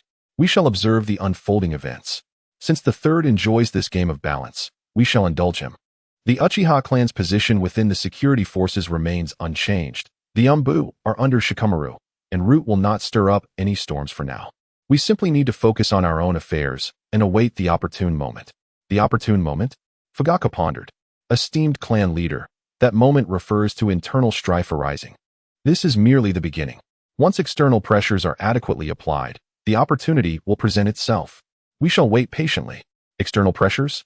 A jolt of realization struck Fugaku, and he nodded gravely. I understand. Chiya turned and patted his shoulder. You have worked hard. Go and rest. After Fugaku departed, Chiya felt particularly at ease. He changed into casual attire and leisurely made his way to the security headquarters. Along the way, the villagers displayed even greater respect towards him than usual. Upon arriving at the headquarters, Chiya immediately entered relaxation mode, delegating all paperwork to Mikoto while he leaned against the window, basking in the sunlight. Mikoto looked at him helplessly. Brother Chiya, you're slacking off again. Chiya smiled warmly, tousling her hair. To whom much is given, much is expected. Mikoto is the best. Mikoto blushed and lowered her head, her fleeting resentment dissipating. Before long, noon approached, and just as Chiya was preparing to enjoy a meal with Mikoto, a member of the security team rushed in. Esteemed clan leader, J-Nin Yakushi Nanoyu invites you to a barbecue for a discussion. Chiya was somewhat surprised. Nanoyu? Did she mention what it was about? The subordinate is unaware, only that there is an important matter to discuss. Chiya nodded. Understood. Please inform her that I will arrive shortly. And tell Mikoto that I have pressing business this afternoon. Yes. After Chiya finished speaking, he left the security headquarters. Moments later, he pushed open the door to the barbecue restaurant and immediately spotted Yakushi Nanoyu seated in a corner. She was dressed in a simple yet elegant outfit today, her golden hair casually tied back, though a trace of sorrow lingered in her eyes. Qianye took a seat across from her and smiled, inquiring, what prompted this sudden invitation for barbecue? Have you missed me? Yao Shiyinayu managed a faint smile, replying, Qianye, you're here. Qianye, perceptive to her unusual mood, reined in his playful demeanor and gently asked, what's troubling you? Lowering her gaze, Yao Shiyinayu absent-mindedly traced the rim of her teacup with her fingers. Observing this, Qianye moved to sit beside her, tenderly taking her hand in his. Nayu, if something is on your mind, you can share it with me. Feeling the warmth of his palm, her eyes glistened with unshed tears. Taking a deep breath, she whispered, today, the Umbu sent several children from outside to the hospital. They are orphans from the surrounding villages. According to protocol, they will be selected by the root Umbu. Those capable of training will be sent for instruction, while those too young or unable to train will be sent to an orphanage, waiting for subsequent selection. Qianye instantly grasped her concern. Having grown up in an orphanage, Yao Shiyinayu was acutely aware of the suffering endured by those homeless children. Witnessing new orphans arriving, she felt as though she were confronting her past. Some of the children were as young as 3 or 4, bearing visible wounds. Her voice trembled as she said, "I don't know how to help them. I fear they will end up like me, forced down that same path." Gently, Qianye embraced her, murmuring, "Nayu, you have already done remarkably well. It is a stroke of fortune for those children to have a mentor like you." Leaning against his shoulder, silent tears cascaded down her cheeks. "But my strength is too insignificant. I cannot protect everyone." After a brief silence, Qianye suddenly proposed, "Nayu, have you ever considered changing all of this?" She lifted her head, her eyes glistening with tears. "Change." His gaze was resolute yet gentle. "Yes, change. Not merely assisting these few children, but fundamentally improving the conditions of the orphanage, ensuring that all children can have a brighter future." Chapter 100, Headmistress Nayu, inviting Tsunade to join the orphanage. "But what can I do?" Qianye smiled, squeezing her hand softly. "To truly care for these children, we must take over the orphanage ourselves. I believe you are the most suitable candidate. In terms of your identity and various other aspects, you are the most qualified. Once we have our people in place, the remaining task is to secure resources. The Uchiha clan can fund the expansion of the orphanage, enhancing the living conditions and quality of life for the children. We can also provide enrollment opportunities in a ninja school for the older children, offering them more choices." Nayu's breath quickened slightly. "Is that truly possible?" "Absolutely," Qianye affirmed, tightening his grip on her hand. "As the leader of the Uchiha, will this not pose difficulties for you?" Qianye gently patted her head. "Rest assured, I have everything under control." Nayu suppressed her rising excitement. The Uchiha clan's financial support for the orphanage is undoubtedly a commendable endeavor. However, Yakushi Nanoyu is reluctant to place Chiya in a difficult position. After a moment of contemplation, she ultimately shakes her head. The Uchiha clan must not be allowed to assist the orphanage unconditionally. Chiya is taken aback, gazing at Yakushi Nanoyu's resolute demeanor before realizing the implication. Borrowing, surely that would suffice. Yakushi Nanoyu looks at him, her sorrow gradually supplanted by hope. She nods vigorously. "I wish for the children at the orphanage to understand the value of self-reliance." Chiya chuckles as he affectionately tousles her hair. "Indeed, leading by example is commendable. All right, enough of this, it's getting late. Let us have a meal first. Only with full bellies shall we have the strength to labor." Yakushi Nanoyu wipes away her tears as a smile breaks through her previous distress. Yes, the two of them order an abundant feast of grilled meat, with Chiya sharing his plans while grilling. Yakushi Nanoyu is captivated, occasionally offering her insights, and the atmosphere becomes increasingly relaxed. Halfway through their meal, Chiya suddenly inquires, "Nanoyu, have you seen Tsunade today?" Yakushi Nanoyu shakes her head. "Lady Tsunade arrived at the hospital this morning, but left within 5 minutes. She is likely occupied with preparing a new training program for medical ninjas. If you wish to find Lady Tsunade, she returns to the hospital every afternoon to handle medical affairs." Chiya ponders this. "Is that so? Then I shall visit her at the hospital this afternoon. Perhaps I can enlist her support for the orphanage. Her medical ninjutsu and influence could facilitate our endeavors." Yakushi Nanoyu's eyes brighten. "If Lady Tsunade is willing to assist, that would be splendid." Chiya smiles and places a piece of grilled meat into her bowl. "Thus, do not frown in despair. Things will surely improve." Yakushi Nanoyu gazes at the meat in her bowl, then looks up at Chiya's gentle smile, and the shadows in her heart dissipate. She softly expresses, "Chiya-kun, thank you." Chiya raises an eyebrow. "Thank me for what?" "Thank you for always appearing when I need you the most." Her voice is soft yet remarkably resolute. Chiya is momentarily taken aback, then responds with a smile. "In that case, do not hesitate to seek me out whenever you need assistance. Do not bottle things up alone." Yakushi Nanoyu nods, her face finally breaking into a genuine smile. "Chiya-kun, I have fewer matters at the hospital today. I shall return home early this afternoon. Would you like to join me?" Chiya observes Yakushi Nanoyu's cheeks begin to flush, seemingly shy to articulate her thoughts. Understanding her implication, he gently scratches her palm, causing her to tremble slightly. Yakushi Nanoyu is particularly ticklish. The combination of her sensitivity and ticklishness can sometimes lead to delightful moments. "I understand. I shall arrive promptly at 8 o'clock this evening." A low voice resonates in her ear. Yakushi Nanoyu emits a soft hum, akin to a mosquito, her face reddening as she buries her head lower. Sunlight streams through the window, enveloping the two in warmth. Chiya gazes at her profile, illuminated by the sun, her fair cheeks appearing even more enchanting. In the afternoon, At the Konoha hospital, Chinya stood at the entrance of Tsunade's office and gently knocked on the door. "Come in," came Tsunade's indifferent voice from within. Upon entering, Chinya found her bent over her desk, feverishly writing, her golden hair cascading casually over her shoulders. A slight frown creasing her brow as she dealt with a plethora of tedious medical documents. Without lifting her gaze, she coldly inquired, "What is it?" Chinya smiled and took a seat at her desk. "What? Am I not allowed to visit you if there's nothing urgent?" Only then did Tsunade glance up, her warm brown eyes sweeping over him, a fleeting spark of surprise flickering within. She paused her writing, emitted a dismissive huff, and stated, "You've come to the hospital directly. It must be important. Speak." Chinya raised his hands in a gesture of openness. "This time is different. I am here to discuss a collaboration."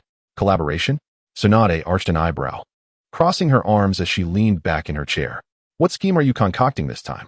Rather than providing a direct answer, Chinya produced a prepared proposal from within his coat and slid it across to her. "Take a look at this."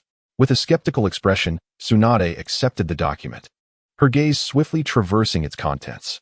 Gradually, her demeanor shifted from indifference to astonishment, finally settling into a slight frown.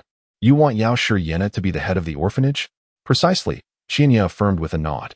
"The current management of the orphanage is chaotic, funds are lacking, and the living conditions for the children are deplorable. Having Yena, who grew up in an orphanage herself, manage it would ensure that she understands their suffering better than anyone else. With the financial backing of the Uchiha clan, the situation will undoubtedly improve." Tsunade narrowed her eyes. "You seem quite concerned about her." Detecting the underlying tone in her words, Chinya smirked. "What, are you feeling jealous?" With a cold laugh, Tsunade tossed the proposal back onto the desk. "I merely think you are being overly zealous." Unfazed, Chinya began to articulate his prepared arguments. "Tsunade, you are well aware of the state of the orphanage in Konoha. Some of those children may even become future ninjas, yet they currently struggle to meet their basic needs. If we do not take action, who will?" Tsunade remained silent for a moment, her gaze flickering. While she projected a tough exterior, she was not entirely indifferent to the plight of Konoha's children. "Is the Uchiha clan willing to fund this?" she finally asked. "Yes, but it is a loan," Chinya confirmed with a nod. "The Uchiha clan could temporarily cover the costs of repairs for the orphanage and even provide long-term financial support. However, mere funds are insufficient. We need your involvement." "Me?" "Indeed." Chinya met her gaze unwaveringly. "Lady Tsunade, you are the granddaughter of the first Hokage, one of the legendary 3 ninjas, and the head of Konoha's medical department. If you publicly support Yena's appointment as head of the orphanage, coupled with the Uchiha's assistance, even the 3rd Hokage would think twice before opposing it." Tsunade scrutinized him, seemingly weighing his true intentions. After a long pause, she finally spoke. "You have calculated this quite well." Chinya smiled. "This isn't manipulation, it's a win-win situation. Yena possesses the capability, the Uchiha have the resources, and you wield influence. Together, we can fundamentally alter the destinies of those children in the orphanage." Tsunade remained silent for an extended period, finally letting out a sigh. She would naturally not refuse the opportunity to change the fates of these children, especially since it was proposed by Uchiha Chiya. "Very well." A glimmer of joy flashed in Chiya's eyes. "You have agreed?" "Do not rejoice too soon," Tsunade retorted coldly. "I merely believe that those children indeed require a better environment. It is not to placate you in your endeavors with Yakushi Nanoyu." Chiya chuckled softly. "All right, think as you wish." Tsunade shot him a glare, but ultimately said nothing more. She had acquiesced. In the evening, outside the orphanage, Chiya stood at the entrance, gazing at the dilapidated building with a quiet sigh. Yakushi Nanoyu stood beside him, nervously clutching the hem of her clothes. "Chiya-kun, did Tsunade-sama agree?" Chiya turned to observe her worried expression. "Tsunade has indeed consented. This afternoon, she received approval from the 3rd Hokage. Director Nanoyu, the next steps lie with you." At that moment, the 3rd Hokage was overwhelmed with duties, leaving him little time to tend to such matters. Nanoyu took a deep breath, her eyes shimmering with determination. "I will certainly make this place better." Chiya nodded, reaching out to tousle her hair. "I believe in you. Now, let us go. It is getting late, and we must enjoy our time together." Upon hearing this, Nanoyu's heart raced, and a flush crept onto her face. "Chiya-kun, I will head back to prepare dinner. By the way, I bought a few pieces of clothing yesterday. After dinner, I will model them for you." After whispering this, Nanoyu turned and left. Watching her depart, a smile tugged at the corners of Chiya's mouth. He had not anticipated such a delightful surprise today. Were those the battle robes? He had merely mentioned them in passing. It seemed Nanoyu was quite invested. Chapter 101. Mikoto's Progress. The experiment must not cease. The following afternoon, at the Konoha security headquarters, within Chiya's office, he reclined in his chair, eyes closed in repose. Not far away, Uchiha Mikoto was diligently reviewing and marking documents. After nearly 10 minutes of scrutiny, she furrowed her brow, evidently encountering a problem within the files. Just as she was about to inquire of Chiya, she noticed he had already fallen asleep. Given his appearance of deep slumber, he had likely been resting for some time. "Chiyo-Naikin, you've been working so hard lately," Mikoto murmured softly, a flicker of concern crossing her eyes. Her brother, now the clan leader, seemed increasingly busy. Even during her evening visits to bring him meals, he would often lock the door. She surmised he was laboring for the Uchiha clan, neglecting to return home. With this thought, her gaze fell upon Chiya's robe. Stealthily approaching, she picked it up and gently draped it over him, gazing at Chiya's chiseled profile. Her expression softened considerably. Unable to resist the urge to touch his face, she was startled when Chiya suddenly furrowed his brow. Before she could retract her slender hand, it was firmly grasped by his. Mikoto was momentarily taken aback by the unexpected gesture, momentarily forgetting to withdraw her hand. "Mikoto," hearing Chiya's voice, she finally regained her composure. A hint of shyness flickered in her gaze. "Brother Chinya, have you been awake for a while?" Chinya yawned, feeling utterly refreshed. He had slept soundly since finishing lunch. How delightful. Recently, he had been busy flitting between Tsunade and Nanayu, often working late into the night. Especially with Nanayu. The novelty of the battle attire was intoxicating, leaving Chinya entranced. The nighttime toil naturally led to daytime fatigue. Gazing at the girl before him, Chinya grasped her hand and gently drew her into his embrace. The warmth enveloped him. He inhaled deeply at her neck, savoring the essence of youth and vitality. "Brother Chinya, this is the office." Uchiha Mikoto stiffened at Chinya's actions, her eyes shimmering with a burgeoning spring-like allure. All right, this is indeed the office. Let us be serious, then. Perhaps we can go to my house later." Uchiha Mikoto was momentarily taken aback before quickly realizing the playful glint in Chinya's eyes, causing her cheeks to flush. "Brother Chinya, you're teasing me again." The girl's innocent demeanor stirred a delightful feeling within Chinya. Observing Mikoto before him, he couldn't help but think of the saying that a girl blossoms into beauty with age. She seemed to grow more enchanting each day. Spending every day with Mikoto, Chinya had witnessed her remarkable transformations firsthand. "Mikoto, how has your training progressed recently?" Upon hearing about her training, although her cheeks still bore a rosy hue, a seriousness graced her eyes. Mikoto nestled against Chinya, pausing for a moment before speaking. "Brother Chinya, the fire release ninjutsu you instructed me in has been mastered, and I have successfully learned 3 illusions." A flicker of surprise crossed Chinya's eyes. Besides the fire release technique he had personally taught her, the remaining fire and illusion techniques were scrolls he had given Mikoto. Despite the annotations, her ability to master them in such a short time clearly indicated her diligent practice. "Mikoto, you've been secretly hardworking, haven't you?" "Oh, that is impressive. I must thoroughly assess your recent achievements." Uchiha Mikoto smiled brightly at Chinya and gently nodded. "Please guide me, Brother Chinya." Just then, footsteps echoed from outside. Clan leader. Upon hearing Uchiha Hakadai's voice, Mikoto reluctantly extricated herself from Chinya's embrace, adjusting the creases in her attire. "Enter." After she was presentable, Chinya finally spoke. The door creaked open. "Clan leader, here are the documents from this morning." Uchiha Hakadai discreetly cast a glance at the distant Uchiha Mikoto before respectfully handing her the documents. Chinya took the scroll from Mikoto and opened it. The contents were extensive. Yet what captured Chinya's attention was the matter concerning the medic Nanayu. Tsunade had proposed Nanayu to assume the role of director at the Konoha orphanage, a suggestion that had received the 3rd Hokage's approval. This was entirely within Chinya's expectations, considering Tsunade's unique position and the sensitivity of the situation. Even the 3rd generation, despite their opposition, must now consider the current troubles.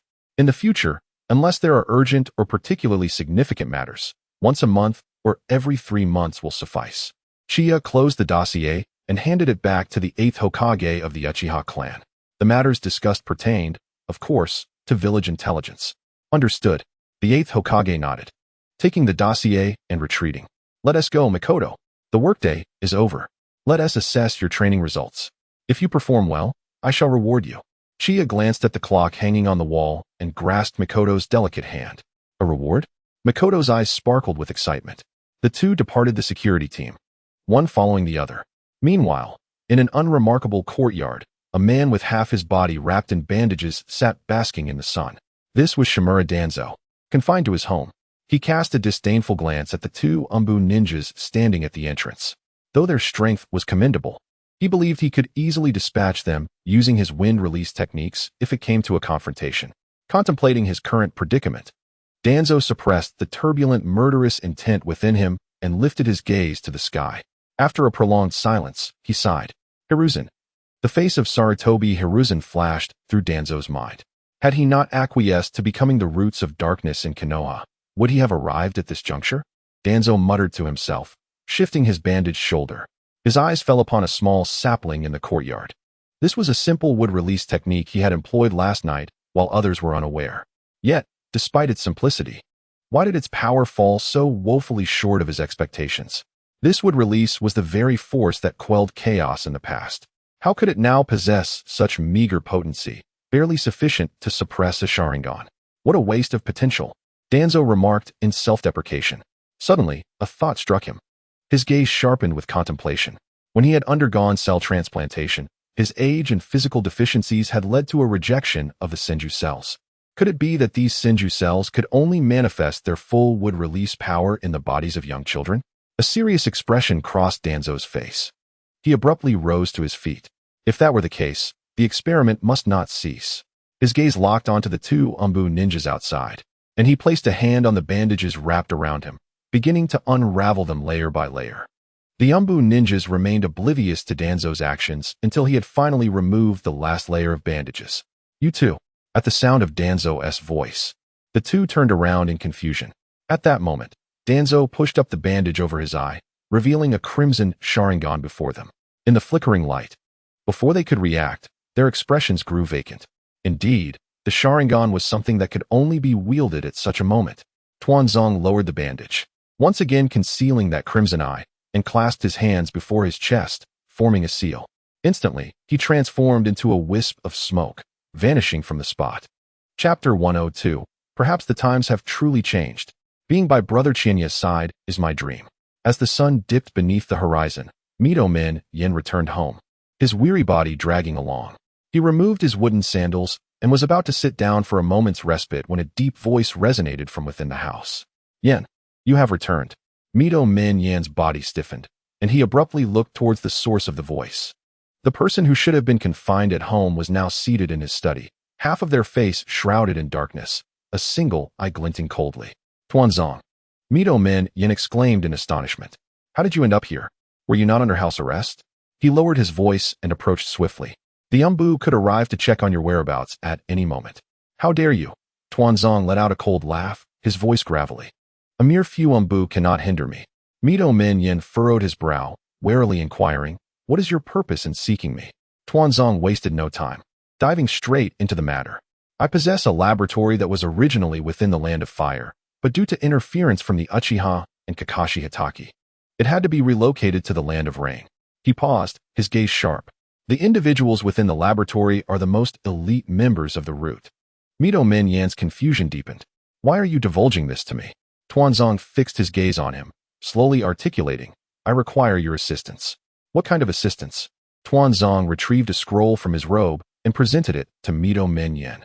Deliver this scroll to the laboratory in the Land of Rain and hand it to the person in charge.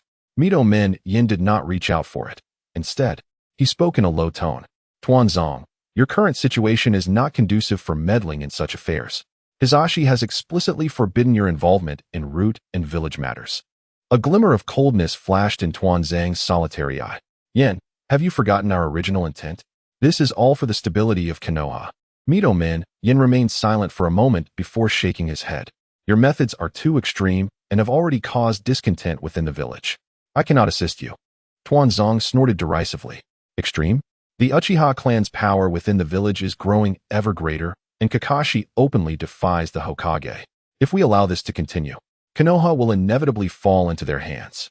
Mito Yin frowned slightly, his inherent bias against the Uchiha stirred by Tuanzang's words. While he indeed harbored prejudice against the Uchiha, he found it difficult to fully endorse Tuanzang's approach. After a moment's hesitation, he asked, "What does the scroll contain?" Tuanzang replied nonchalantly, "Some contingency measures left for the experiment. With this, the experiment will undoubtedly endure for a while longer. Once successful, it will significantly impact Konoha's future." Mito Min Yin scrutinized Tuanzang, attempting to discern any hints from his expression, but Tuanzang's demeanor remained icy. Ultimately, Mito Min Yin sighed and reached for the scroll. Only this once. The corners of Tuanzang's mouth lifted slightly. "Rest assured, I will ensure that your assistance is not in vain." After speaking, his figure gradually became indistinct, dissolving into a wisp of smoke and disappearing from sight. Mito Gate gazed at the scroll in his hand, his heart awash with mixed emotions. He reminisced about everything Danzo had done for Konoha over the years, unable to suppress a sense of regret. Once, Danzo was one of Konoha's most steadfast guardians, and had always considered his actions audacious, believing that with him, Konoha would surely flourish again. Little did he expect that after a few years, the once illustrious defender of Konoha would find himself reduced to such a state. If Danzo could fall so low, could he himself face a similar fate in the future? Mito Gate was startled by the sudden thought that crossed his mind. Would today's Danzo be tomorrow's self? His breath quickened. After a moment, he finally exhaled deeply, regaining his composure. Perhaps the times had truly changed, he murmured softly, his face displaying a sense of despondency. His fingers tightened around the scroll before he tucked it into his bosom. "Danzo, I understand that your actions are also for the future of Konoha. Rest assured, I shall ensure it reaches its destination." At the Uchiha training ground, the golden rays of the setting sun danced upon the surface of the lake. Chiya stood by the water's edge, arms crossed, watching Uchiha Mikoto weave hand signs to perform fire release. Fire release, great dragon fire technique. Mikoto's Sharingan flickered subtly as she completed the hand signs and unleashed a torrent of flames. The fire coalesced before her, transforming into a blazing dragon that surged accurately towards the center of the lake, precisely where Chiya had indicated. The searing dragon met the lake's waters, causing a tumultuous splash, sending a plume of steam skyward. Chiya nodded in approval, remarking, "Well done, you've improved significantly since last time." Mikoto ceased her actions, a joyful smile illuminating her face. "It's all thanks to Brother Chiya's guidance." Chiya stepped closer, gently ruffling her hair. This little girl was growing more capable. His casual teachings seemed to yield great results. Mikoto's cheeks flushed, and she softly replied, "I don't want to disappoint you, Brother Chiya, so I've been working hard." Chiya's heart warmed as he took her hand and led her to sit by the lake. The two nestled closely together, gazing at the rippling water. "Mikoto, do you have any dreams?" Chiya suddenly inquired. Mikoto paused, turning to look at him. The soft glow of the setting sun illuminated her face, her gaze gentle enough to melt away all worries. She spoke softly, "My world is quite small, often only able to accommodate Brother Chiya alone. Therefore, being by your side is my dream." Chiya was momentarily taken aback, then broke into a smile. He wrapped his arm around Mikoto's shoulders and replied gently, "My world is also small, just enough to hold you. Although my world is small, it is abundant." Chiya could not help but think this to himself. Mikoto's face turned a deep crimson, her eyes sparkling with happiness. She leaned against Chiya's shoulder, whispering, "Brother Chiya, no matter what happens in the future, I will always be by your side." Chiya responded with a soft hum, his gaze drifting towards the distant sky. The sun slowly sank beneath the horizon, and nightfall was imminent. He understood that the road ahead might be fraught with challenges, yet with Mikoto and the others by his side, he did not feel solitary. By the way, Mikoto suddenly recalled something and lifted her head to speak. "Kushina has recently been learning sealing techniques from Lord Uzumaki Mito, so she won't be joining us for the next few days." Chiya nodded. Indeed, the sealing techniques of the Uzumaki clan are remarkably powerful. If she can grasp their essence, she will undoubtedly become an exceptional ninja in the future. Mikoto smiled gently. "Yes, although Kushina has a lively personality, she is quite serious when it comes to her training. Therefore, I must also strive to improve." As she spoke, Mikoto clenched her small fist, a resolute expression gracing her face. Chiya affectionately pinched her cheek. "I believe in you, Mikoto. You will surely become a remarkable ninja one day." Upon hearing this, Mikoto's eyes sparkled, and she gazed at Chiya with a beaming smile, radiating happiness. The breeze by the lakeside gently swept away the weariness of the day, leaving behind tranquility and warmth. After a brief moment of closeness, Chiya rose to his feet. Let us go, Makoto, it's time to head home. Huh. Why are we going home at this hour, Chiya and I? Do you have a mission tonight? Of course. There are still matters from the office this afternoon that require follow-up. Back home, we shall continue. Follow-up from the office. Makoto recalled the events of the afternoon and, upon realizing, her face flushed with embarrassment. Chiya and I, you're teasing me again. If you keep this up, when you're hungry tonight, I want to feed you. Chapter 103, We Forget, but Our Enemies Never Do. The vigilant Uchiha, a month passed quietly. During this period, the entire Konoha fell into a state of tranquility, with both the Hokage lineage and the various prominent clans adopting a low-profile approach. However, this also granted Chiya a brief respite. Laboring over important matters by night and playfully teasing his secretary Makoto by day was the idyllic life he yearned for. That afternoon, the sunset bathed Konoha's sky in hues of red. Chiya stood at the edge of the Uchiha training ground, arms crossed, his gaze sweeping over the sparse Uchiha clan members in the field. The newly proposed training ground, which he had applied for earlier, now lay empty. The number of individuals training had diminished by more than half. How could it be that so many have ceased their training in such a short period? He never forgot to bring Makoto along for practice every day. Some clan members had already begun to grow complacent. His brow furrowed as he turned to Makoto beside him. Where have the clan members been lately? Where are the people in this training ground? Following Chiya's gaze, Makoto glanced towards the training field. After a moment of hesitation, she whispered, I've heard many believe that the war is over, and there is no need to train so diligently anymore. Chiya's expression darkened. Have they truly relaxed? How foolish. Come on. He turned and strode away. Makoto hurried to catch up. However, after visiting 3 consecutive training grounds, the situation remained unchanged. The once bustling training fields were now occupied by only a handful of individuals practicing ninjutsu, while some simply lay beneath the trees, asleep. Chiya's expression turned icy. Makoto, notify all members of the Uchiha Guard to assemble in the conference room immediately.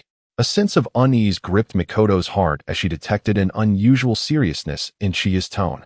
Indeed, half an hour later, in the Uchiha Guard's conference room, all Uchiha members present in the village, except for those necessary for patrol duties, had gathered. Chiya stood at the head of the table, his hands resting on the surface as his gaze slowly swept over the assembly. Ladies and gentlemen, he began, his voice calm, yet imbued with a palpable sense of pressure. Can anyone enlighten me as to why the number of individuals training at the Uchiha training grounds has dwindled recently? A heavy silence enveloped the room. After a moment, a young Uchiha ninja could no longer contain himself. Chief, the war has concluded. Communication between the major villages has returned to normal, and there is relative peace. Surely, it is permissible for everyone to relax a bit? Chiya's gaze fixed upon him. Oh, you consider this a trivial matter? The young man felt a chill under Chiya's intense scrutiny, but mustered the courage to respond. Currently, Konoha enjoys tranquility, and the Umbu under Kakashi has taken on many tasks. There is no need for us to remain so tense. His words garnered agreement from several others. Indeed, Chief, we are merely taking a brief respite. The war has just ended. We must catch our breath, after all. Listening to the murmurs, Chiya's expression grew increasingly frigid. Only when the room fell silent once more did he speak again, his voice steady and resonant.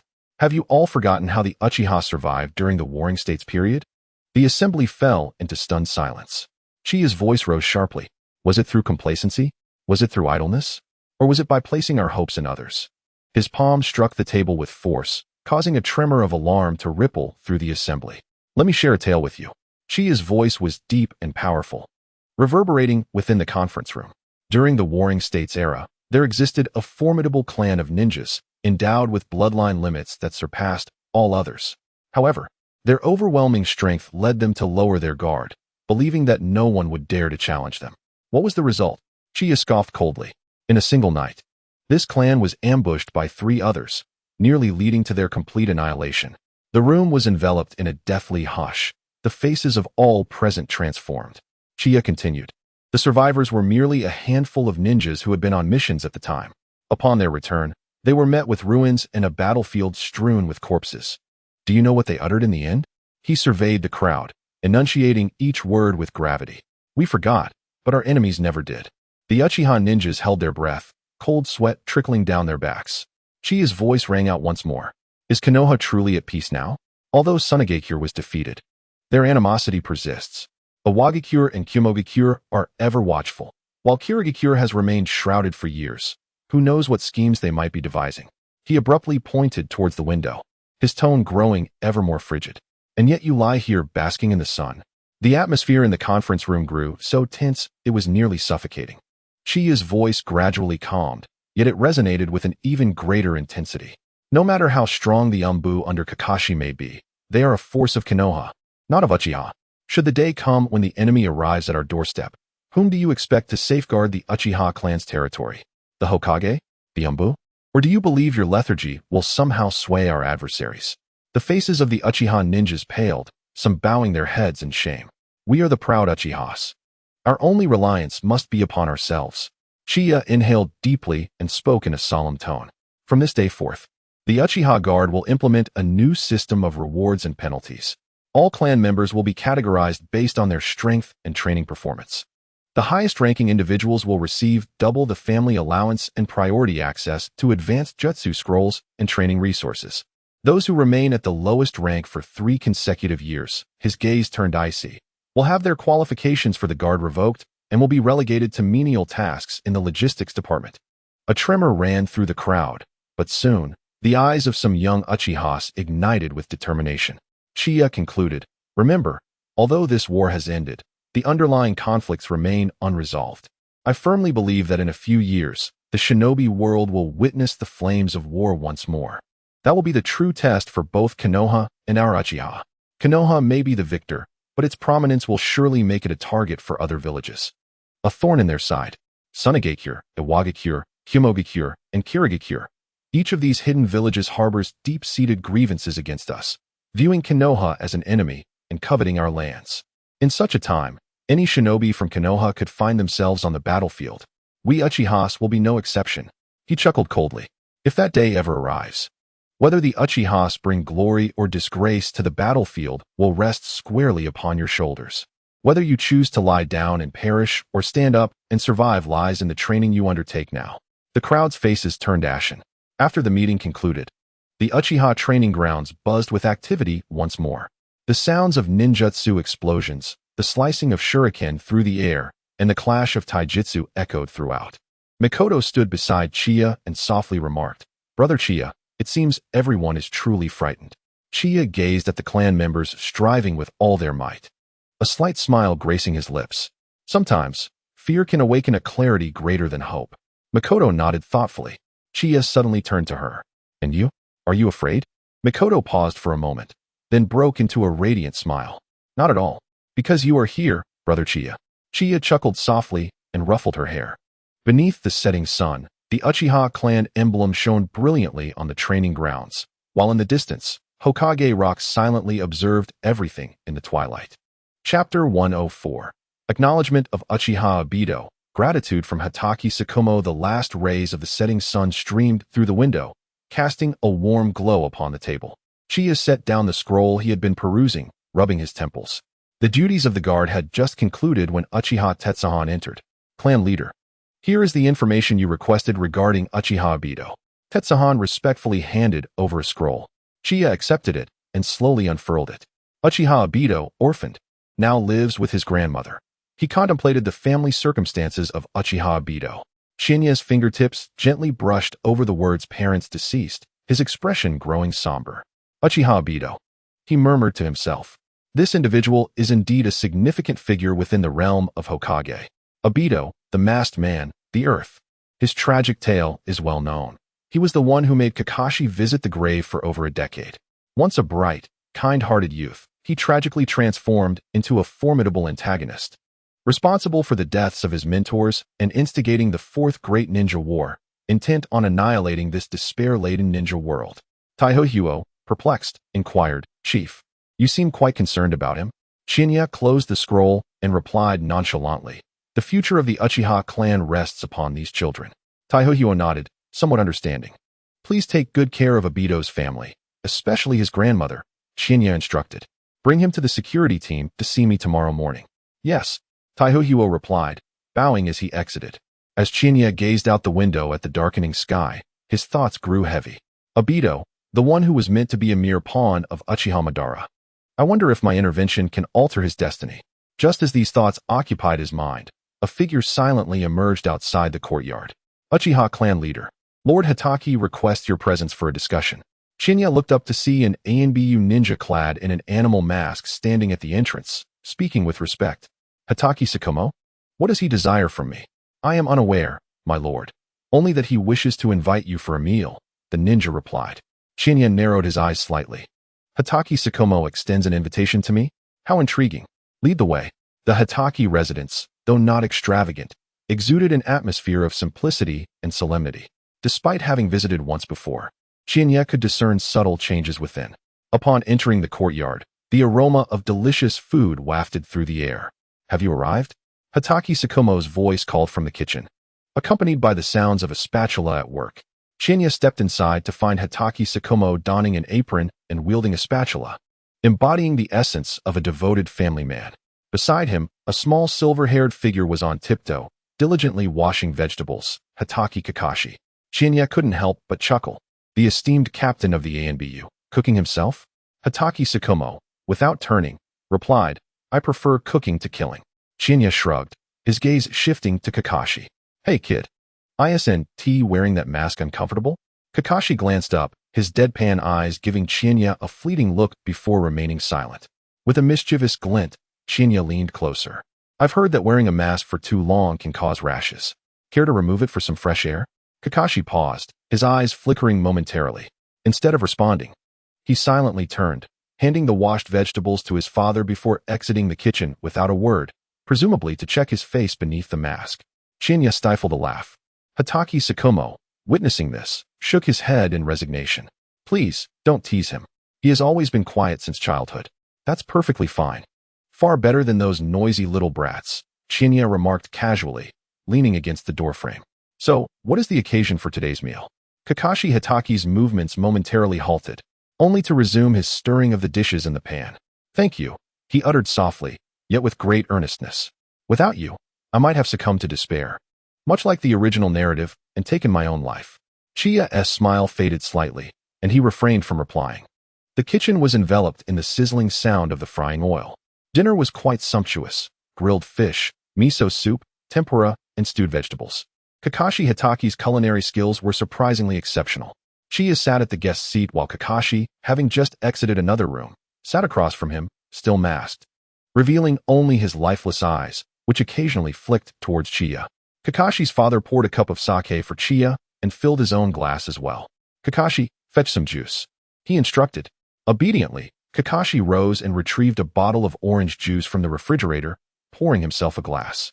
Kakashi Hitaki raised his cup solemnly. Chiya, this toast is for you. Chiya arched an eyebrow. So formal?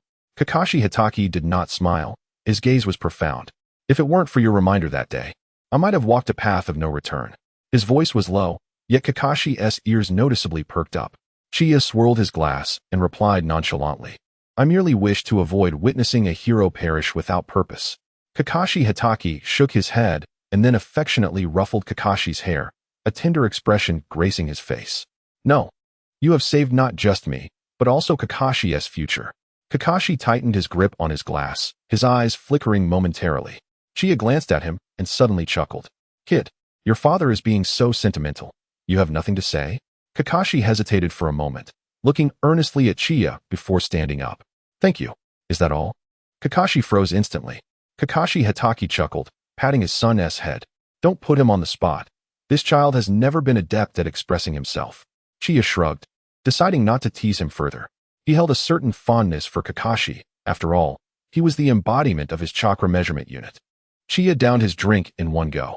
As the evening progressed and the atmosphere grew warmer, Kakashi Hitaki began discussing the reforms within the Umbu, while Chiya shared updates about the Uchiha clan. Although Kakashi remained silent, he listened intently, occasionally stealing glances at Chiya. As dinner came to an end and Chiya stood to take his leave, Kakashi Hitaki suddenly spoke.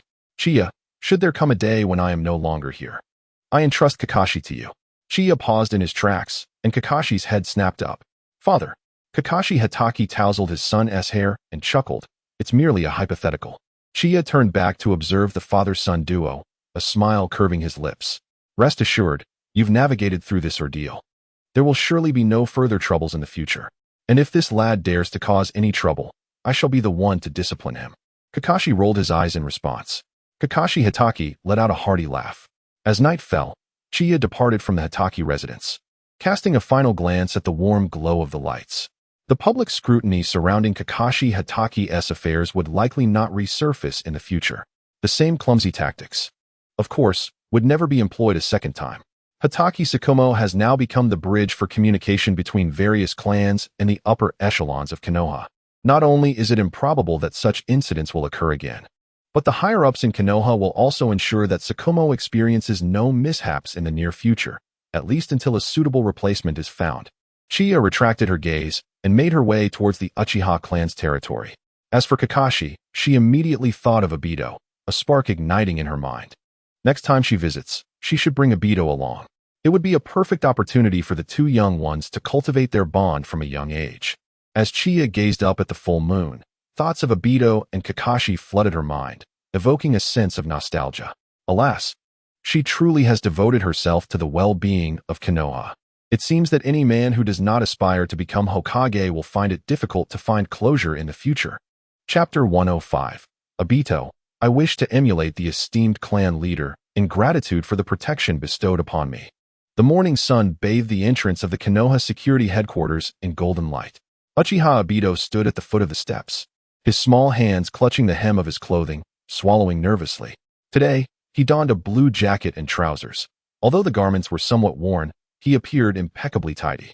This was a special request from his grandmother. The clan leader wishes to see you, so you must present yourself properly. Taking a deep breath, he raised his eyes to the imposing structure before him, his heart racing. Hey, kid, what are you daydreaming about? Uchiha Teho, standing beside him, gave his shoulder a reassuring pat. The clan leader is waiting for you inside. Obito jolted back to reality, nodding fervently. Why yes. Following Teho, he entered the headquarters, traversing the corridor until they halted before a grand door adorned with the Uchiha clan emblem. Teho knocked lightly. Clan leader, the boy has arrived. Come in. Moments later, a steady voice resonated from within. Obito's breath caught, and his palms began to sweat. The door swung open, revealing Chiya seated behind a desk, with Uchiha Mikoto beside her. Her head bowed, a blush still gracing her cheeks. Upon entering, Chiya lifted her gaze slightly, her eyes immediately locking onto him. Obito froze, nearly collapsing to his knees. See clan leader, he stammered, bowing deeply, nearly striking his forehead against his knees. Chiya raised an eyebrow, setting aside her documents, her tone unhurried. Uchiha Obito? Yes, he replied, lifting his head. Obito straightened himself, trembling with apprehension, unable to meet Chiya's gaze, his eyes fixated on his own toes. His slight frame, disheveled hair resembling a hedgehog, and those anxious yet hopeful eyes were strikingly reminiscent of the Obito from her memories. Are you afraid of me? Chiya inquired unexpectedly. Obito blinked, quickly shaking his head. And no, not at all. I just. He fumbled for words, his face turning crimson, before finally managing to utter, I merely admire you greatly. I'm a bit nervous. Chiya paused, then broke into a soft laugh. Come, have a seat. She gestured to the chair opposite her. Obito felt as if a great weight had been lifted, cautiously approaching the chair and daring to sit only halfway down. Chiya did not rush to pose her questions, casting a glance at Mikoto instead. Mikoto understood and stepped aside to pour a glass of water, which she then handed to Obito. Take a sip and relax. Yes. Thank you, Lady Mikoto. Obito exclaimed, astonished, as he cradled the cup with both hands and took small sips. Chiya leaned back in her chair, her gaze calm. I heard that your parents are no longer with us. Obito's fingers trembled slightly as he replied in a hushed tone. Yes, they left when I was very young. Now I live with my grandmother. Is life difficult for you? Chiya inquired. Obito hesitated, seemingly contemplating whether to speak or not. Speak honestly, Chiya urged gently. Obito bit his lip and finally opened up. My grandmother is old and cannot do heavy work. She can only take on small jobs like mending clothes or sewing bags. However, things have improved recently. The clan has provided some subsidies, and my grandmother has had it much easier. Sometimes, I help the villagers run errands to earn a bit of pocket money. His voice grew softer as he lowered his head, clutching the hem of his clothing. But the medicine for my grandmother is quite expensive, and the roof of our house leaks. It drips when it rains. I don't intend to ask the clan for money. I just want to grow up quickly, become a ninja, and earn my own money." His voice carried a hint of stubbornness, yet was imbued with a childlike innocence. The subsidies for some struggling families had been proposed by Chiya not long ago, though she had not anticipated that it would benefit Obito's family. Observing him, a serious expression crossed Chiya's face. "What is your dream?" Obito paused, then puffed out his chest and declared, "I want to become a member of the Uchiha Guard. A powerful ninja like the clan leader." Chiya was momentarily taken aback. Like him? In her memory, Obito's dream had always been to become Hokage. Yet now, this child admired him. Did he aspire to join the Uchiha Guard because of the changes he had made in the clan's atmosphere? Or had Obito's path of growth quietly shifted? After a moment of silence, Chiya rose and approached him, reaching out to ruffle Obito's spiky hair. "That's a commendable dream." Obito widened his eyes, seemingly surprised that the clan leader would praise him. But soon, he lowered his head again and murmured, "But everyone says I have average talent and poor stamina." Chiya withdrew her hand and replied calmly, "Talent determines the starting point, but effort determines the end point." Obito suddenly looked up, his eyes shining with newfound hope. Chiya's words acted as a potent encouragement for him. Chiya then stood and said, "Let us go." "Huh. Let us take a stroll." The streets of Konoha buzzed with the usual liveliness. Obito followed closely behind Chiya, his eyes darting around the shops, filled with curiosity and longing. Candy stores, toy stalls, ninja tool shops. These items might be commonplace for children from ordinary families, but for Obito, they were luxuries. It wasn't that his family couldn't afford them. Rather, from a young age, he had understood his grandmother's hardships. She had bought him such things before, but he had always refused them. Beneath his goofy exterior lay a sensitive heart. Chiya noticed the glimmer of interest in his gaze as he passed by a store specializing in ninja tools. Obito's pace noticeably slowed. Inside, a pristine pair of goggles gleamed in the sunlight, casting a metallic sheen in the window display. Obito's gaze fixated upon them, and he instinctively swallowed hard. Chiya raised an eyebrow, following his line of sight. "Do you like them?" Obito snapped back to reality, hastily shaking his head. No, my lord." Yet his eyes betrayed him. Chiya said nothing further and strode into the shop. "My lord." Obito panicked, quickly following her inside. Upon seeing Chiya, the shopkeeper immediately bowed respectfully.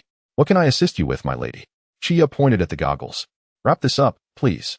Obito stood frozen. It was only when Chiya placed the goggles in his hands that he snapped out of his stupor. "Is this truly for me? What else could it be for?" Chiya replied nonchalantly. Obito's hands trembled slightly, and his eyes brimmed with tears.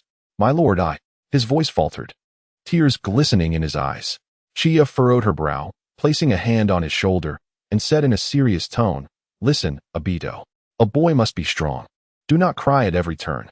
A Uchiha ninja can bleed, but must never show weakness." Obito sniffled sharply, nodding vigorously. "Yes." He clutched the goggles tightly, as if holding the most precious treasure in the world. As Chiya observed him, she couldn't help but shake her head quietly. At such a tender age, he was already so mature. Was this truly for the best? "Hey, Obito?" A surprised and cheerful voice rang out from a distance. Chapter 106. The Encounter of the Trio. "Obito, I must surpass Kakashi." Obito froze, turning abruptly. Ahead on the street, a little girl with short brown hair was waving enthusiastically, her face beaming with a radiant smile.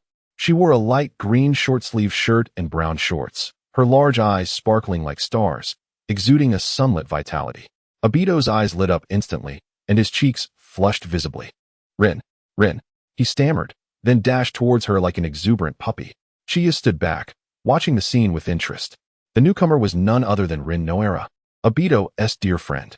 Obito reached Rin and clumsily attempted to hide the goggles behind him, reluctant to let go, ultimately managing to awkwardly cradle them against his chest. With a silly grin, he stammered, What are you doing here?" Rin smiled brightly at him. "My grandfather has been coughing lately, so I just went to the hospital to pick up some medicine. I didn't expect to see you here." Her gaze then fell upon the goggles in Obito's arms, her eyes widening with excitement. "Wow, new goggles? They're so cool." Obito's face reddened further as he stuttered. "Why, yeah, they were given to me by my lord." "My lord?" Rin paused, then noticed Chiya standing a short distance away. As her gaze met Qianye's, her pupils dilated slightly. The unique charm of the Uchiha clan that Qianye possessed captivated the little girl's affection. His striking features, complemented by a gentle expression, exuded a calm, yet powerful aura. Lin was momentarily taken aback, her cheeks involuntarily flushing. That handsome brother, is he the leader of the Uchiha clan? She asked softly, a hint of incredulity in her voice. Obito nodded vigorously. Yes, he is indeed Lord Qianye. Lin quickly adjusted her attire, sprinting a few steps to stand before Qianye. Bowing deeply. Greetings, Lord Uchiha. I am Noera Lin, a good friend of Obito. Qianye smiled faintly, speaking gently. There is no need to be so formal. As Lin lifted her head and caught a close glimpse of Qianye's smile, her heart raced uncontrollably. The leader is so handsome, she murmured instinctively, only to realize her words. Swiftly covering her mouth as her ears turned crimson. How did you two come to know each other? Obito, seemingly glued to his spot, stole glances at Noera Lin, his attention wholly fixated on her, completely oblivious to Qianye's words. Noera Lin chuckled at the inquiry and replied, Obito's grandmother was a good friend of my grandmother. So we have known each other since childhood. Qianye nodded. Obito, being rather straightforward, I must rely on you, Lin, to look after him in the future. Lin immediately straightened her posture, nodding earnestly. Yes, Lord Uchiha. I will certainly take good care of Obito. I have always regarded him as my younger brother. She patted her chest, adopting an elder sister's demeanor, which made Obito feel both touched and slightly indignant. I don't need looking after, he muttered under his breath, though a smile betrayed his true feelings, clearly pleased by Lin's words. Observing their interaction, Qianye couldn't help but shake his head inwardly. Oh, Obito. This approach will not win over any girls. He glanced up at the scorching sun, noting that the weather was becoming increasingly unbearable. Let us go. I'll take you to buy some things. Huh. Both Obito and Lin were taken aback. Lord Uchiha, is that really appropriate? Obito quickly waved his hands. Having already received a pair of goggles from Qianye himself, feeling unworthy to ask for more. Lin also shook her head in refusal. No, it's unnecessary. Qianye regarded them with a smile. Consider it a welcome gift. With that, he walked directly towards a shop by the street, leaving them no choice but to follow. Inside the store, an array of toys and ninja tools, along with introductory books, dazzled both Obito and Lin. Take whatever you like, Qianye said, standing nearby. After a moment of hesitation, Obito chose a ninja figurine, while Lin picked a beginner's guide to medical ninjutsu. Thank you, Lord Uchiha, Lin exclaimed, clutching the manual with sparkling eyes. Qianye discreetly glanced at the book in her hands, pondering how a child so young was already embarking on her studies without even attending school. Suddenly, a cool, somewhat youthful voice resonated from the entrance of the shop. Uchiha clan leader. The three turned to behold a silver-haired boy, masked, standing at the door, his dead fish eyes gazing at them indifferently. This boy was none other than Kakashi Hitaki. Obito's expression froze instantly, while Rin's eyes sparkled with delight. Kakashi, she exclaimed joyfully. Kakashi cast a fleeting glance her way, offering a slight nod as a form of greeting before his gaze shifted back to Chiya. My father sent me to request your guidance and training, he stated plainly. Chiya raised an eyebrow. During a previous drunken evening at Tsukumo Hitaki's home, he had casually agreed to assist Kakashi when time permitted. Little did he anticipate that this young lad would seek him out so soon. Now, Kakashi nodded, exuding an air of calm. If it is convenient for you. Obito, upon hearing this, grew anxious and stepped in front of Chiya, glaring at Kakashi. The clan leader is quite busy. He has no time to guide your training. Kakashi's gaze slowly shifted to Obito, his dead fish eyes revealing no emotion. Who are you? Obito stammered, his face flushing red. I am Uchiha Obito. Kakashi merely acknowledged him with an indifferent "oh" before diverting his attention elsewhere, clearly disinterested in the name. Obito clenched his fists in frustration, instinctively glancing at Rin, who was, unsurprisingly, fixated on Kakashi, her eyes shimmering with admiration. This sight provoked a pang of jealousy within Obito, igniting his competitive spirit. Clan leader, I can train with you too. He abruptly turned to Chiya, exclaiming loudly. Observing this scene, Chiya's lips twitched slightly. Is this little brat feeling jealous? Kakashi remained expressionless, only adding nonchalantly. My father said you had promised. Chiya rubbed his temples and sighed. Very well, I have no pressing matters today. Drinking does impede progress. One sheep is as easy to herd as three. Let this be a contribution to the future of Konoha. Chiya looked at the three children before him, who had yet to even enter the ninja academy, pondering what they could possibly learn. He turned to Obito and Rin. Would you both like to join? Obito nodded vigorously. Yes. Rin also raised her hand excitedly. Can I join too? Chiya smiled. Of course. Kakashi was taken aback. How had private instruction transformed into a group session? A flicker of helplessness passed through his dead fish eyes. At the training ground, Chiya stood at the center while the three children lined up before him. Obito exuded determination. Rin was filled with anticipation, while Kakashi remained expressionless. Today, we shall first assess your fundamentals. Kakashi, you shall go first. Kakashi stepped forward, ready to form hand seals. Wait. Kakashi halted, puzzled as he looked toward Chiya. As the saying goes, a sound body is the foundation of revolution. Possessing a robust physique is paramount. Upon hearing this, an ominous premonition gripped Kakashi's heart. What are you planning to do? Chinya disregarded Kakashi and earnestly proclaimed, You three, commence by running 10 laps around the training ground to warm up. Warm up? Uchiha Obito was taken aback. Such an expansive training area. And we are to run 10 laps? Merely for a warm-up? Kakashi rolled his eyes, evidently voicing his dissent. In this scorching heat, running 10 laps as a warm-up is rather excessive, even for someone like me who has undergone rigorous training. Kakashi turned to Chinya. Are you doing this on purpose? As soon as he spoke, Kakashi felt a flash before his eyes, followed by a sharp punch to the head. Clutching his head, he glared at Chinya, who had just struck him. What an unreasonable little rascal. You ought to address me as Uncle Chinya or the honorable leader of the Uchiha clan. Yet, he believed that taijutsu was the least valuable skill. Chinya raised his hand and delivered another blow to Kakashi's head. What?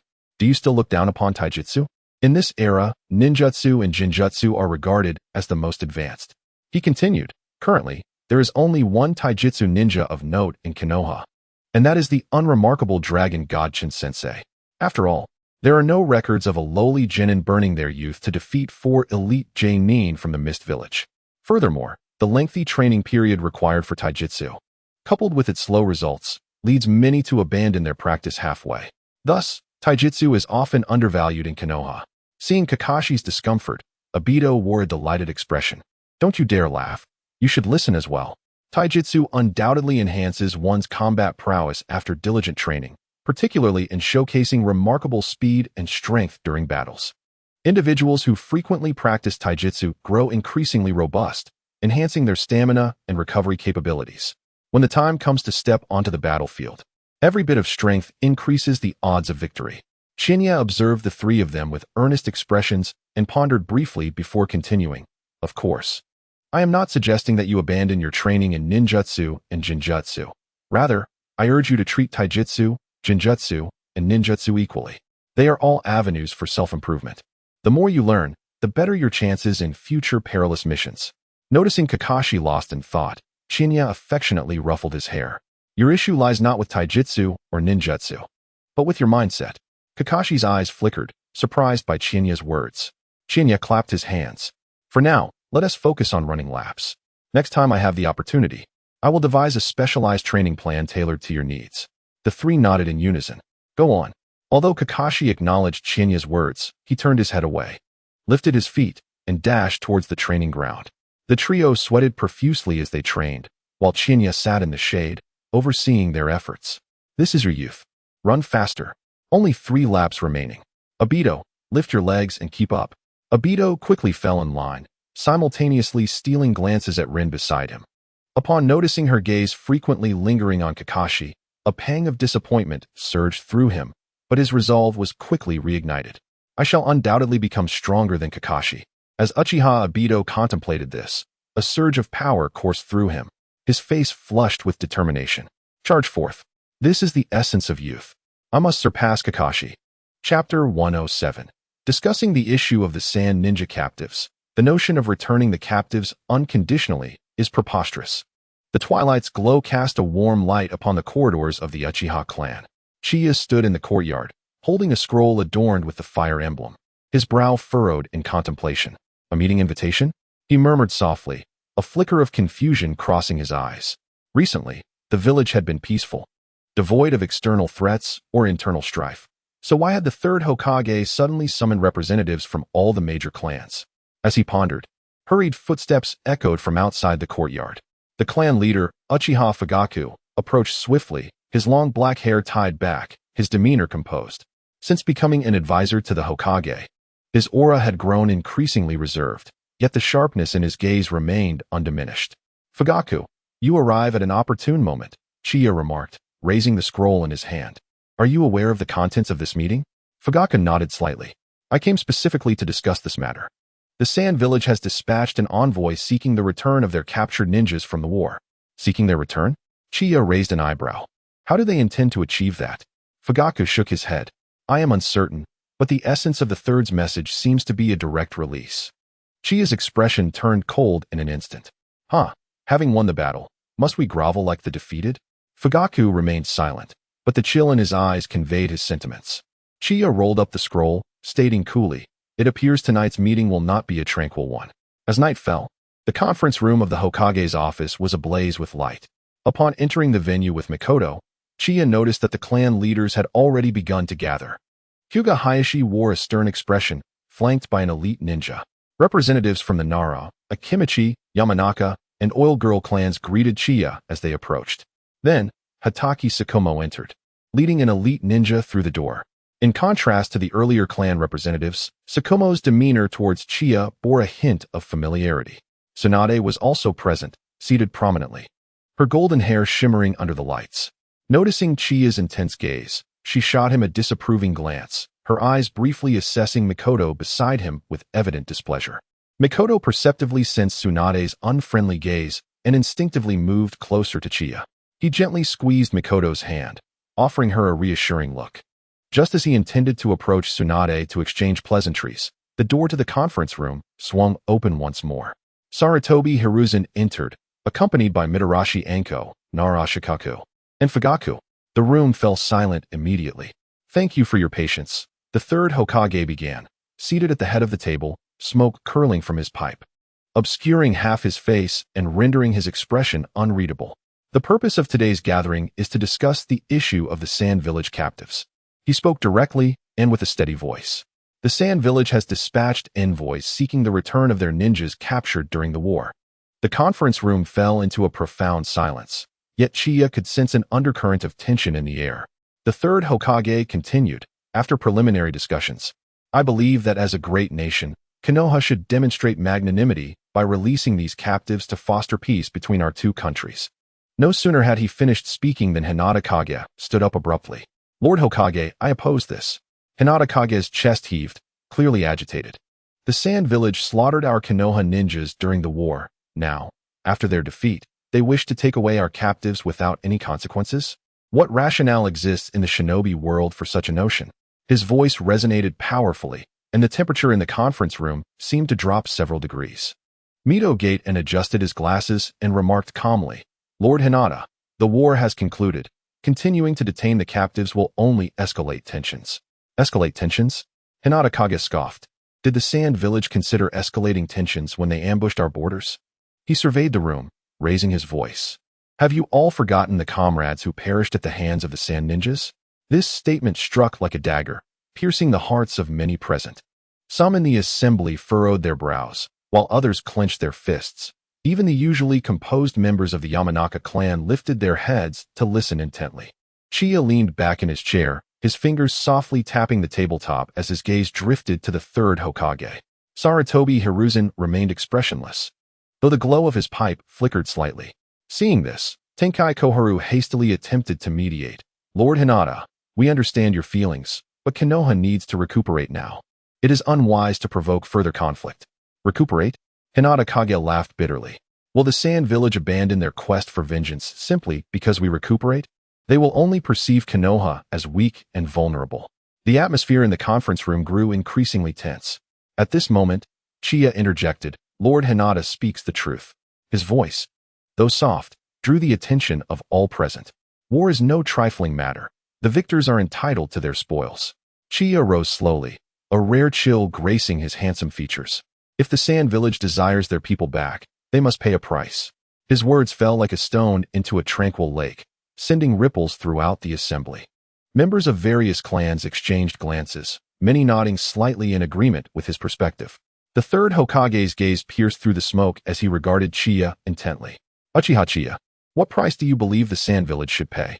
Chiya's lips curled into a slight smile. It is quite simple. First, the Sand Village must issue a public apology, acknowledging the wrongs of the war. Second, they must compensate Konoha for the losses incurred during the conflict, including resources and pensions. Third, he paused, surveying the room. They must cede 3 border mines as reparations for their defeat. The conference room erupted in uproar.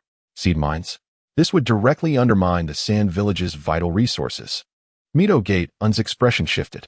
This is impossible. The Sand Village would never agree. Chiya chuckled coldly. You are not from the Sand Village. How could you possibly know they would refuse?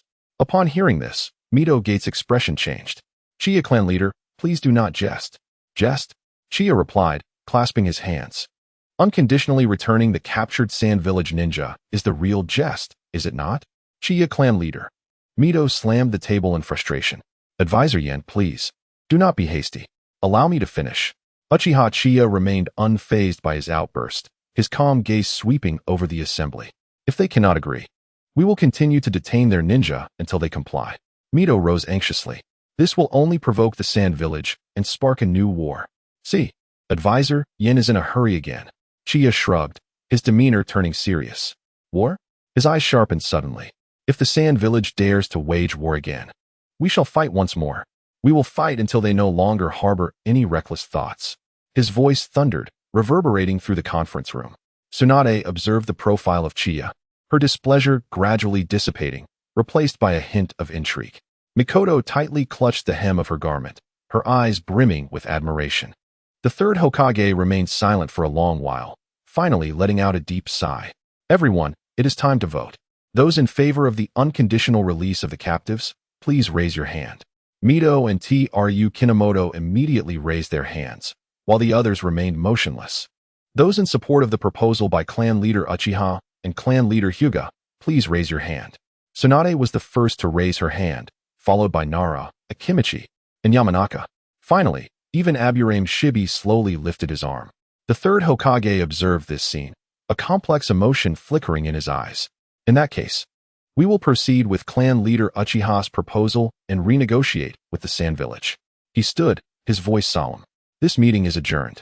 After the conference concluded, the heads of various clans departed in succession. As Chiya stepped out of the Hokage building, Tsunade intercepted him. Ah, clan leader Uchiha, quite impressive today, I must say. She crossed her arms, a teasing smile playing on her lips. Chiya appraised her with a discerning gaze. What is it, Lady Tsunade? Do you have any objections? Tsunade scoffed lightly. No objections, but her gaze drifted towards Mikoto, who was trailing behind Chiya, hinting at something unspoken. Some people certainly know how to seize the moment. Mikoto's face flushed, and she lowered her head, too shy to speak. Chiya sighed. Tsunade, do not bully the young ones. Tsunade retorted with a huff. Who is bullying her? I am merely curious when you became so concerned about your clan's younger generation. Chiya chuckled softly, leaning closer to her ear to whisper.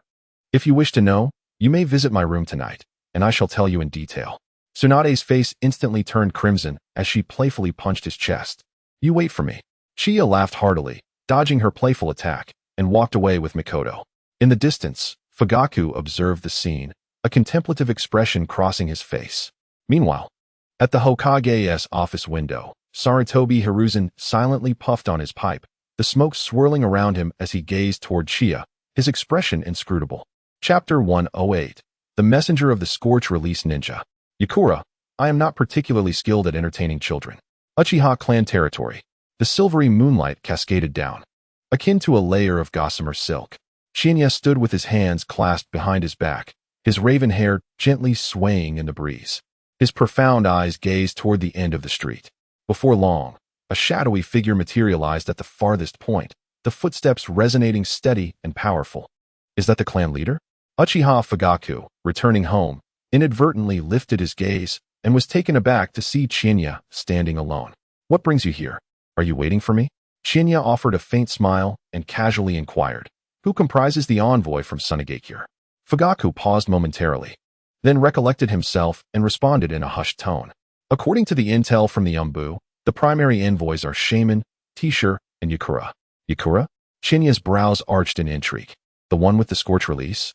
Fugaku nodded affirmatively. She is a rising elite from Tsunade, a trusted subordinate of the third Kazekage. It is said that her Kekei Genkai, scorch release, can instantly evaporate the moisture within her enemies, making her an exceedingly perilous individual. A glimmer of interest flickered in Chinya's eyes. In the original narrative, this formidable kunoichi was betrayed by Tsunade and met a tragic end under nefarious schemes.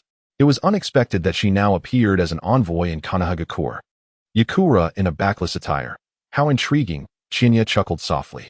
It seems this negotiation will not be devoid of excitement. Fugaku hesitated before speaking again. Clan leader, the third sudden call for negotiations likely aims to exert pressure on the various clans, compelling us to concede to his demands. Concede? Chinya scoffed. He was well aware of the third's machinations. Clearly, he intended to leverage this diplomatic event as a political pawn, coaxing the clans into alignment and testing their loyalties. He is deluded. Konoha has only just quelled the turmoil instigated by Danzo. All clans are currently observing the developments cautiously. Did you not notice how even the Hyuga clan leader openly opposed the third today? Forcing the clans to take sides at this juncture is utterly foolish. Uchiha Fugaku nodded, recalling his shock when the Hyuga leader had stood up in defiance. The third Hokage can only represent their respective families and the Hokage lineage, not all of Konoha. Chinya's assertion left Fugaku momentarily speechless. The third Hokage cannot represent Konoha? Noticing his bewilderment, Chinya approached and patted his shoulder. This time, the third schemes have backfired. It has resulted in some embarrassment for him, yet this bodes well for us Uchiha. With the attention of other clans diverting from the Hokage lineage, we will not be hindered. Chinya scrutinized Fugaku, recalling matters from the training grounds, and felt compelled to remind him. By the way, although you are now an advisor to the Hokage, you must not neglect your training. Always remember, true wisdom resides within the realm of ninjutsu. Strengthening oneself is the key for us Uchiha to seize the tide of the times. Fugaku's expression grew serious as he nodded solemnly. Understood. After Chinya concluded, he gave Fugaku's shoulder a reassuring pat, his tone softening. Fujitsu, the glory of the Uchiha clan shall not cease here. One day, the name of Uchiha will once again reverberate throughout the entire shinobi world. Fujitsu's pupils slightly constricted, and his breath became involuntarily rapid. He knelt on one knee, his voice low yet resolute. I, Uchiha Fujitsu, vow to follow the clan leader until death. Chinya nodded in satisfaction and turned to leave, his figure gradually merging with the night. Fujitsu gazed in the direction of his departure, his fist slowly tightening. For the future of the Uchiha, I shall train twice as hard tomorrow. The following morning, upon entering the headquarters of the security team, Chinya was immediately approached by a member of the Umbu. Uchiha clan leader, Lord Hokage summons you. Chinya glanced at him casually and remarked, another meeting? Didn't we just finish discussing yesterday? The Umbu lowered his head. The Sand Village's diplomatic envoy has formally requested negotiations this morning. Lord Hokage hopes you will attend. A flicker of understanding passed through Chinya's eyes. So it is negotiations. Very well, lead the way. He turned to Mikoto and instructed, please handle today's documents. If anything urgent arises, have Tetsuhi come find me. Mikoto nodded obediently. Rest assured, Brother Chinya. Chinya followed the Umbu out. A few minutes later, at the Hokage building, in the reception hall, the moment Chinya pushed open the door, numerous gazes immediately converged upon him. On the Konoha side, the third Hokage presided at the head of the table, flanked by Mito Kamen and Tkash Rin, while representatives such as Hinata Hikari and Kakashi Sabaku were already present. Opposite them sat the envoy from the Sand Village, sitting upright. Chinya's gaze quickly locked onto a kunoichi with 2 strands of orange bangs framing her forehead protector. Yekon, approximately 16 or 17 years old, possessed an enchanting beauty, yet bore an air of sharpness in her brows. At this moment, she scrutinized Chinya with an inquisitive gaze, her eyes reflecting not only curiosity, but also a hint of eager combativeness. Uchiha clan leader, please take a seat. The third Hokage's voice interrupted the brief silence. Chinya withdrew his gaze and casually approached the Konoha side seat, sitting directly opposite Yekon. Everyone, this is Uchiha clan leader, Chinya, the third Hokage introduced to the Sand Village. He will also represent Konoha in this negotiation. The leader of the Sand, Tsunade, squinted slightly. I have long heard of the young and capable Uchiha clan leader. Seeing him today, he is indeed as the rumors suggest. Chinya smiled faintly. Let us dispense with the pleasantries and get straight to the matter at hand. The expression of Tsunade stiffened, clearly taken aback by Qianye's lack of decorum. However, Yekong suddenly interjected. The Uchiha clan leader is quite forthright. Her voice was cold. Then let us be direct. Tsunade demands the unconditional release of all war prisoners. A profound silence enveloped the conference room. Chinya leaned back in his chair. A smile that was neither a smile nor a frown gracing his lips. Unconditional? Indeed, Tsunade took over the conversation. The war has concluded. Continuing to detain sand ninjas would only undermine the peace between our nations. Peace. Chinya scoffed coldly. When Tsunade launched a surprise attack on the borders of Konoha, did you consider peace? Tsunade's expression darkened. That was a misunderstanding. A misunderstanding? Chinya gazed at him derisively. A misunderstanding that resulted in the deaths of over 1,000 people? Shanren was momentarily at a loss for words. Yitsong abruptly slammed her hands on the table and stood up. What does Konoha truly desire? Her chakra stirred restlessly, and the air around them seemed to grow drier. Qianye observed her with keen interest. Jutsu of the flame, Yitsong, do not be hasty. Let us first consider the sincerity of Konoha. Yitsong paused, clearly surprised that Qianye recognized her. The demands presented by Konoha are quite simple. Qianye raised 3 fingers. First, Tsunade must publicly submit a letter of defeat to the daimyo of the Fire Country. Second, compensation for the war losses incurred by Konoha, totaling 400 million ryo. Third, the cession of 3 mines along the border of the Wind Country. Impossible. Tsunade roared. You are asking for too much. Qianye remained unmoved. Then we shall continue to detain your ninja. He glanced at Yitsong, his expression laden with meaning. Or perhaps you might consider a forceful rescue. Yitsong's pupils suddenly constricted. The atmosphere in the conference room grew tense. The third Hokage cleared his throat, attempting to ease the tension. Everyone, let us remain calm. Hokage-sama. Qianye abruptly interrupted. You are fully aware of the number of lives lost in this war. His Sharingan gradually manifested, the 3 tomo rotating with an imposing brilliance. If even the victors must grovel, then what have we truly achieved in this battle? The third Hokage fell silent. Yitsong fixed her gaze on Qianye and suddenly spoke. Uchiha clan leader, it is said that your strength is formidable. Shall we wager? Oh, Qianye raised an eyebrow. What sort of wager? A fierce determination ignited in Yitsong's eyes. 1-on-1. If I win, Konoha must release the war prisoners. If I lose. She clenched her teeth. Tsunade will accept one of the conditions. Tsunade gasped in shock. Yitsong, are you mad? This man is the Uchiha. You need not take such a risk. Previously in Tsunade, Yitsong had often heard others speak of Uchiha Qianye. Yet, as a ninja of the bloodline limit, she possessed her own confidence. Ignoring the protests, she merely fixed her gaze on Qianye. Do you dare? The conference room erupted in murmurs. The third Hokage frowned. This is against protocol. These demands are ones that your village should have already met. Why must I wager with you?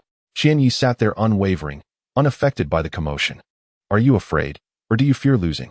Yitsong looked at him with blazing intensity. Provocation will not work on me. I am not adept at playing games with children, Qianye replied, casting her a glance. Playing games with children? Yitsong realized the implication of his words, her face flushing with indignation. She glared at Qianye. Uchiha Qianye, you scoundrel. Before she could challenge him again, Qianye shook his head and softly remarked. How tiresome. As soon as the words left his lips, Yitsong's body stiffened, and she stood frozen in place. Yitsong. Tsunade noticed her unusual demeanor and quickly looked up. Seeing her dazed expression, he was taken aback. Illusion technique. All eyes turned to Uchiha Qianye.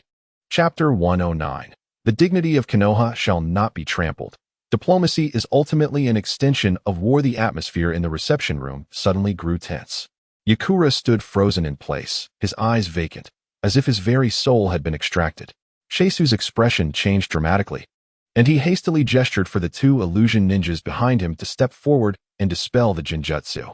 The 2 swiftly formed hand seals, their chakras surging as they attempted to break the illusion surrounding Yakura. However, after several attempts, Yakura remained unresponsive. What is happening? Sheisu's forehead beaded with cold sweat as he questioned softly. The 2 illusion ninjas exchanged glances, one of them gritting his teeth and stating, our method is ineffective. On Konoha's side, the expressions of the onlookers varied. The third Hokage, Sarutobi Hiruzen, silently puffed on his pipe, the smoke obscuring his expression, appearing indifferent to the situation. Kakashi Hitaki's lips curled slightly in approval, while Mito came in and Shikamaru frowned, clearly displeased with Chiya's aggressive actions. Taish's face flushed with anger as he suddenly glared at Chiya. Uchiha Qianye, how dare you openly resort to violence in a diplomatic setting? This is a provocation against the land of wind. I demand you release the Jinjutsu at once. Chiya chuckled softly, surveying the sand ninjas. Provocation? Your people were the first to make disrespectful demands of Konoha, and now that you find yourselves outmatched, you turn your ire upon me? Furthermore, your land of wind is a defeated nation. Who are you to provoke us?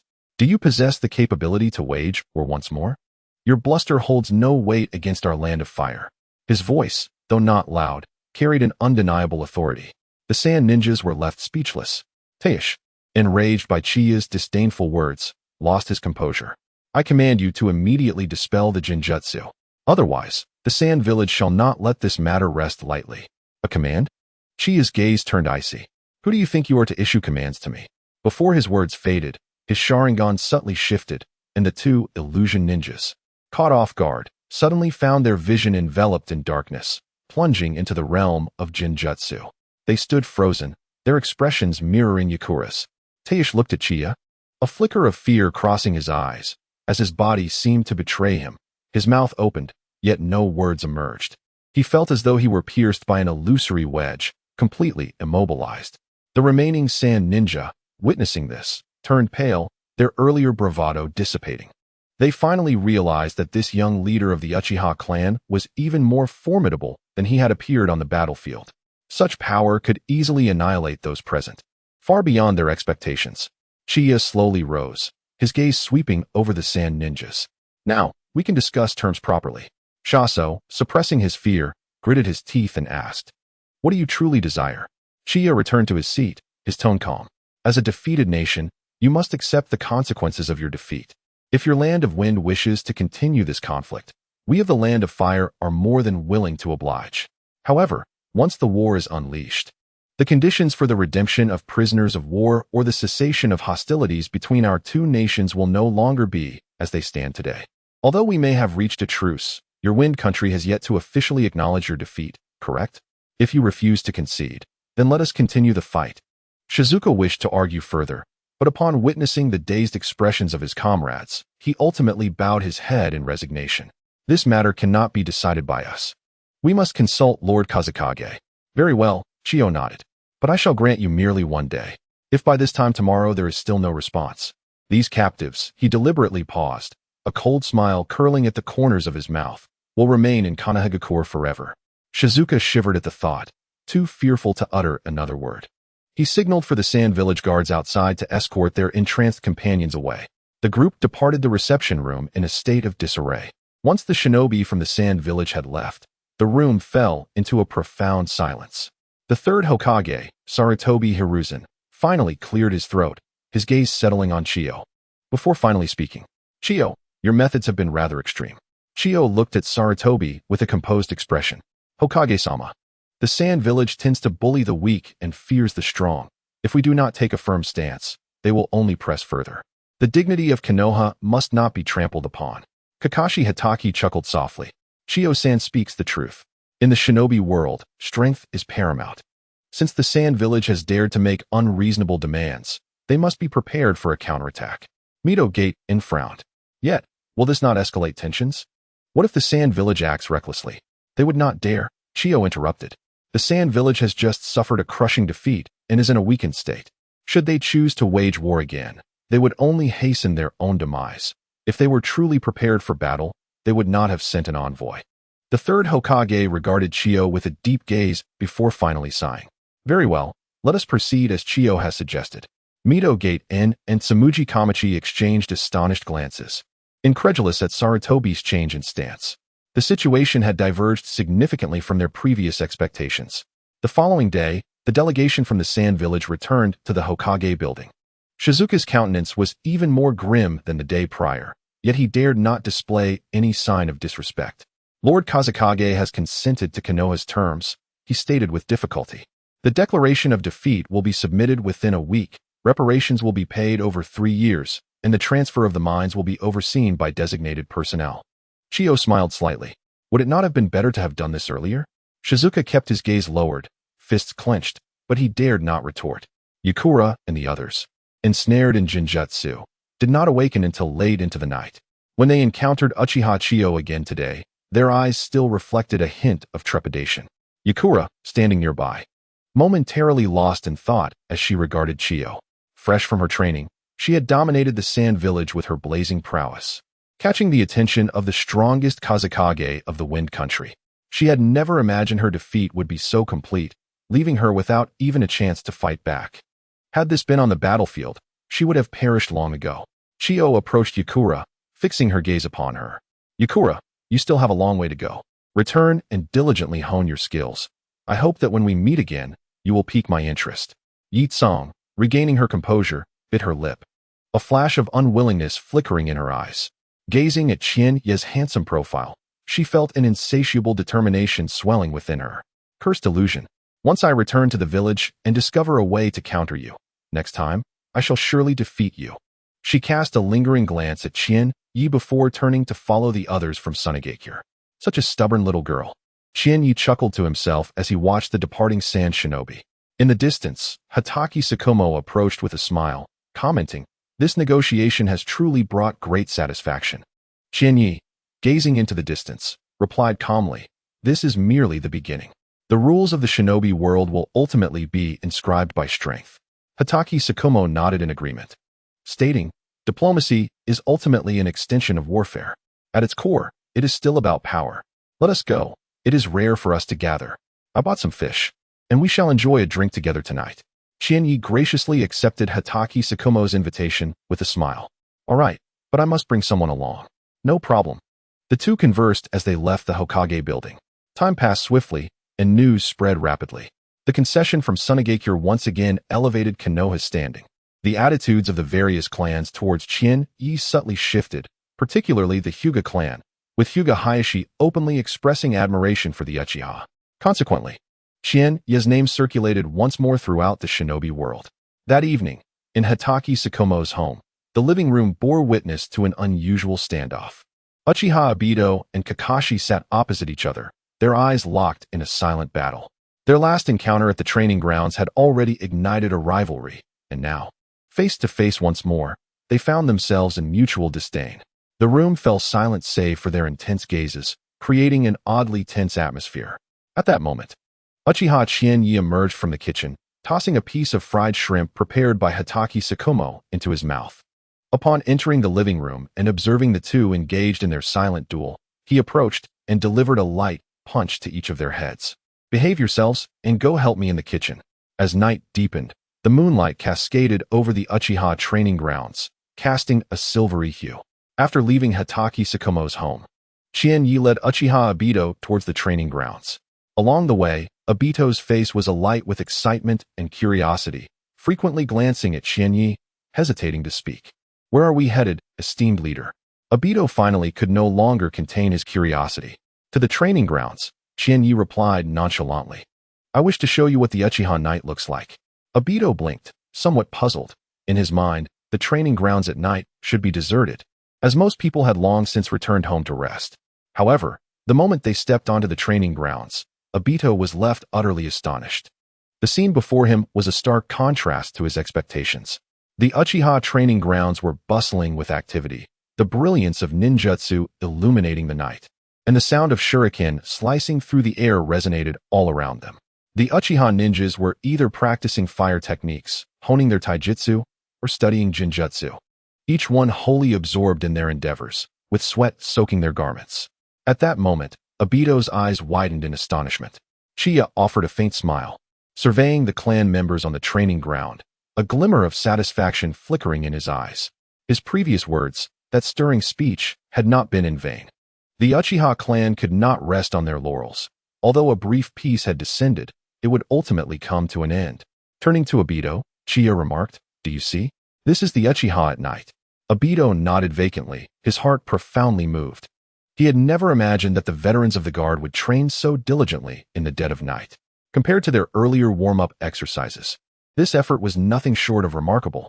At that moment, several members of the guard, noticing Chiya's arrival, paused their activities and bowed respectfully. "Lord Clan Leader." Chiya inclined his head slightly, signaling them to continue. One of the clan members, smiling, inquired, "Lord, why do you come to inspect the training ground at such a late hour?" "To let a child witness," Chiya replied, glancing at Obito and patting his shoulder. "To show him how the glory of the Uchiha is forged." The ninja looked at Obito, his eyes filled with encouragement. "Young one, strive diligently, and in the future, you too shall become one of us." Obito's face flushed crimson, excitement coursing through him as he nodded vigorously. "Yes, my lord. I will certainly work hard." Chiya tousled his hair and continued walking with Obito. Along the way, numerous members of the guard greeted them. Obito's gaze remained fixed on those clan members drenched in sweat, his heart ablaze with inspiration. "Lord Clan Leader." Obito suddenly spoke, his voice low. "Why do they train so fervently? Hasn't the war ended?" Chiya halted, looking down at Obito with a profound gaze. "Do you truly believe the war has ended, Obito?" Obito was taken aback, unsure of how to respond. Chiya stared into the distance, his tone calm, yet heavy with gravity. "War has never truly ended. It merely lies in wait. The envoy from Tsunade has just departed, while Iwagakure and Kumogakure remain ever watchful, and Kirigakure lurks like a venomous serpent in the shadows, awaiting its opportunity. Should we lower our guard when the next war arrives, Konoha will undoubtedly fall, and the Uchiha will become the victims of our enemies." Obito's fists instinctively clenched as he recalled his parents, who had never returned after an ambush during a mission. He understood the brutality of war more acutely than most. These clan members trained tirelessly to sweat now, so that they might bleed less on the battlefield in the future. "They are the guardians of our Uchiha," Chiya continued. "If war breaks out again, they will be the ones standing on the front lines, defending the safety of our clan and village with their lives." A flicker of determination appeared in Obito's eyes. "I too want to become such a person in the future." Chiya smiled softly, ruffling his spiky hair. "Do you not wish to join the guard?" Taito asked, his chest swelling with pride as he proclaimed, "The guard is the protector of the clan, the defender of the village. We must ensure the safety of all and prevent our enemies from harming our comrades." Chiya nodded approvingly, his eyes reflecting admiration. "Your answer is commendable. However, guardianship is not merely a slogan. It demands strength and resolution. Are you prepared?" "Absolutely," Taito replied without hesitation, his gaze brimming with determination. Chiya smiled with satisfaction. "Indeed, I have faith in your potential. Once you mature a little more, you will be able to attend the Ninja Academy. Regardless of the opinions of those around you, you must dedicate yourself to training. Remember, the path of cultivation has no shortcuts, only sweat and perseverance." "Yes, esteemed clan leader," Taito exclaimed, excitement illuminating his features as he envisioned himself clad in the guard's uniform. The two continued their stroll through the training grounds, where Taito's attention was captivated by each practicing Uchiha. He observed individuals repetitively forming hand seals until their fingers were blistered, others running with burdens until utterly exhausted, and pairs of combatants engaging in fierce duels with no mercy. This spectacle profoundly moved Taito. He had never so clearly understood the tremendous effort required to become a member of the guard. Upon reaching the end of the training area, Chiya halted. "Taito, after witnessing all this tonight, what are your thoughts?" Taito took a deep breath and responded earnestly. "The strength of the guard's predecessors stems from their unwavering dedication to hard work.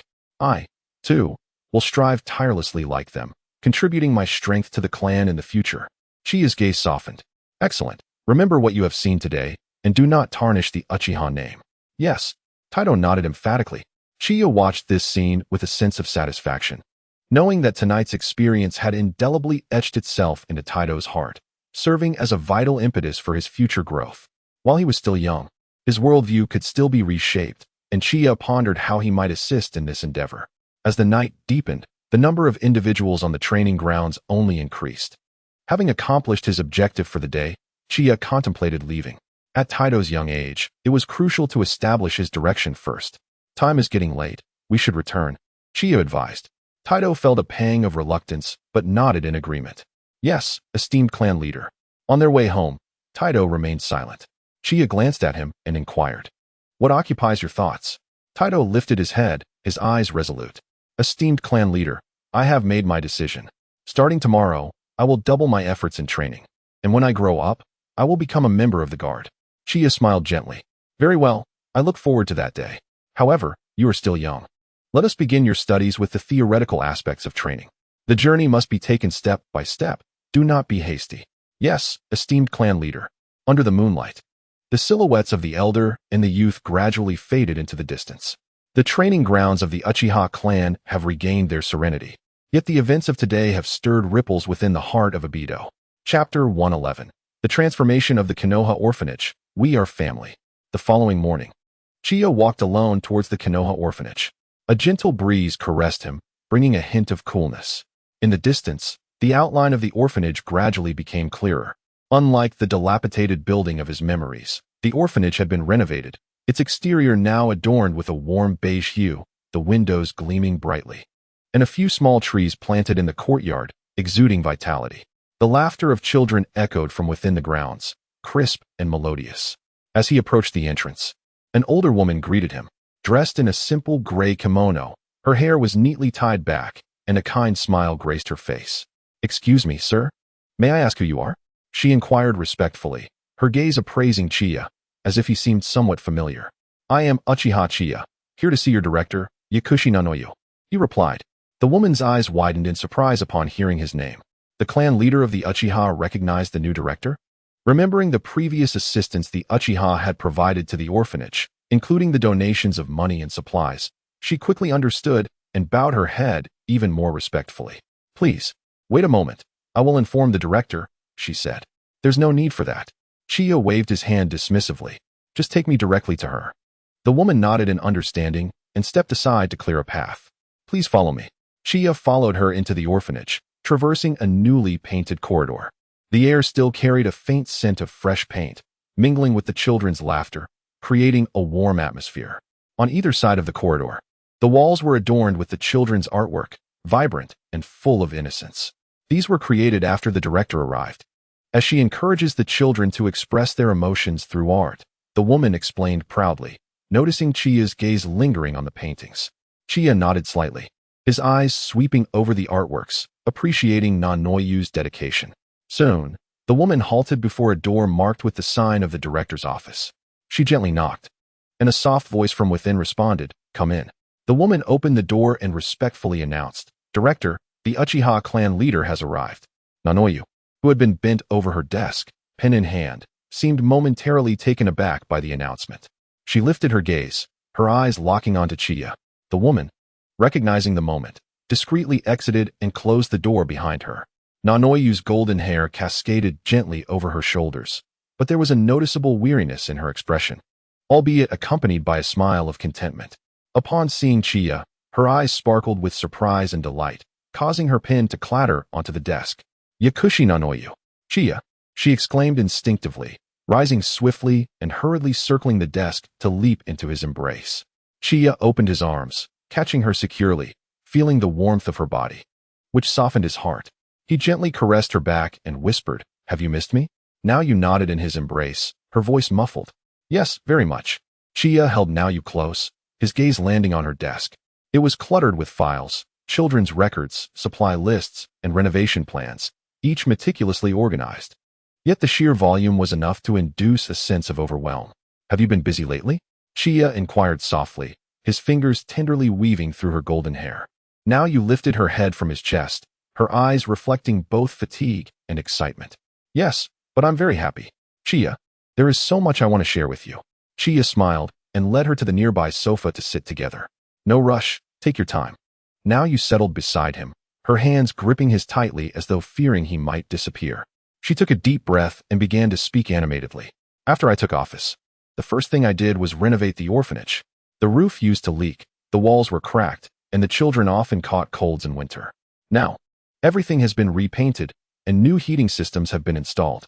I contacted Konoha Hospital, and Lady Tsunade agreed to send personnel regularly to conduct health checkups for the children. In the past, when the orphanage children fell ill, they had to endure it without help, but now with medical support, their health has improved significantly. Additionally, I revamped the children's diet. Previously, the food was monotonous and lacking in nutrition, but now I collaborate with local farmers to supply fresh vegetables and fruits daily.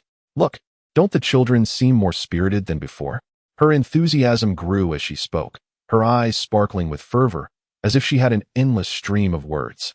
Chiya listened quietly, his gaze remaining gentle on her face. He could sense her passion for this work and her heartfelt dedication to the children, and he gently encouraged. I also introduced cultural and basic ninjutsu classes. Those who perform well will have the opportunity to attend ninja school and potentially become ninjas in the future. Although many of them may not become ninjas, learning foundational skills will provide them with more options later on. I have also invited local artisans to teach them carpentry and sewing, hoping they will acquire a trade for their future. After sharing her accomplishments, now you looked at Chiya? Her eyes filled with gratitude. Chiya, thank you. Without you, I might never have realized this dream. Chiya shook his head, reaching up to caress her cheek. This is your own hard work. I merely gave you a little push. Now Yu's cheeks flushed slightly as she lowered her gaze, speaking softly. But if it weren't for you, I wouldn't even have had the chance to be pushed. Chiya, moved by her shy demeanor, could not help but pull her into his embrace, holding her tightly. He sensed that her body had grown slightly thinner, her waist more delicate. Evidently a result of her recent labors. He sighed with concern but refrained from suggesting she give up. For he understood that the Konoha orphanage was not merely a job for her. It represented a form of redemption. You have lost weight, he whispered softly, his fingers gently caressing her back. Yu leaned against his shoulder, falling into a comfortable silence. The two nestled together for a while, savoring the rare warmth of their closeness. After a moment, Yu suddenly lifted her head, a hint of mischief glimmering in her eyes. Chiya, what brings you here so unexpectedly today? Chiya raised an eyebrow, feigning seriousness. The Uchiha clan lent you quite a sum of money. It is only natural for me to come for an inspection, don't you think? Yu pouted. Is it truly just an inspection? Chiya gazed at her adorable expression and finally could not suppress a laugh. He leaned down to plant a gentle kiss on her forehead and whispered, Of course. I missed you. Otherwise, why would I have come so early? Instantly, a radiant smile illuminated Yu's face, her eyes brimming with joy. She leaned closer to Chiya and softly confided in his ear, I think of you every single day. Chiya felt a warm flutter in his heart at her words. Days apart felt like an eternity. They were already filled with fiery passion, and just as Chiya was about to take the next step, a sudden flurry of hurried footsteps echoed from outside, followed by the cheerful sounds of children playing. Director, do you have time to look at my drawing? A little boy's voice called from outside. Yu quickly rose from Chiya's embrace, straightened her clothes, her face still adorned with a charming blush. Chiya, I'm sorry. Chiya shook his head, indicating that it was of no concern. She took a deep breath, cleared her throat, and gently said, Come in. The door swung open, and an exuberant 5- or 6-year-old boy dashed in, proudly holding a sheet of paper. Upon seeing Chiya, he froze for a moment, then shyly hid behind Yu. Xiao Jian, what's wrong? Yu inquired gently, crouching down. The little boy timidly peered out and handed her the drawing. Director, this is a gift I made for you. Yu accepted the paper, where childish strokes depicted 3 figures. A blonde woman stood in the center, flanked by a boy and a girl, holding hands and beaming with joy. This is, Yu began, puzzled. The little boy pointed to the blonde woman in the drawing. This is the director. He then gestured to the 2 children beside her. This is me and Xiaomei. We are family. Hearing the word family, Yu's eyes instantly glistened with tears. Pharmacist Yu and Pharmacist Do. She tenderly ruffled the little boy's hair. Thank you, Xiao Jian. This is the best gift I have ever received. Chiya stood to the side, observing the scene. He stepped forward, crouched down, and extended his hand to the little boy. This is truly wonderful. May I ask your name? The boy looked from Chiya to Yu, and upon seeing her nod, he whispered, My name is Jiantai. Jiantai. He blinked innocently and suddenly asked, Are you the director's boyfriend? Chiya was taken aback, then burst into laughter. How do you know? Jiantai replied earnestly. Because the director was secretly looking at you just now, and she was smiling so happily. Nono's face flushed a deep crimson, reaching her ears as she gently pinched Kenta's cheek. You little rascal, don't speak so recklessly. Kenta giggled, freeing himself from her grasp and darting towards the door, calling out as he ran, The director is blushing. Nono shook her head in exasperation, rising to meet Chiya's gaze, her eyes shimmering with shyness and sweetness. Chiya extended his arms, enveloping her in a warm embrace. Nono, you have done exceptionally well. In fact, better than I had anticipated. The children here truly need you. As Nono gazed into his profound eyes, her heart stirred with emotion, and she could not resist rising on her toes to place a gentle kiss on his lips. Thank you for your unwavering support, my dear Chiya. Chiya wrapped his arms around her waist. Words of support alone do not convince me. If you wish to express your gratitude, Ensure that you perform splendidly tonight. Upon hearing this, Nono playfully pouted. Understood. Once I finish the tasks here in the afternoon, I will return home early to prepare something delicious for your arrival. Also, her voice softened, and a blush crept onto her cheeks. I will surely perform well. Oh. Chiya's eyes sparkled with interest. I shall eagerly anticipate that. Sunlight streamed through the window, casting a golden hue upon the two, as the laughter of children echoed outside. Within the confines of that modest director's office, two hearts remained closely intertwined, radiating warmth and tranquility. Chapter 112. Your granddaughter is getting close to Uchiha. Monitor Uchiha. At the Senju clan's estate, Tsunade stood at the entrance. Her golden hair swayed gently in the breeze as she crossed her arms. Her gaze calm and fixed on the street, seemingly awaiting something. Before long, the silhouette of Hiruzen Sarutobi appeared in her line of sight. Dressed in the Hokage robe and wearing a conical hat, he was flanked by 3 masked Umbu ninja. Upon seeing Tsunade, a smile graced the third's face as he raised a hand in greeting. Tsunade, thank you for your patience. Tsunade acknowledged him with a nonchalant HM, neither enthusiastic nor dismissive, merely stepping aside to allow him passage. Please, come inside, she invited. Hiruzen, accustomed to her demeanor, proceeded into the estate, just as the Umbu behind him prepared to follow. Tsunade raised a hand to stop them. You may wait outside.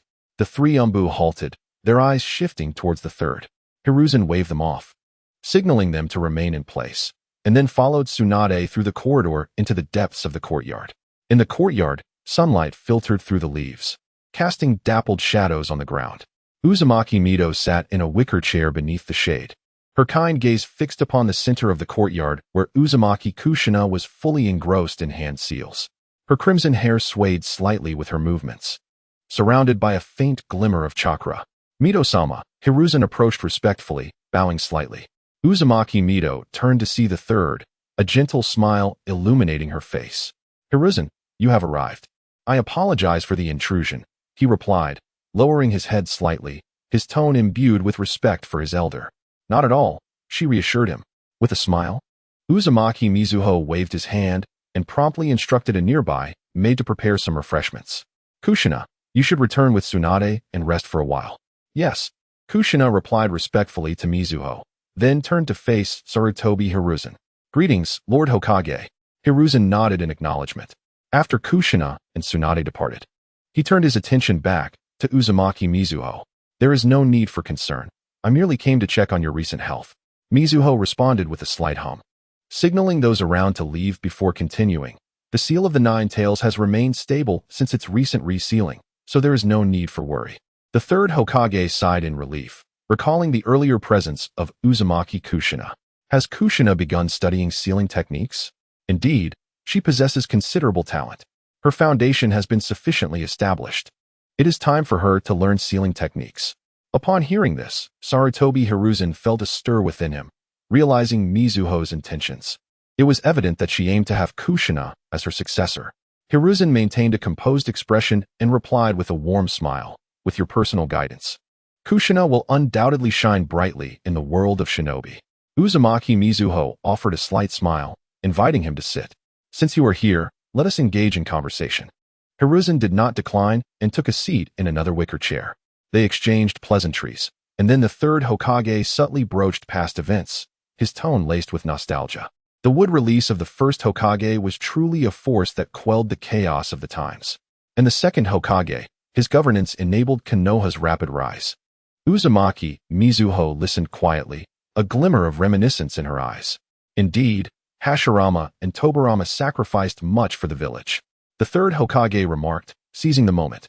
Though Konoha enjoys peace now, there are turbulent currents beneath the surface. Under Uchiha Kagaya's leadership, the Uchiha clan's influence continues to grow. I have even heard whispers of his growing closeness to Tsunade. His words trailed off, but the implication was unmistakable.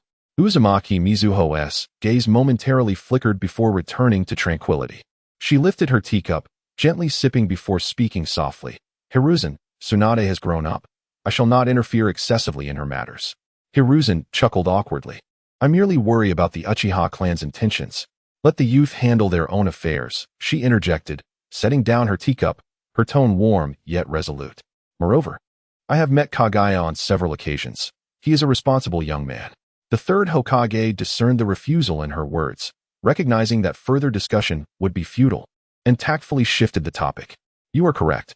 By the way, does your health require the village to arrange for medical ninjas to conduct regular checkups? Uzumaki Mizuho shook her head, smiling as she replied, there is no need. Tsunade checks on me daily. Rest assured. Hiruzen, you trust her medical skills, do you not? Hiruzen nodded. With Tsunade around, your health is undoubtedly secure. The two engaged in casual conversation for a while longer, until Sarutobi sensed that the opportune moment had arrived and stood to take his leave.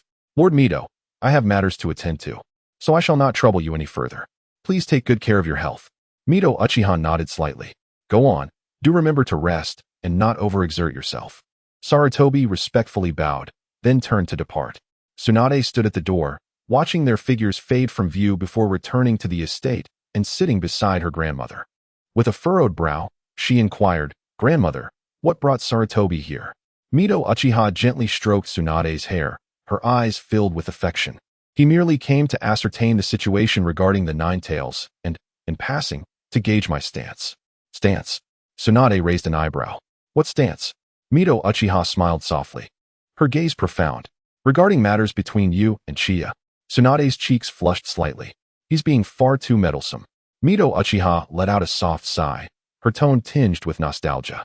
After all, he is the Hokage. There are many considerations he must contemplate. However, she paused, grasping Tsunade's hand and speaking tenderly. Your grandmother understands that you have your own plans, and I will support your choices.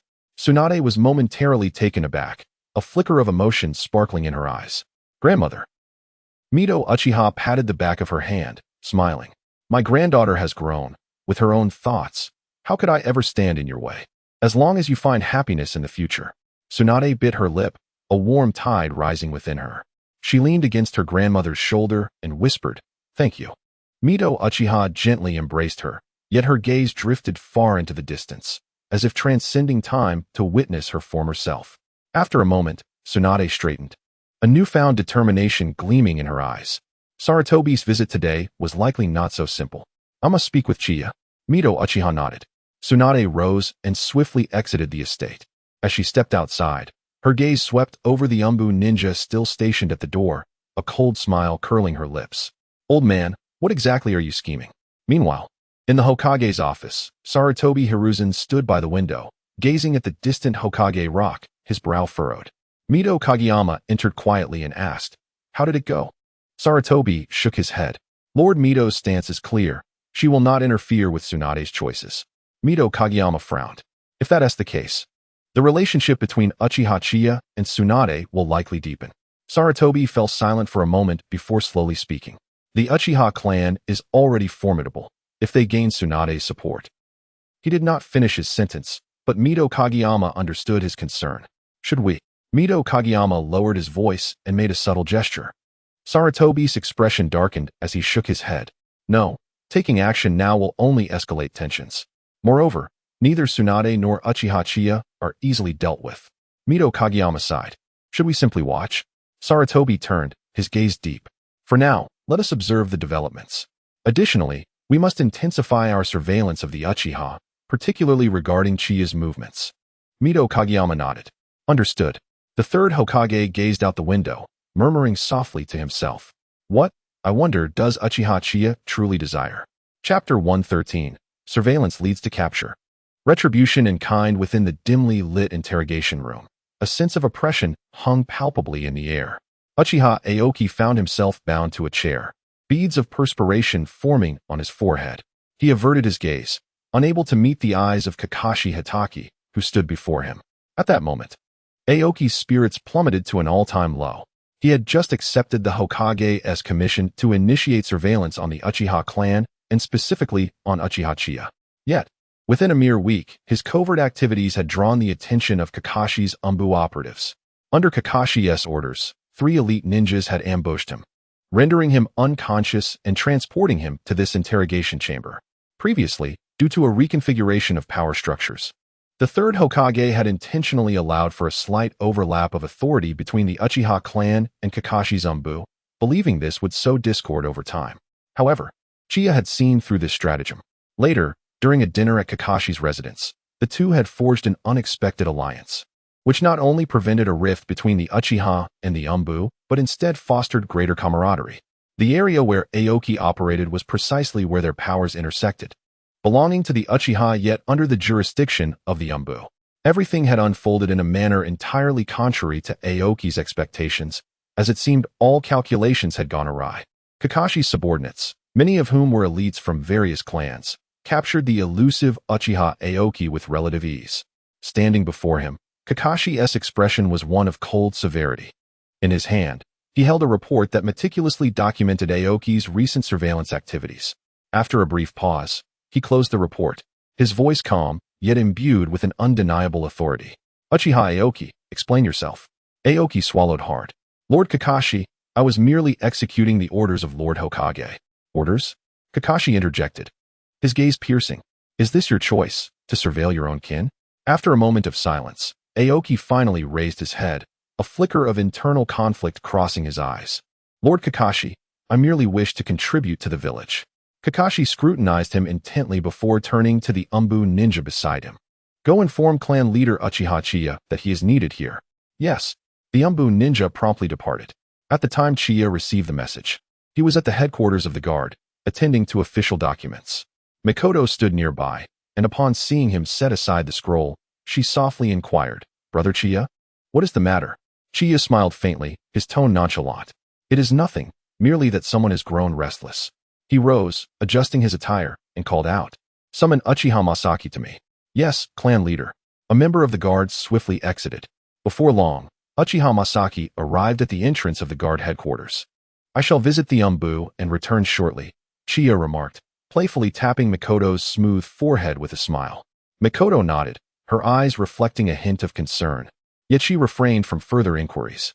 She observed Chiya and Uchiha Masaki as they proceeded toward the Umbu's direction. Outside the interrogation room, Kakashi Tsukumo leaned against the wall, awaiting their arrival. Upon seeing Chiya and Masaki approach, he stepped forward with a wry smile.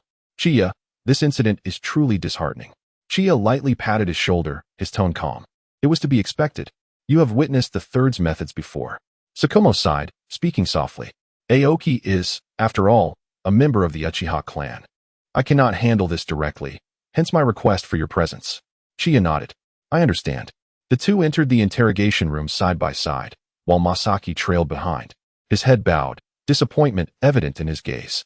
Upon seeing Chiya, Uchiha Aoki's body stiffened momentarily before he lowered his head, avoiding direct eye contact. Chiya approached Aoki, his demeanor composed. Aoki, raise your head.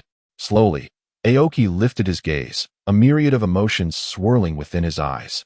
Clan leader, Chiya raised a hand, interrupting him. No need for explanations. I am aware of why you are here. He paused, his eyes deepening with intensity. I will ask you but one question. Do you recall the Uchiha clan's teachings that I mentioned a couple of days ago? Aoki hesitated, then murmured. The glory of the Uchiha must not be tarnished. Chiya nodded. Excellent. Since you remember, why then do such a thing? Aoki clenched his fists tightly. Clan leader, I merely believe that the third Hokage can guide the village towards a brighter future. Chiya chuckled softly, shaking his head. Aoki, you are mistaken. The future of Konoha has never been forged through surveillance and suspicion. He turned to Tsukumo and instructed, release him. Tsukumo appeared taken aback. Just like that? Chiya's gaze remained steady. He is merely a pawn, exploited by others. There is no need to make things difficult for him. After a moment's contemplation, Tsukumo ultimately agreed. Very well, I shall heed your words. Aoki gazed at Chiya in disbelief. Clan leader, you will not punish me? Chiya replied coolly, punishing you serves no purpose. I only hope you comprehend that the future of the Uchiha must be in our own hands, not reliant on others. Aoki bowed his head. Chiya turned to exit the interrogation room, followed closely by the silent Tsukumo and Uchiha Masaki. Unable to contain himself, Tsukumo finally spoke. Chiya, the third's actions this time are truly disappointing. Chiya halted, his gaze drifting toward the village of Konoha beyond the window. Tsukumo, have you not yet discerned the truth? The third's lineage has long since decayed. They fear the rise of the Uchiha, which is why they resort to such tactics, much like the fear they had of your ascent in the past. Tsukumo frowned. Yet, if this continues, the internal conflicts within the village will only deepen.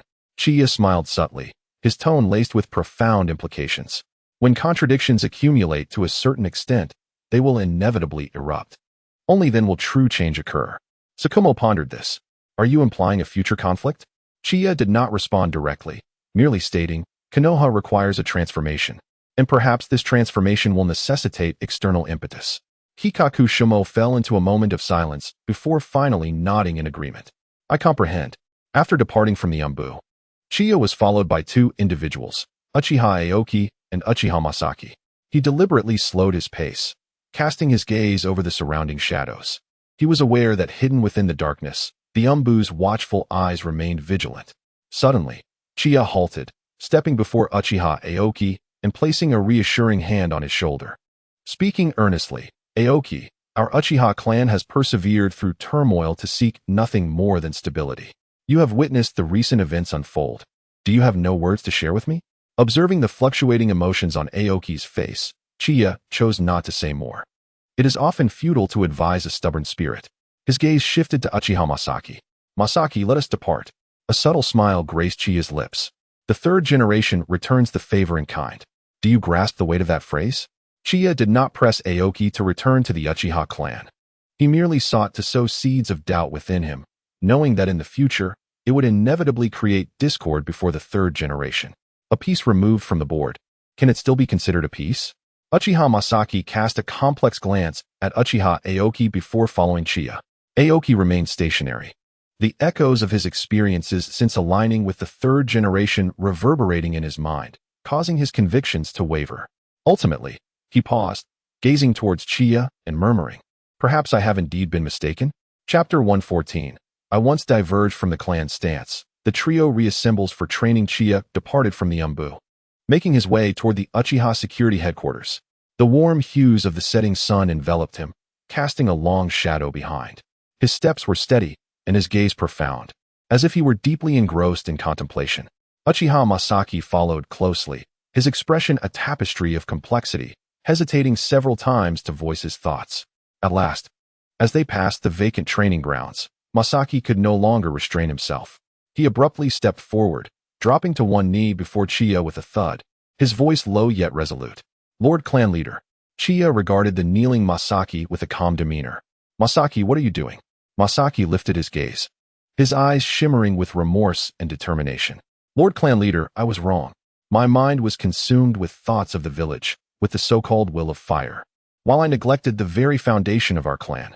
Only after witnessing the sacrifices of my kin and the ensuing events did I awaken to the truth. The ideals you previously mentioned represent the true future of the Uchiha clan, the authentic future of Konoha. Chiya observed him quietly for a moment before extending a hand to assist him to his feet. Rise, Masaki. I am heartened by your awakening. Masaki stood, looking at Uchiha Chiya with a hint of trepidation. Lord Clan Leader, do you not hold any resentment towards me for having once diverged from the clan's stance? Chiya shook his head, his tone gentle yet resolute. Masaki, you are an elite of the Uchiha clan. Recognizing the significance of our family is more important than anything else. The family serves as the cornerstone of the village. Without families, a village is akin to a tree devoid of roots, destined to wither. Truly.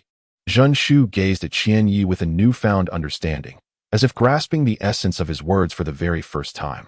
Qianye continued, elucidating that families form naturally. A home is a vessel for emotions, while a family embodies the collective of these sentiments.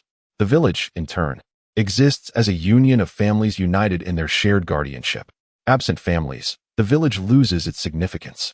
This revelation struck Zhenshu like a bolt of lightning, dispelling the fog that clouded his heart. He reflected on his previous blind fervor for the will of fire, neglecting the fundamental bonds of family. At last, he comprehended that family and village are not opposing forces, but rather interdependent entities. Talent fosters a home nurtures a family, which ultimately gives rise to a village. Chief, Zhenshu's voice trembled with emotion. Thank you for granting me the opportunity to amend my ways. From this day forth, I, Zhenshu, pledge to dedicate myself entirely to the family. Qianye placed a reassuring hand on his shoulder, his eyes brimming with approval. Your resolve is commendable. Drawing a deep breath, Zhenshu resolutely declared, Chief, I wish to resign from the Umbu and return to serve the family. Yet, Qianye shook his head. No, you cannot leave the Umbu just yet. Zhenshu was taken aback. Chief, May I inquire why? Qianye's gaze deepened. The Umbu is the village's core institution. Without the Uchiha's involvement, how can we obtain timely intelligence? Your presence in the Umbu is equally a contribution to the family. After a moment of silence, Jinshu nodded emphatically. I understand. Rest assured, Chief, I will strive to secure greater benefits for the family. Qianye smiled gently. Go now, and remember, regardless of where you are a source of pride for our Uchiha clan. Jinshu bowed deeply, turning to leave, his silhouette imbued with newfound determination and purpose.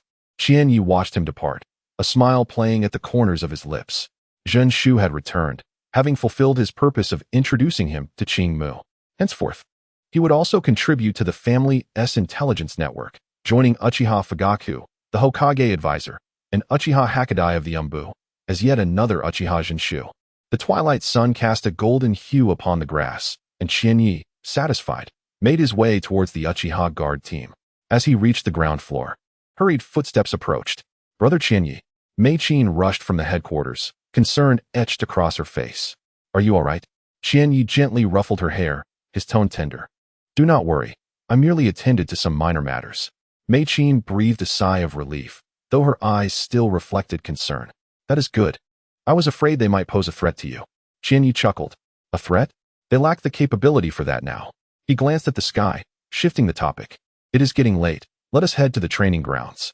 Mei-Chin nodded, her worries gradually replaced by excitement. Yes, I want to try out a new Jinjutsu today. The two departed from the headquarters of the guard team. As she approached the training grounds' open space, Mikoto swiftly formed hand seals, and her dual Tomo Sharingan began to flicker subtly.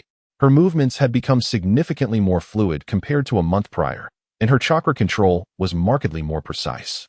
Jinjutsu, Narukuj. The surroundings instantly warped, as if plunging into an endless abyss. Chiya stood still, a glimmer of approval flashing in his eyes. With a gentle wave of his hand, the illusion was dispelled. Indeed, you have made considerable progress, Chiya remarked. However, the allocation of your chakra could still benefit from greater refinement. Mikoto nodded earnestly. I will continue to practice. In the time that followed, Chiya patiently guided Mikoto in her training. Under his tutelage, her fire release and Jinjutsu skills advanced by leaps and bounds, her strength having transformed remarkably.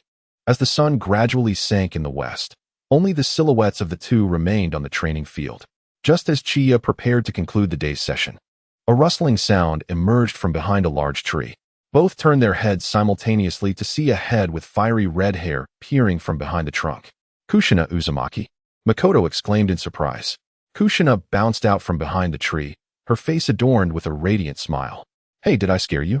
Chiya raised an eyebrow. What brings you here? Have you completed your sealing technique lessons? Kushina pouted. Lord Mito said I was progressing quickly, so she gave me a half day off today.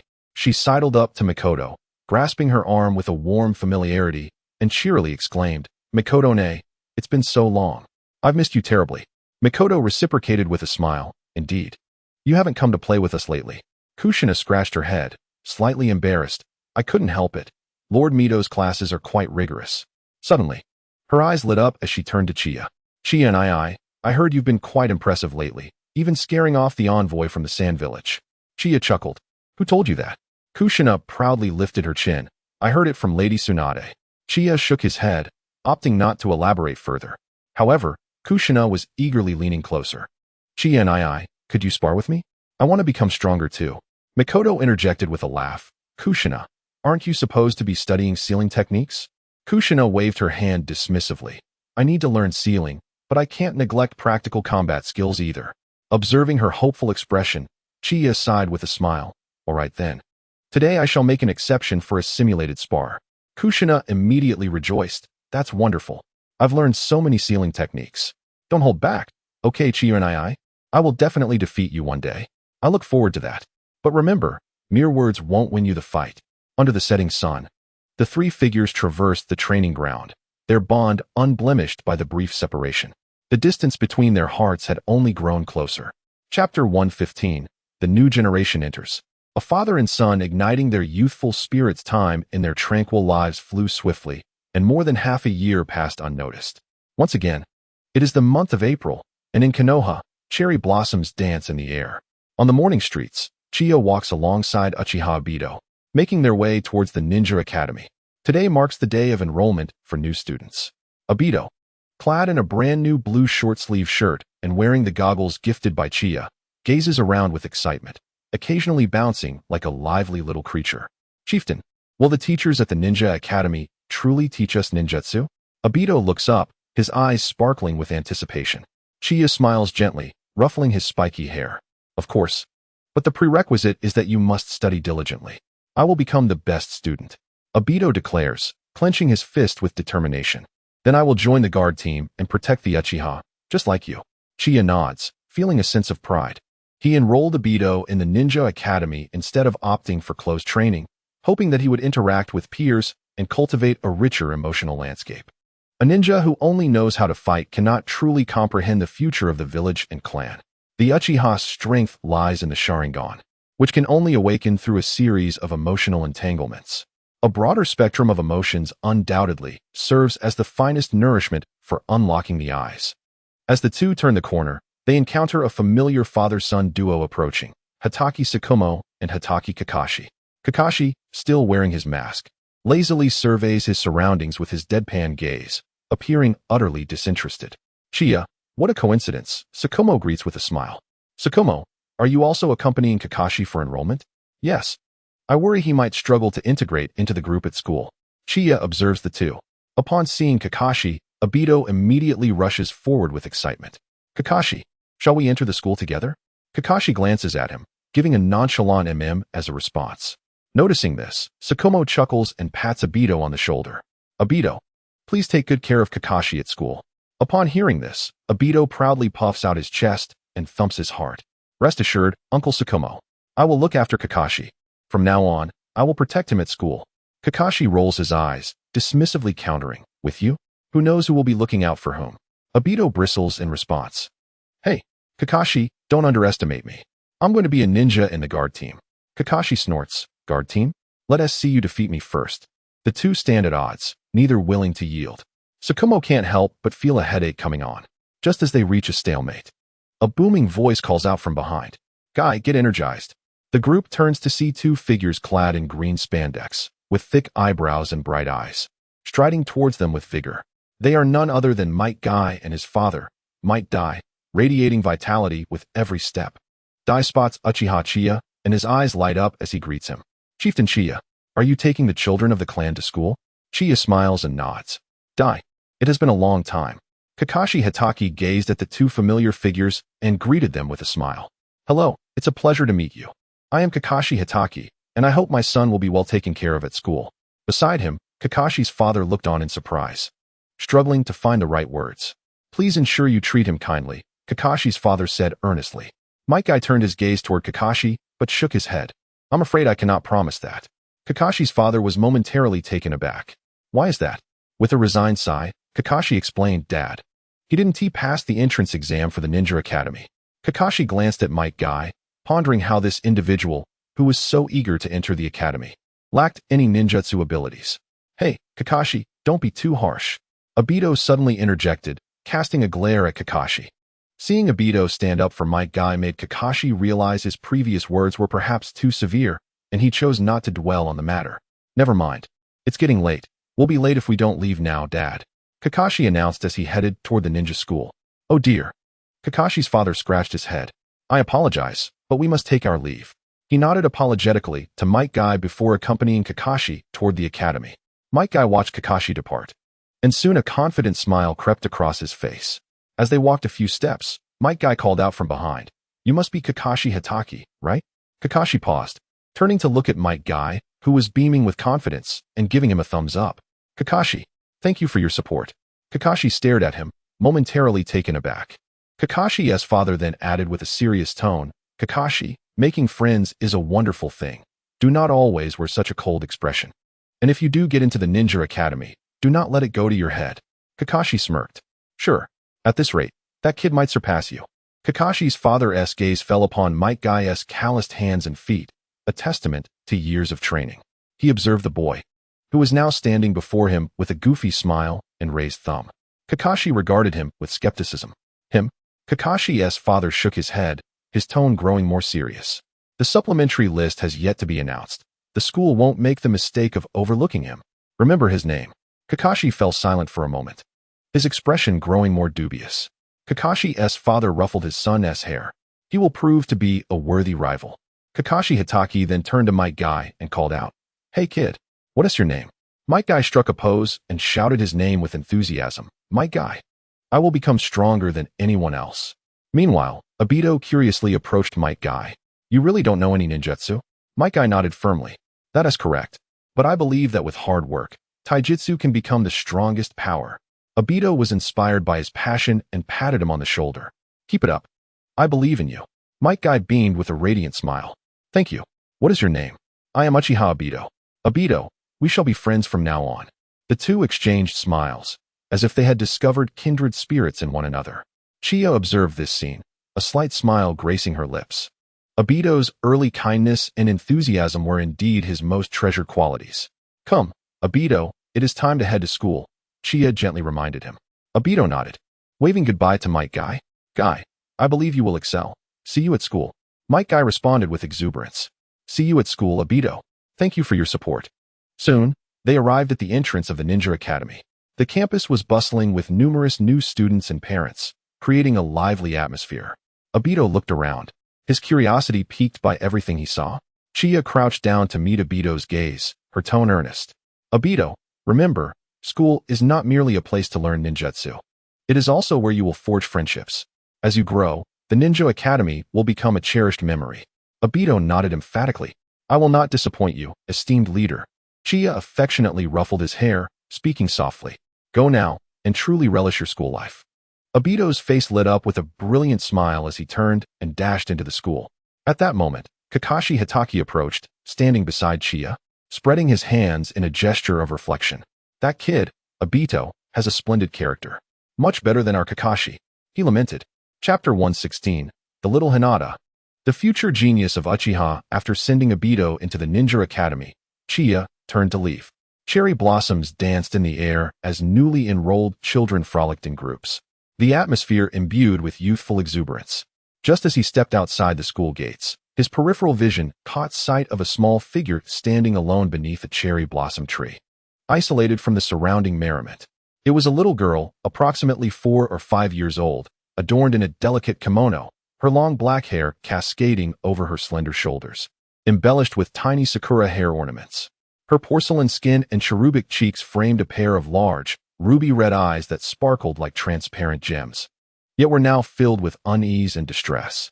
She anxiously tiptoed, clutching the hem of her garment tightly, seemingly awaiting someone. "Why, hi Karinai, just graduated from the Ninja Academy." Chiya furrowed his brow slightly and approached her, asking gently, "Little sister, why are you here all alone?" At the sound of his voice, the girl timidly lifted her gaze. She paused for a moment upon seeing Chiya, captivated by his tall, handsome figure, with dark hair gently swaying across his forehead and deep, warm eyes radiating kindness. Instinctively, she took a half step back but quietly replied, I am waiting for my father." "Did your father ask you to wait here for him?" Chiya knelt down to align his sight with hers, lowering his voice even further. The girl nodded, her eyes glistening with unshed tears. "After my father dropped me off, he mentioned that he had an urgent task and asked me to wait here, assuring me he would return shortly. However, the enrollment ceremony had already commenced and he was still absent." Her voice grew fainter, tinged with a hint of tears. Observing her on the verge of crying, Chinya gently inquired, "What is your father's name? I might be able to assist you in locating him." "My father's name is Shiyu Jinhong, and I am Shiyu Hong," she quietly replied. A flicker of surprise crossed Chinya's eyes. Shiyu Jinhong was an elite jonin of Konoha, renowned for his mastery of illusion techniques, and had made a name for himself during the Second Shinobi World War. Recently, he had been reassigned to the Umbu under the command of Hitaki Kakashi, becoming a crucial asset to the organization. It was unexpected that his daughter, Shiyu Hong, was on the verge of missing her enrollment due to her father's sudden mission.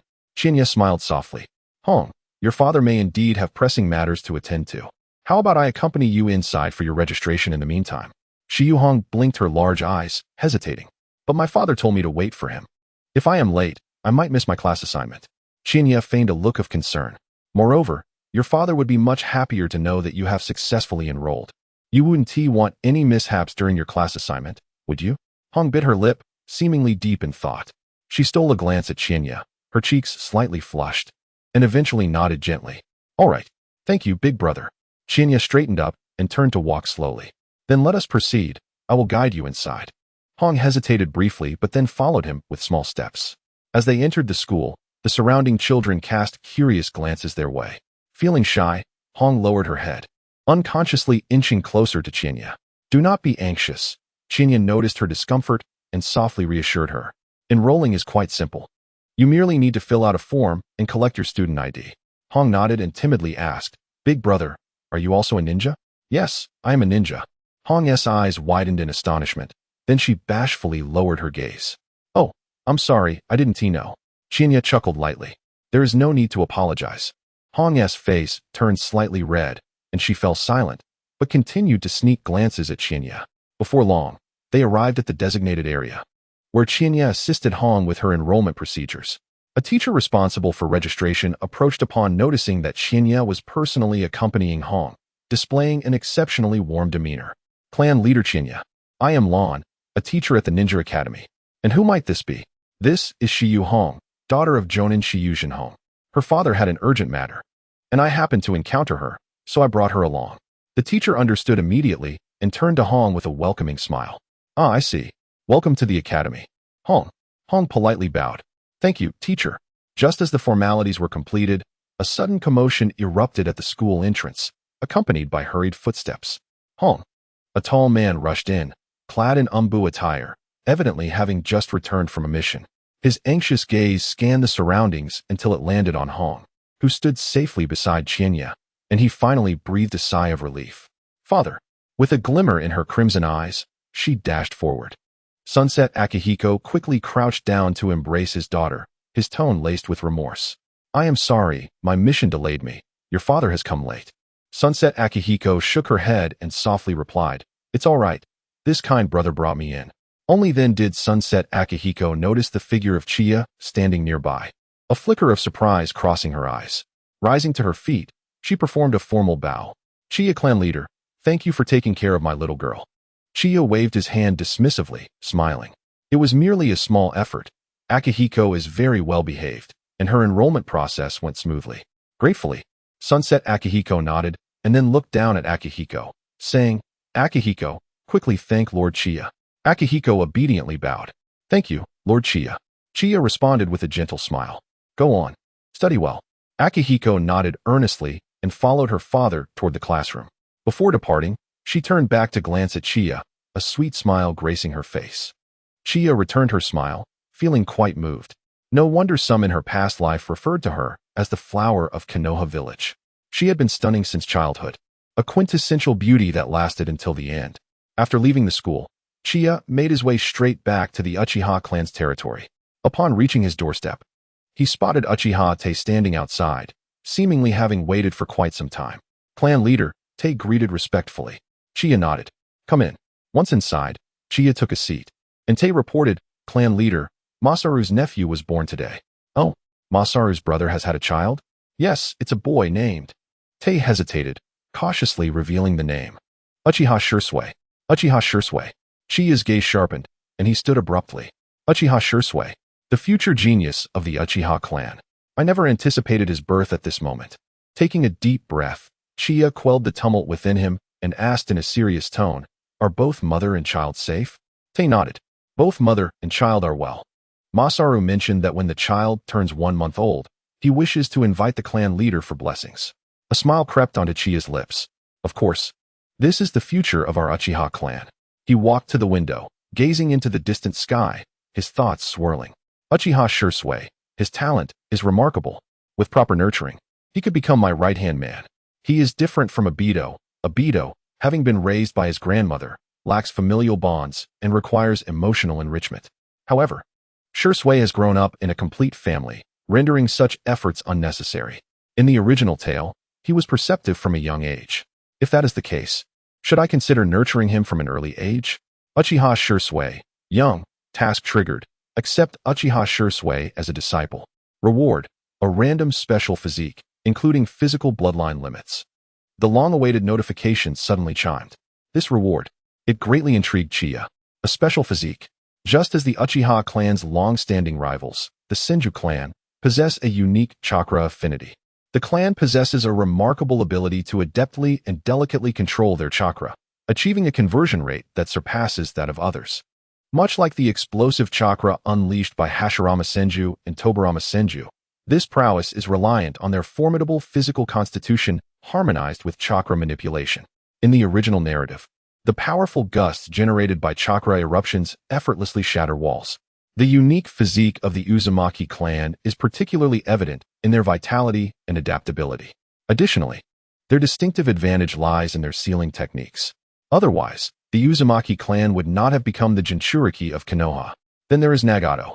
Although he hails from the Uzumaki clan, his circumstances are rather exceptional, being chosen by the Dancing King of Konoha as the vessel for the Rinnegan.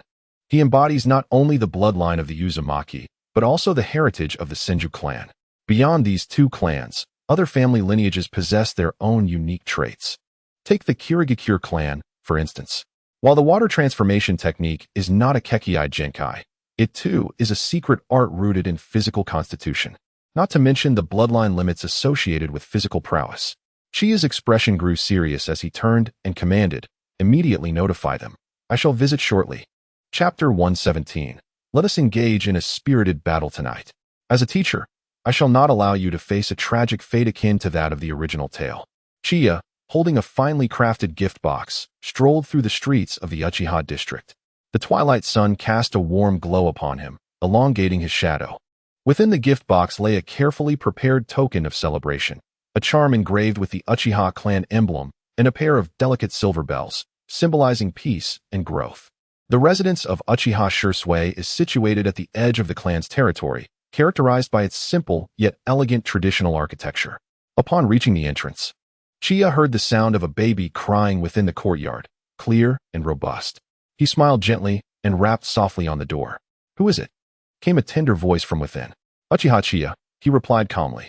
The door swiftly opened, revealing a warm-faced woman cradling an infant swathed in a blanket. Upon seeing Chiya, her expression shifted from surprise to disbelief. "Is that truly you, esteemed clan leader?" she exclaimed, stepping aside hastily. "What brings you here in person? Please come in." Chiya nodded slightly as he stepped inside. The room was simply yet warmly adorned, with a few paintings hanging on the walls and an uncollected tea set on the table. A man emerged from the inner room. It was Uchiha Shirsue's father, Uchiha Masaki. Upon noticing Chiya, he too displayed a look of astonishment, quickly bowing respectfully. "Esteemed clan leader, your visit to our humble abode is truly an honor." Chiya presented the gift box to him with a gentle smile. "I heard that your child has been born, and I came to pay my respects. This is but a small token of my goodwill." Masaki accepted the gift box with both hands, overwhelmed with emotion. "This is far too precious. Esteemed clan leader, your mere presence is already a great honor. How could we dare to accept your gift?" Chiya waved his hand dismissively. "There is no need for such formalities. The child represents the future of the Uchiha. As the clan leader, it is my duty to care for my kin." Makoto, the wife of Shinji, stood with reddened eyes, cradling her child, and bowed deeply to Chiya. "Thank you, esteemed clan leader." Chiya's gaze fell upon the infant in her arms. Little Uchiha Shirsue, with his clear, curious eyes, was observing the world around him. Upon noticing Chiya, he suddenly erupted into a fit of laughter. "What is the child's name?" Chiya inquired softly, feigning ignorance. "Shirsue, Uchiha Shirsue," Shinji replied with reverence. "I hope he possesses a calm disposition, akin to a placid surface of water." Chiya nodded thoughtfully, his gaze profound. Within the Uchiha clan, names often bore fiery and intense connotations. However, the name Shirsue, embodying tranquility, presented a striking contrast. In his past as Hokage, he consistently approached the conflicts between clan and village with rational restraint, much like still waters settling disputes. Ultimately, he chose to end his own life to thwart a coup, with his name foreshadowing his fate. "A splendid name," Chiya remarked after a brief pause. "Shinji, Makoto, there is a matter I wish to discuss with you." The couple exchanged glances, and Shinji promptly replied, "Please, esteemed clan leader, go on." Chiya gazed intently at them, his tone serious. "I wish to take Shirsue as my disciple and personally guide him." As soon as the words left his lips, the room fell into an immediate silence. Shinji and Makoto's eyes widened, as if struggling to believe their ears. "Clan leader, you mean? Shinji's voice trembled slightly. Chiya smiled gently. I have taken quite a liking to this child. What are your thoughts? Tears streamed down Mikoto's cheeks as she tightly embraced Shursui, overwhelmed with emotion and unable to articulate her feelings. Shinji took a deep breath, striving to compose himself. Esteemed clan leader, our branch once contemplated relinquishing our family ties to follow the village's will. We have never been distinguished within the clan, and we never anticipated your graciousness and regard for Shursui. Chiya interjected, the past is inconsequential. Regardless, you are all members of the Uchiha clan. It is time to move beyond previous grievances. What matters now is Shursui's future. He is a part of the Uchiha, and I hope he can become a bridge between the clan and the village. Shinji's eyes glistened with tears, and he nodded fervently. Esteemed clan leader, we are willing. It would be a tremendous fortune for Shursui to learn under your guidance. Mikoto nodded repeatedly, exclaiming, Thank you, esteemed clan leader. We accept on behalf of Shursui. I believe he will strive earnestly and live up to your expectations. Chiya smiled with satisfaction. He reached out, gently caressing Shursui's forehead, whispering, From this day forth, you are my disciple. At that moment, a notification echoed in Chiya's mind. Task of taking Uchiha Shursui as a disciple completed. Congratulations on receiving the reward. Senju clan physique. The physique of the Senju clan. What an unexpected delight. A warm surge of energy coursed through Chiya's entire being. At this moment, he felt his chakra surging with unprecedented vitality, as if every cell in his body had been infused with renewed energy. His senses sharpened, allowing him to perceive the flow of chakra in the surrounding air with remarkable clarity. Is this the essence of the Senju clan? A flicker of joy ignited within Chiya's heart, though his demeanor remained composed. System, display the system panel. Name, Uchiha Chiya. Age, 19. Chakra, 31 cards. Special skills, Senju clan physique, Sharingan, kaleidoscope. Ice release, lava release. Skills, kaleidoscope techniques, the other side of the underworld. Cycle of cause and effect. Forbidden techniques, Izanagi, Izanami. Mastery of swordsmanship, Susanoo. Proficient in medical ninjutsu. Fire release, mastery of illusions. High-speed body flicker technique, shadow clone technique. And the three bodies technique, among others. The bloodline limit had also transformed its designation to special skills, with a chakra attribute of 5 cards. Another wave of enhancement. Chiya's resolve solidified, and he turned his attention back to the present. He addressed the Shinji couple. Jisue is still young. For now, I entrust his care to you. When you have free time, please bring him to my home for visits. When he turns 3, I shall formally guide him in his training. Yes, esteemed clan leader. The couple replied in unison, their eyes brimming with gratitude and anticipation. After offering a few more words of encouragement, Chiya arose to take his leave. Once outside the Jisue household, he eagerly made his way to the training ground. Arriving at an empty arena, Chiya positioned himself at the center and swiftly formed hand seals. Fire release, Great Dragon Fire Technique. A colossal fire dragon erupted from his mouth, roaring as it surged towards the distant target. Unlike previous attempts, this fire dragon was significantly larger, its flames scorching hot, warping the very air around it. Boom. Upon contact, the target was instantly reduced to ashes, the shockwave singeing the surrounding earth to a charred black. Chiya observed this scene, a flicker of astonishment crossing his gaze. With the same amount of chakra and the same hand seals, the power had increased several-fold compared to before. The Senju clan's physique was indeed legendary. Feeling the tumultuous chakra within him, he realized that his control over it had reached an unprecedented peak. Techniques that once required meticulous concentration could now be executed with effortless precision. Chiya paused, gently closing his eyes. He attuned himself to the fluctuations of chakra within, and after a minute, he abruptly opened his eyes. An azure chakra erupted from his body, creating a shockwave that sent nearby wooden stakes flying. After a considerable time, the chakra surrounding Chiya finally settled. He surveyed the training ground, now in disarray from his recent chakra explosion, a smile gracing his face. This physique was truly born for battle. No wonder they could contend with the Uchiha in years past. In his excitement, Chiya thought of Tsunade. As a descendant of the Senju clan, her understanding of their physique would undoubtedly surpass his own. Tonight would be perfect for an in-depth exchange. Now that he had harnessed the essence of the Senju physique, he felt invigorated. Strength, particularly in terms of physical prowess, has undergone a remarkable enhancement. No longer shall I be harmed by the vices of indulgence. With that in mind, this evening, let us engage in a spirited battle. It is time to extinguish the arrogance of this princess from the land of fire. Just as Chiya departed from the training grounds, a member of the Uchiha security team followed closely behind. Ensuring the protection of the Uchiha Shursui family from the shadows is imperative. Indeed. Furthermore, dispatch someone to the Konoha hospital. Inform Tsunade that we shall convene at our usual meeting place tonight. I have pressing matters to discuss. Understood, esteemed clan leader. Chiya waved his hand dismissively. The individual nodded and swiftly vanished. Chiya gazed at the sky, a subtle smile gracing his lips. Shursui, since you are now my disciple, I shall not allow you to meet the tragic fate portrayed in the original narrative. Chapter 118. The 3-year period has expired. Jiraiya returns to the village. The third Hokage pays a visit. 2.5 years have quietly elapsed. In the land of rain, raindrops fall like needles, pattering softly upon the damp earth. Amidst the rain, one individual stands to one side, while 3 others face him in a triangular formation upon the muddy riverbank. The 4 are none other than Jiraiya and his students. This is the final test. The speaker is none other than Jiraiya himself. At this moment, he loosens his forehead protector, his white hair drenched and clinging to his forehead. Let me witness the extent of your growth. Begin.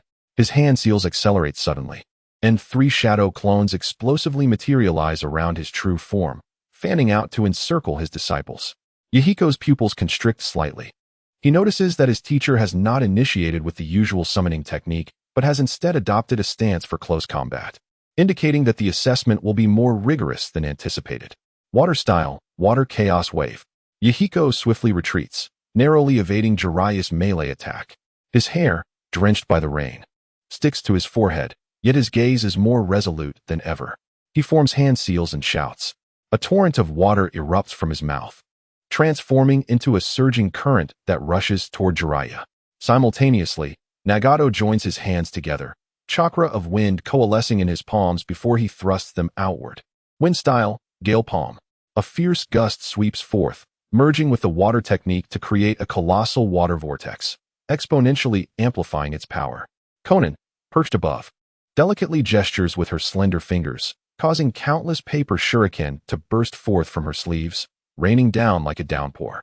Paper shuriken. The trio's coordination is impeccable, forcing Jiraiya to retreat repeatedly until he is ultimately engulfed by the water vortex, dissipating into a cloud of smoke. Bang! At the moment the shadow clones vanish, Jiraiya's true form emerges from behind a tree, a look of satisfaction gracing his features. Excellent, excellent. He claps his hands, his tone brimming with admiration. Your growth has genuinely astonished even me as your teacher. Yahiko wipes the rain from his face, breaking into a grin.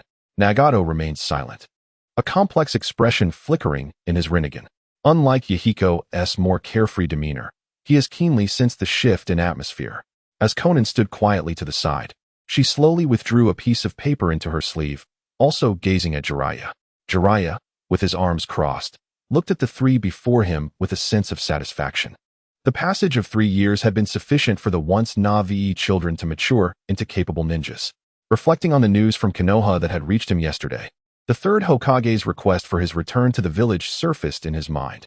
Jiraiya observed them, his smile gradually fading, replaced by a solemn expression. Over these 3 years, you have all worked diligently. The path ahead is one you must tread on your own. The 3 were taken aback. Teacher Jiraiya, are you leaving? Yahiko inquired. Jiraiya chuckled heartily, scratching his head. Indeed, I have my own mission and cannot remain here indefinitely. Besides, he gestured to the ground beneath them. Have you not already resolved to use your strength to transform this nation and forge true peace? Jiraiya looked intently at the trio. Today, I entrust the mission of peace to your capable hands. Yahiko clenched his fist and replied softly, we will. Nagato and Konan remained silent, merely lowering their heads slightly. Jiraiya stepped forward, patting Yahiko's shoulder, then ruffling Nagato's red hair. Lastly, he turned to Konan, earnestly advising, Konan, please look after these 2 for me. Konan lifted her head, managing a faint smile. Yes, Teacher Jiraiya. Jiraiya laughed heartily once more, turning to wave his hand. Then, farewell. His silhouette gradually receded into the rain, ultimately vanishing into the hazy mist. Yahiko, Nagato, and Konan stood in place, motionless for a long time. The rain continued to fall, Meanwhile, in Konoha, at the Uchiha clan's residence, the sun shone brightly, and a gentle breeze wafted through. In Chiya's courtyard, a child of not yet 3 years sat on the stone steps, engrossed in a hefty tome titled History of the Uchiha Clan. His little brows furrowed slightly, seemingly absorbed in his reading. "Shursui, can you comprehend that?" Chiya, reclining in a lounge chair, inquired lazily. Uchiha Shursui looked up, his childish voice earnest as he replied, "Patriarch, I am studying the glory of the Uchiha." Chiya's lips curled into a slight smile. "Oh, what have you discovered?" After a moment of serious contemplation, Shursui responded, "The strength of the Uchiha lies not solely in the Sharingan, but more so in protection." Chiya chuckled softly, reaching out to ruffle his hair. "Indeed, you have grasped some profound insights. Keep up the good work." Shursui nodded, returning his focus to the book. Chiya reclined once more, closing his eyes to savor the rare tranquility. Just then, a cheerful voice interrupted. "He, brother Chiya?" A red figure stealthily leapt over the courtyard wall. Upon seeing Chiya with his eyes closed, it paused momentarily, then tiptoed closer to him. The newcomer was none other than Kushina Uzumaki, her face adorned with a mischievous grin and her eyes sparkling with cunning. "For pinching my cheeks last time, this time I shall return the favor," she murmured, extending her hand to pinch Chiya's face. However, just as her fingers were about to make contact, bam! The body of Chiya transformed into a wisp of smoke, vanishing from sight, leaving only a wooden stump on the recliner. A substitution technique? When did this happen? Kushina's eyes widened as she struggled to comprehend, suddenly feeling a tightness around her waist. "Ah!" she exclaimed, finding herself bound by a rope and suspended in midair.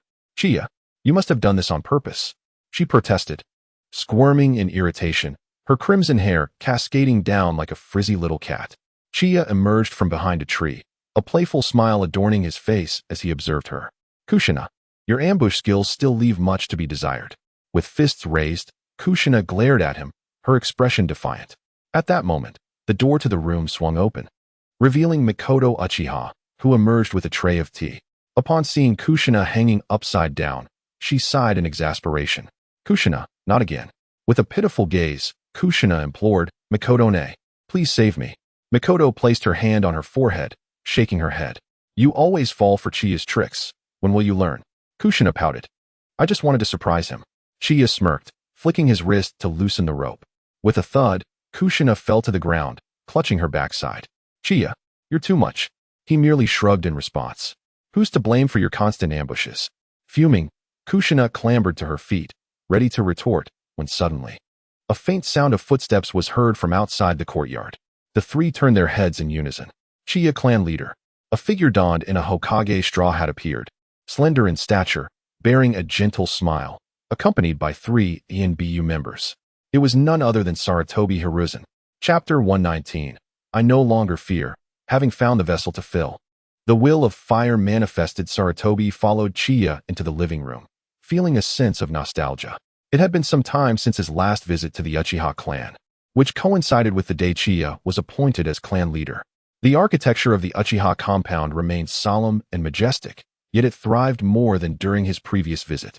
Once, he had stood before the Uchiha as a figure of authority, but now he found himself visiting them, feeling subtly diminished by the passage of time. Chiya noticed the uncertainty etched on Sarutobi's face, but chose not to comment, gesturing for him to take a seat before speaking calmly. "I presume your visit, Lord Hokage, is of significant importance. What brings you here today?" After a moment of silence, Sarutobi's gaze swept over the three in the courtyard. He sighed heavily, his tone serious. "Chiya clan leader, this matter is of great consequence, and I hope you will consider it with due gravity." Chiya's expression remained unchanged, his voice even. "Oh, for you to approach with such seriousness, it must be quite significant." Nodding, Sarutobi began, "Lady Mito is advancing in years, and the seal on the Nine Tails has begun to weaken. For the safety of the village, we must expedite the transfer of the Nine Tails to a new host." Chiya's gaze sharpened, his fingers lightly tapping the table, his tone steady yet laced with an undercurrent of coldness. "So, Lord Hokage, whom do you intend to designate as the next Jinchuriki of the Nine Tails?" Sarutobi Hiruzen gazed intently into Chiya's eyes and spoke in a low voice. "Kushina Uzumaki. She is the successor personally trained by Lord Mito, carrying the bloodline of the Uzumaki clan, making her the most suitable candidate." Chiya did not respond immediately, Instead, he fell silent for a moment before rising and moving to the door, calling out, "Kushina." Hiruzen was taken aback and turned his attention towards the entrance. There, he beheld Kushina Uzumaki stepping inside, a faint blush adorning her cheeks, seemingly engaged in a whispered conversation with Mikoto. As she entered the living room, her gaze ultimately settled upon Sarutobi Hiruzen. "Lord Hokage." Her voice was respectful yet distant. Observing this, Chiya conveyed Hiruzen's proposal to Kushina. Standing beside Chiya, she looked resolutely at Hiruzen. "Lord Hokage, do you wish for me to become the new Jinchuriki?" Hiruzen had not anticipated that Chiya would call her in so directly, nor did he expect such forthrightness in addressing Kushina. Nevertheless, the moment had arrived, and he nodded. "Yes, Kushina, this is for the village." Chiya raised a hand to interrupt him, shifting his gaze to Kushina with a gentle yet serious tone. "Kushina, becoming a Jinchuriki is no trivial matter. The tailed beasts are exceedingly dangerous. The process of sealing them is fraught with peril. To become a Jinchuriki means you will bear immense risks and responsibilities. Should any issues arise during the sealing, you could lose your life, endangering those around you." He paused before continuing. "Moreover, the situation of Jinchuriki within the village is not favorable. They are regarded as weapons rather than ordinary individuals and may face discrimination and isolation. Even now, Lord Mito cannot entirely evade these negative repercussions." Kushina lowered her head, her fingers tightly clutching the hem of her clothing, clearly contemplating Chiya's words with utmost seriousness. After a moment, she lifted her gaze, her eyes shimmering with unwavering resolve. "Chiya, I understand these risks. However, Lord Mito is my kin.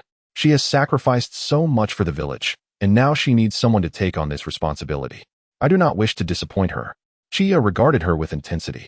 "Even with other members of the Uzumaki clan available, you still insist on becoming the Jinchuriki?" Kushina nodded, her voice soft yet resolutely firm. "I am no longer afraid. I have found what I need to fill the vessel." Chiya was momentarily taken aback. "What?" A slight flush crept across Kushina's cheeks, yet her gaze was exceptionally bright. "It is love. Lord Mito once told me that a Jinchuriki's vessel requires immense strength to fill it, and love is the most powerful force. I love you, Chiya. I love Mikoto. I love everyone from the Uchiha clan, and I cherish each person in Konoha. This feeling will become my strength to control the Nine Tails." Chiya silently observed her, a complex array of emotions stirring within him. "You can choose not to. You have other options." "I know," Kushina replied. "Chiya, I know you have my best interests at heart, but I still wish to pursue this path." Chiya found himself at a loss for words. He had never intended for Kushina to bear such a fate. Yet her stubbornness and determination made it difficult for him to readily dismiss her resolve. Ultimately, he turned to Sarutobi Hiruzen. "I can agree to Kushina becoming the Jinchuriki of the Nine Tails, but I have one condition." A tightness gripped Sarutobi's heart, yet he maintained an outward calm. "Please, speak." Chiya's gaze was piercing. "I wish to personally partake in the sealing of the Nine Tails. The Uchiha Sharingan possesses a suppressive effect on tailed beasts, allowing me to ensure the stability of the seal." Sarutobi hesitated momentarily. Traditionally, the sealing of tailed beasts was entrusted to loyal ninja selected from the Hokage lineage, and the involvement of the Uchiha might disrupt the balance. However, under Chiya's leadership, the Uchiha were flourishing, and Chiya shared a close bond with Uzumaki Kushina. The village indeed needed to consider their opinions. Otherwise, Sarutobi would not have come personally to discuss this matter with Uchiha Chiya. After weighing the pros and cons, Sarutobi nodded. "Very well, I agree." A faint smile graced Chiya's lips. "In that case, it is settled. Kushina, do you have anything to add?" Kushina shook her head, her face beaming with a radiant smile. "No, I will give it my all."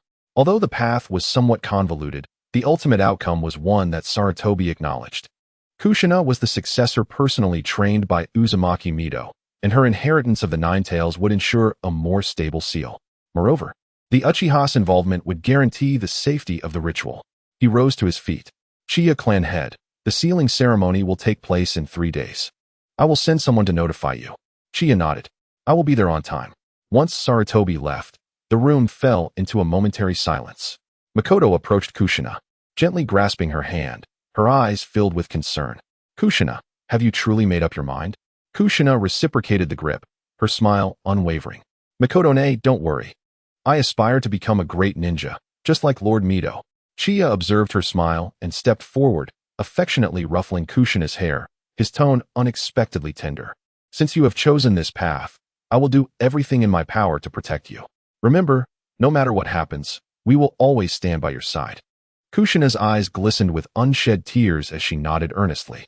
3 days later, the sealing ceremony for the Nine Tails was discreetly held outside the village of Konoha.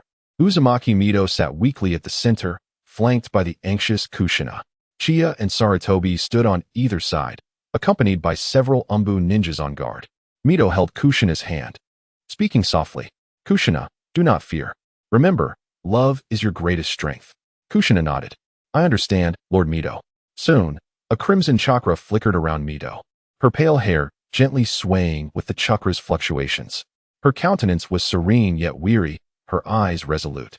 Opposite her, Uzumaki Kushina knelt, her hands tightly clasped, knuckles whitening from the force of her grip. "Are you ready, Kushina?" Mido asked gently, her voice imbued with undeniable strength. Kushina took a deep breath and nodded firmly. Then let us begin." In an instant, Mizuho's hands came together with fervor, and golden chains erupted from within her, coiling around her abdomen like living serpents. The chains shimmered with ancient runes, embodying the sealing power passed down through generations of the Uzumaki clan. A pained furrow creased Mizuho's brow, evident of the immense agony she was enduring. Shortly thereafter, a violent surge of crimson chakra was forcibly extracted from her body, swirling like boiling magma, coalescing into the ethereal form of a nine-tailed fox. It howled and writhed, the golden chains taut as they emitted a piercing metallic screech. The nine-tailed chakra relentlessly battered against the seal, the entire barrier quaking under its onslaught.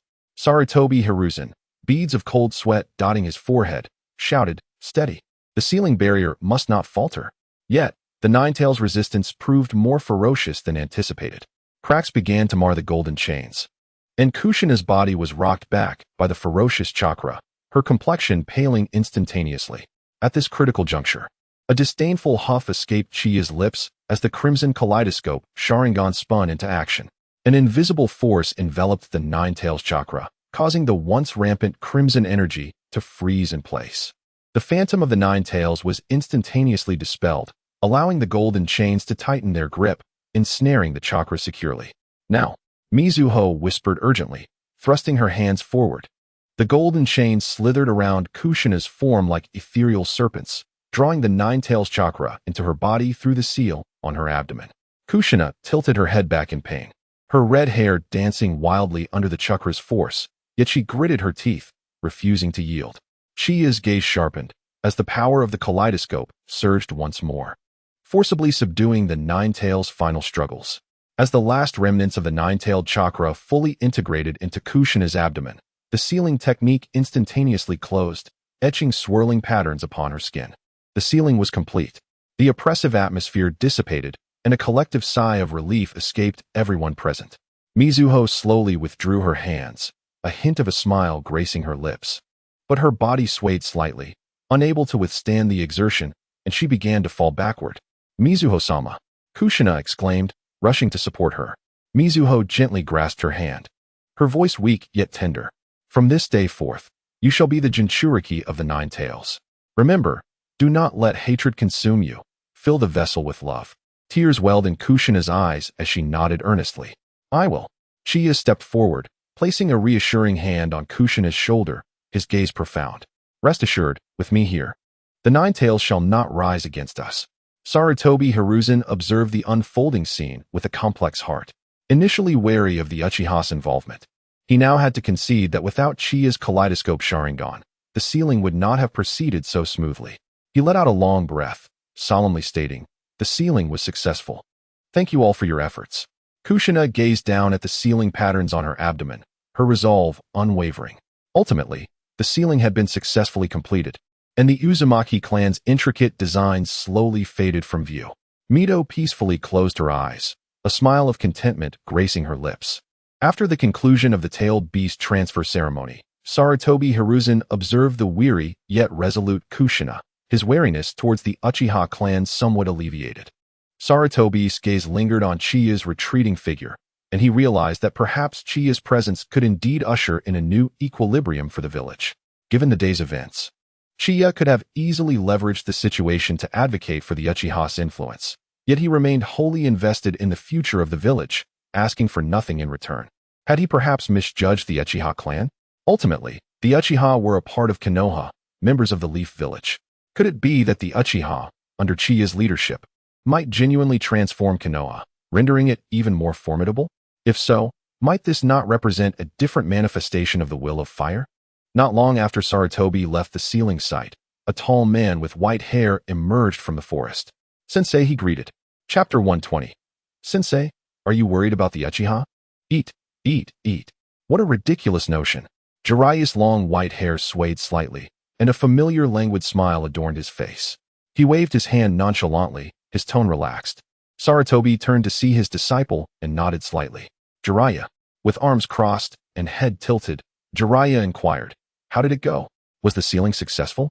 Being outside the barrier, he was unaware of the events that transpired within. Jiraiya had arrived in Konoha the previous day, summoned by Sarutobi upon the latter's awareness of his presence. Outside the barrier, he served as a safeguard, ready to evacuate the villagers should the Nine Tails become uncontrollable. Sarutobi did not respond immediately, but instead fell into silence for a moment before saying, let us discuss this in the office. Jiraiya raised an eyebrow, understanding the implication. Since his sensei remained so composed, it seemed the situation was not dire.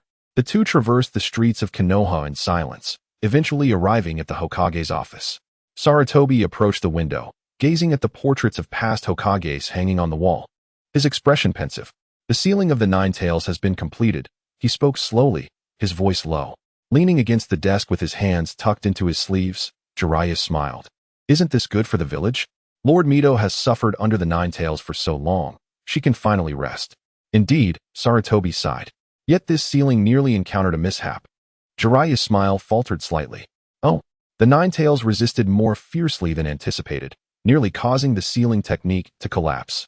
Sarutobi turned, his gaze serious. Had it not been for Uchiha Qiye's intervention, the consequences would have been unimaginable. Uchiha Qiye? Jiraiya furrowed his brow. He participated in the sealing? Yes, Sarutobi nodded. His Sharingan suppressed the Nine Tails chakra, enabling the sealing to proceed smoothly. Jiraiya remained silent for a moment before breaking into a grin. Well, that is quite fortuitous. With his assistance, the village has been spared a measure of risk. Sarutobi Hiruzen cast a deep glance at him, his tone imbued with complexity. Jiraiya, do you not perceive that Uchiha Qiye's power has surpassed our control? Jiraiya's smile gradually faded, replaced by a hint of seriousness. Master, are you concerned about the Uchihas?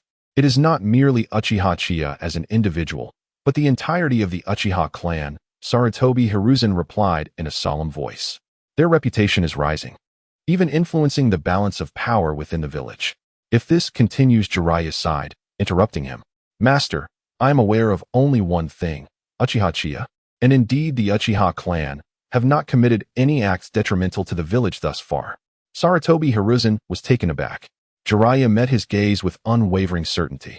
If they truly wished harm upon the village, they would not have intervened to assist in sealing the Nine Tails today. Conversely, they could have remained aloof, or even taken advantage of the chaos. Sarutobi Hiruzen remained silent for a long while. Naturally, he had contemplated this matter. With a deep sigh, he finally closed his eyes slowly. Perhaps you are right. Jiraiya shrugged, a roguish smile returning to his face. Since the matter is resolved, I shall take my leave. I have materials to gather. Wait, Jiraiya, Sarutobi Hiruzen suddenly called out to him. Do you truly believe there are no issues with the Uchihas? Jiraiya halted, glancing back at him with a relaxed yet profound expression. Master, rather than questioning them, consider why the Uchiha have reached this point. Clearly, Jiraiya felt that their treatment of the Uchiha clan had been somewhat biased. Having said this, Jiraiya waved his hand and exited the room. Inside the office, only Sarutobi Hiruzen remained. He slowly approached the portraits of past Hokages, his gaze lingering on the visage of the first Hokage, Senju Hashirama. What would you do, Lord Hashirama? He murmured softly. Uchiha clan territory. Chiya pushed open the door to his home. Brother Chiya. Uchiha Makoto rushed out from the kitchen upon hearing the noise.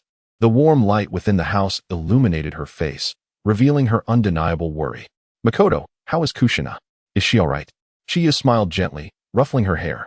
Do not worry. The sealing went smoothly. Makoto's tense shoulders finally relaxed as she exhaled a sigh of relief. That is wonderful. She then glanced back outside, noticing that Chiya had returned alone. Then where is she now? She has been taken away by Tsunade's medical team. The ceiling was quite taxing, and she needs to rest now.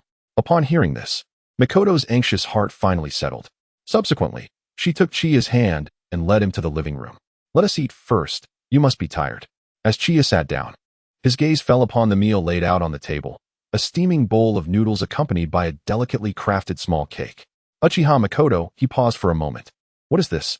Mikoto stood to the side, the corners of her mouth slightly upturned, her eyes sparkling with gentle warmth. Happy birthday, brother Chiya. Chiya was momentarily taken aback before breaking into a chuckle. He had forgotten that it was his own birthday. Mikoto let out a soft hum. I knew you would forget, so I prepared something special. As Chiya gazed at her, a surge of warmth filled his heart. He reached out and drew her beside him. Thank you, Mikoto. She replied softly. Hurry and eat. The noodles will cool down. Chiya picked up his chopsticks and lifted some noodles, the steam swirling around them, as her gaze softened. Let's eat together, Mikoto. He unabashedly brought the noodles to her lips. Though she initially intended to refuse, the warmth of Chiya's eyes compelled her to relent, and she opened her mouth to accept the noodles. Brother Chiya, it's your birthday today. I'll only take this bite, but you must finish the rest. Mikoto feared that Chiya would insist she eat more. Subsequently, she picked up her own chopsticks and began to feed Chiya. As he savored the noodles she offered, he admired her. Mikoto had blossomed beautifully, her oval face complemented by delicate features and skin as fair as snow. Her eyes bore the characteristic coolness of the Uchiha clan, but her beaming smile radiated an innate grace and tenderness. Her long, sleek black hair cascaded over her shoulders, adding a touch of classical beauty. Chiya couldn't help but feel a wave of nostalgia, momentarily captivated by her presence. Mikoto, he called. Stay over tonight. Upon hearing this, Mikoto's fair face visibly flushed. Her hand holding the chopsticks trembled slightly. Brother Chiya, I knew you would say something like this. Yet, upon seeing the seriousness etched on Chiya's face, she paused. Could it be that this time he was not jesting? Mikoto's breath quickened, and her hands fidgeted, clearly revealing her nervousness. Brother Chiya, if you finish the longevity noodles and the cake, then I will stay. Chiya glanced at the dwindling noodles and the delicately crafted cake, a smile gracing his lips. Mikoto, I'm full. What should I do now? Without a moment's hesitation, Mikoto fixed her gaze on him. I can help you eat. The moment the words slipped from her lips, she realized the implication of her statement as she caught sight of Chiya's amused expression.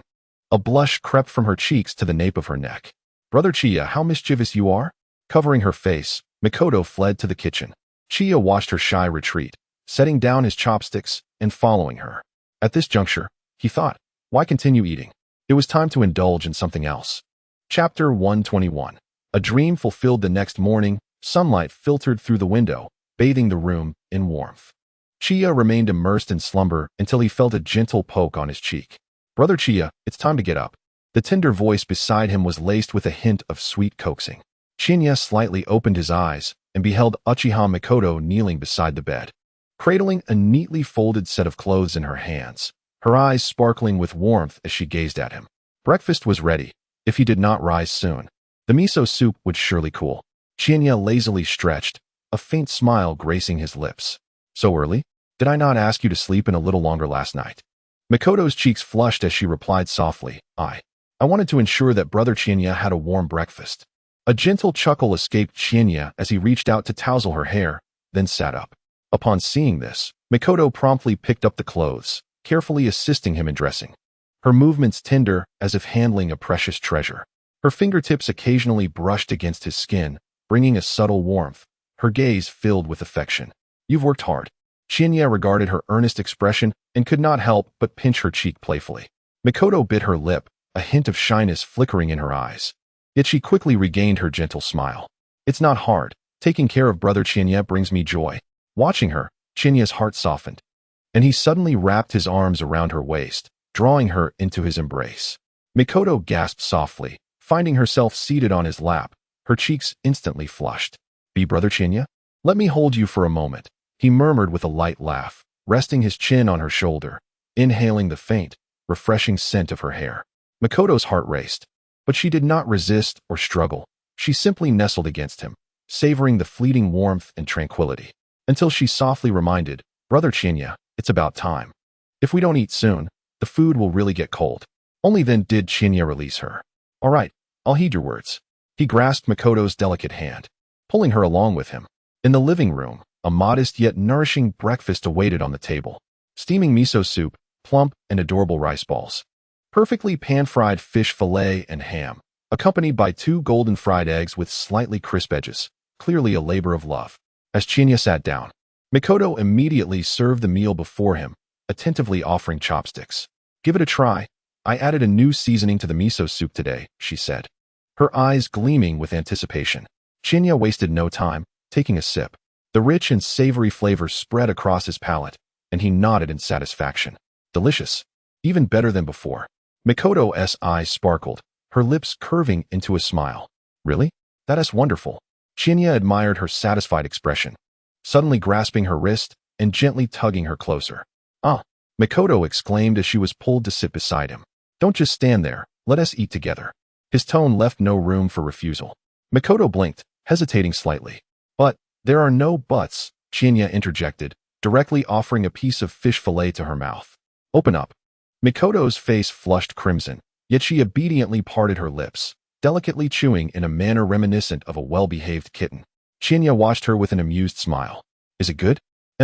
She nodded vigorously, her eyes brimming with happiness. The two of them enjoyed breakfast in a delightful exchange, creating an atmosphere as warm as that of newlyweds.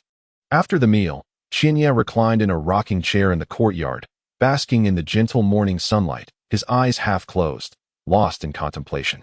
How disheartening it is to feel so listless. The indulgence of having everything served to him was truly intoxicating. After a brief respite, Chinya decided to check the rewards from the system. System, where's my kaleidoscope reward? The system's notification chimed in. Congratulations, host. The task regarding Uchiha Makoto has been completed. Task reward, Kaleidoscope Sharingan, Tsukuyami. Tsukuyami? Chinya paused for a moment, recognizing this genjutsu all too well. It was Uchiha Itachi's signature illusion technique, capable of trapping an enemy's mind within a fabricated world of illusion, where time, space, and even reality itself were under the caster's control. The torment could last for what felt like days, while mere moments passed in the real world. To think it would be this, Chinya murmured, a playful smile gracing his lips. He suddenly conceived an intriguing notion. Beyond combat, Tsukuyami might serve another purpose, shock and stimulation. By utilizing the illusionary world of Tsukuyami, he could simulate scenes from Naruto, such as Kakashi and Rin being pursued by the Mist Ninja, culminating in Rin's demise at Kakashi's hands, or perhaps both meeting their ends at one another's. Wouldn't this provoke Obito to awaken his kaleidoscope? This idea sparked a glimmer of excitement in him. After all, the evolution of the Sharingan often required profound emotional stimulation, and Tsukuyami could create the most vivid sense of despair. Do you wish to accept the reward? Yes. With a shift in thought, the power of the Sharingan erupted in Chinya's eyes, seamlessly transforming into its kaleidoscope form, enhancing his vision's clarity. System, display the character panel.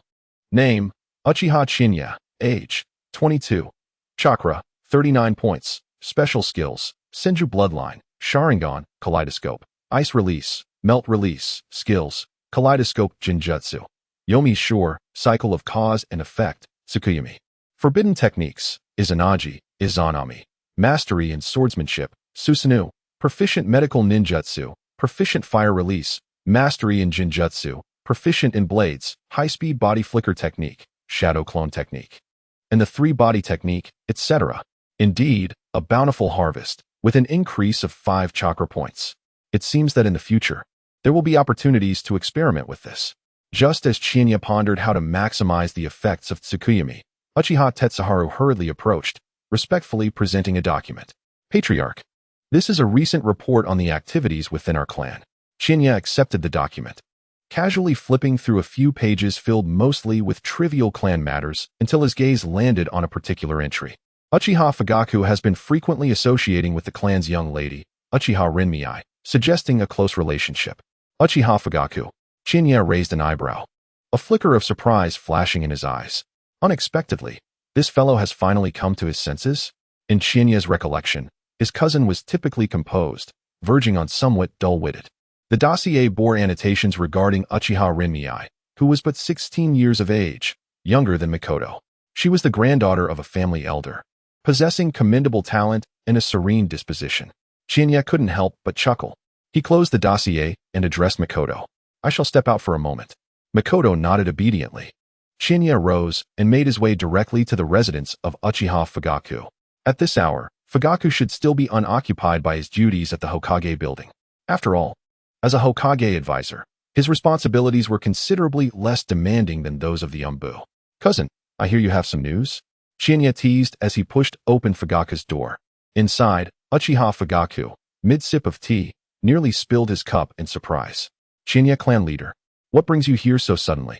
Qianye, with a mischievous smile, took a seat and regarded him meaningfully. What? Am I interrupting a rendezvous with a certain Miss Uchiha Rinmei? Fugaku's face flushed instantly. What are you babbling about? Qianye burst into hearty laughter. Many people in the clan are already aware, and you thought you could keep this from me. Fugaku sighed in resignation, rubbing his temples. I merely find her personality agreeable and engage in light conversation now and then. Oh, just a few chats? Qianye raised an eyebrow. Shall I assist in arranging for you both to converse more frequently? Stop it, Fugaku exclaimed. Qianye shrugged, his grin unwavering. Cousin, you ought to contemplate your future, after all. The destiny of the Uchiha clan rests upon our generation. After a moment of silence, Fugaku nodded seriously and finally murmured, I will consider it. Qianye nodded in satisfaction and patted his shoulder. Now that's the spirit. I look forward to your good news.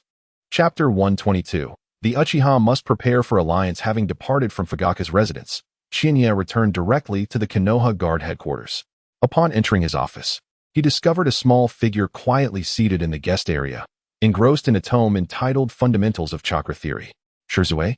Hearing the sound, Uchiha Shirzue lifted his head, his large, dark eyes imbued with a calmness far beyond his years.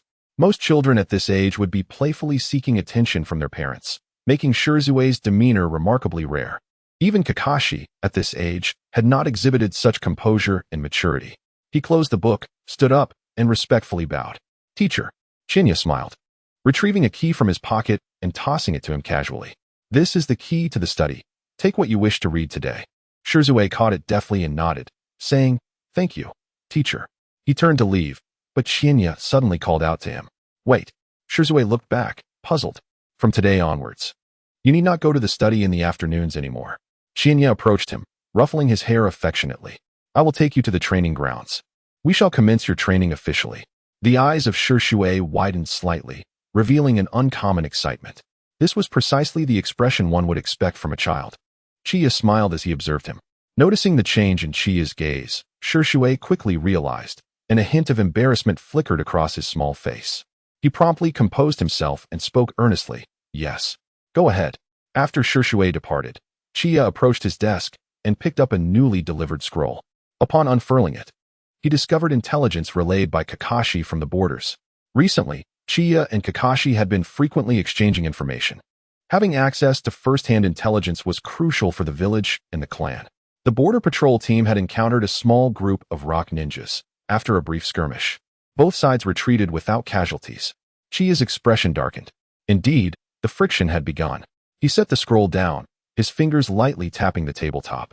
According to the timeline of the original story, the Third Great Ninja War was imminent, and this conflict would be a harrowing war of attrition for Konoha. With the war approaching, the Uchiha clan would naturally not be spared. He immediately summoned the vice captain of the security team and issued a solemn command. From today onwards, extend the training time for all security team members by 1 hour, and elevate the intensity of practical drills by 1 level. The vice captain looked momentarily taken aback. Chief, what is this about? The war is approaching, Chiya replied, calm yet imbued with undeniable resolve. The Uchiha must be prepared. A flicker of excitement shone in the vice captain's eyes as he nodded earnestly. Understood. Once he left, Chiya swiftly pinned 2 additional scrolls. The first was for Kakashi. Concise and straightforward.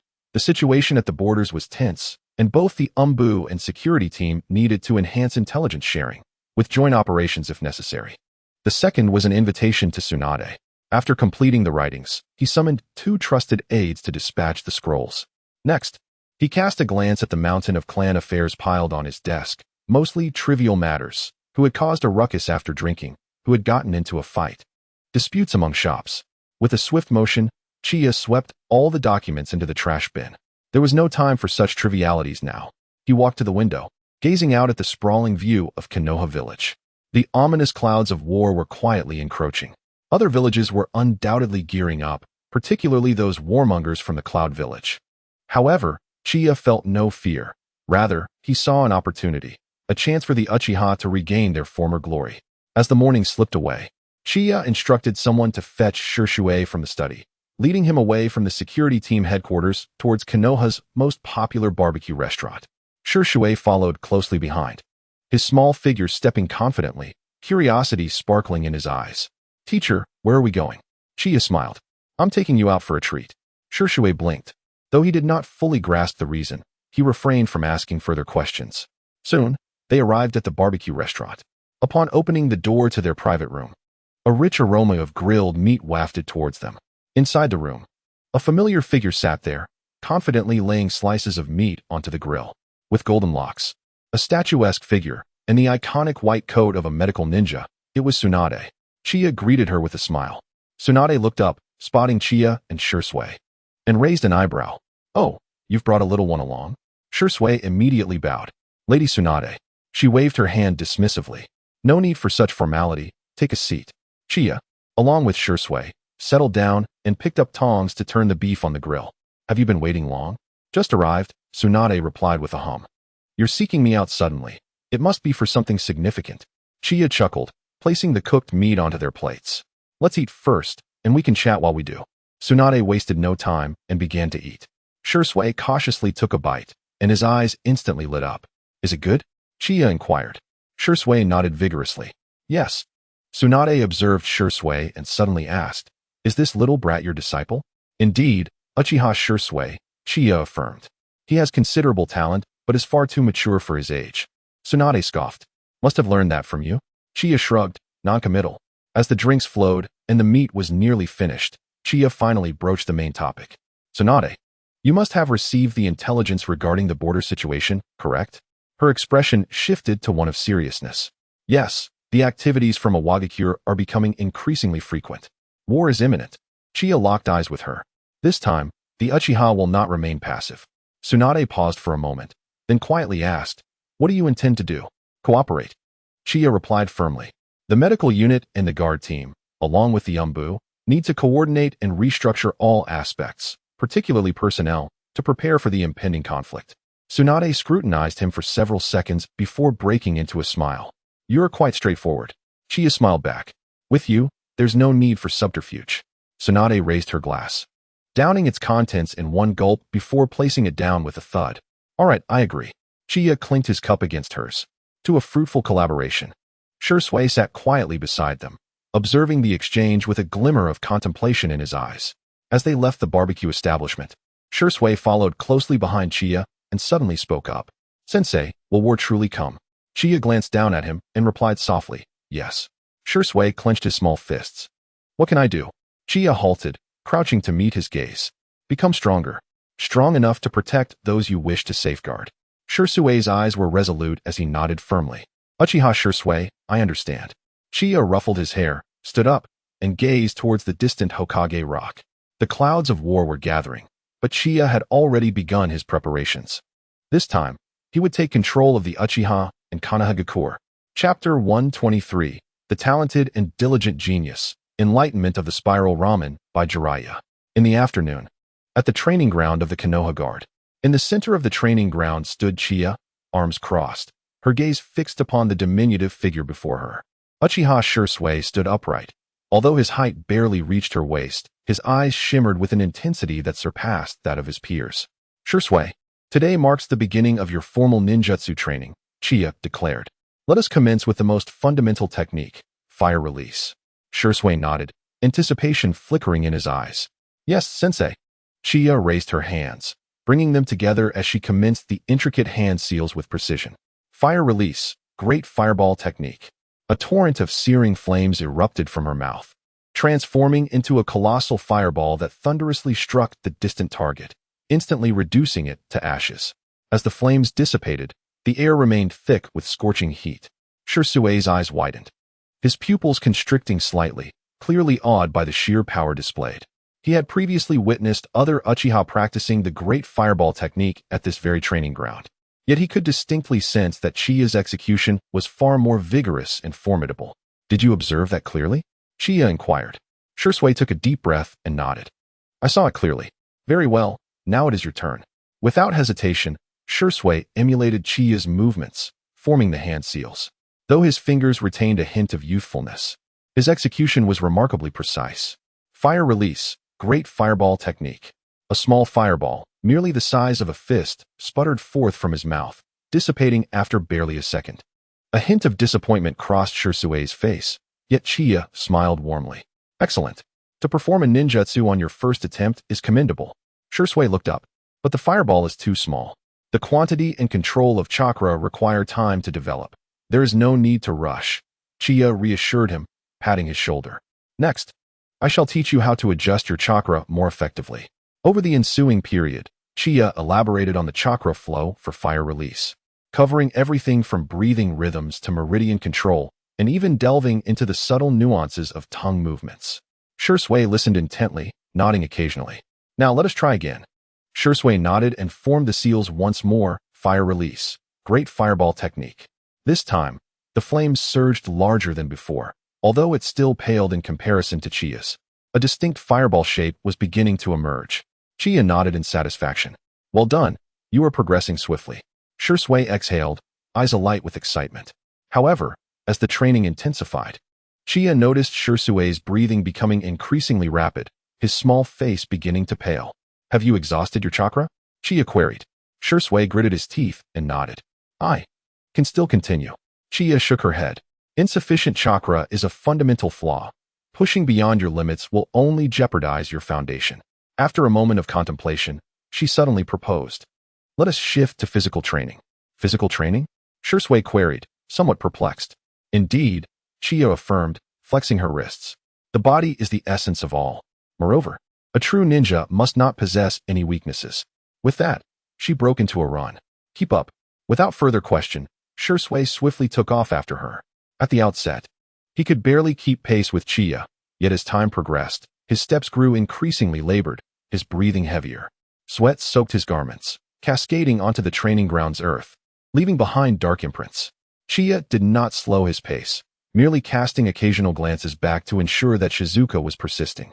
True strength is not merely a product of innate talent, but rather the result of relentless effort, a sentiment he had once imparted to Obito, and it now equally applies to Shizuka. Compared to Obito, Shizuka was more receptive to such wisdom.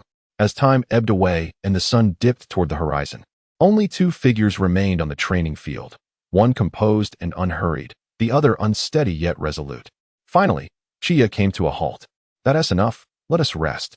Shizuka collapsed onto the ground, gasping for air, his chest heaving violently, yet his eyes retained an unwavering brightness. Chiya approached, offering a water bottle. How do you feel? Shizuka accepted the bottle, gulping down several mouthfuls before regaining his breath. I can still continue. Chiya chuckled softly. That is sufficient. Today's training has exceeded the limit. Shizuka did not dispute, merely nodding in silence. Observing his demeanor, Chiya felt an increasing sense of satisfaction. A disciple with high aptitude, diligence, and no complaints, such a student was truly a dream come true. While Shizuka took a moment to recuperate, Chiya stood at the edge of the training ground, gazing at the towering trees. Kushina Uzumaki often concealed herself behind those great trunks, peering out. Having recently become a Jinchuriki, Kushina was likely still under careful watch. The sudden absence of her lively chatter left Chiya with a sense of longing. Reflecting on Kushina, Chiya's expression grew solemn. He recalled the Third Great Ninja War, when the Jinchuriki from various villages also found themselves on the battlefield. Jiraiya and his team had encountered the likes of Old Purple and Han, two formidable Jinchuriki. Had it not been for Minato's flying thunder god technique, they might have been obliterated. Minato later confronted the Eight-Tails Jinchuriki, Killer Bee, and the aspiring Raikage, opponents far beyond the capabilities of ordinary ninjas. The deployment of Jinchuriki to the battlefield was thus an inevitable reality. Kushina, as Konoha's Jinchuriki, was certainly a target of interest for other villages. Therefore, it was imperative for her to bolster her own strength. Despite her vast chakra reserves, Her sealing techniques and other offensive methods were insufficient when faced with formidable adversaries. This led Chiya to recall the inspiration Minato had derived from the tailed beast balls unleashed by the Four Tails, Son Goku, and the Five Tails, Mu, which he and Jiraiya had spent 3 years developing for Kushina. The Rasengan, a technique that required no hand signs, relying solely on chakra control to form a potent sphere of energy. Rasengan reflects the technique's form, while the rotation pertains to the direction of the spinning motion. The principle of the Rasengan lies in the stable and continuous concentration of chakra within the palm, materializing it and generating destructive force through high-speed rotation. Chiya raised his hand, palm facing upward, attempting to gather chakra. A blue energy slowly coalesced, only to disperse swiftly. Indeed, it was not so simple, he murmured to himself. However, he remained unhurried. Chiya now possessed the physique of the Senju clan, along with the keen insight of the Sharingan. He could detect even the minutest fluctuations in chakra. Chiya was confident that he would develop the Rasengan in no time. Teacher? The voice of Shizuku came from behind. Chiya turned to find the little one standing up. Though his complexion was still somewhat pale, his eyes had regained their clarity. Have you rested well? Shizuka nodded, then curiously gazed at Chiya's hand. Were you attempting a new technique just now? Chiya smiled. Yes, a ninjutsu suited for those with an abundant chakra. Shizuka blinked and suddenly asked, do you need my assistance? Chiya was taken aback and then burst into laughter. Wait until you grow a bit more. Shizuku also chuckled, albeit faintly. But it was the first time he revealed a childlike side that day. The afterglow of the setting sun bathed the master and apprentice, casting long shadows. Chapter 124. The successful development of the Rasengan. Regardless, I will protect you. In the tranquil depths of Konoha at midnight, silence reigned supreme. At the Uchiha training ground, moonlight poured down like water, illuminating a slender figure at its center. Chiya stood, palm raised, chakra swirling violently in his hand, emitting a piercing hum. Bang, bang, bang.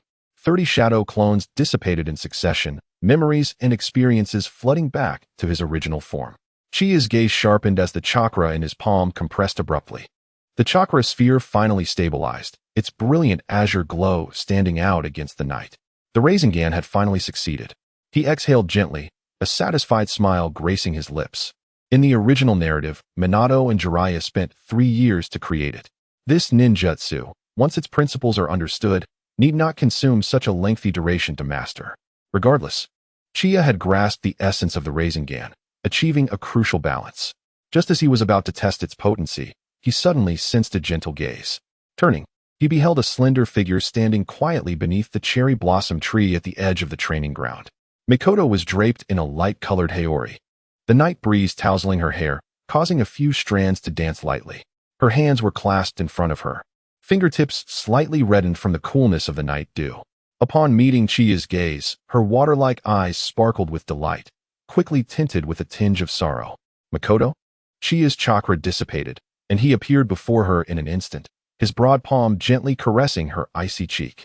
Why are you out so late? It's chilly at night. Mikoto did not respond immediately, simply gazing up at him.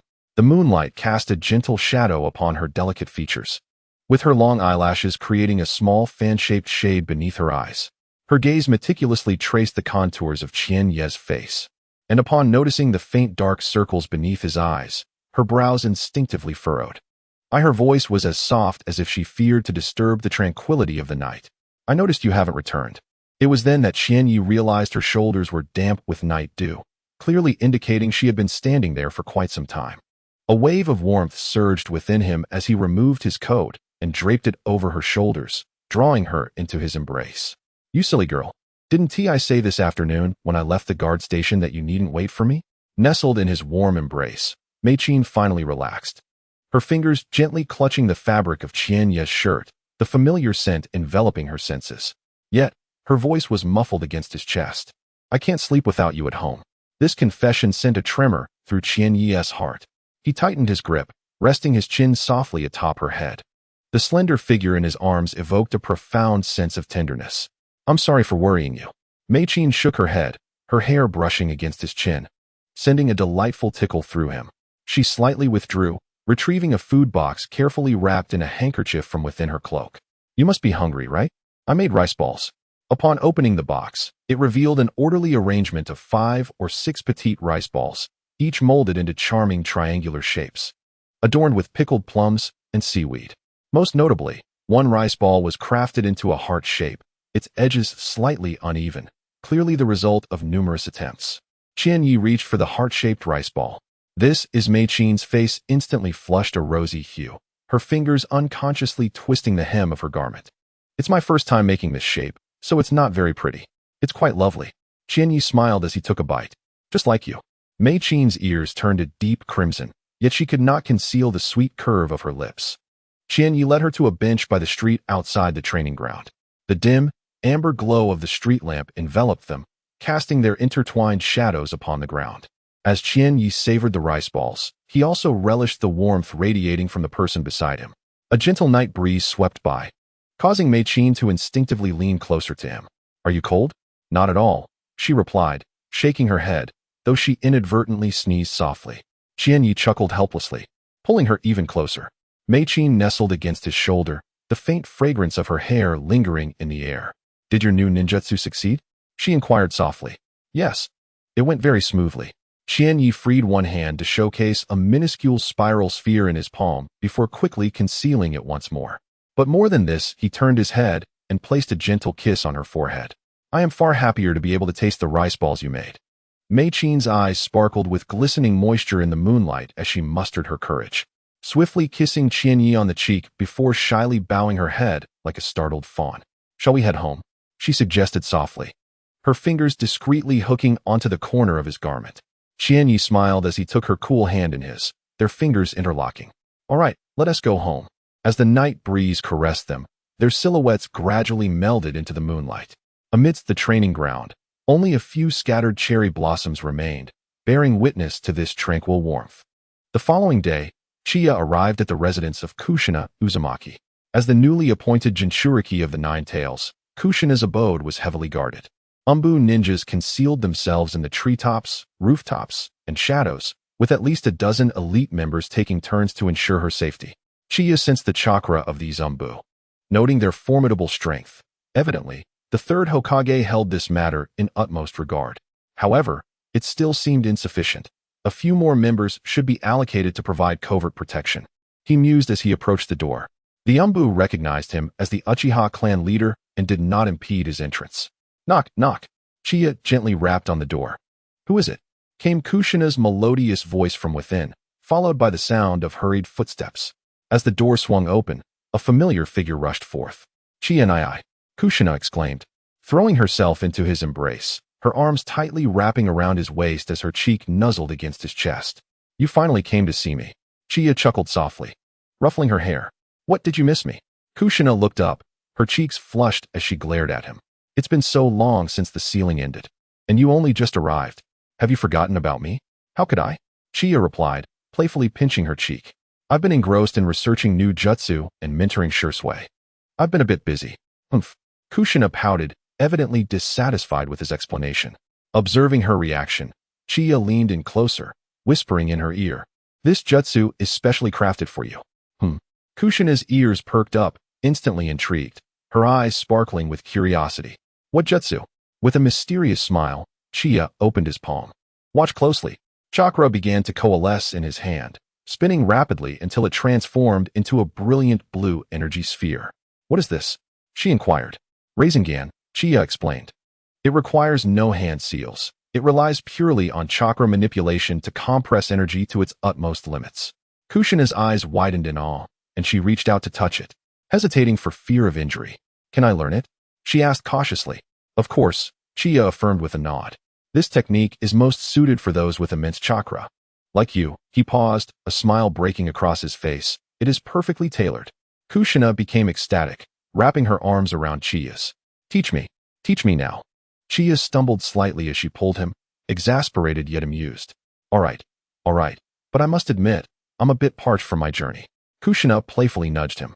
I know, just wait. With a charming grin, she dashed off to prepare tea.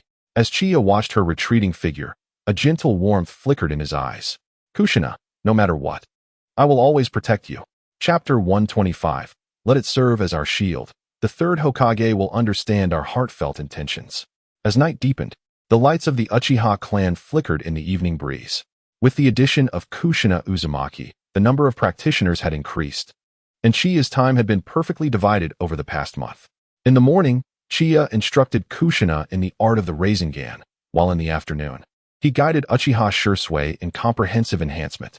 At the headquarters of the security team, apart from brief moments in the early morning and late evening, the presence of individuals was scarcely felt.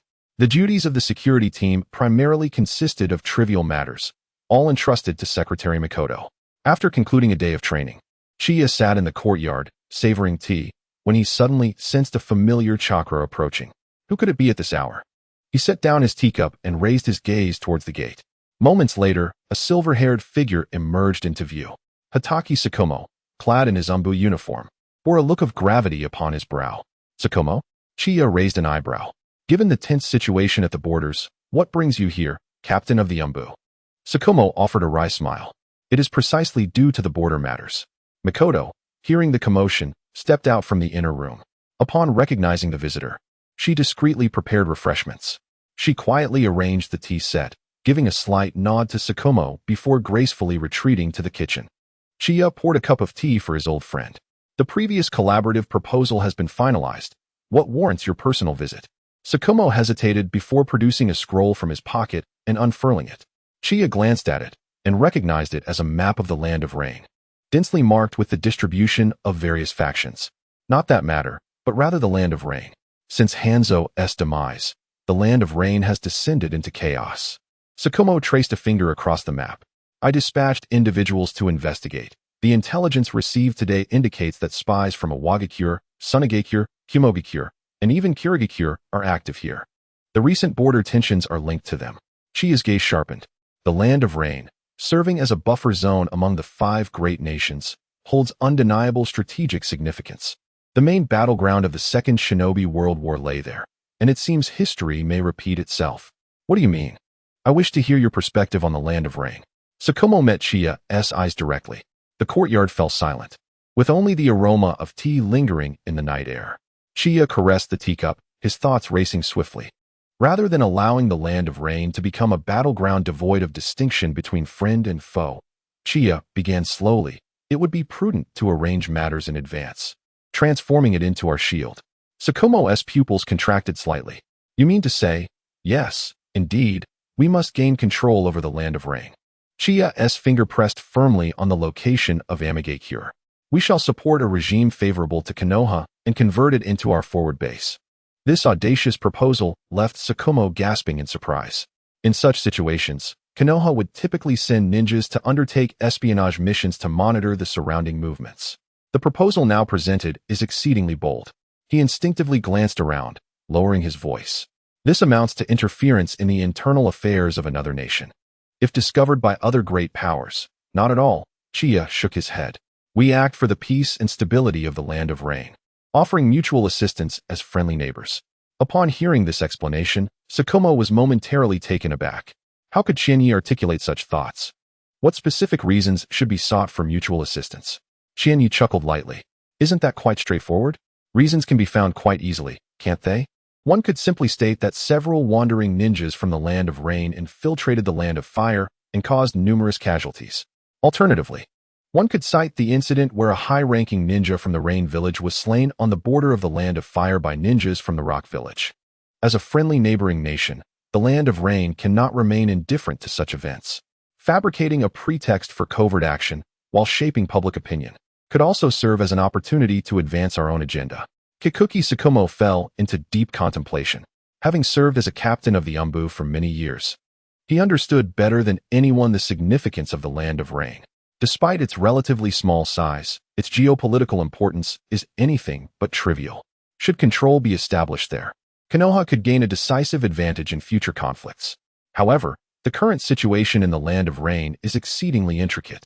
Kikuki Tsukumo could not think of an appropriate faction or individual to support. Do you have suitable candidates?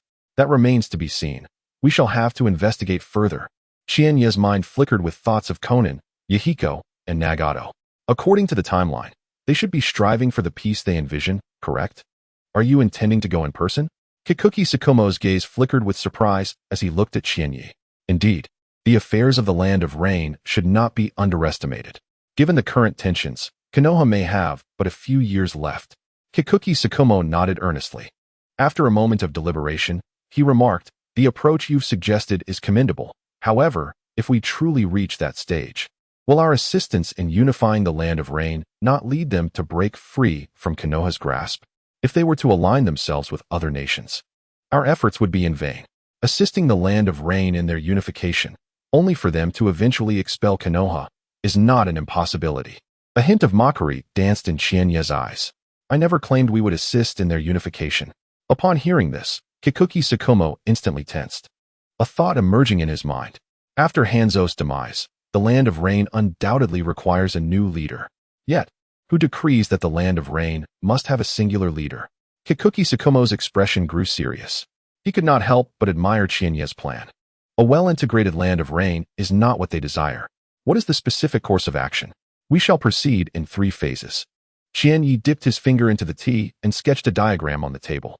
First, the Umbu will enter the Land of Rain under the pretext of pursuing rogue ninjas. Second, we will establish covert contact with the upper echelons of the Land of Rain, offering supplies and training. Finally, we will assist in eliminating hostile forces, particularly the infiltrating ninjas from other villages. As he spoke the final words, Qianye's gaze sharpened. Kikuki Tsukumo immediately understood. Inform the third Hokage. That is indeed feasible, yet the specifics of the operation remain in our hands. The third will surely comprehend our earnest intentions. Kikuki Tsukumo cast a deep glance at Qianye. Nonetheless, given the current ambiguity of the situation, unconventional measures are indeed required. Tomorrow, we shall lead a team to proceed. Qianye glanced at the clock hanging on the wall. Various nations were preparing for action, and we must seize the initiative. After discussing some details, when Hatake Tsukumo rose to take his leave, the moon had already started its descent in the western sky. As Qianye escorted him to the door, he suddenly inquired, "What has Jiraiya been up to lately?" Previously, he had heard from the third Hokage that Jiraiya was searching for someone and had recently been enjoying leisure time in the village, claiming it was for research purposes. Hatake Tsukumo casually responded, then realized something. Why the sudden mention of him? Qianye shook his head, just asking casually. Jiraiya is back. It seems those 3 from the Land of Rain can now stand on their own, right? I wonder how Conan is doing these days. After seeing off Hatake Tsukumo, Qianye stood in the courtyard, motionless for a long while. Mikoto gently approached him, draping a coat over his shoulders. "It's going to rain." She gazed at the overcast night sky and softly asked. Qianye held her cool hand. "Indeed, a storm is imminent." "Mikoto." Tomorrow, I will be leaving the village for a while. Please inform Kushina and Shursui. By the way, let them continue with their training plan. When I return, I will assess their progress." Chapter 126. Let me witness your strength. A long-awaited reunion. The following morning, as dawn broke, Chinya departed from Konoha with 5 elite Uchiha ninjas. All 5 were exceptional members of their clan, including Uchiha Masashi. At this moment, Uchiha Masashi had completely cast aside the teachings of the third Hokage, beginning to embrace Chinya's ideological standards. They met with Hatake Tsukumo and his AMBU team, who awaited them. Hatake Tsukumo, clad in his AMBU uniform, had silver hair that gently swayed in the breeze. Upon seeing Chinya, he slightly nodded in acknowledgement. "Is everyone gathered?" Chinya inquired. "Yes, we can depart at any time." Hatake Tsukumo replied. "Then let us set off." The group proceeded swiftly, with no superfluous conversation, only the sound of hurried footsteps echoing through the forest. As noon approached, they reached the border between the Land of Fire and the Land of Rain. Ahead lies the Land of Rain, Hatake Tsukumo cautioned, without unnecessary pleasantries. Both teams directly crossed into the territory of the Land of Rain. As soon as they entered, the sky darkened, and fine raindrops fell like needles, soaking their garments. The weather of the Land of Rain was indeed notorious. It seemed perpetually shrouded in rain, with the air thick with humidity. This dreadful weather. Uchiha Masashi muttered under his breath, wiping the rain from his face. Chinya looked up at the gloomy sky and remarked lightly, "You'll grow accustomed to it." Hatake Tsukumo approached Chinya and quietly asked, "What shall we do next?" A subtle smile graced Chinya's lips, revealing an air of mystery. "We shall continue forward. Once we arrive at our destination, you will understand." Hatake Tsukumo paused, puzzled, but seeing Chinya's confident demeanor, he chose not to press further. After a brief rest, the group continued their journey deeper into the land of rain. As the rain intensified, the roads became exceedingly muddy, yet the pace of the procession remained unyielding. Chiya led the way with unwavering resolve, intimately familiar with the terrain. Behind him, Flagwood Shikubo speculated quietly about the destination of their journey. As dusk approached, the group arrived at a secluded valley. At the heart of the valley stood a modest wooden cabin, ensconced by dense woodlands, its presence difficult to discern without careful scrutiny. Chiya raised his hand, signaling for the group to halt, and then addressed Flagwood Shikubo, instructing him to wait in the valley while he ventured inside for a closer inspection. Shikubo nodded, cautioning him to be careful. In a swift motion, Chiya departed, making his way toward the cabin. Gently pushing the door open, he was greeted by a subtle fragrance of wood. The interior was simply yet neatly furnished, featuring a wooden table, several chairs, and a corner stacked with various household items. On the walls hung several hand-painted artworks, their style youthful.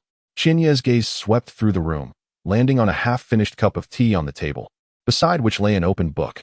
The Will of Fire? He approached the table and casually picked up the book. Ah, a tale of fervor. Quite commendable. After perusing it for a brief moment, he set it down and pulled out another volume on the fundamentals of ninjutsu, its pages densely annotated. It appears the study has been taken quite seriously, Chiya mused softly, a hint of a smile gracing his lips. He seated himself on a nearby mat, patiently awaiting developments. Time trickled by as the rain outside gradually subsided, leaving only the sound of droplets cascading from the eaves to the ground. Approximately an hour later, a faint sound of footsteps reached his ears, followed by the brittle snap of a twig. Chiya's ears perked up, indicating the approach of someone. In the next moment, the wooden door was thrust open violently, and several paper shurikens shot toward Chiya like a tempest. With a slight tilt of his head, the shurikens grazed his hair, embedding themselves into the wall behind him. It seemed they had indeed detected the traces he had left behind, a commendable reaction. Chiya silently praised them, maintaining an expression of calm. He raised his hand to form a seal. Transformation technique. High-speed body flicker technique. In an instant, Chiya was outside. Perched atop a sturdy branch of a large tree, observing the trio below, Yahiko, Nagato, and Konan. They appeared significantly more mature than the last encounter, their youthful innocence replaced by determination. "Let me witness your prowess," Chiya whispered. He then leaped down from the tree, initiating the attack. Yahiko was the first to spot Chiya, shouting, "Be careful, the enemy is here." He formed hand seals, summoning a water dragon that surged forth from his palms, aimed directly at Chiya. Unfazed, Chiya opened his mouth and exhaled, "Fire release, great fireball technique." The blazing fireball instantly evaporated the water dragon into vapor. Yahiko's eyes widened in shock, clearly unprepared for the formidable strength of Chiya's fire technique. Observing this, Nagato pressed his hands together. Wind release, gale palm. A fierce wind whipped up the rain-soaked ground, forming a water vortex that surged toward Chiya. He swiftly retreated. Meanwhile, Xiaonan's paper shuriken flew in from the side. Chiya's gaze flickered, and he activated his high-speed body flicker technique once more, effortlessly evading the attack. Their coordination was commendable, yet still insufficient. Suddenly, Chiya's voice resonated behind the trio. Startled, they turned to find another Chiya had inexplicably circled around behind them. Yahiko gritted his teeth and lunged at Chiya, only to have his wrist seized with one hand, followed by a powerful shoulder throw that slammed him onto the ground. Nagato attempted to intervene, but was met with a kick to the abdomen from Chiya, causing him to stagger backward. Xiaonan's paper wings unfurled, soaring into the air as countless paper shards transformed into razor-sharp blades, hurtling towards Chiya. With hands forming seals, Chiya exclaimed, "Fire release, Phoenix fire technique." The searing flames incinerated the airborne paper shards entirely. Chiya advanced, gripping Xiaonan's foot and yanking her down. She was forced to land, her complexion pale. The battle was decidedly one-sided, with Chiya deftly countering the trio's assaults, as if he were toying with them. Just as Yahiko prepared to charge again, both Nagato and Xiaonan grasped him firmly. "Wait, Yahiko." Xiaonan's voice trembled as she fixed her gaze upon Chiya, feeling an inexplicable familiarity in those profound black eyes. Nagato furrowed his brow and murmured, "I believe I have sensed his chakra before." Yahiko looked perplexed. "What are you two talking about?" "He is our enemy." Ignoring Yahiko's words, Xiaonan took a deep breath and tentatively called out, Qianye, brother? Upon hearing his name, Qianye halted his actions, and the stern expression on his face gradually softened, replaced by a warm smile. He formed hand seals, dispelling his transformation technique. The once unfamiliar visage reverted to its strikingly handsome form. Long time no see, Xiao Nan, Qianye said softly. Tears welled up in Xiao Nan's eyes as disbelief washed over her. Your strength is quite impressive. At the sound of Qianye's voice once more, Nagato widened his Rinnegan eyes. Yahiko, after a moment of daze, finally regained his composure. Brother Qianye, how did you end up here? Qianye approached the trio, but Xiao Nan was the first to leap forward, embracing him. Feeling her newfound softness, he gently caressed her hair. Xiao Nan's gaze shifted to Nagato and Yahiko as she smiled, and said, I came to see you and discuss a potential collaboration with the Rain Village. The three were filled with both surprise and confusion. Rain continued to fall, yet amidst it, the air was imbued with a warmth of reunion. Chapter 127. Cooperation between Konoha and the Rain Village, electing a new leader for the Rain Village inside the wooden house. The sound of rain tapping against the window grew clearer. Qianye sat at the wooden table, as Xiaonan served him tea before taking a seat beside him. Yahiko and Xiaonan sat across from them, their expressions varying, clearly taken aback by Qianye's sudden arrival. What is the current state of the Rain Village? Qianye inquired, lifting the teacup and taking a gentle sip, his gaze sweeping over the trio. Yahiko immediately straightened up, his tone filled with excitement. The Rain Village is in utter chaos. After Hanzo's demise, the village fell under the control of several high-ranking officials who were solely preoccupied with power struggles, utterly indifferent to the plight of the common folk. Oh, which individuals specifically? Chiya set down his teacup. The most influential figures are the three elders of the Rain Hidden Village, Aoki Iwa, Kurizawa, and Morita Shin. Yahiko counted on his fingers. Upon hearing their names, Chiya felt a stir of intrigue within. It seemed that the success of his previous plans during this visit to Rain Hidden Village largely hinged on these three individuals. Yahiko, do you have any specific insights about them? Yahiko shook his head. However, Nagato suddenly spoke up.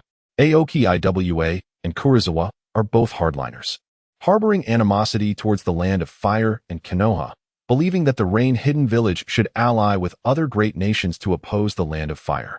In contrast, Morita Shin maintains a more neutral stance, primarily concerned with the village's stability. Chiya nodded slightly, formulating his thoughts. The two who oppose Konoha must be eliminated. While Morita Shin might serve as an ally for Konoha, do you wish to change the Rain Hidden Village? Chiya inquired unexpectedly. The three were taken aback.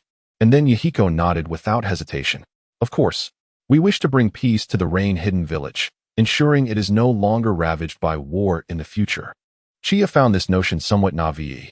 The geographical position of the Rain Hidden Village is exceptionally unique, situated at the heart of geopolitical conflict, determining its future. It is destined to be a site of contention, unavoidable, unless all surrounding nations are vanquished, allowing it to emerge as a great power.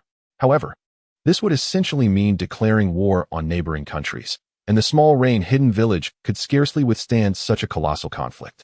Moreover, Hanzo had previously attempted this and ultimately failed. Nagato remained silent for a moment, then murmured, yet our current strength is far from sufficient. Conan looked at Chiya, her eyes filled with anticipation. Chiya, can you assist us? A slight smile graced Chiya's lips, his gaze profound. Conan's words resonated with him. I can offer my help, but on the condition that you accompany me on a journey. A journey? Where to? Yahiko inquired, puzzled. Do you know the whereabouts of Morita Shin? Yes. Then let us go meet the neutral Morita Shin. Chiya rose, surveying the three. So what say you? Are you willing? Without hesitation, Conan stood up. I will go. Nagato and Yahiko exchanged glances and also stood up. We will go too. Chiya smiled. The rain continued to pour as the group traversed the muddy path. Arriving at the outskirts of a valley, Kakashi and the Umbu members had long been on alert nearby. Upon seeing Chiya approach with Yahiko and the others, Kakashi furrowed his brow. Who are they? Allies, Chiya replied succinctly, then turned to Yahiko. Contact him. Yahiko nodded and pulled out a map from his pocket. After determining the direction, he led the group onward. As they passed through the forest, the rain intensified. Eventually, they halted at a settlement. There it is. Yahiko pointed toward a massive iron pipe structure in the distance, addressing Chiya and the others. Chiya glanced at Kakashi, who nodded in acknowledgement. With a wave of his hand, the members of the Umbu scattered, encircling the iron pipe structure. Before long, a ninja emerged from the conduit and gestured toward Shikaku. "Let us go," Shikaku succinctly commanded, and the group entered the tunnel. Shortly thereafter, they encountered a slender, middle-aged man clad in a gray robe typical of the Rain Village. His demeanor calm and his eyes vigilant. "Yahiko? What is happening?" His gaze lingered on Chiya and Shikaku before finally settling on Yahiko, as he coldly inquired. "Lord Morita, they are ninjas from Konoha, here to assist us," Yahiko quickly clarified. Morita's expression remained stern. "Ninjas from Konoha? What do you intend to do?" Stepping forward, Shikaku spoke with a measured tone. "Mr. Morita, we are not foes. The current turmoil in the Rain Village serves neither the land of fire nor the land of rain." "Humph. When did Konoha start caring about the future of the Rain Village?" Morita scoffed, clearly unconvinced by Chiya's words. Chiya did not rush to elaborate, but instead said slowly, "Mr. Morita, do you wish for the Rain Village to continue its internal strife, or do you desire to restore order?" Morita, having navigated the complexities of the Rain Village for many years, understood that there are no free lunches in this world. After a moment of silence, he finally spoke. "What exactly do you want?" "Cooperation," Chiya replied, locking eyes with Morita. "We can assist you in eliminating Aoki, Iwa, and Kurosawa, enabling you to take control of the Rain Village." Morita's pupils constricted. Both of them had ties to other nations. It would not be so simple to eradicate them. Furthermore, would Konoha truly be so benevolent? Of course, with conditions, Chiya smiled slightly. The future of the Rain Village must entail a friendly relationship with Konoha. Additionally, these three young ones possess a sincere yearning for peace, and I hope you can nurture them. Morita scrutinized Chiya, then shifted his gaze to the three individuals behind him, seemingly assessing the veracity of his words. Is it merely about maintaining a friendly relationship? So simple? The condition surprised him somewhat. After a long pause, he took a deep breath. "I need to consider it." "Time waits for no one," Chiya replied coolly. "Aoki, Iwa, and Kurosawa will not grant you much time." Morita pondered for a moment, ultimately gritting his teeth and nodding. As long as they were present, he would find it difficult to govern the entire Rain Village. If what these Konoha individuals said was true, he would allow them a chance. "Very well, I agree to cooperate." That night, the Rain Village was shrouded in a dense curtain of rain. Chiya and three elite Uchiha infiltrated Aoki Iwa's estate. The estate was heavily guarded, with a contingent of elite troops stationed there. However, under Chiya's leadership and the Uchiha Sharingan Genjutsu, the guards were easily controlled like puppets. Aoki Iwa was in his study, reviewing documents, when suddenly, a shadow appeared before him. "Who?" He abruptly looked up, only to be met with a pair of crimson Sharingan eyes. "Aoki Yen, your ambition ends here." Qianye's voice was frigid. Aoki Yen yearned to cry out, yet found his throat incapable of producing sound. In the next moment, his consciousness plunged into darkness, his body collapsing to the ground. Simultaneously, Hatake Tsukumo launched a surprise assault on the stronghold of Kurosawa. A ninja by birth, Kurosawa was quick to react, but under the blade of Hatake Tsukumo's white fang, he had no chance to resist and was silenced with a swift strike to the throat. A night of slaughter would eventually come to an end. On the following morning, the villagers of Amigakure were astonished to discover a sudden change in leadership. Morita Shin stood before the Amigakure building, brimming with excitement, announcing that Aoki Yen and Kurosawa had been executed for their betrayal of the village and allegiance to others. He proclaimed himself the new leader. Among the crowd, Yahiko, Konan, and Nagato stood beside Qianye, gazing at Morita Shin, whose eyes sparkled with self-satisfaction, their own eyes reflecting a myriad of complex emotions. "Qianye, is this what you desired?" Konan inquired softly. Qianye turned to her, offering a gentle smile. "No, this is what you all aspire to. The future of Amigakure ultimately rests in your hands." Qianye patted her shoulder. "Regardless, Amigakure has indeed settled into a true state of stability. In the time to come, immerse yourselves in learning from Morita Shin. One day, you shall occupy this position. When that time arrives, it will be your genuine pursuit of peace." Yahiko clenched his fists, determination igniting in his eyes. "We certainly will." Nagato remained silent, but a flicker of resolve passed through his Rinnegan. Qianye nodded in satisfaction and turned to Hatake Tsukumo. "The mission is complete. It is time to return." Hatake Tsukumo gazed at the distant Amigakure, softly reflecting, "The game you have orchestrated is grander than I had envisioned." Qianye smiled, offering no reply. The group did not linger, swiftly racing towards the land of fire. As time passed, the rain diminished, eventually ceasing altogether. Chapter 128. A change in leadership at Amigakure is not unfeasible. Ninetales Chakra Mode. Upon returning to Konoha, Qianye made his way directly to the Uchiha clan residence. Pushing open the door, he was met with a serene stillness, interrupted only by the gentle sound of wind chimes in the courtyard. At this hour, Mikoto was likely still engaged with the umbu. Qianye entered the kitchen, retrieving the rice balls Mikoto had prepared that morning. As he ate, he pondered the intricacies of Amigakure's structure. Morita Shin's current compliance does not guarantee he will not betray in the future. Reclining in a lounge chair in the courtyard, Qianye squinted at the sky. If he were to act against Konoha, then appointing another as the leader of Amigakure would not be out of the question. Furthermore, he contemplated an even broader perspective. If Amigakure were to become entirely devoid of value, perhaps it would be more prudent to fully integrate it into the Land of Fire, renaming it the Amigakure Division of Konoha. However, by that time, it would directly border the Land of Earth and the Land of Wind, leaving no buffer zones for maneuvering. Forget it. The ship will naturally find its way when it reaches the bridge. Matters of the future can be addressed then. Qianye. A bright voice interrupted his thoughts. With a raised eyebrow, Qianye turned to see a flash of red rush into the courtyard. Kushina Uzumaki. A wry smile crossed his lips. Have you already sensed my return? Standing before him, Kushina had her hands on her hips, her crimson hair shimmering in the sunlight, and a triumphant grin adorning her face. Of course, I had someone keeping watch at the village gate, so I knew the moment you came back.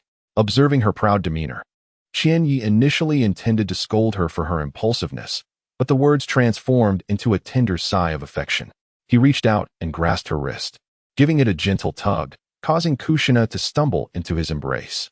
"Ah," she gasped, her cheeks instantly flushed, yet she did not resist. Instead, she wrapped her arms around his neck. "Is Mikoto at home?" Qianye shook his head. Kushina's joy intensified, and she cheerfully asked, "Qianye, do you miss me during your time away?" Qianye chuckled softly, pinching her cheek. "Indeed, I was eager to see if you practiced the Rasengan diligently." Kushina pouted. "Of course, I practiced diligently. This morning, I successfully mastered the Rasengan." "Really?" Qianye inquired, a hint of surprise in his tone. "Do you doubt me? Allow me to demonstrate." Kushina pushed away from Qianye's warm embrace and stood up, taking a deep breath before extending her right hand. She focused intently on her palm, and soon a brilliant blue sphere materialized there, gradually expanding, causing her hair to flutter in the air. Impressive. Upon hearing Qianye's praise, Kushina quickly dispelled her chakra, and the Rasengan vanished. She leapt back into Qianye's arms. "Qianye, I've been working so hard lately. Do you have any rewards for me?" Qianye affectionately ruffled her hair, stroking her silky locks. "How about some Ichiraku ramen?" Knowing her fondness for ramen, he suggested. "Great. Let us go this afternoon."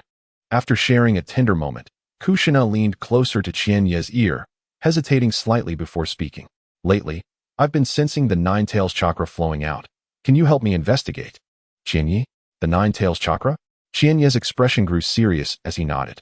In the next instant, his gaze locked onto Kushina's eyes, and their consciousness was swiftly drawn into the ceiling space.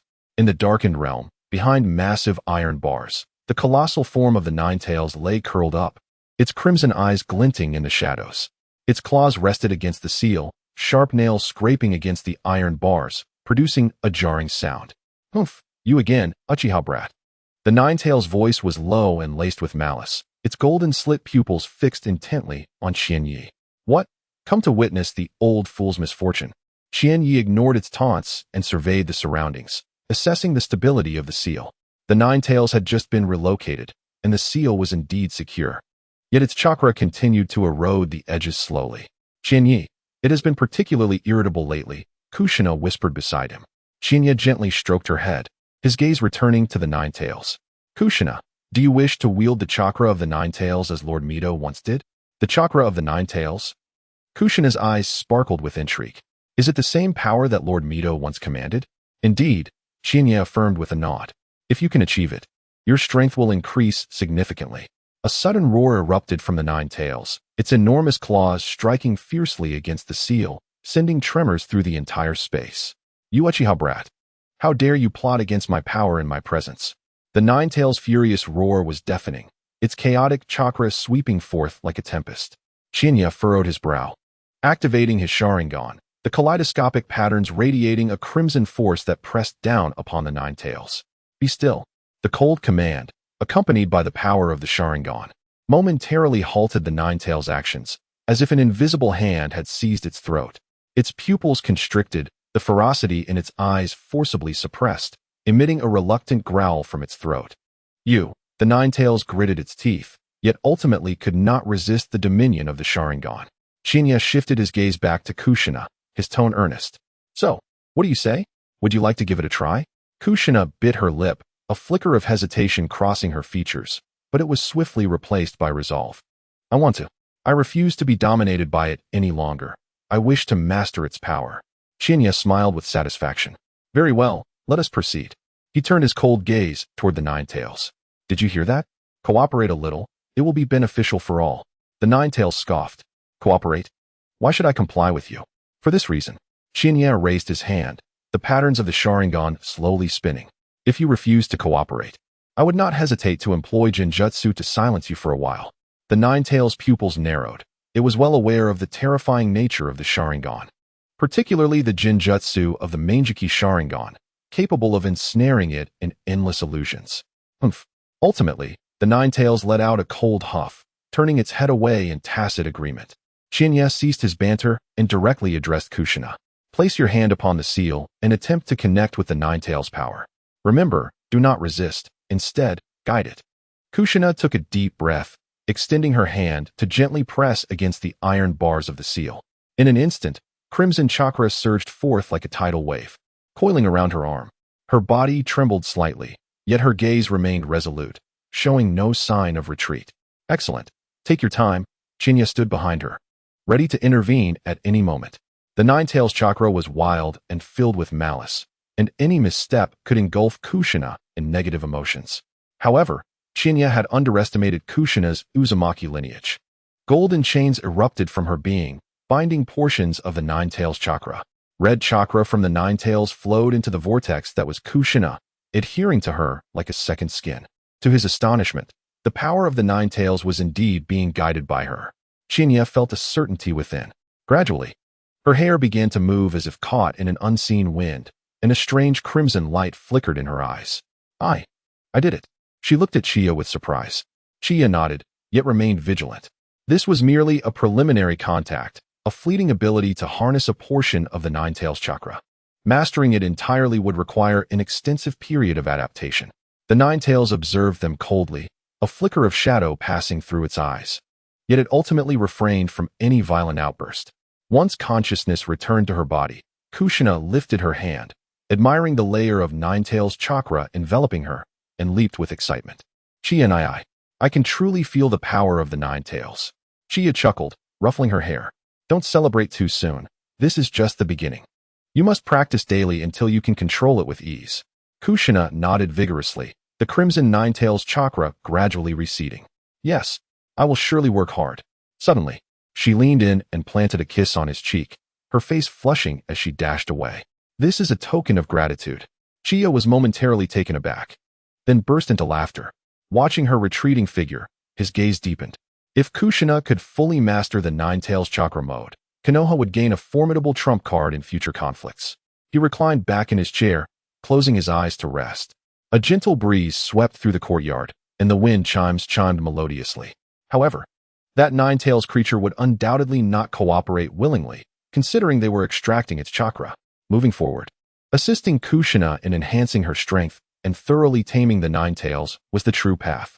Chapter 129, Chiya's Butterfly Effect, Mission Triggered, Reward, Eternal Kaleidoscope. In Konoha Village, Uchiha Clan Grounds. 3 days later, on a bright morning, sunlight streamed through the paper window into the room. Chiya slowly opened his eyes, feeling the warmth beside him.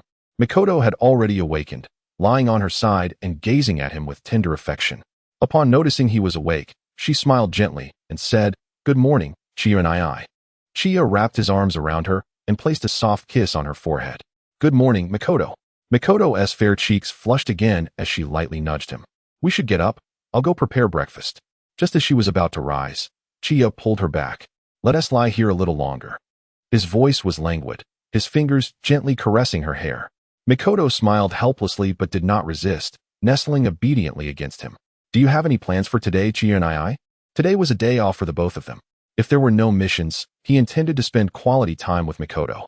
Before he could finish his thought, a sudden sound of footsteps echoed from outside, followed by a knock on the door. Clan leader. Chiya raised an eyebrow in surprise. Fugaku, visiting me this early? He released Mikoto, and they both dressed quickly before Chiya stepped out of the room. Come in. The courtyard door swung open, revealing Uchiha Fugaku standing at the entrance. His expression grave. Upon seeing Chiya and Mikoto, he nodded slightly. Chiya led him to the living room. I'll prepare some tea and snacks, Mikoto said, swiftly exiting the room to leave the space for the two. Chiya gestured for Fugaku to take a seat. What brings you here so early? Fugaku retrieved a scroll from within his robe and placed it upon the table. Chief, I have news regarding the matter you previously instructed me to observe. Chiya's gaze fell upon the scroll, a flicker of curiosity illuminating his eyes. Oh, the commission from the Land of Wind arrived at Konoha this morning. Fugaku's voice was notably subdued. Among the contents, one pertained to the ancient kingdom of Lulon. Lulon. Chiya's pupils constricted as he reached for the scroll and swiftly unfurled it. The scroll meticulously documented the details of the commission. The Queen of Lulon requested Konoha to dispatch ninjas to assist in resolving unusual incidents within her realm, offering a generous reward. Chiya's fingers lightly tapped the tabletop, his mind swirling with thoughts. In his recollections, the commission from Lulon should not have surfaced until during or after the Third Shinobi World War, yet it had arrived prematurely. Could his presence have altered the trajectory of certain events, creating a new butterfly effect? Regardless, he had to proceed to that place. Chief, the booklet you previously provided me highlighted Lulon as a key term, Fugaku continued. Thus, upon seeing the commission this morning, I felt compelled to inform you. Congratulations, host. You have triggered the task. Intercept Queen Sarah of Lulon. Task reward, a random bloodline limit. Congratulations, host. You have triggered the task. Resolve the Dragon Vein issue.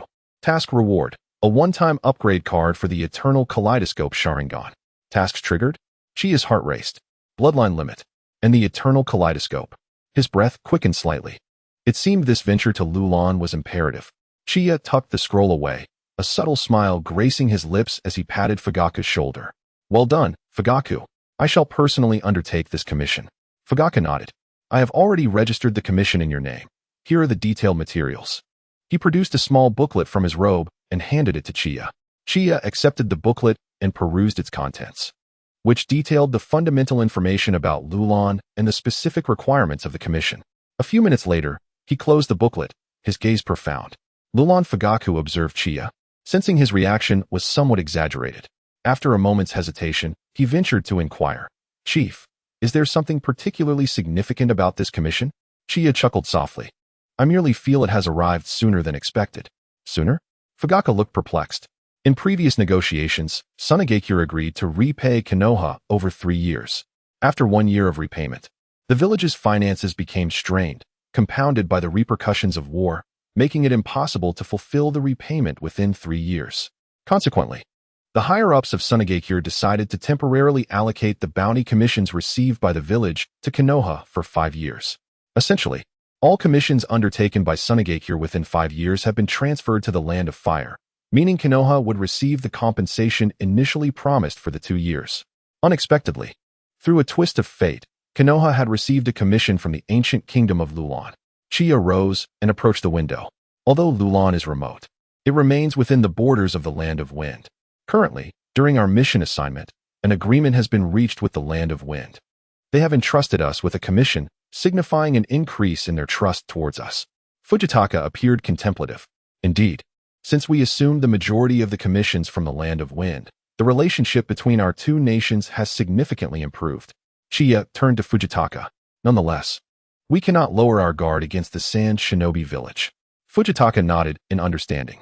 For this mission, how many people do we need to take? Chiya shook his head. There is no need. I will act alone this time. Until I return, I will leave the matters of the clan in your capable hands. Yes, esteemed clan leader. I will do my utmost. The two exchanged a few pleasantries before Fujitaka took his leave. If there are no further matters, I shall take my leave. Chiya watched as Fujitaka departed, then returned to the table to meticulously study the information on Lulon. Mikoto entered with tea and snacks, Noticing his focused demeanor, she gently inquired, "Brother Chiya, are you going on a long journey?" Chiya looked up and smiled at her. "Yes, I am heading to the ancient kingdom of Lulon within the Land of Wind." Mikoto placed the snacks on the table, a hint of concern flickering in her eyes. "Is Lulon very far?" "Not excessively so." Chiya took her hand and urged her to sit beside him. "Do not worry, I shall return swiftly." Mikoto bit her lip, ultimately nodding. "I will help you prepare your luggage." Chiya reached out, caressing her cheek. "There is no rush. First, accompany me for breakfast." The two returned to the dining area, where Chiya assisted while Mikoto prepared the meal. Before long, breakfast was ready: steaming miso soup, golden fried eggs, perfectly grilled fish, and freshly steamed rice. Chiya picked up a piece of fish and brought it to Mikoto's lips. "Try this." Mikoto blushed as she opened her mouth to taste it, her eyes sparkling with happiness. Chiya, unable to resist her bashful demeanor, leaned closer and gently pecked her lips. "So fresh, so sweet." "Brother Chiya." Mikoto's face turned even redder, playfully glaring at him, yet unable to hide her smile. Breakfast concluded in a warm atmosphere. After the meal, Mikoto began gathering the necessary items for Chiya's journey. While he continued to delve into the information regarding Lulon, the anomalies of Lulon, Chiya murmured to himself, could it be related to the dragon vein?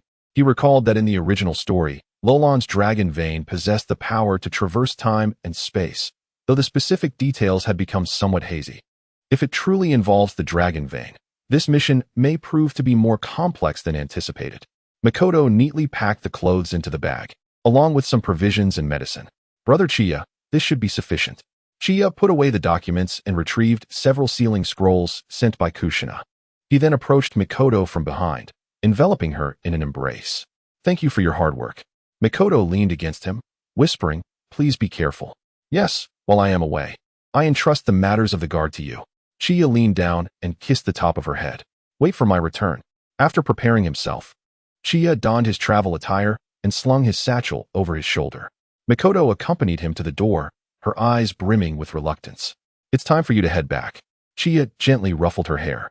Mikoto nodded, watching his silhouette fade into the distance before she slowly closed the door.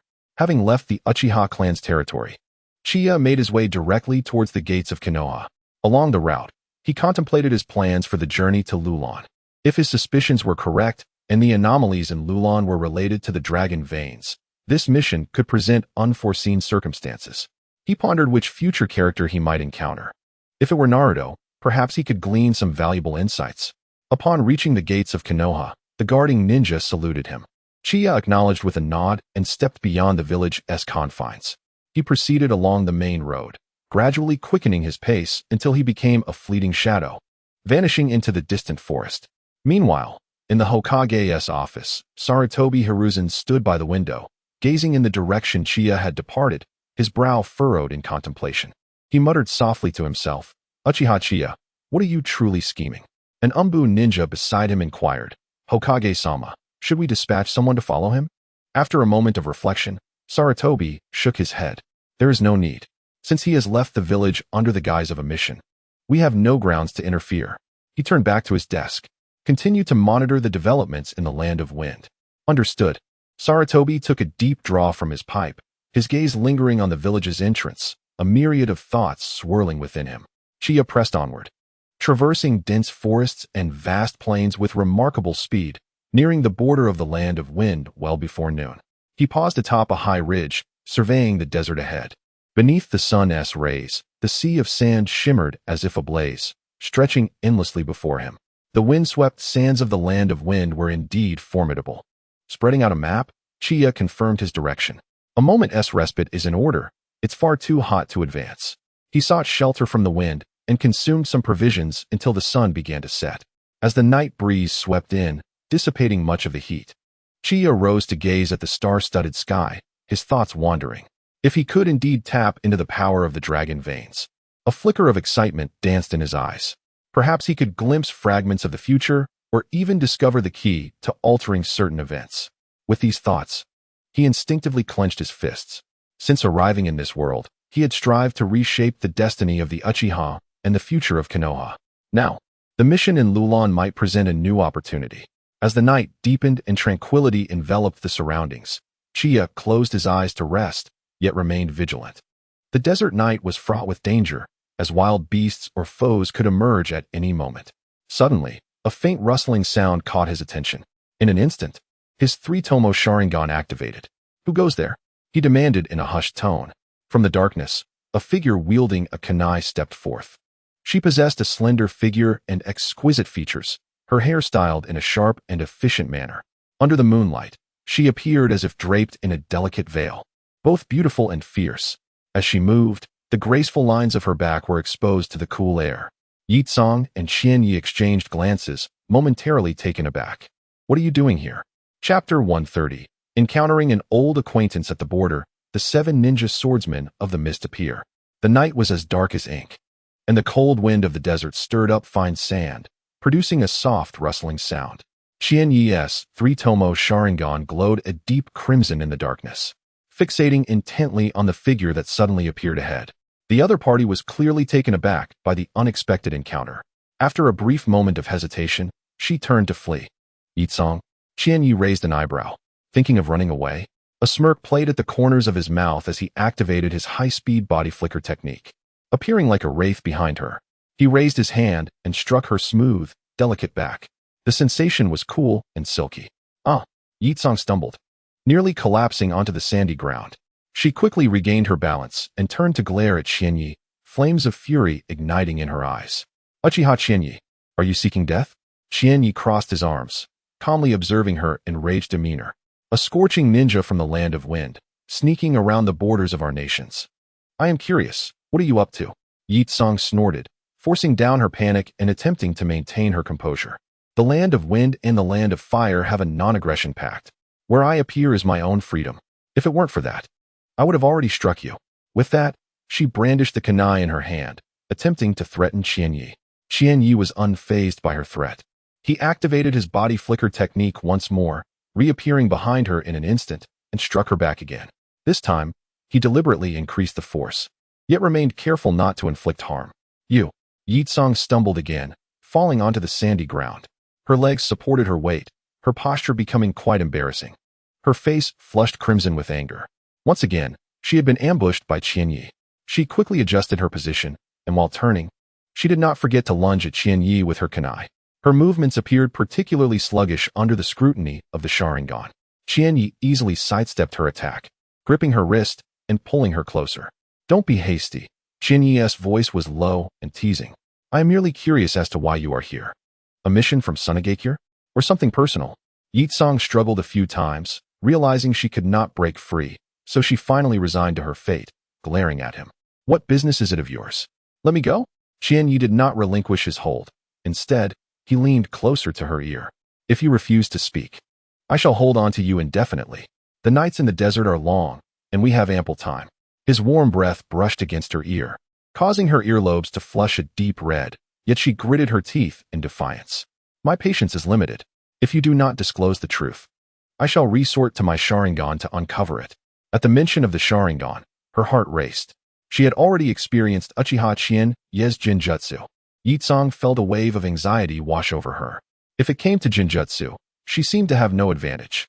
Was she to rely on her scorching ninjutsu? It is likely that by the time the scorch release is initiated, it will be controlled by illusions. "Surely, you are not here to investigate the circumstances at the border of the land of fire, are you?" "How do you know?" Yitsong blurted out, turning to gaze at the face of Qianye, who was so close at hand. A glimmer of understanding crossed Qianye's expression. Upon noticing this change, Yitsong realized she had fallen into a trap. How dare you manipulate my words?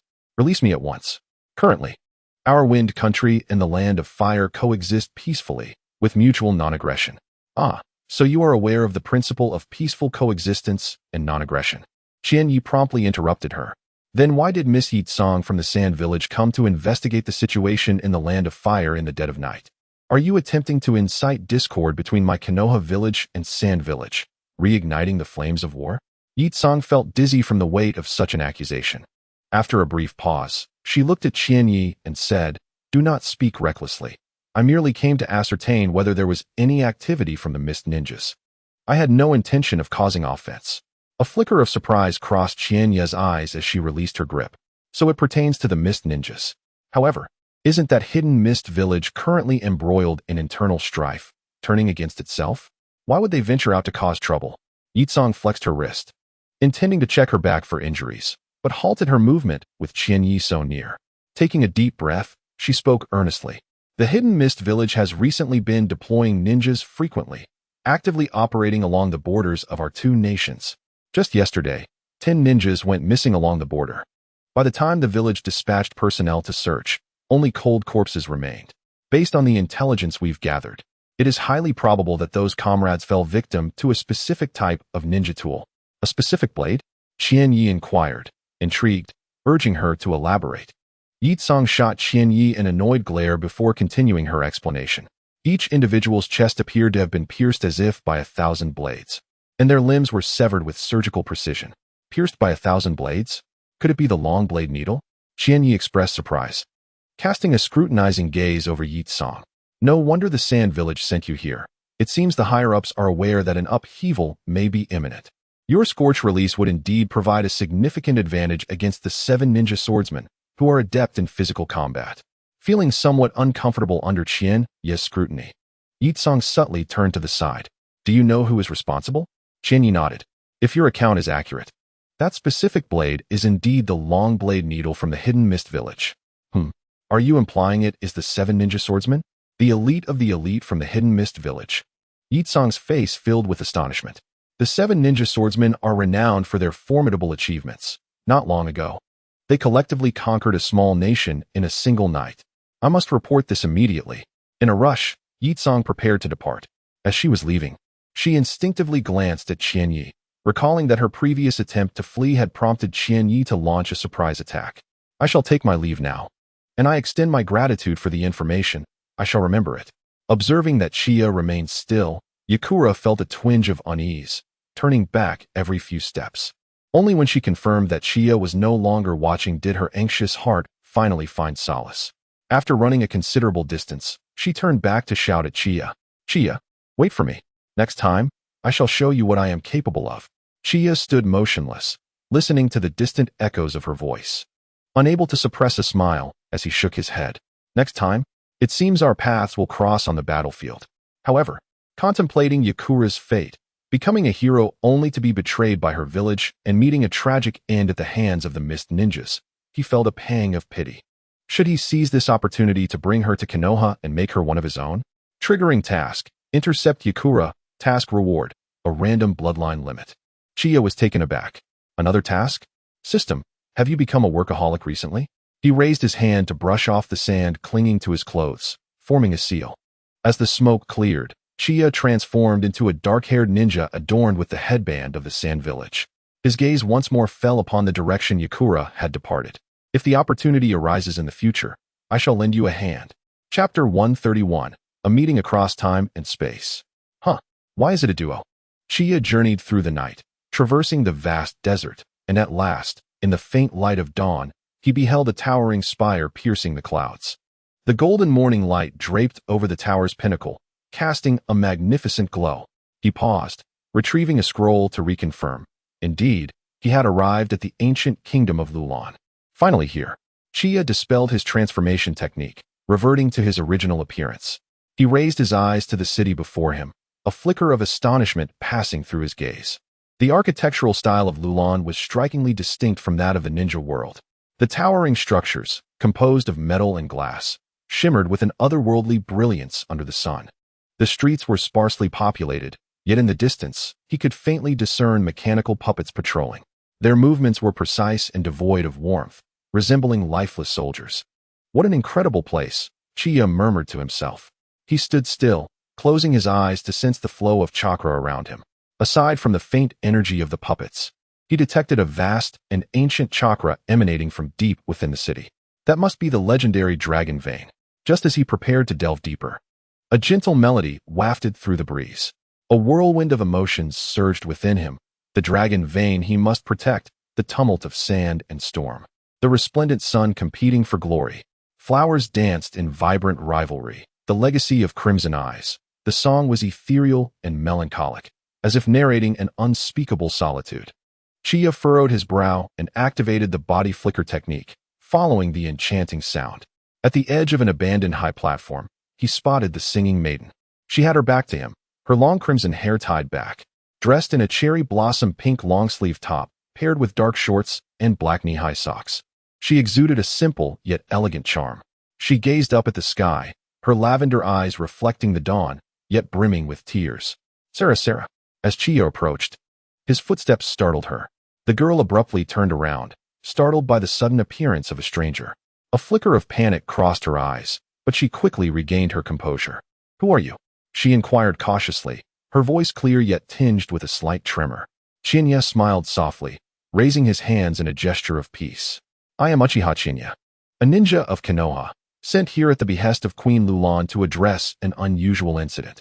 The girl paused momentarily before lowering her gaze and softly revealing, "I see. I am Sarah, the Queen of Lulon." Qianye was somewhat taken aback, surprised to discover that the girl before him was the ruler of Lulon.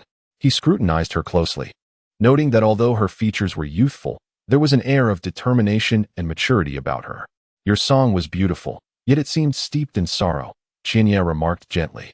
Sarah wiped away a tear from the corner of her eye, forcing a faint smile. "I was merely reminiscing about the past." She rose, brushing off the dust from her dress. "Since you are here to assist, follow me. This is not a place for conversation." Qianye nodded, trailing behind her as they navigated through a narrow alleyway, arriving at a concealed underground chamber. The room was sparsely furnished, containing only a table and a few chairs, with a painting of Queen Lulon cradling a child adorning the wall. "Please, have a seat," Sarah gestured for Qianye to sit, while she poured him a cup of hot tea. The fragrant steam wafted through the air, carrying a hint of herbal essence. "Thank you." Qianye accepted the cup, promptly steering the conversation to its core. "Can you tell me what has transpired in Lulon? Since my mother passed away, I have noticed some odd occurrences in the town," Sarah said, her gaze flickering as she hesitated. It was evident that she was withholding the truth. Qianye crossed his arms, observing her intently, causing Sarah to feel a wave of unease. "Why do you look at me like that?" Her voice quivered slightly. "Do you truly wish to resolve the issues plaguing Lulon?" Upon hearing this, Sarah's eyes widened in disbelief. "What an unreasonable fellow you are. The entire town relies on the anomalous chakra, much like the roots of a plant, supplying energy to the entire city. Why do you not mention this?" Sarah found herself momentarily speechless. "If you genuinely wish to address your problems, I require a more detailed account from you," Qianye stated, standing up. "If you continue to conceal the truth, I shall take my leave." At this, Sarah became flustered. "Wait, I will tell you everything." She quickly rose, grasping Qianye's arm. "Please forgive me, Lord Qianye, for this matter concerns the survival of Lulon. The anomalous chakra you mentioned is the power of our dragon vein. Ever since my mother passed, its stability has waned. I implore you." Before she could finish, a series of violent explosions erupted above them. Sarah's legs weakened, and she nearly collapsed. Qianye reached out, supporting her. At that moment, a tremendous tremor shook the ground, causing both Sarah and Qianye, along with the surrounding structures, to sway precariously. Qianye looked up, his senses heightened as he detected the emergence of an unusual chakra. Qianye seized Sarah's arm and ascended swiftly. "Let's take a look." Upon their arrival, they beheld an array of flying puppets bombarding a specific location in the sky. Amidst the immense clouds of dust, fleeting shadows could be discerned evading the onslaught. Fire release. Fireball jutsu. A searing fireball erupted from the haze, incapacitating several nearby puppets in an instant. Soon after, a figure emerged from the smoke, wielding a sharp long sword, with striking eyes that captivated attention. They were the three Tomo Sharingan, with raven hair and eyes, clad in a pristine white kimono paired with deep blue trousers adorned with a traditional cord. The back of the kimono bore a small clan emblem. His forearms were covered by dark gray arm guards extending to his palms, and a purple rope belt encircled his waist. This attire resembled Sasuke's. Just then, a roar echoed from the other side. Shadow Clone Jutsu. Rasengan. A cerulean sphere directly toppled several puppets, as a blonde youth landed firmly on the ground. "What brings you here, Naruto?" Qianye gazed at the two, momentarily overwhelmed by a sense of temporal overlap. Wasn't it only Naruto who came in the original storyline? Could this be the butterfly effect of his actions? Qianye's mind became a whirlwind, drowned out by the cacophony of battle. It was over. The fierce skirmish unfolded rapidly, and within a mere 5 minutes, the two stood side by side, gazing at the wreckage of the puppets at their feet. Naruto remained oblivious to the two gazes observing them from a distance. However, The keen-eyed Uchiha Sasuke had noticed Chinya and Sarah. His eyes lit up. Let us go? Huh. Sasuke tossed a single word to Naruto before teleporting towards Chinya and Sarah. Naruto, momentarily stunned, quickly followed suit. As Sarah observed their approach, she tightened her grip on Chinya's arm. Sasuke, Naruto? Upon hearing Chinya call out his name, Naruto's eyes widened in surprise. He stepped closer to Chinya, scrutinizing him carefully. Suddenly, his eyes bulged as he instinctively leaned back. Huh, are you Uncle Chinya? His gaze inadvertently flicked towards Sarah, who was grasping Chinya's arm, and he stood there in disbelief. Sarah, Aunt Sarah? What brings you both here? Chapter 132, The Altered Future. Even the arrival of Uchiha Qianye cannot impede my progress. Chinya's eyes had transformed unbeknownst to him. The kaleidoscopic Sharingan quietly activated. Within his crimson gaze, intricate patterns began to swirl. In an instant, Naruto and Sasuke's expressions became vacant. Chinya calmly approached the two, resting his hands on their shoulders. Chakra surged into their bodies. The absence of the Nine-Tails chakra and the curse mark on Sasuke indicated that the circumstances diverged from the original narrative. He released his grip. Who are your parents? Sasuke's gaze was dull as he instinctively replied, Uchiha Fugaku and Uchiha Rin. Naruto continued, My father is Minato Namikaze, and my mother is Kushina Uzumaki. A shock coursed through Chiya's heart. It seemed that everything had changed. Had the Nine-Tails incident occurred? Naruto appeared bewildered, stating he had never heard of it. Did it not happen, or was it concealed? Chiya did not dwell on it further and turned his attention back to Sasuke. Was the Uchiha clan still intact? Thinking of the original storyline and the fate of the Uchiha clan, Chiya felt a sense of unease. After all this planning, it could not be that they had been exterminated, could it? Are the Uchiha still alive? Has Itachi become a rogue ninja? Exterminated? Rogue ninja? None of it. He heard Sasuke say, and finally, the weight on Chiya's heart lifted. Were the two of them under a genjutsu? Sarah's voice came from beside him. Chiya turned to see the Queen of Lulon completely bewildered, gazing at him as if he were a monster. They are not from our timeline. They hail from the future. The future? Sarah gasped, then dismissed the absurd thought. How could that be possible? Do you not believe it? Sarah shook her head. Then we can inquire about your future. Me? Sarah was taken aback. Naruto, you just mentioned it, Sarah? Chiya keenly caught the nuances in Naruto's words and confirmed. You have met Sarah before? Of course. Naruto nodded without hesitation. Aunt Sarah lives over by the Uchiha compound and often brings delicious food for Sasuke and me. Sarah's face flushed a deep crimson.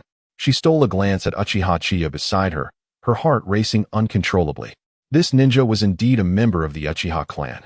Coupled with Naruto's casual references to uncles and aunts, a subtle tension enveloped the two. Sarah, Chiya gently cleared his throat, breaking the brief silence, and continued to pry for information from Naruto. What is your purpose in coming here? We are hunting Baiju. Who is Baiju? I do not believe I know this person. Sarah queried, perplexed. Chiya's gaze flickered. He is Yurin Lushan. What? Sarah's expression turned pale as if struck by lightning. Impossible. Lord Lushan has inherited my mother's will, dedicating himself to this town and tirelessly working for the development of Lulon and peace in the ninja world. Her eyes turned hostile as she looked at Naruto and Sasuke. Chiya discerned the shift in Sarah's emotions, but chose not to elaborate. Some truths could not be conveyed through words. Only through first-hand experience could one shatter entrenched beliefs. Facts speak louder than words. As he scanned the two before him, Chiya thought of his future self, his heart racing in tandem. He took a deep breath. What was Uchiha Chiya like now? Uncle Chiya? As soon as the words left their lips, a flash of crimson light flickered in their eyes. A shadow of pitch-black flames emerged within Sasuke and Naruto's gaze. A jolt of alarm surged through Chiya's heart as he sensed impending danger. Activating his Manjiki Sharingan, a dark red Susanoo materialized instantaneously. Two clusters of obsidian flames ignited directly before Chiya. Amaterasu. Blood vessels surfaced in Chiya's eyes as he stared at the two, momentarily taken aback. Where on earth did this Amaterasu come from? It was one thing for Sasuke, but Naruto's eyes too?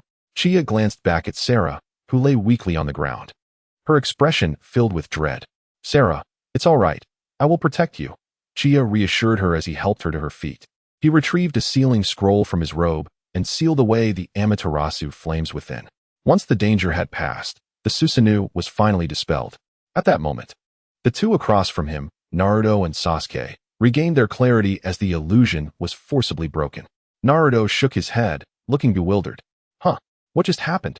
Only Sasuke, with a contemplative expression, stroked his chin as he observed Chiya, who was putting away the sealing scroll.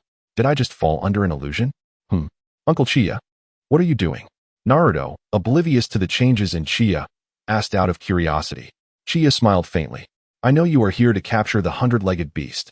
The situation in this place is complex, and I have come to assist you.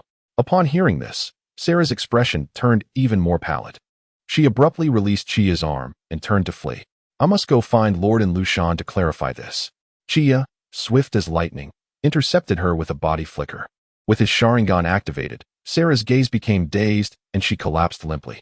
Chiya hoisted her over his shoulder and turned to Naruto and Sasuke, issuing a command. Let us go? We must capture that fiend. Sasuke nodded in agreement, while Naruto excitedly pumped his fist. Awesome. I never expected to encounter Uncle Chiya here. With his help, we will surely catch that guy. The group swiftly made their way toward the towering spire at the heart of the city. Along the way, Chiya noticed an increasing number of puppets assembling, clearly indicating that in Lushan, or the 100-legged beast, had sensed their movements. Leave these puppets to me, Naruto shouted, swiftly forming hand seals. Multiple shadow clone technique. With a series of explosive puffs of smoke, dozens of Naruto clones emerged, charging at the puppets approaching from all directions. Not to be outdone, Sasuke activated his Sharingan, expertly piercing the core of each puppet with his kunai. Chiya, carrying the unconscious Sarah, navigated effortlessly through the battlefield. His gaze fixed on the pinnacle of the tower where an extraordinarily powerful chakra emanated. It was the heart of the dragon vein. We must prevent him from seizing control of the dragon vein, Chiya declared solemnly. Understood, Sasuke replied succinctly, dashing toward the tower with a body flicker. Naruto's shadow clones restrained the majority of the puppets, while the real body followed closely in Sasuke's footsteps. Chiya glanced at Sarah on her shoulder and quickened her pace. When they reached the summit of the tower, the sight before them left everyone in shock. A slender man wearing glasses stood at the center of the dragon vein sealing array, his hands deftly forming intricate seals. Surrounding him were dozens of more sophisticated puppets, each exuding a menacing aura. 100 feet. Naruto shouted furiously. The man slowly turned around, adjusting his glasses, revealing a sinister smile. I never imagined you would chase me to this very spot, but it is already too late. His body began to swell, a metallic sheen surfacing beneath his skin. The power of the dragon vein flowed incessantly into him, transforming his form into a terrifying half-human, half-puppet monstrosity. With the power of the dragon vein, I shall create an eternal puppet empire. Even if Uchiha Qianye has come today, she cannot halt my advance. 100 Feet laughed maniacally, his voice mingled with a mechanical hum. Sasuke snorted coldly, swiftly forming hand seals. Fire style, great dragon fire technique. A blazing fire dragon roared forth, only to be effortlessly blocked by the puppet barrier beside 100 Feet. Observing this, Naruto immediately gathered chakra to unleash a Rasengan. But he was repelled by a suddenly appearing giant puppet. Chiya gently placed Sarah in a secure corner before stepping toward the center of the battlefield. His Sharingan activated, emanating an overwhelming sense of pressure. 100 Feet, you have disturbed the fabric of time and space using the power of the dragon vein.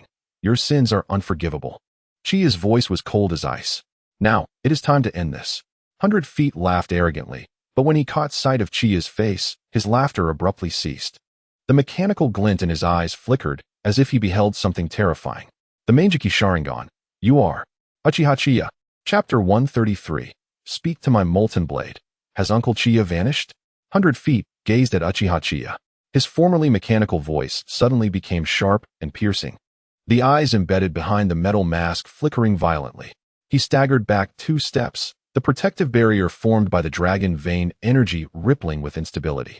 Sasuke's Sharingan keenly captured this detail, sending waves of turmoil through his heart. This creature, capable of controlling numerous puppets and absorbing dragon vein energy, was thrown into disarray at the mere mention of Chiya's name? Impossible. You should not be here. 100 Feet's voice began to distort, his hybrid body of flesh and machinery emitting dissonant clattering sounds. The future archives clearly state that at this time, you should be in the land of rain. Chiya's eyes narrowed slightly, the crimson Mangeki patterns slowly rotating. He discerned that he was not the future Uchiha Qianye. Sarah, still slumbering under the illusion on his shoulder, had her red hair cascading like a waterfall. What nonsense are you babbling? Chiya's voice was soft, yet it caused the air within the entire tower to come to a standstill. Speak to my molten blade. With a single hand sign, Sarah's body was gently lifted by a wave of soothing chakra, landing softly beside a stone pillar in the corner. Immediately, Chiyo opened his mouth and exhaled. The searing molten chakra coalesced in his palm, transforming into a long sword of deep crimson hue. The blade shimmered with a molten-like radiance, distorting the air surrounding it. Wait, Naruto suddenly shouted. Uncle Chiyo, the core of that monster is located in its chest. You need not. Before he could finish, Chiyo's figure had vanished from sight. So swift. Sasuke was taken aback. His Sharingan had barely managed to catch a fleeting shadow. He had never witnessed anyone wielding the body flicker technique to such an extent. No, this transcended the realm of mere body flickering. It was akin to spatial teleportation. In a flurry, the mechanical puppet master manipulated several puppets to form a defensive formation. But those steel-crafted figures were akin to parchment before the molten blade. Chiyo's silhouette flickered among the puppets, each appearance accompanied by a flash of scarlet light.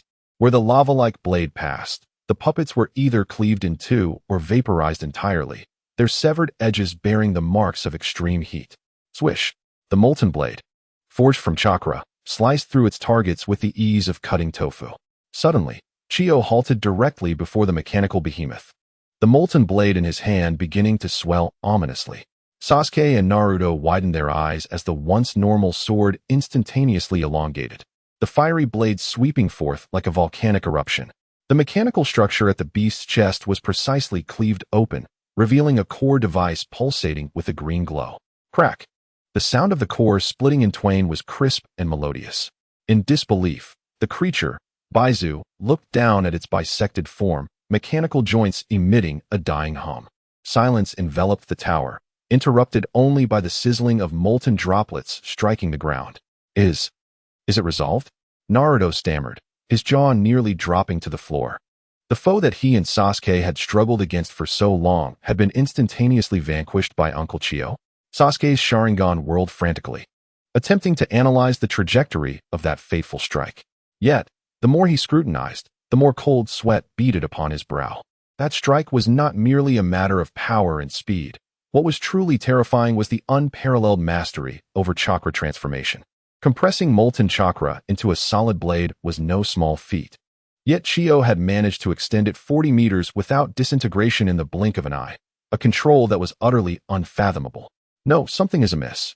Sasuke suddenly glanced towards the direction of the dragon vein, shouting in alarm. The verdant energy of the dragon vein surged toward Baizu's remains, the severed mechanical structure visibly regenerating at an astonishing pace. Within mere seconds, Baizu had returned to its original state, even larger than before.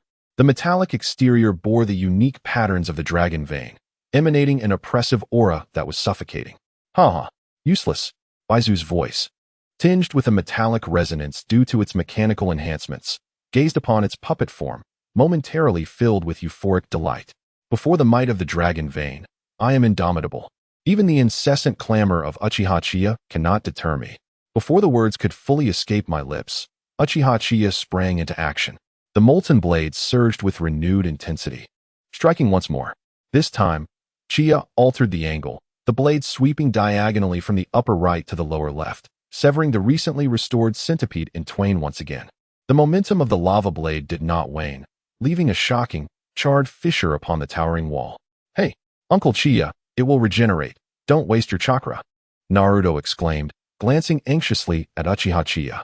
Chiya did not spare Naruto a glance. With his left hand, he drew forth a sealing scroll from within his robes.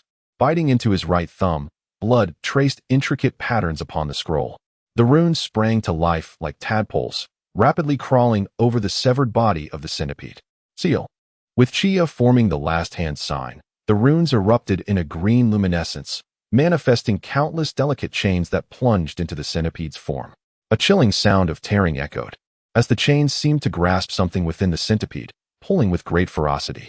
No, this cannot be. The voice of the centipede quivered with fear for the first time. How can you sever the connection to the dragon vein? Is this the lost sealing technique of the Uzumaki clan? Damn it, I returned here, and history was meant to unfold as I envisioned it. Why? A robust green energy tether was forcibly wrenched from the centipede's body. The other end tethered to the depths of the tower where the dragon vein resided. Chiya seized this energy strand with one hand, and with a swift slice of the molten blade, he severed it. The broken energy strand writhed like a serpent for a moment before dissipating into the air. Devoid of the dragon vein's support, the centipede rapidly regressed to its human form, a gaunt middle-aged man, half of his glasses shattered, his face glistening with a sheen of terror. Now, Chiya placed a foot upon the centipede's chest, his kaleidoscope Sharingan locking onto the man's pupils. Speak the truth. Chiya then turned, dispelling Sarah's illusion. The young queen's eyelashes fluttered as she slowly opened her pale lavender eyes.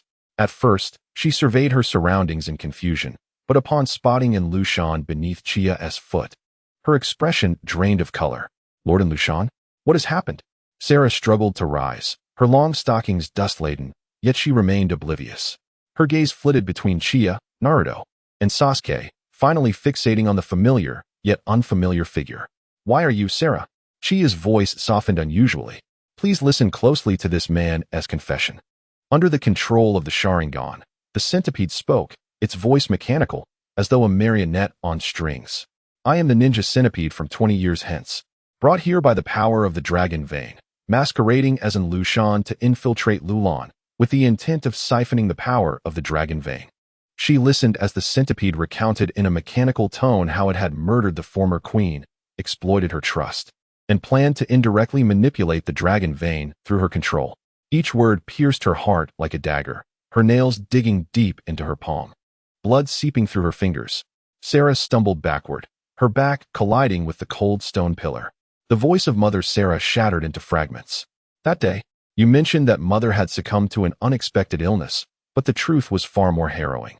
Naruto averted his gaze in anguish, while Sasuke fixed his intense stare upon Chiya. He had come to a disconcerting realization. The Uchiha Chiya before him was not the one he had known. Had it been the original, she would not have resorted to such mundane sealing scrolls. Nevertheless, the prowess and techniques exhibited by this version of Uchiha Chiya had already eclipsed any ninja he had ever encountered. Where's the evidence?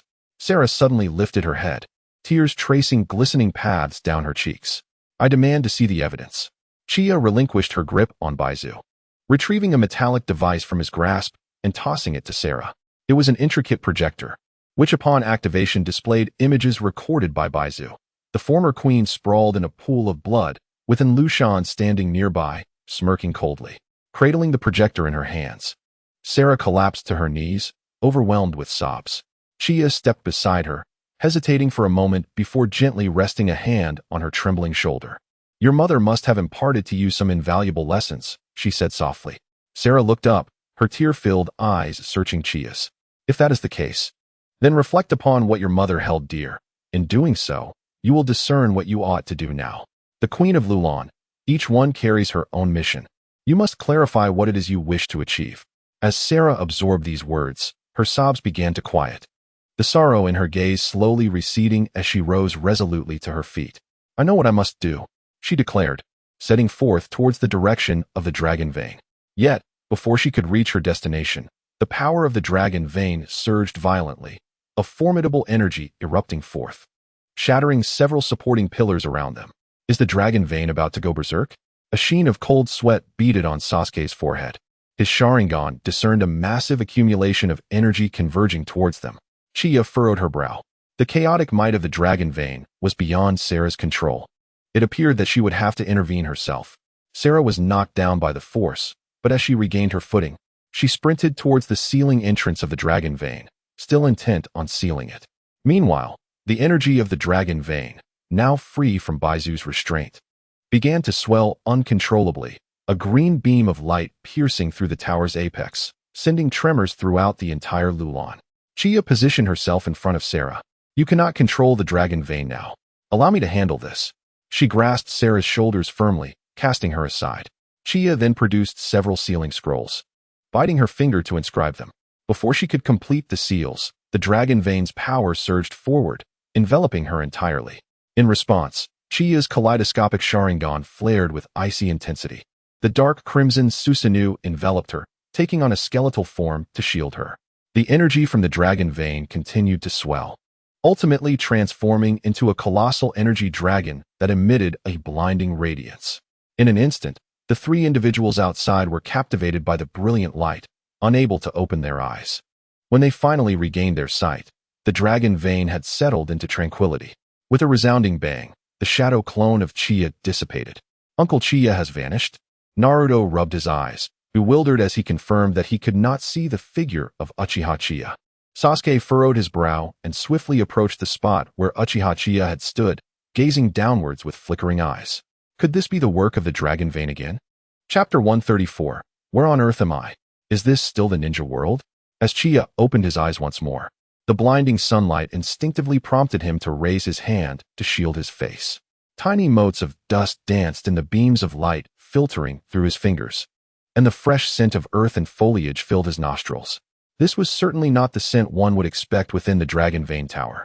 He abruptly sat up, discovering he was on soft moss, surrounded by towering trees that blocked out the sun. Where on earth am I? Is this still the ninja world? His Scarlet Sharingan activated, revealing that the trees in his line of sight appeared slightly blurred and double-imaged. The Sharingan glimmered faintly in the shadows, yet he could not detect a trace of chakra flowing around him. He recalled the last moments when the dragon vein erupted, shattering the skeletal form of Susanoo amidst the green energy. His own Susanoo had rapidly unfurled and transformed, reaching its third form just in time to resist the encroaching energy.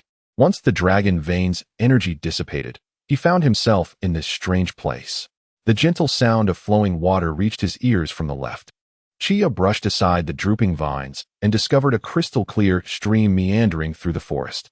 The water's surface reflected his somewhat pale face. Aside from his disheveled hair and slightly impaired vision, he appeared to be unharmed. System, have I completed my task? Chiya's mind stirred. After a brief pause, the system's notification chimed in. Congratulations, host, for completing the Dragon Vein task. Reward: 1 Kaleidoscope Sharingan upgrade card. Successful upgrade will become Eternal Kaleidoscope Sharingan. Reward has been issued. Does the host wish to use it immediately? Chiya did not respond immediately. Instead, he returned to reality, scanning his surroundings with vigilance. He then employed the high-speed body flicker technique to navigate swiftly through the forest. After locating a relatively quiet and safe bamboo grove, he silently intoned to the system. System, use the upgrade card. A cold wave of chakra coursed through him, and the Sharingan he had just activated saw a sudden surge in power. The three tomo swiftly transformed into a 6-petal crimson flower pattern. At the tips of the 6 petals, black lines emerged, extending to the edges of his eyes. The 6 straight lines resembled spiraling designs. With the surge in ocular power, the previous blur vanished instantly. His sight, particularly his vision, became extraordinarily sharp and clear. Congratulations, host, for successfully using the upgrade card. Congratulations, host, for successfully evolving into the Eternal Kaleidoscope Sharingan. Chiya felt the immense power within his eyes, and his spirits soared even higher. Transforming into the Eternal Kaleidoscope Sharingan, I shall no longer fear the overuse of my eyes leading to blindness. The era of cautiously employing one's vision is now a relic of the past. From this moment forth, I can utilize my sight without restraint. My gaze sweeps across the distance, discerning the fur upon the back of a rabbit with exquisite clarity. These eyes are truly magnificent. Today, I shall indulge in a roasted rabbit. A dark crimson glow envelopes me as a large hand of bone extends forth, reaching for the distant rabbit.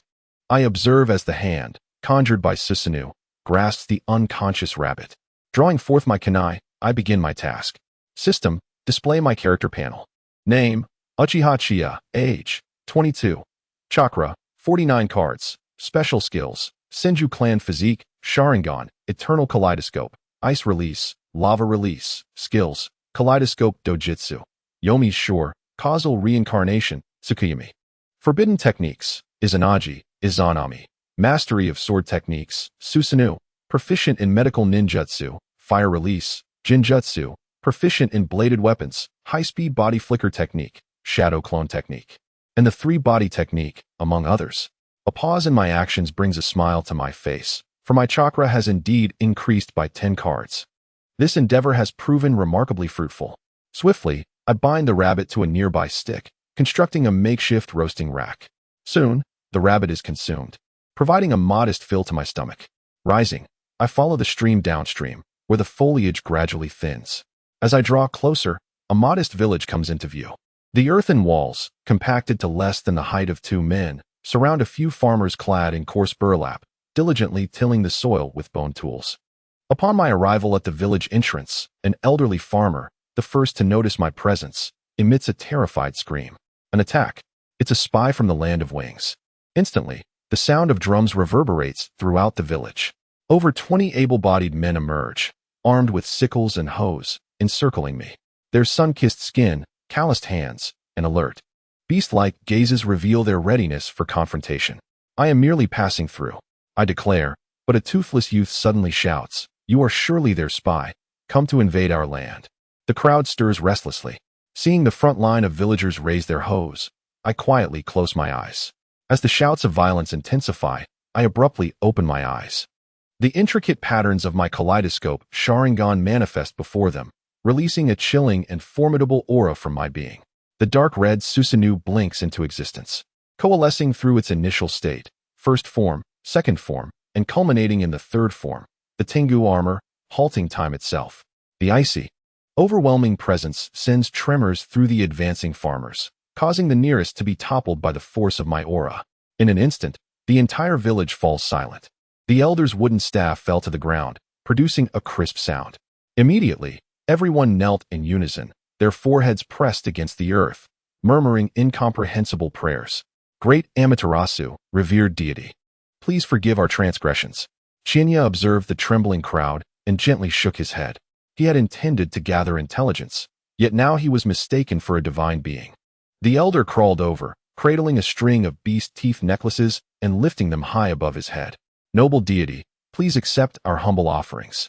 We wish to honor you as our new lord, seeking only your protection from the encroachments of the Feather Nation." Chiya, however, had no interest in their offerings. "Do you possess scrolls that record history? Or maps?" The villagers exchanged glances, and ultimately, a timid girl with braided hair spoke up. "Did you mean the ropes used by the priestesses? The floods washed them away last year." Chiya rubbed his forehead. Was this truly a primitive civilization where literacy had yet to take root? Damn it. After meticulously preparing for the Third Shinobi World War and leading the Uchiha to greatness, uniting Konoha, now, just as war was about to commence, he was whisked away by the dragon vein? Chiya's mind stirred, and he inquired of the system. "System, is this still the world of Naruto?" Receiving only a busy signal, the system offered no answer. Looking at the villagers before him, he ultimately accepted the beast tooth necklace, placing it around his wrist. Understanding where he was became paramount. His action of donning the necklace instantly incited another round of worship. As the sun dipped below the horizon, he was ushered into the largest thatched hut in the village. The so-called palace was merely adorned with a few more animal skin mats.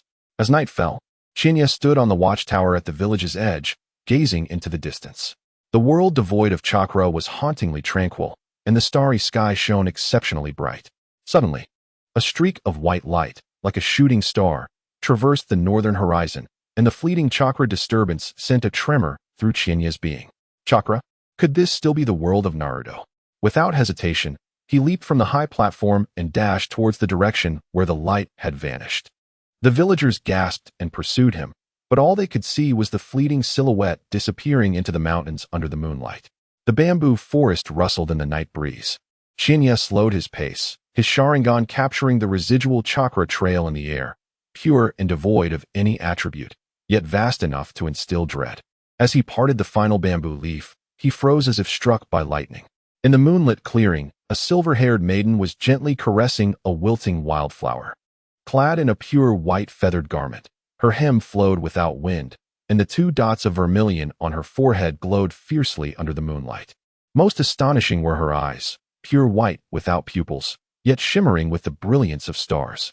Seemingly sensing his gaze, the maiden lifted her head slightly, her silver hair cascading like a waterfall from her shoulders. In that moment of eye contact, she spoke. Her voice was ethereal, transcending the realm of mortals.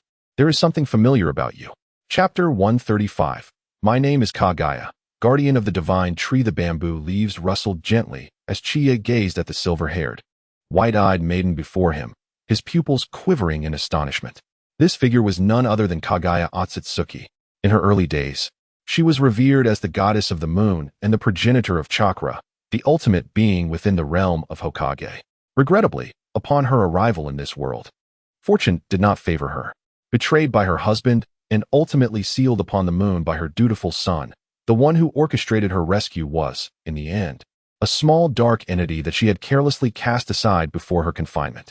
As Chiya contemplated the girl before him, a flicker of pity crossed his eyes. How unfortunate it was for her to have not yet encountered a worthy companion. She must have just arrived here, with everything yet to unfold. Task triggered. Intercept Kagaya Otsutsuki. Task reward. A random divine technique. Intercept task?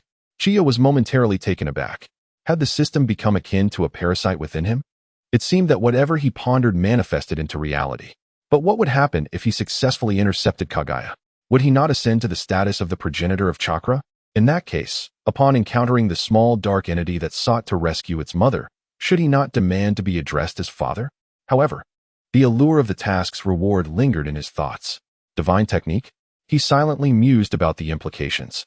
An ability categorized as divine technique, unified by the system under the bloodline limit. Examples include Rabbit Hair Needle, 80 God Air Strike, and Yomi's Hirasaka, among others. Chiya's understanding deepened. Oh, so it is a technique that can only be wielded above the bloodline limit. His mind shifted back to reality. He quietly extended his hand towards Kagaya, concentrating chakra in his palm. A cerulean Rasengan materialized before him in an instant, its brilliance illuminating her perplexed expression. Familiarity washed over Kagaya. Was this chakra truly his? She remained silent, her attention captured by the swirling sphere in his hand. As she observed, she cautiously extended her delicate fingers, halting just an inch away from the chakra ball. This technique appeared to be foreign to the Otsutsuki. Her voice, ethereal and pure, turned to Uchiha Qianye. Otsutsuki? Chiya chuckled softly. Would the Otsutsuki even develop ninjutsu? This is a product of the ninja world, known as the Light Wheel Ice Pop-inspired Spiral Jiraiya double style. He deliberately allowed the Rasengan to dissipate, the resultant airflow brushing against Kagaya's fingertips. The maiden recoiled suddenly, her white eyes widening slightly. This is called Rasengan. Chiya refrained from responding to her inquiry. Do you wish to learn? Kagaya blinked, her silvery hair cascading like water under the moonlight. Slowly, she reached out her hand, as if reminiscing about Chiya's previous motion. She gathered chakra in her palm, forming a stable chakra sphere. The pivotal step was to control the flow of chakra, ensuring it did not disperse. After 3 attempts, guided by Chiya's instruction, Kagaya's palm finally managed to manifest a blue sphere the size of a cherry. I have succeeded. Kagaya gazed intently at the shimmering cluster of chakra, a smile involuntarily curling at the corners of her mouth. This tentative smile caused Chiya to momentarily catch his breath. The legendary goddess of the moon, known for devouring worlds, now found joy in the mere application of chakra. What is your name, and where do you hail from? Chiya's inquiry elicited a flicker of hesitation on the young girl's face. She appeared somewhat apprehensive. My name is Kagaya, guardian of the divine tree. I hail from. Kagaya began, gesturing towards the sky. Such candor? Chiya was taken aback, not expecting Kagaya to be so forthcoming. I am Chiya. I come from. He mirrored her gesture, pointing to the heavens. Kagaya paused, momentarily bewildered. Was the person before her not from this world as well? Come, let me show you the beauty of this realm. Chiya stepped forward, grasping her arm and leading her toward a mountaintop beyond the bamboo grove. Kagaya offered no resistance. Allowing herself to be guided, her gaze fixed on him in a daze. There were familiar elements, yet they seemed to originate from beyond her world. Was he also of the Tsutsuki clan? However, upon observing Chiya, who bore no evident traits of the Tsutsuki, she instinctively dismissed the thought. After approximately 10 minutes of walking, they finally came to a halt. Chiya brought Kagaya to a tranquil mountaintop. The night breeze caressed them, carrying a faint floral scent, while the distant forest shimmered with a silvery glow under the moonlight. Dressed in white, with hair cascading like a waterfall, Kagaya appeared particularly ethereal and regal beneath the starlight. She lifted her gaze to the resplendent night sky, curiosity flickering in her eyes. The stars here shone brighter than the moon. Chiya removed his Uchiha cloak and spread it upon the ground, inviting Kagaya to sit beside him. Look there, he pointed towards the starry expanse. Mimicking his gesture, Kagaya tilted her head back, her silver hair cascading onto his lap, exuding a crisp, refreshing fragrance. Do you see those two bright stars? Following the direction of Chiya's finger, Kagaya's gaze fell upon the luminous pair. I see them, she replied, her eyes lingering on the two celestial bodies. What makes them so special? The surrounding stars appeared dim in comparison, with only these two radiating brilliance. These two stars, in my homeland, are known as Vega and Altair. Chiya fabricated a tale, beginning to narrate. They are the stars behind a beautiful story, a legend of love and longing. Kagaya tilted her head slightly, intrigue glimmering in her eyes. A story? Chiya nodded. Long ago, there was a fairy named Xin, the daughter of the heavenly emperor, skilled in weaving. One day, she secretly descended to the mortal realm and, while bathing by a river, encountered a mortal named Nyolong. They fell in love at first sight and soon married, living a blissful life together. Kagaya's gaze gradually softened, clearly captivated by the tale. And then, Chiya continued. However, when the heavenly emperor learned of this, he was furious, believing that the divine and mortal should remain separate, and forcibly took Xin back to the heavens. Nyolong, heartbroken at the loss of his beloved wife, was inconsolable, yet he did not relent. Clad in the hide of a divine ox, he soared into the sky with their two children, determined to reunite with Xin. Kagaya furrowed her brow slightly. Had they succeeded? Chiya let out a soft sigh. Unfortunately, the celestial emperor had separated them with the Milky Way. From then on, the cowherd and the weaver girl could only gaze at each other across the river, unable to meet.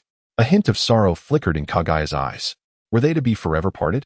Chiya shook his head, a smile gracing his lips. No, their deep affection moved the magpies. Every year on Chishi, countless magpies would form a bridge, allowing the cowherd and the weaver girl to reunite upon it. Though their meeting lasted but a day, the waiting and persistence rendered their love all the more precious. As the tale concluded, a brief silence enveloped them. Kagaya gazed up at the two stars, a ripple of emotion stirring within her. She murmured softly, to wait a year for a single day of meeting. Does such love truly exist? Chiya, observing her profile, spoke gently. Perhaps the most treasured of emotions in this world is that which transcends time and distance. Kagaya turned her head, locking eyes with Chiya. Beneath the moonlight, her gaze now held a warmth previously unknown, infused with a touch of humanity. Chiya, why did you share this story with me? Chiya smiled faintly, his eyes earnest. Because I wish for you to know that even the lofty deities can be moved by the genuine feelings of mortals. And since you have come here, you are surely deserving of all that is beautiful. Kagaya's heart quivered slightly. The long-closed doors of her heart seemed to have been gently pried open. Looking down, her voice barely above a whisper, she said, perhaps you are right. The night breeze swept through once more, dispelling the silence between them. Chiya extended his hand, and a vibrant flower appeared within it. Just like this blossom, seemingly delicate, yet capable of blooming in the most precipitous of places. Kagaya accepted the flower. The moment their fingertips brushed, her chakra surged, and the fragrance enveloped her, petals swirling around her like a dream. She beheld this enchanting scene, a faint smile instinctively gracing her lips. Chiya, captivated by Kagaya's gentle smile, could not help but feel a surge of emotion. Kagaya, your smile is more beautiful than the stars. Kagaya's cheeks flushed slightly. She turned her head away but did not refute his words. In that moment, it felt as if a seed of emotion had quietly taken root within her, a feeling she had never before experienced. Standing side by side, they gazed at the myriad stars, enveloped in silence. After a while, Chiya finally spoke, a newfound seriousness in his eyes. Kagaya, did you come to this world with a purpose? Upon hearing this question, the warmth in Kagaya's eyes and the smile on her lips gradually faded. After a moment, she sighed deeply, turning her gaze directly towards Chiya. With a tone devoid of emotion, she declared, I have come to this world to accompany it to its grave. Chapter 136. Kagaya, I will tell you all that I know, for your safety. Hearing Kagaya utter the words accompany to the grave, Chiya's heart jolted. Her tone was cold and resolute, as if she had long since accepted an unalterable fate. He turned his head, gazing at Kagaya's profile. Under the moonlight, her silvery hair shimmered with a delicate halo, while her pale eyes concealed a barely perceptible sorrow. Burial? Qianye softly echoed, his brow slightly furrowed. Why do you say that? Kagaya offered no reply, merely gazing serenely at the starry sky, as if it held secrets she could not articulate. Observing her silence, Qianye ceased his inquiries. He lifted his gaze to join hers in contemplating the night sky, yet his mind was awash with tumultuous thoughts. Kagaya claimed to be the guardian of the divine tree, yet Qianye sensed no presence of such a tree nearby. Once rooted, the divine tree would absorb the energy of the entire world, and such a colossal chakra fluctuation would be impossible for him to overlook. Could it be that the divine tree had yet to be planted? A thought stirred within Qianye. If the divine tree had not yet manifested, then Kagaya's arrival in this world might precede his expectations by many years. As Qianye fell silent, a heavy stillness enveloped them. After about 10 minutes, Kagaya glanced sideways and could not help but softly inquire, "What are you thinking?" Qianye snapped back to reality and shook his head. "Nothing. Merely reflecting on your earlier mention of burial. It sounds rather grave." Kagaya's gaze turned distant once more, her voice somber. "Some matters are destined to remain unchanged." A sense of heaviness settled in Qianye's heart as he vaguely grasped the implication of her words. However, he refrained from voicing his thoughts and instead followed her lead with a question. "May I hear more about it?" Kagaya paused for a moment before finally speaking. "Let me tell you a story." Qianye nodded, quietly awaiting her narrative. Long ago, there was a person who was born with a sacred mission. Kagaya's voice was ethereal and distant, as if recounting a legend unrelated to her own life. Her kin had told her that her fate was already sealed. She must guard the divine tree until it consumed the entire world, and her destiny would culminate in becoming a sacrifice to the tree, leading to the annihilation of the world itself. Qianye's pupils contracted as he internally mused. Indeed, it resembles the tale of a friend of mine. Was this not her own story? He recalled the plot, where Otsutsuki Kagaya and Otsutsuki Ishiki arrived in this world accompanied by the 10 tails. And Kagaya was destined to be the nourishment for the 10 tails. Everything seemed to align perfectly. Kagaya's eyes held a glimmer of desolation as she continued. She once attempted to resist, but her kin's power was overwhelming. Her struggles proved futile. Ultimately, she chose to accept her fate and arrived in this world, prepared to fulfill her duty. As the story concluded, Kagaya's gaze dimmed, as if she had resigned herself to her fate. At that moment, Qianye suddenly rose to his feet. "I dislike this story," he declared firmly. Kagaya blinked in surprise, looking up at him. "Why?" "Because its conclusion is far too tragic." Qianye met her eyes with unwavering resolve, his voice resonant. That person merely lacked the opportunity to alter her circumstances, yet she surrendered to so-called fate, forsaking her chances and herself. This is not the design of fate, it is a choice she made. Kagaya's gaze flickered slightly. Fate has never been predetermined. It resembles a river, seemingly immutable in its course. Yet, if we possess enough strength, we can construct a dam, even redirect its flow. Should she truly wish to resist, she can amass her strength and await the opportune moment. Perseverance is never in vain. Success is reserved for those who are prepared. I firmly believe that seizing the opportunity will inevitably lead to change. In this narrative, perhaps the one who serves as sustenance need not be her. Alternatively, she could directly obliterate the divine tree. Kagaya gazed vacantly at Chiya, her voice tinged with incredulity. That is impossible. The divine tree is the foundation of our kin. Its power is unrivaled. Unrivaled? Chiya scoffed softly. Allow me to ask you, has she truly seized the opportunity? Not at all, for she has never genuinely attempted. Strength is never absolute. If one discovers the method, even the mightiest adversary can be vanquished. Kagaya fell silent, a flicker of struggle crossing her eyes. Chiya's words acted as a key, gradually prying open the door to her guarded heart. Do you know? Chiya softened her tone, her voice imbued with encouragement. In my homeland, there is a saying, human determination can overcome fate. It implies that with unwavering will, even the destinies preordained by the heavens can be shattered.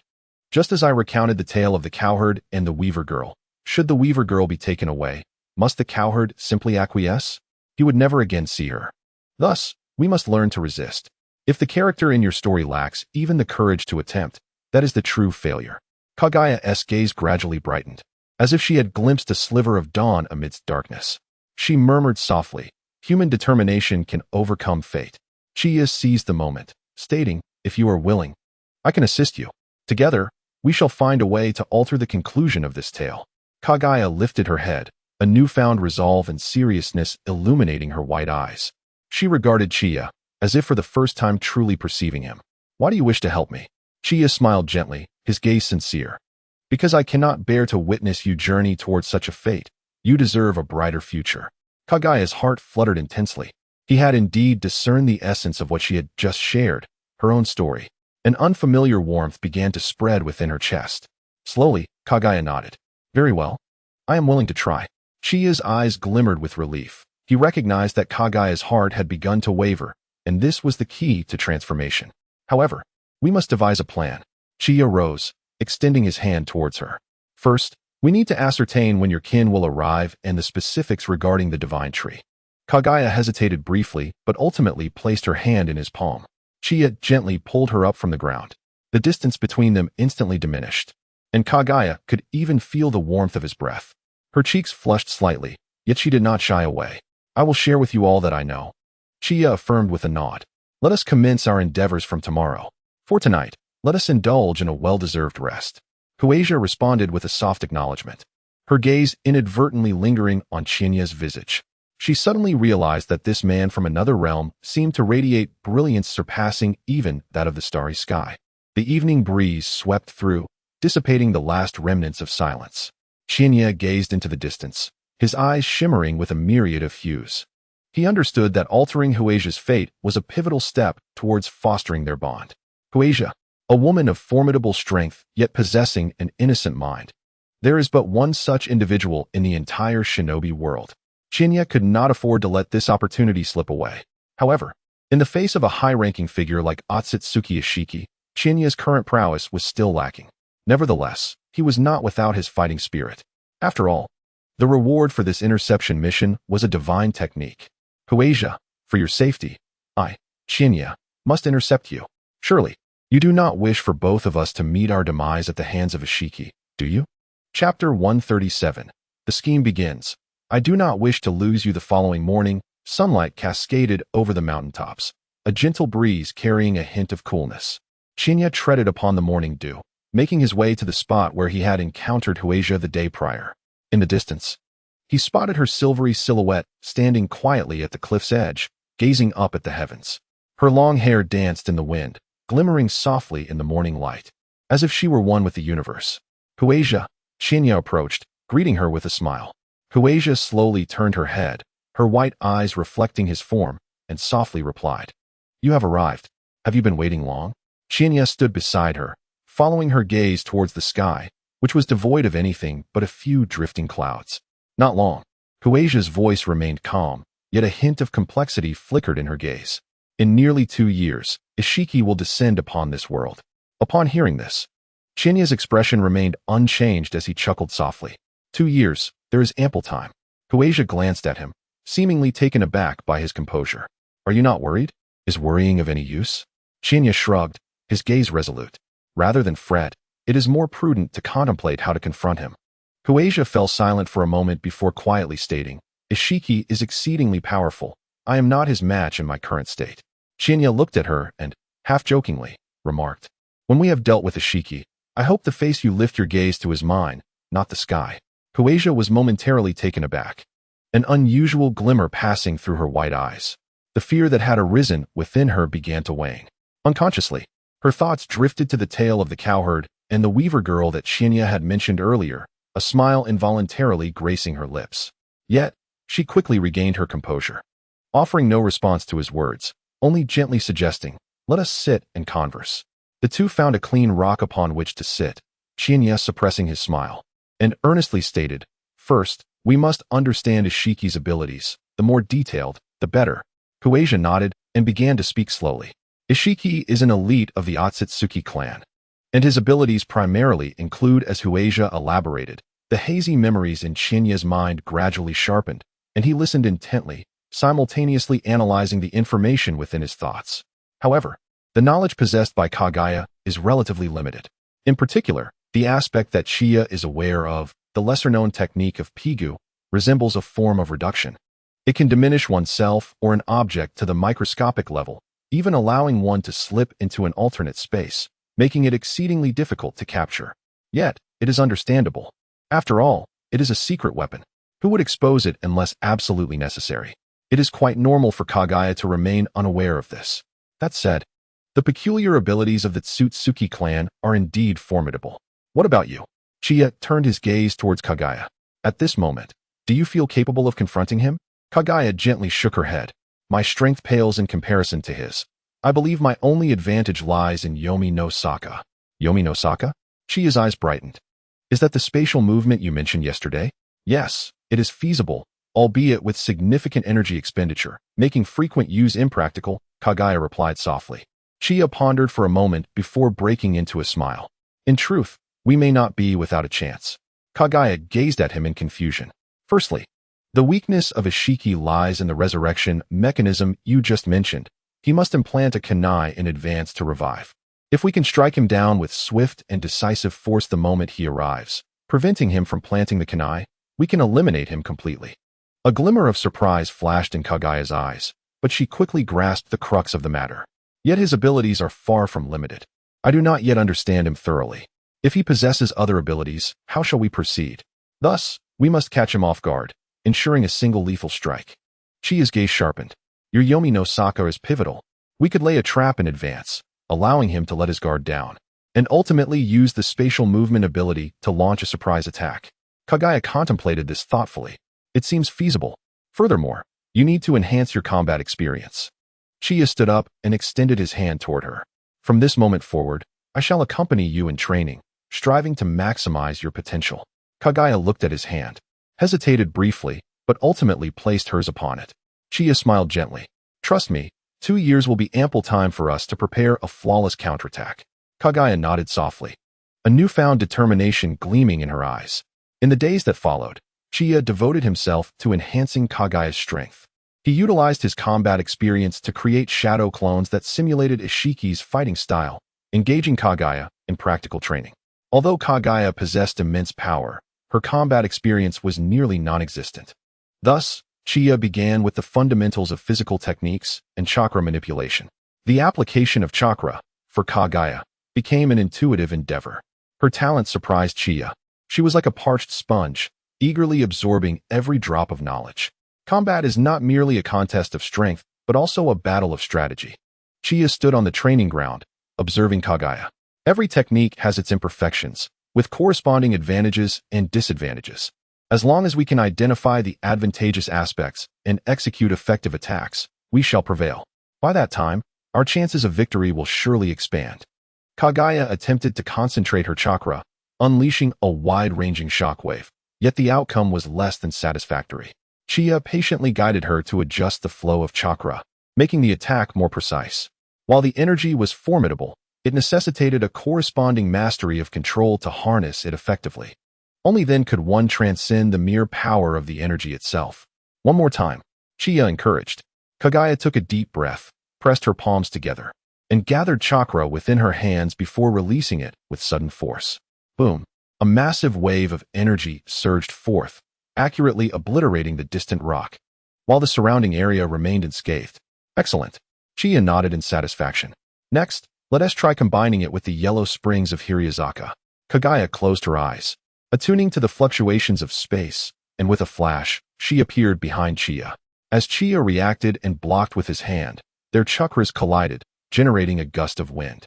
After all, this was training, and Kagaya did not exert her full strength. Not bad, but it can be faster, Chiya remarked with a smile. Kagaya panted slightly, fine beads of sweat forming on her forehead. Although the consumption of chakra was quite intense, her gaze sparkled brighter than ever before. That night, the two rested by the campfire. Chiya gazed at the flickering flames and suddenly spoke. I have been pondering a question. What is it? Kagaya turned to him. The God Tree. Chiya's eyes deepened. If we could induce the God Tree to bear fruit ahead of time, and you consume the fruit, your strength would undoubtedly surge, making it much easier to deal with Ishiki. Kagaya shook her head. The God Tree requires a long time to mature. Even if we plant it now, it cannot bear fruit within 2 years. Chiya stroked his chin thoughtfully. What if we could accelerate this process? Kagaya paused. Accelerate? If we could find a sufficiently vast energy source, perhaps we could catalyze the growth of the God Tree. A glimmer of light flashed in Chiya's eyes. Kagaya widened her eyes slightly. Are you suggesting we utilize the energy of this world? Precisely, Chiya nodded. Ultimately, what the God Tree requires is energy. If the energy is substantial enough, it may expedite the maturation of the tree. Even if the energy falls short of producing mature fruit, we could directly obtain it from the 10 tails, which would surely enhance your abilities as well. Kagaya contemplated for a moment and softly replied. It's worth a try. Chiya smiled. Then it's settled. Starting tomorrow, we will train while searching for a suitable location to plant the god tree. Kagaya looked at him and suddenly asked, "Why are you helping me so much?" Chiya turned to meet her gaze, his smile gentle. "Did I not mention it before? I simply do not wish to see you walk towards that fate. Moreover," he paused, half joking, "you're my first friend in this land. I do not want to lose you." Kagaya gently pressed her lips together, her eyes seemingly glimmering with newfound light. The night breeze caressed them, and the campfire flickered. Their shadows intertwined in the glow, subtly drawing their relationship closer. Chapter 138. The Arrival of the Ten-Tails and the Absorption of Energy. Kagaya, I promise to be with you. A year and a half is ample time to transform many aspects of life. During this period, Chiya accompanied Kagaya, traversing numerous locales, allowing her to experience the local customs and savor the essence of being human. Amidst the smoke of war and the harsh realities of conflict, Chiya armed Kagaya with his philosophical insights. Though these concepts manifested only subtly within Chiya, their prolonged influence would inevitably reshape Kagaya's perception of the world. At each destination, Chiya meticulously attuned himself to the surrounding energy fluctuations. Although he had yet to discover a suitable energy source, under his guidance, Kagaya's combat skills flourished remarkably. Her mastery over her abilities had become far more refined compared to a year and a half prior. Most unexpectedly, the relationship between Chiya and Kagaya underwent a quiet transformation through their daily interactions. Initially, Kagaya was reticent, mechanically following Chiya's instructions. However, as time progressed, she began to engage actively, inquiring about battle strategies and occasionally revealing a hint of a smile during training. This lofty guardian of the sacred tree possessed a heart as innocent as that of an unworldly maiden. Unbeknownst to them, they eventually stepped into the most desolate of deserts.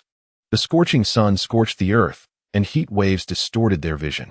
Upon reaching the depths of the desert, Chiya's Sharingan keenly detected the familiar energy fluctuations from deep beneath the ground. He paused, crouching down, placing his palm on the searing sand, and attuned his senses. Indeed, it was the dragon vein. "At last, I have found you. This is the place." Kagaya stood beside him, her silver hair gently swaying in the breeze, evidently sensing the immense power as well. A glimmer of joy illuminated her white eyes. "The energy here is immense." Chiya rose, excitement flickering in his gaze. "The presence of this power is the optimal foundation for the Ten-Tails. If harnessed properly, it could significantly elevate your strength. With the arrival of the Tsutsuki, our chances of success in the previous plan will also drastically improve." Kagaya fell silent for a moment before softly inquiring, "Are you truly certain you wish to proceed?" Chiya gazed at her, his eyes resolute. "Absolutely." Without further hesitation, Kagaya slowly raised her hands. Ten-Tails, descend. In an instant, a colossal magic circle materialized upon the sandy ground before them. The earth trembled violently, fierce winds surged, and sand swirled like ocean waves. A massive fissure appeared at the center of the magic circle, accompanied by a deafening roar as a colossal entity emerged from within. The Ten-Tails. Chiya's pupils constricted. This was the first time he beheld the true form of the Ten-Tails. It resembled a monstrous beast, its body encased in a fearsome shell. 10 tails undulating like great serpents in the air, a single eye radiating a crimson glow. Its mere existence was suffocating. "Is this truly the 10 tails?" Chiya murmured. Kagaya stood before the 10 tails, her demeanor serene. A glimmer illuminated her eyes as the 10 tails fell under her control, suddenly extending countless tentacle-like arms deep into the earth. Boom! A torrent of violent chakra erupted from the ground, soaring skyward like a volcanic explosion. The 10 tails greedily absorbed this energy, its body expanding at an observable rate, its exterior gradually shimmering with a metallic luster. Kagaya ascended into the air, landing atop the 10 tails. Placing her hands upon it, she began to directly absorb the chakra transformed by the 10 tails. Thousand Knights could distinctly sense Kagaya's aura intensifying in tandem. A low resonance filled the air as Kagaya's silver hair danced without wind, enveloped in a faint blue chakra aura. Her power surged rapidly, distorting the very air around her. From a distance, Thousand Knights quietly observed this spectacle, a subtle smile gracing his lips. Indeed, the plan was unfolding smoothly. Hours later, Kagaya finally ceased her absorption. The 10 tails aura had weakened considerably, yet it was not entirely depleted. This was a point Thousand Knights had specifically reminded her of, If she discovered the energy source, she should retain some chakra as bait to lure Otsutsuki Ishiki into a trap. Kagaya gracefully leaped down from the Ten-Tails head, landing lightly before Thousand Knights. Her presence was now significantly more formidable, her white eyes shimmering with a star-like brilliance, as though she had been reborn. "We have succeeded," she whispered. Thousand Knights regarded her, suddenly reaching out to tousle her hair with a gentle smile. He had not anticipated such smooth progress. Now, they merely had to wait. Kagaya was taken aback. She had never been touched so affectionately before and found herself momentarily at a loss for how to respond. Thousand Knight's hand was warm and strong, gliding softly through her silver hair with a natural tenderness. Kagaya blinked, her cheeks flushing slightly, yet she did not shy away. Observing her reaction, Thousand Knights felt a stirring in his heart. He leaned closer and murmured, "Kagaya?" Kagaya lifted her gaze to meet his, a hint of confusion and anticipation in her eyes. Thousand Knights inhaled deeply, locking his gaze on hers. "Stay with me." Kagaya was utterly speechless. Her expression transformed from bewilderment to astonishment, then to uncertainty, eventually giving way to a subtle shyness. "Do you know what you were saying?" Her voice was barely audible. At that moment, the Kagaya standing before him felt entirely different from the one who had first arrived in this world. The initial Kagaya had been like a celestial stone descending from the heavens, untouched by the world, seemingly out of place among mortals, devoid of any human essence. Now, after a year and a half of companionship, how different was she from an ordinary woman? Thousand Knights chuckled, realizing that his efforts over the past year and a half had exceeded his expectations. "Of course I know." He stepped forward, gently grasping her hand. "We have spent over a year together. You should understand my feelings for you better than anyone." Kagaya's fingers trembled ever so slightly, yet she did not withdraw. "Yet I am a sinner of the Otsutsuki clan, destined to become an enemy of the entire lineage." Chiya shook her head. "These have never been impediments. Moreover, have we not resolved to confront fate together?" Kagaya remained silent for a long while before finally whispering, "I have agreed." Chiya was taken aback. "What?" Kagaya turned her face away, her ears tinged with a faint blush. "According to your homeland's saying, I have promised to be with you." Chiya's heart surged with warmth as he could not help but pull her into his embrace. Initially, Kagaya felt a bit stiff, but she soon relaxed and gently leaned against his chest. The desert wind remained scorching, yet their hearts were unprecedentedly tranquil. After a short while, they returned to an oasis in the desert, where their makeshift shelter awaited them. They remained inside until nightfall, reluctant to leave. Outside, by the flickering bonfire, Kagaya leaned against Chiya's shoulder, her cheeks still flushed as she languidly inquired, "What shall we do next?" Chiya gazed into the dancing flames, his eyes deep with contemplation. He lifted his arm, tenderly wrapping it around her, subtly adjusting his posture to make her more comfortable. Wait for Ishiki's arrival," Chiya murmured. "We are prepared. Now we simply need to patiently await the opportune moment." Kagaya gently nodded, inhaling the distinct scent of Chiya, slowly closing her eyes. Chiya turned to look at her and noticed a faint smile gracing her lips. Unable to resist, he leaned down and placed a light kiss on her forehead. "Rest well. You are weary." Kagaya responded with a soft not opening her eyes, yet her smile deepened. As the bonfire flickered and the starlight descended, their figures intertwined in the night, as if even fate could not sever their bond. Chapter 139. Kagaya, you must recognize reality. Mere ants. A brilliant meteor streaked across the night sky, trailing a long tail like a blade tearing through the darkness. The light drew closer, ultimately plummeting into a forest, stirring tumultuous waves. A fierce wind swept through, clouds of dust rising, causing the entire forest to tremble. As the smoke gradually dissipated, a tall and slender figure slowly emerged. Ishiki Otsutsuki hovered in midair, looking down upon this unfamiliar land from a lofty perch, clad in a flowing white robe that billowed in the wind. The garment bore the unique patterns of the Otsutsuki clan, glinting with a cold sheen under the moonlight. His skin was pale as snow, with a small horn protruding from his forehead. His pupils shimmered with a chilling arrogance, as if all things in the world were mere ants in his eyes. Was this the place Kagaya chose for her demise? Ishiki's voice was low and magnetic, yet laced with an unsettling disdain. A marauder from a celestial body, who had plundered countless planets before. Now, this burial ground for Kagaya held no distinction from the planets he had ravaged previously. He raised his hand slightly, his fingertips coalescing a strand of chakra, weaving through the air like a serpent. What a barren world. His gaze swept across the horizon, ultimately resting upon the faint outline of an oasis in the distance. A cold smirk graced his lips. In an instant, he vanished, leaving behind only a subtle ripple in the fabric of space. On the edge of the oasis, Qianye's crimson eternal kaleidoscope Sharingan gleamed in the darkness.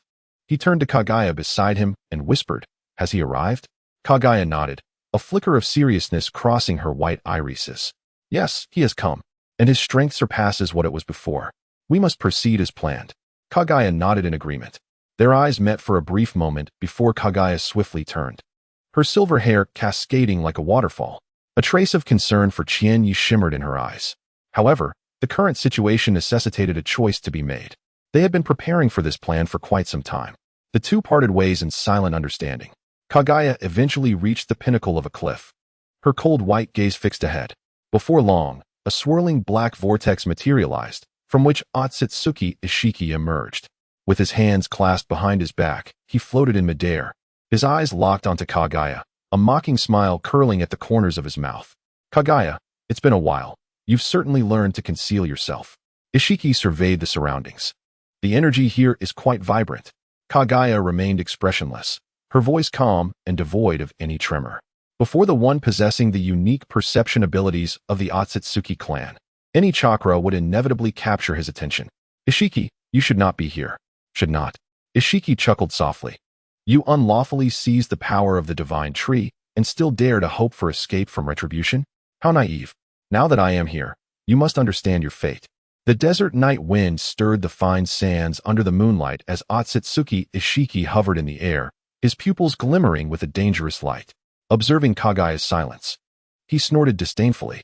"Kagaya, you must face reality." Kagaya's silver hair flowed down, her white eyes a perfect blend of reluctance and acquiescence. "This is my destiny. I am willing to sacrifice." Her voice trembled slightly, her fingertips unconsciously clutching the edge of her garment. This detail caught Ishiki's eye, and a cold smile crept across his lips, simultaneously easing his vigilance. "Kagaya, you remain unchanged." "Excellent." Ishiki raised his hand to form a seal. The earth trembled violently as the 10 tails erupted from the ground. Yet, just as it manifested, it suddenly thrashed violently, its single eye flashing an unusual red light. Ishiki frowned. "What is happening? The 10 tails seems unstable. Did Kagaya do something?" Without hesitation, Otsutsuki-Ishiki raised his hand, attempting to channel chakra into the 10 tails for forced control. Just at that moment, as Ishiki was distracted by suppressing the 10 tails, a black figure appeared behind him in a blur of speed. It was, in fact, Qianye. At this moment, his eternal kaleidoscope Sharingan spun wildly. In his left hand, a kunai crackled with lightning, while his right fist was encased in molten lava. Ants. As Ishiki sensed an unusual change, his state was abruptly activated. His right eye transformed instantaneously, revealing a golden base adorned with a circular pattern, surrounded by 8 black stripes. A chakra rod materialized in his hand out of thin air. Enraged, he turned around and thrust it directly into Chiya's body. Yet, Chiya merely smirked enigmatically. Ishiki was momentarily taken aback. Suddenly, with a loud bang, the kunai that had just struck Chiya fell from his hand, and he dissipated into a puff of white smoke. In that fleeting moment of smoke, the kunai transformed with a resounding crack into Chiya's likeness. Kagutsuchi. 5 unique streams of crimson flames erupted from his fingertips. This was indeed the reward Chiya had seized from Kagaya. The divine technique, Kagutsuchi, the searing flames, combined with Chiya's imminent presence, left Ishiki no opportunity to react as they collided with him directly. Ishiki had not anticipated such a rapid and lethal transformation from this indigenous fighter. Fury radiated from his eyes. Damn it! He thrust the chakra rod once more into Chiya, but it too morphed into a wisp of smoke. Shadow clone technique. Ishiki landed heavily on the ground, his expression dark as he glanced towards Kagaya's position. There was no trace of her remaining. At that moment, Kagaya had already integrated with nature, maneuvering stealthily to the edge of the cliff, directly beneath Ishiki. Silently, she raised her hand, aiming at him. 2 pieces of gray bone materialized at the center of her palm. Twin killing bones. The grayish-white bone spurs shot forth, targeting Ishiki's throat. Ishiki's gaze turned icy as he looked down at the murderous intent emanating from Kagaya. Instinctively, he leaped into the air. Suddenly, he heard Chiya's voice resound above him. Divine technique, cautious.He. The explosive chakra from the blazing flames seized his horn atop his head with a swift grip. This technique, neither Ishiki nor even Kagaya, who had consumed the chakra fruit, would dare to withstand it. With a crack, the horn was forcibly snapped off, veins bulging on Ishiki's forehead. Merely an ant, Ishiki shattered the lava, transforming chakra into blades that slashed toward Chiya. Chiya barely evaded, yet still sustained a grievous wound deep enough to expose bone. In an instant, Ishiki teleported before Chiya, his hand reaching for his heart. Chiya's eternal Mangeki Sharingan whirled frantically, but his injuries slowed his movements by a fraction. Bang! It struck true. Chiya's body plummeted from the sky like a fallen kite. Ishiki's smile morphed into madness for a moment. An ant is still an ant, daring to attempt the slaying of a god. Suddenly, Ishiki's grin froze. His arm and chest erupted violently. He clutched his chest, blood spilling from his mouth, his vitality waning instantly. Meanwhile, the Chiya he had just struck began to fade away, as if he had never existed. This technique was Chiya's cycle of cause and effect. 80 divine sky strikes. Kagaya emerged from the cliff, revealing her form. The Byakugan activated, locking its gaze upon Otsutsuki Ishiki. Countless chakra-infused fists surged from all directions. Rabbit hair needle. The silvery chakra needle sealed off all avenues of retreat for Ishiki, denying him even a moment to breathe. The fluidity of their synchronized attacks resembled a flowing river, devoid of any hesitation. Realizing evasion was futile, Ishiki's golden pupils flared as his chakra surged. Shinra Bansho. The chakra converging before him transformed instantaneously into a diminutive assault. Upon witnessing this technique, Kagaya and Chiya felt a jolt of anticipation. The moment they had been waiting for had finally arrived. The duo commenced their synchronized actions. Flames of crimson ignited in Chiya's hands, while Kagaya raised her palm. Yomi's Bitter Slope. Chapter 140. Consuming the chakra fruit, the dragon vein drained, space resonated. Before Kagaya, before Chiya, and both in front of and behind Otsutsuki Ishiki. A black hole of space materialized in an instant. Collective annihilation of ashes. Divine technique, cautious.He. One attack followed the other, arriving through Yomi's Bitter Slope without granting him any respite. Before Ishiki could recover from the shock of the 80 gods vacuum attack, Kagaya's bone spire, exuding a miasma of decay, pierced through his chest. The cautious.He struck directly upon his head. How is this possible? Ishiki, grievously wounded, gazed at the two with disbelief. How could a subordinate of his and a mere local native inflict such harm upon him? Incensed, Ishiki was overtaken by fury, his eyes wild with madness, clearly preparing for a final stand. Yomi's Bitter Slope. Sensing the violent fluctuations of chakra emanating from him, Kagaya executed the technique once more, yanking Chiya from Ishiki's side to stand behind her. The Byakugan chakra quaked. The previously tranquil Ten Tails stirred to life in an instant. It opened its massive maw, extending its neck to swallow Otsutsuki Ishiki whole. Severely wounded, Ishiki had no opportunity to react. The tumultuous chakra, upon entering the Ten Tails' body, began to be violently extracted under Kagaya's command. Boom! As the Ten Tails absorbed the potent chakra from Ishiki's form, energy exploded forth, causing its body to rapidly expand in all directions. Its tail transformed into roots, burrowing deep into the earth. The colossal head surged upward like a root system piercing the heavens, swiftly reaching the clouds as if to stab the firmament. A magnificent tree emerged. Enormous leaves sprouted rapidly from its trunk, while the chakra and all energy from the depths were simultaneously absorbed, wildly converging upon the tree through its roots. Divine Tree. Kagaya gazed upon this towering arboreal giant, seemingly in search of something. Suddenly, her body moved. Chiya was drawn along with her. Embracing Kagaya, Chiya followed her gaze. At the center of the divine tree, a fruit had formed. Chiya's eyes sparkled. The fruit of the divine tree. Could this be the chakra fruit? In the original text, Kagaya attained immense power by consuming the fruit of the divine tree, merging with it to quell all conflicts, thus securing her exalted status revered by humanity as the goddess of the moon. The two paused before the chakra fruit. Chiya, this is the chakra fruit. Consuming it will grant you formidable strength. Chiya nodded in acknowledgement. Kagaya spoke, yet a sigh escaped her lips. This fruit, relying solely on the energy of one's physical form, seems somewhat inadequate, still not at a mature stage. If the divine tree were to absorb energy from this world on its own, it would require millennia. Chiya glanced around, finally fixing her gaze into the distance. The dragon vein. Did you not mention that there remains a vast reservoir of energy yet to be absorbed? Kagaya's eyes brightened. How could I have forgotten that energy source? Raising her hand towards the location of the dragon vein, an invisible wave emanated from Kagaya, causing the roots of the divine tree to instantly reach towards it. The immense energy of the dragon vein erupted with a vigorous sound. However, under the root's absorption, it swiftly penetrated within.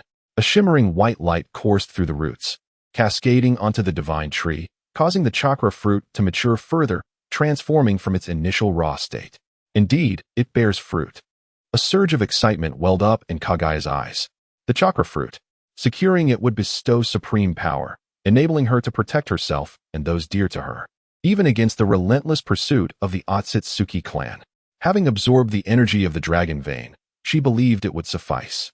Kagaya sensed the dissipating energy of the dragon vein and the subtle changes in the growth of the chakra fruit.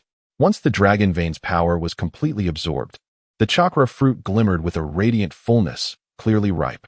Kagaya carefully plucked the chakra fruit and flew back to Chiya. Chiya, please, take it, Kagaya whispered, her fingertips trembling slightly. Chiya stood in shock.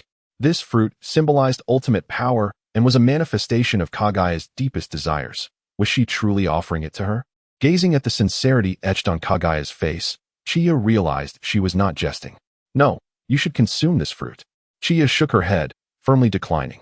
With the system I currently possess, my strength will ultimately reach its zenith. If Kagaya refrains from eating the fruit, her power will remain stagnant, leaving her at a disadvantage against other Otsutsuki clan members. My method of enhancing strength differs from that of ordinary individuals. Moreover, this chakra fruit is exceedingly precious. I am not of the Otsutsuki lineage. Consuming it would not yield the same results as if you were to partake. Kagaya? Upon hearing these words, an inexplicable sensation surged within Kagaya. Her heart raced, and an unfamiliar warmth enveloped her, akin to a blade of grass yearning for sunlight in the depths of winter.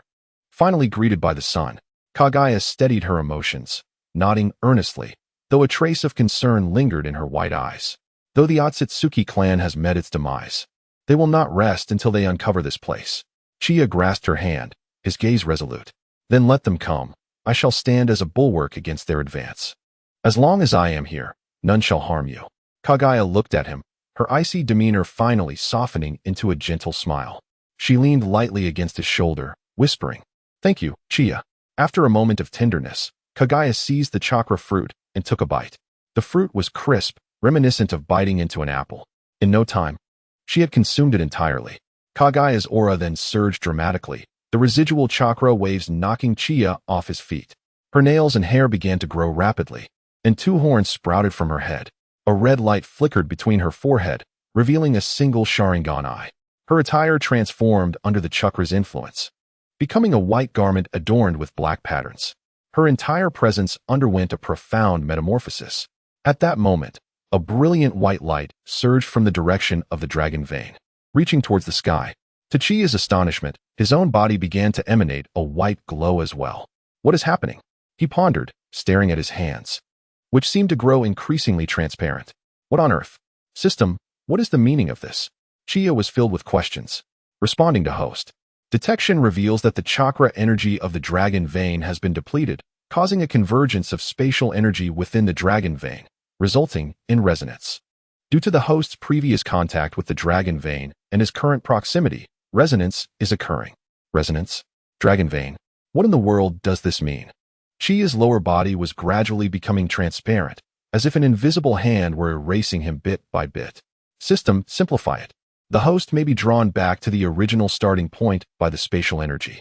The original starting point? Could it be Lulon?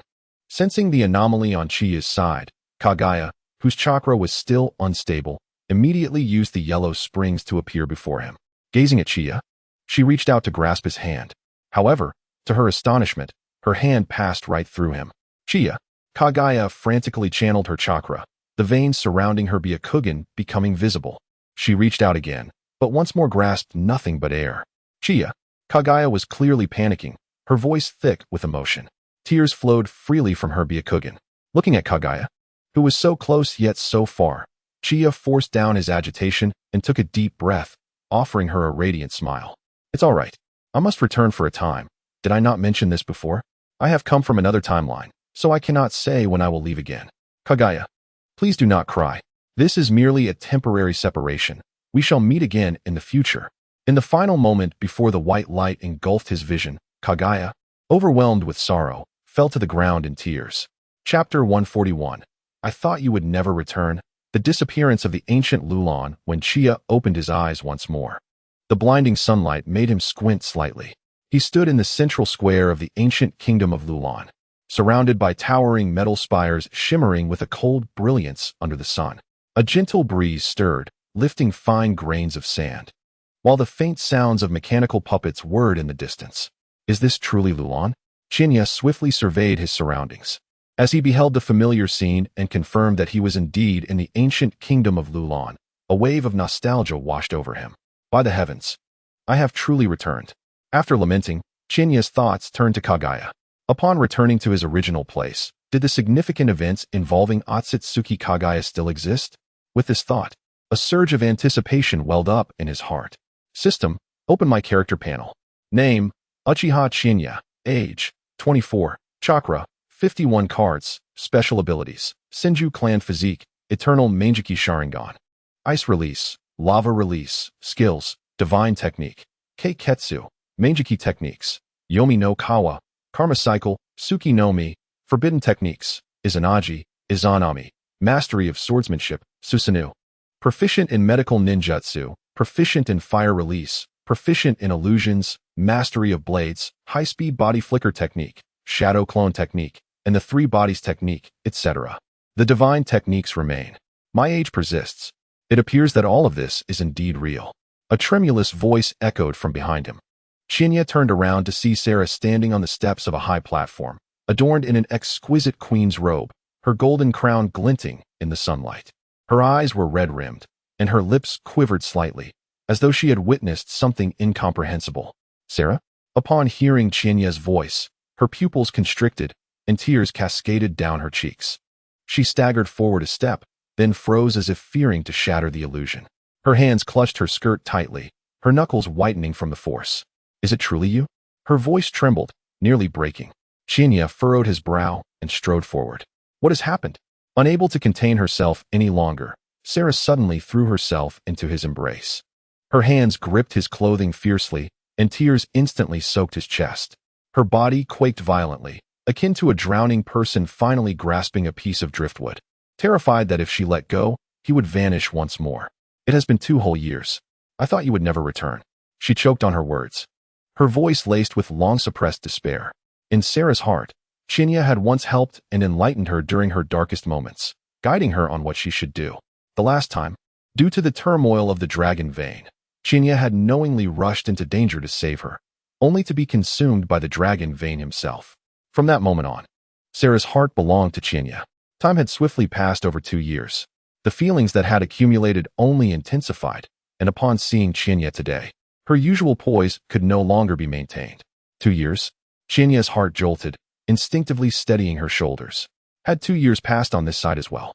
Sarah lifted her gaze, her tear-filled eyes searching his, her lips trembling. 2 years have elapsed since you were consumed by the dragon vein. Where have you been? Qianye gently patted her back. It's all right. Am I not back now? After soothing her emotions, he inquired, what of Naruto and Sasuke? Sarah inhaled deeply, striving to compose herself. Yet tears continued to cascade down her cheeks. They have been trapped here, yearning to escape Lulon, but the moment they leave, their bodies turn transparent. Consequently, they cease to venture out. I appointed them as consultants of Lulon, and they assisted me in managing its affairs. Until just now, when the dragon vein suddenly trembled. They vanished before my very eyes. Qianye's expression sharpened. Naruto and Sasuke were indeed swept into this era by the temporal powers of the dragon vein. Qianye had caused an accident by having Kagaya absorb the energy of the dragon vein. Naturally, they were drawn back to their original time by the force of temporal correction. As for himself, he glanced down at his hands. He belonged to this era, hence his return here. No worries, they have returned to their rightful place. By the way, what transpired in the ninja world over these 2 years? Sarah shook her head. Lulon is isolated from the outside world and remains oblivious to the circumstances beyond. Chinya's heart sank. 2 years is ample time for too many things to change. How are Mikoto, Kushina, Tsunade, and Nanoyu faring? Are the Uchiha and Konoha still safe? He must return immediately. Sarah. Chinya took a deep breath and placed his hands on her shoulders. I need to return to Konoha at once. Sarah's body quivered slightly, but soon she bit her lip and nodded resolutely. I will accompany you. Chinya was taken aback. You? I have entrusted Lulon's affairs to the Elder Council. Sarah gazed directly into his eyes, her voice gentle yet firm. I have been waiting for your return these past 2 years. Her gaze was so fervent that Chinya found himself momentarily at a loss for words. A faint blush crept on Sarah's face. As she looked at Chinya, she suddenly recalled the future she had drawn from Naruto's lips, herself, truly together with Chinya. With this thought, Sarah's heart felt as sweet as honey. She inhaled deeply, as if having made a certain resolution. Rising on her toes, she planted a firm kiss on Chinya's cheek. Chinya-kun, I wish to, before she could finish her sentence. A deafening explosion erupted from the distance, and the ground of Lulon shook violently. Chinya abruptly looked up, witnessing the collapse of a tower at the city's edge. What is happening? Sarah appeared bewildered. Chinya's gaze grew contemplative. Let us go and investigate. He fixed his eyes on the rising plume of smoke, his Sharingan quietly activating. The metallic towers of the ancient kingdom of Lulon emitted a piercing, distorted sound, as cracks spread from the center of the dragon vein seal, sprawling across the city like a spider's web. Once glorious edifices began to tilt and crumble, with debris and metal fragments raining down, obscuring the sky with a cloud of dust. Standing beside Chinya, Sarah's complexion turned as pale as parchment upon witnessing the chaos. Her fingers clutched tightly at the fabric of her garment, knuckles whitening with the strain. What is happening? Her voice trembled, her eyes mirroring the disintegration of their homeland. Chinya's scarlet Sharingan swept across the scene. Fortunately, the recently collapsed structure had been unoccupied. The power of the dragon vein had vanished, leaving the entire city bereft of support. The citizens of Lulon fled in a frenzy, the cries of children, the screams of women, and the desperate lamentations of the elderly intertwining in a cacophony of despair. They had lived on this land for generations, relying on the dragon vein's strength to sustain their city. With the disappearance of that power, the technological advancements of the ancient kingdom of Lulon would inevitably fade away. Your Majesty, please save us. An elderly man collapsed to the ground, tears streaming down his face. Sarah opened her mouth, yet no sound emerged. What could she do? Without the dragon vein, Lulon was destined for ruin. Just as despair was poised to consume everyone, a thunderous roar erupted. A brilliant crimson light suddenly burst forth, enveloping the crumbling city as if a divine being had descended. Sarah looked up sharply, her pupils constricting in shock. Beside her, Chinya emanated a dark red power that soared to the heavens, his kaleidoscopic Sharingan spinning wildly. A vast chakra materialized into substance. Susanoo. A colossal dark red half-giant rose from the ground, its bones, muscles, and armor layered upon one another, ultimately transforming into a fully armored Susanoo. It spread its hands wide, like a deity lifting the fallen Lulon, as debris and metallic remnants clashed against Susanoo's armor, producing a deafening roar, yet failing to budge it even slightly. What is this? Sarah stared blankly at the scene before her, tears streaming uncontrollably down her cheeks. Chinya had once again saved his people, standing at the brow of Susanoo. Chinya's gaze was piercing, his voice resonating throughout Lulon. Everyone, immediately enter the protective range of Susanoo. The citizens of Lulon, as if awakening from a dream, rushed frantically towards Susanoo. Its massive hand slowly opened, like a moving fortress, welcoming the fleeing populace one by one. Sarah remained rooted in place, gazing up at Chinya, her heart racing. He was still so dependable, a source of comfort. Sarah, Chinya's voice called out. Come up. Susanoo's other hand extended toward her, and without hesitation, Sarah leaped aboard. In the next moment, boom! The entire ancient kingdom of Lulon began to collapse, the earth sinking, towers toppling, as the once magnificent city was reduced to ruins amidst the billowing dust. Yet all the citizens of Lulon were safely shielded beneath Susanoo. Chinya took a deep breath, directing Susanoo to move outward, leading hundreds of Lulon citizens through the haze, away from this place. Sarah stood atop Susanoo's head, watching their homeland slowly disappear, tears blurring her vision. Chinya-kun, she whispered softly. Chinya glanced back at her. Lulon is no more, but your future still remains. Sarah quietly closed her eyes, allowing the wind to carry away her tears. She understood that from this moment forth, her fate was irrevocably tied to him. Chapter 142, The Queen's Confession. I shall personally escort you away. The winds began to subside, and the sunset painted the entire desert in hues of crimson. Chinya led the people of Lulon to the nearest oasis, a refuge not far from the ruins of their homeland. Crystal-clear waters flowed between the sand dunes, the shadows of palm trees casting gentle reflections upon the surface, finally granting these displaced souls a moment of reprieve. Sarah stood by the spring, gazing at the distant remnants of Lulon, a flicker of sorrow crossing her eyes. Chinya approached her side and inquired softly, "What are your plans moving forward?" After a brief silence, Sarah lifted her head, her gaze resolute. "I wish to take them to the land of fire." Chinya raised an eyebrow, intrigued. "Oh," Sarah elaborated. "The land of fire is the most prosperous nation in the ninja world, rich in resources, with a relatively stable environment." She paused, her eyes softening as they met Chinya's. "You will be there." A smile graced Chinya's lips as he nodded. "If we are to go to the land of fire, that poses no issue. I have acquaintances there, and it will not be difficult to find you shelter." Naturally, he thought of Tsunade, the princess of the land of fire and granddaughter of Hashirama Senju, who held a position of great esteem.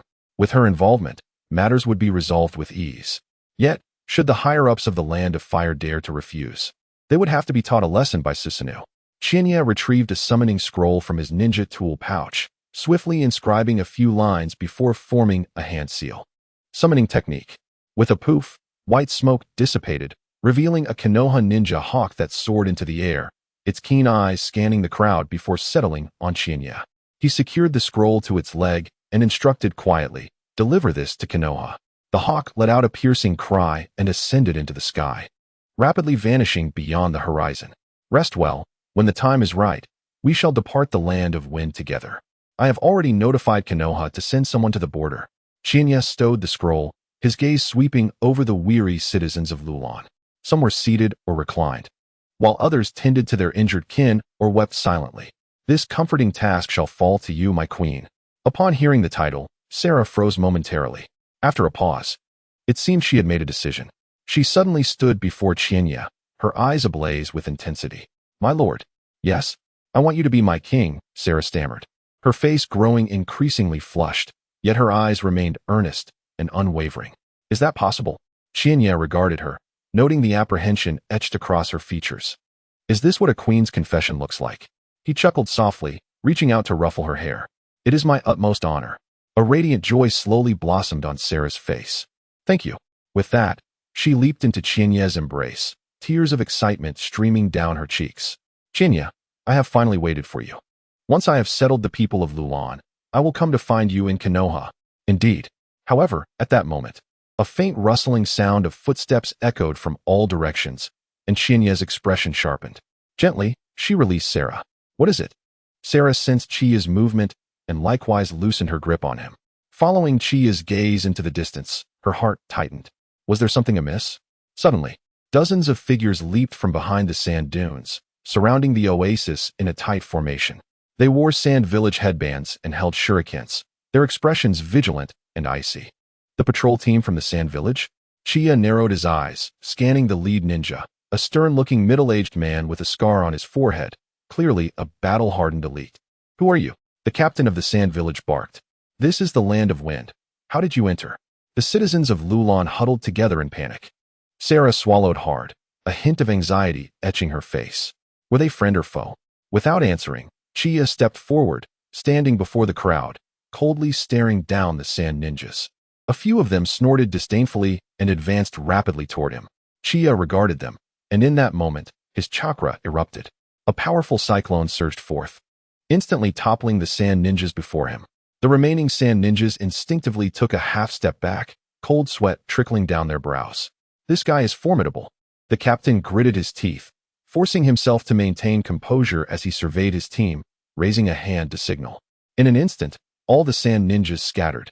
Shurikens and kunai aimed at Chiya, ready for battle. Just at that critical juncture, a clear, cold female voice rang out, "Stop." The sand ninjas froze, turning in unison. Chiya raised an eyebrow, his gaze crossing the crowd to rest upon a familiar figure. Izanagi. She still donned the attire of the Sand Village. A white cloak billowing in the wind, her brown hair tied back in a ponytail, exuding a striking presence. Yet, her eyes now regarded Chiya with a complex expression. Lord Izanagi. The Sand Captain was taken aback, then noticed Izangi's gaze fixed on Chiya, frowning. Do you know this person? Izanagi did not answer. Instead, walking slowly toward Chiya. The Sand Ninjas exchanged glances, none daring to obstruct her. She halted before Chiya, their eyes locking. After a long moment, Izanagi finally spoke softly, we meet again. Chiya's lips curled into a slight smile. It seems we share quite the fate. Izanagi scoffed, rolling her eyes. Her proud neck elegantly raised like that of a swan. As her gaze swept over Sarah and the distant Lulon citizens, her brow furrowed. Who are these people? Their homeland has been destroyed. I intend to take them to the land of fire. Chiya replied calmly. Izanagi fell silent for a moment, seemingly weighing the pros and cons. However, this scene prompted the Sand Captain to lose his composure, exclaiming sharply, Lord Izanagi. The origins of these people are still unknown. How can you? Silence. Izanagi shot him a cold glance. I am in charge here. The captain's expression stiffened, a flicker of discontent flashing in his eyes. Yet, he ultimately refrained from speaking further. Izanagi cleared his throat and turned his attention back to Qianye, whispering, the situation in the Land of Wind is currently tense. With so many of you moving about, you could easily be mistaken for spies. Qianye shrugged. So, Izanagi took a deep breath, as if arriving at a resolute decision. I will personally escort you out of the Land of Wind. Upon hearing this, the Sand-Hidden Ninjas erupted in an uproar. Lord Izanagi, this is against protocol. They are heading to the Land of Fire. We, the Sand Ninja Village, are also one of the 5 great shinobi villages. How can Lord Izanagi lower himself to assist these individuals in reaching the Land of Fire? Izanagi turned, casting a cold glare over them. I said, I will take responsibility here. The murderous intent in Izangi's gaze instantly silenced the ninjas. Qianye looked at her with keen interest. Are you sure? What? Do you not trust me? Qianye smiled. No, I'm merely curious as to why you would help me. Izanagi fell silent for a moment before turning her face away. What are there so many questions for? Will you agree or not? Qianye regarded her, a hint of irritation surfacing, before smiling again. Then let us proceed. Izanagi nodded and turned to issue orders to the Sand-Hidden Ninjas. Stand down. All of you retreat. The border captain's expression darkened further, but he ultimately dared not defy the command, gritting his teeth as he waved his hand. Withdraw. The Sand-Hidden Ninjas quickly retreated. However, Qianye could sense the lingering hostility in the captain's gaze directed at Izanagi. It seemed that the internal affairs of the Sand-Hidden Village were quite tumultuous. Izanagi approached Qianye and whispered, we must hurry. There are multiple patrols along the border. Qianye nodded and turned to Sarah and the people of Lulon. Prepare to depart. Sarah glanced at Izanagi, then at Qianye, ultimately nodding gently. I will rally them. Sarah hastened towards the Lulon citizens. The sun had completely dipped below the horizon, and night had fallen. Under Izangi's leadership, the group finally set forth on the path to the Land of Fire. Chapter 143. Significant changes in the clan, offensive alliance agreement. Qianye, Izanagi, Sarah, and the rest of the Lulon group finally reached the border. In the distance, a team of Konoha ninjas had been waiting for some time. Led by Uchiha Masaki. The moment Masaki spotted Qianye, his tense demeanor instantly relaxed, a flicker of excitement illuminating his eyes. He quickly stepped forward, kneeling on one knee respectfully. Lord Clan Leader, you have finally returned. Qianye smiled slightly, placing a hand on his shoulder. No need for such formality, please rise. Masaki stood, his eyes brimming with enthusiasm. For the past 2 years, everyone in the clan has been awaiting your news. We never expected you would. His gaze swept over Sarah and Izanagi behind Qianye, momentarily taken aback, but he quickly composed himself. Qianye did not elaborate further, simply inquiring, what is the current situation within the clan? Masaki immediately responded earnestly, everything is in order. Lady Mikoto oversees the security affairs, and Lord Fugaku manages the daily operations within the clan. All is quite stable. Lady Mikoto? Overseeing security affairs? Chinya raised her eyebrows slightly, taken aback. Has Mikoto truly become so capable? Jimu nodded, admiration evident in his tone. Indeed, since your departure, Lady Mikoto has assumed command of the security team, managing affairs with remarkable efficiency, even earning praise from Lord Flagwood Tsukumo. A soft glow appeared in Chinya's eyes, and her lips curled into a smile. As expected of her. Truly a commendable secretary, I have nurtured myself. Jimu gazed at Chinya, whom he had not seen for a long time, and his speech lost its usual careful structure, flowing freely. By the way, Lord Fujiwara has married. His wife is Uchiha Rinmei, and it is said she is now with child. Chinya was momentarily stunned, then burst into laughter. My cousin is quite impressive. His actions are swift and decisive. Jimu joined in her laughter, but soon his expression turned serious. Chieftain, there is another matter. This is something Lord Flagwood Sakomo entrusted me to deliver to you. He retrieved a scroll from his robes and handed it to Chinya. What is this, shrouded in mystery? I am about to return to the village. Chinya chuckled as she accepted the scroll, quickly scanning its contents, her eyes widening in surprise. Has Sakomo truly been so efficient? The title on the scroll read Temporary Resettlement Plan. It delineated a vast area on the outskirts of Konoha for the temporary residence of the people of Lulon. The specific resettlement documents have already been dispatched to the Fire Country's daimyo. According to Sakomo's intentions, if all proceeds smoothly, it may officially be renamed Lulon Town, the place where they will reside henceforth. She had initially planned to leverage Tsunade's connections for this matter, but to her astonishment, she had merely mentioned Lulon in her letter, and Sakomo had already begun arrangements. It seems that much has changed in Konoha during my absence these 2 years. Chinya tucked away the scroll and turned to Sarah. Sarah, I bear good news. Your new home is ready. Initially apprehensive, Sarah's eyes instantly sparkled at these words. Really? Chinya nodded. It is located near Konoha, a vast area. The Umbu have already gone to assist. Once the procedures are completed, that place will become your Lulon town. Sarah's eyes glistened with emotion, and she glanced back at the Lulon people behind her, a veil of moisture forming in her gaze. Suddenly, she stepped forward, cupping Chinya's face in her hands, and planted a fervent kiss on her cheek. Thank you, Chinya. Surrounding ninjas from Konoha and the Lulon citizens displayed expressions of astonishment, followed by subdued laughter. Jinmu cleared his throat, feigning ignorance, yet a smile crept upon his lips. Indeed, the chieftain remains quite popular.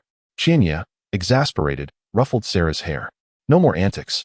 Sarah stuck out her tongue and took a step back, her joy undiminished. Yakura stood nearby, arms crossed, observing the scene with a smirk. It seems your life is rather vibrant.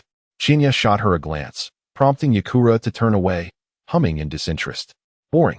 Jinshu glanced at Yitsong and then at Sarah, wisely opting to change the subject. Chieftain, it is getting late. We should set off promptly. Lord Mikoto and the others must be waiting anxiously. Qianye nodded, gently stroking Sarah's hair. Let us depart. Just as Sarah was about to nod in agreement, she noticed Yitsong standing still. Throughout their journey, Sarah had come to understand Yitsong's true identity.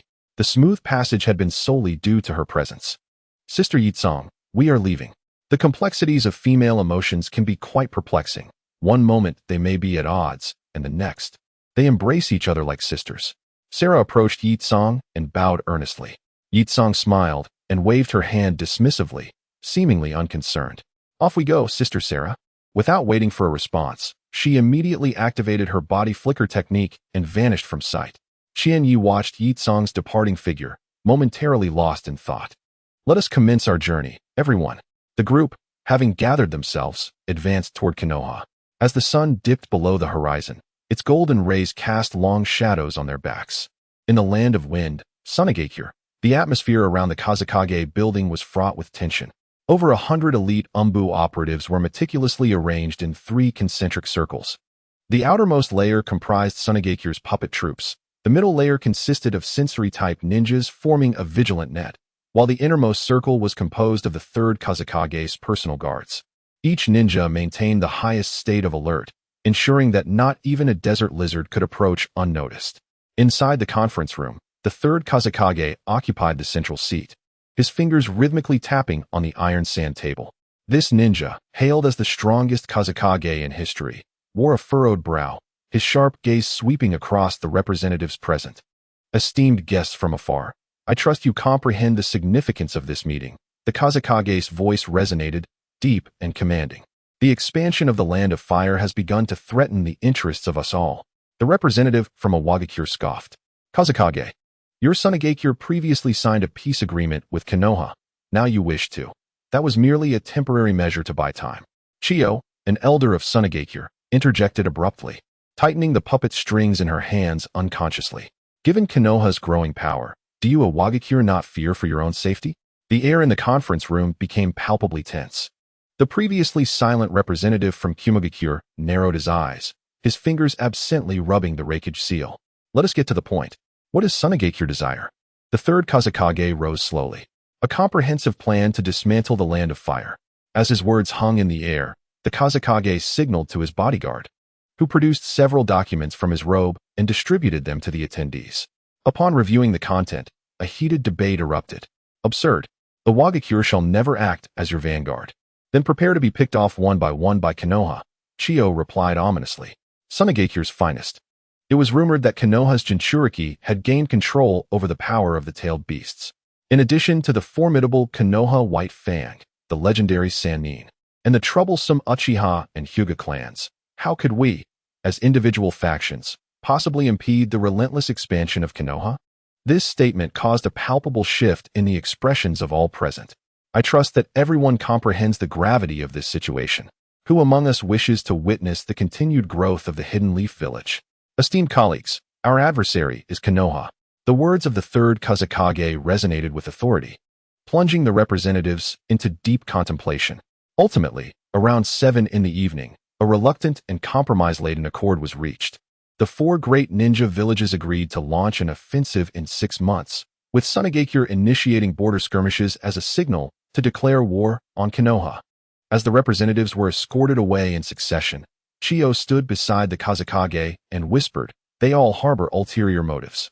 "That is of no concern," the third Kazekage replied, gazing intently at the darkening eastern sky.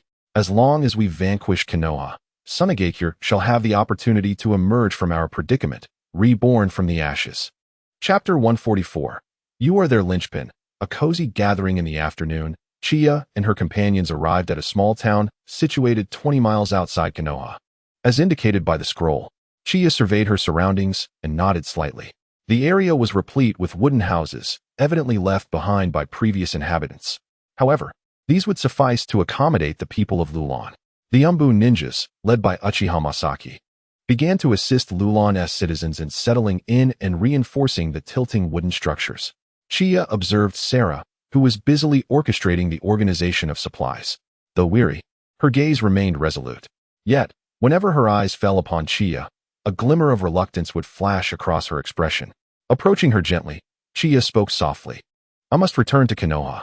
Sarah stiffened and immediately threw herself into Chiya's embrace. After 3 minutes, she bit her lip and finally murmured, "I actually wish to accompany you to Konoha." Chiya smiled and affectionately ruffled her hair. "I know, but they still need you. Once you are settled here, you can always come find me in Konoha."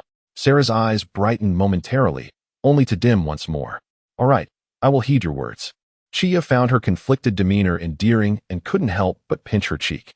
"You are their linchpin and your mother's cherished hope. From now on, you shall be responsible for managing Lulon."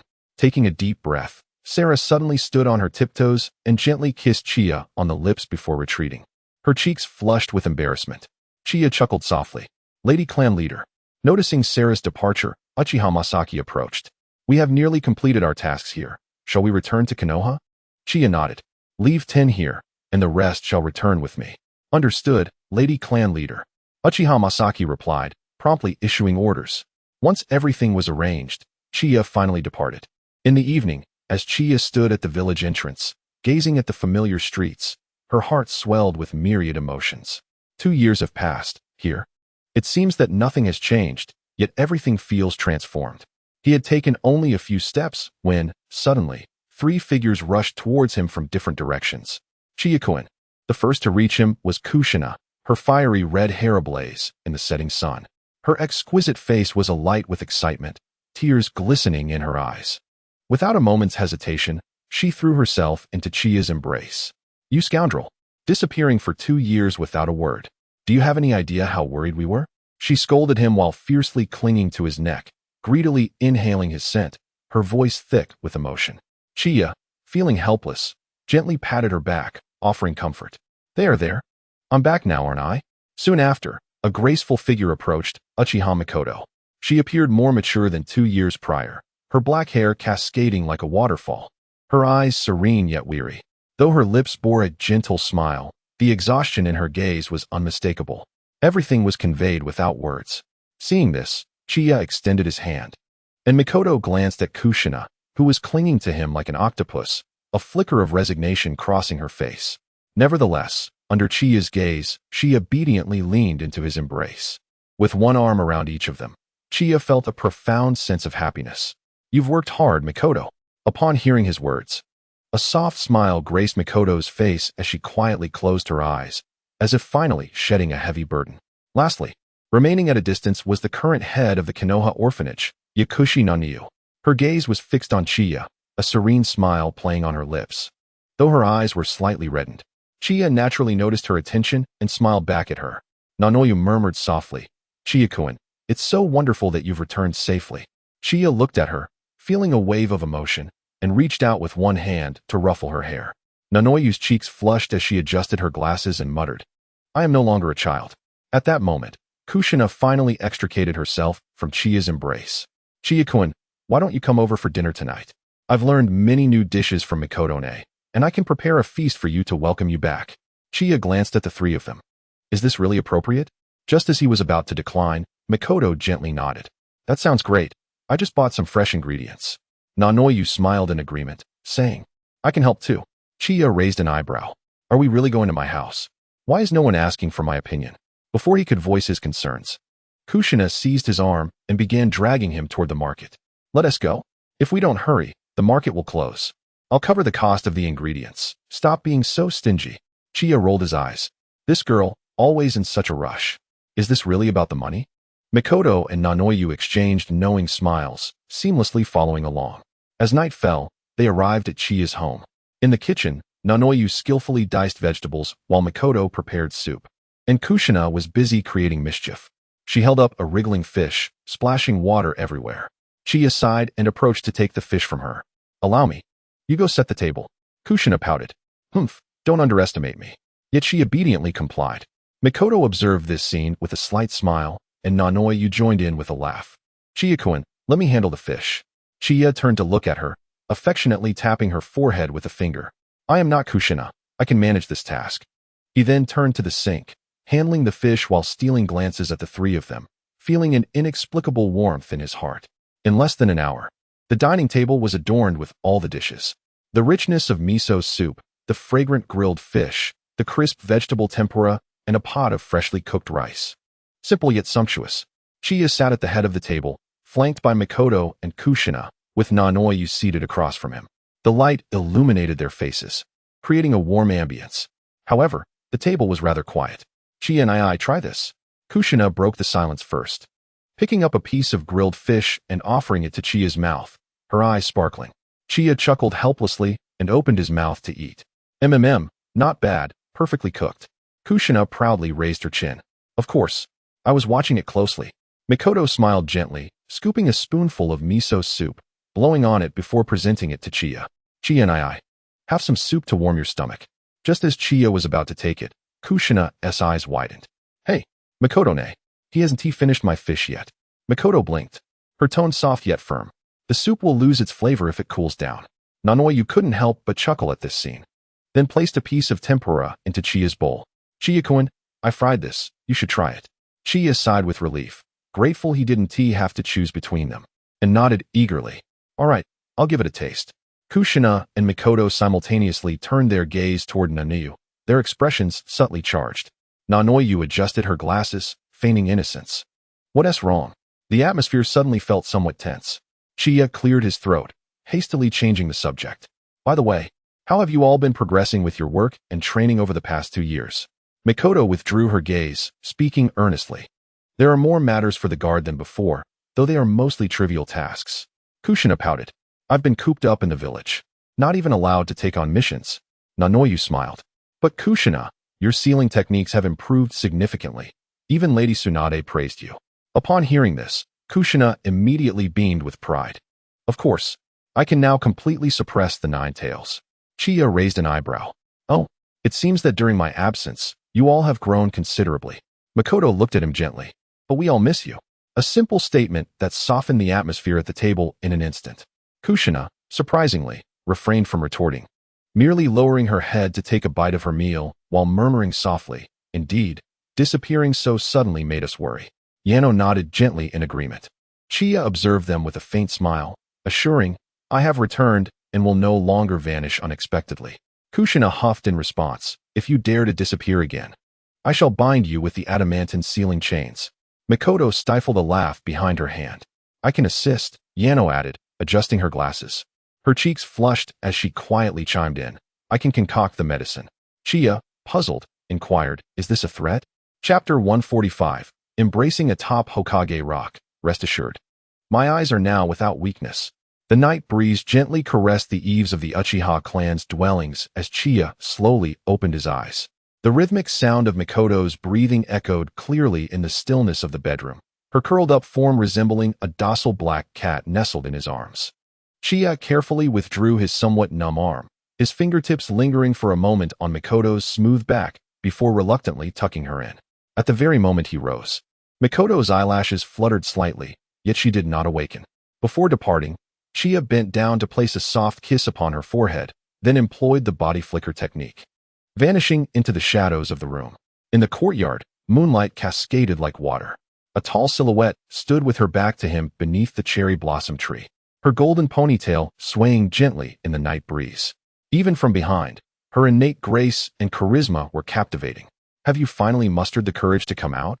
Tsunade did not turn around, her voice carrying a hint of coldness. "I thought you would pretend to be asleep until dawn." Just as Chiya was about to respond, Tsunade abruptly spun around, her right fist enveloped in a fierce gust of wind, lunging straight for his face. Chiya remained motionless, not even blinking as her fist approached, a mere inch from his nose. In that instant, the fierceness in Tsunade's eyes melted away, the chakra enveloping her fist dissipating quietly, and it merely rested lightly against his chest. "Fool," Tsunade bit her lip, her eyes glistening with unshed tears. "Why didn't you dodge?"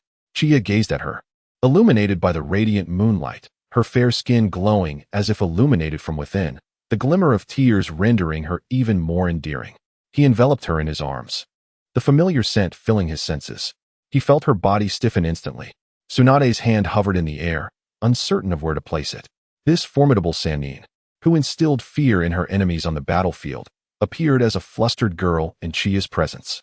"Because I knew it was you," Chiya whispered gently in her ear, his warm breath brushing against her flushed earlobe.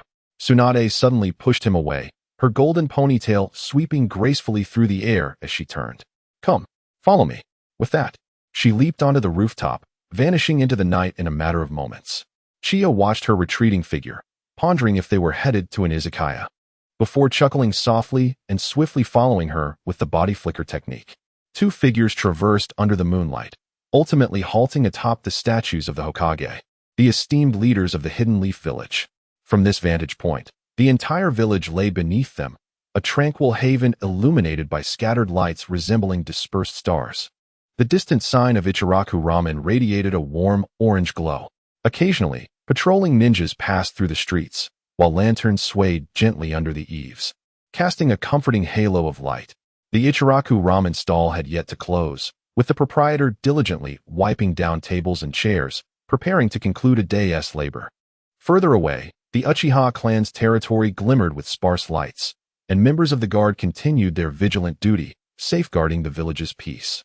Tsunade stood beside him, her golden hair billowing in the night breeze, her green robe rustling softly. The traces of tears adorned her profile, her fair cheeks exuding an extraordinary valor in the moonlight. The intertwining expressions of resolve and concern graced her features, her eyes reflecting the myriad lights of the hidden leaf.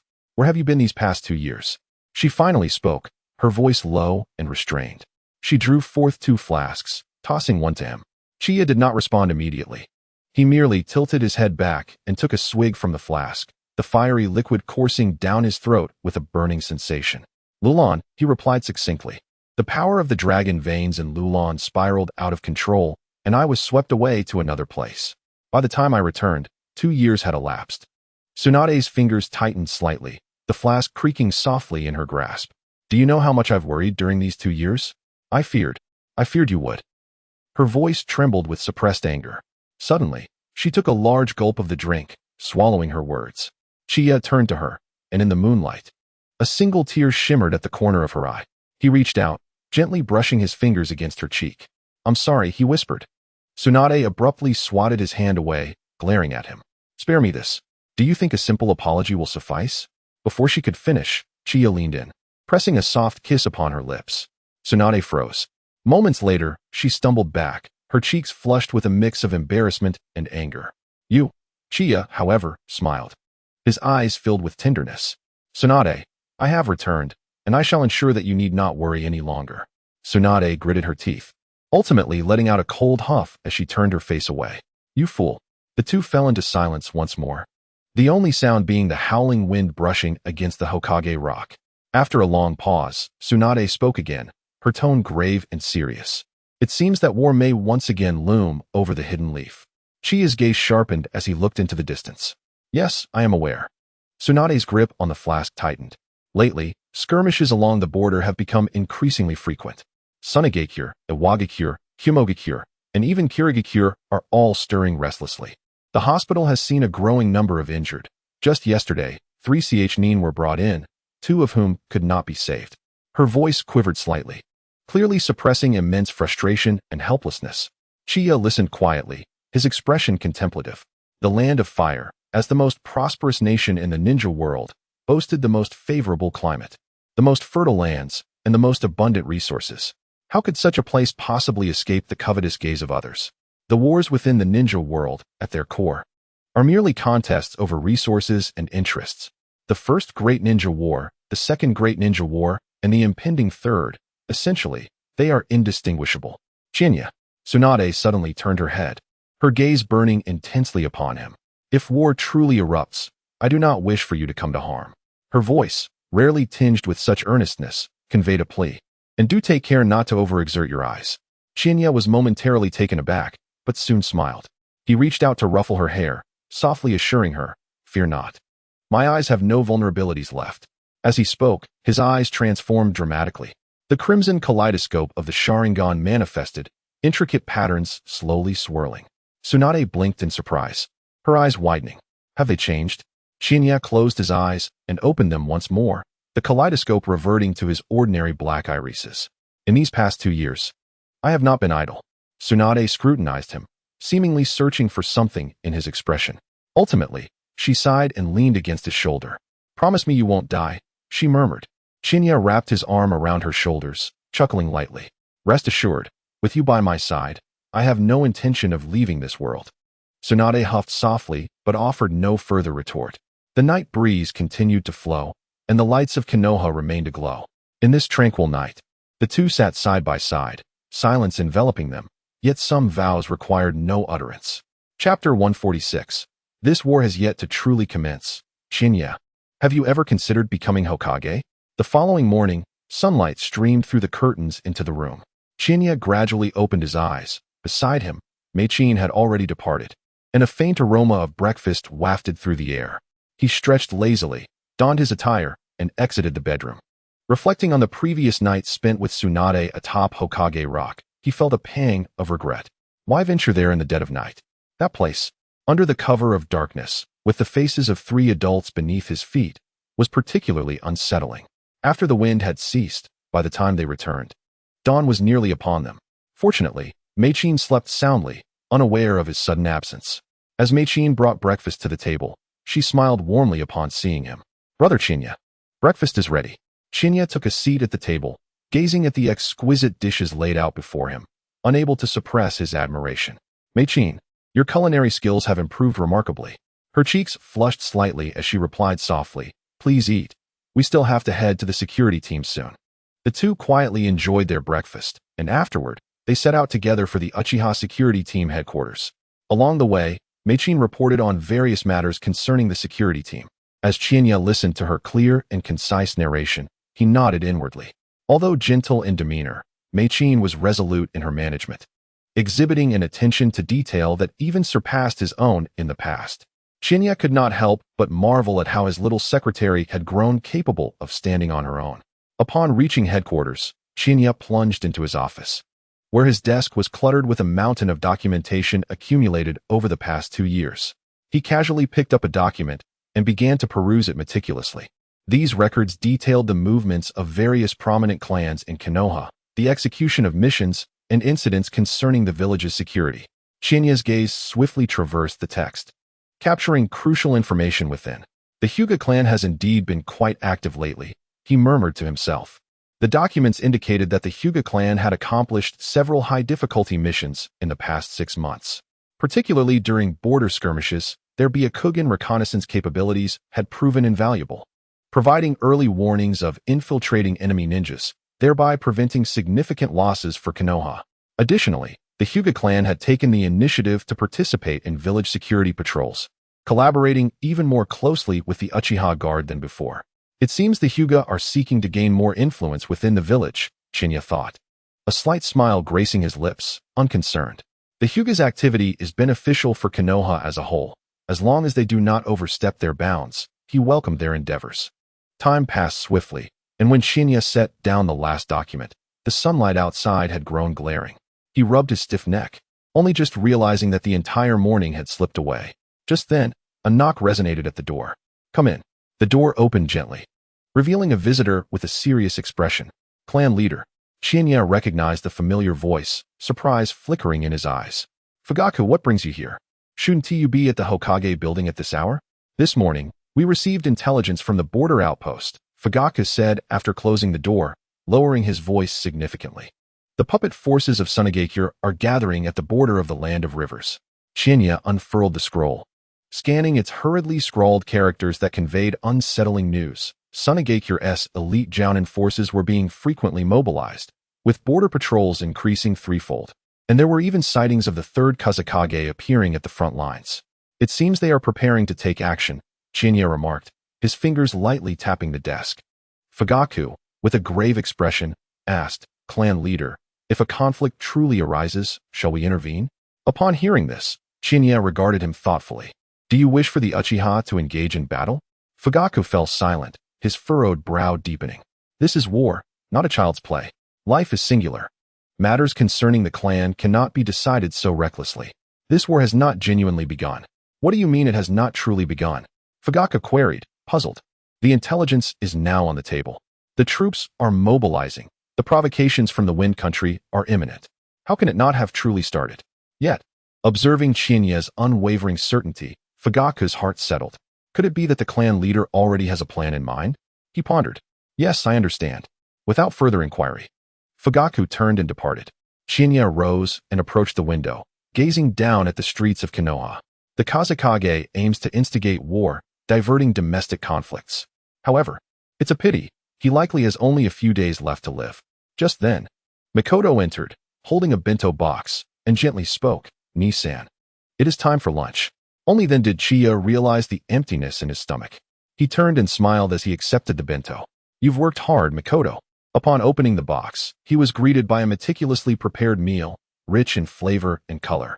As he picked up a piece of tamagoyaki and savored it, he couldn't help but exclaim, "Delicious." Mikoto sat beside him, her hands elegantly folded upon her lap, eyes sparkling with anticipation. "As long as it suits your taste, Ni-san." Observing her gentle demeanor stirred something within Chiya, prompting him to put down his chopsticks and speak earnestly. "Mikoto, I am truly grateful for your handling of the security team's affairs during this time. You've managed it even more efficiently than I ever could. Thank you." Upon receiving the compliment, Mikoto's cheeks flushed a delicate hue, and she smiled softly. "It is my duty, Ni-san." Her smile was as warm as a spring breeze, easing Chiya's mood. Just as he was about to say more, a knock resounded at the office door. "Come in," Chiya called out. A Uchiha ninja entered respectfully, stating, "Clan head, the members of the Umbu have arrived. They say Captain Kakashi is waiting for you at the barbecue restaurant." Chiya raised an eyebrow. "Kakashi?" He turned to Mikoto with a hint of apology. "I'm sorry, it appears lunch will have to be postponed." Mikoto shook her head, replying gently, "It's all right. I'll take the bento home and reheat it for dinner." Chiya affectionately ruffled her hair and smiled. "All right, when I return, we shall dine together." With that, he stood and departed toward the village's barbecue restaurant. The streets of Konoha buzzed with their usual vibrancy, villagers bustling about, while children frolicked by the roadside, oblivious to any impending sense of conflict. Navigating through the crowd, Chiya soon arrived at the familiar barbecue establishment. As he pushed the door open, A rich aroma of grilled meat enveloped him. His gaze swept across the interior until it settled on a familiar figure in the corner. Kakashi sat by the window, clad in the standard black umbu attire, his white hair standing out strikingly in the sunlight. His expression was serious, eyes sharp and vigilant, as if he were prepared for any sudden developments. Chiya approached with a smile, greeting Kakashi. Upon noticing Chiya, Kakashi's stern demeanor softened slightly as he stood. Chiya, my apologies for the interruption. Chiya waved his hand dismissively. Not at all. You sought me out. How could I not come? After exchanging pleasantries, they took their seats. The waiter brought forth a grill and fresh cuts of meat, yet Kakashi did not hasten to eat. Instead, he delved straight into the matter at hand. Chiya, the situation at the borders is quite concerning. His voice was low, the gravity of his expression palpable. As Chiya placed a slice of meat on the grill, the sizzling sound filled the air, prompting him to ask nonchalantly, what exactly is happening? Kakashi replied in a serious tone, Tsunade has been mobilizing its ninjas frequently, seemingly plotting something. Additionally, the 7 ninja swordsmen of the mist have appeared near the border, and our forces have already engaged in several minor skirmishes with them. Qianye's movements momentarily paused, a glimmer of sharpness flashing in his eyes. It appeared that war was imminent. Tsukumo Hatake nodded. The third Hokage has sent me to inform you that we must prepare in advance. Qianye suddenly smiled, his grin radiant under the sunlight. Prepare? I have been preparing for quite some time. War will come sooner or later. In fact, I have long awaited this day. Tsukumo looked at Qianye, feeling considerably more relaxed. The Uchiha clan has been training diligently since the conclusion of the Second Great Ninja War. I didn't expect that you would foresee this step back then. Likewise, since the restructuring of the Umbu, Qianye was aware that they had been conducting training sessions every afternoon. This can be considered preparation as well. The two exchanged smiles. The aroma of grilled meat wafted through the air, while the ominous clouds of war quietly loomed over the ninja world. After a few rounds of drinks, Tsukumo suddenly turned serious and quietly asked Qianye, have you ever considered becoming Hokage? Chapter 147. Advancing Shursui. Let us bring this war to a definitive end. Qianye emerged from the barbecue restaurant, stretching lazily. How could Tsukumo always bring up such matters? Cough, cough. How could the clan leader harbor such thoughts? Qianye's gaze shifted towards the distant Hokage rock. With the third great ninja war approaching, even if he desired that position, it would be prudent to consider it only after the conflict concluded. The lingering flavor of grilled meat still danced on his palate. Yet his gaze had already traversed past Hokage rock, drifting towards the Uchiha training grounds. Navigating through the familiar woodland path, the outline of the training ground gradually came into focus. In the distance, a slender figure clad in Uchiha clan attire was drenched in sweat, diligently practicing. The sound of shuriken slicing through the air intertwined with the rustling of feet on sandy ground, creating an atmosphere of intense concentration. A smile crept onto Qianye's lips. It was he, Uchiha Shursui. Your movements are too slow. Qianye suddenly called out, his tone laced with amusement. Shursui whipped around, and upon recognizing his visitor, his eyes sparkled with delight. Teacher. He sheathed his shuriken and hurried to Qianye, bowing respectfully. You have come. Qianye ruffled his hair. It has been 2 years. You have grown quite a bit. How has your training been? Shursui smiled bashfully. Then his expression turned resolute. Teacher, ever since you left Konoha, I have not relaxed in my training. Oh, have you been so diligent? Qianye took a few steps back, creating some distance. Then let me see your progress. Shursui nodded, aware that his teacher intended to assess his training results. He dared not be careless and summoned his chakra, launching himself forward like an arrow released from its bow. Qianye effortlessly sidestepped, a flicker of approval in his eyes. His movements had quickened threefold compared to 2 years ago, and the trajectory of his shuriken was precise and cunning. Good speed, but your execution lacks continuity. Shursui did not become disheartened. He swiftly retreated, forming hand seals with great speed. Fire style, great fireball technique. A blazing fireball shot forth, its size surpassing the usual great fireball by a significant margin. Qianye clasped his hands together, and a wall of water surged forth, colliding with the flames and creating a billow of steam. Taking advantage of the cover of mist, Shizuki launched a sudden attack from the side. Drawing the blade strapped to his back, its edge aimed directly at Chiya's shoulder. Clang! Chiya blocked the strike with a kunai, the two weapons colliding and sparking. He noticed two tomos slowly spinning in Shizuki's pupils. Such a young age, and he has awakened the two tomo Sharingan? Truly astonishing. The awakening of such eyes is often accompanied by emotional upheaval. What events have transpired in Shizuki's life over the past 2 years? The battle continued for half an hour, and Chiya sensed that Shizuki was nearing his limit. It was time to withdraw. Enough. Shizuki panted, beads of sweat dotting his forehead, yet his excitement was unmistakable. Teacher, I can continue. Overtraining will only lead to injury. Chiya placed a hand on his shoulder, his palm glowing with a faint green medical chakra as he began to assess Shizuki's physical condition. During the examination, he discovered that Shizuki's ankle was somewhat swollen, clearly a result of prolonged, intense training. It was evident he had been putting in considerable effort. Bear with it, Chiya instructed, lightly tapping his fingertips, causing the swelling to visibly diminish.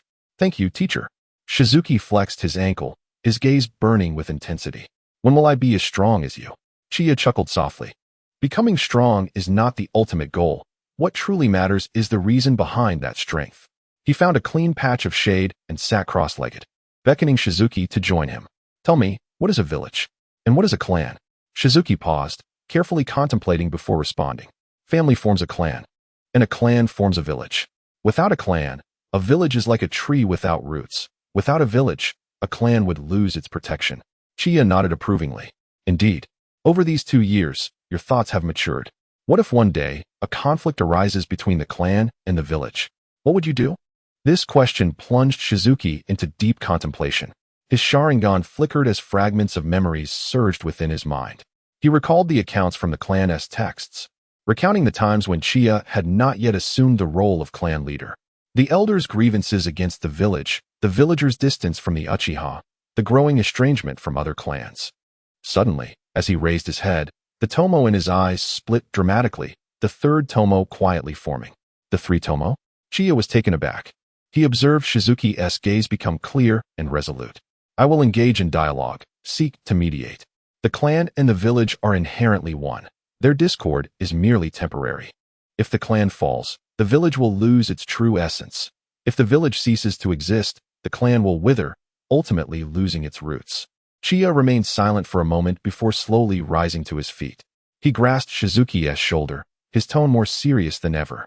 Remember your words from today? As an Uchiha, you must protect not only your clan, but also the village that sustains us. The clan and the village are one. Their fortunes and misfortunes are intertwined. Shizuki nodded earnestly. Teacher, Shizuki will remember. A gentle breeze swept through, and the afternoon training ground gradually fell into tranquility. Gazing at Shizuki before him, Chiya felt increasingly satisfied. Obedient, perceptive, endowed with enviable talent and an unparalleled work ethic. In the future, he must be nurtured diligently, as he will undoubtedly become a significant asset. Shursui. What is it, sensei? I will be revising your training regimen.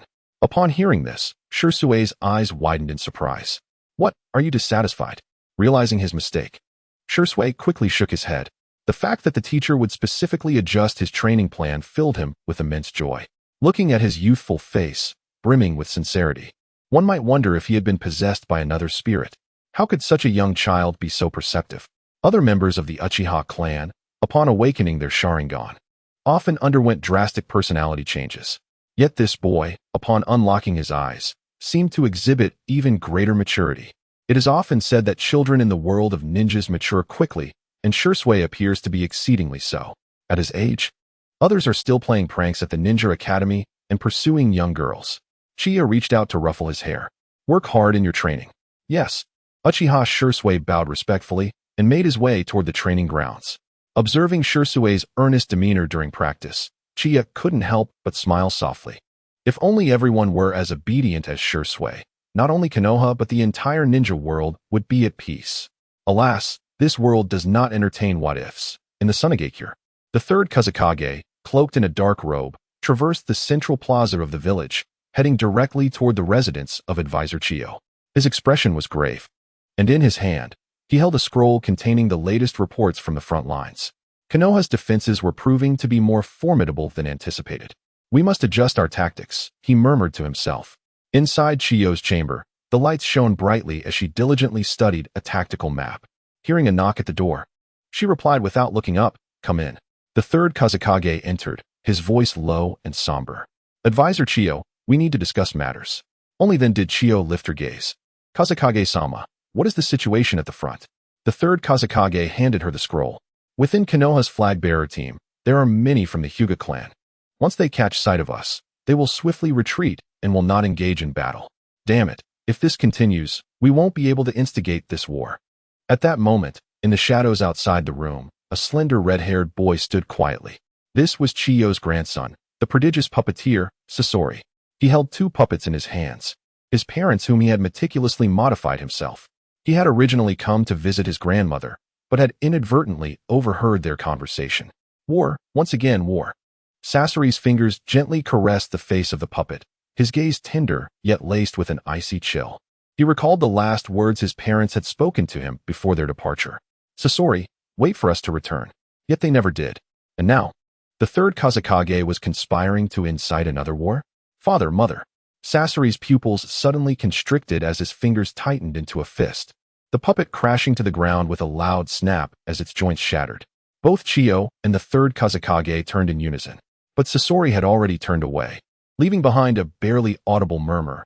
War, the Kazekage is a fool. Scorpion hastened down the corridor, his pace accelerating to the point of near running. His expression was ominously dark. The most formidable wind shadow? If he cannot even safeguard his subordinates, what claim does he have to such a title? The war has long since concluded, and yet he seeks to instigate conflict anew. What sort of wind shadow are you? He forcefully pushed open Chiyo's potion room door, his gaze sweeping over the shelves brimming with an array of poisons and antidotes.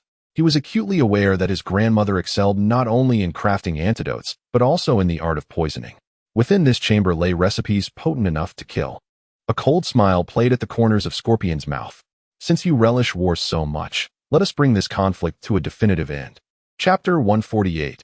Precision strike at the headquarters of the Konoha Guard. Chiya returned from the training grounds to find Uchiha Fugaku waiting at the entrance.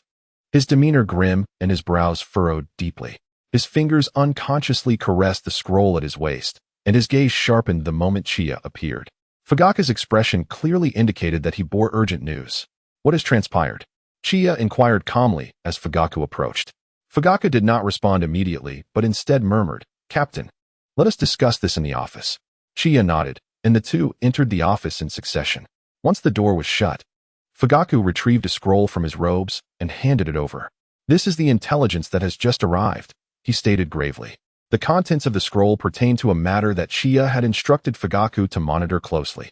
Chiya unfurled the scroll, his eyes swiftly scanning the text, his expression sharpening with intensity. In the Frost Country, along the borders of the Land of Water and the Land of Rice, several small towns had reported the disappearance of 60 children to date. Yet another case of missing children. Chiya's fingers lightly tapped the surface of the desk, a glimmer of coldness flashing in his eyes. He recalled a similar incident that had occurred in Konoha previously, had he not urged the Uchiha to enhance their patrols. The outcome could have been dire.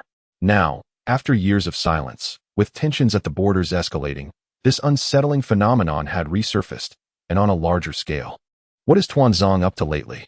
Upon hearing Tuanzang's name, Fugaku pondered for a moment. Since being stripped of his leadership position, Tuanzang has refrained from participating in any village decisions and has remained at home. Chiya's eyes flickered. This old dog. Could he truly be content with such a mundane existence? Chiya was unconvinced. However, it would be a pity if Tuanzang remained within the village. Had he been outside, he might have been swept away alongside this crisis, unable to recover afterward. Since he was not beyond the village's confines, Chiya had no intentions of exploiting Tuanzang for his own purposes. After all, one Orochimaru was more than sufficient. Rising to his feet, Chiya commanded coolly, gather the elite of the guard, prepare for action.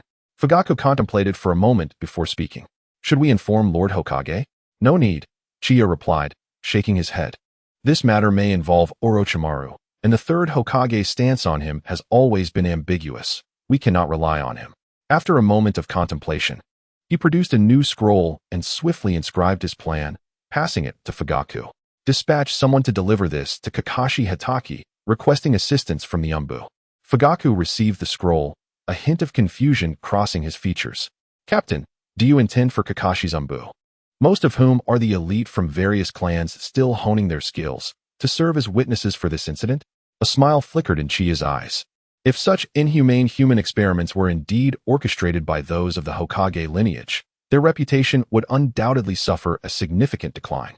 Fugaku suddenly grasped the implication, realizing the precision behind the strategy aimed at undermining the Hokage's prestige. The patriarch's approach was remarkably astute. The tension within Fugaku eased slightly. "Yes, I understand," he declared, preparing to bow and take his leave. "By the way, isn't your cousin pregnant? You shouldn't overexert yourself with work. Be sure to allocate time to care for her. During pregnancy, a woman truly needs her partner by her side." A hint of embarrassment crossed Fugaku's face. "I understand," he replied before turning to depart. Once Fugaku had left, Chiya exited the office. "Gather the members of the security team." Within minutes, Uchiha Tetsuharu led 20 elite members of the security team, assembled and waiting at the headquarters entrance. Chiya stood at the forefront of the formation, surveying the individuals before finally fixing his gaze on Captain Uchiha Tetsuharu. "Our task is to investigate the recent disappearances of children along the border. Remember, your safety is paramount. Upon discovering any experimental base, do not rush to destroy it. Instead, conduct a search to ascertain if there are any surviving children, especially those subjected to experiments." He paused, a depth of meaning gleaming in his eyes. "If there are any survivors, they must be brought back to Konoha." Uchiha Tetsuharu nodded. "Understood, Patriarch." Chiya patted him on the shoulder. "Exercise caution. Orochimaru is not easily dealt with, and his base is not easily breached. Be vigilant." Tetsuharu grinned. "Rest assured, Captain, we Uchiha are not afraid of him. We will proceed with utmost caution. You need not worry, I will not jeopardize my comrades' lives." Chiya nodded in satisfaction. "Please wait here. I have already sent word for the Umbu to join you in this operation." Meanwhile, Kakashi understood the underlying message in Chiya's words. The dispatched Umbu team had already arrived at the security team's headquarters. This unit was composed of elite members from various clans, including Hyuga, Akimichi, Nara, and Yamanaka. Though their numbers were few, their prowess was unmistakable, embodying the very essence of elite warriors. The two teams converged and set forth towards the village outskirts. As Qianye watched the team depart, he stood rooted to the spot, a flicker of anticipation gleaming in his eyes. In Tsunade, within the confines of the Kazekage Tower, the third Kazekage sat at his desk, his countenance dark and brooding. With palpable frustration, he slammed the freshly received battle report onto the table, veins throbbing at his temple. The report indicated that Tsunade was suffering repeated defeats in its conflict with Konoha. After receiving reinforcements, the enemy had audaciously adopted a strategy of avoidance, seemingly toying with their patience and resources. "A pack of fools," he bellowed, his fist crashing onto the desk. However, the village's resources were dwindling, and he murmured to himself, "We must instigate a larger war swiftly." Just then, a soft knock interrupted his fury. "Enter." The third Kazekage snapped impatiently. The door creaked open, revealing a red-haired youth who stepped in with measured grace. His expression was calm, even tinged with a hint of humility, exuding an appearance of innocence. Yet, within the depths of his unfathomable eyes lay the venomous sting of a scorpion, concealed beneath a frigid intent to kill. "Scorpion." The third Kazekage raised an eyebrow in surprise, quickly donning a smile. "Come sit. Have you come to discuss something?" Scorpion inclined his head slightly, his voice as steady as possible. "Kazekage-sama, my puppetry has recently encountered a bottleneck, and I seek your guidance in battle." Momentarily taken aback, the third Kazekage chuckled. "Oh, how rare it is for you to seek counsel. When shall we engage?" Scorpion lifted his gaze, a slight smile gracing his lips. "Tonight." Without detecting any anomaly, the third Kazekage readily acquiesced. "Very well, then.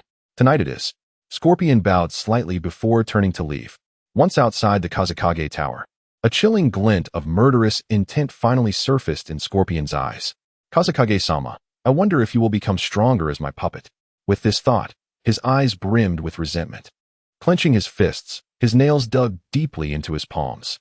"Tonight shall be your demise." Chapter 149. For the sake of the clan leader. Enduring trials is but a burden on the eternal path. The night was as dark as ink, the cold wind howling.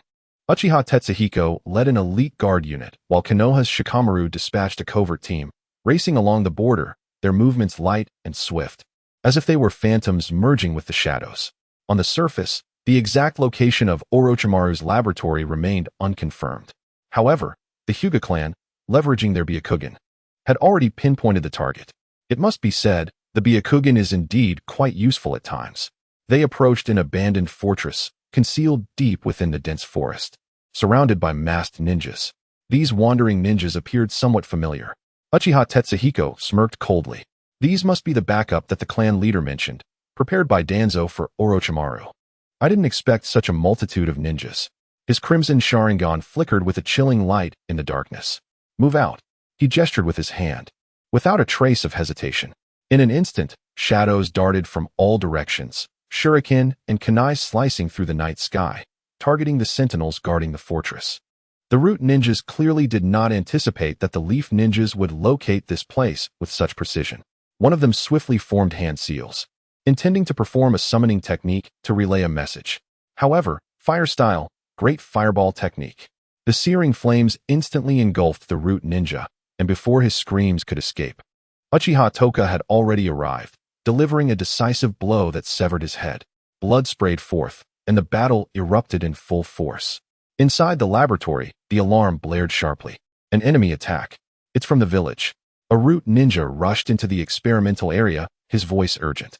Orochimaru stood beside a cultivation chamber, his golden slit pupils narrowing slightly, soon revealing a calm smile. Ah, how swift your actions are. He surveyed the surroundings and coldly commanded, destroy all data and prepare for evacuation. The materials being destroyed were the useless records of experiments, while the valuable data remained with Orochimaru. His subordinates immediately sprang into action. Some began incinerating scrolls, while others dashed to the cultivation chamber to inspect the experimental subjects. Lord Orochimaru, these children. A root ninja's voice trembled. Are they all dead? Orochimaru narrowed his eyes. There are no life signs. With a cold snort, he stuffed the most crucial research data he had been working on into a scroll. The sounds of battle grew increasingly closer, and he hesitated no longer. In a flash, he transformed into a fleeting shadow and rushed toward the already prepared secret passage. Just as he was about to step into the passage, whoosh! Several shurikens flew through the air, embedding themselves at the entrance and blocking his path. Lord Orochimaru, are you in such a hurry to leave? A chilling voice emerged from the darkness. Several masked Umbu ninjas slowly stepped forward, led by the elite under Hitaki Sakumo. Orochimaru's pupils suddenly constricted, and he revealed a sinister smile. Ah, it seems you were well prepared. Capture him. The Umbu ninja shouted, instantly launching an assault. A glimmer of cold light flashed in Orochimaru's eyes as he swiftly formed hand seals. Wind style, great breakthrough. A violent gust of wind surged forth, repelling the two foremost Umbu ninjas. However, the third ninja had already circled behind him, thrusting a short blade directly at his back. With a soft sound, the anticipated spray of blood did not occur. Orochimaru's body collapsed, transforming into a puddle of mud on the ground. It was a substitution technique. Damn it! The Umbu ninja cursed under his breath, still reeling from the surprise. A massive serpent suddenly erupted from the ground, sinking its fangs into his shoulder. Ah! A cry of anguish erupted, prompting the surrounding Umbu ninjas to rush forward for rescue. Yet, Orochimaru had seized the opportunity, darting like a wraith into the depths of the forest. Chase him! The Umbu ninja bellowed, but Orochimaru's speed was astonishing, and he vanished into the darkness in the blink of an eye. Forget about him. Uchiha Toka's voice called from behind. Search the laboratory first. As the group stormed into the experimental area, the sight before them caused them to gasp in shock. Rows of cultivation chambers housed the corpses of dozens of children, their bodies covered in bizarre cursed seals and stitching marks, some of which had already lost their human forms. A beast. A ninja from the Hyuga clan gritted his teeth and growled, the veins around his Byakugan bulging. That madman Orochimaru. A member of the Akimichi clan slammed his fist against the wall, trembling with rage. Uchiha Tetsuhane's gaze was icy as he swiftly issued commands. Conduct a thorough search. Ascertain if there are any surviving children. The group immediately dispersed to search, yet one grim report after another ensued. This one is dead. This one too. No signs of life. The atmosphere grew increasingly heavy, until wait, there is still one here. A medical ninja suddenly exclaimed. The crowd quickly gathered around, discovering a boy in a growth chamber, slightly trembling. Although his breaths were faint, he was indeed still alive. Quickly, bring him out. Uchiha Tetsuhane commanded sternly. The medical ninja swiftly broke open the chamber, carefully cradling the boy and immediately employing medical ninjutsu. His vital signs were weak, but there was still hope. Uchiha Tetsuhan inhaled deeply, a glimmer of coldness flashing in his eyes.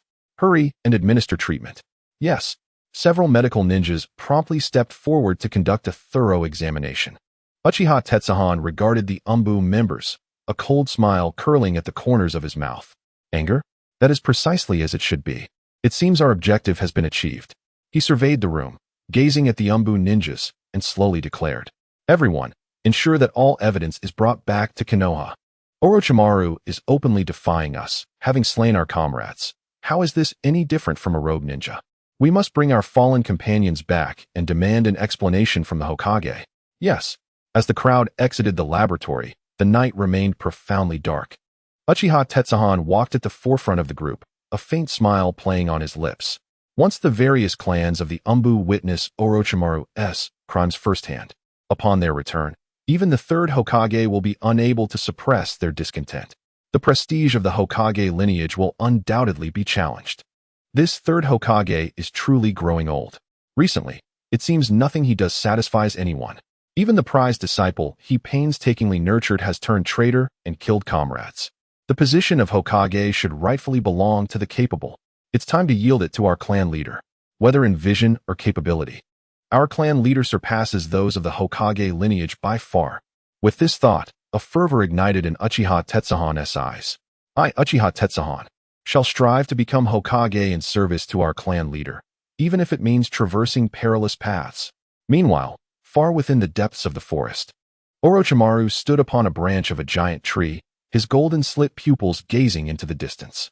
Konoha, the will of fire, guarding a hoarse voice echoed, his face obscured by the large leaves, casting shadows that concealed his expression. After a long pause, Orochimaru slowly raised his hand, observing the bloodstains on his fingertips. His serpent-like gaze seemed even more chilling and obsessive, merely burdens on the path to eternity. Orochimaru turned and vanished in an instant. Chapter 150. The decayed and corrupted shall ultimately fall away, and renewal will inevitably arise. Do you harbor hatred towards me? In the village of Konoha. At the headquarters of the Guard Corps, Uchiha Tetsuhika led a team of Uchiha alongside the Umbu ninjas dispatched by Hatake Sakumo as they returned to the village. Their strides were resolute and menacing, drawing the wary glances of passers-by. Whispers of speculation regarding the details of their border mission circulated among the villagers. Yet none dared to approach them with inquiries. Tetsuhika did not linger. He made his way directly to the Guard Corps headquarters. He knocked on Chiya's office door, and a languid voice beckoned him to enter. Upon entering, he beheld Chiya reclining in a grand office chair, while Uchiha Mikoto stood beside him, a faint blush adorning her cheeks. Their interaction had evidently been interrupted by Tetsuhika's arrival. The mission was accomplished. Tetsuhika, known for his straightforward demeanor, failed to notice the subtle tension and immediately commenced reporting on the border operation. He recounted the details of the laboratory raid, Orochimaru's escape, and the singular surviving child. The members of various Umbu clans had witnessed Orochimaru firsthand. A smirk played at the corners of Tetsuhika's mouth. They are likely more incensed than we are now. Chiya chuckled softly, lightly tapping his fingers against the desk. Well done. And what of the child? He inquired. Tetsuhika replied, he has been brought back, and his vital signs are stable. Send him to the orphanage, Chiya stated nonchalantly. The orphanage now is no longer the neglected place it once was. Tetsuhika nodded in agreement. The current orphanage in Konoha had transformed significantly.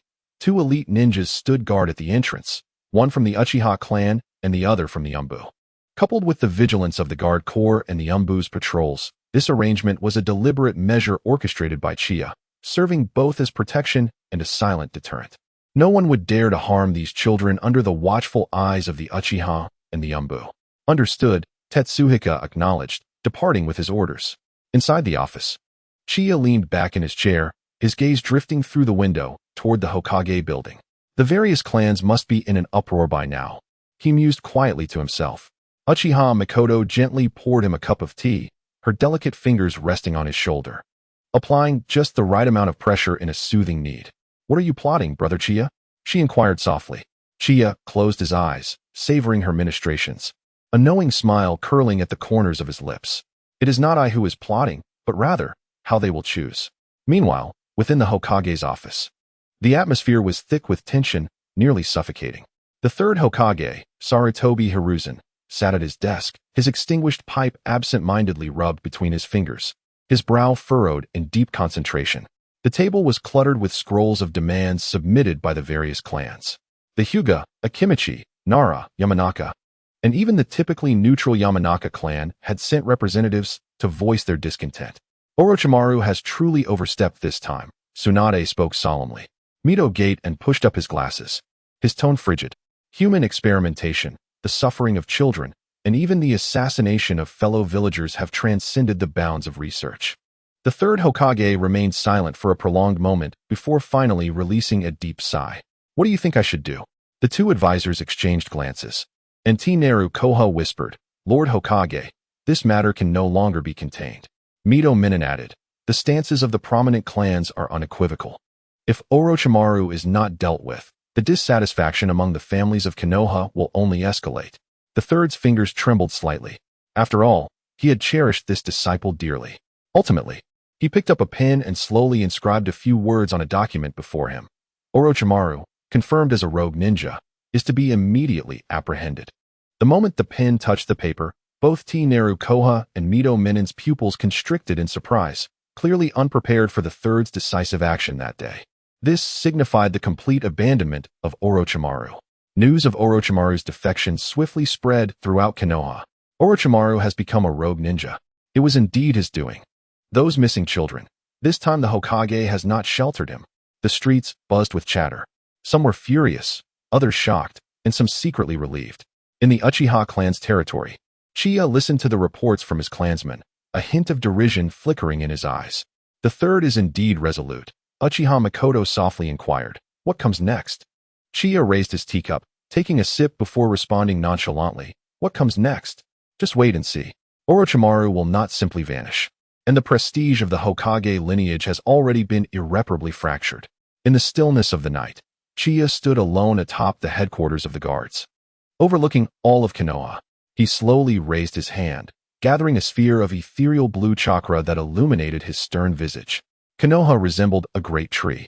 Its decayed and withered parts would inevitably fall away, heralding the arrival of new life. The nights in Tsunade were always accompanied by the howling of sand and wind. The red-haired youth, Sasori of the Red Sand, returned home with silent footsteps. His expression was placid, like still water, though his fathomless eyes occasionally flickered with a chilling wave. Chiyo sat beneath the lamp, her aged fingers carefully unfolding an ancient puppet technique scroll, her brow slightly furrowed as she appeared to study a complex mechanism. She was unaware of Sasori's return. Knock, knock. A series of brief knocks echoed. Enter, Chiyo said without lifting her head. The door swung open, and a member of the Tsunade Yinbyu knelt on one knee, presenting a scroll with both hands.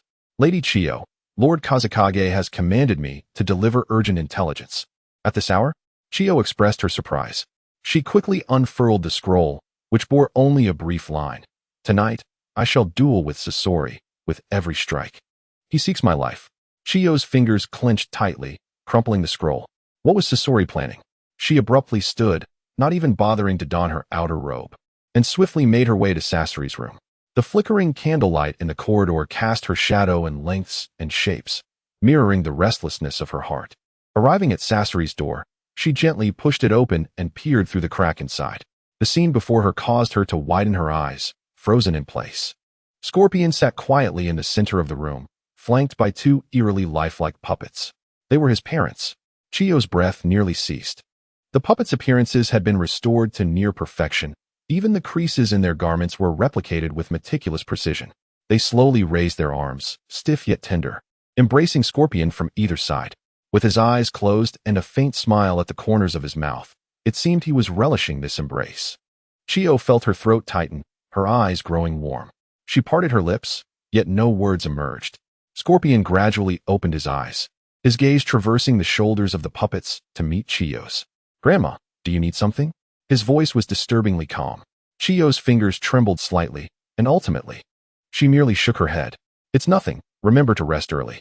She gently closed the door, her footsteps heavier upon leaving than when she had arrived.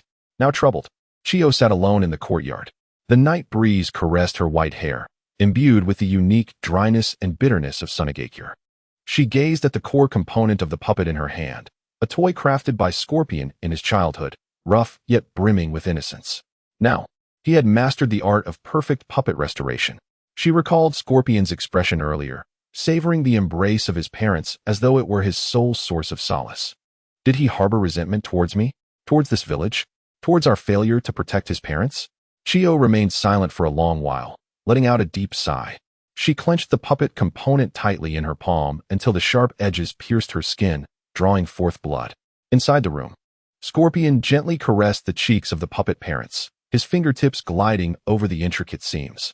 Just a little longer, he whispered softly, his tone eerily tender. Soon, very soon. Outside, the moonlight was obscured by dark clouds, plunging Tsunade into darkness. A cold smile gradually formed at the corners of Scorpion's mouth. Chapter 151, The Essence of Humanity. I can create as many puppets as I desire. Turmoil in Tsunade. 3 nights later, in Tsunade, Chiyo's fingers delicately adjusted the joints of a puppet. The sound of mechanisms clicking resonating clearly in the silent room. Outside, the night wind of Tsunade whipped fine sand against the window panes, the hour long past midnight. Yet her grandson, Scorpion, had not returned. Chiyo set down the puppet component, her brow furrowing in concern. Something was amiss. Although Scorpion was reclusive, he had never failed to return home late at night. Moreover, his recent behavior. Suddenly, she sprang to her feet and hurried towards Scorpion's room. The moment she pushed open the door, her pupils constricted sharply. Countless puppet parts lay scattered across the floor, the cherished puppets of his parents now shattered. Their heads rolling into the corners, hollow eyes seemingly voicelessly accusing. Chiyo's heart trembled violently as she frantically searched the room. Finally, behind an ordinary puppet, she discovered the words carved by Scorpion, the essence of humanity. I can create as many puppets as I desire. A foreboding sense of dread intensified within her. Without hesitation, she turned and dashed towards the Scorpion's puppet workshop. The door of the workshop was tightly locked. Chiyo pressed her fingers against the door, the icy sensation sending a tingling sensation through her fingertips. Lacking the patience to search for a key, she swiftly drew an explosive tag from her pocket and affixed it to the lock. Boom! With a resounding blast, the door shattered into fragments, and amidst the swirling dust, Chiyo rushed inside. The workshop was engulfed in an eerie silence. The puppets that once adorned the walls, Scorpion's meticulously crafted birds, venomous serpents, and human-like weaponry, had all vanished. The room felt hauntingly empty, save for a central floor tile that was slightly raised, its edges bearing signs of having been pried open. Chiyo's breath quickened suddenly. She rushed to the tile and forcefully lifted it. Below lay a hidden compartment that should have contained the scroll sealing the small bug puppet. But it was now utterly bare. The human puppet made from Scorpion's friend was gone. Chiyo's hands trembled violently, and her throat felt as if gripped by an invisible hand. She collapsed onto the ground, her cracked lips quivering as she muttered to herself. Grandson, you must not make mistakes. Scorpion has taken all the puppets, including that sealed friend. Lady Chiyo? A hurried call rang out from outside. Chiyo jolted her head up to see a Sand Village Umbu ninja standing at the workshop's entrance. Anxiety evident in his eyes beneath his mask. What is it? Her voice sounded hoarse and unfamiliar to her. The Umbu knelt on one knee, speaking somberly. Lord Third Kazekage has not returned since he left tonight. Chiyo's pupils constricted sharply. The Kazekage was missing? Scorpion was also missing? On the same night? Her heart raced wildly, a dreadful thought coiling around her mind like a venomous serpent. Could it be? Send someone to search. Chiyo sprang to her feet, her voice sharp and strained. Immediately seal all exits of the village. Search for the whereabouts of Lord Kazekage. The Umbu lowered his head in acknowledgement and vanished into the night. Chiyo stood frozen in place, trembling all over. Scorpion, what have you done? The immense reaction from the Sand Village was swiftly caught by hidden eyes lurking in the shadows. In a tavern's alley, a cloaked ninja silently unfurled a scroll, channeling chakra at his fingertips as he hastily inscribed a coded message. High-ranking Sand officials have mobilized late at night. There may be significant developments that could incite internal strife. The scroll dissipated into a wisp of blue smoke. Meanwhile, the guards at the entrance of the Sand Village were temporarily reassigned, allowing several disguised ninjas to infiltrate the village. The vulnerabilities of the Sand Village had finally been exposed. At the break of dawn, Chiyo stood atop the tallest watchtower in the Sand Village, gazing down at the increasingly agitated village below. The Umbu's search yielded no results. Both the Kazekage and Scorpion seemed to have evaporated into thin air. Chiyo's nails dug deep into the stone railing, her knuckles turning white. Scorpion, have you truly betrayed the village? Or have you finally turned against the Kazekage? The cold gaze of Scorpion, as he manipulated the puppets of her parents, flashed before her eyes, sending chills down her spine. Just then, an Umbu ninja appeared in an instant. Lady Chiyo, the patrol team reports that there are signs of a struggle at a hidden training ground, and there are traces of Lord Kazekage's blood on the ground. Chiyo's body swayed, and an unprecedented despair surfaced in her murky eyes. It is over. The sky above Tsunade is about to collapse. Seal the information. We must not allow the news of the Kazekage's disappearance to leak. Upon hearing Chiyo's words, the Yanbyu swiftly departed to issue commands. On that day, the streets of Tsunade were teeming with patrolling Yanbyu ninjas. The twilight in Tsunade was always enveloped in the sweltering winds and sands. Yakura, a scorching release ninja, traversed the streets with steady strides, yet her brow furrowed slightly. The presence of Yanbyu was exceedingly abundant today.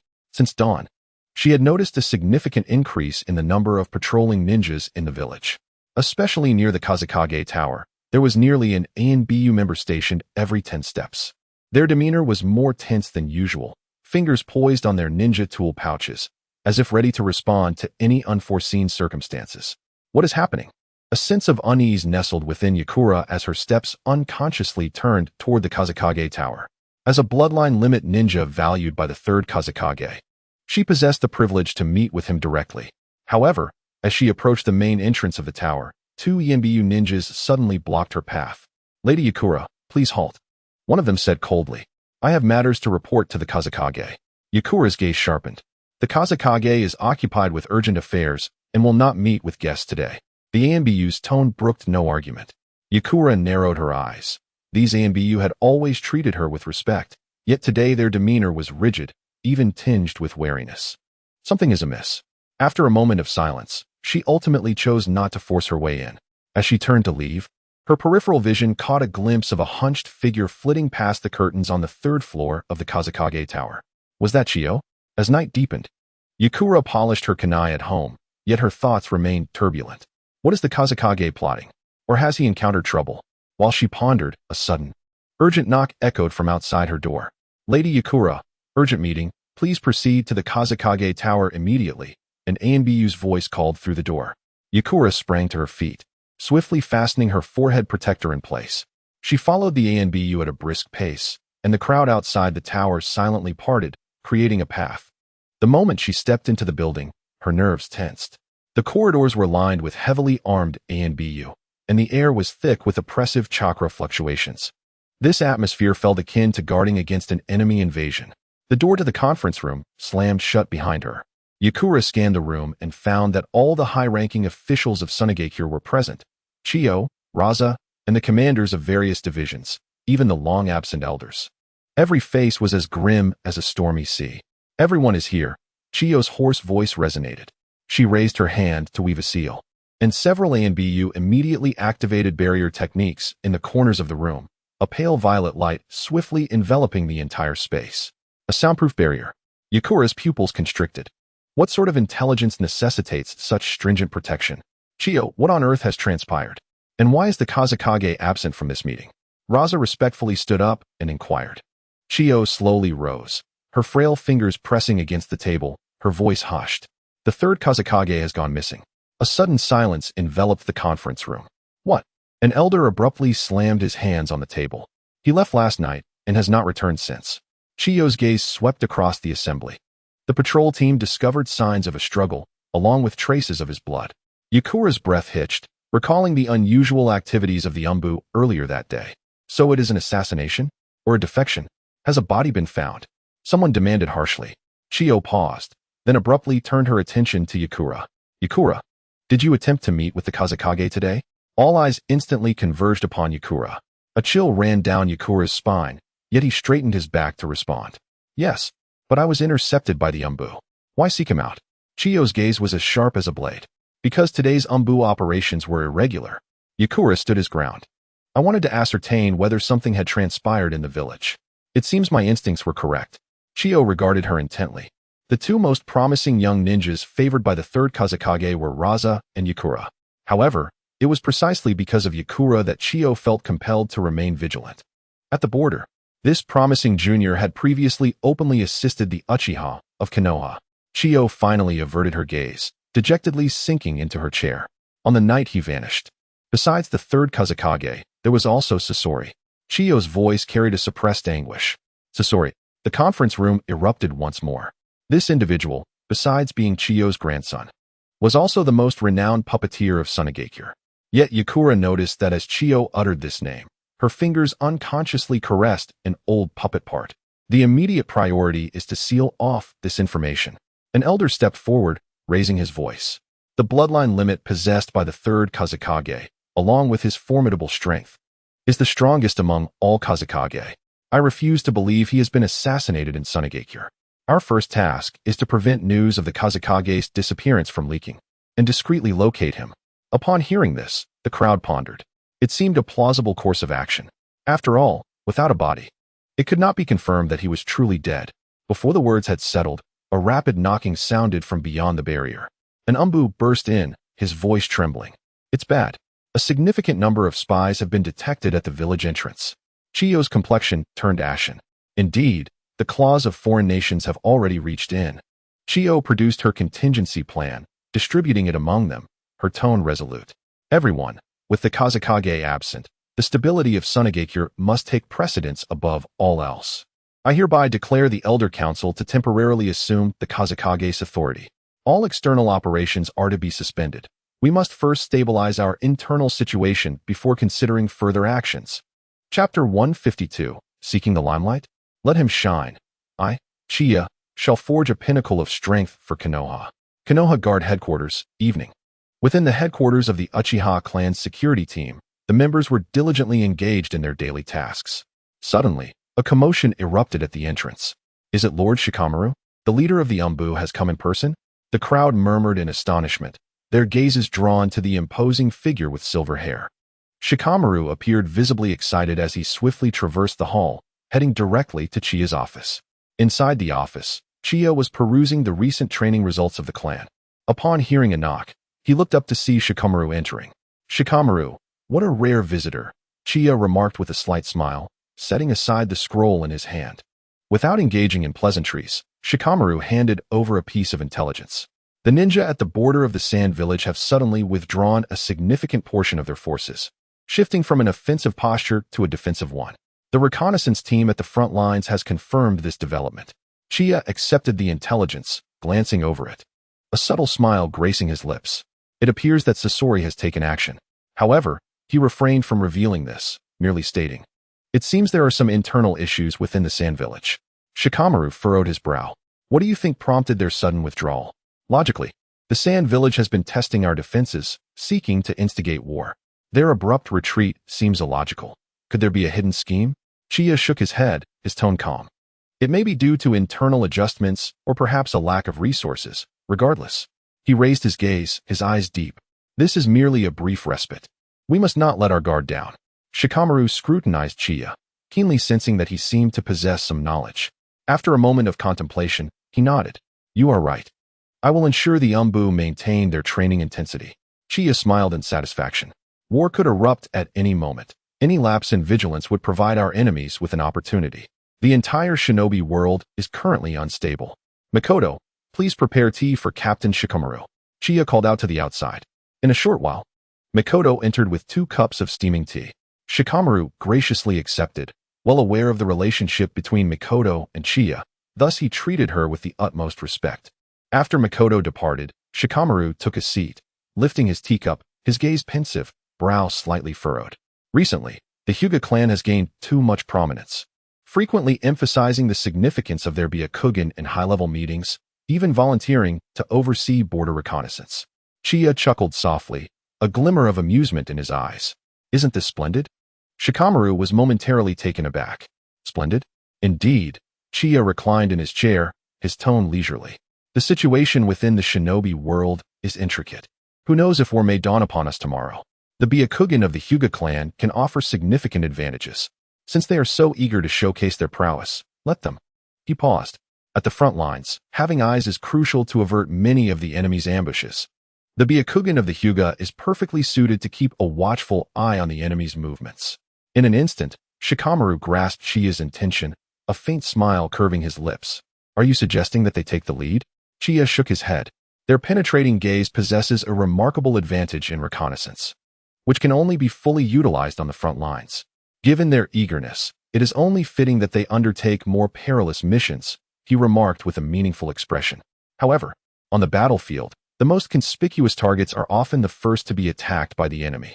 After all, opportunity and danger coexist. To gain immense prestige, one must possess the audacity to burn one's boats. A flicker of understanding crossed Kiki Shiboku's face. It seems that the Hyuga clan will soon bask in greater glory. The two exchanged a knowing smile. After some casual conversation, Kiki Shiboku stood to take his leave.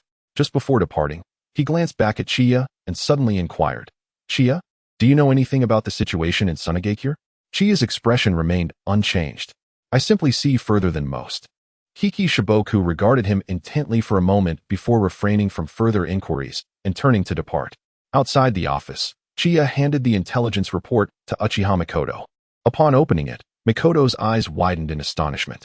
She lifted her gaze and, seeing Kiki Shiboku's retreating figure, leaned closer to Chiya to whisper, Brother Chiya? Is there a deeper reason behind Tsunade's withdrawal? Chiya looked at Uchiha Mikoto with mild surprise, noting her keen political instinct. Indeed, Tsunade is on the brink of chaos. Mikoto, I must take my leave for a while. If anything arises, please handle it. Upon hearing this, Uchiha Mikoto obediently replied, Yes, Brother Chiya?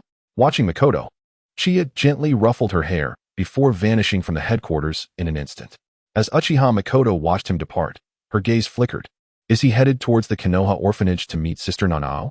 At the Konoha orphanage, during the twilight hours, the last rays of the setting sun bathed the orphanage's red brick walls as Chiya appeared at the entrance. A member of the Uchiha Guard and an Umbu ninja stood watch, and upon seeing Chiya arrive, they immediately straightened and greeted him respectfully. Lord Clan Leader, Lord Chiya. Chiya nodded slightly, his gaze sweeping over the two as he said, You have worked hard. He then strode directly into the orphanage, navigating the corridors with ease until he reached the director's office door. Inside the office, the medic Nanao was engrossed in organizing the children's files when she heard a knock. Looking up, her gentle eyes brightened instantly upon recognizing the visitor, and her lips involuntarily curled into a smile. Chiya. She hurried forward, and Chiya embraced her, leaning down to whisper softly in her ear, I have missed you. Nanao's cheeks flushed slightly as she playfully punched his shoulder. It took you so long to come. I thought you had forgotten me. Chiya chuckled softly. How could I?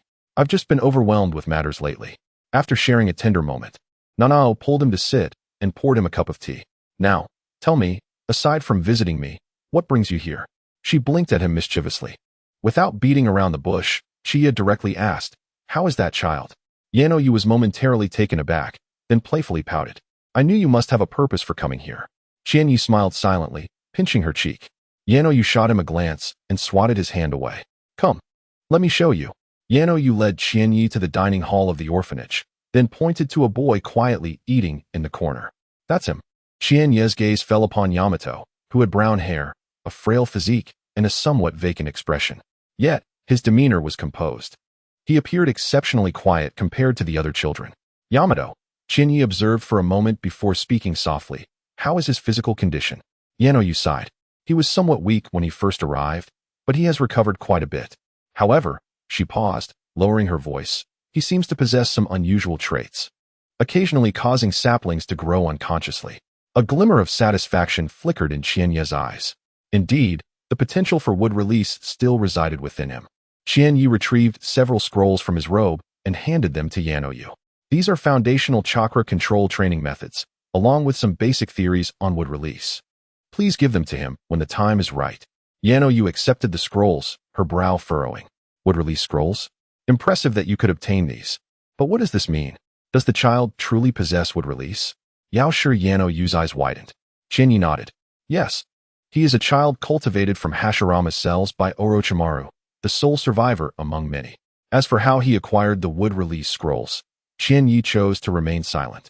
For this was a secret he had exchanged with Tsunade using his own kidney. Do you intend to nurture him?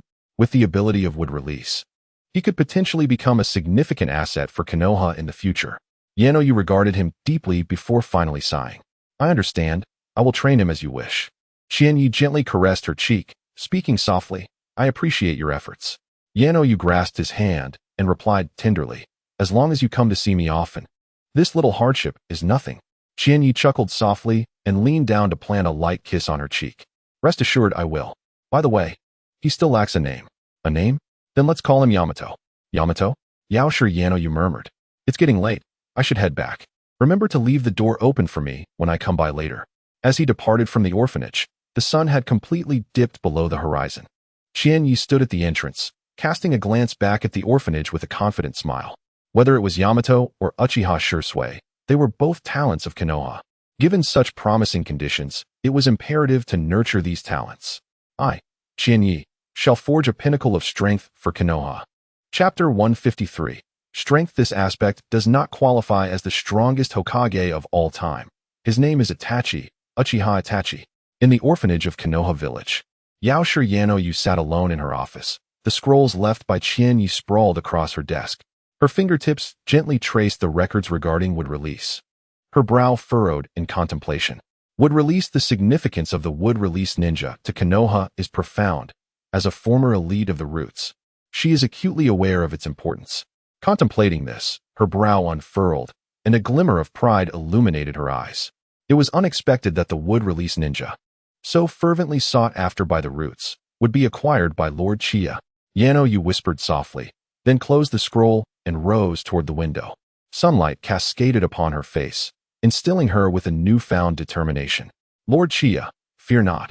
I shall ensure that Yamato becomes a remarkable talent. In the afternoon, Yamato stood in the open space behind the orphanage, attempting to control the chakra within him under Yanoyu's guidance. He shut his eyes tightly, hands forming seals, beads of sweat forming on his forehead. Focus your mind and feel the flow of chakra, Yanoyu patiently encouraged. Suddenly, a faint green light emanated from Yamato's palm, and a slender twig emerged from the ground, slowly growing. Director, I succeeded, Yamato exclaimed, opening his eyes in astonishment as he gazed at his palm. Yanoyu affectionately ruffled his hair. Child, continue to strive. Only by growing stronger can you protect those around you. Yamato nodded, somewhat understanding. Yes, I will work hard to safeguard the director and my companions. Upon hearing this, Yanoyu beamed, though a complexity flickered in her eyes. The power of wood release, was it a blessing or a curse? Though the wood release before them appeared feeble, it was undeniably genuine. Its emergence bore a significance that transcended mere capability. After all, it was a power once possessed solely by the first Hokage, Hashirama Senju, revered as the god of shinobi. The advent of wood release would undoubtedly invigorate the entirety of Konoha. In the shadows, a pair of eyes observed all. Perched upon a distant treetop, a masked Umbu ninja lay in quiet concealment. His gaze was fixated on Yamato before he vanished silently. In the Hokage office, the third Hokage, Hiruzen Sarutobi, inhaled deeply from his pipe after receiving the Umbu report, his brow furrowed in concern. The resurgence of wood release at this juncture was unexpected. He gazed out the window, his expression contemplative. While many outside claimed to be the strongest Hokage in history, Hiruzen knew that this was merely a facade. From a perspective of strength, his true title should be that of a master of ninjutsu. In terms of raw power, he could not be considered the strongest Hokage. Hiruzen was well aware of the formidable prowess of Hashirama Senju, which transcended the realm of ordinary ninjas, far beyond what he, as a mere ninja, could rival. If a second Hashirama Senju were to arise, it would be a boon for Konoha. Yet if this second Hashirama were to fall into the hands of the Uchiha, he dared not contemplate the consequences. After a prolonged moment of reflection, he returned to his seat. Bring me the ninja registry. Yes. The Umbu at the door swiftly vanished. Moments later, the documents were placed upon Hiruzen's desk. He opened the registry and began to peruse its contents, his mouth working busily, puffing smoke. The room was once again enveloped in a haze of mist. Having perused approximately half of the documents, my gaze ultimately settled upon the file concerning Minato Namikaze. After a moment of contemplation, I commanded, have Jiraiya come here. The night was as dark as ink, with the resplendent moon hanging high in the sky, casting a serene and frigid glow. In the Uchiha clan's estate, within the courtyard, Chiya sat alone beneath the awning, cradling a cup of clear sake. his deep-set eyes fixed upon the luminous orb in the night sky. The moonlight, akin to flowing water, illuminated his visage, accentuating his sharp features and reflecting the hint of longing in his eyes. At that moment, his thoughts drifted to Kagaya. Gently, Chiya's fingertips traced the rim of his cup. Through the dragon vein, he had traversed to that unfamiliar world. He vividly recalled the first encounter with the silver-haired, white-eyed maiden standing in the moonlight, gazing quietly at him. My name is Kagaya, the guardian of the god tree. I come from a world destined for ruin. In those days, Kagaya's eyes bore only purity and solitude. However, under Chiya's guidance, they traversed the desolate land together, teaching her to comprehend the emotions of this world, gradually awakening her humanity. Until the moment the power of the dragon vein was depleted, and as Chiya departed, the image of her exquisitely tear-streaked face lingered vividly in his mind. With a sigh, Chiya felt the tides of memory recede, his fingertips tightening slightly. Slowly, he raised his hand toward the moon, as if yearning to touch that distant figure. He recalled that in the tales of the Hokage, Kagaya seemed to be sealed upon the moon. He wondered if she still resided there. Kagaya, he murmured, his voice barely discernible amidst the night breeze. After a considerable pause, he retracted his hand, his gaze gradually solidifying with resolve. When I possess strength in the future, I shall personally unravel the seal and bring her before me once more. This time, I shall not depart. With this thought, Chiya tipped back the remainder of his sake.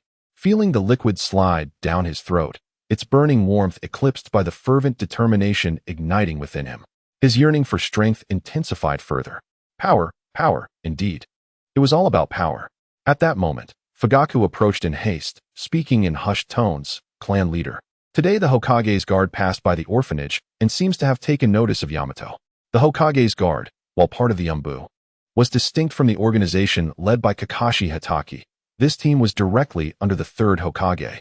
A faint smile graced Chiya's lips, for this was anticipated. Fugaku appeared somewhat anxious. If the third intervenes, not to worry, Chiya replied with a reassuring smile. The third is not Danzo. He cares about his reputation. Reputation? Would that prevent him from taking action? Fugaku paused, momentarily taken aback. Rest easy. As long as I am here in Konoha, they shall not stir up any significant trouble. Chiya's strength had transformed remarkably. With the eternal Mangeki Sharingan, he would teach them the essence of humanity.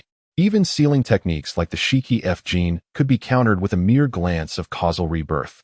Seeing the confidence etched upon Chiya's face, Uchiha Fugaku felt assured. He recognized that his cousin was not one to act without purpose. Given the nature of your words, there must be a certain conviction behind them. Indeed, Fujitake turned to leave, but Chiya suddenly called out to him. Wait. Fujitake halted his steps, looking back at Chiya with curiosity. I heard from Tsunade that Rinmi is about to give birth. You must pay more attention to matters at home. Upon hearing this, Fujitake felt a warmth in his heart. Yes, I will. When is she expected to deliver?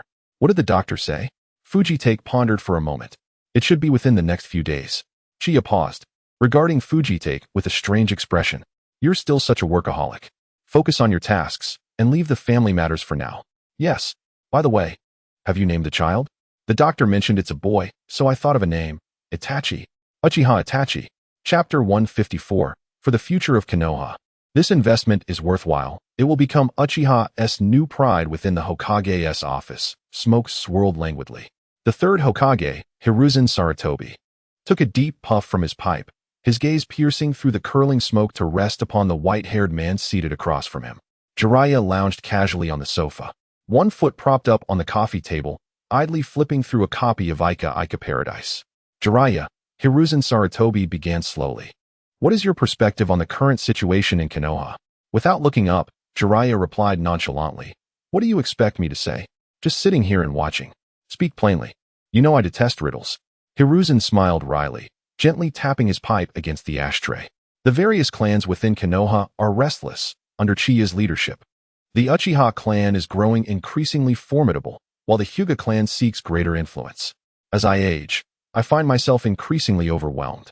Konoha requires a new leader. Finally, Jiraiya set aside his novel, raising an eyebrow. So, I hope you will become my successor, Hiruzen declared, gazing intently into his disciple's eyes. Among his 3 favorite students, Orochimaru had turned rogue and was no longer an option. Tsunade, being the rightful heir of the first Hokage, would have been an ideal candidate. But her close ties with the Uchiha complicate matters. Thus, Jiraiya remains the only viable choice. A brief silence enveloped the office. Suddenly, Jiraiya burst into hearty laughter, nearly doubling over. "Old man, are you joking? Me as Hokage? I am quite serious," Hiruzen responded with a calm and resolute tone. Jiraiya's laughter ceased abruptly. He scratched his head, a rare serious expression crossing his face. "Teacher, you know I am not suited for such a solemn role. I prefer to wander and seek the so-called child of prophecy. But you have always carried Konoha in your heart," Hiruzen interjected calmly, abruptly halting his train of thought. Jiraiya's expression faltered slightly. He stood and walked to the window, gazing out at the bustling village of Konoha. "Teacher, you must have known I would never agree, right?" Sarutobi Hiruzen, having had his thoughts discerned by Jiraiya, exhibited no change in demeanor, merely reigniting his pipe while awaiting further discourse. However, Jiraiya turned around, a glimmer of insight flashing in his eyes. "I do have a suitable candidate." "Oh." Sarutobi Hiruzen's expression brightened with interest. "Namely, Minato Namikaze, my disciple," Jiraiya asserted with pride. "He is endowed with remarkable talent, possesses a gentle disposition, and despite a hint of naivety, demonstrates great maturity. Most importantly, he has long aspired to become Hokage and harbors a genuine concern for the welfare of Konoha." Sarutobi Hiruzen nodded thoughtfully. Minato Namikaze, an exceptional ordinary ninja and Jiraiya's direct apprentice, had left a favorable impression on him during their previous encounters. Otherwise, he would not have summoned Jiraiya here today. Minato Namikaze? Indeed, he is a commendable choice. However what? Jiraiya inquired. "He is still quite young and requires further experience," Sarutobi Hiruzen replied slowly. "Though his abilities are commendable, they remain at the level of an ordinary ninja, and he would struggle against those with bloodline limits. He needs to improve." Jiraiya's eyes sparkled with realization. "Improve? Sensei, you aren't referring to the sealing techniques, are you?" A knowing smile spread across Sarutobi Hiruzen's face. "For the future of Konoha, this investment is worthwhile." Suddenly, Jiraiya grasped the situation, pointing at the third Hokage with a playful reprimand. "You sly old man. So you had already resolved to have Minato succeed you, and went in circles just to prompt me to suggest it." Sarutobi Hiruzen leisurely exhaled a puff of smoke. "It is called guiding by the circumstances." Jiraiya nodded, then departed from the Hokage's office, making his way to Minato's home to summon him. They ascended to the summit of Hokage Rock, where Jiraiya stood against the wind, gazing at the thriving village of Konoha below. Behind him, Minato Namikaze stood respectfully. "Minato," Jiraiya suddenly called out, "do you wish to see the sealing techniques?" Minato's eyes widened in astonishment. "Sensei, this."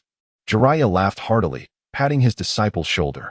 "I had intended to negotiate for the sealing techniques for you, but it seems the old man was already on the same page." His expression shifted to seriousness. "However, to view the sealing techniques signifies that you will bear a heavier responsibility." Minato took a deep breath, nodding solemnly. "I understand, Sensei. For the sake of Konoha, I am willing to shoulder this burden." Jiraiya smiled with satisfaction. "This disciple truly lightens my worries." He gazed into the distance, exhaling a sigh of relief. "The future of Konoha is entrusted to you." 3 days later, at Konoha Hospital, warm sunlight streamed through the curtains, infusing the delivery room with a touch of warmth on this special day. Uchiha Fugaku cradled his newborn son with utmost care, his eyes alight with the joy of newfound fatherhood. Uchiha Mikoto leaned weakly against the headboard, her face radiating happiness. "Itachi, that shall be your name," Fugaku whispered, gently caressing the delicate cheek of the infant. Little Uchiha Itachi seemed to sense his father's warmth, his tiny hands reaching out into the air. Just then, the door to the hospital room was gently pushed open. Young Uchiha Itachi's cousin, Chiya, entered, accompanied by Shursui and Mikoto, bearing a gift in hand. "Congratulations, cousin," Chiya said with a smile. "The Uchiha clan has welcomed a new member." Fugaku quickly rose to greet them. "The clan leader has come in person," he began. But Chiya waved her hand to interrupt him. "Today, there is no clan leader, only family." She approached the infant crib, carefully examining Uchiha Itachi. "Is this the Uchiha Itachi? The one who will wield the Mangeki Sharingan to confront his brother, cautiously showcasing his power, fearful of crossing a line and inadvertently bringing harm to his sibling?" However, regardless of the circumstances, Uchiha Itachi is undeniably another prodigy of the Uchiha clan. This is beyond dispute. Chiya was determined not to let the tragedy of the original story unfold again. What a beautiful child, she remarked, his eyes reminiscent of Rin's. Mikoto could hardly contain her excitement as she leaned closer. Let me hold him. With great care, she took the baby into her arms, her eyes filled with maternal tenderness. This child will undoubtedly grow to be an extraordinary ninja. Shursui stood behind Chiya, curiously peeking over the sides. Noticing Shursui's movements, Chiya turned and stepped aside, allowing him to see Uchiha Itachi. Shursui, this will be your little brother. As his elder, you must guide him well. Shursui nodded solemnly. Yes, I will, clan leader. Fugaku and Rin exchanged smiles. It is truly wonderful that Itachi will have such a considerate brother to mentor him. Chiya retrieved an exquisite talisman from her bosom and gently placed it beside the infant's swaddling. I specially sought this at the Temple of Fire, wishing for his safe and healthy growth. Fugaku nodded, touched. Thank you, Chiya. We are all family, Chiya said gently. Once Itachi grows a bit more, let him train alongside Shursui. I believe they will become the new pride of the Uchiha clan. The hospital room was filled with a warm atmosphere. Outside the window, the cherry blossoms of Konoha began to bloom, their pink petals dancing in the wind, as if celebrating the arrival of this new life. Even the shadows of war seemed to fade away. Chapter 155. The capture operation falls short. Their relationship deepens outside Konoha village in Lulon town. Sunlight bathed the streets as Sarah directed the villagers in repairing their homes. Dressed in simple yet stylish white shorts, her deep red hair shimmered in the sunlight, resembling a blooming rose. Since leading the Lulon people to establish roots outside Konoha, she had devoted herself wholeheartedly to the construction of their new home. Everyone, let us put in some extra effort. We must finish repairing the eastern wall today. Sarah wiped the sweat from her forehead, smiling as she encouraged the crowd. The villagers responded enthusiastically, brimming with determination. However, no one noticed the lurking shadows in the woods at the edge of the town. Is that Sarah? A masked ninja whispered, a glint of coldness flashing in his eyes. Indeed, according to intelligence, her relationship with Uchiha Qianye is quite profound. Another voice, hoarse, replied. Capturing her will force Chiya to reveal himself. At that moment, we can frame the Sand Shinobi village and incite war. The group exchanged glances and dispersed, stealthily infiltrating the town under the guise of the villagers' labor. Meanwhile, near the central tea stall of the town, two seemingly ordinary villagers were conversing in hushed tones. I heard Lord Sarah and the Uchiha clan leader share an unusual bond, one remarked nonchalantly. Shoo, keep your voice down. The other admonished, glancing around warily. Such matters should not be spoken of lightly. However, their conversation had already reached the ears of the lurking ninja. A cold smile crept upon the lips of the ninja, led by the Uchiha clan leader, as he gestured for his companions to prepare for action. In the afternoon, as the sun began its descent, Sarah set down her tools, suddenly feeling a chill wash over her. She turned sharply to find herself surrounded by 7 or 8 ninja. Instantly on guard, she demanded, Who are you? Come with us. Miss Sarah, the leading ninja replied with a sinister smile, reaching out towards her. In that critical moment, a shadow surged from the side, and a kunai glinted with lethal intent, piercing the wrist of the attacking ninja. Ah! The ninja screamed, stepping back while clutching his bloodied wrist. The Uchiha Sharingan. Another ninja gasped, disbelief etched across his face. The villager who had appeared suddenly removed his disguise, revealing a pair of crimson Sharingan, and coldly declared, To dare wreak havoc on the territory of Konoha is to court death. The battle erupted instantaneously. The Umbu lurking in the town and Uchiha ninja revealed themselves, engaging fiercely with the invaders. Sparks flew as kunai clashed, and the explosive sounds of fire techniques echoed throughout. Sarah was swiftly escorted to a safe area, her anxious gaze fixed on the unfolding conflict. Whoosh! 3 shurikens sliced through the air, aiming for the vital points of the Uchiha ninja. The Uchiha, with his scarlet 3-tomo spinning slightly, instantly predicted their trajectory. Without moving his body, he merely tilted his head to the left, and the shuriken grazed his hair before embedding into the tree behind him. Too slow, the Uchiha ninja sneered, swiftly drawing a kunai from his tool pouch. Just as the enemy launched their second wave of attacks, his form suddenly blurred. Body flicker technique. Thud! The kunai struck true, embedding itself in the enemy's shoulder. Blood sprang forth. The enemy ninja grunted in pain, but the Uchiha had already anticipated his retaliatory move, performing a backflip to evade the sweeping blade. Simultaneously, his left hand released wire, ensnaring the opponent's ankle. Fire release, Phoenix Fire technique. 5 fireballs raced along the wire, and the enemy hastily formed an earth barrier. But the Uchiha swiftly altered his strategy, tightening the wire to destabilize the foe, causing all fireballs to crash into their back. The cries of agony echoed as 3 Umbu ninja emerged from the shadows like phantoms. A solitary figure hurled several shurikens, while another unleashed a gust of wind, significantly amplifying their velocity. In a final surge, a third individual charged forth, brandishing a dagger aimed directly at the enemy's throat. Earth release, rock pillar spear. The ground trembled violently as numerous sharp rock spikes erupted from beneath. A ninja from the Umbu division felt his pupils constrict as he swiftly formed hand signs at the moment the spikes emerged. Lightning release, earth walk.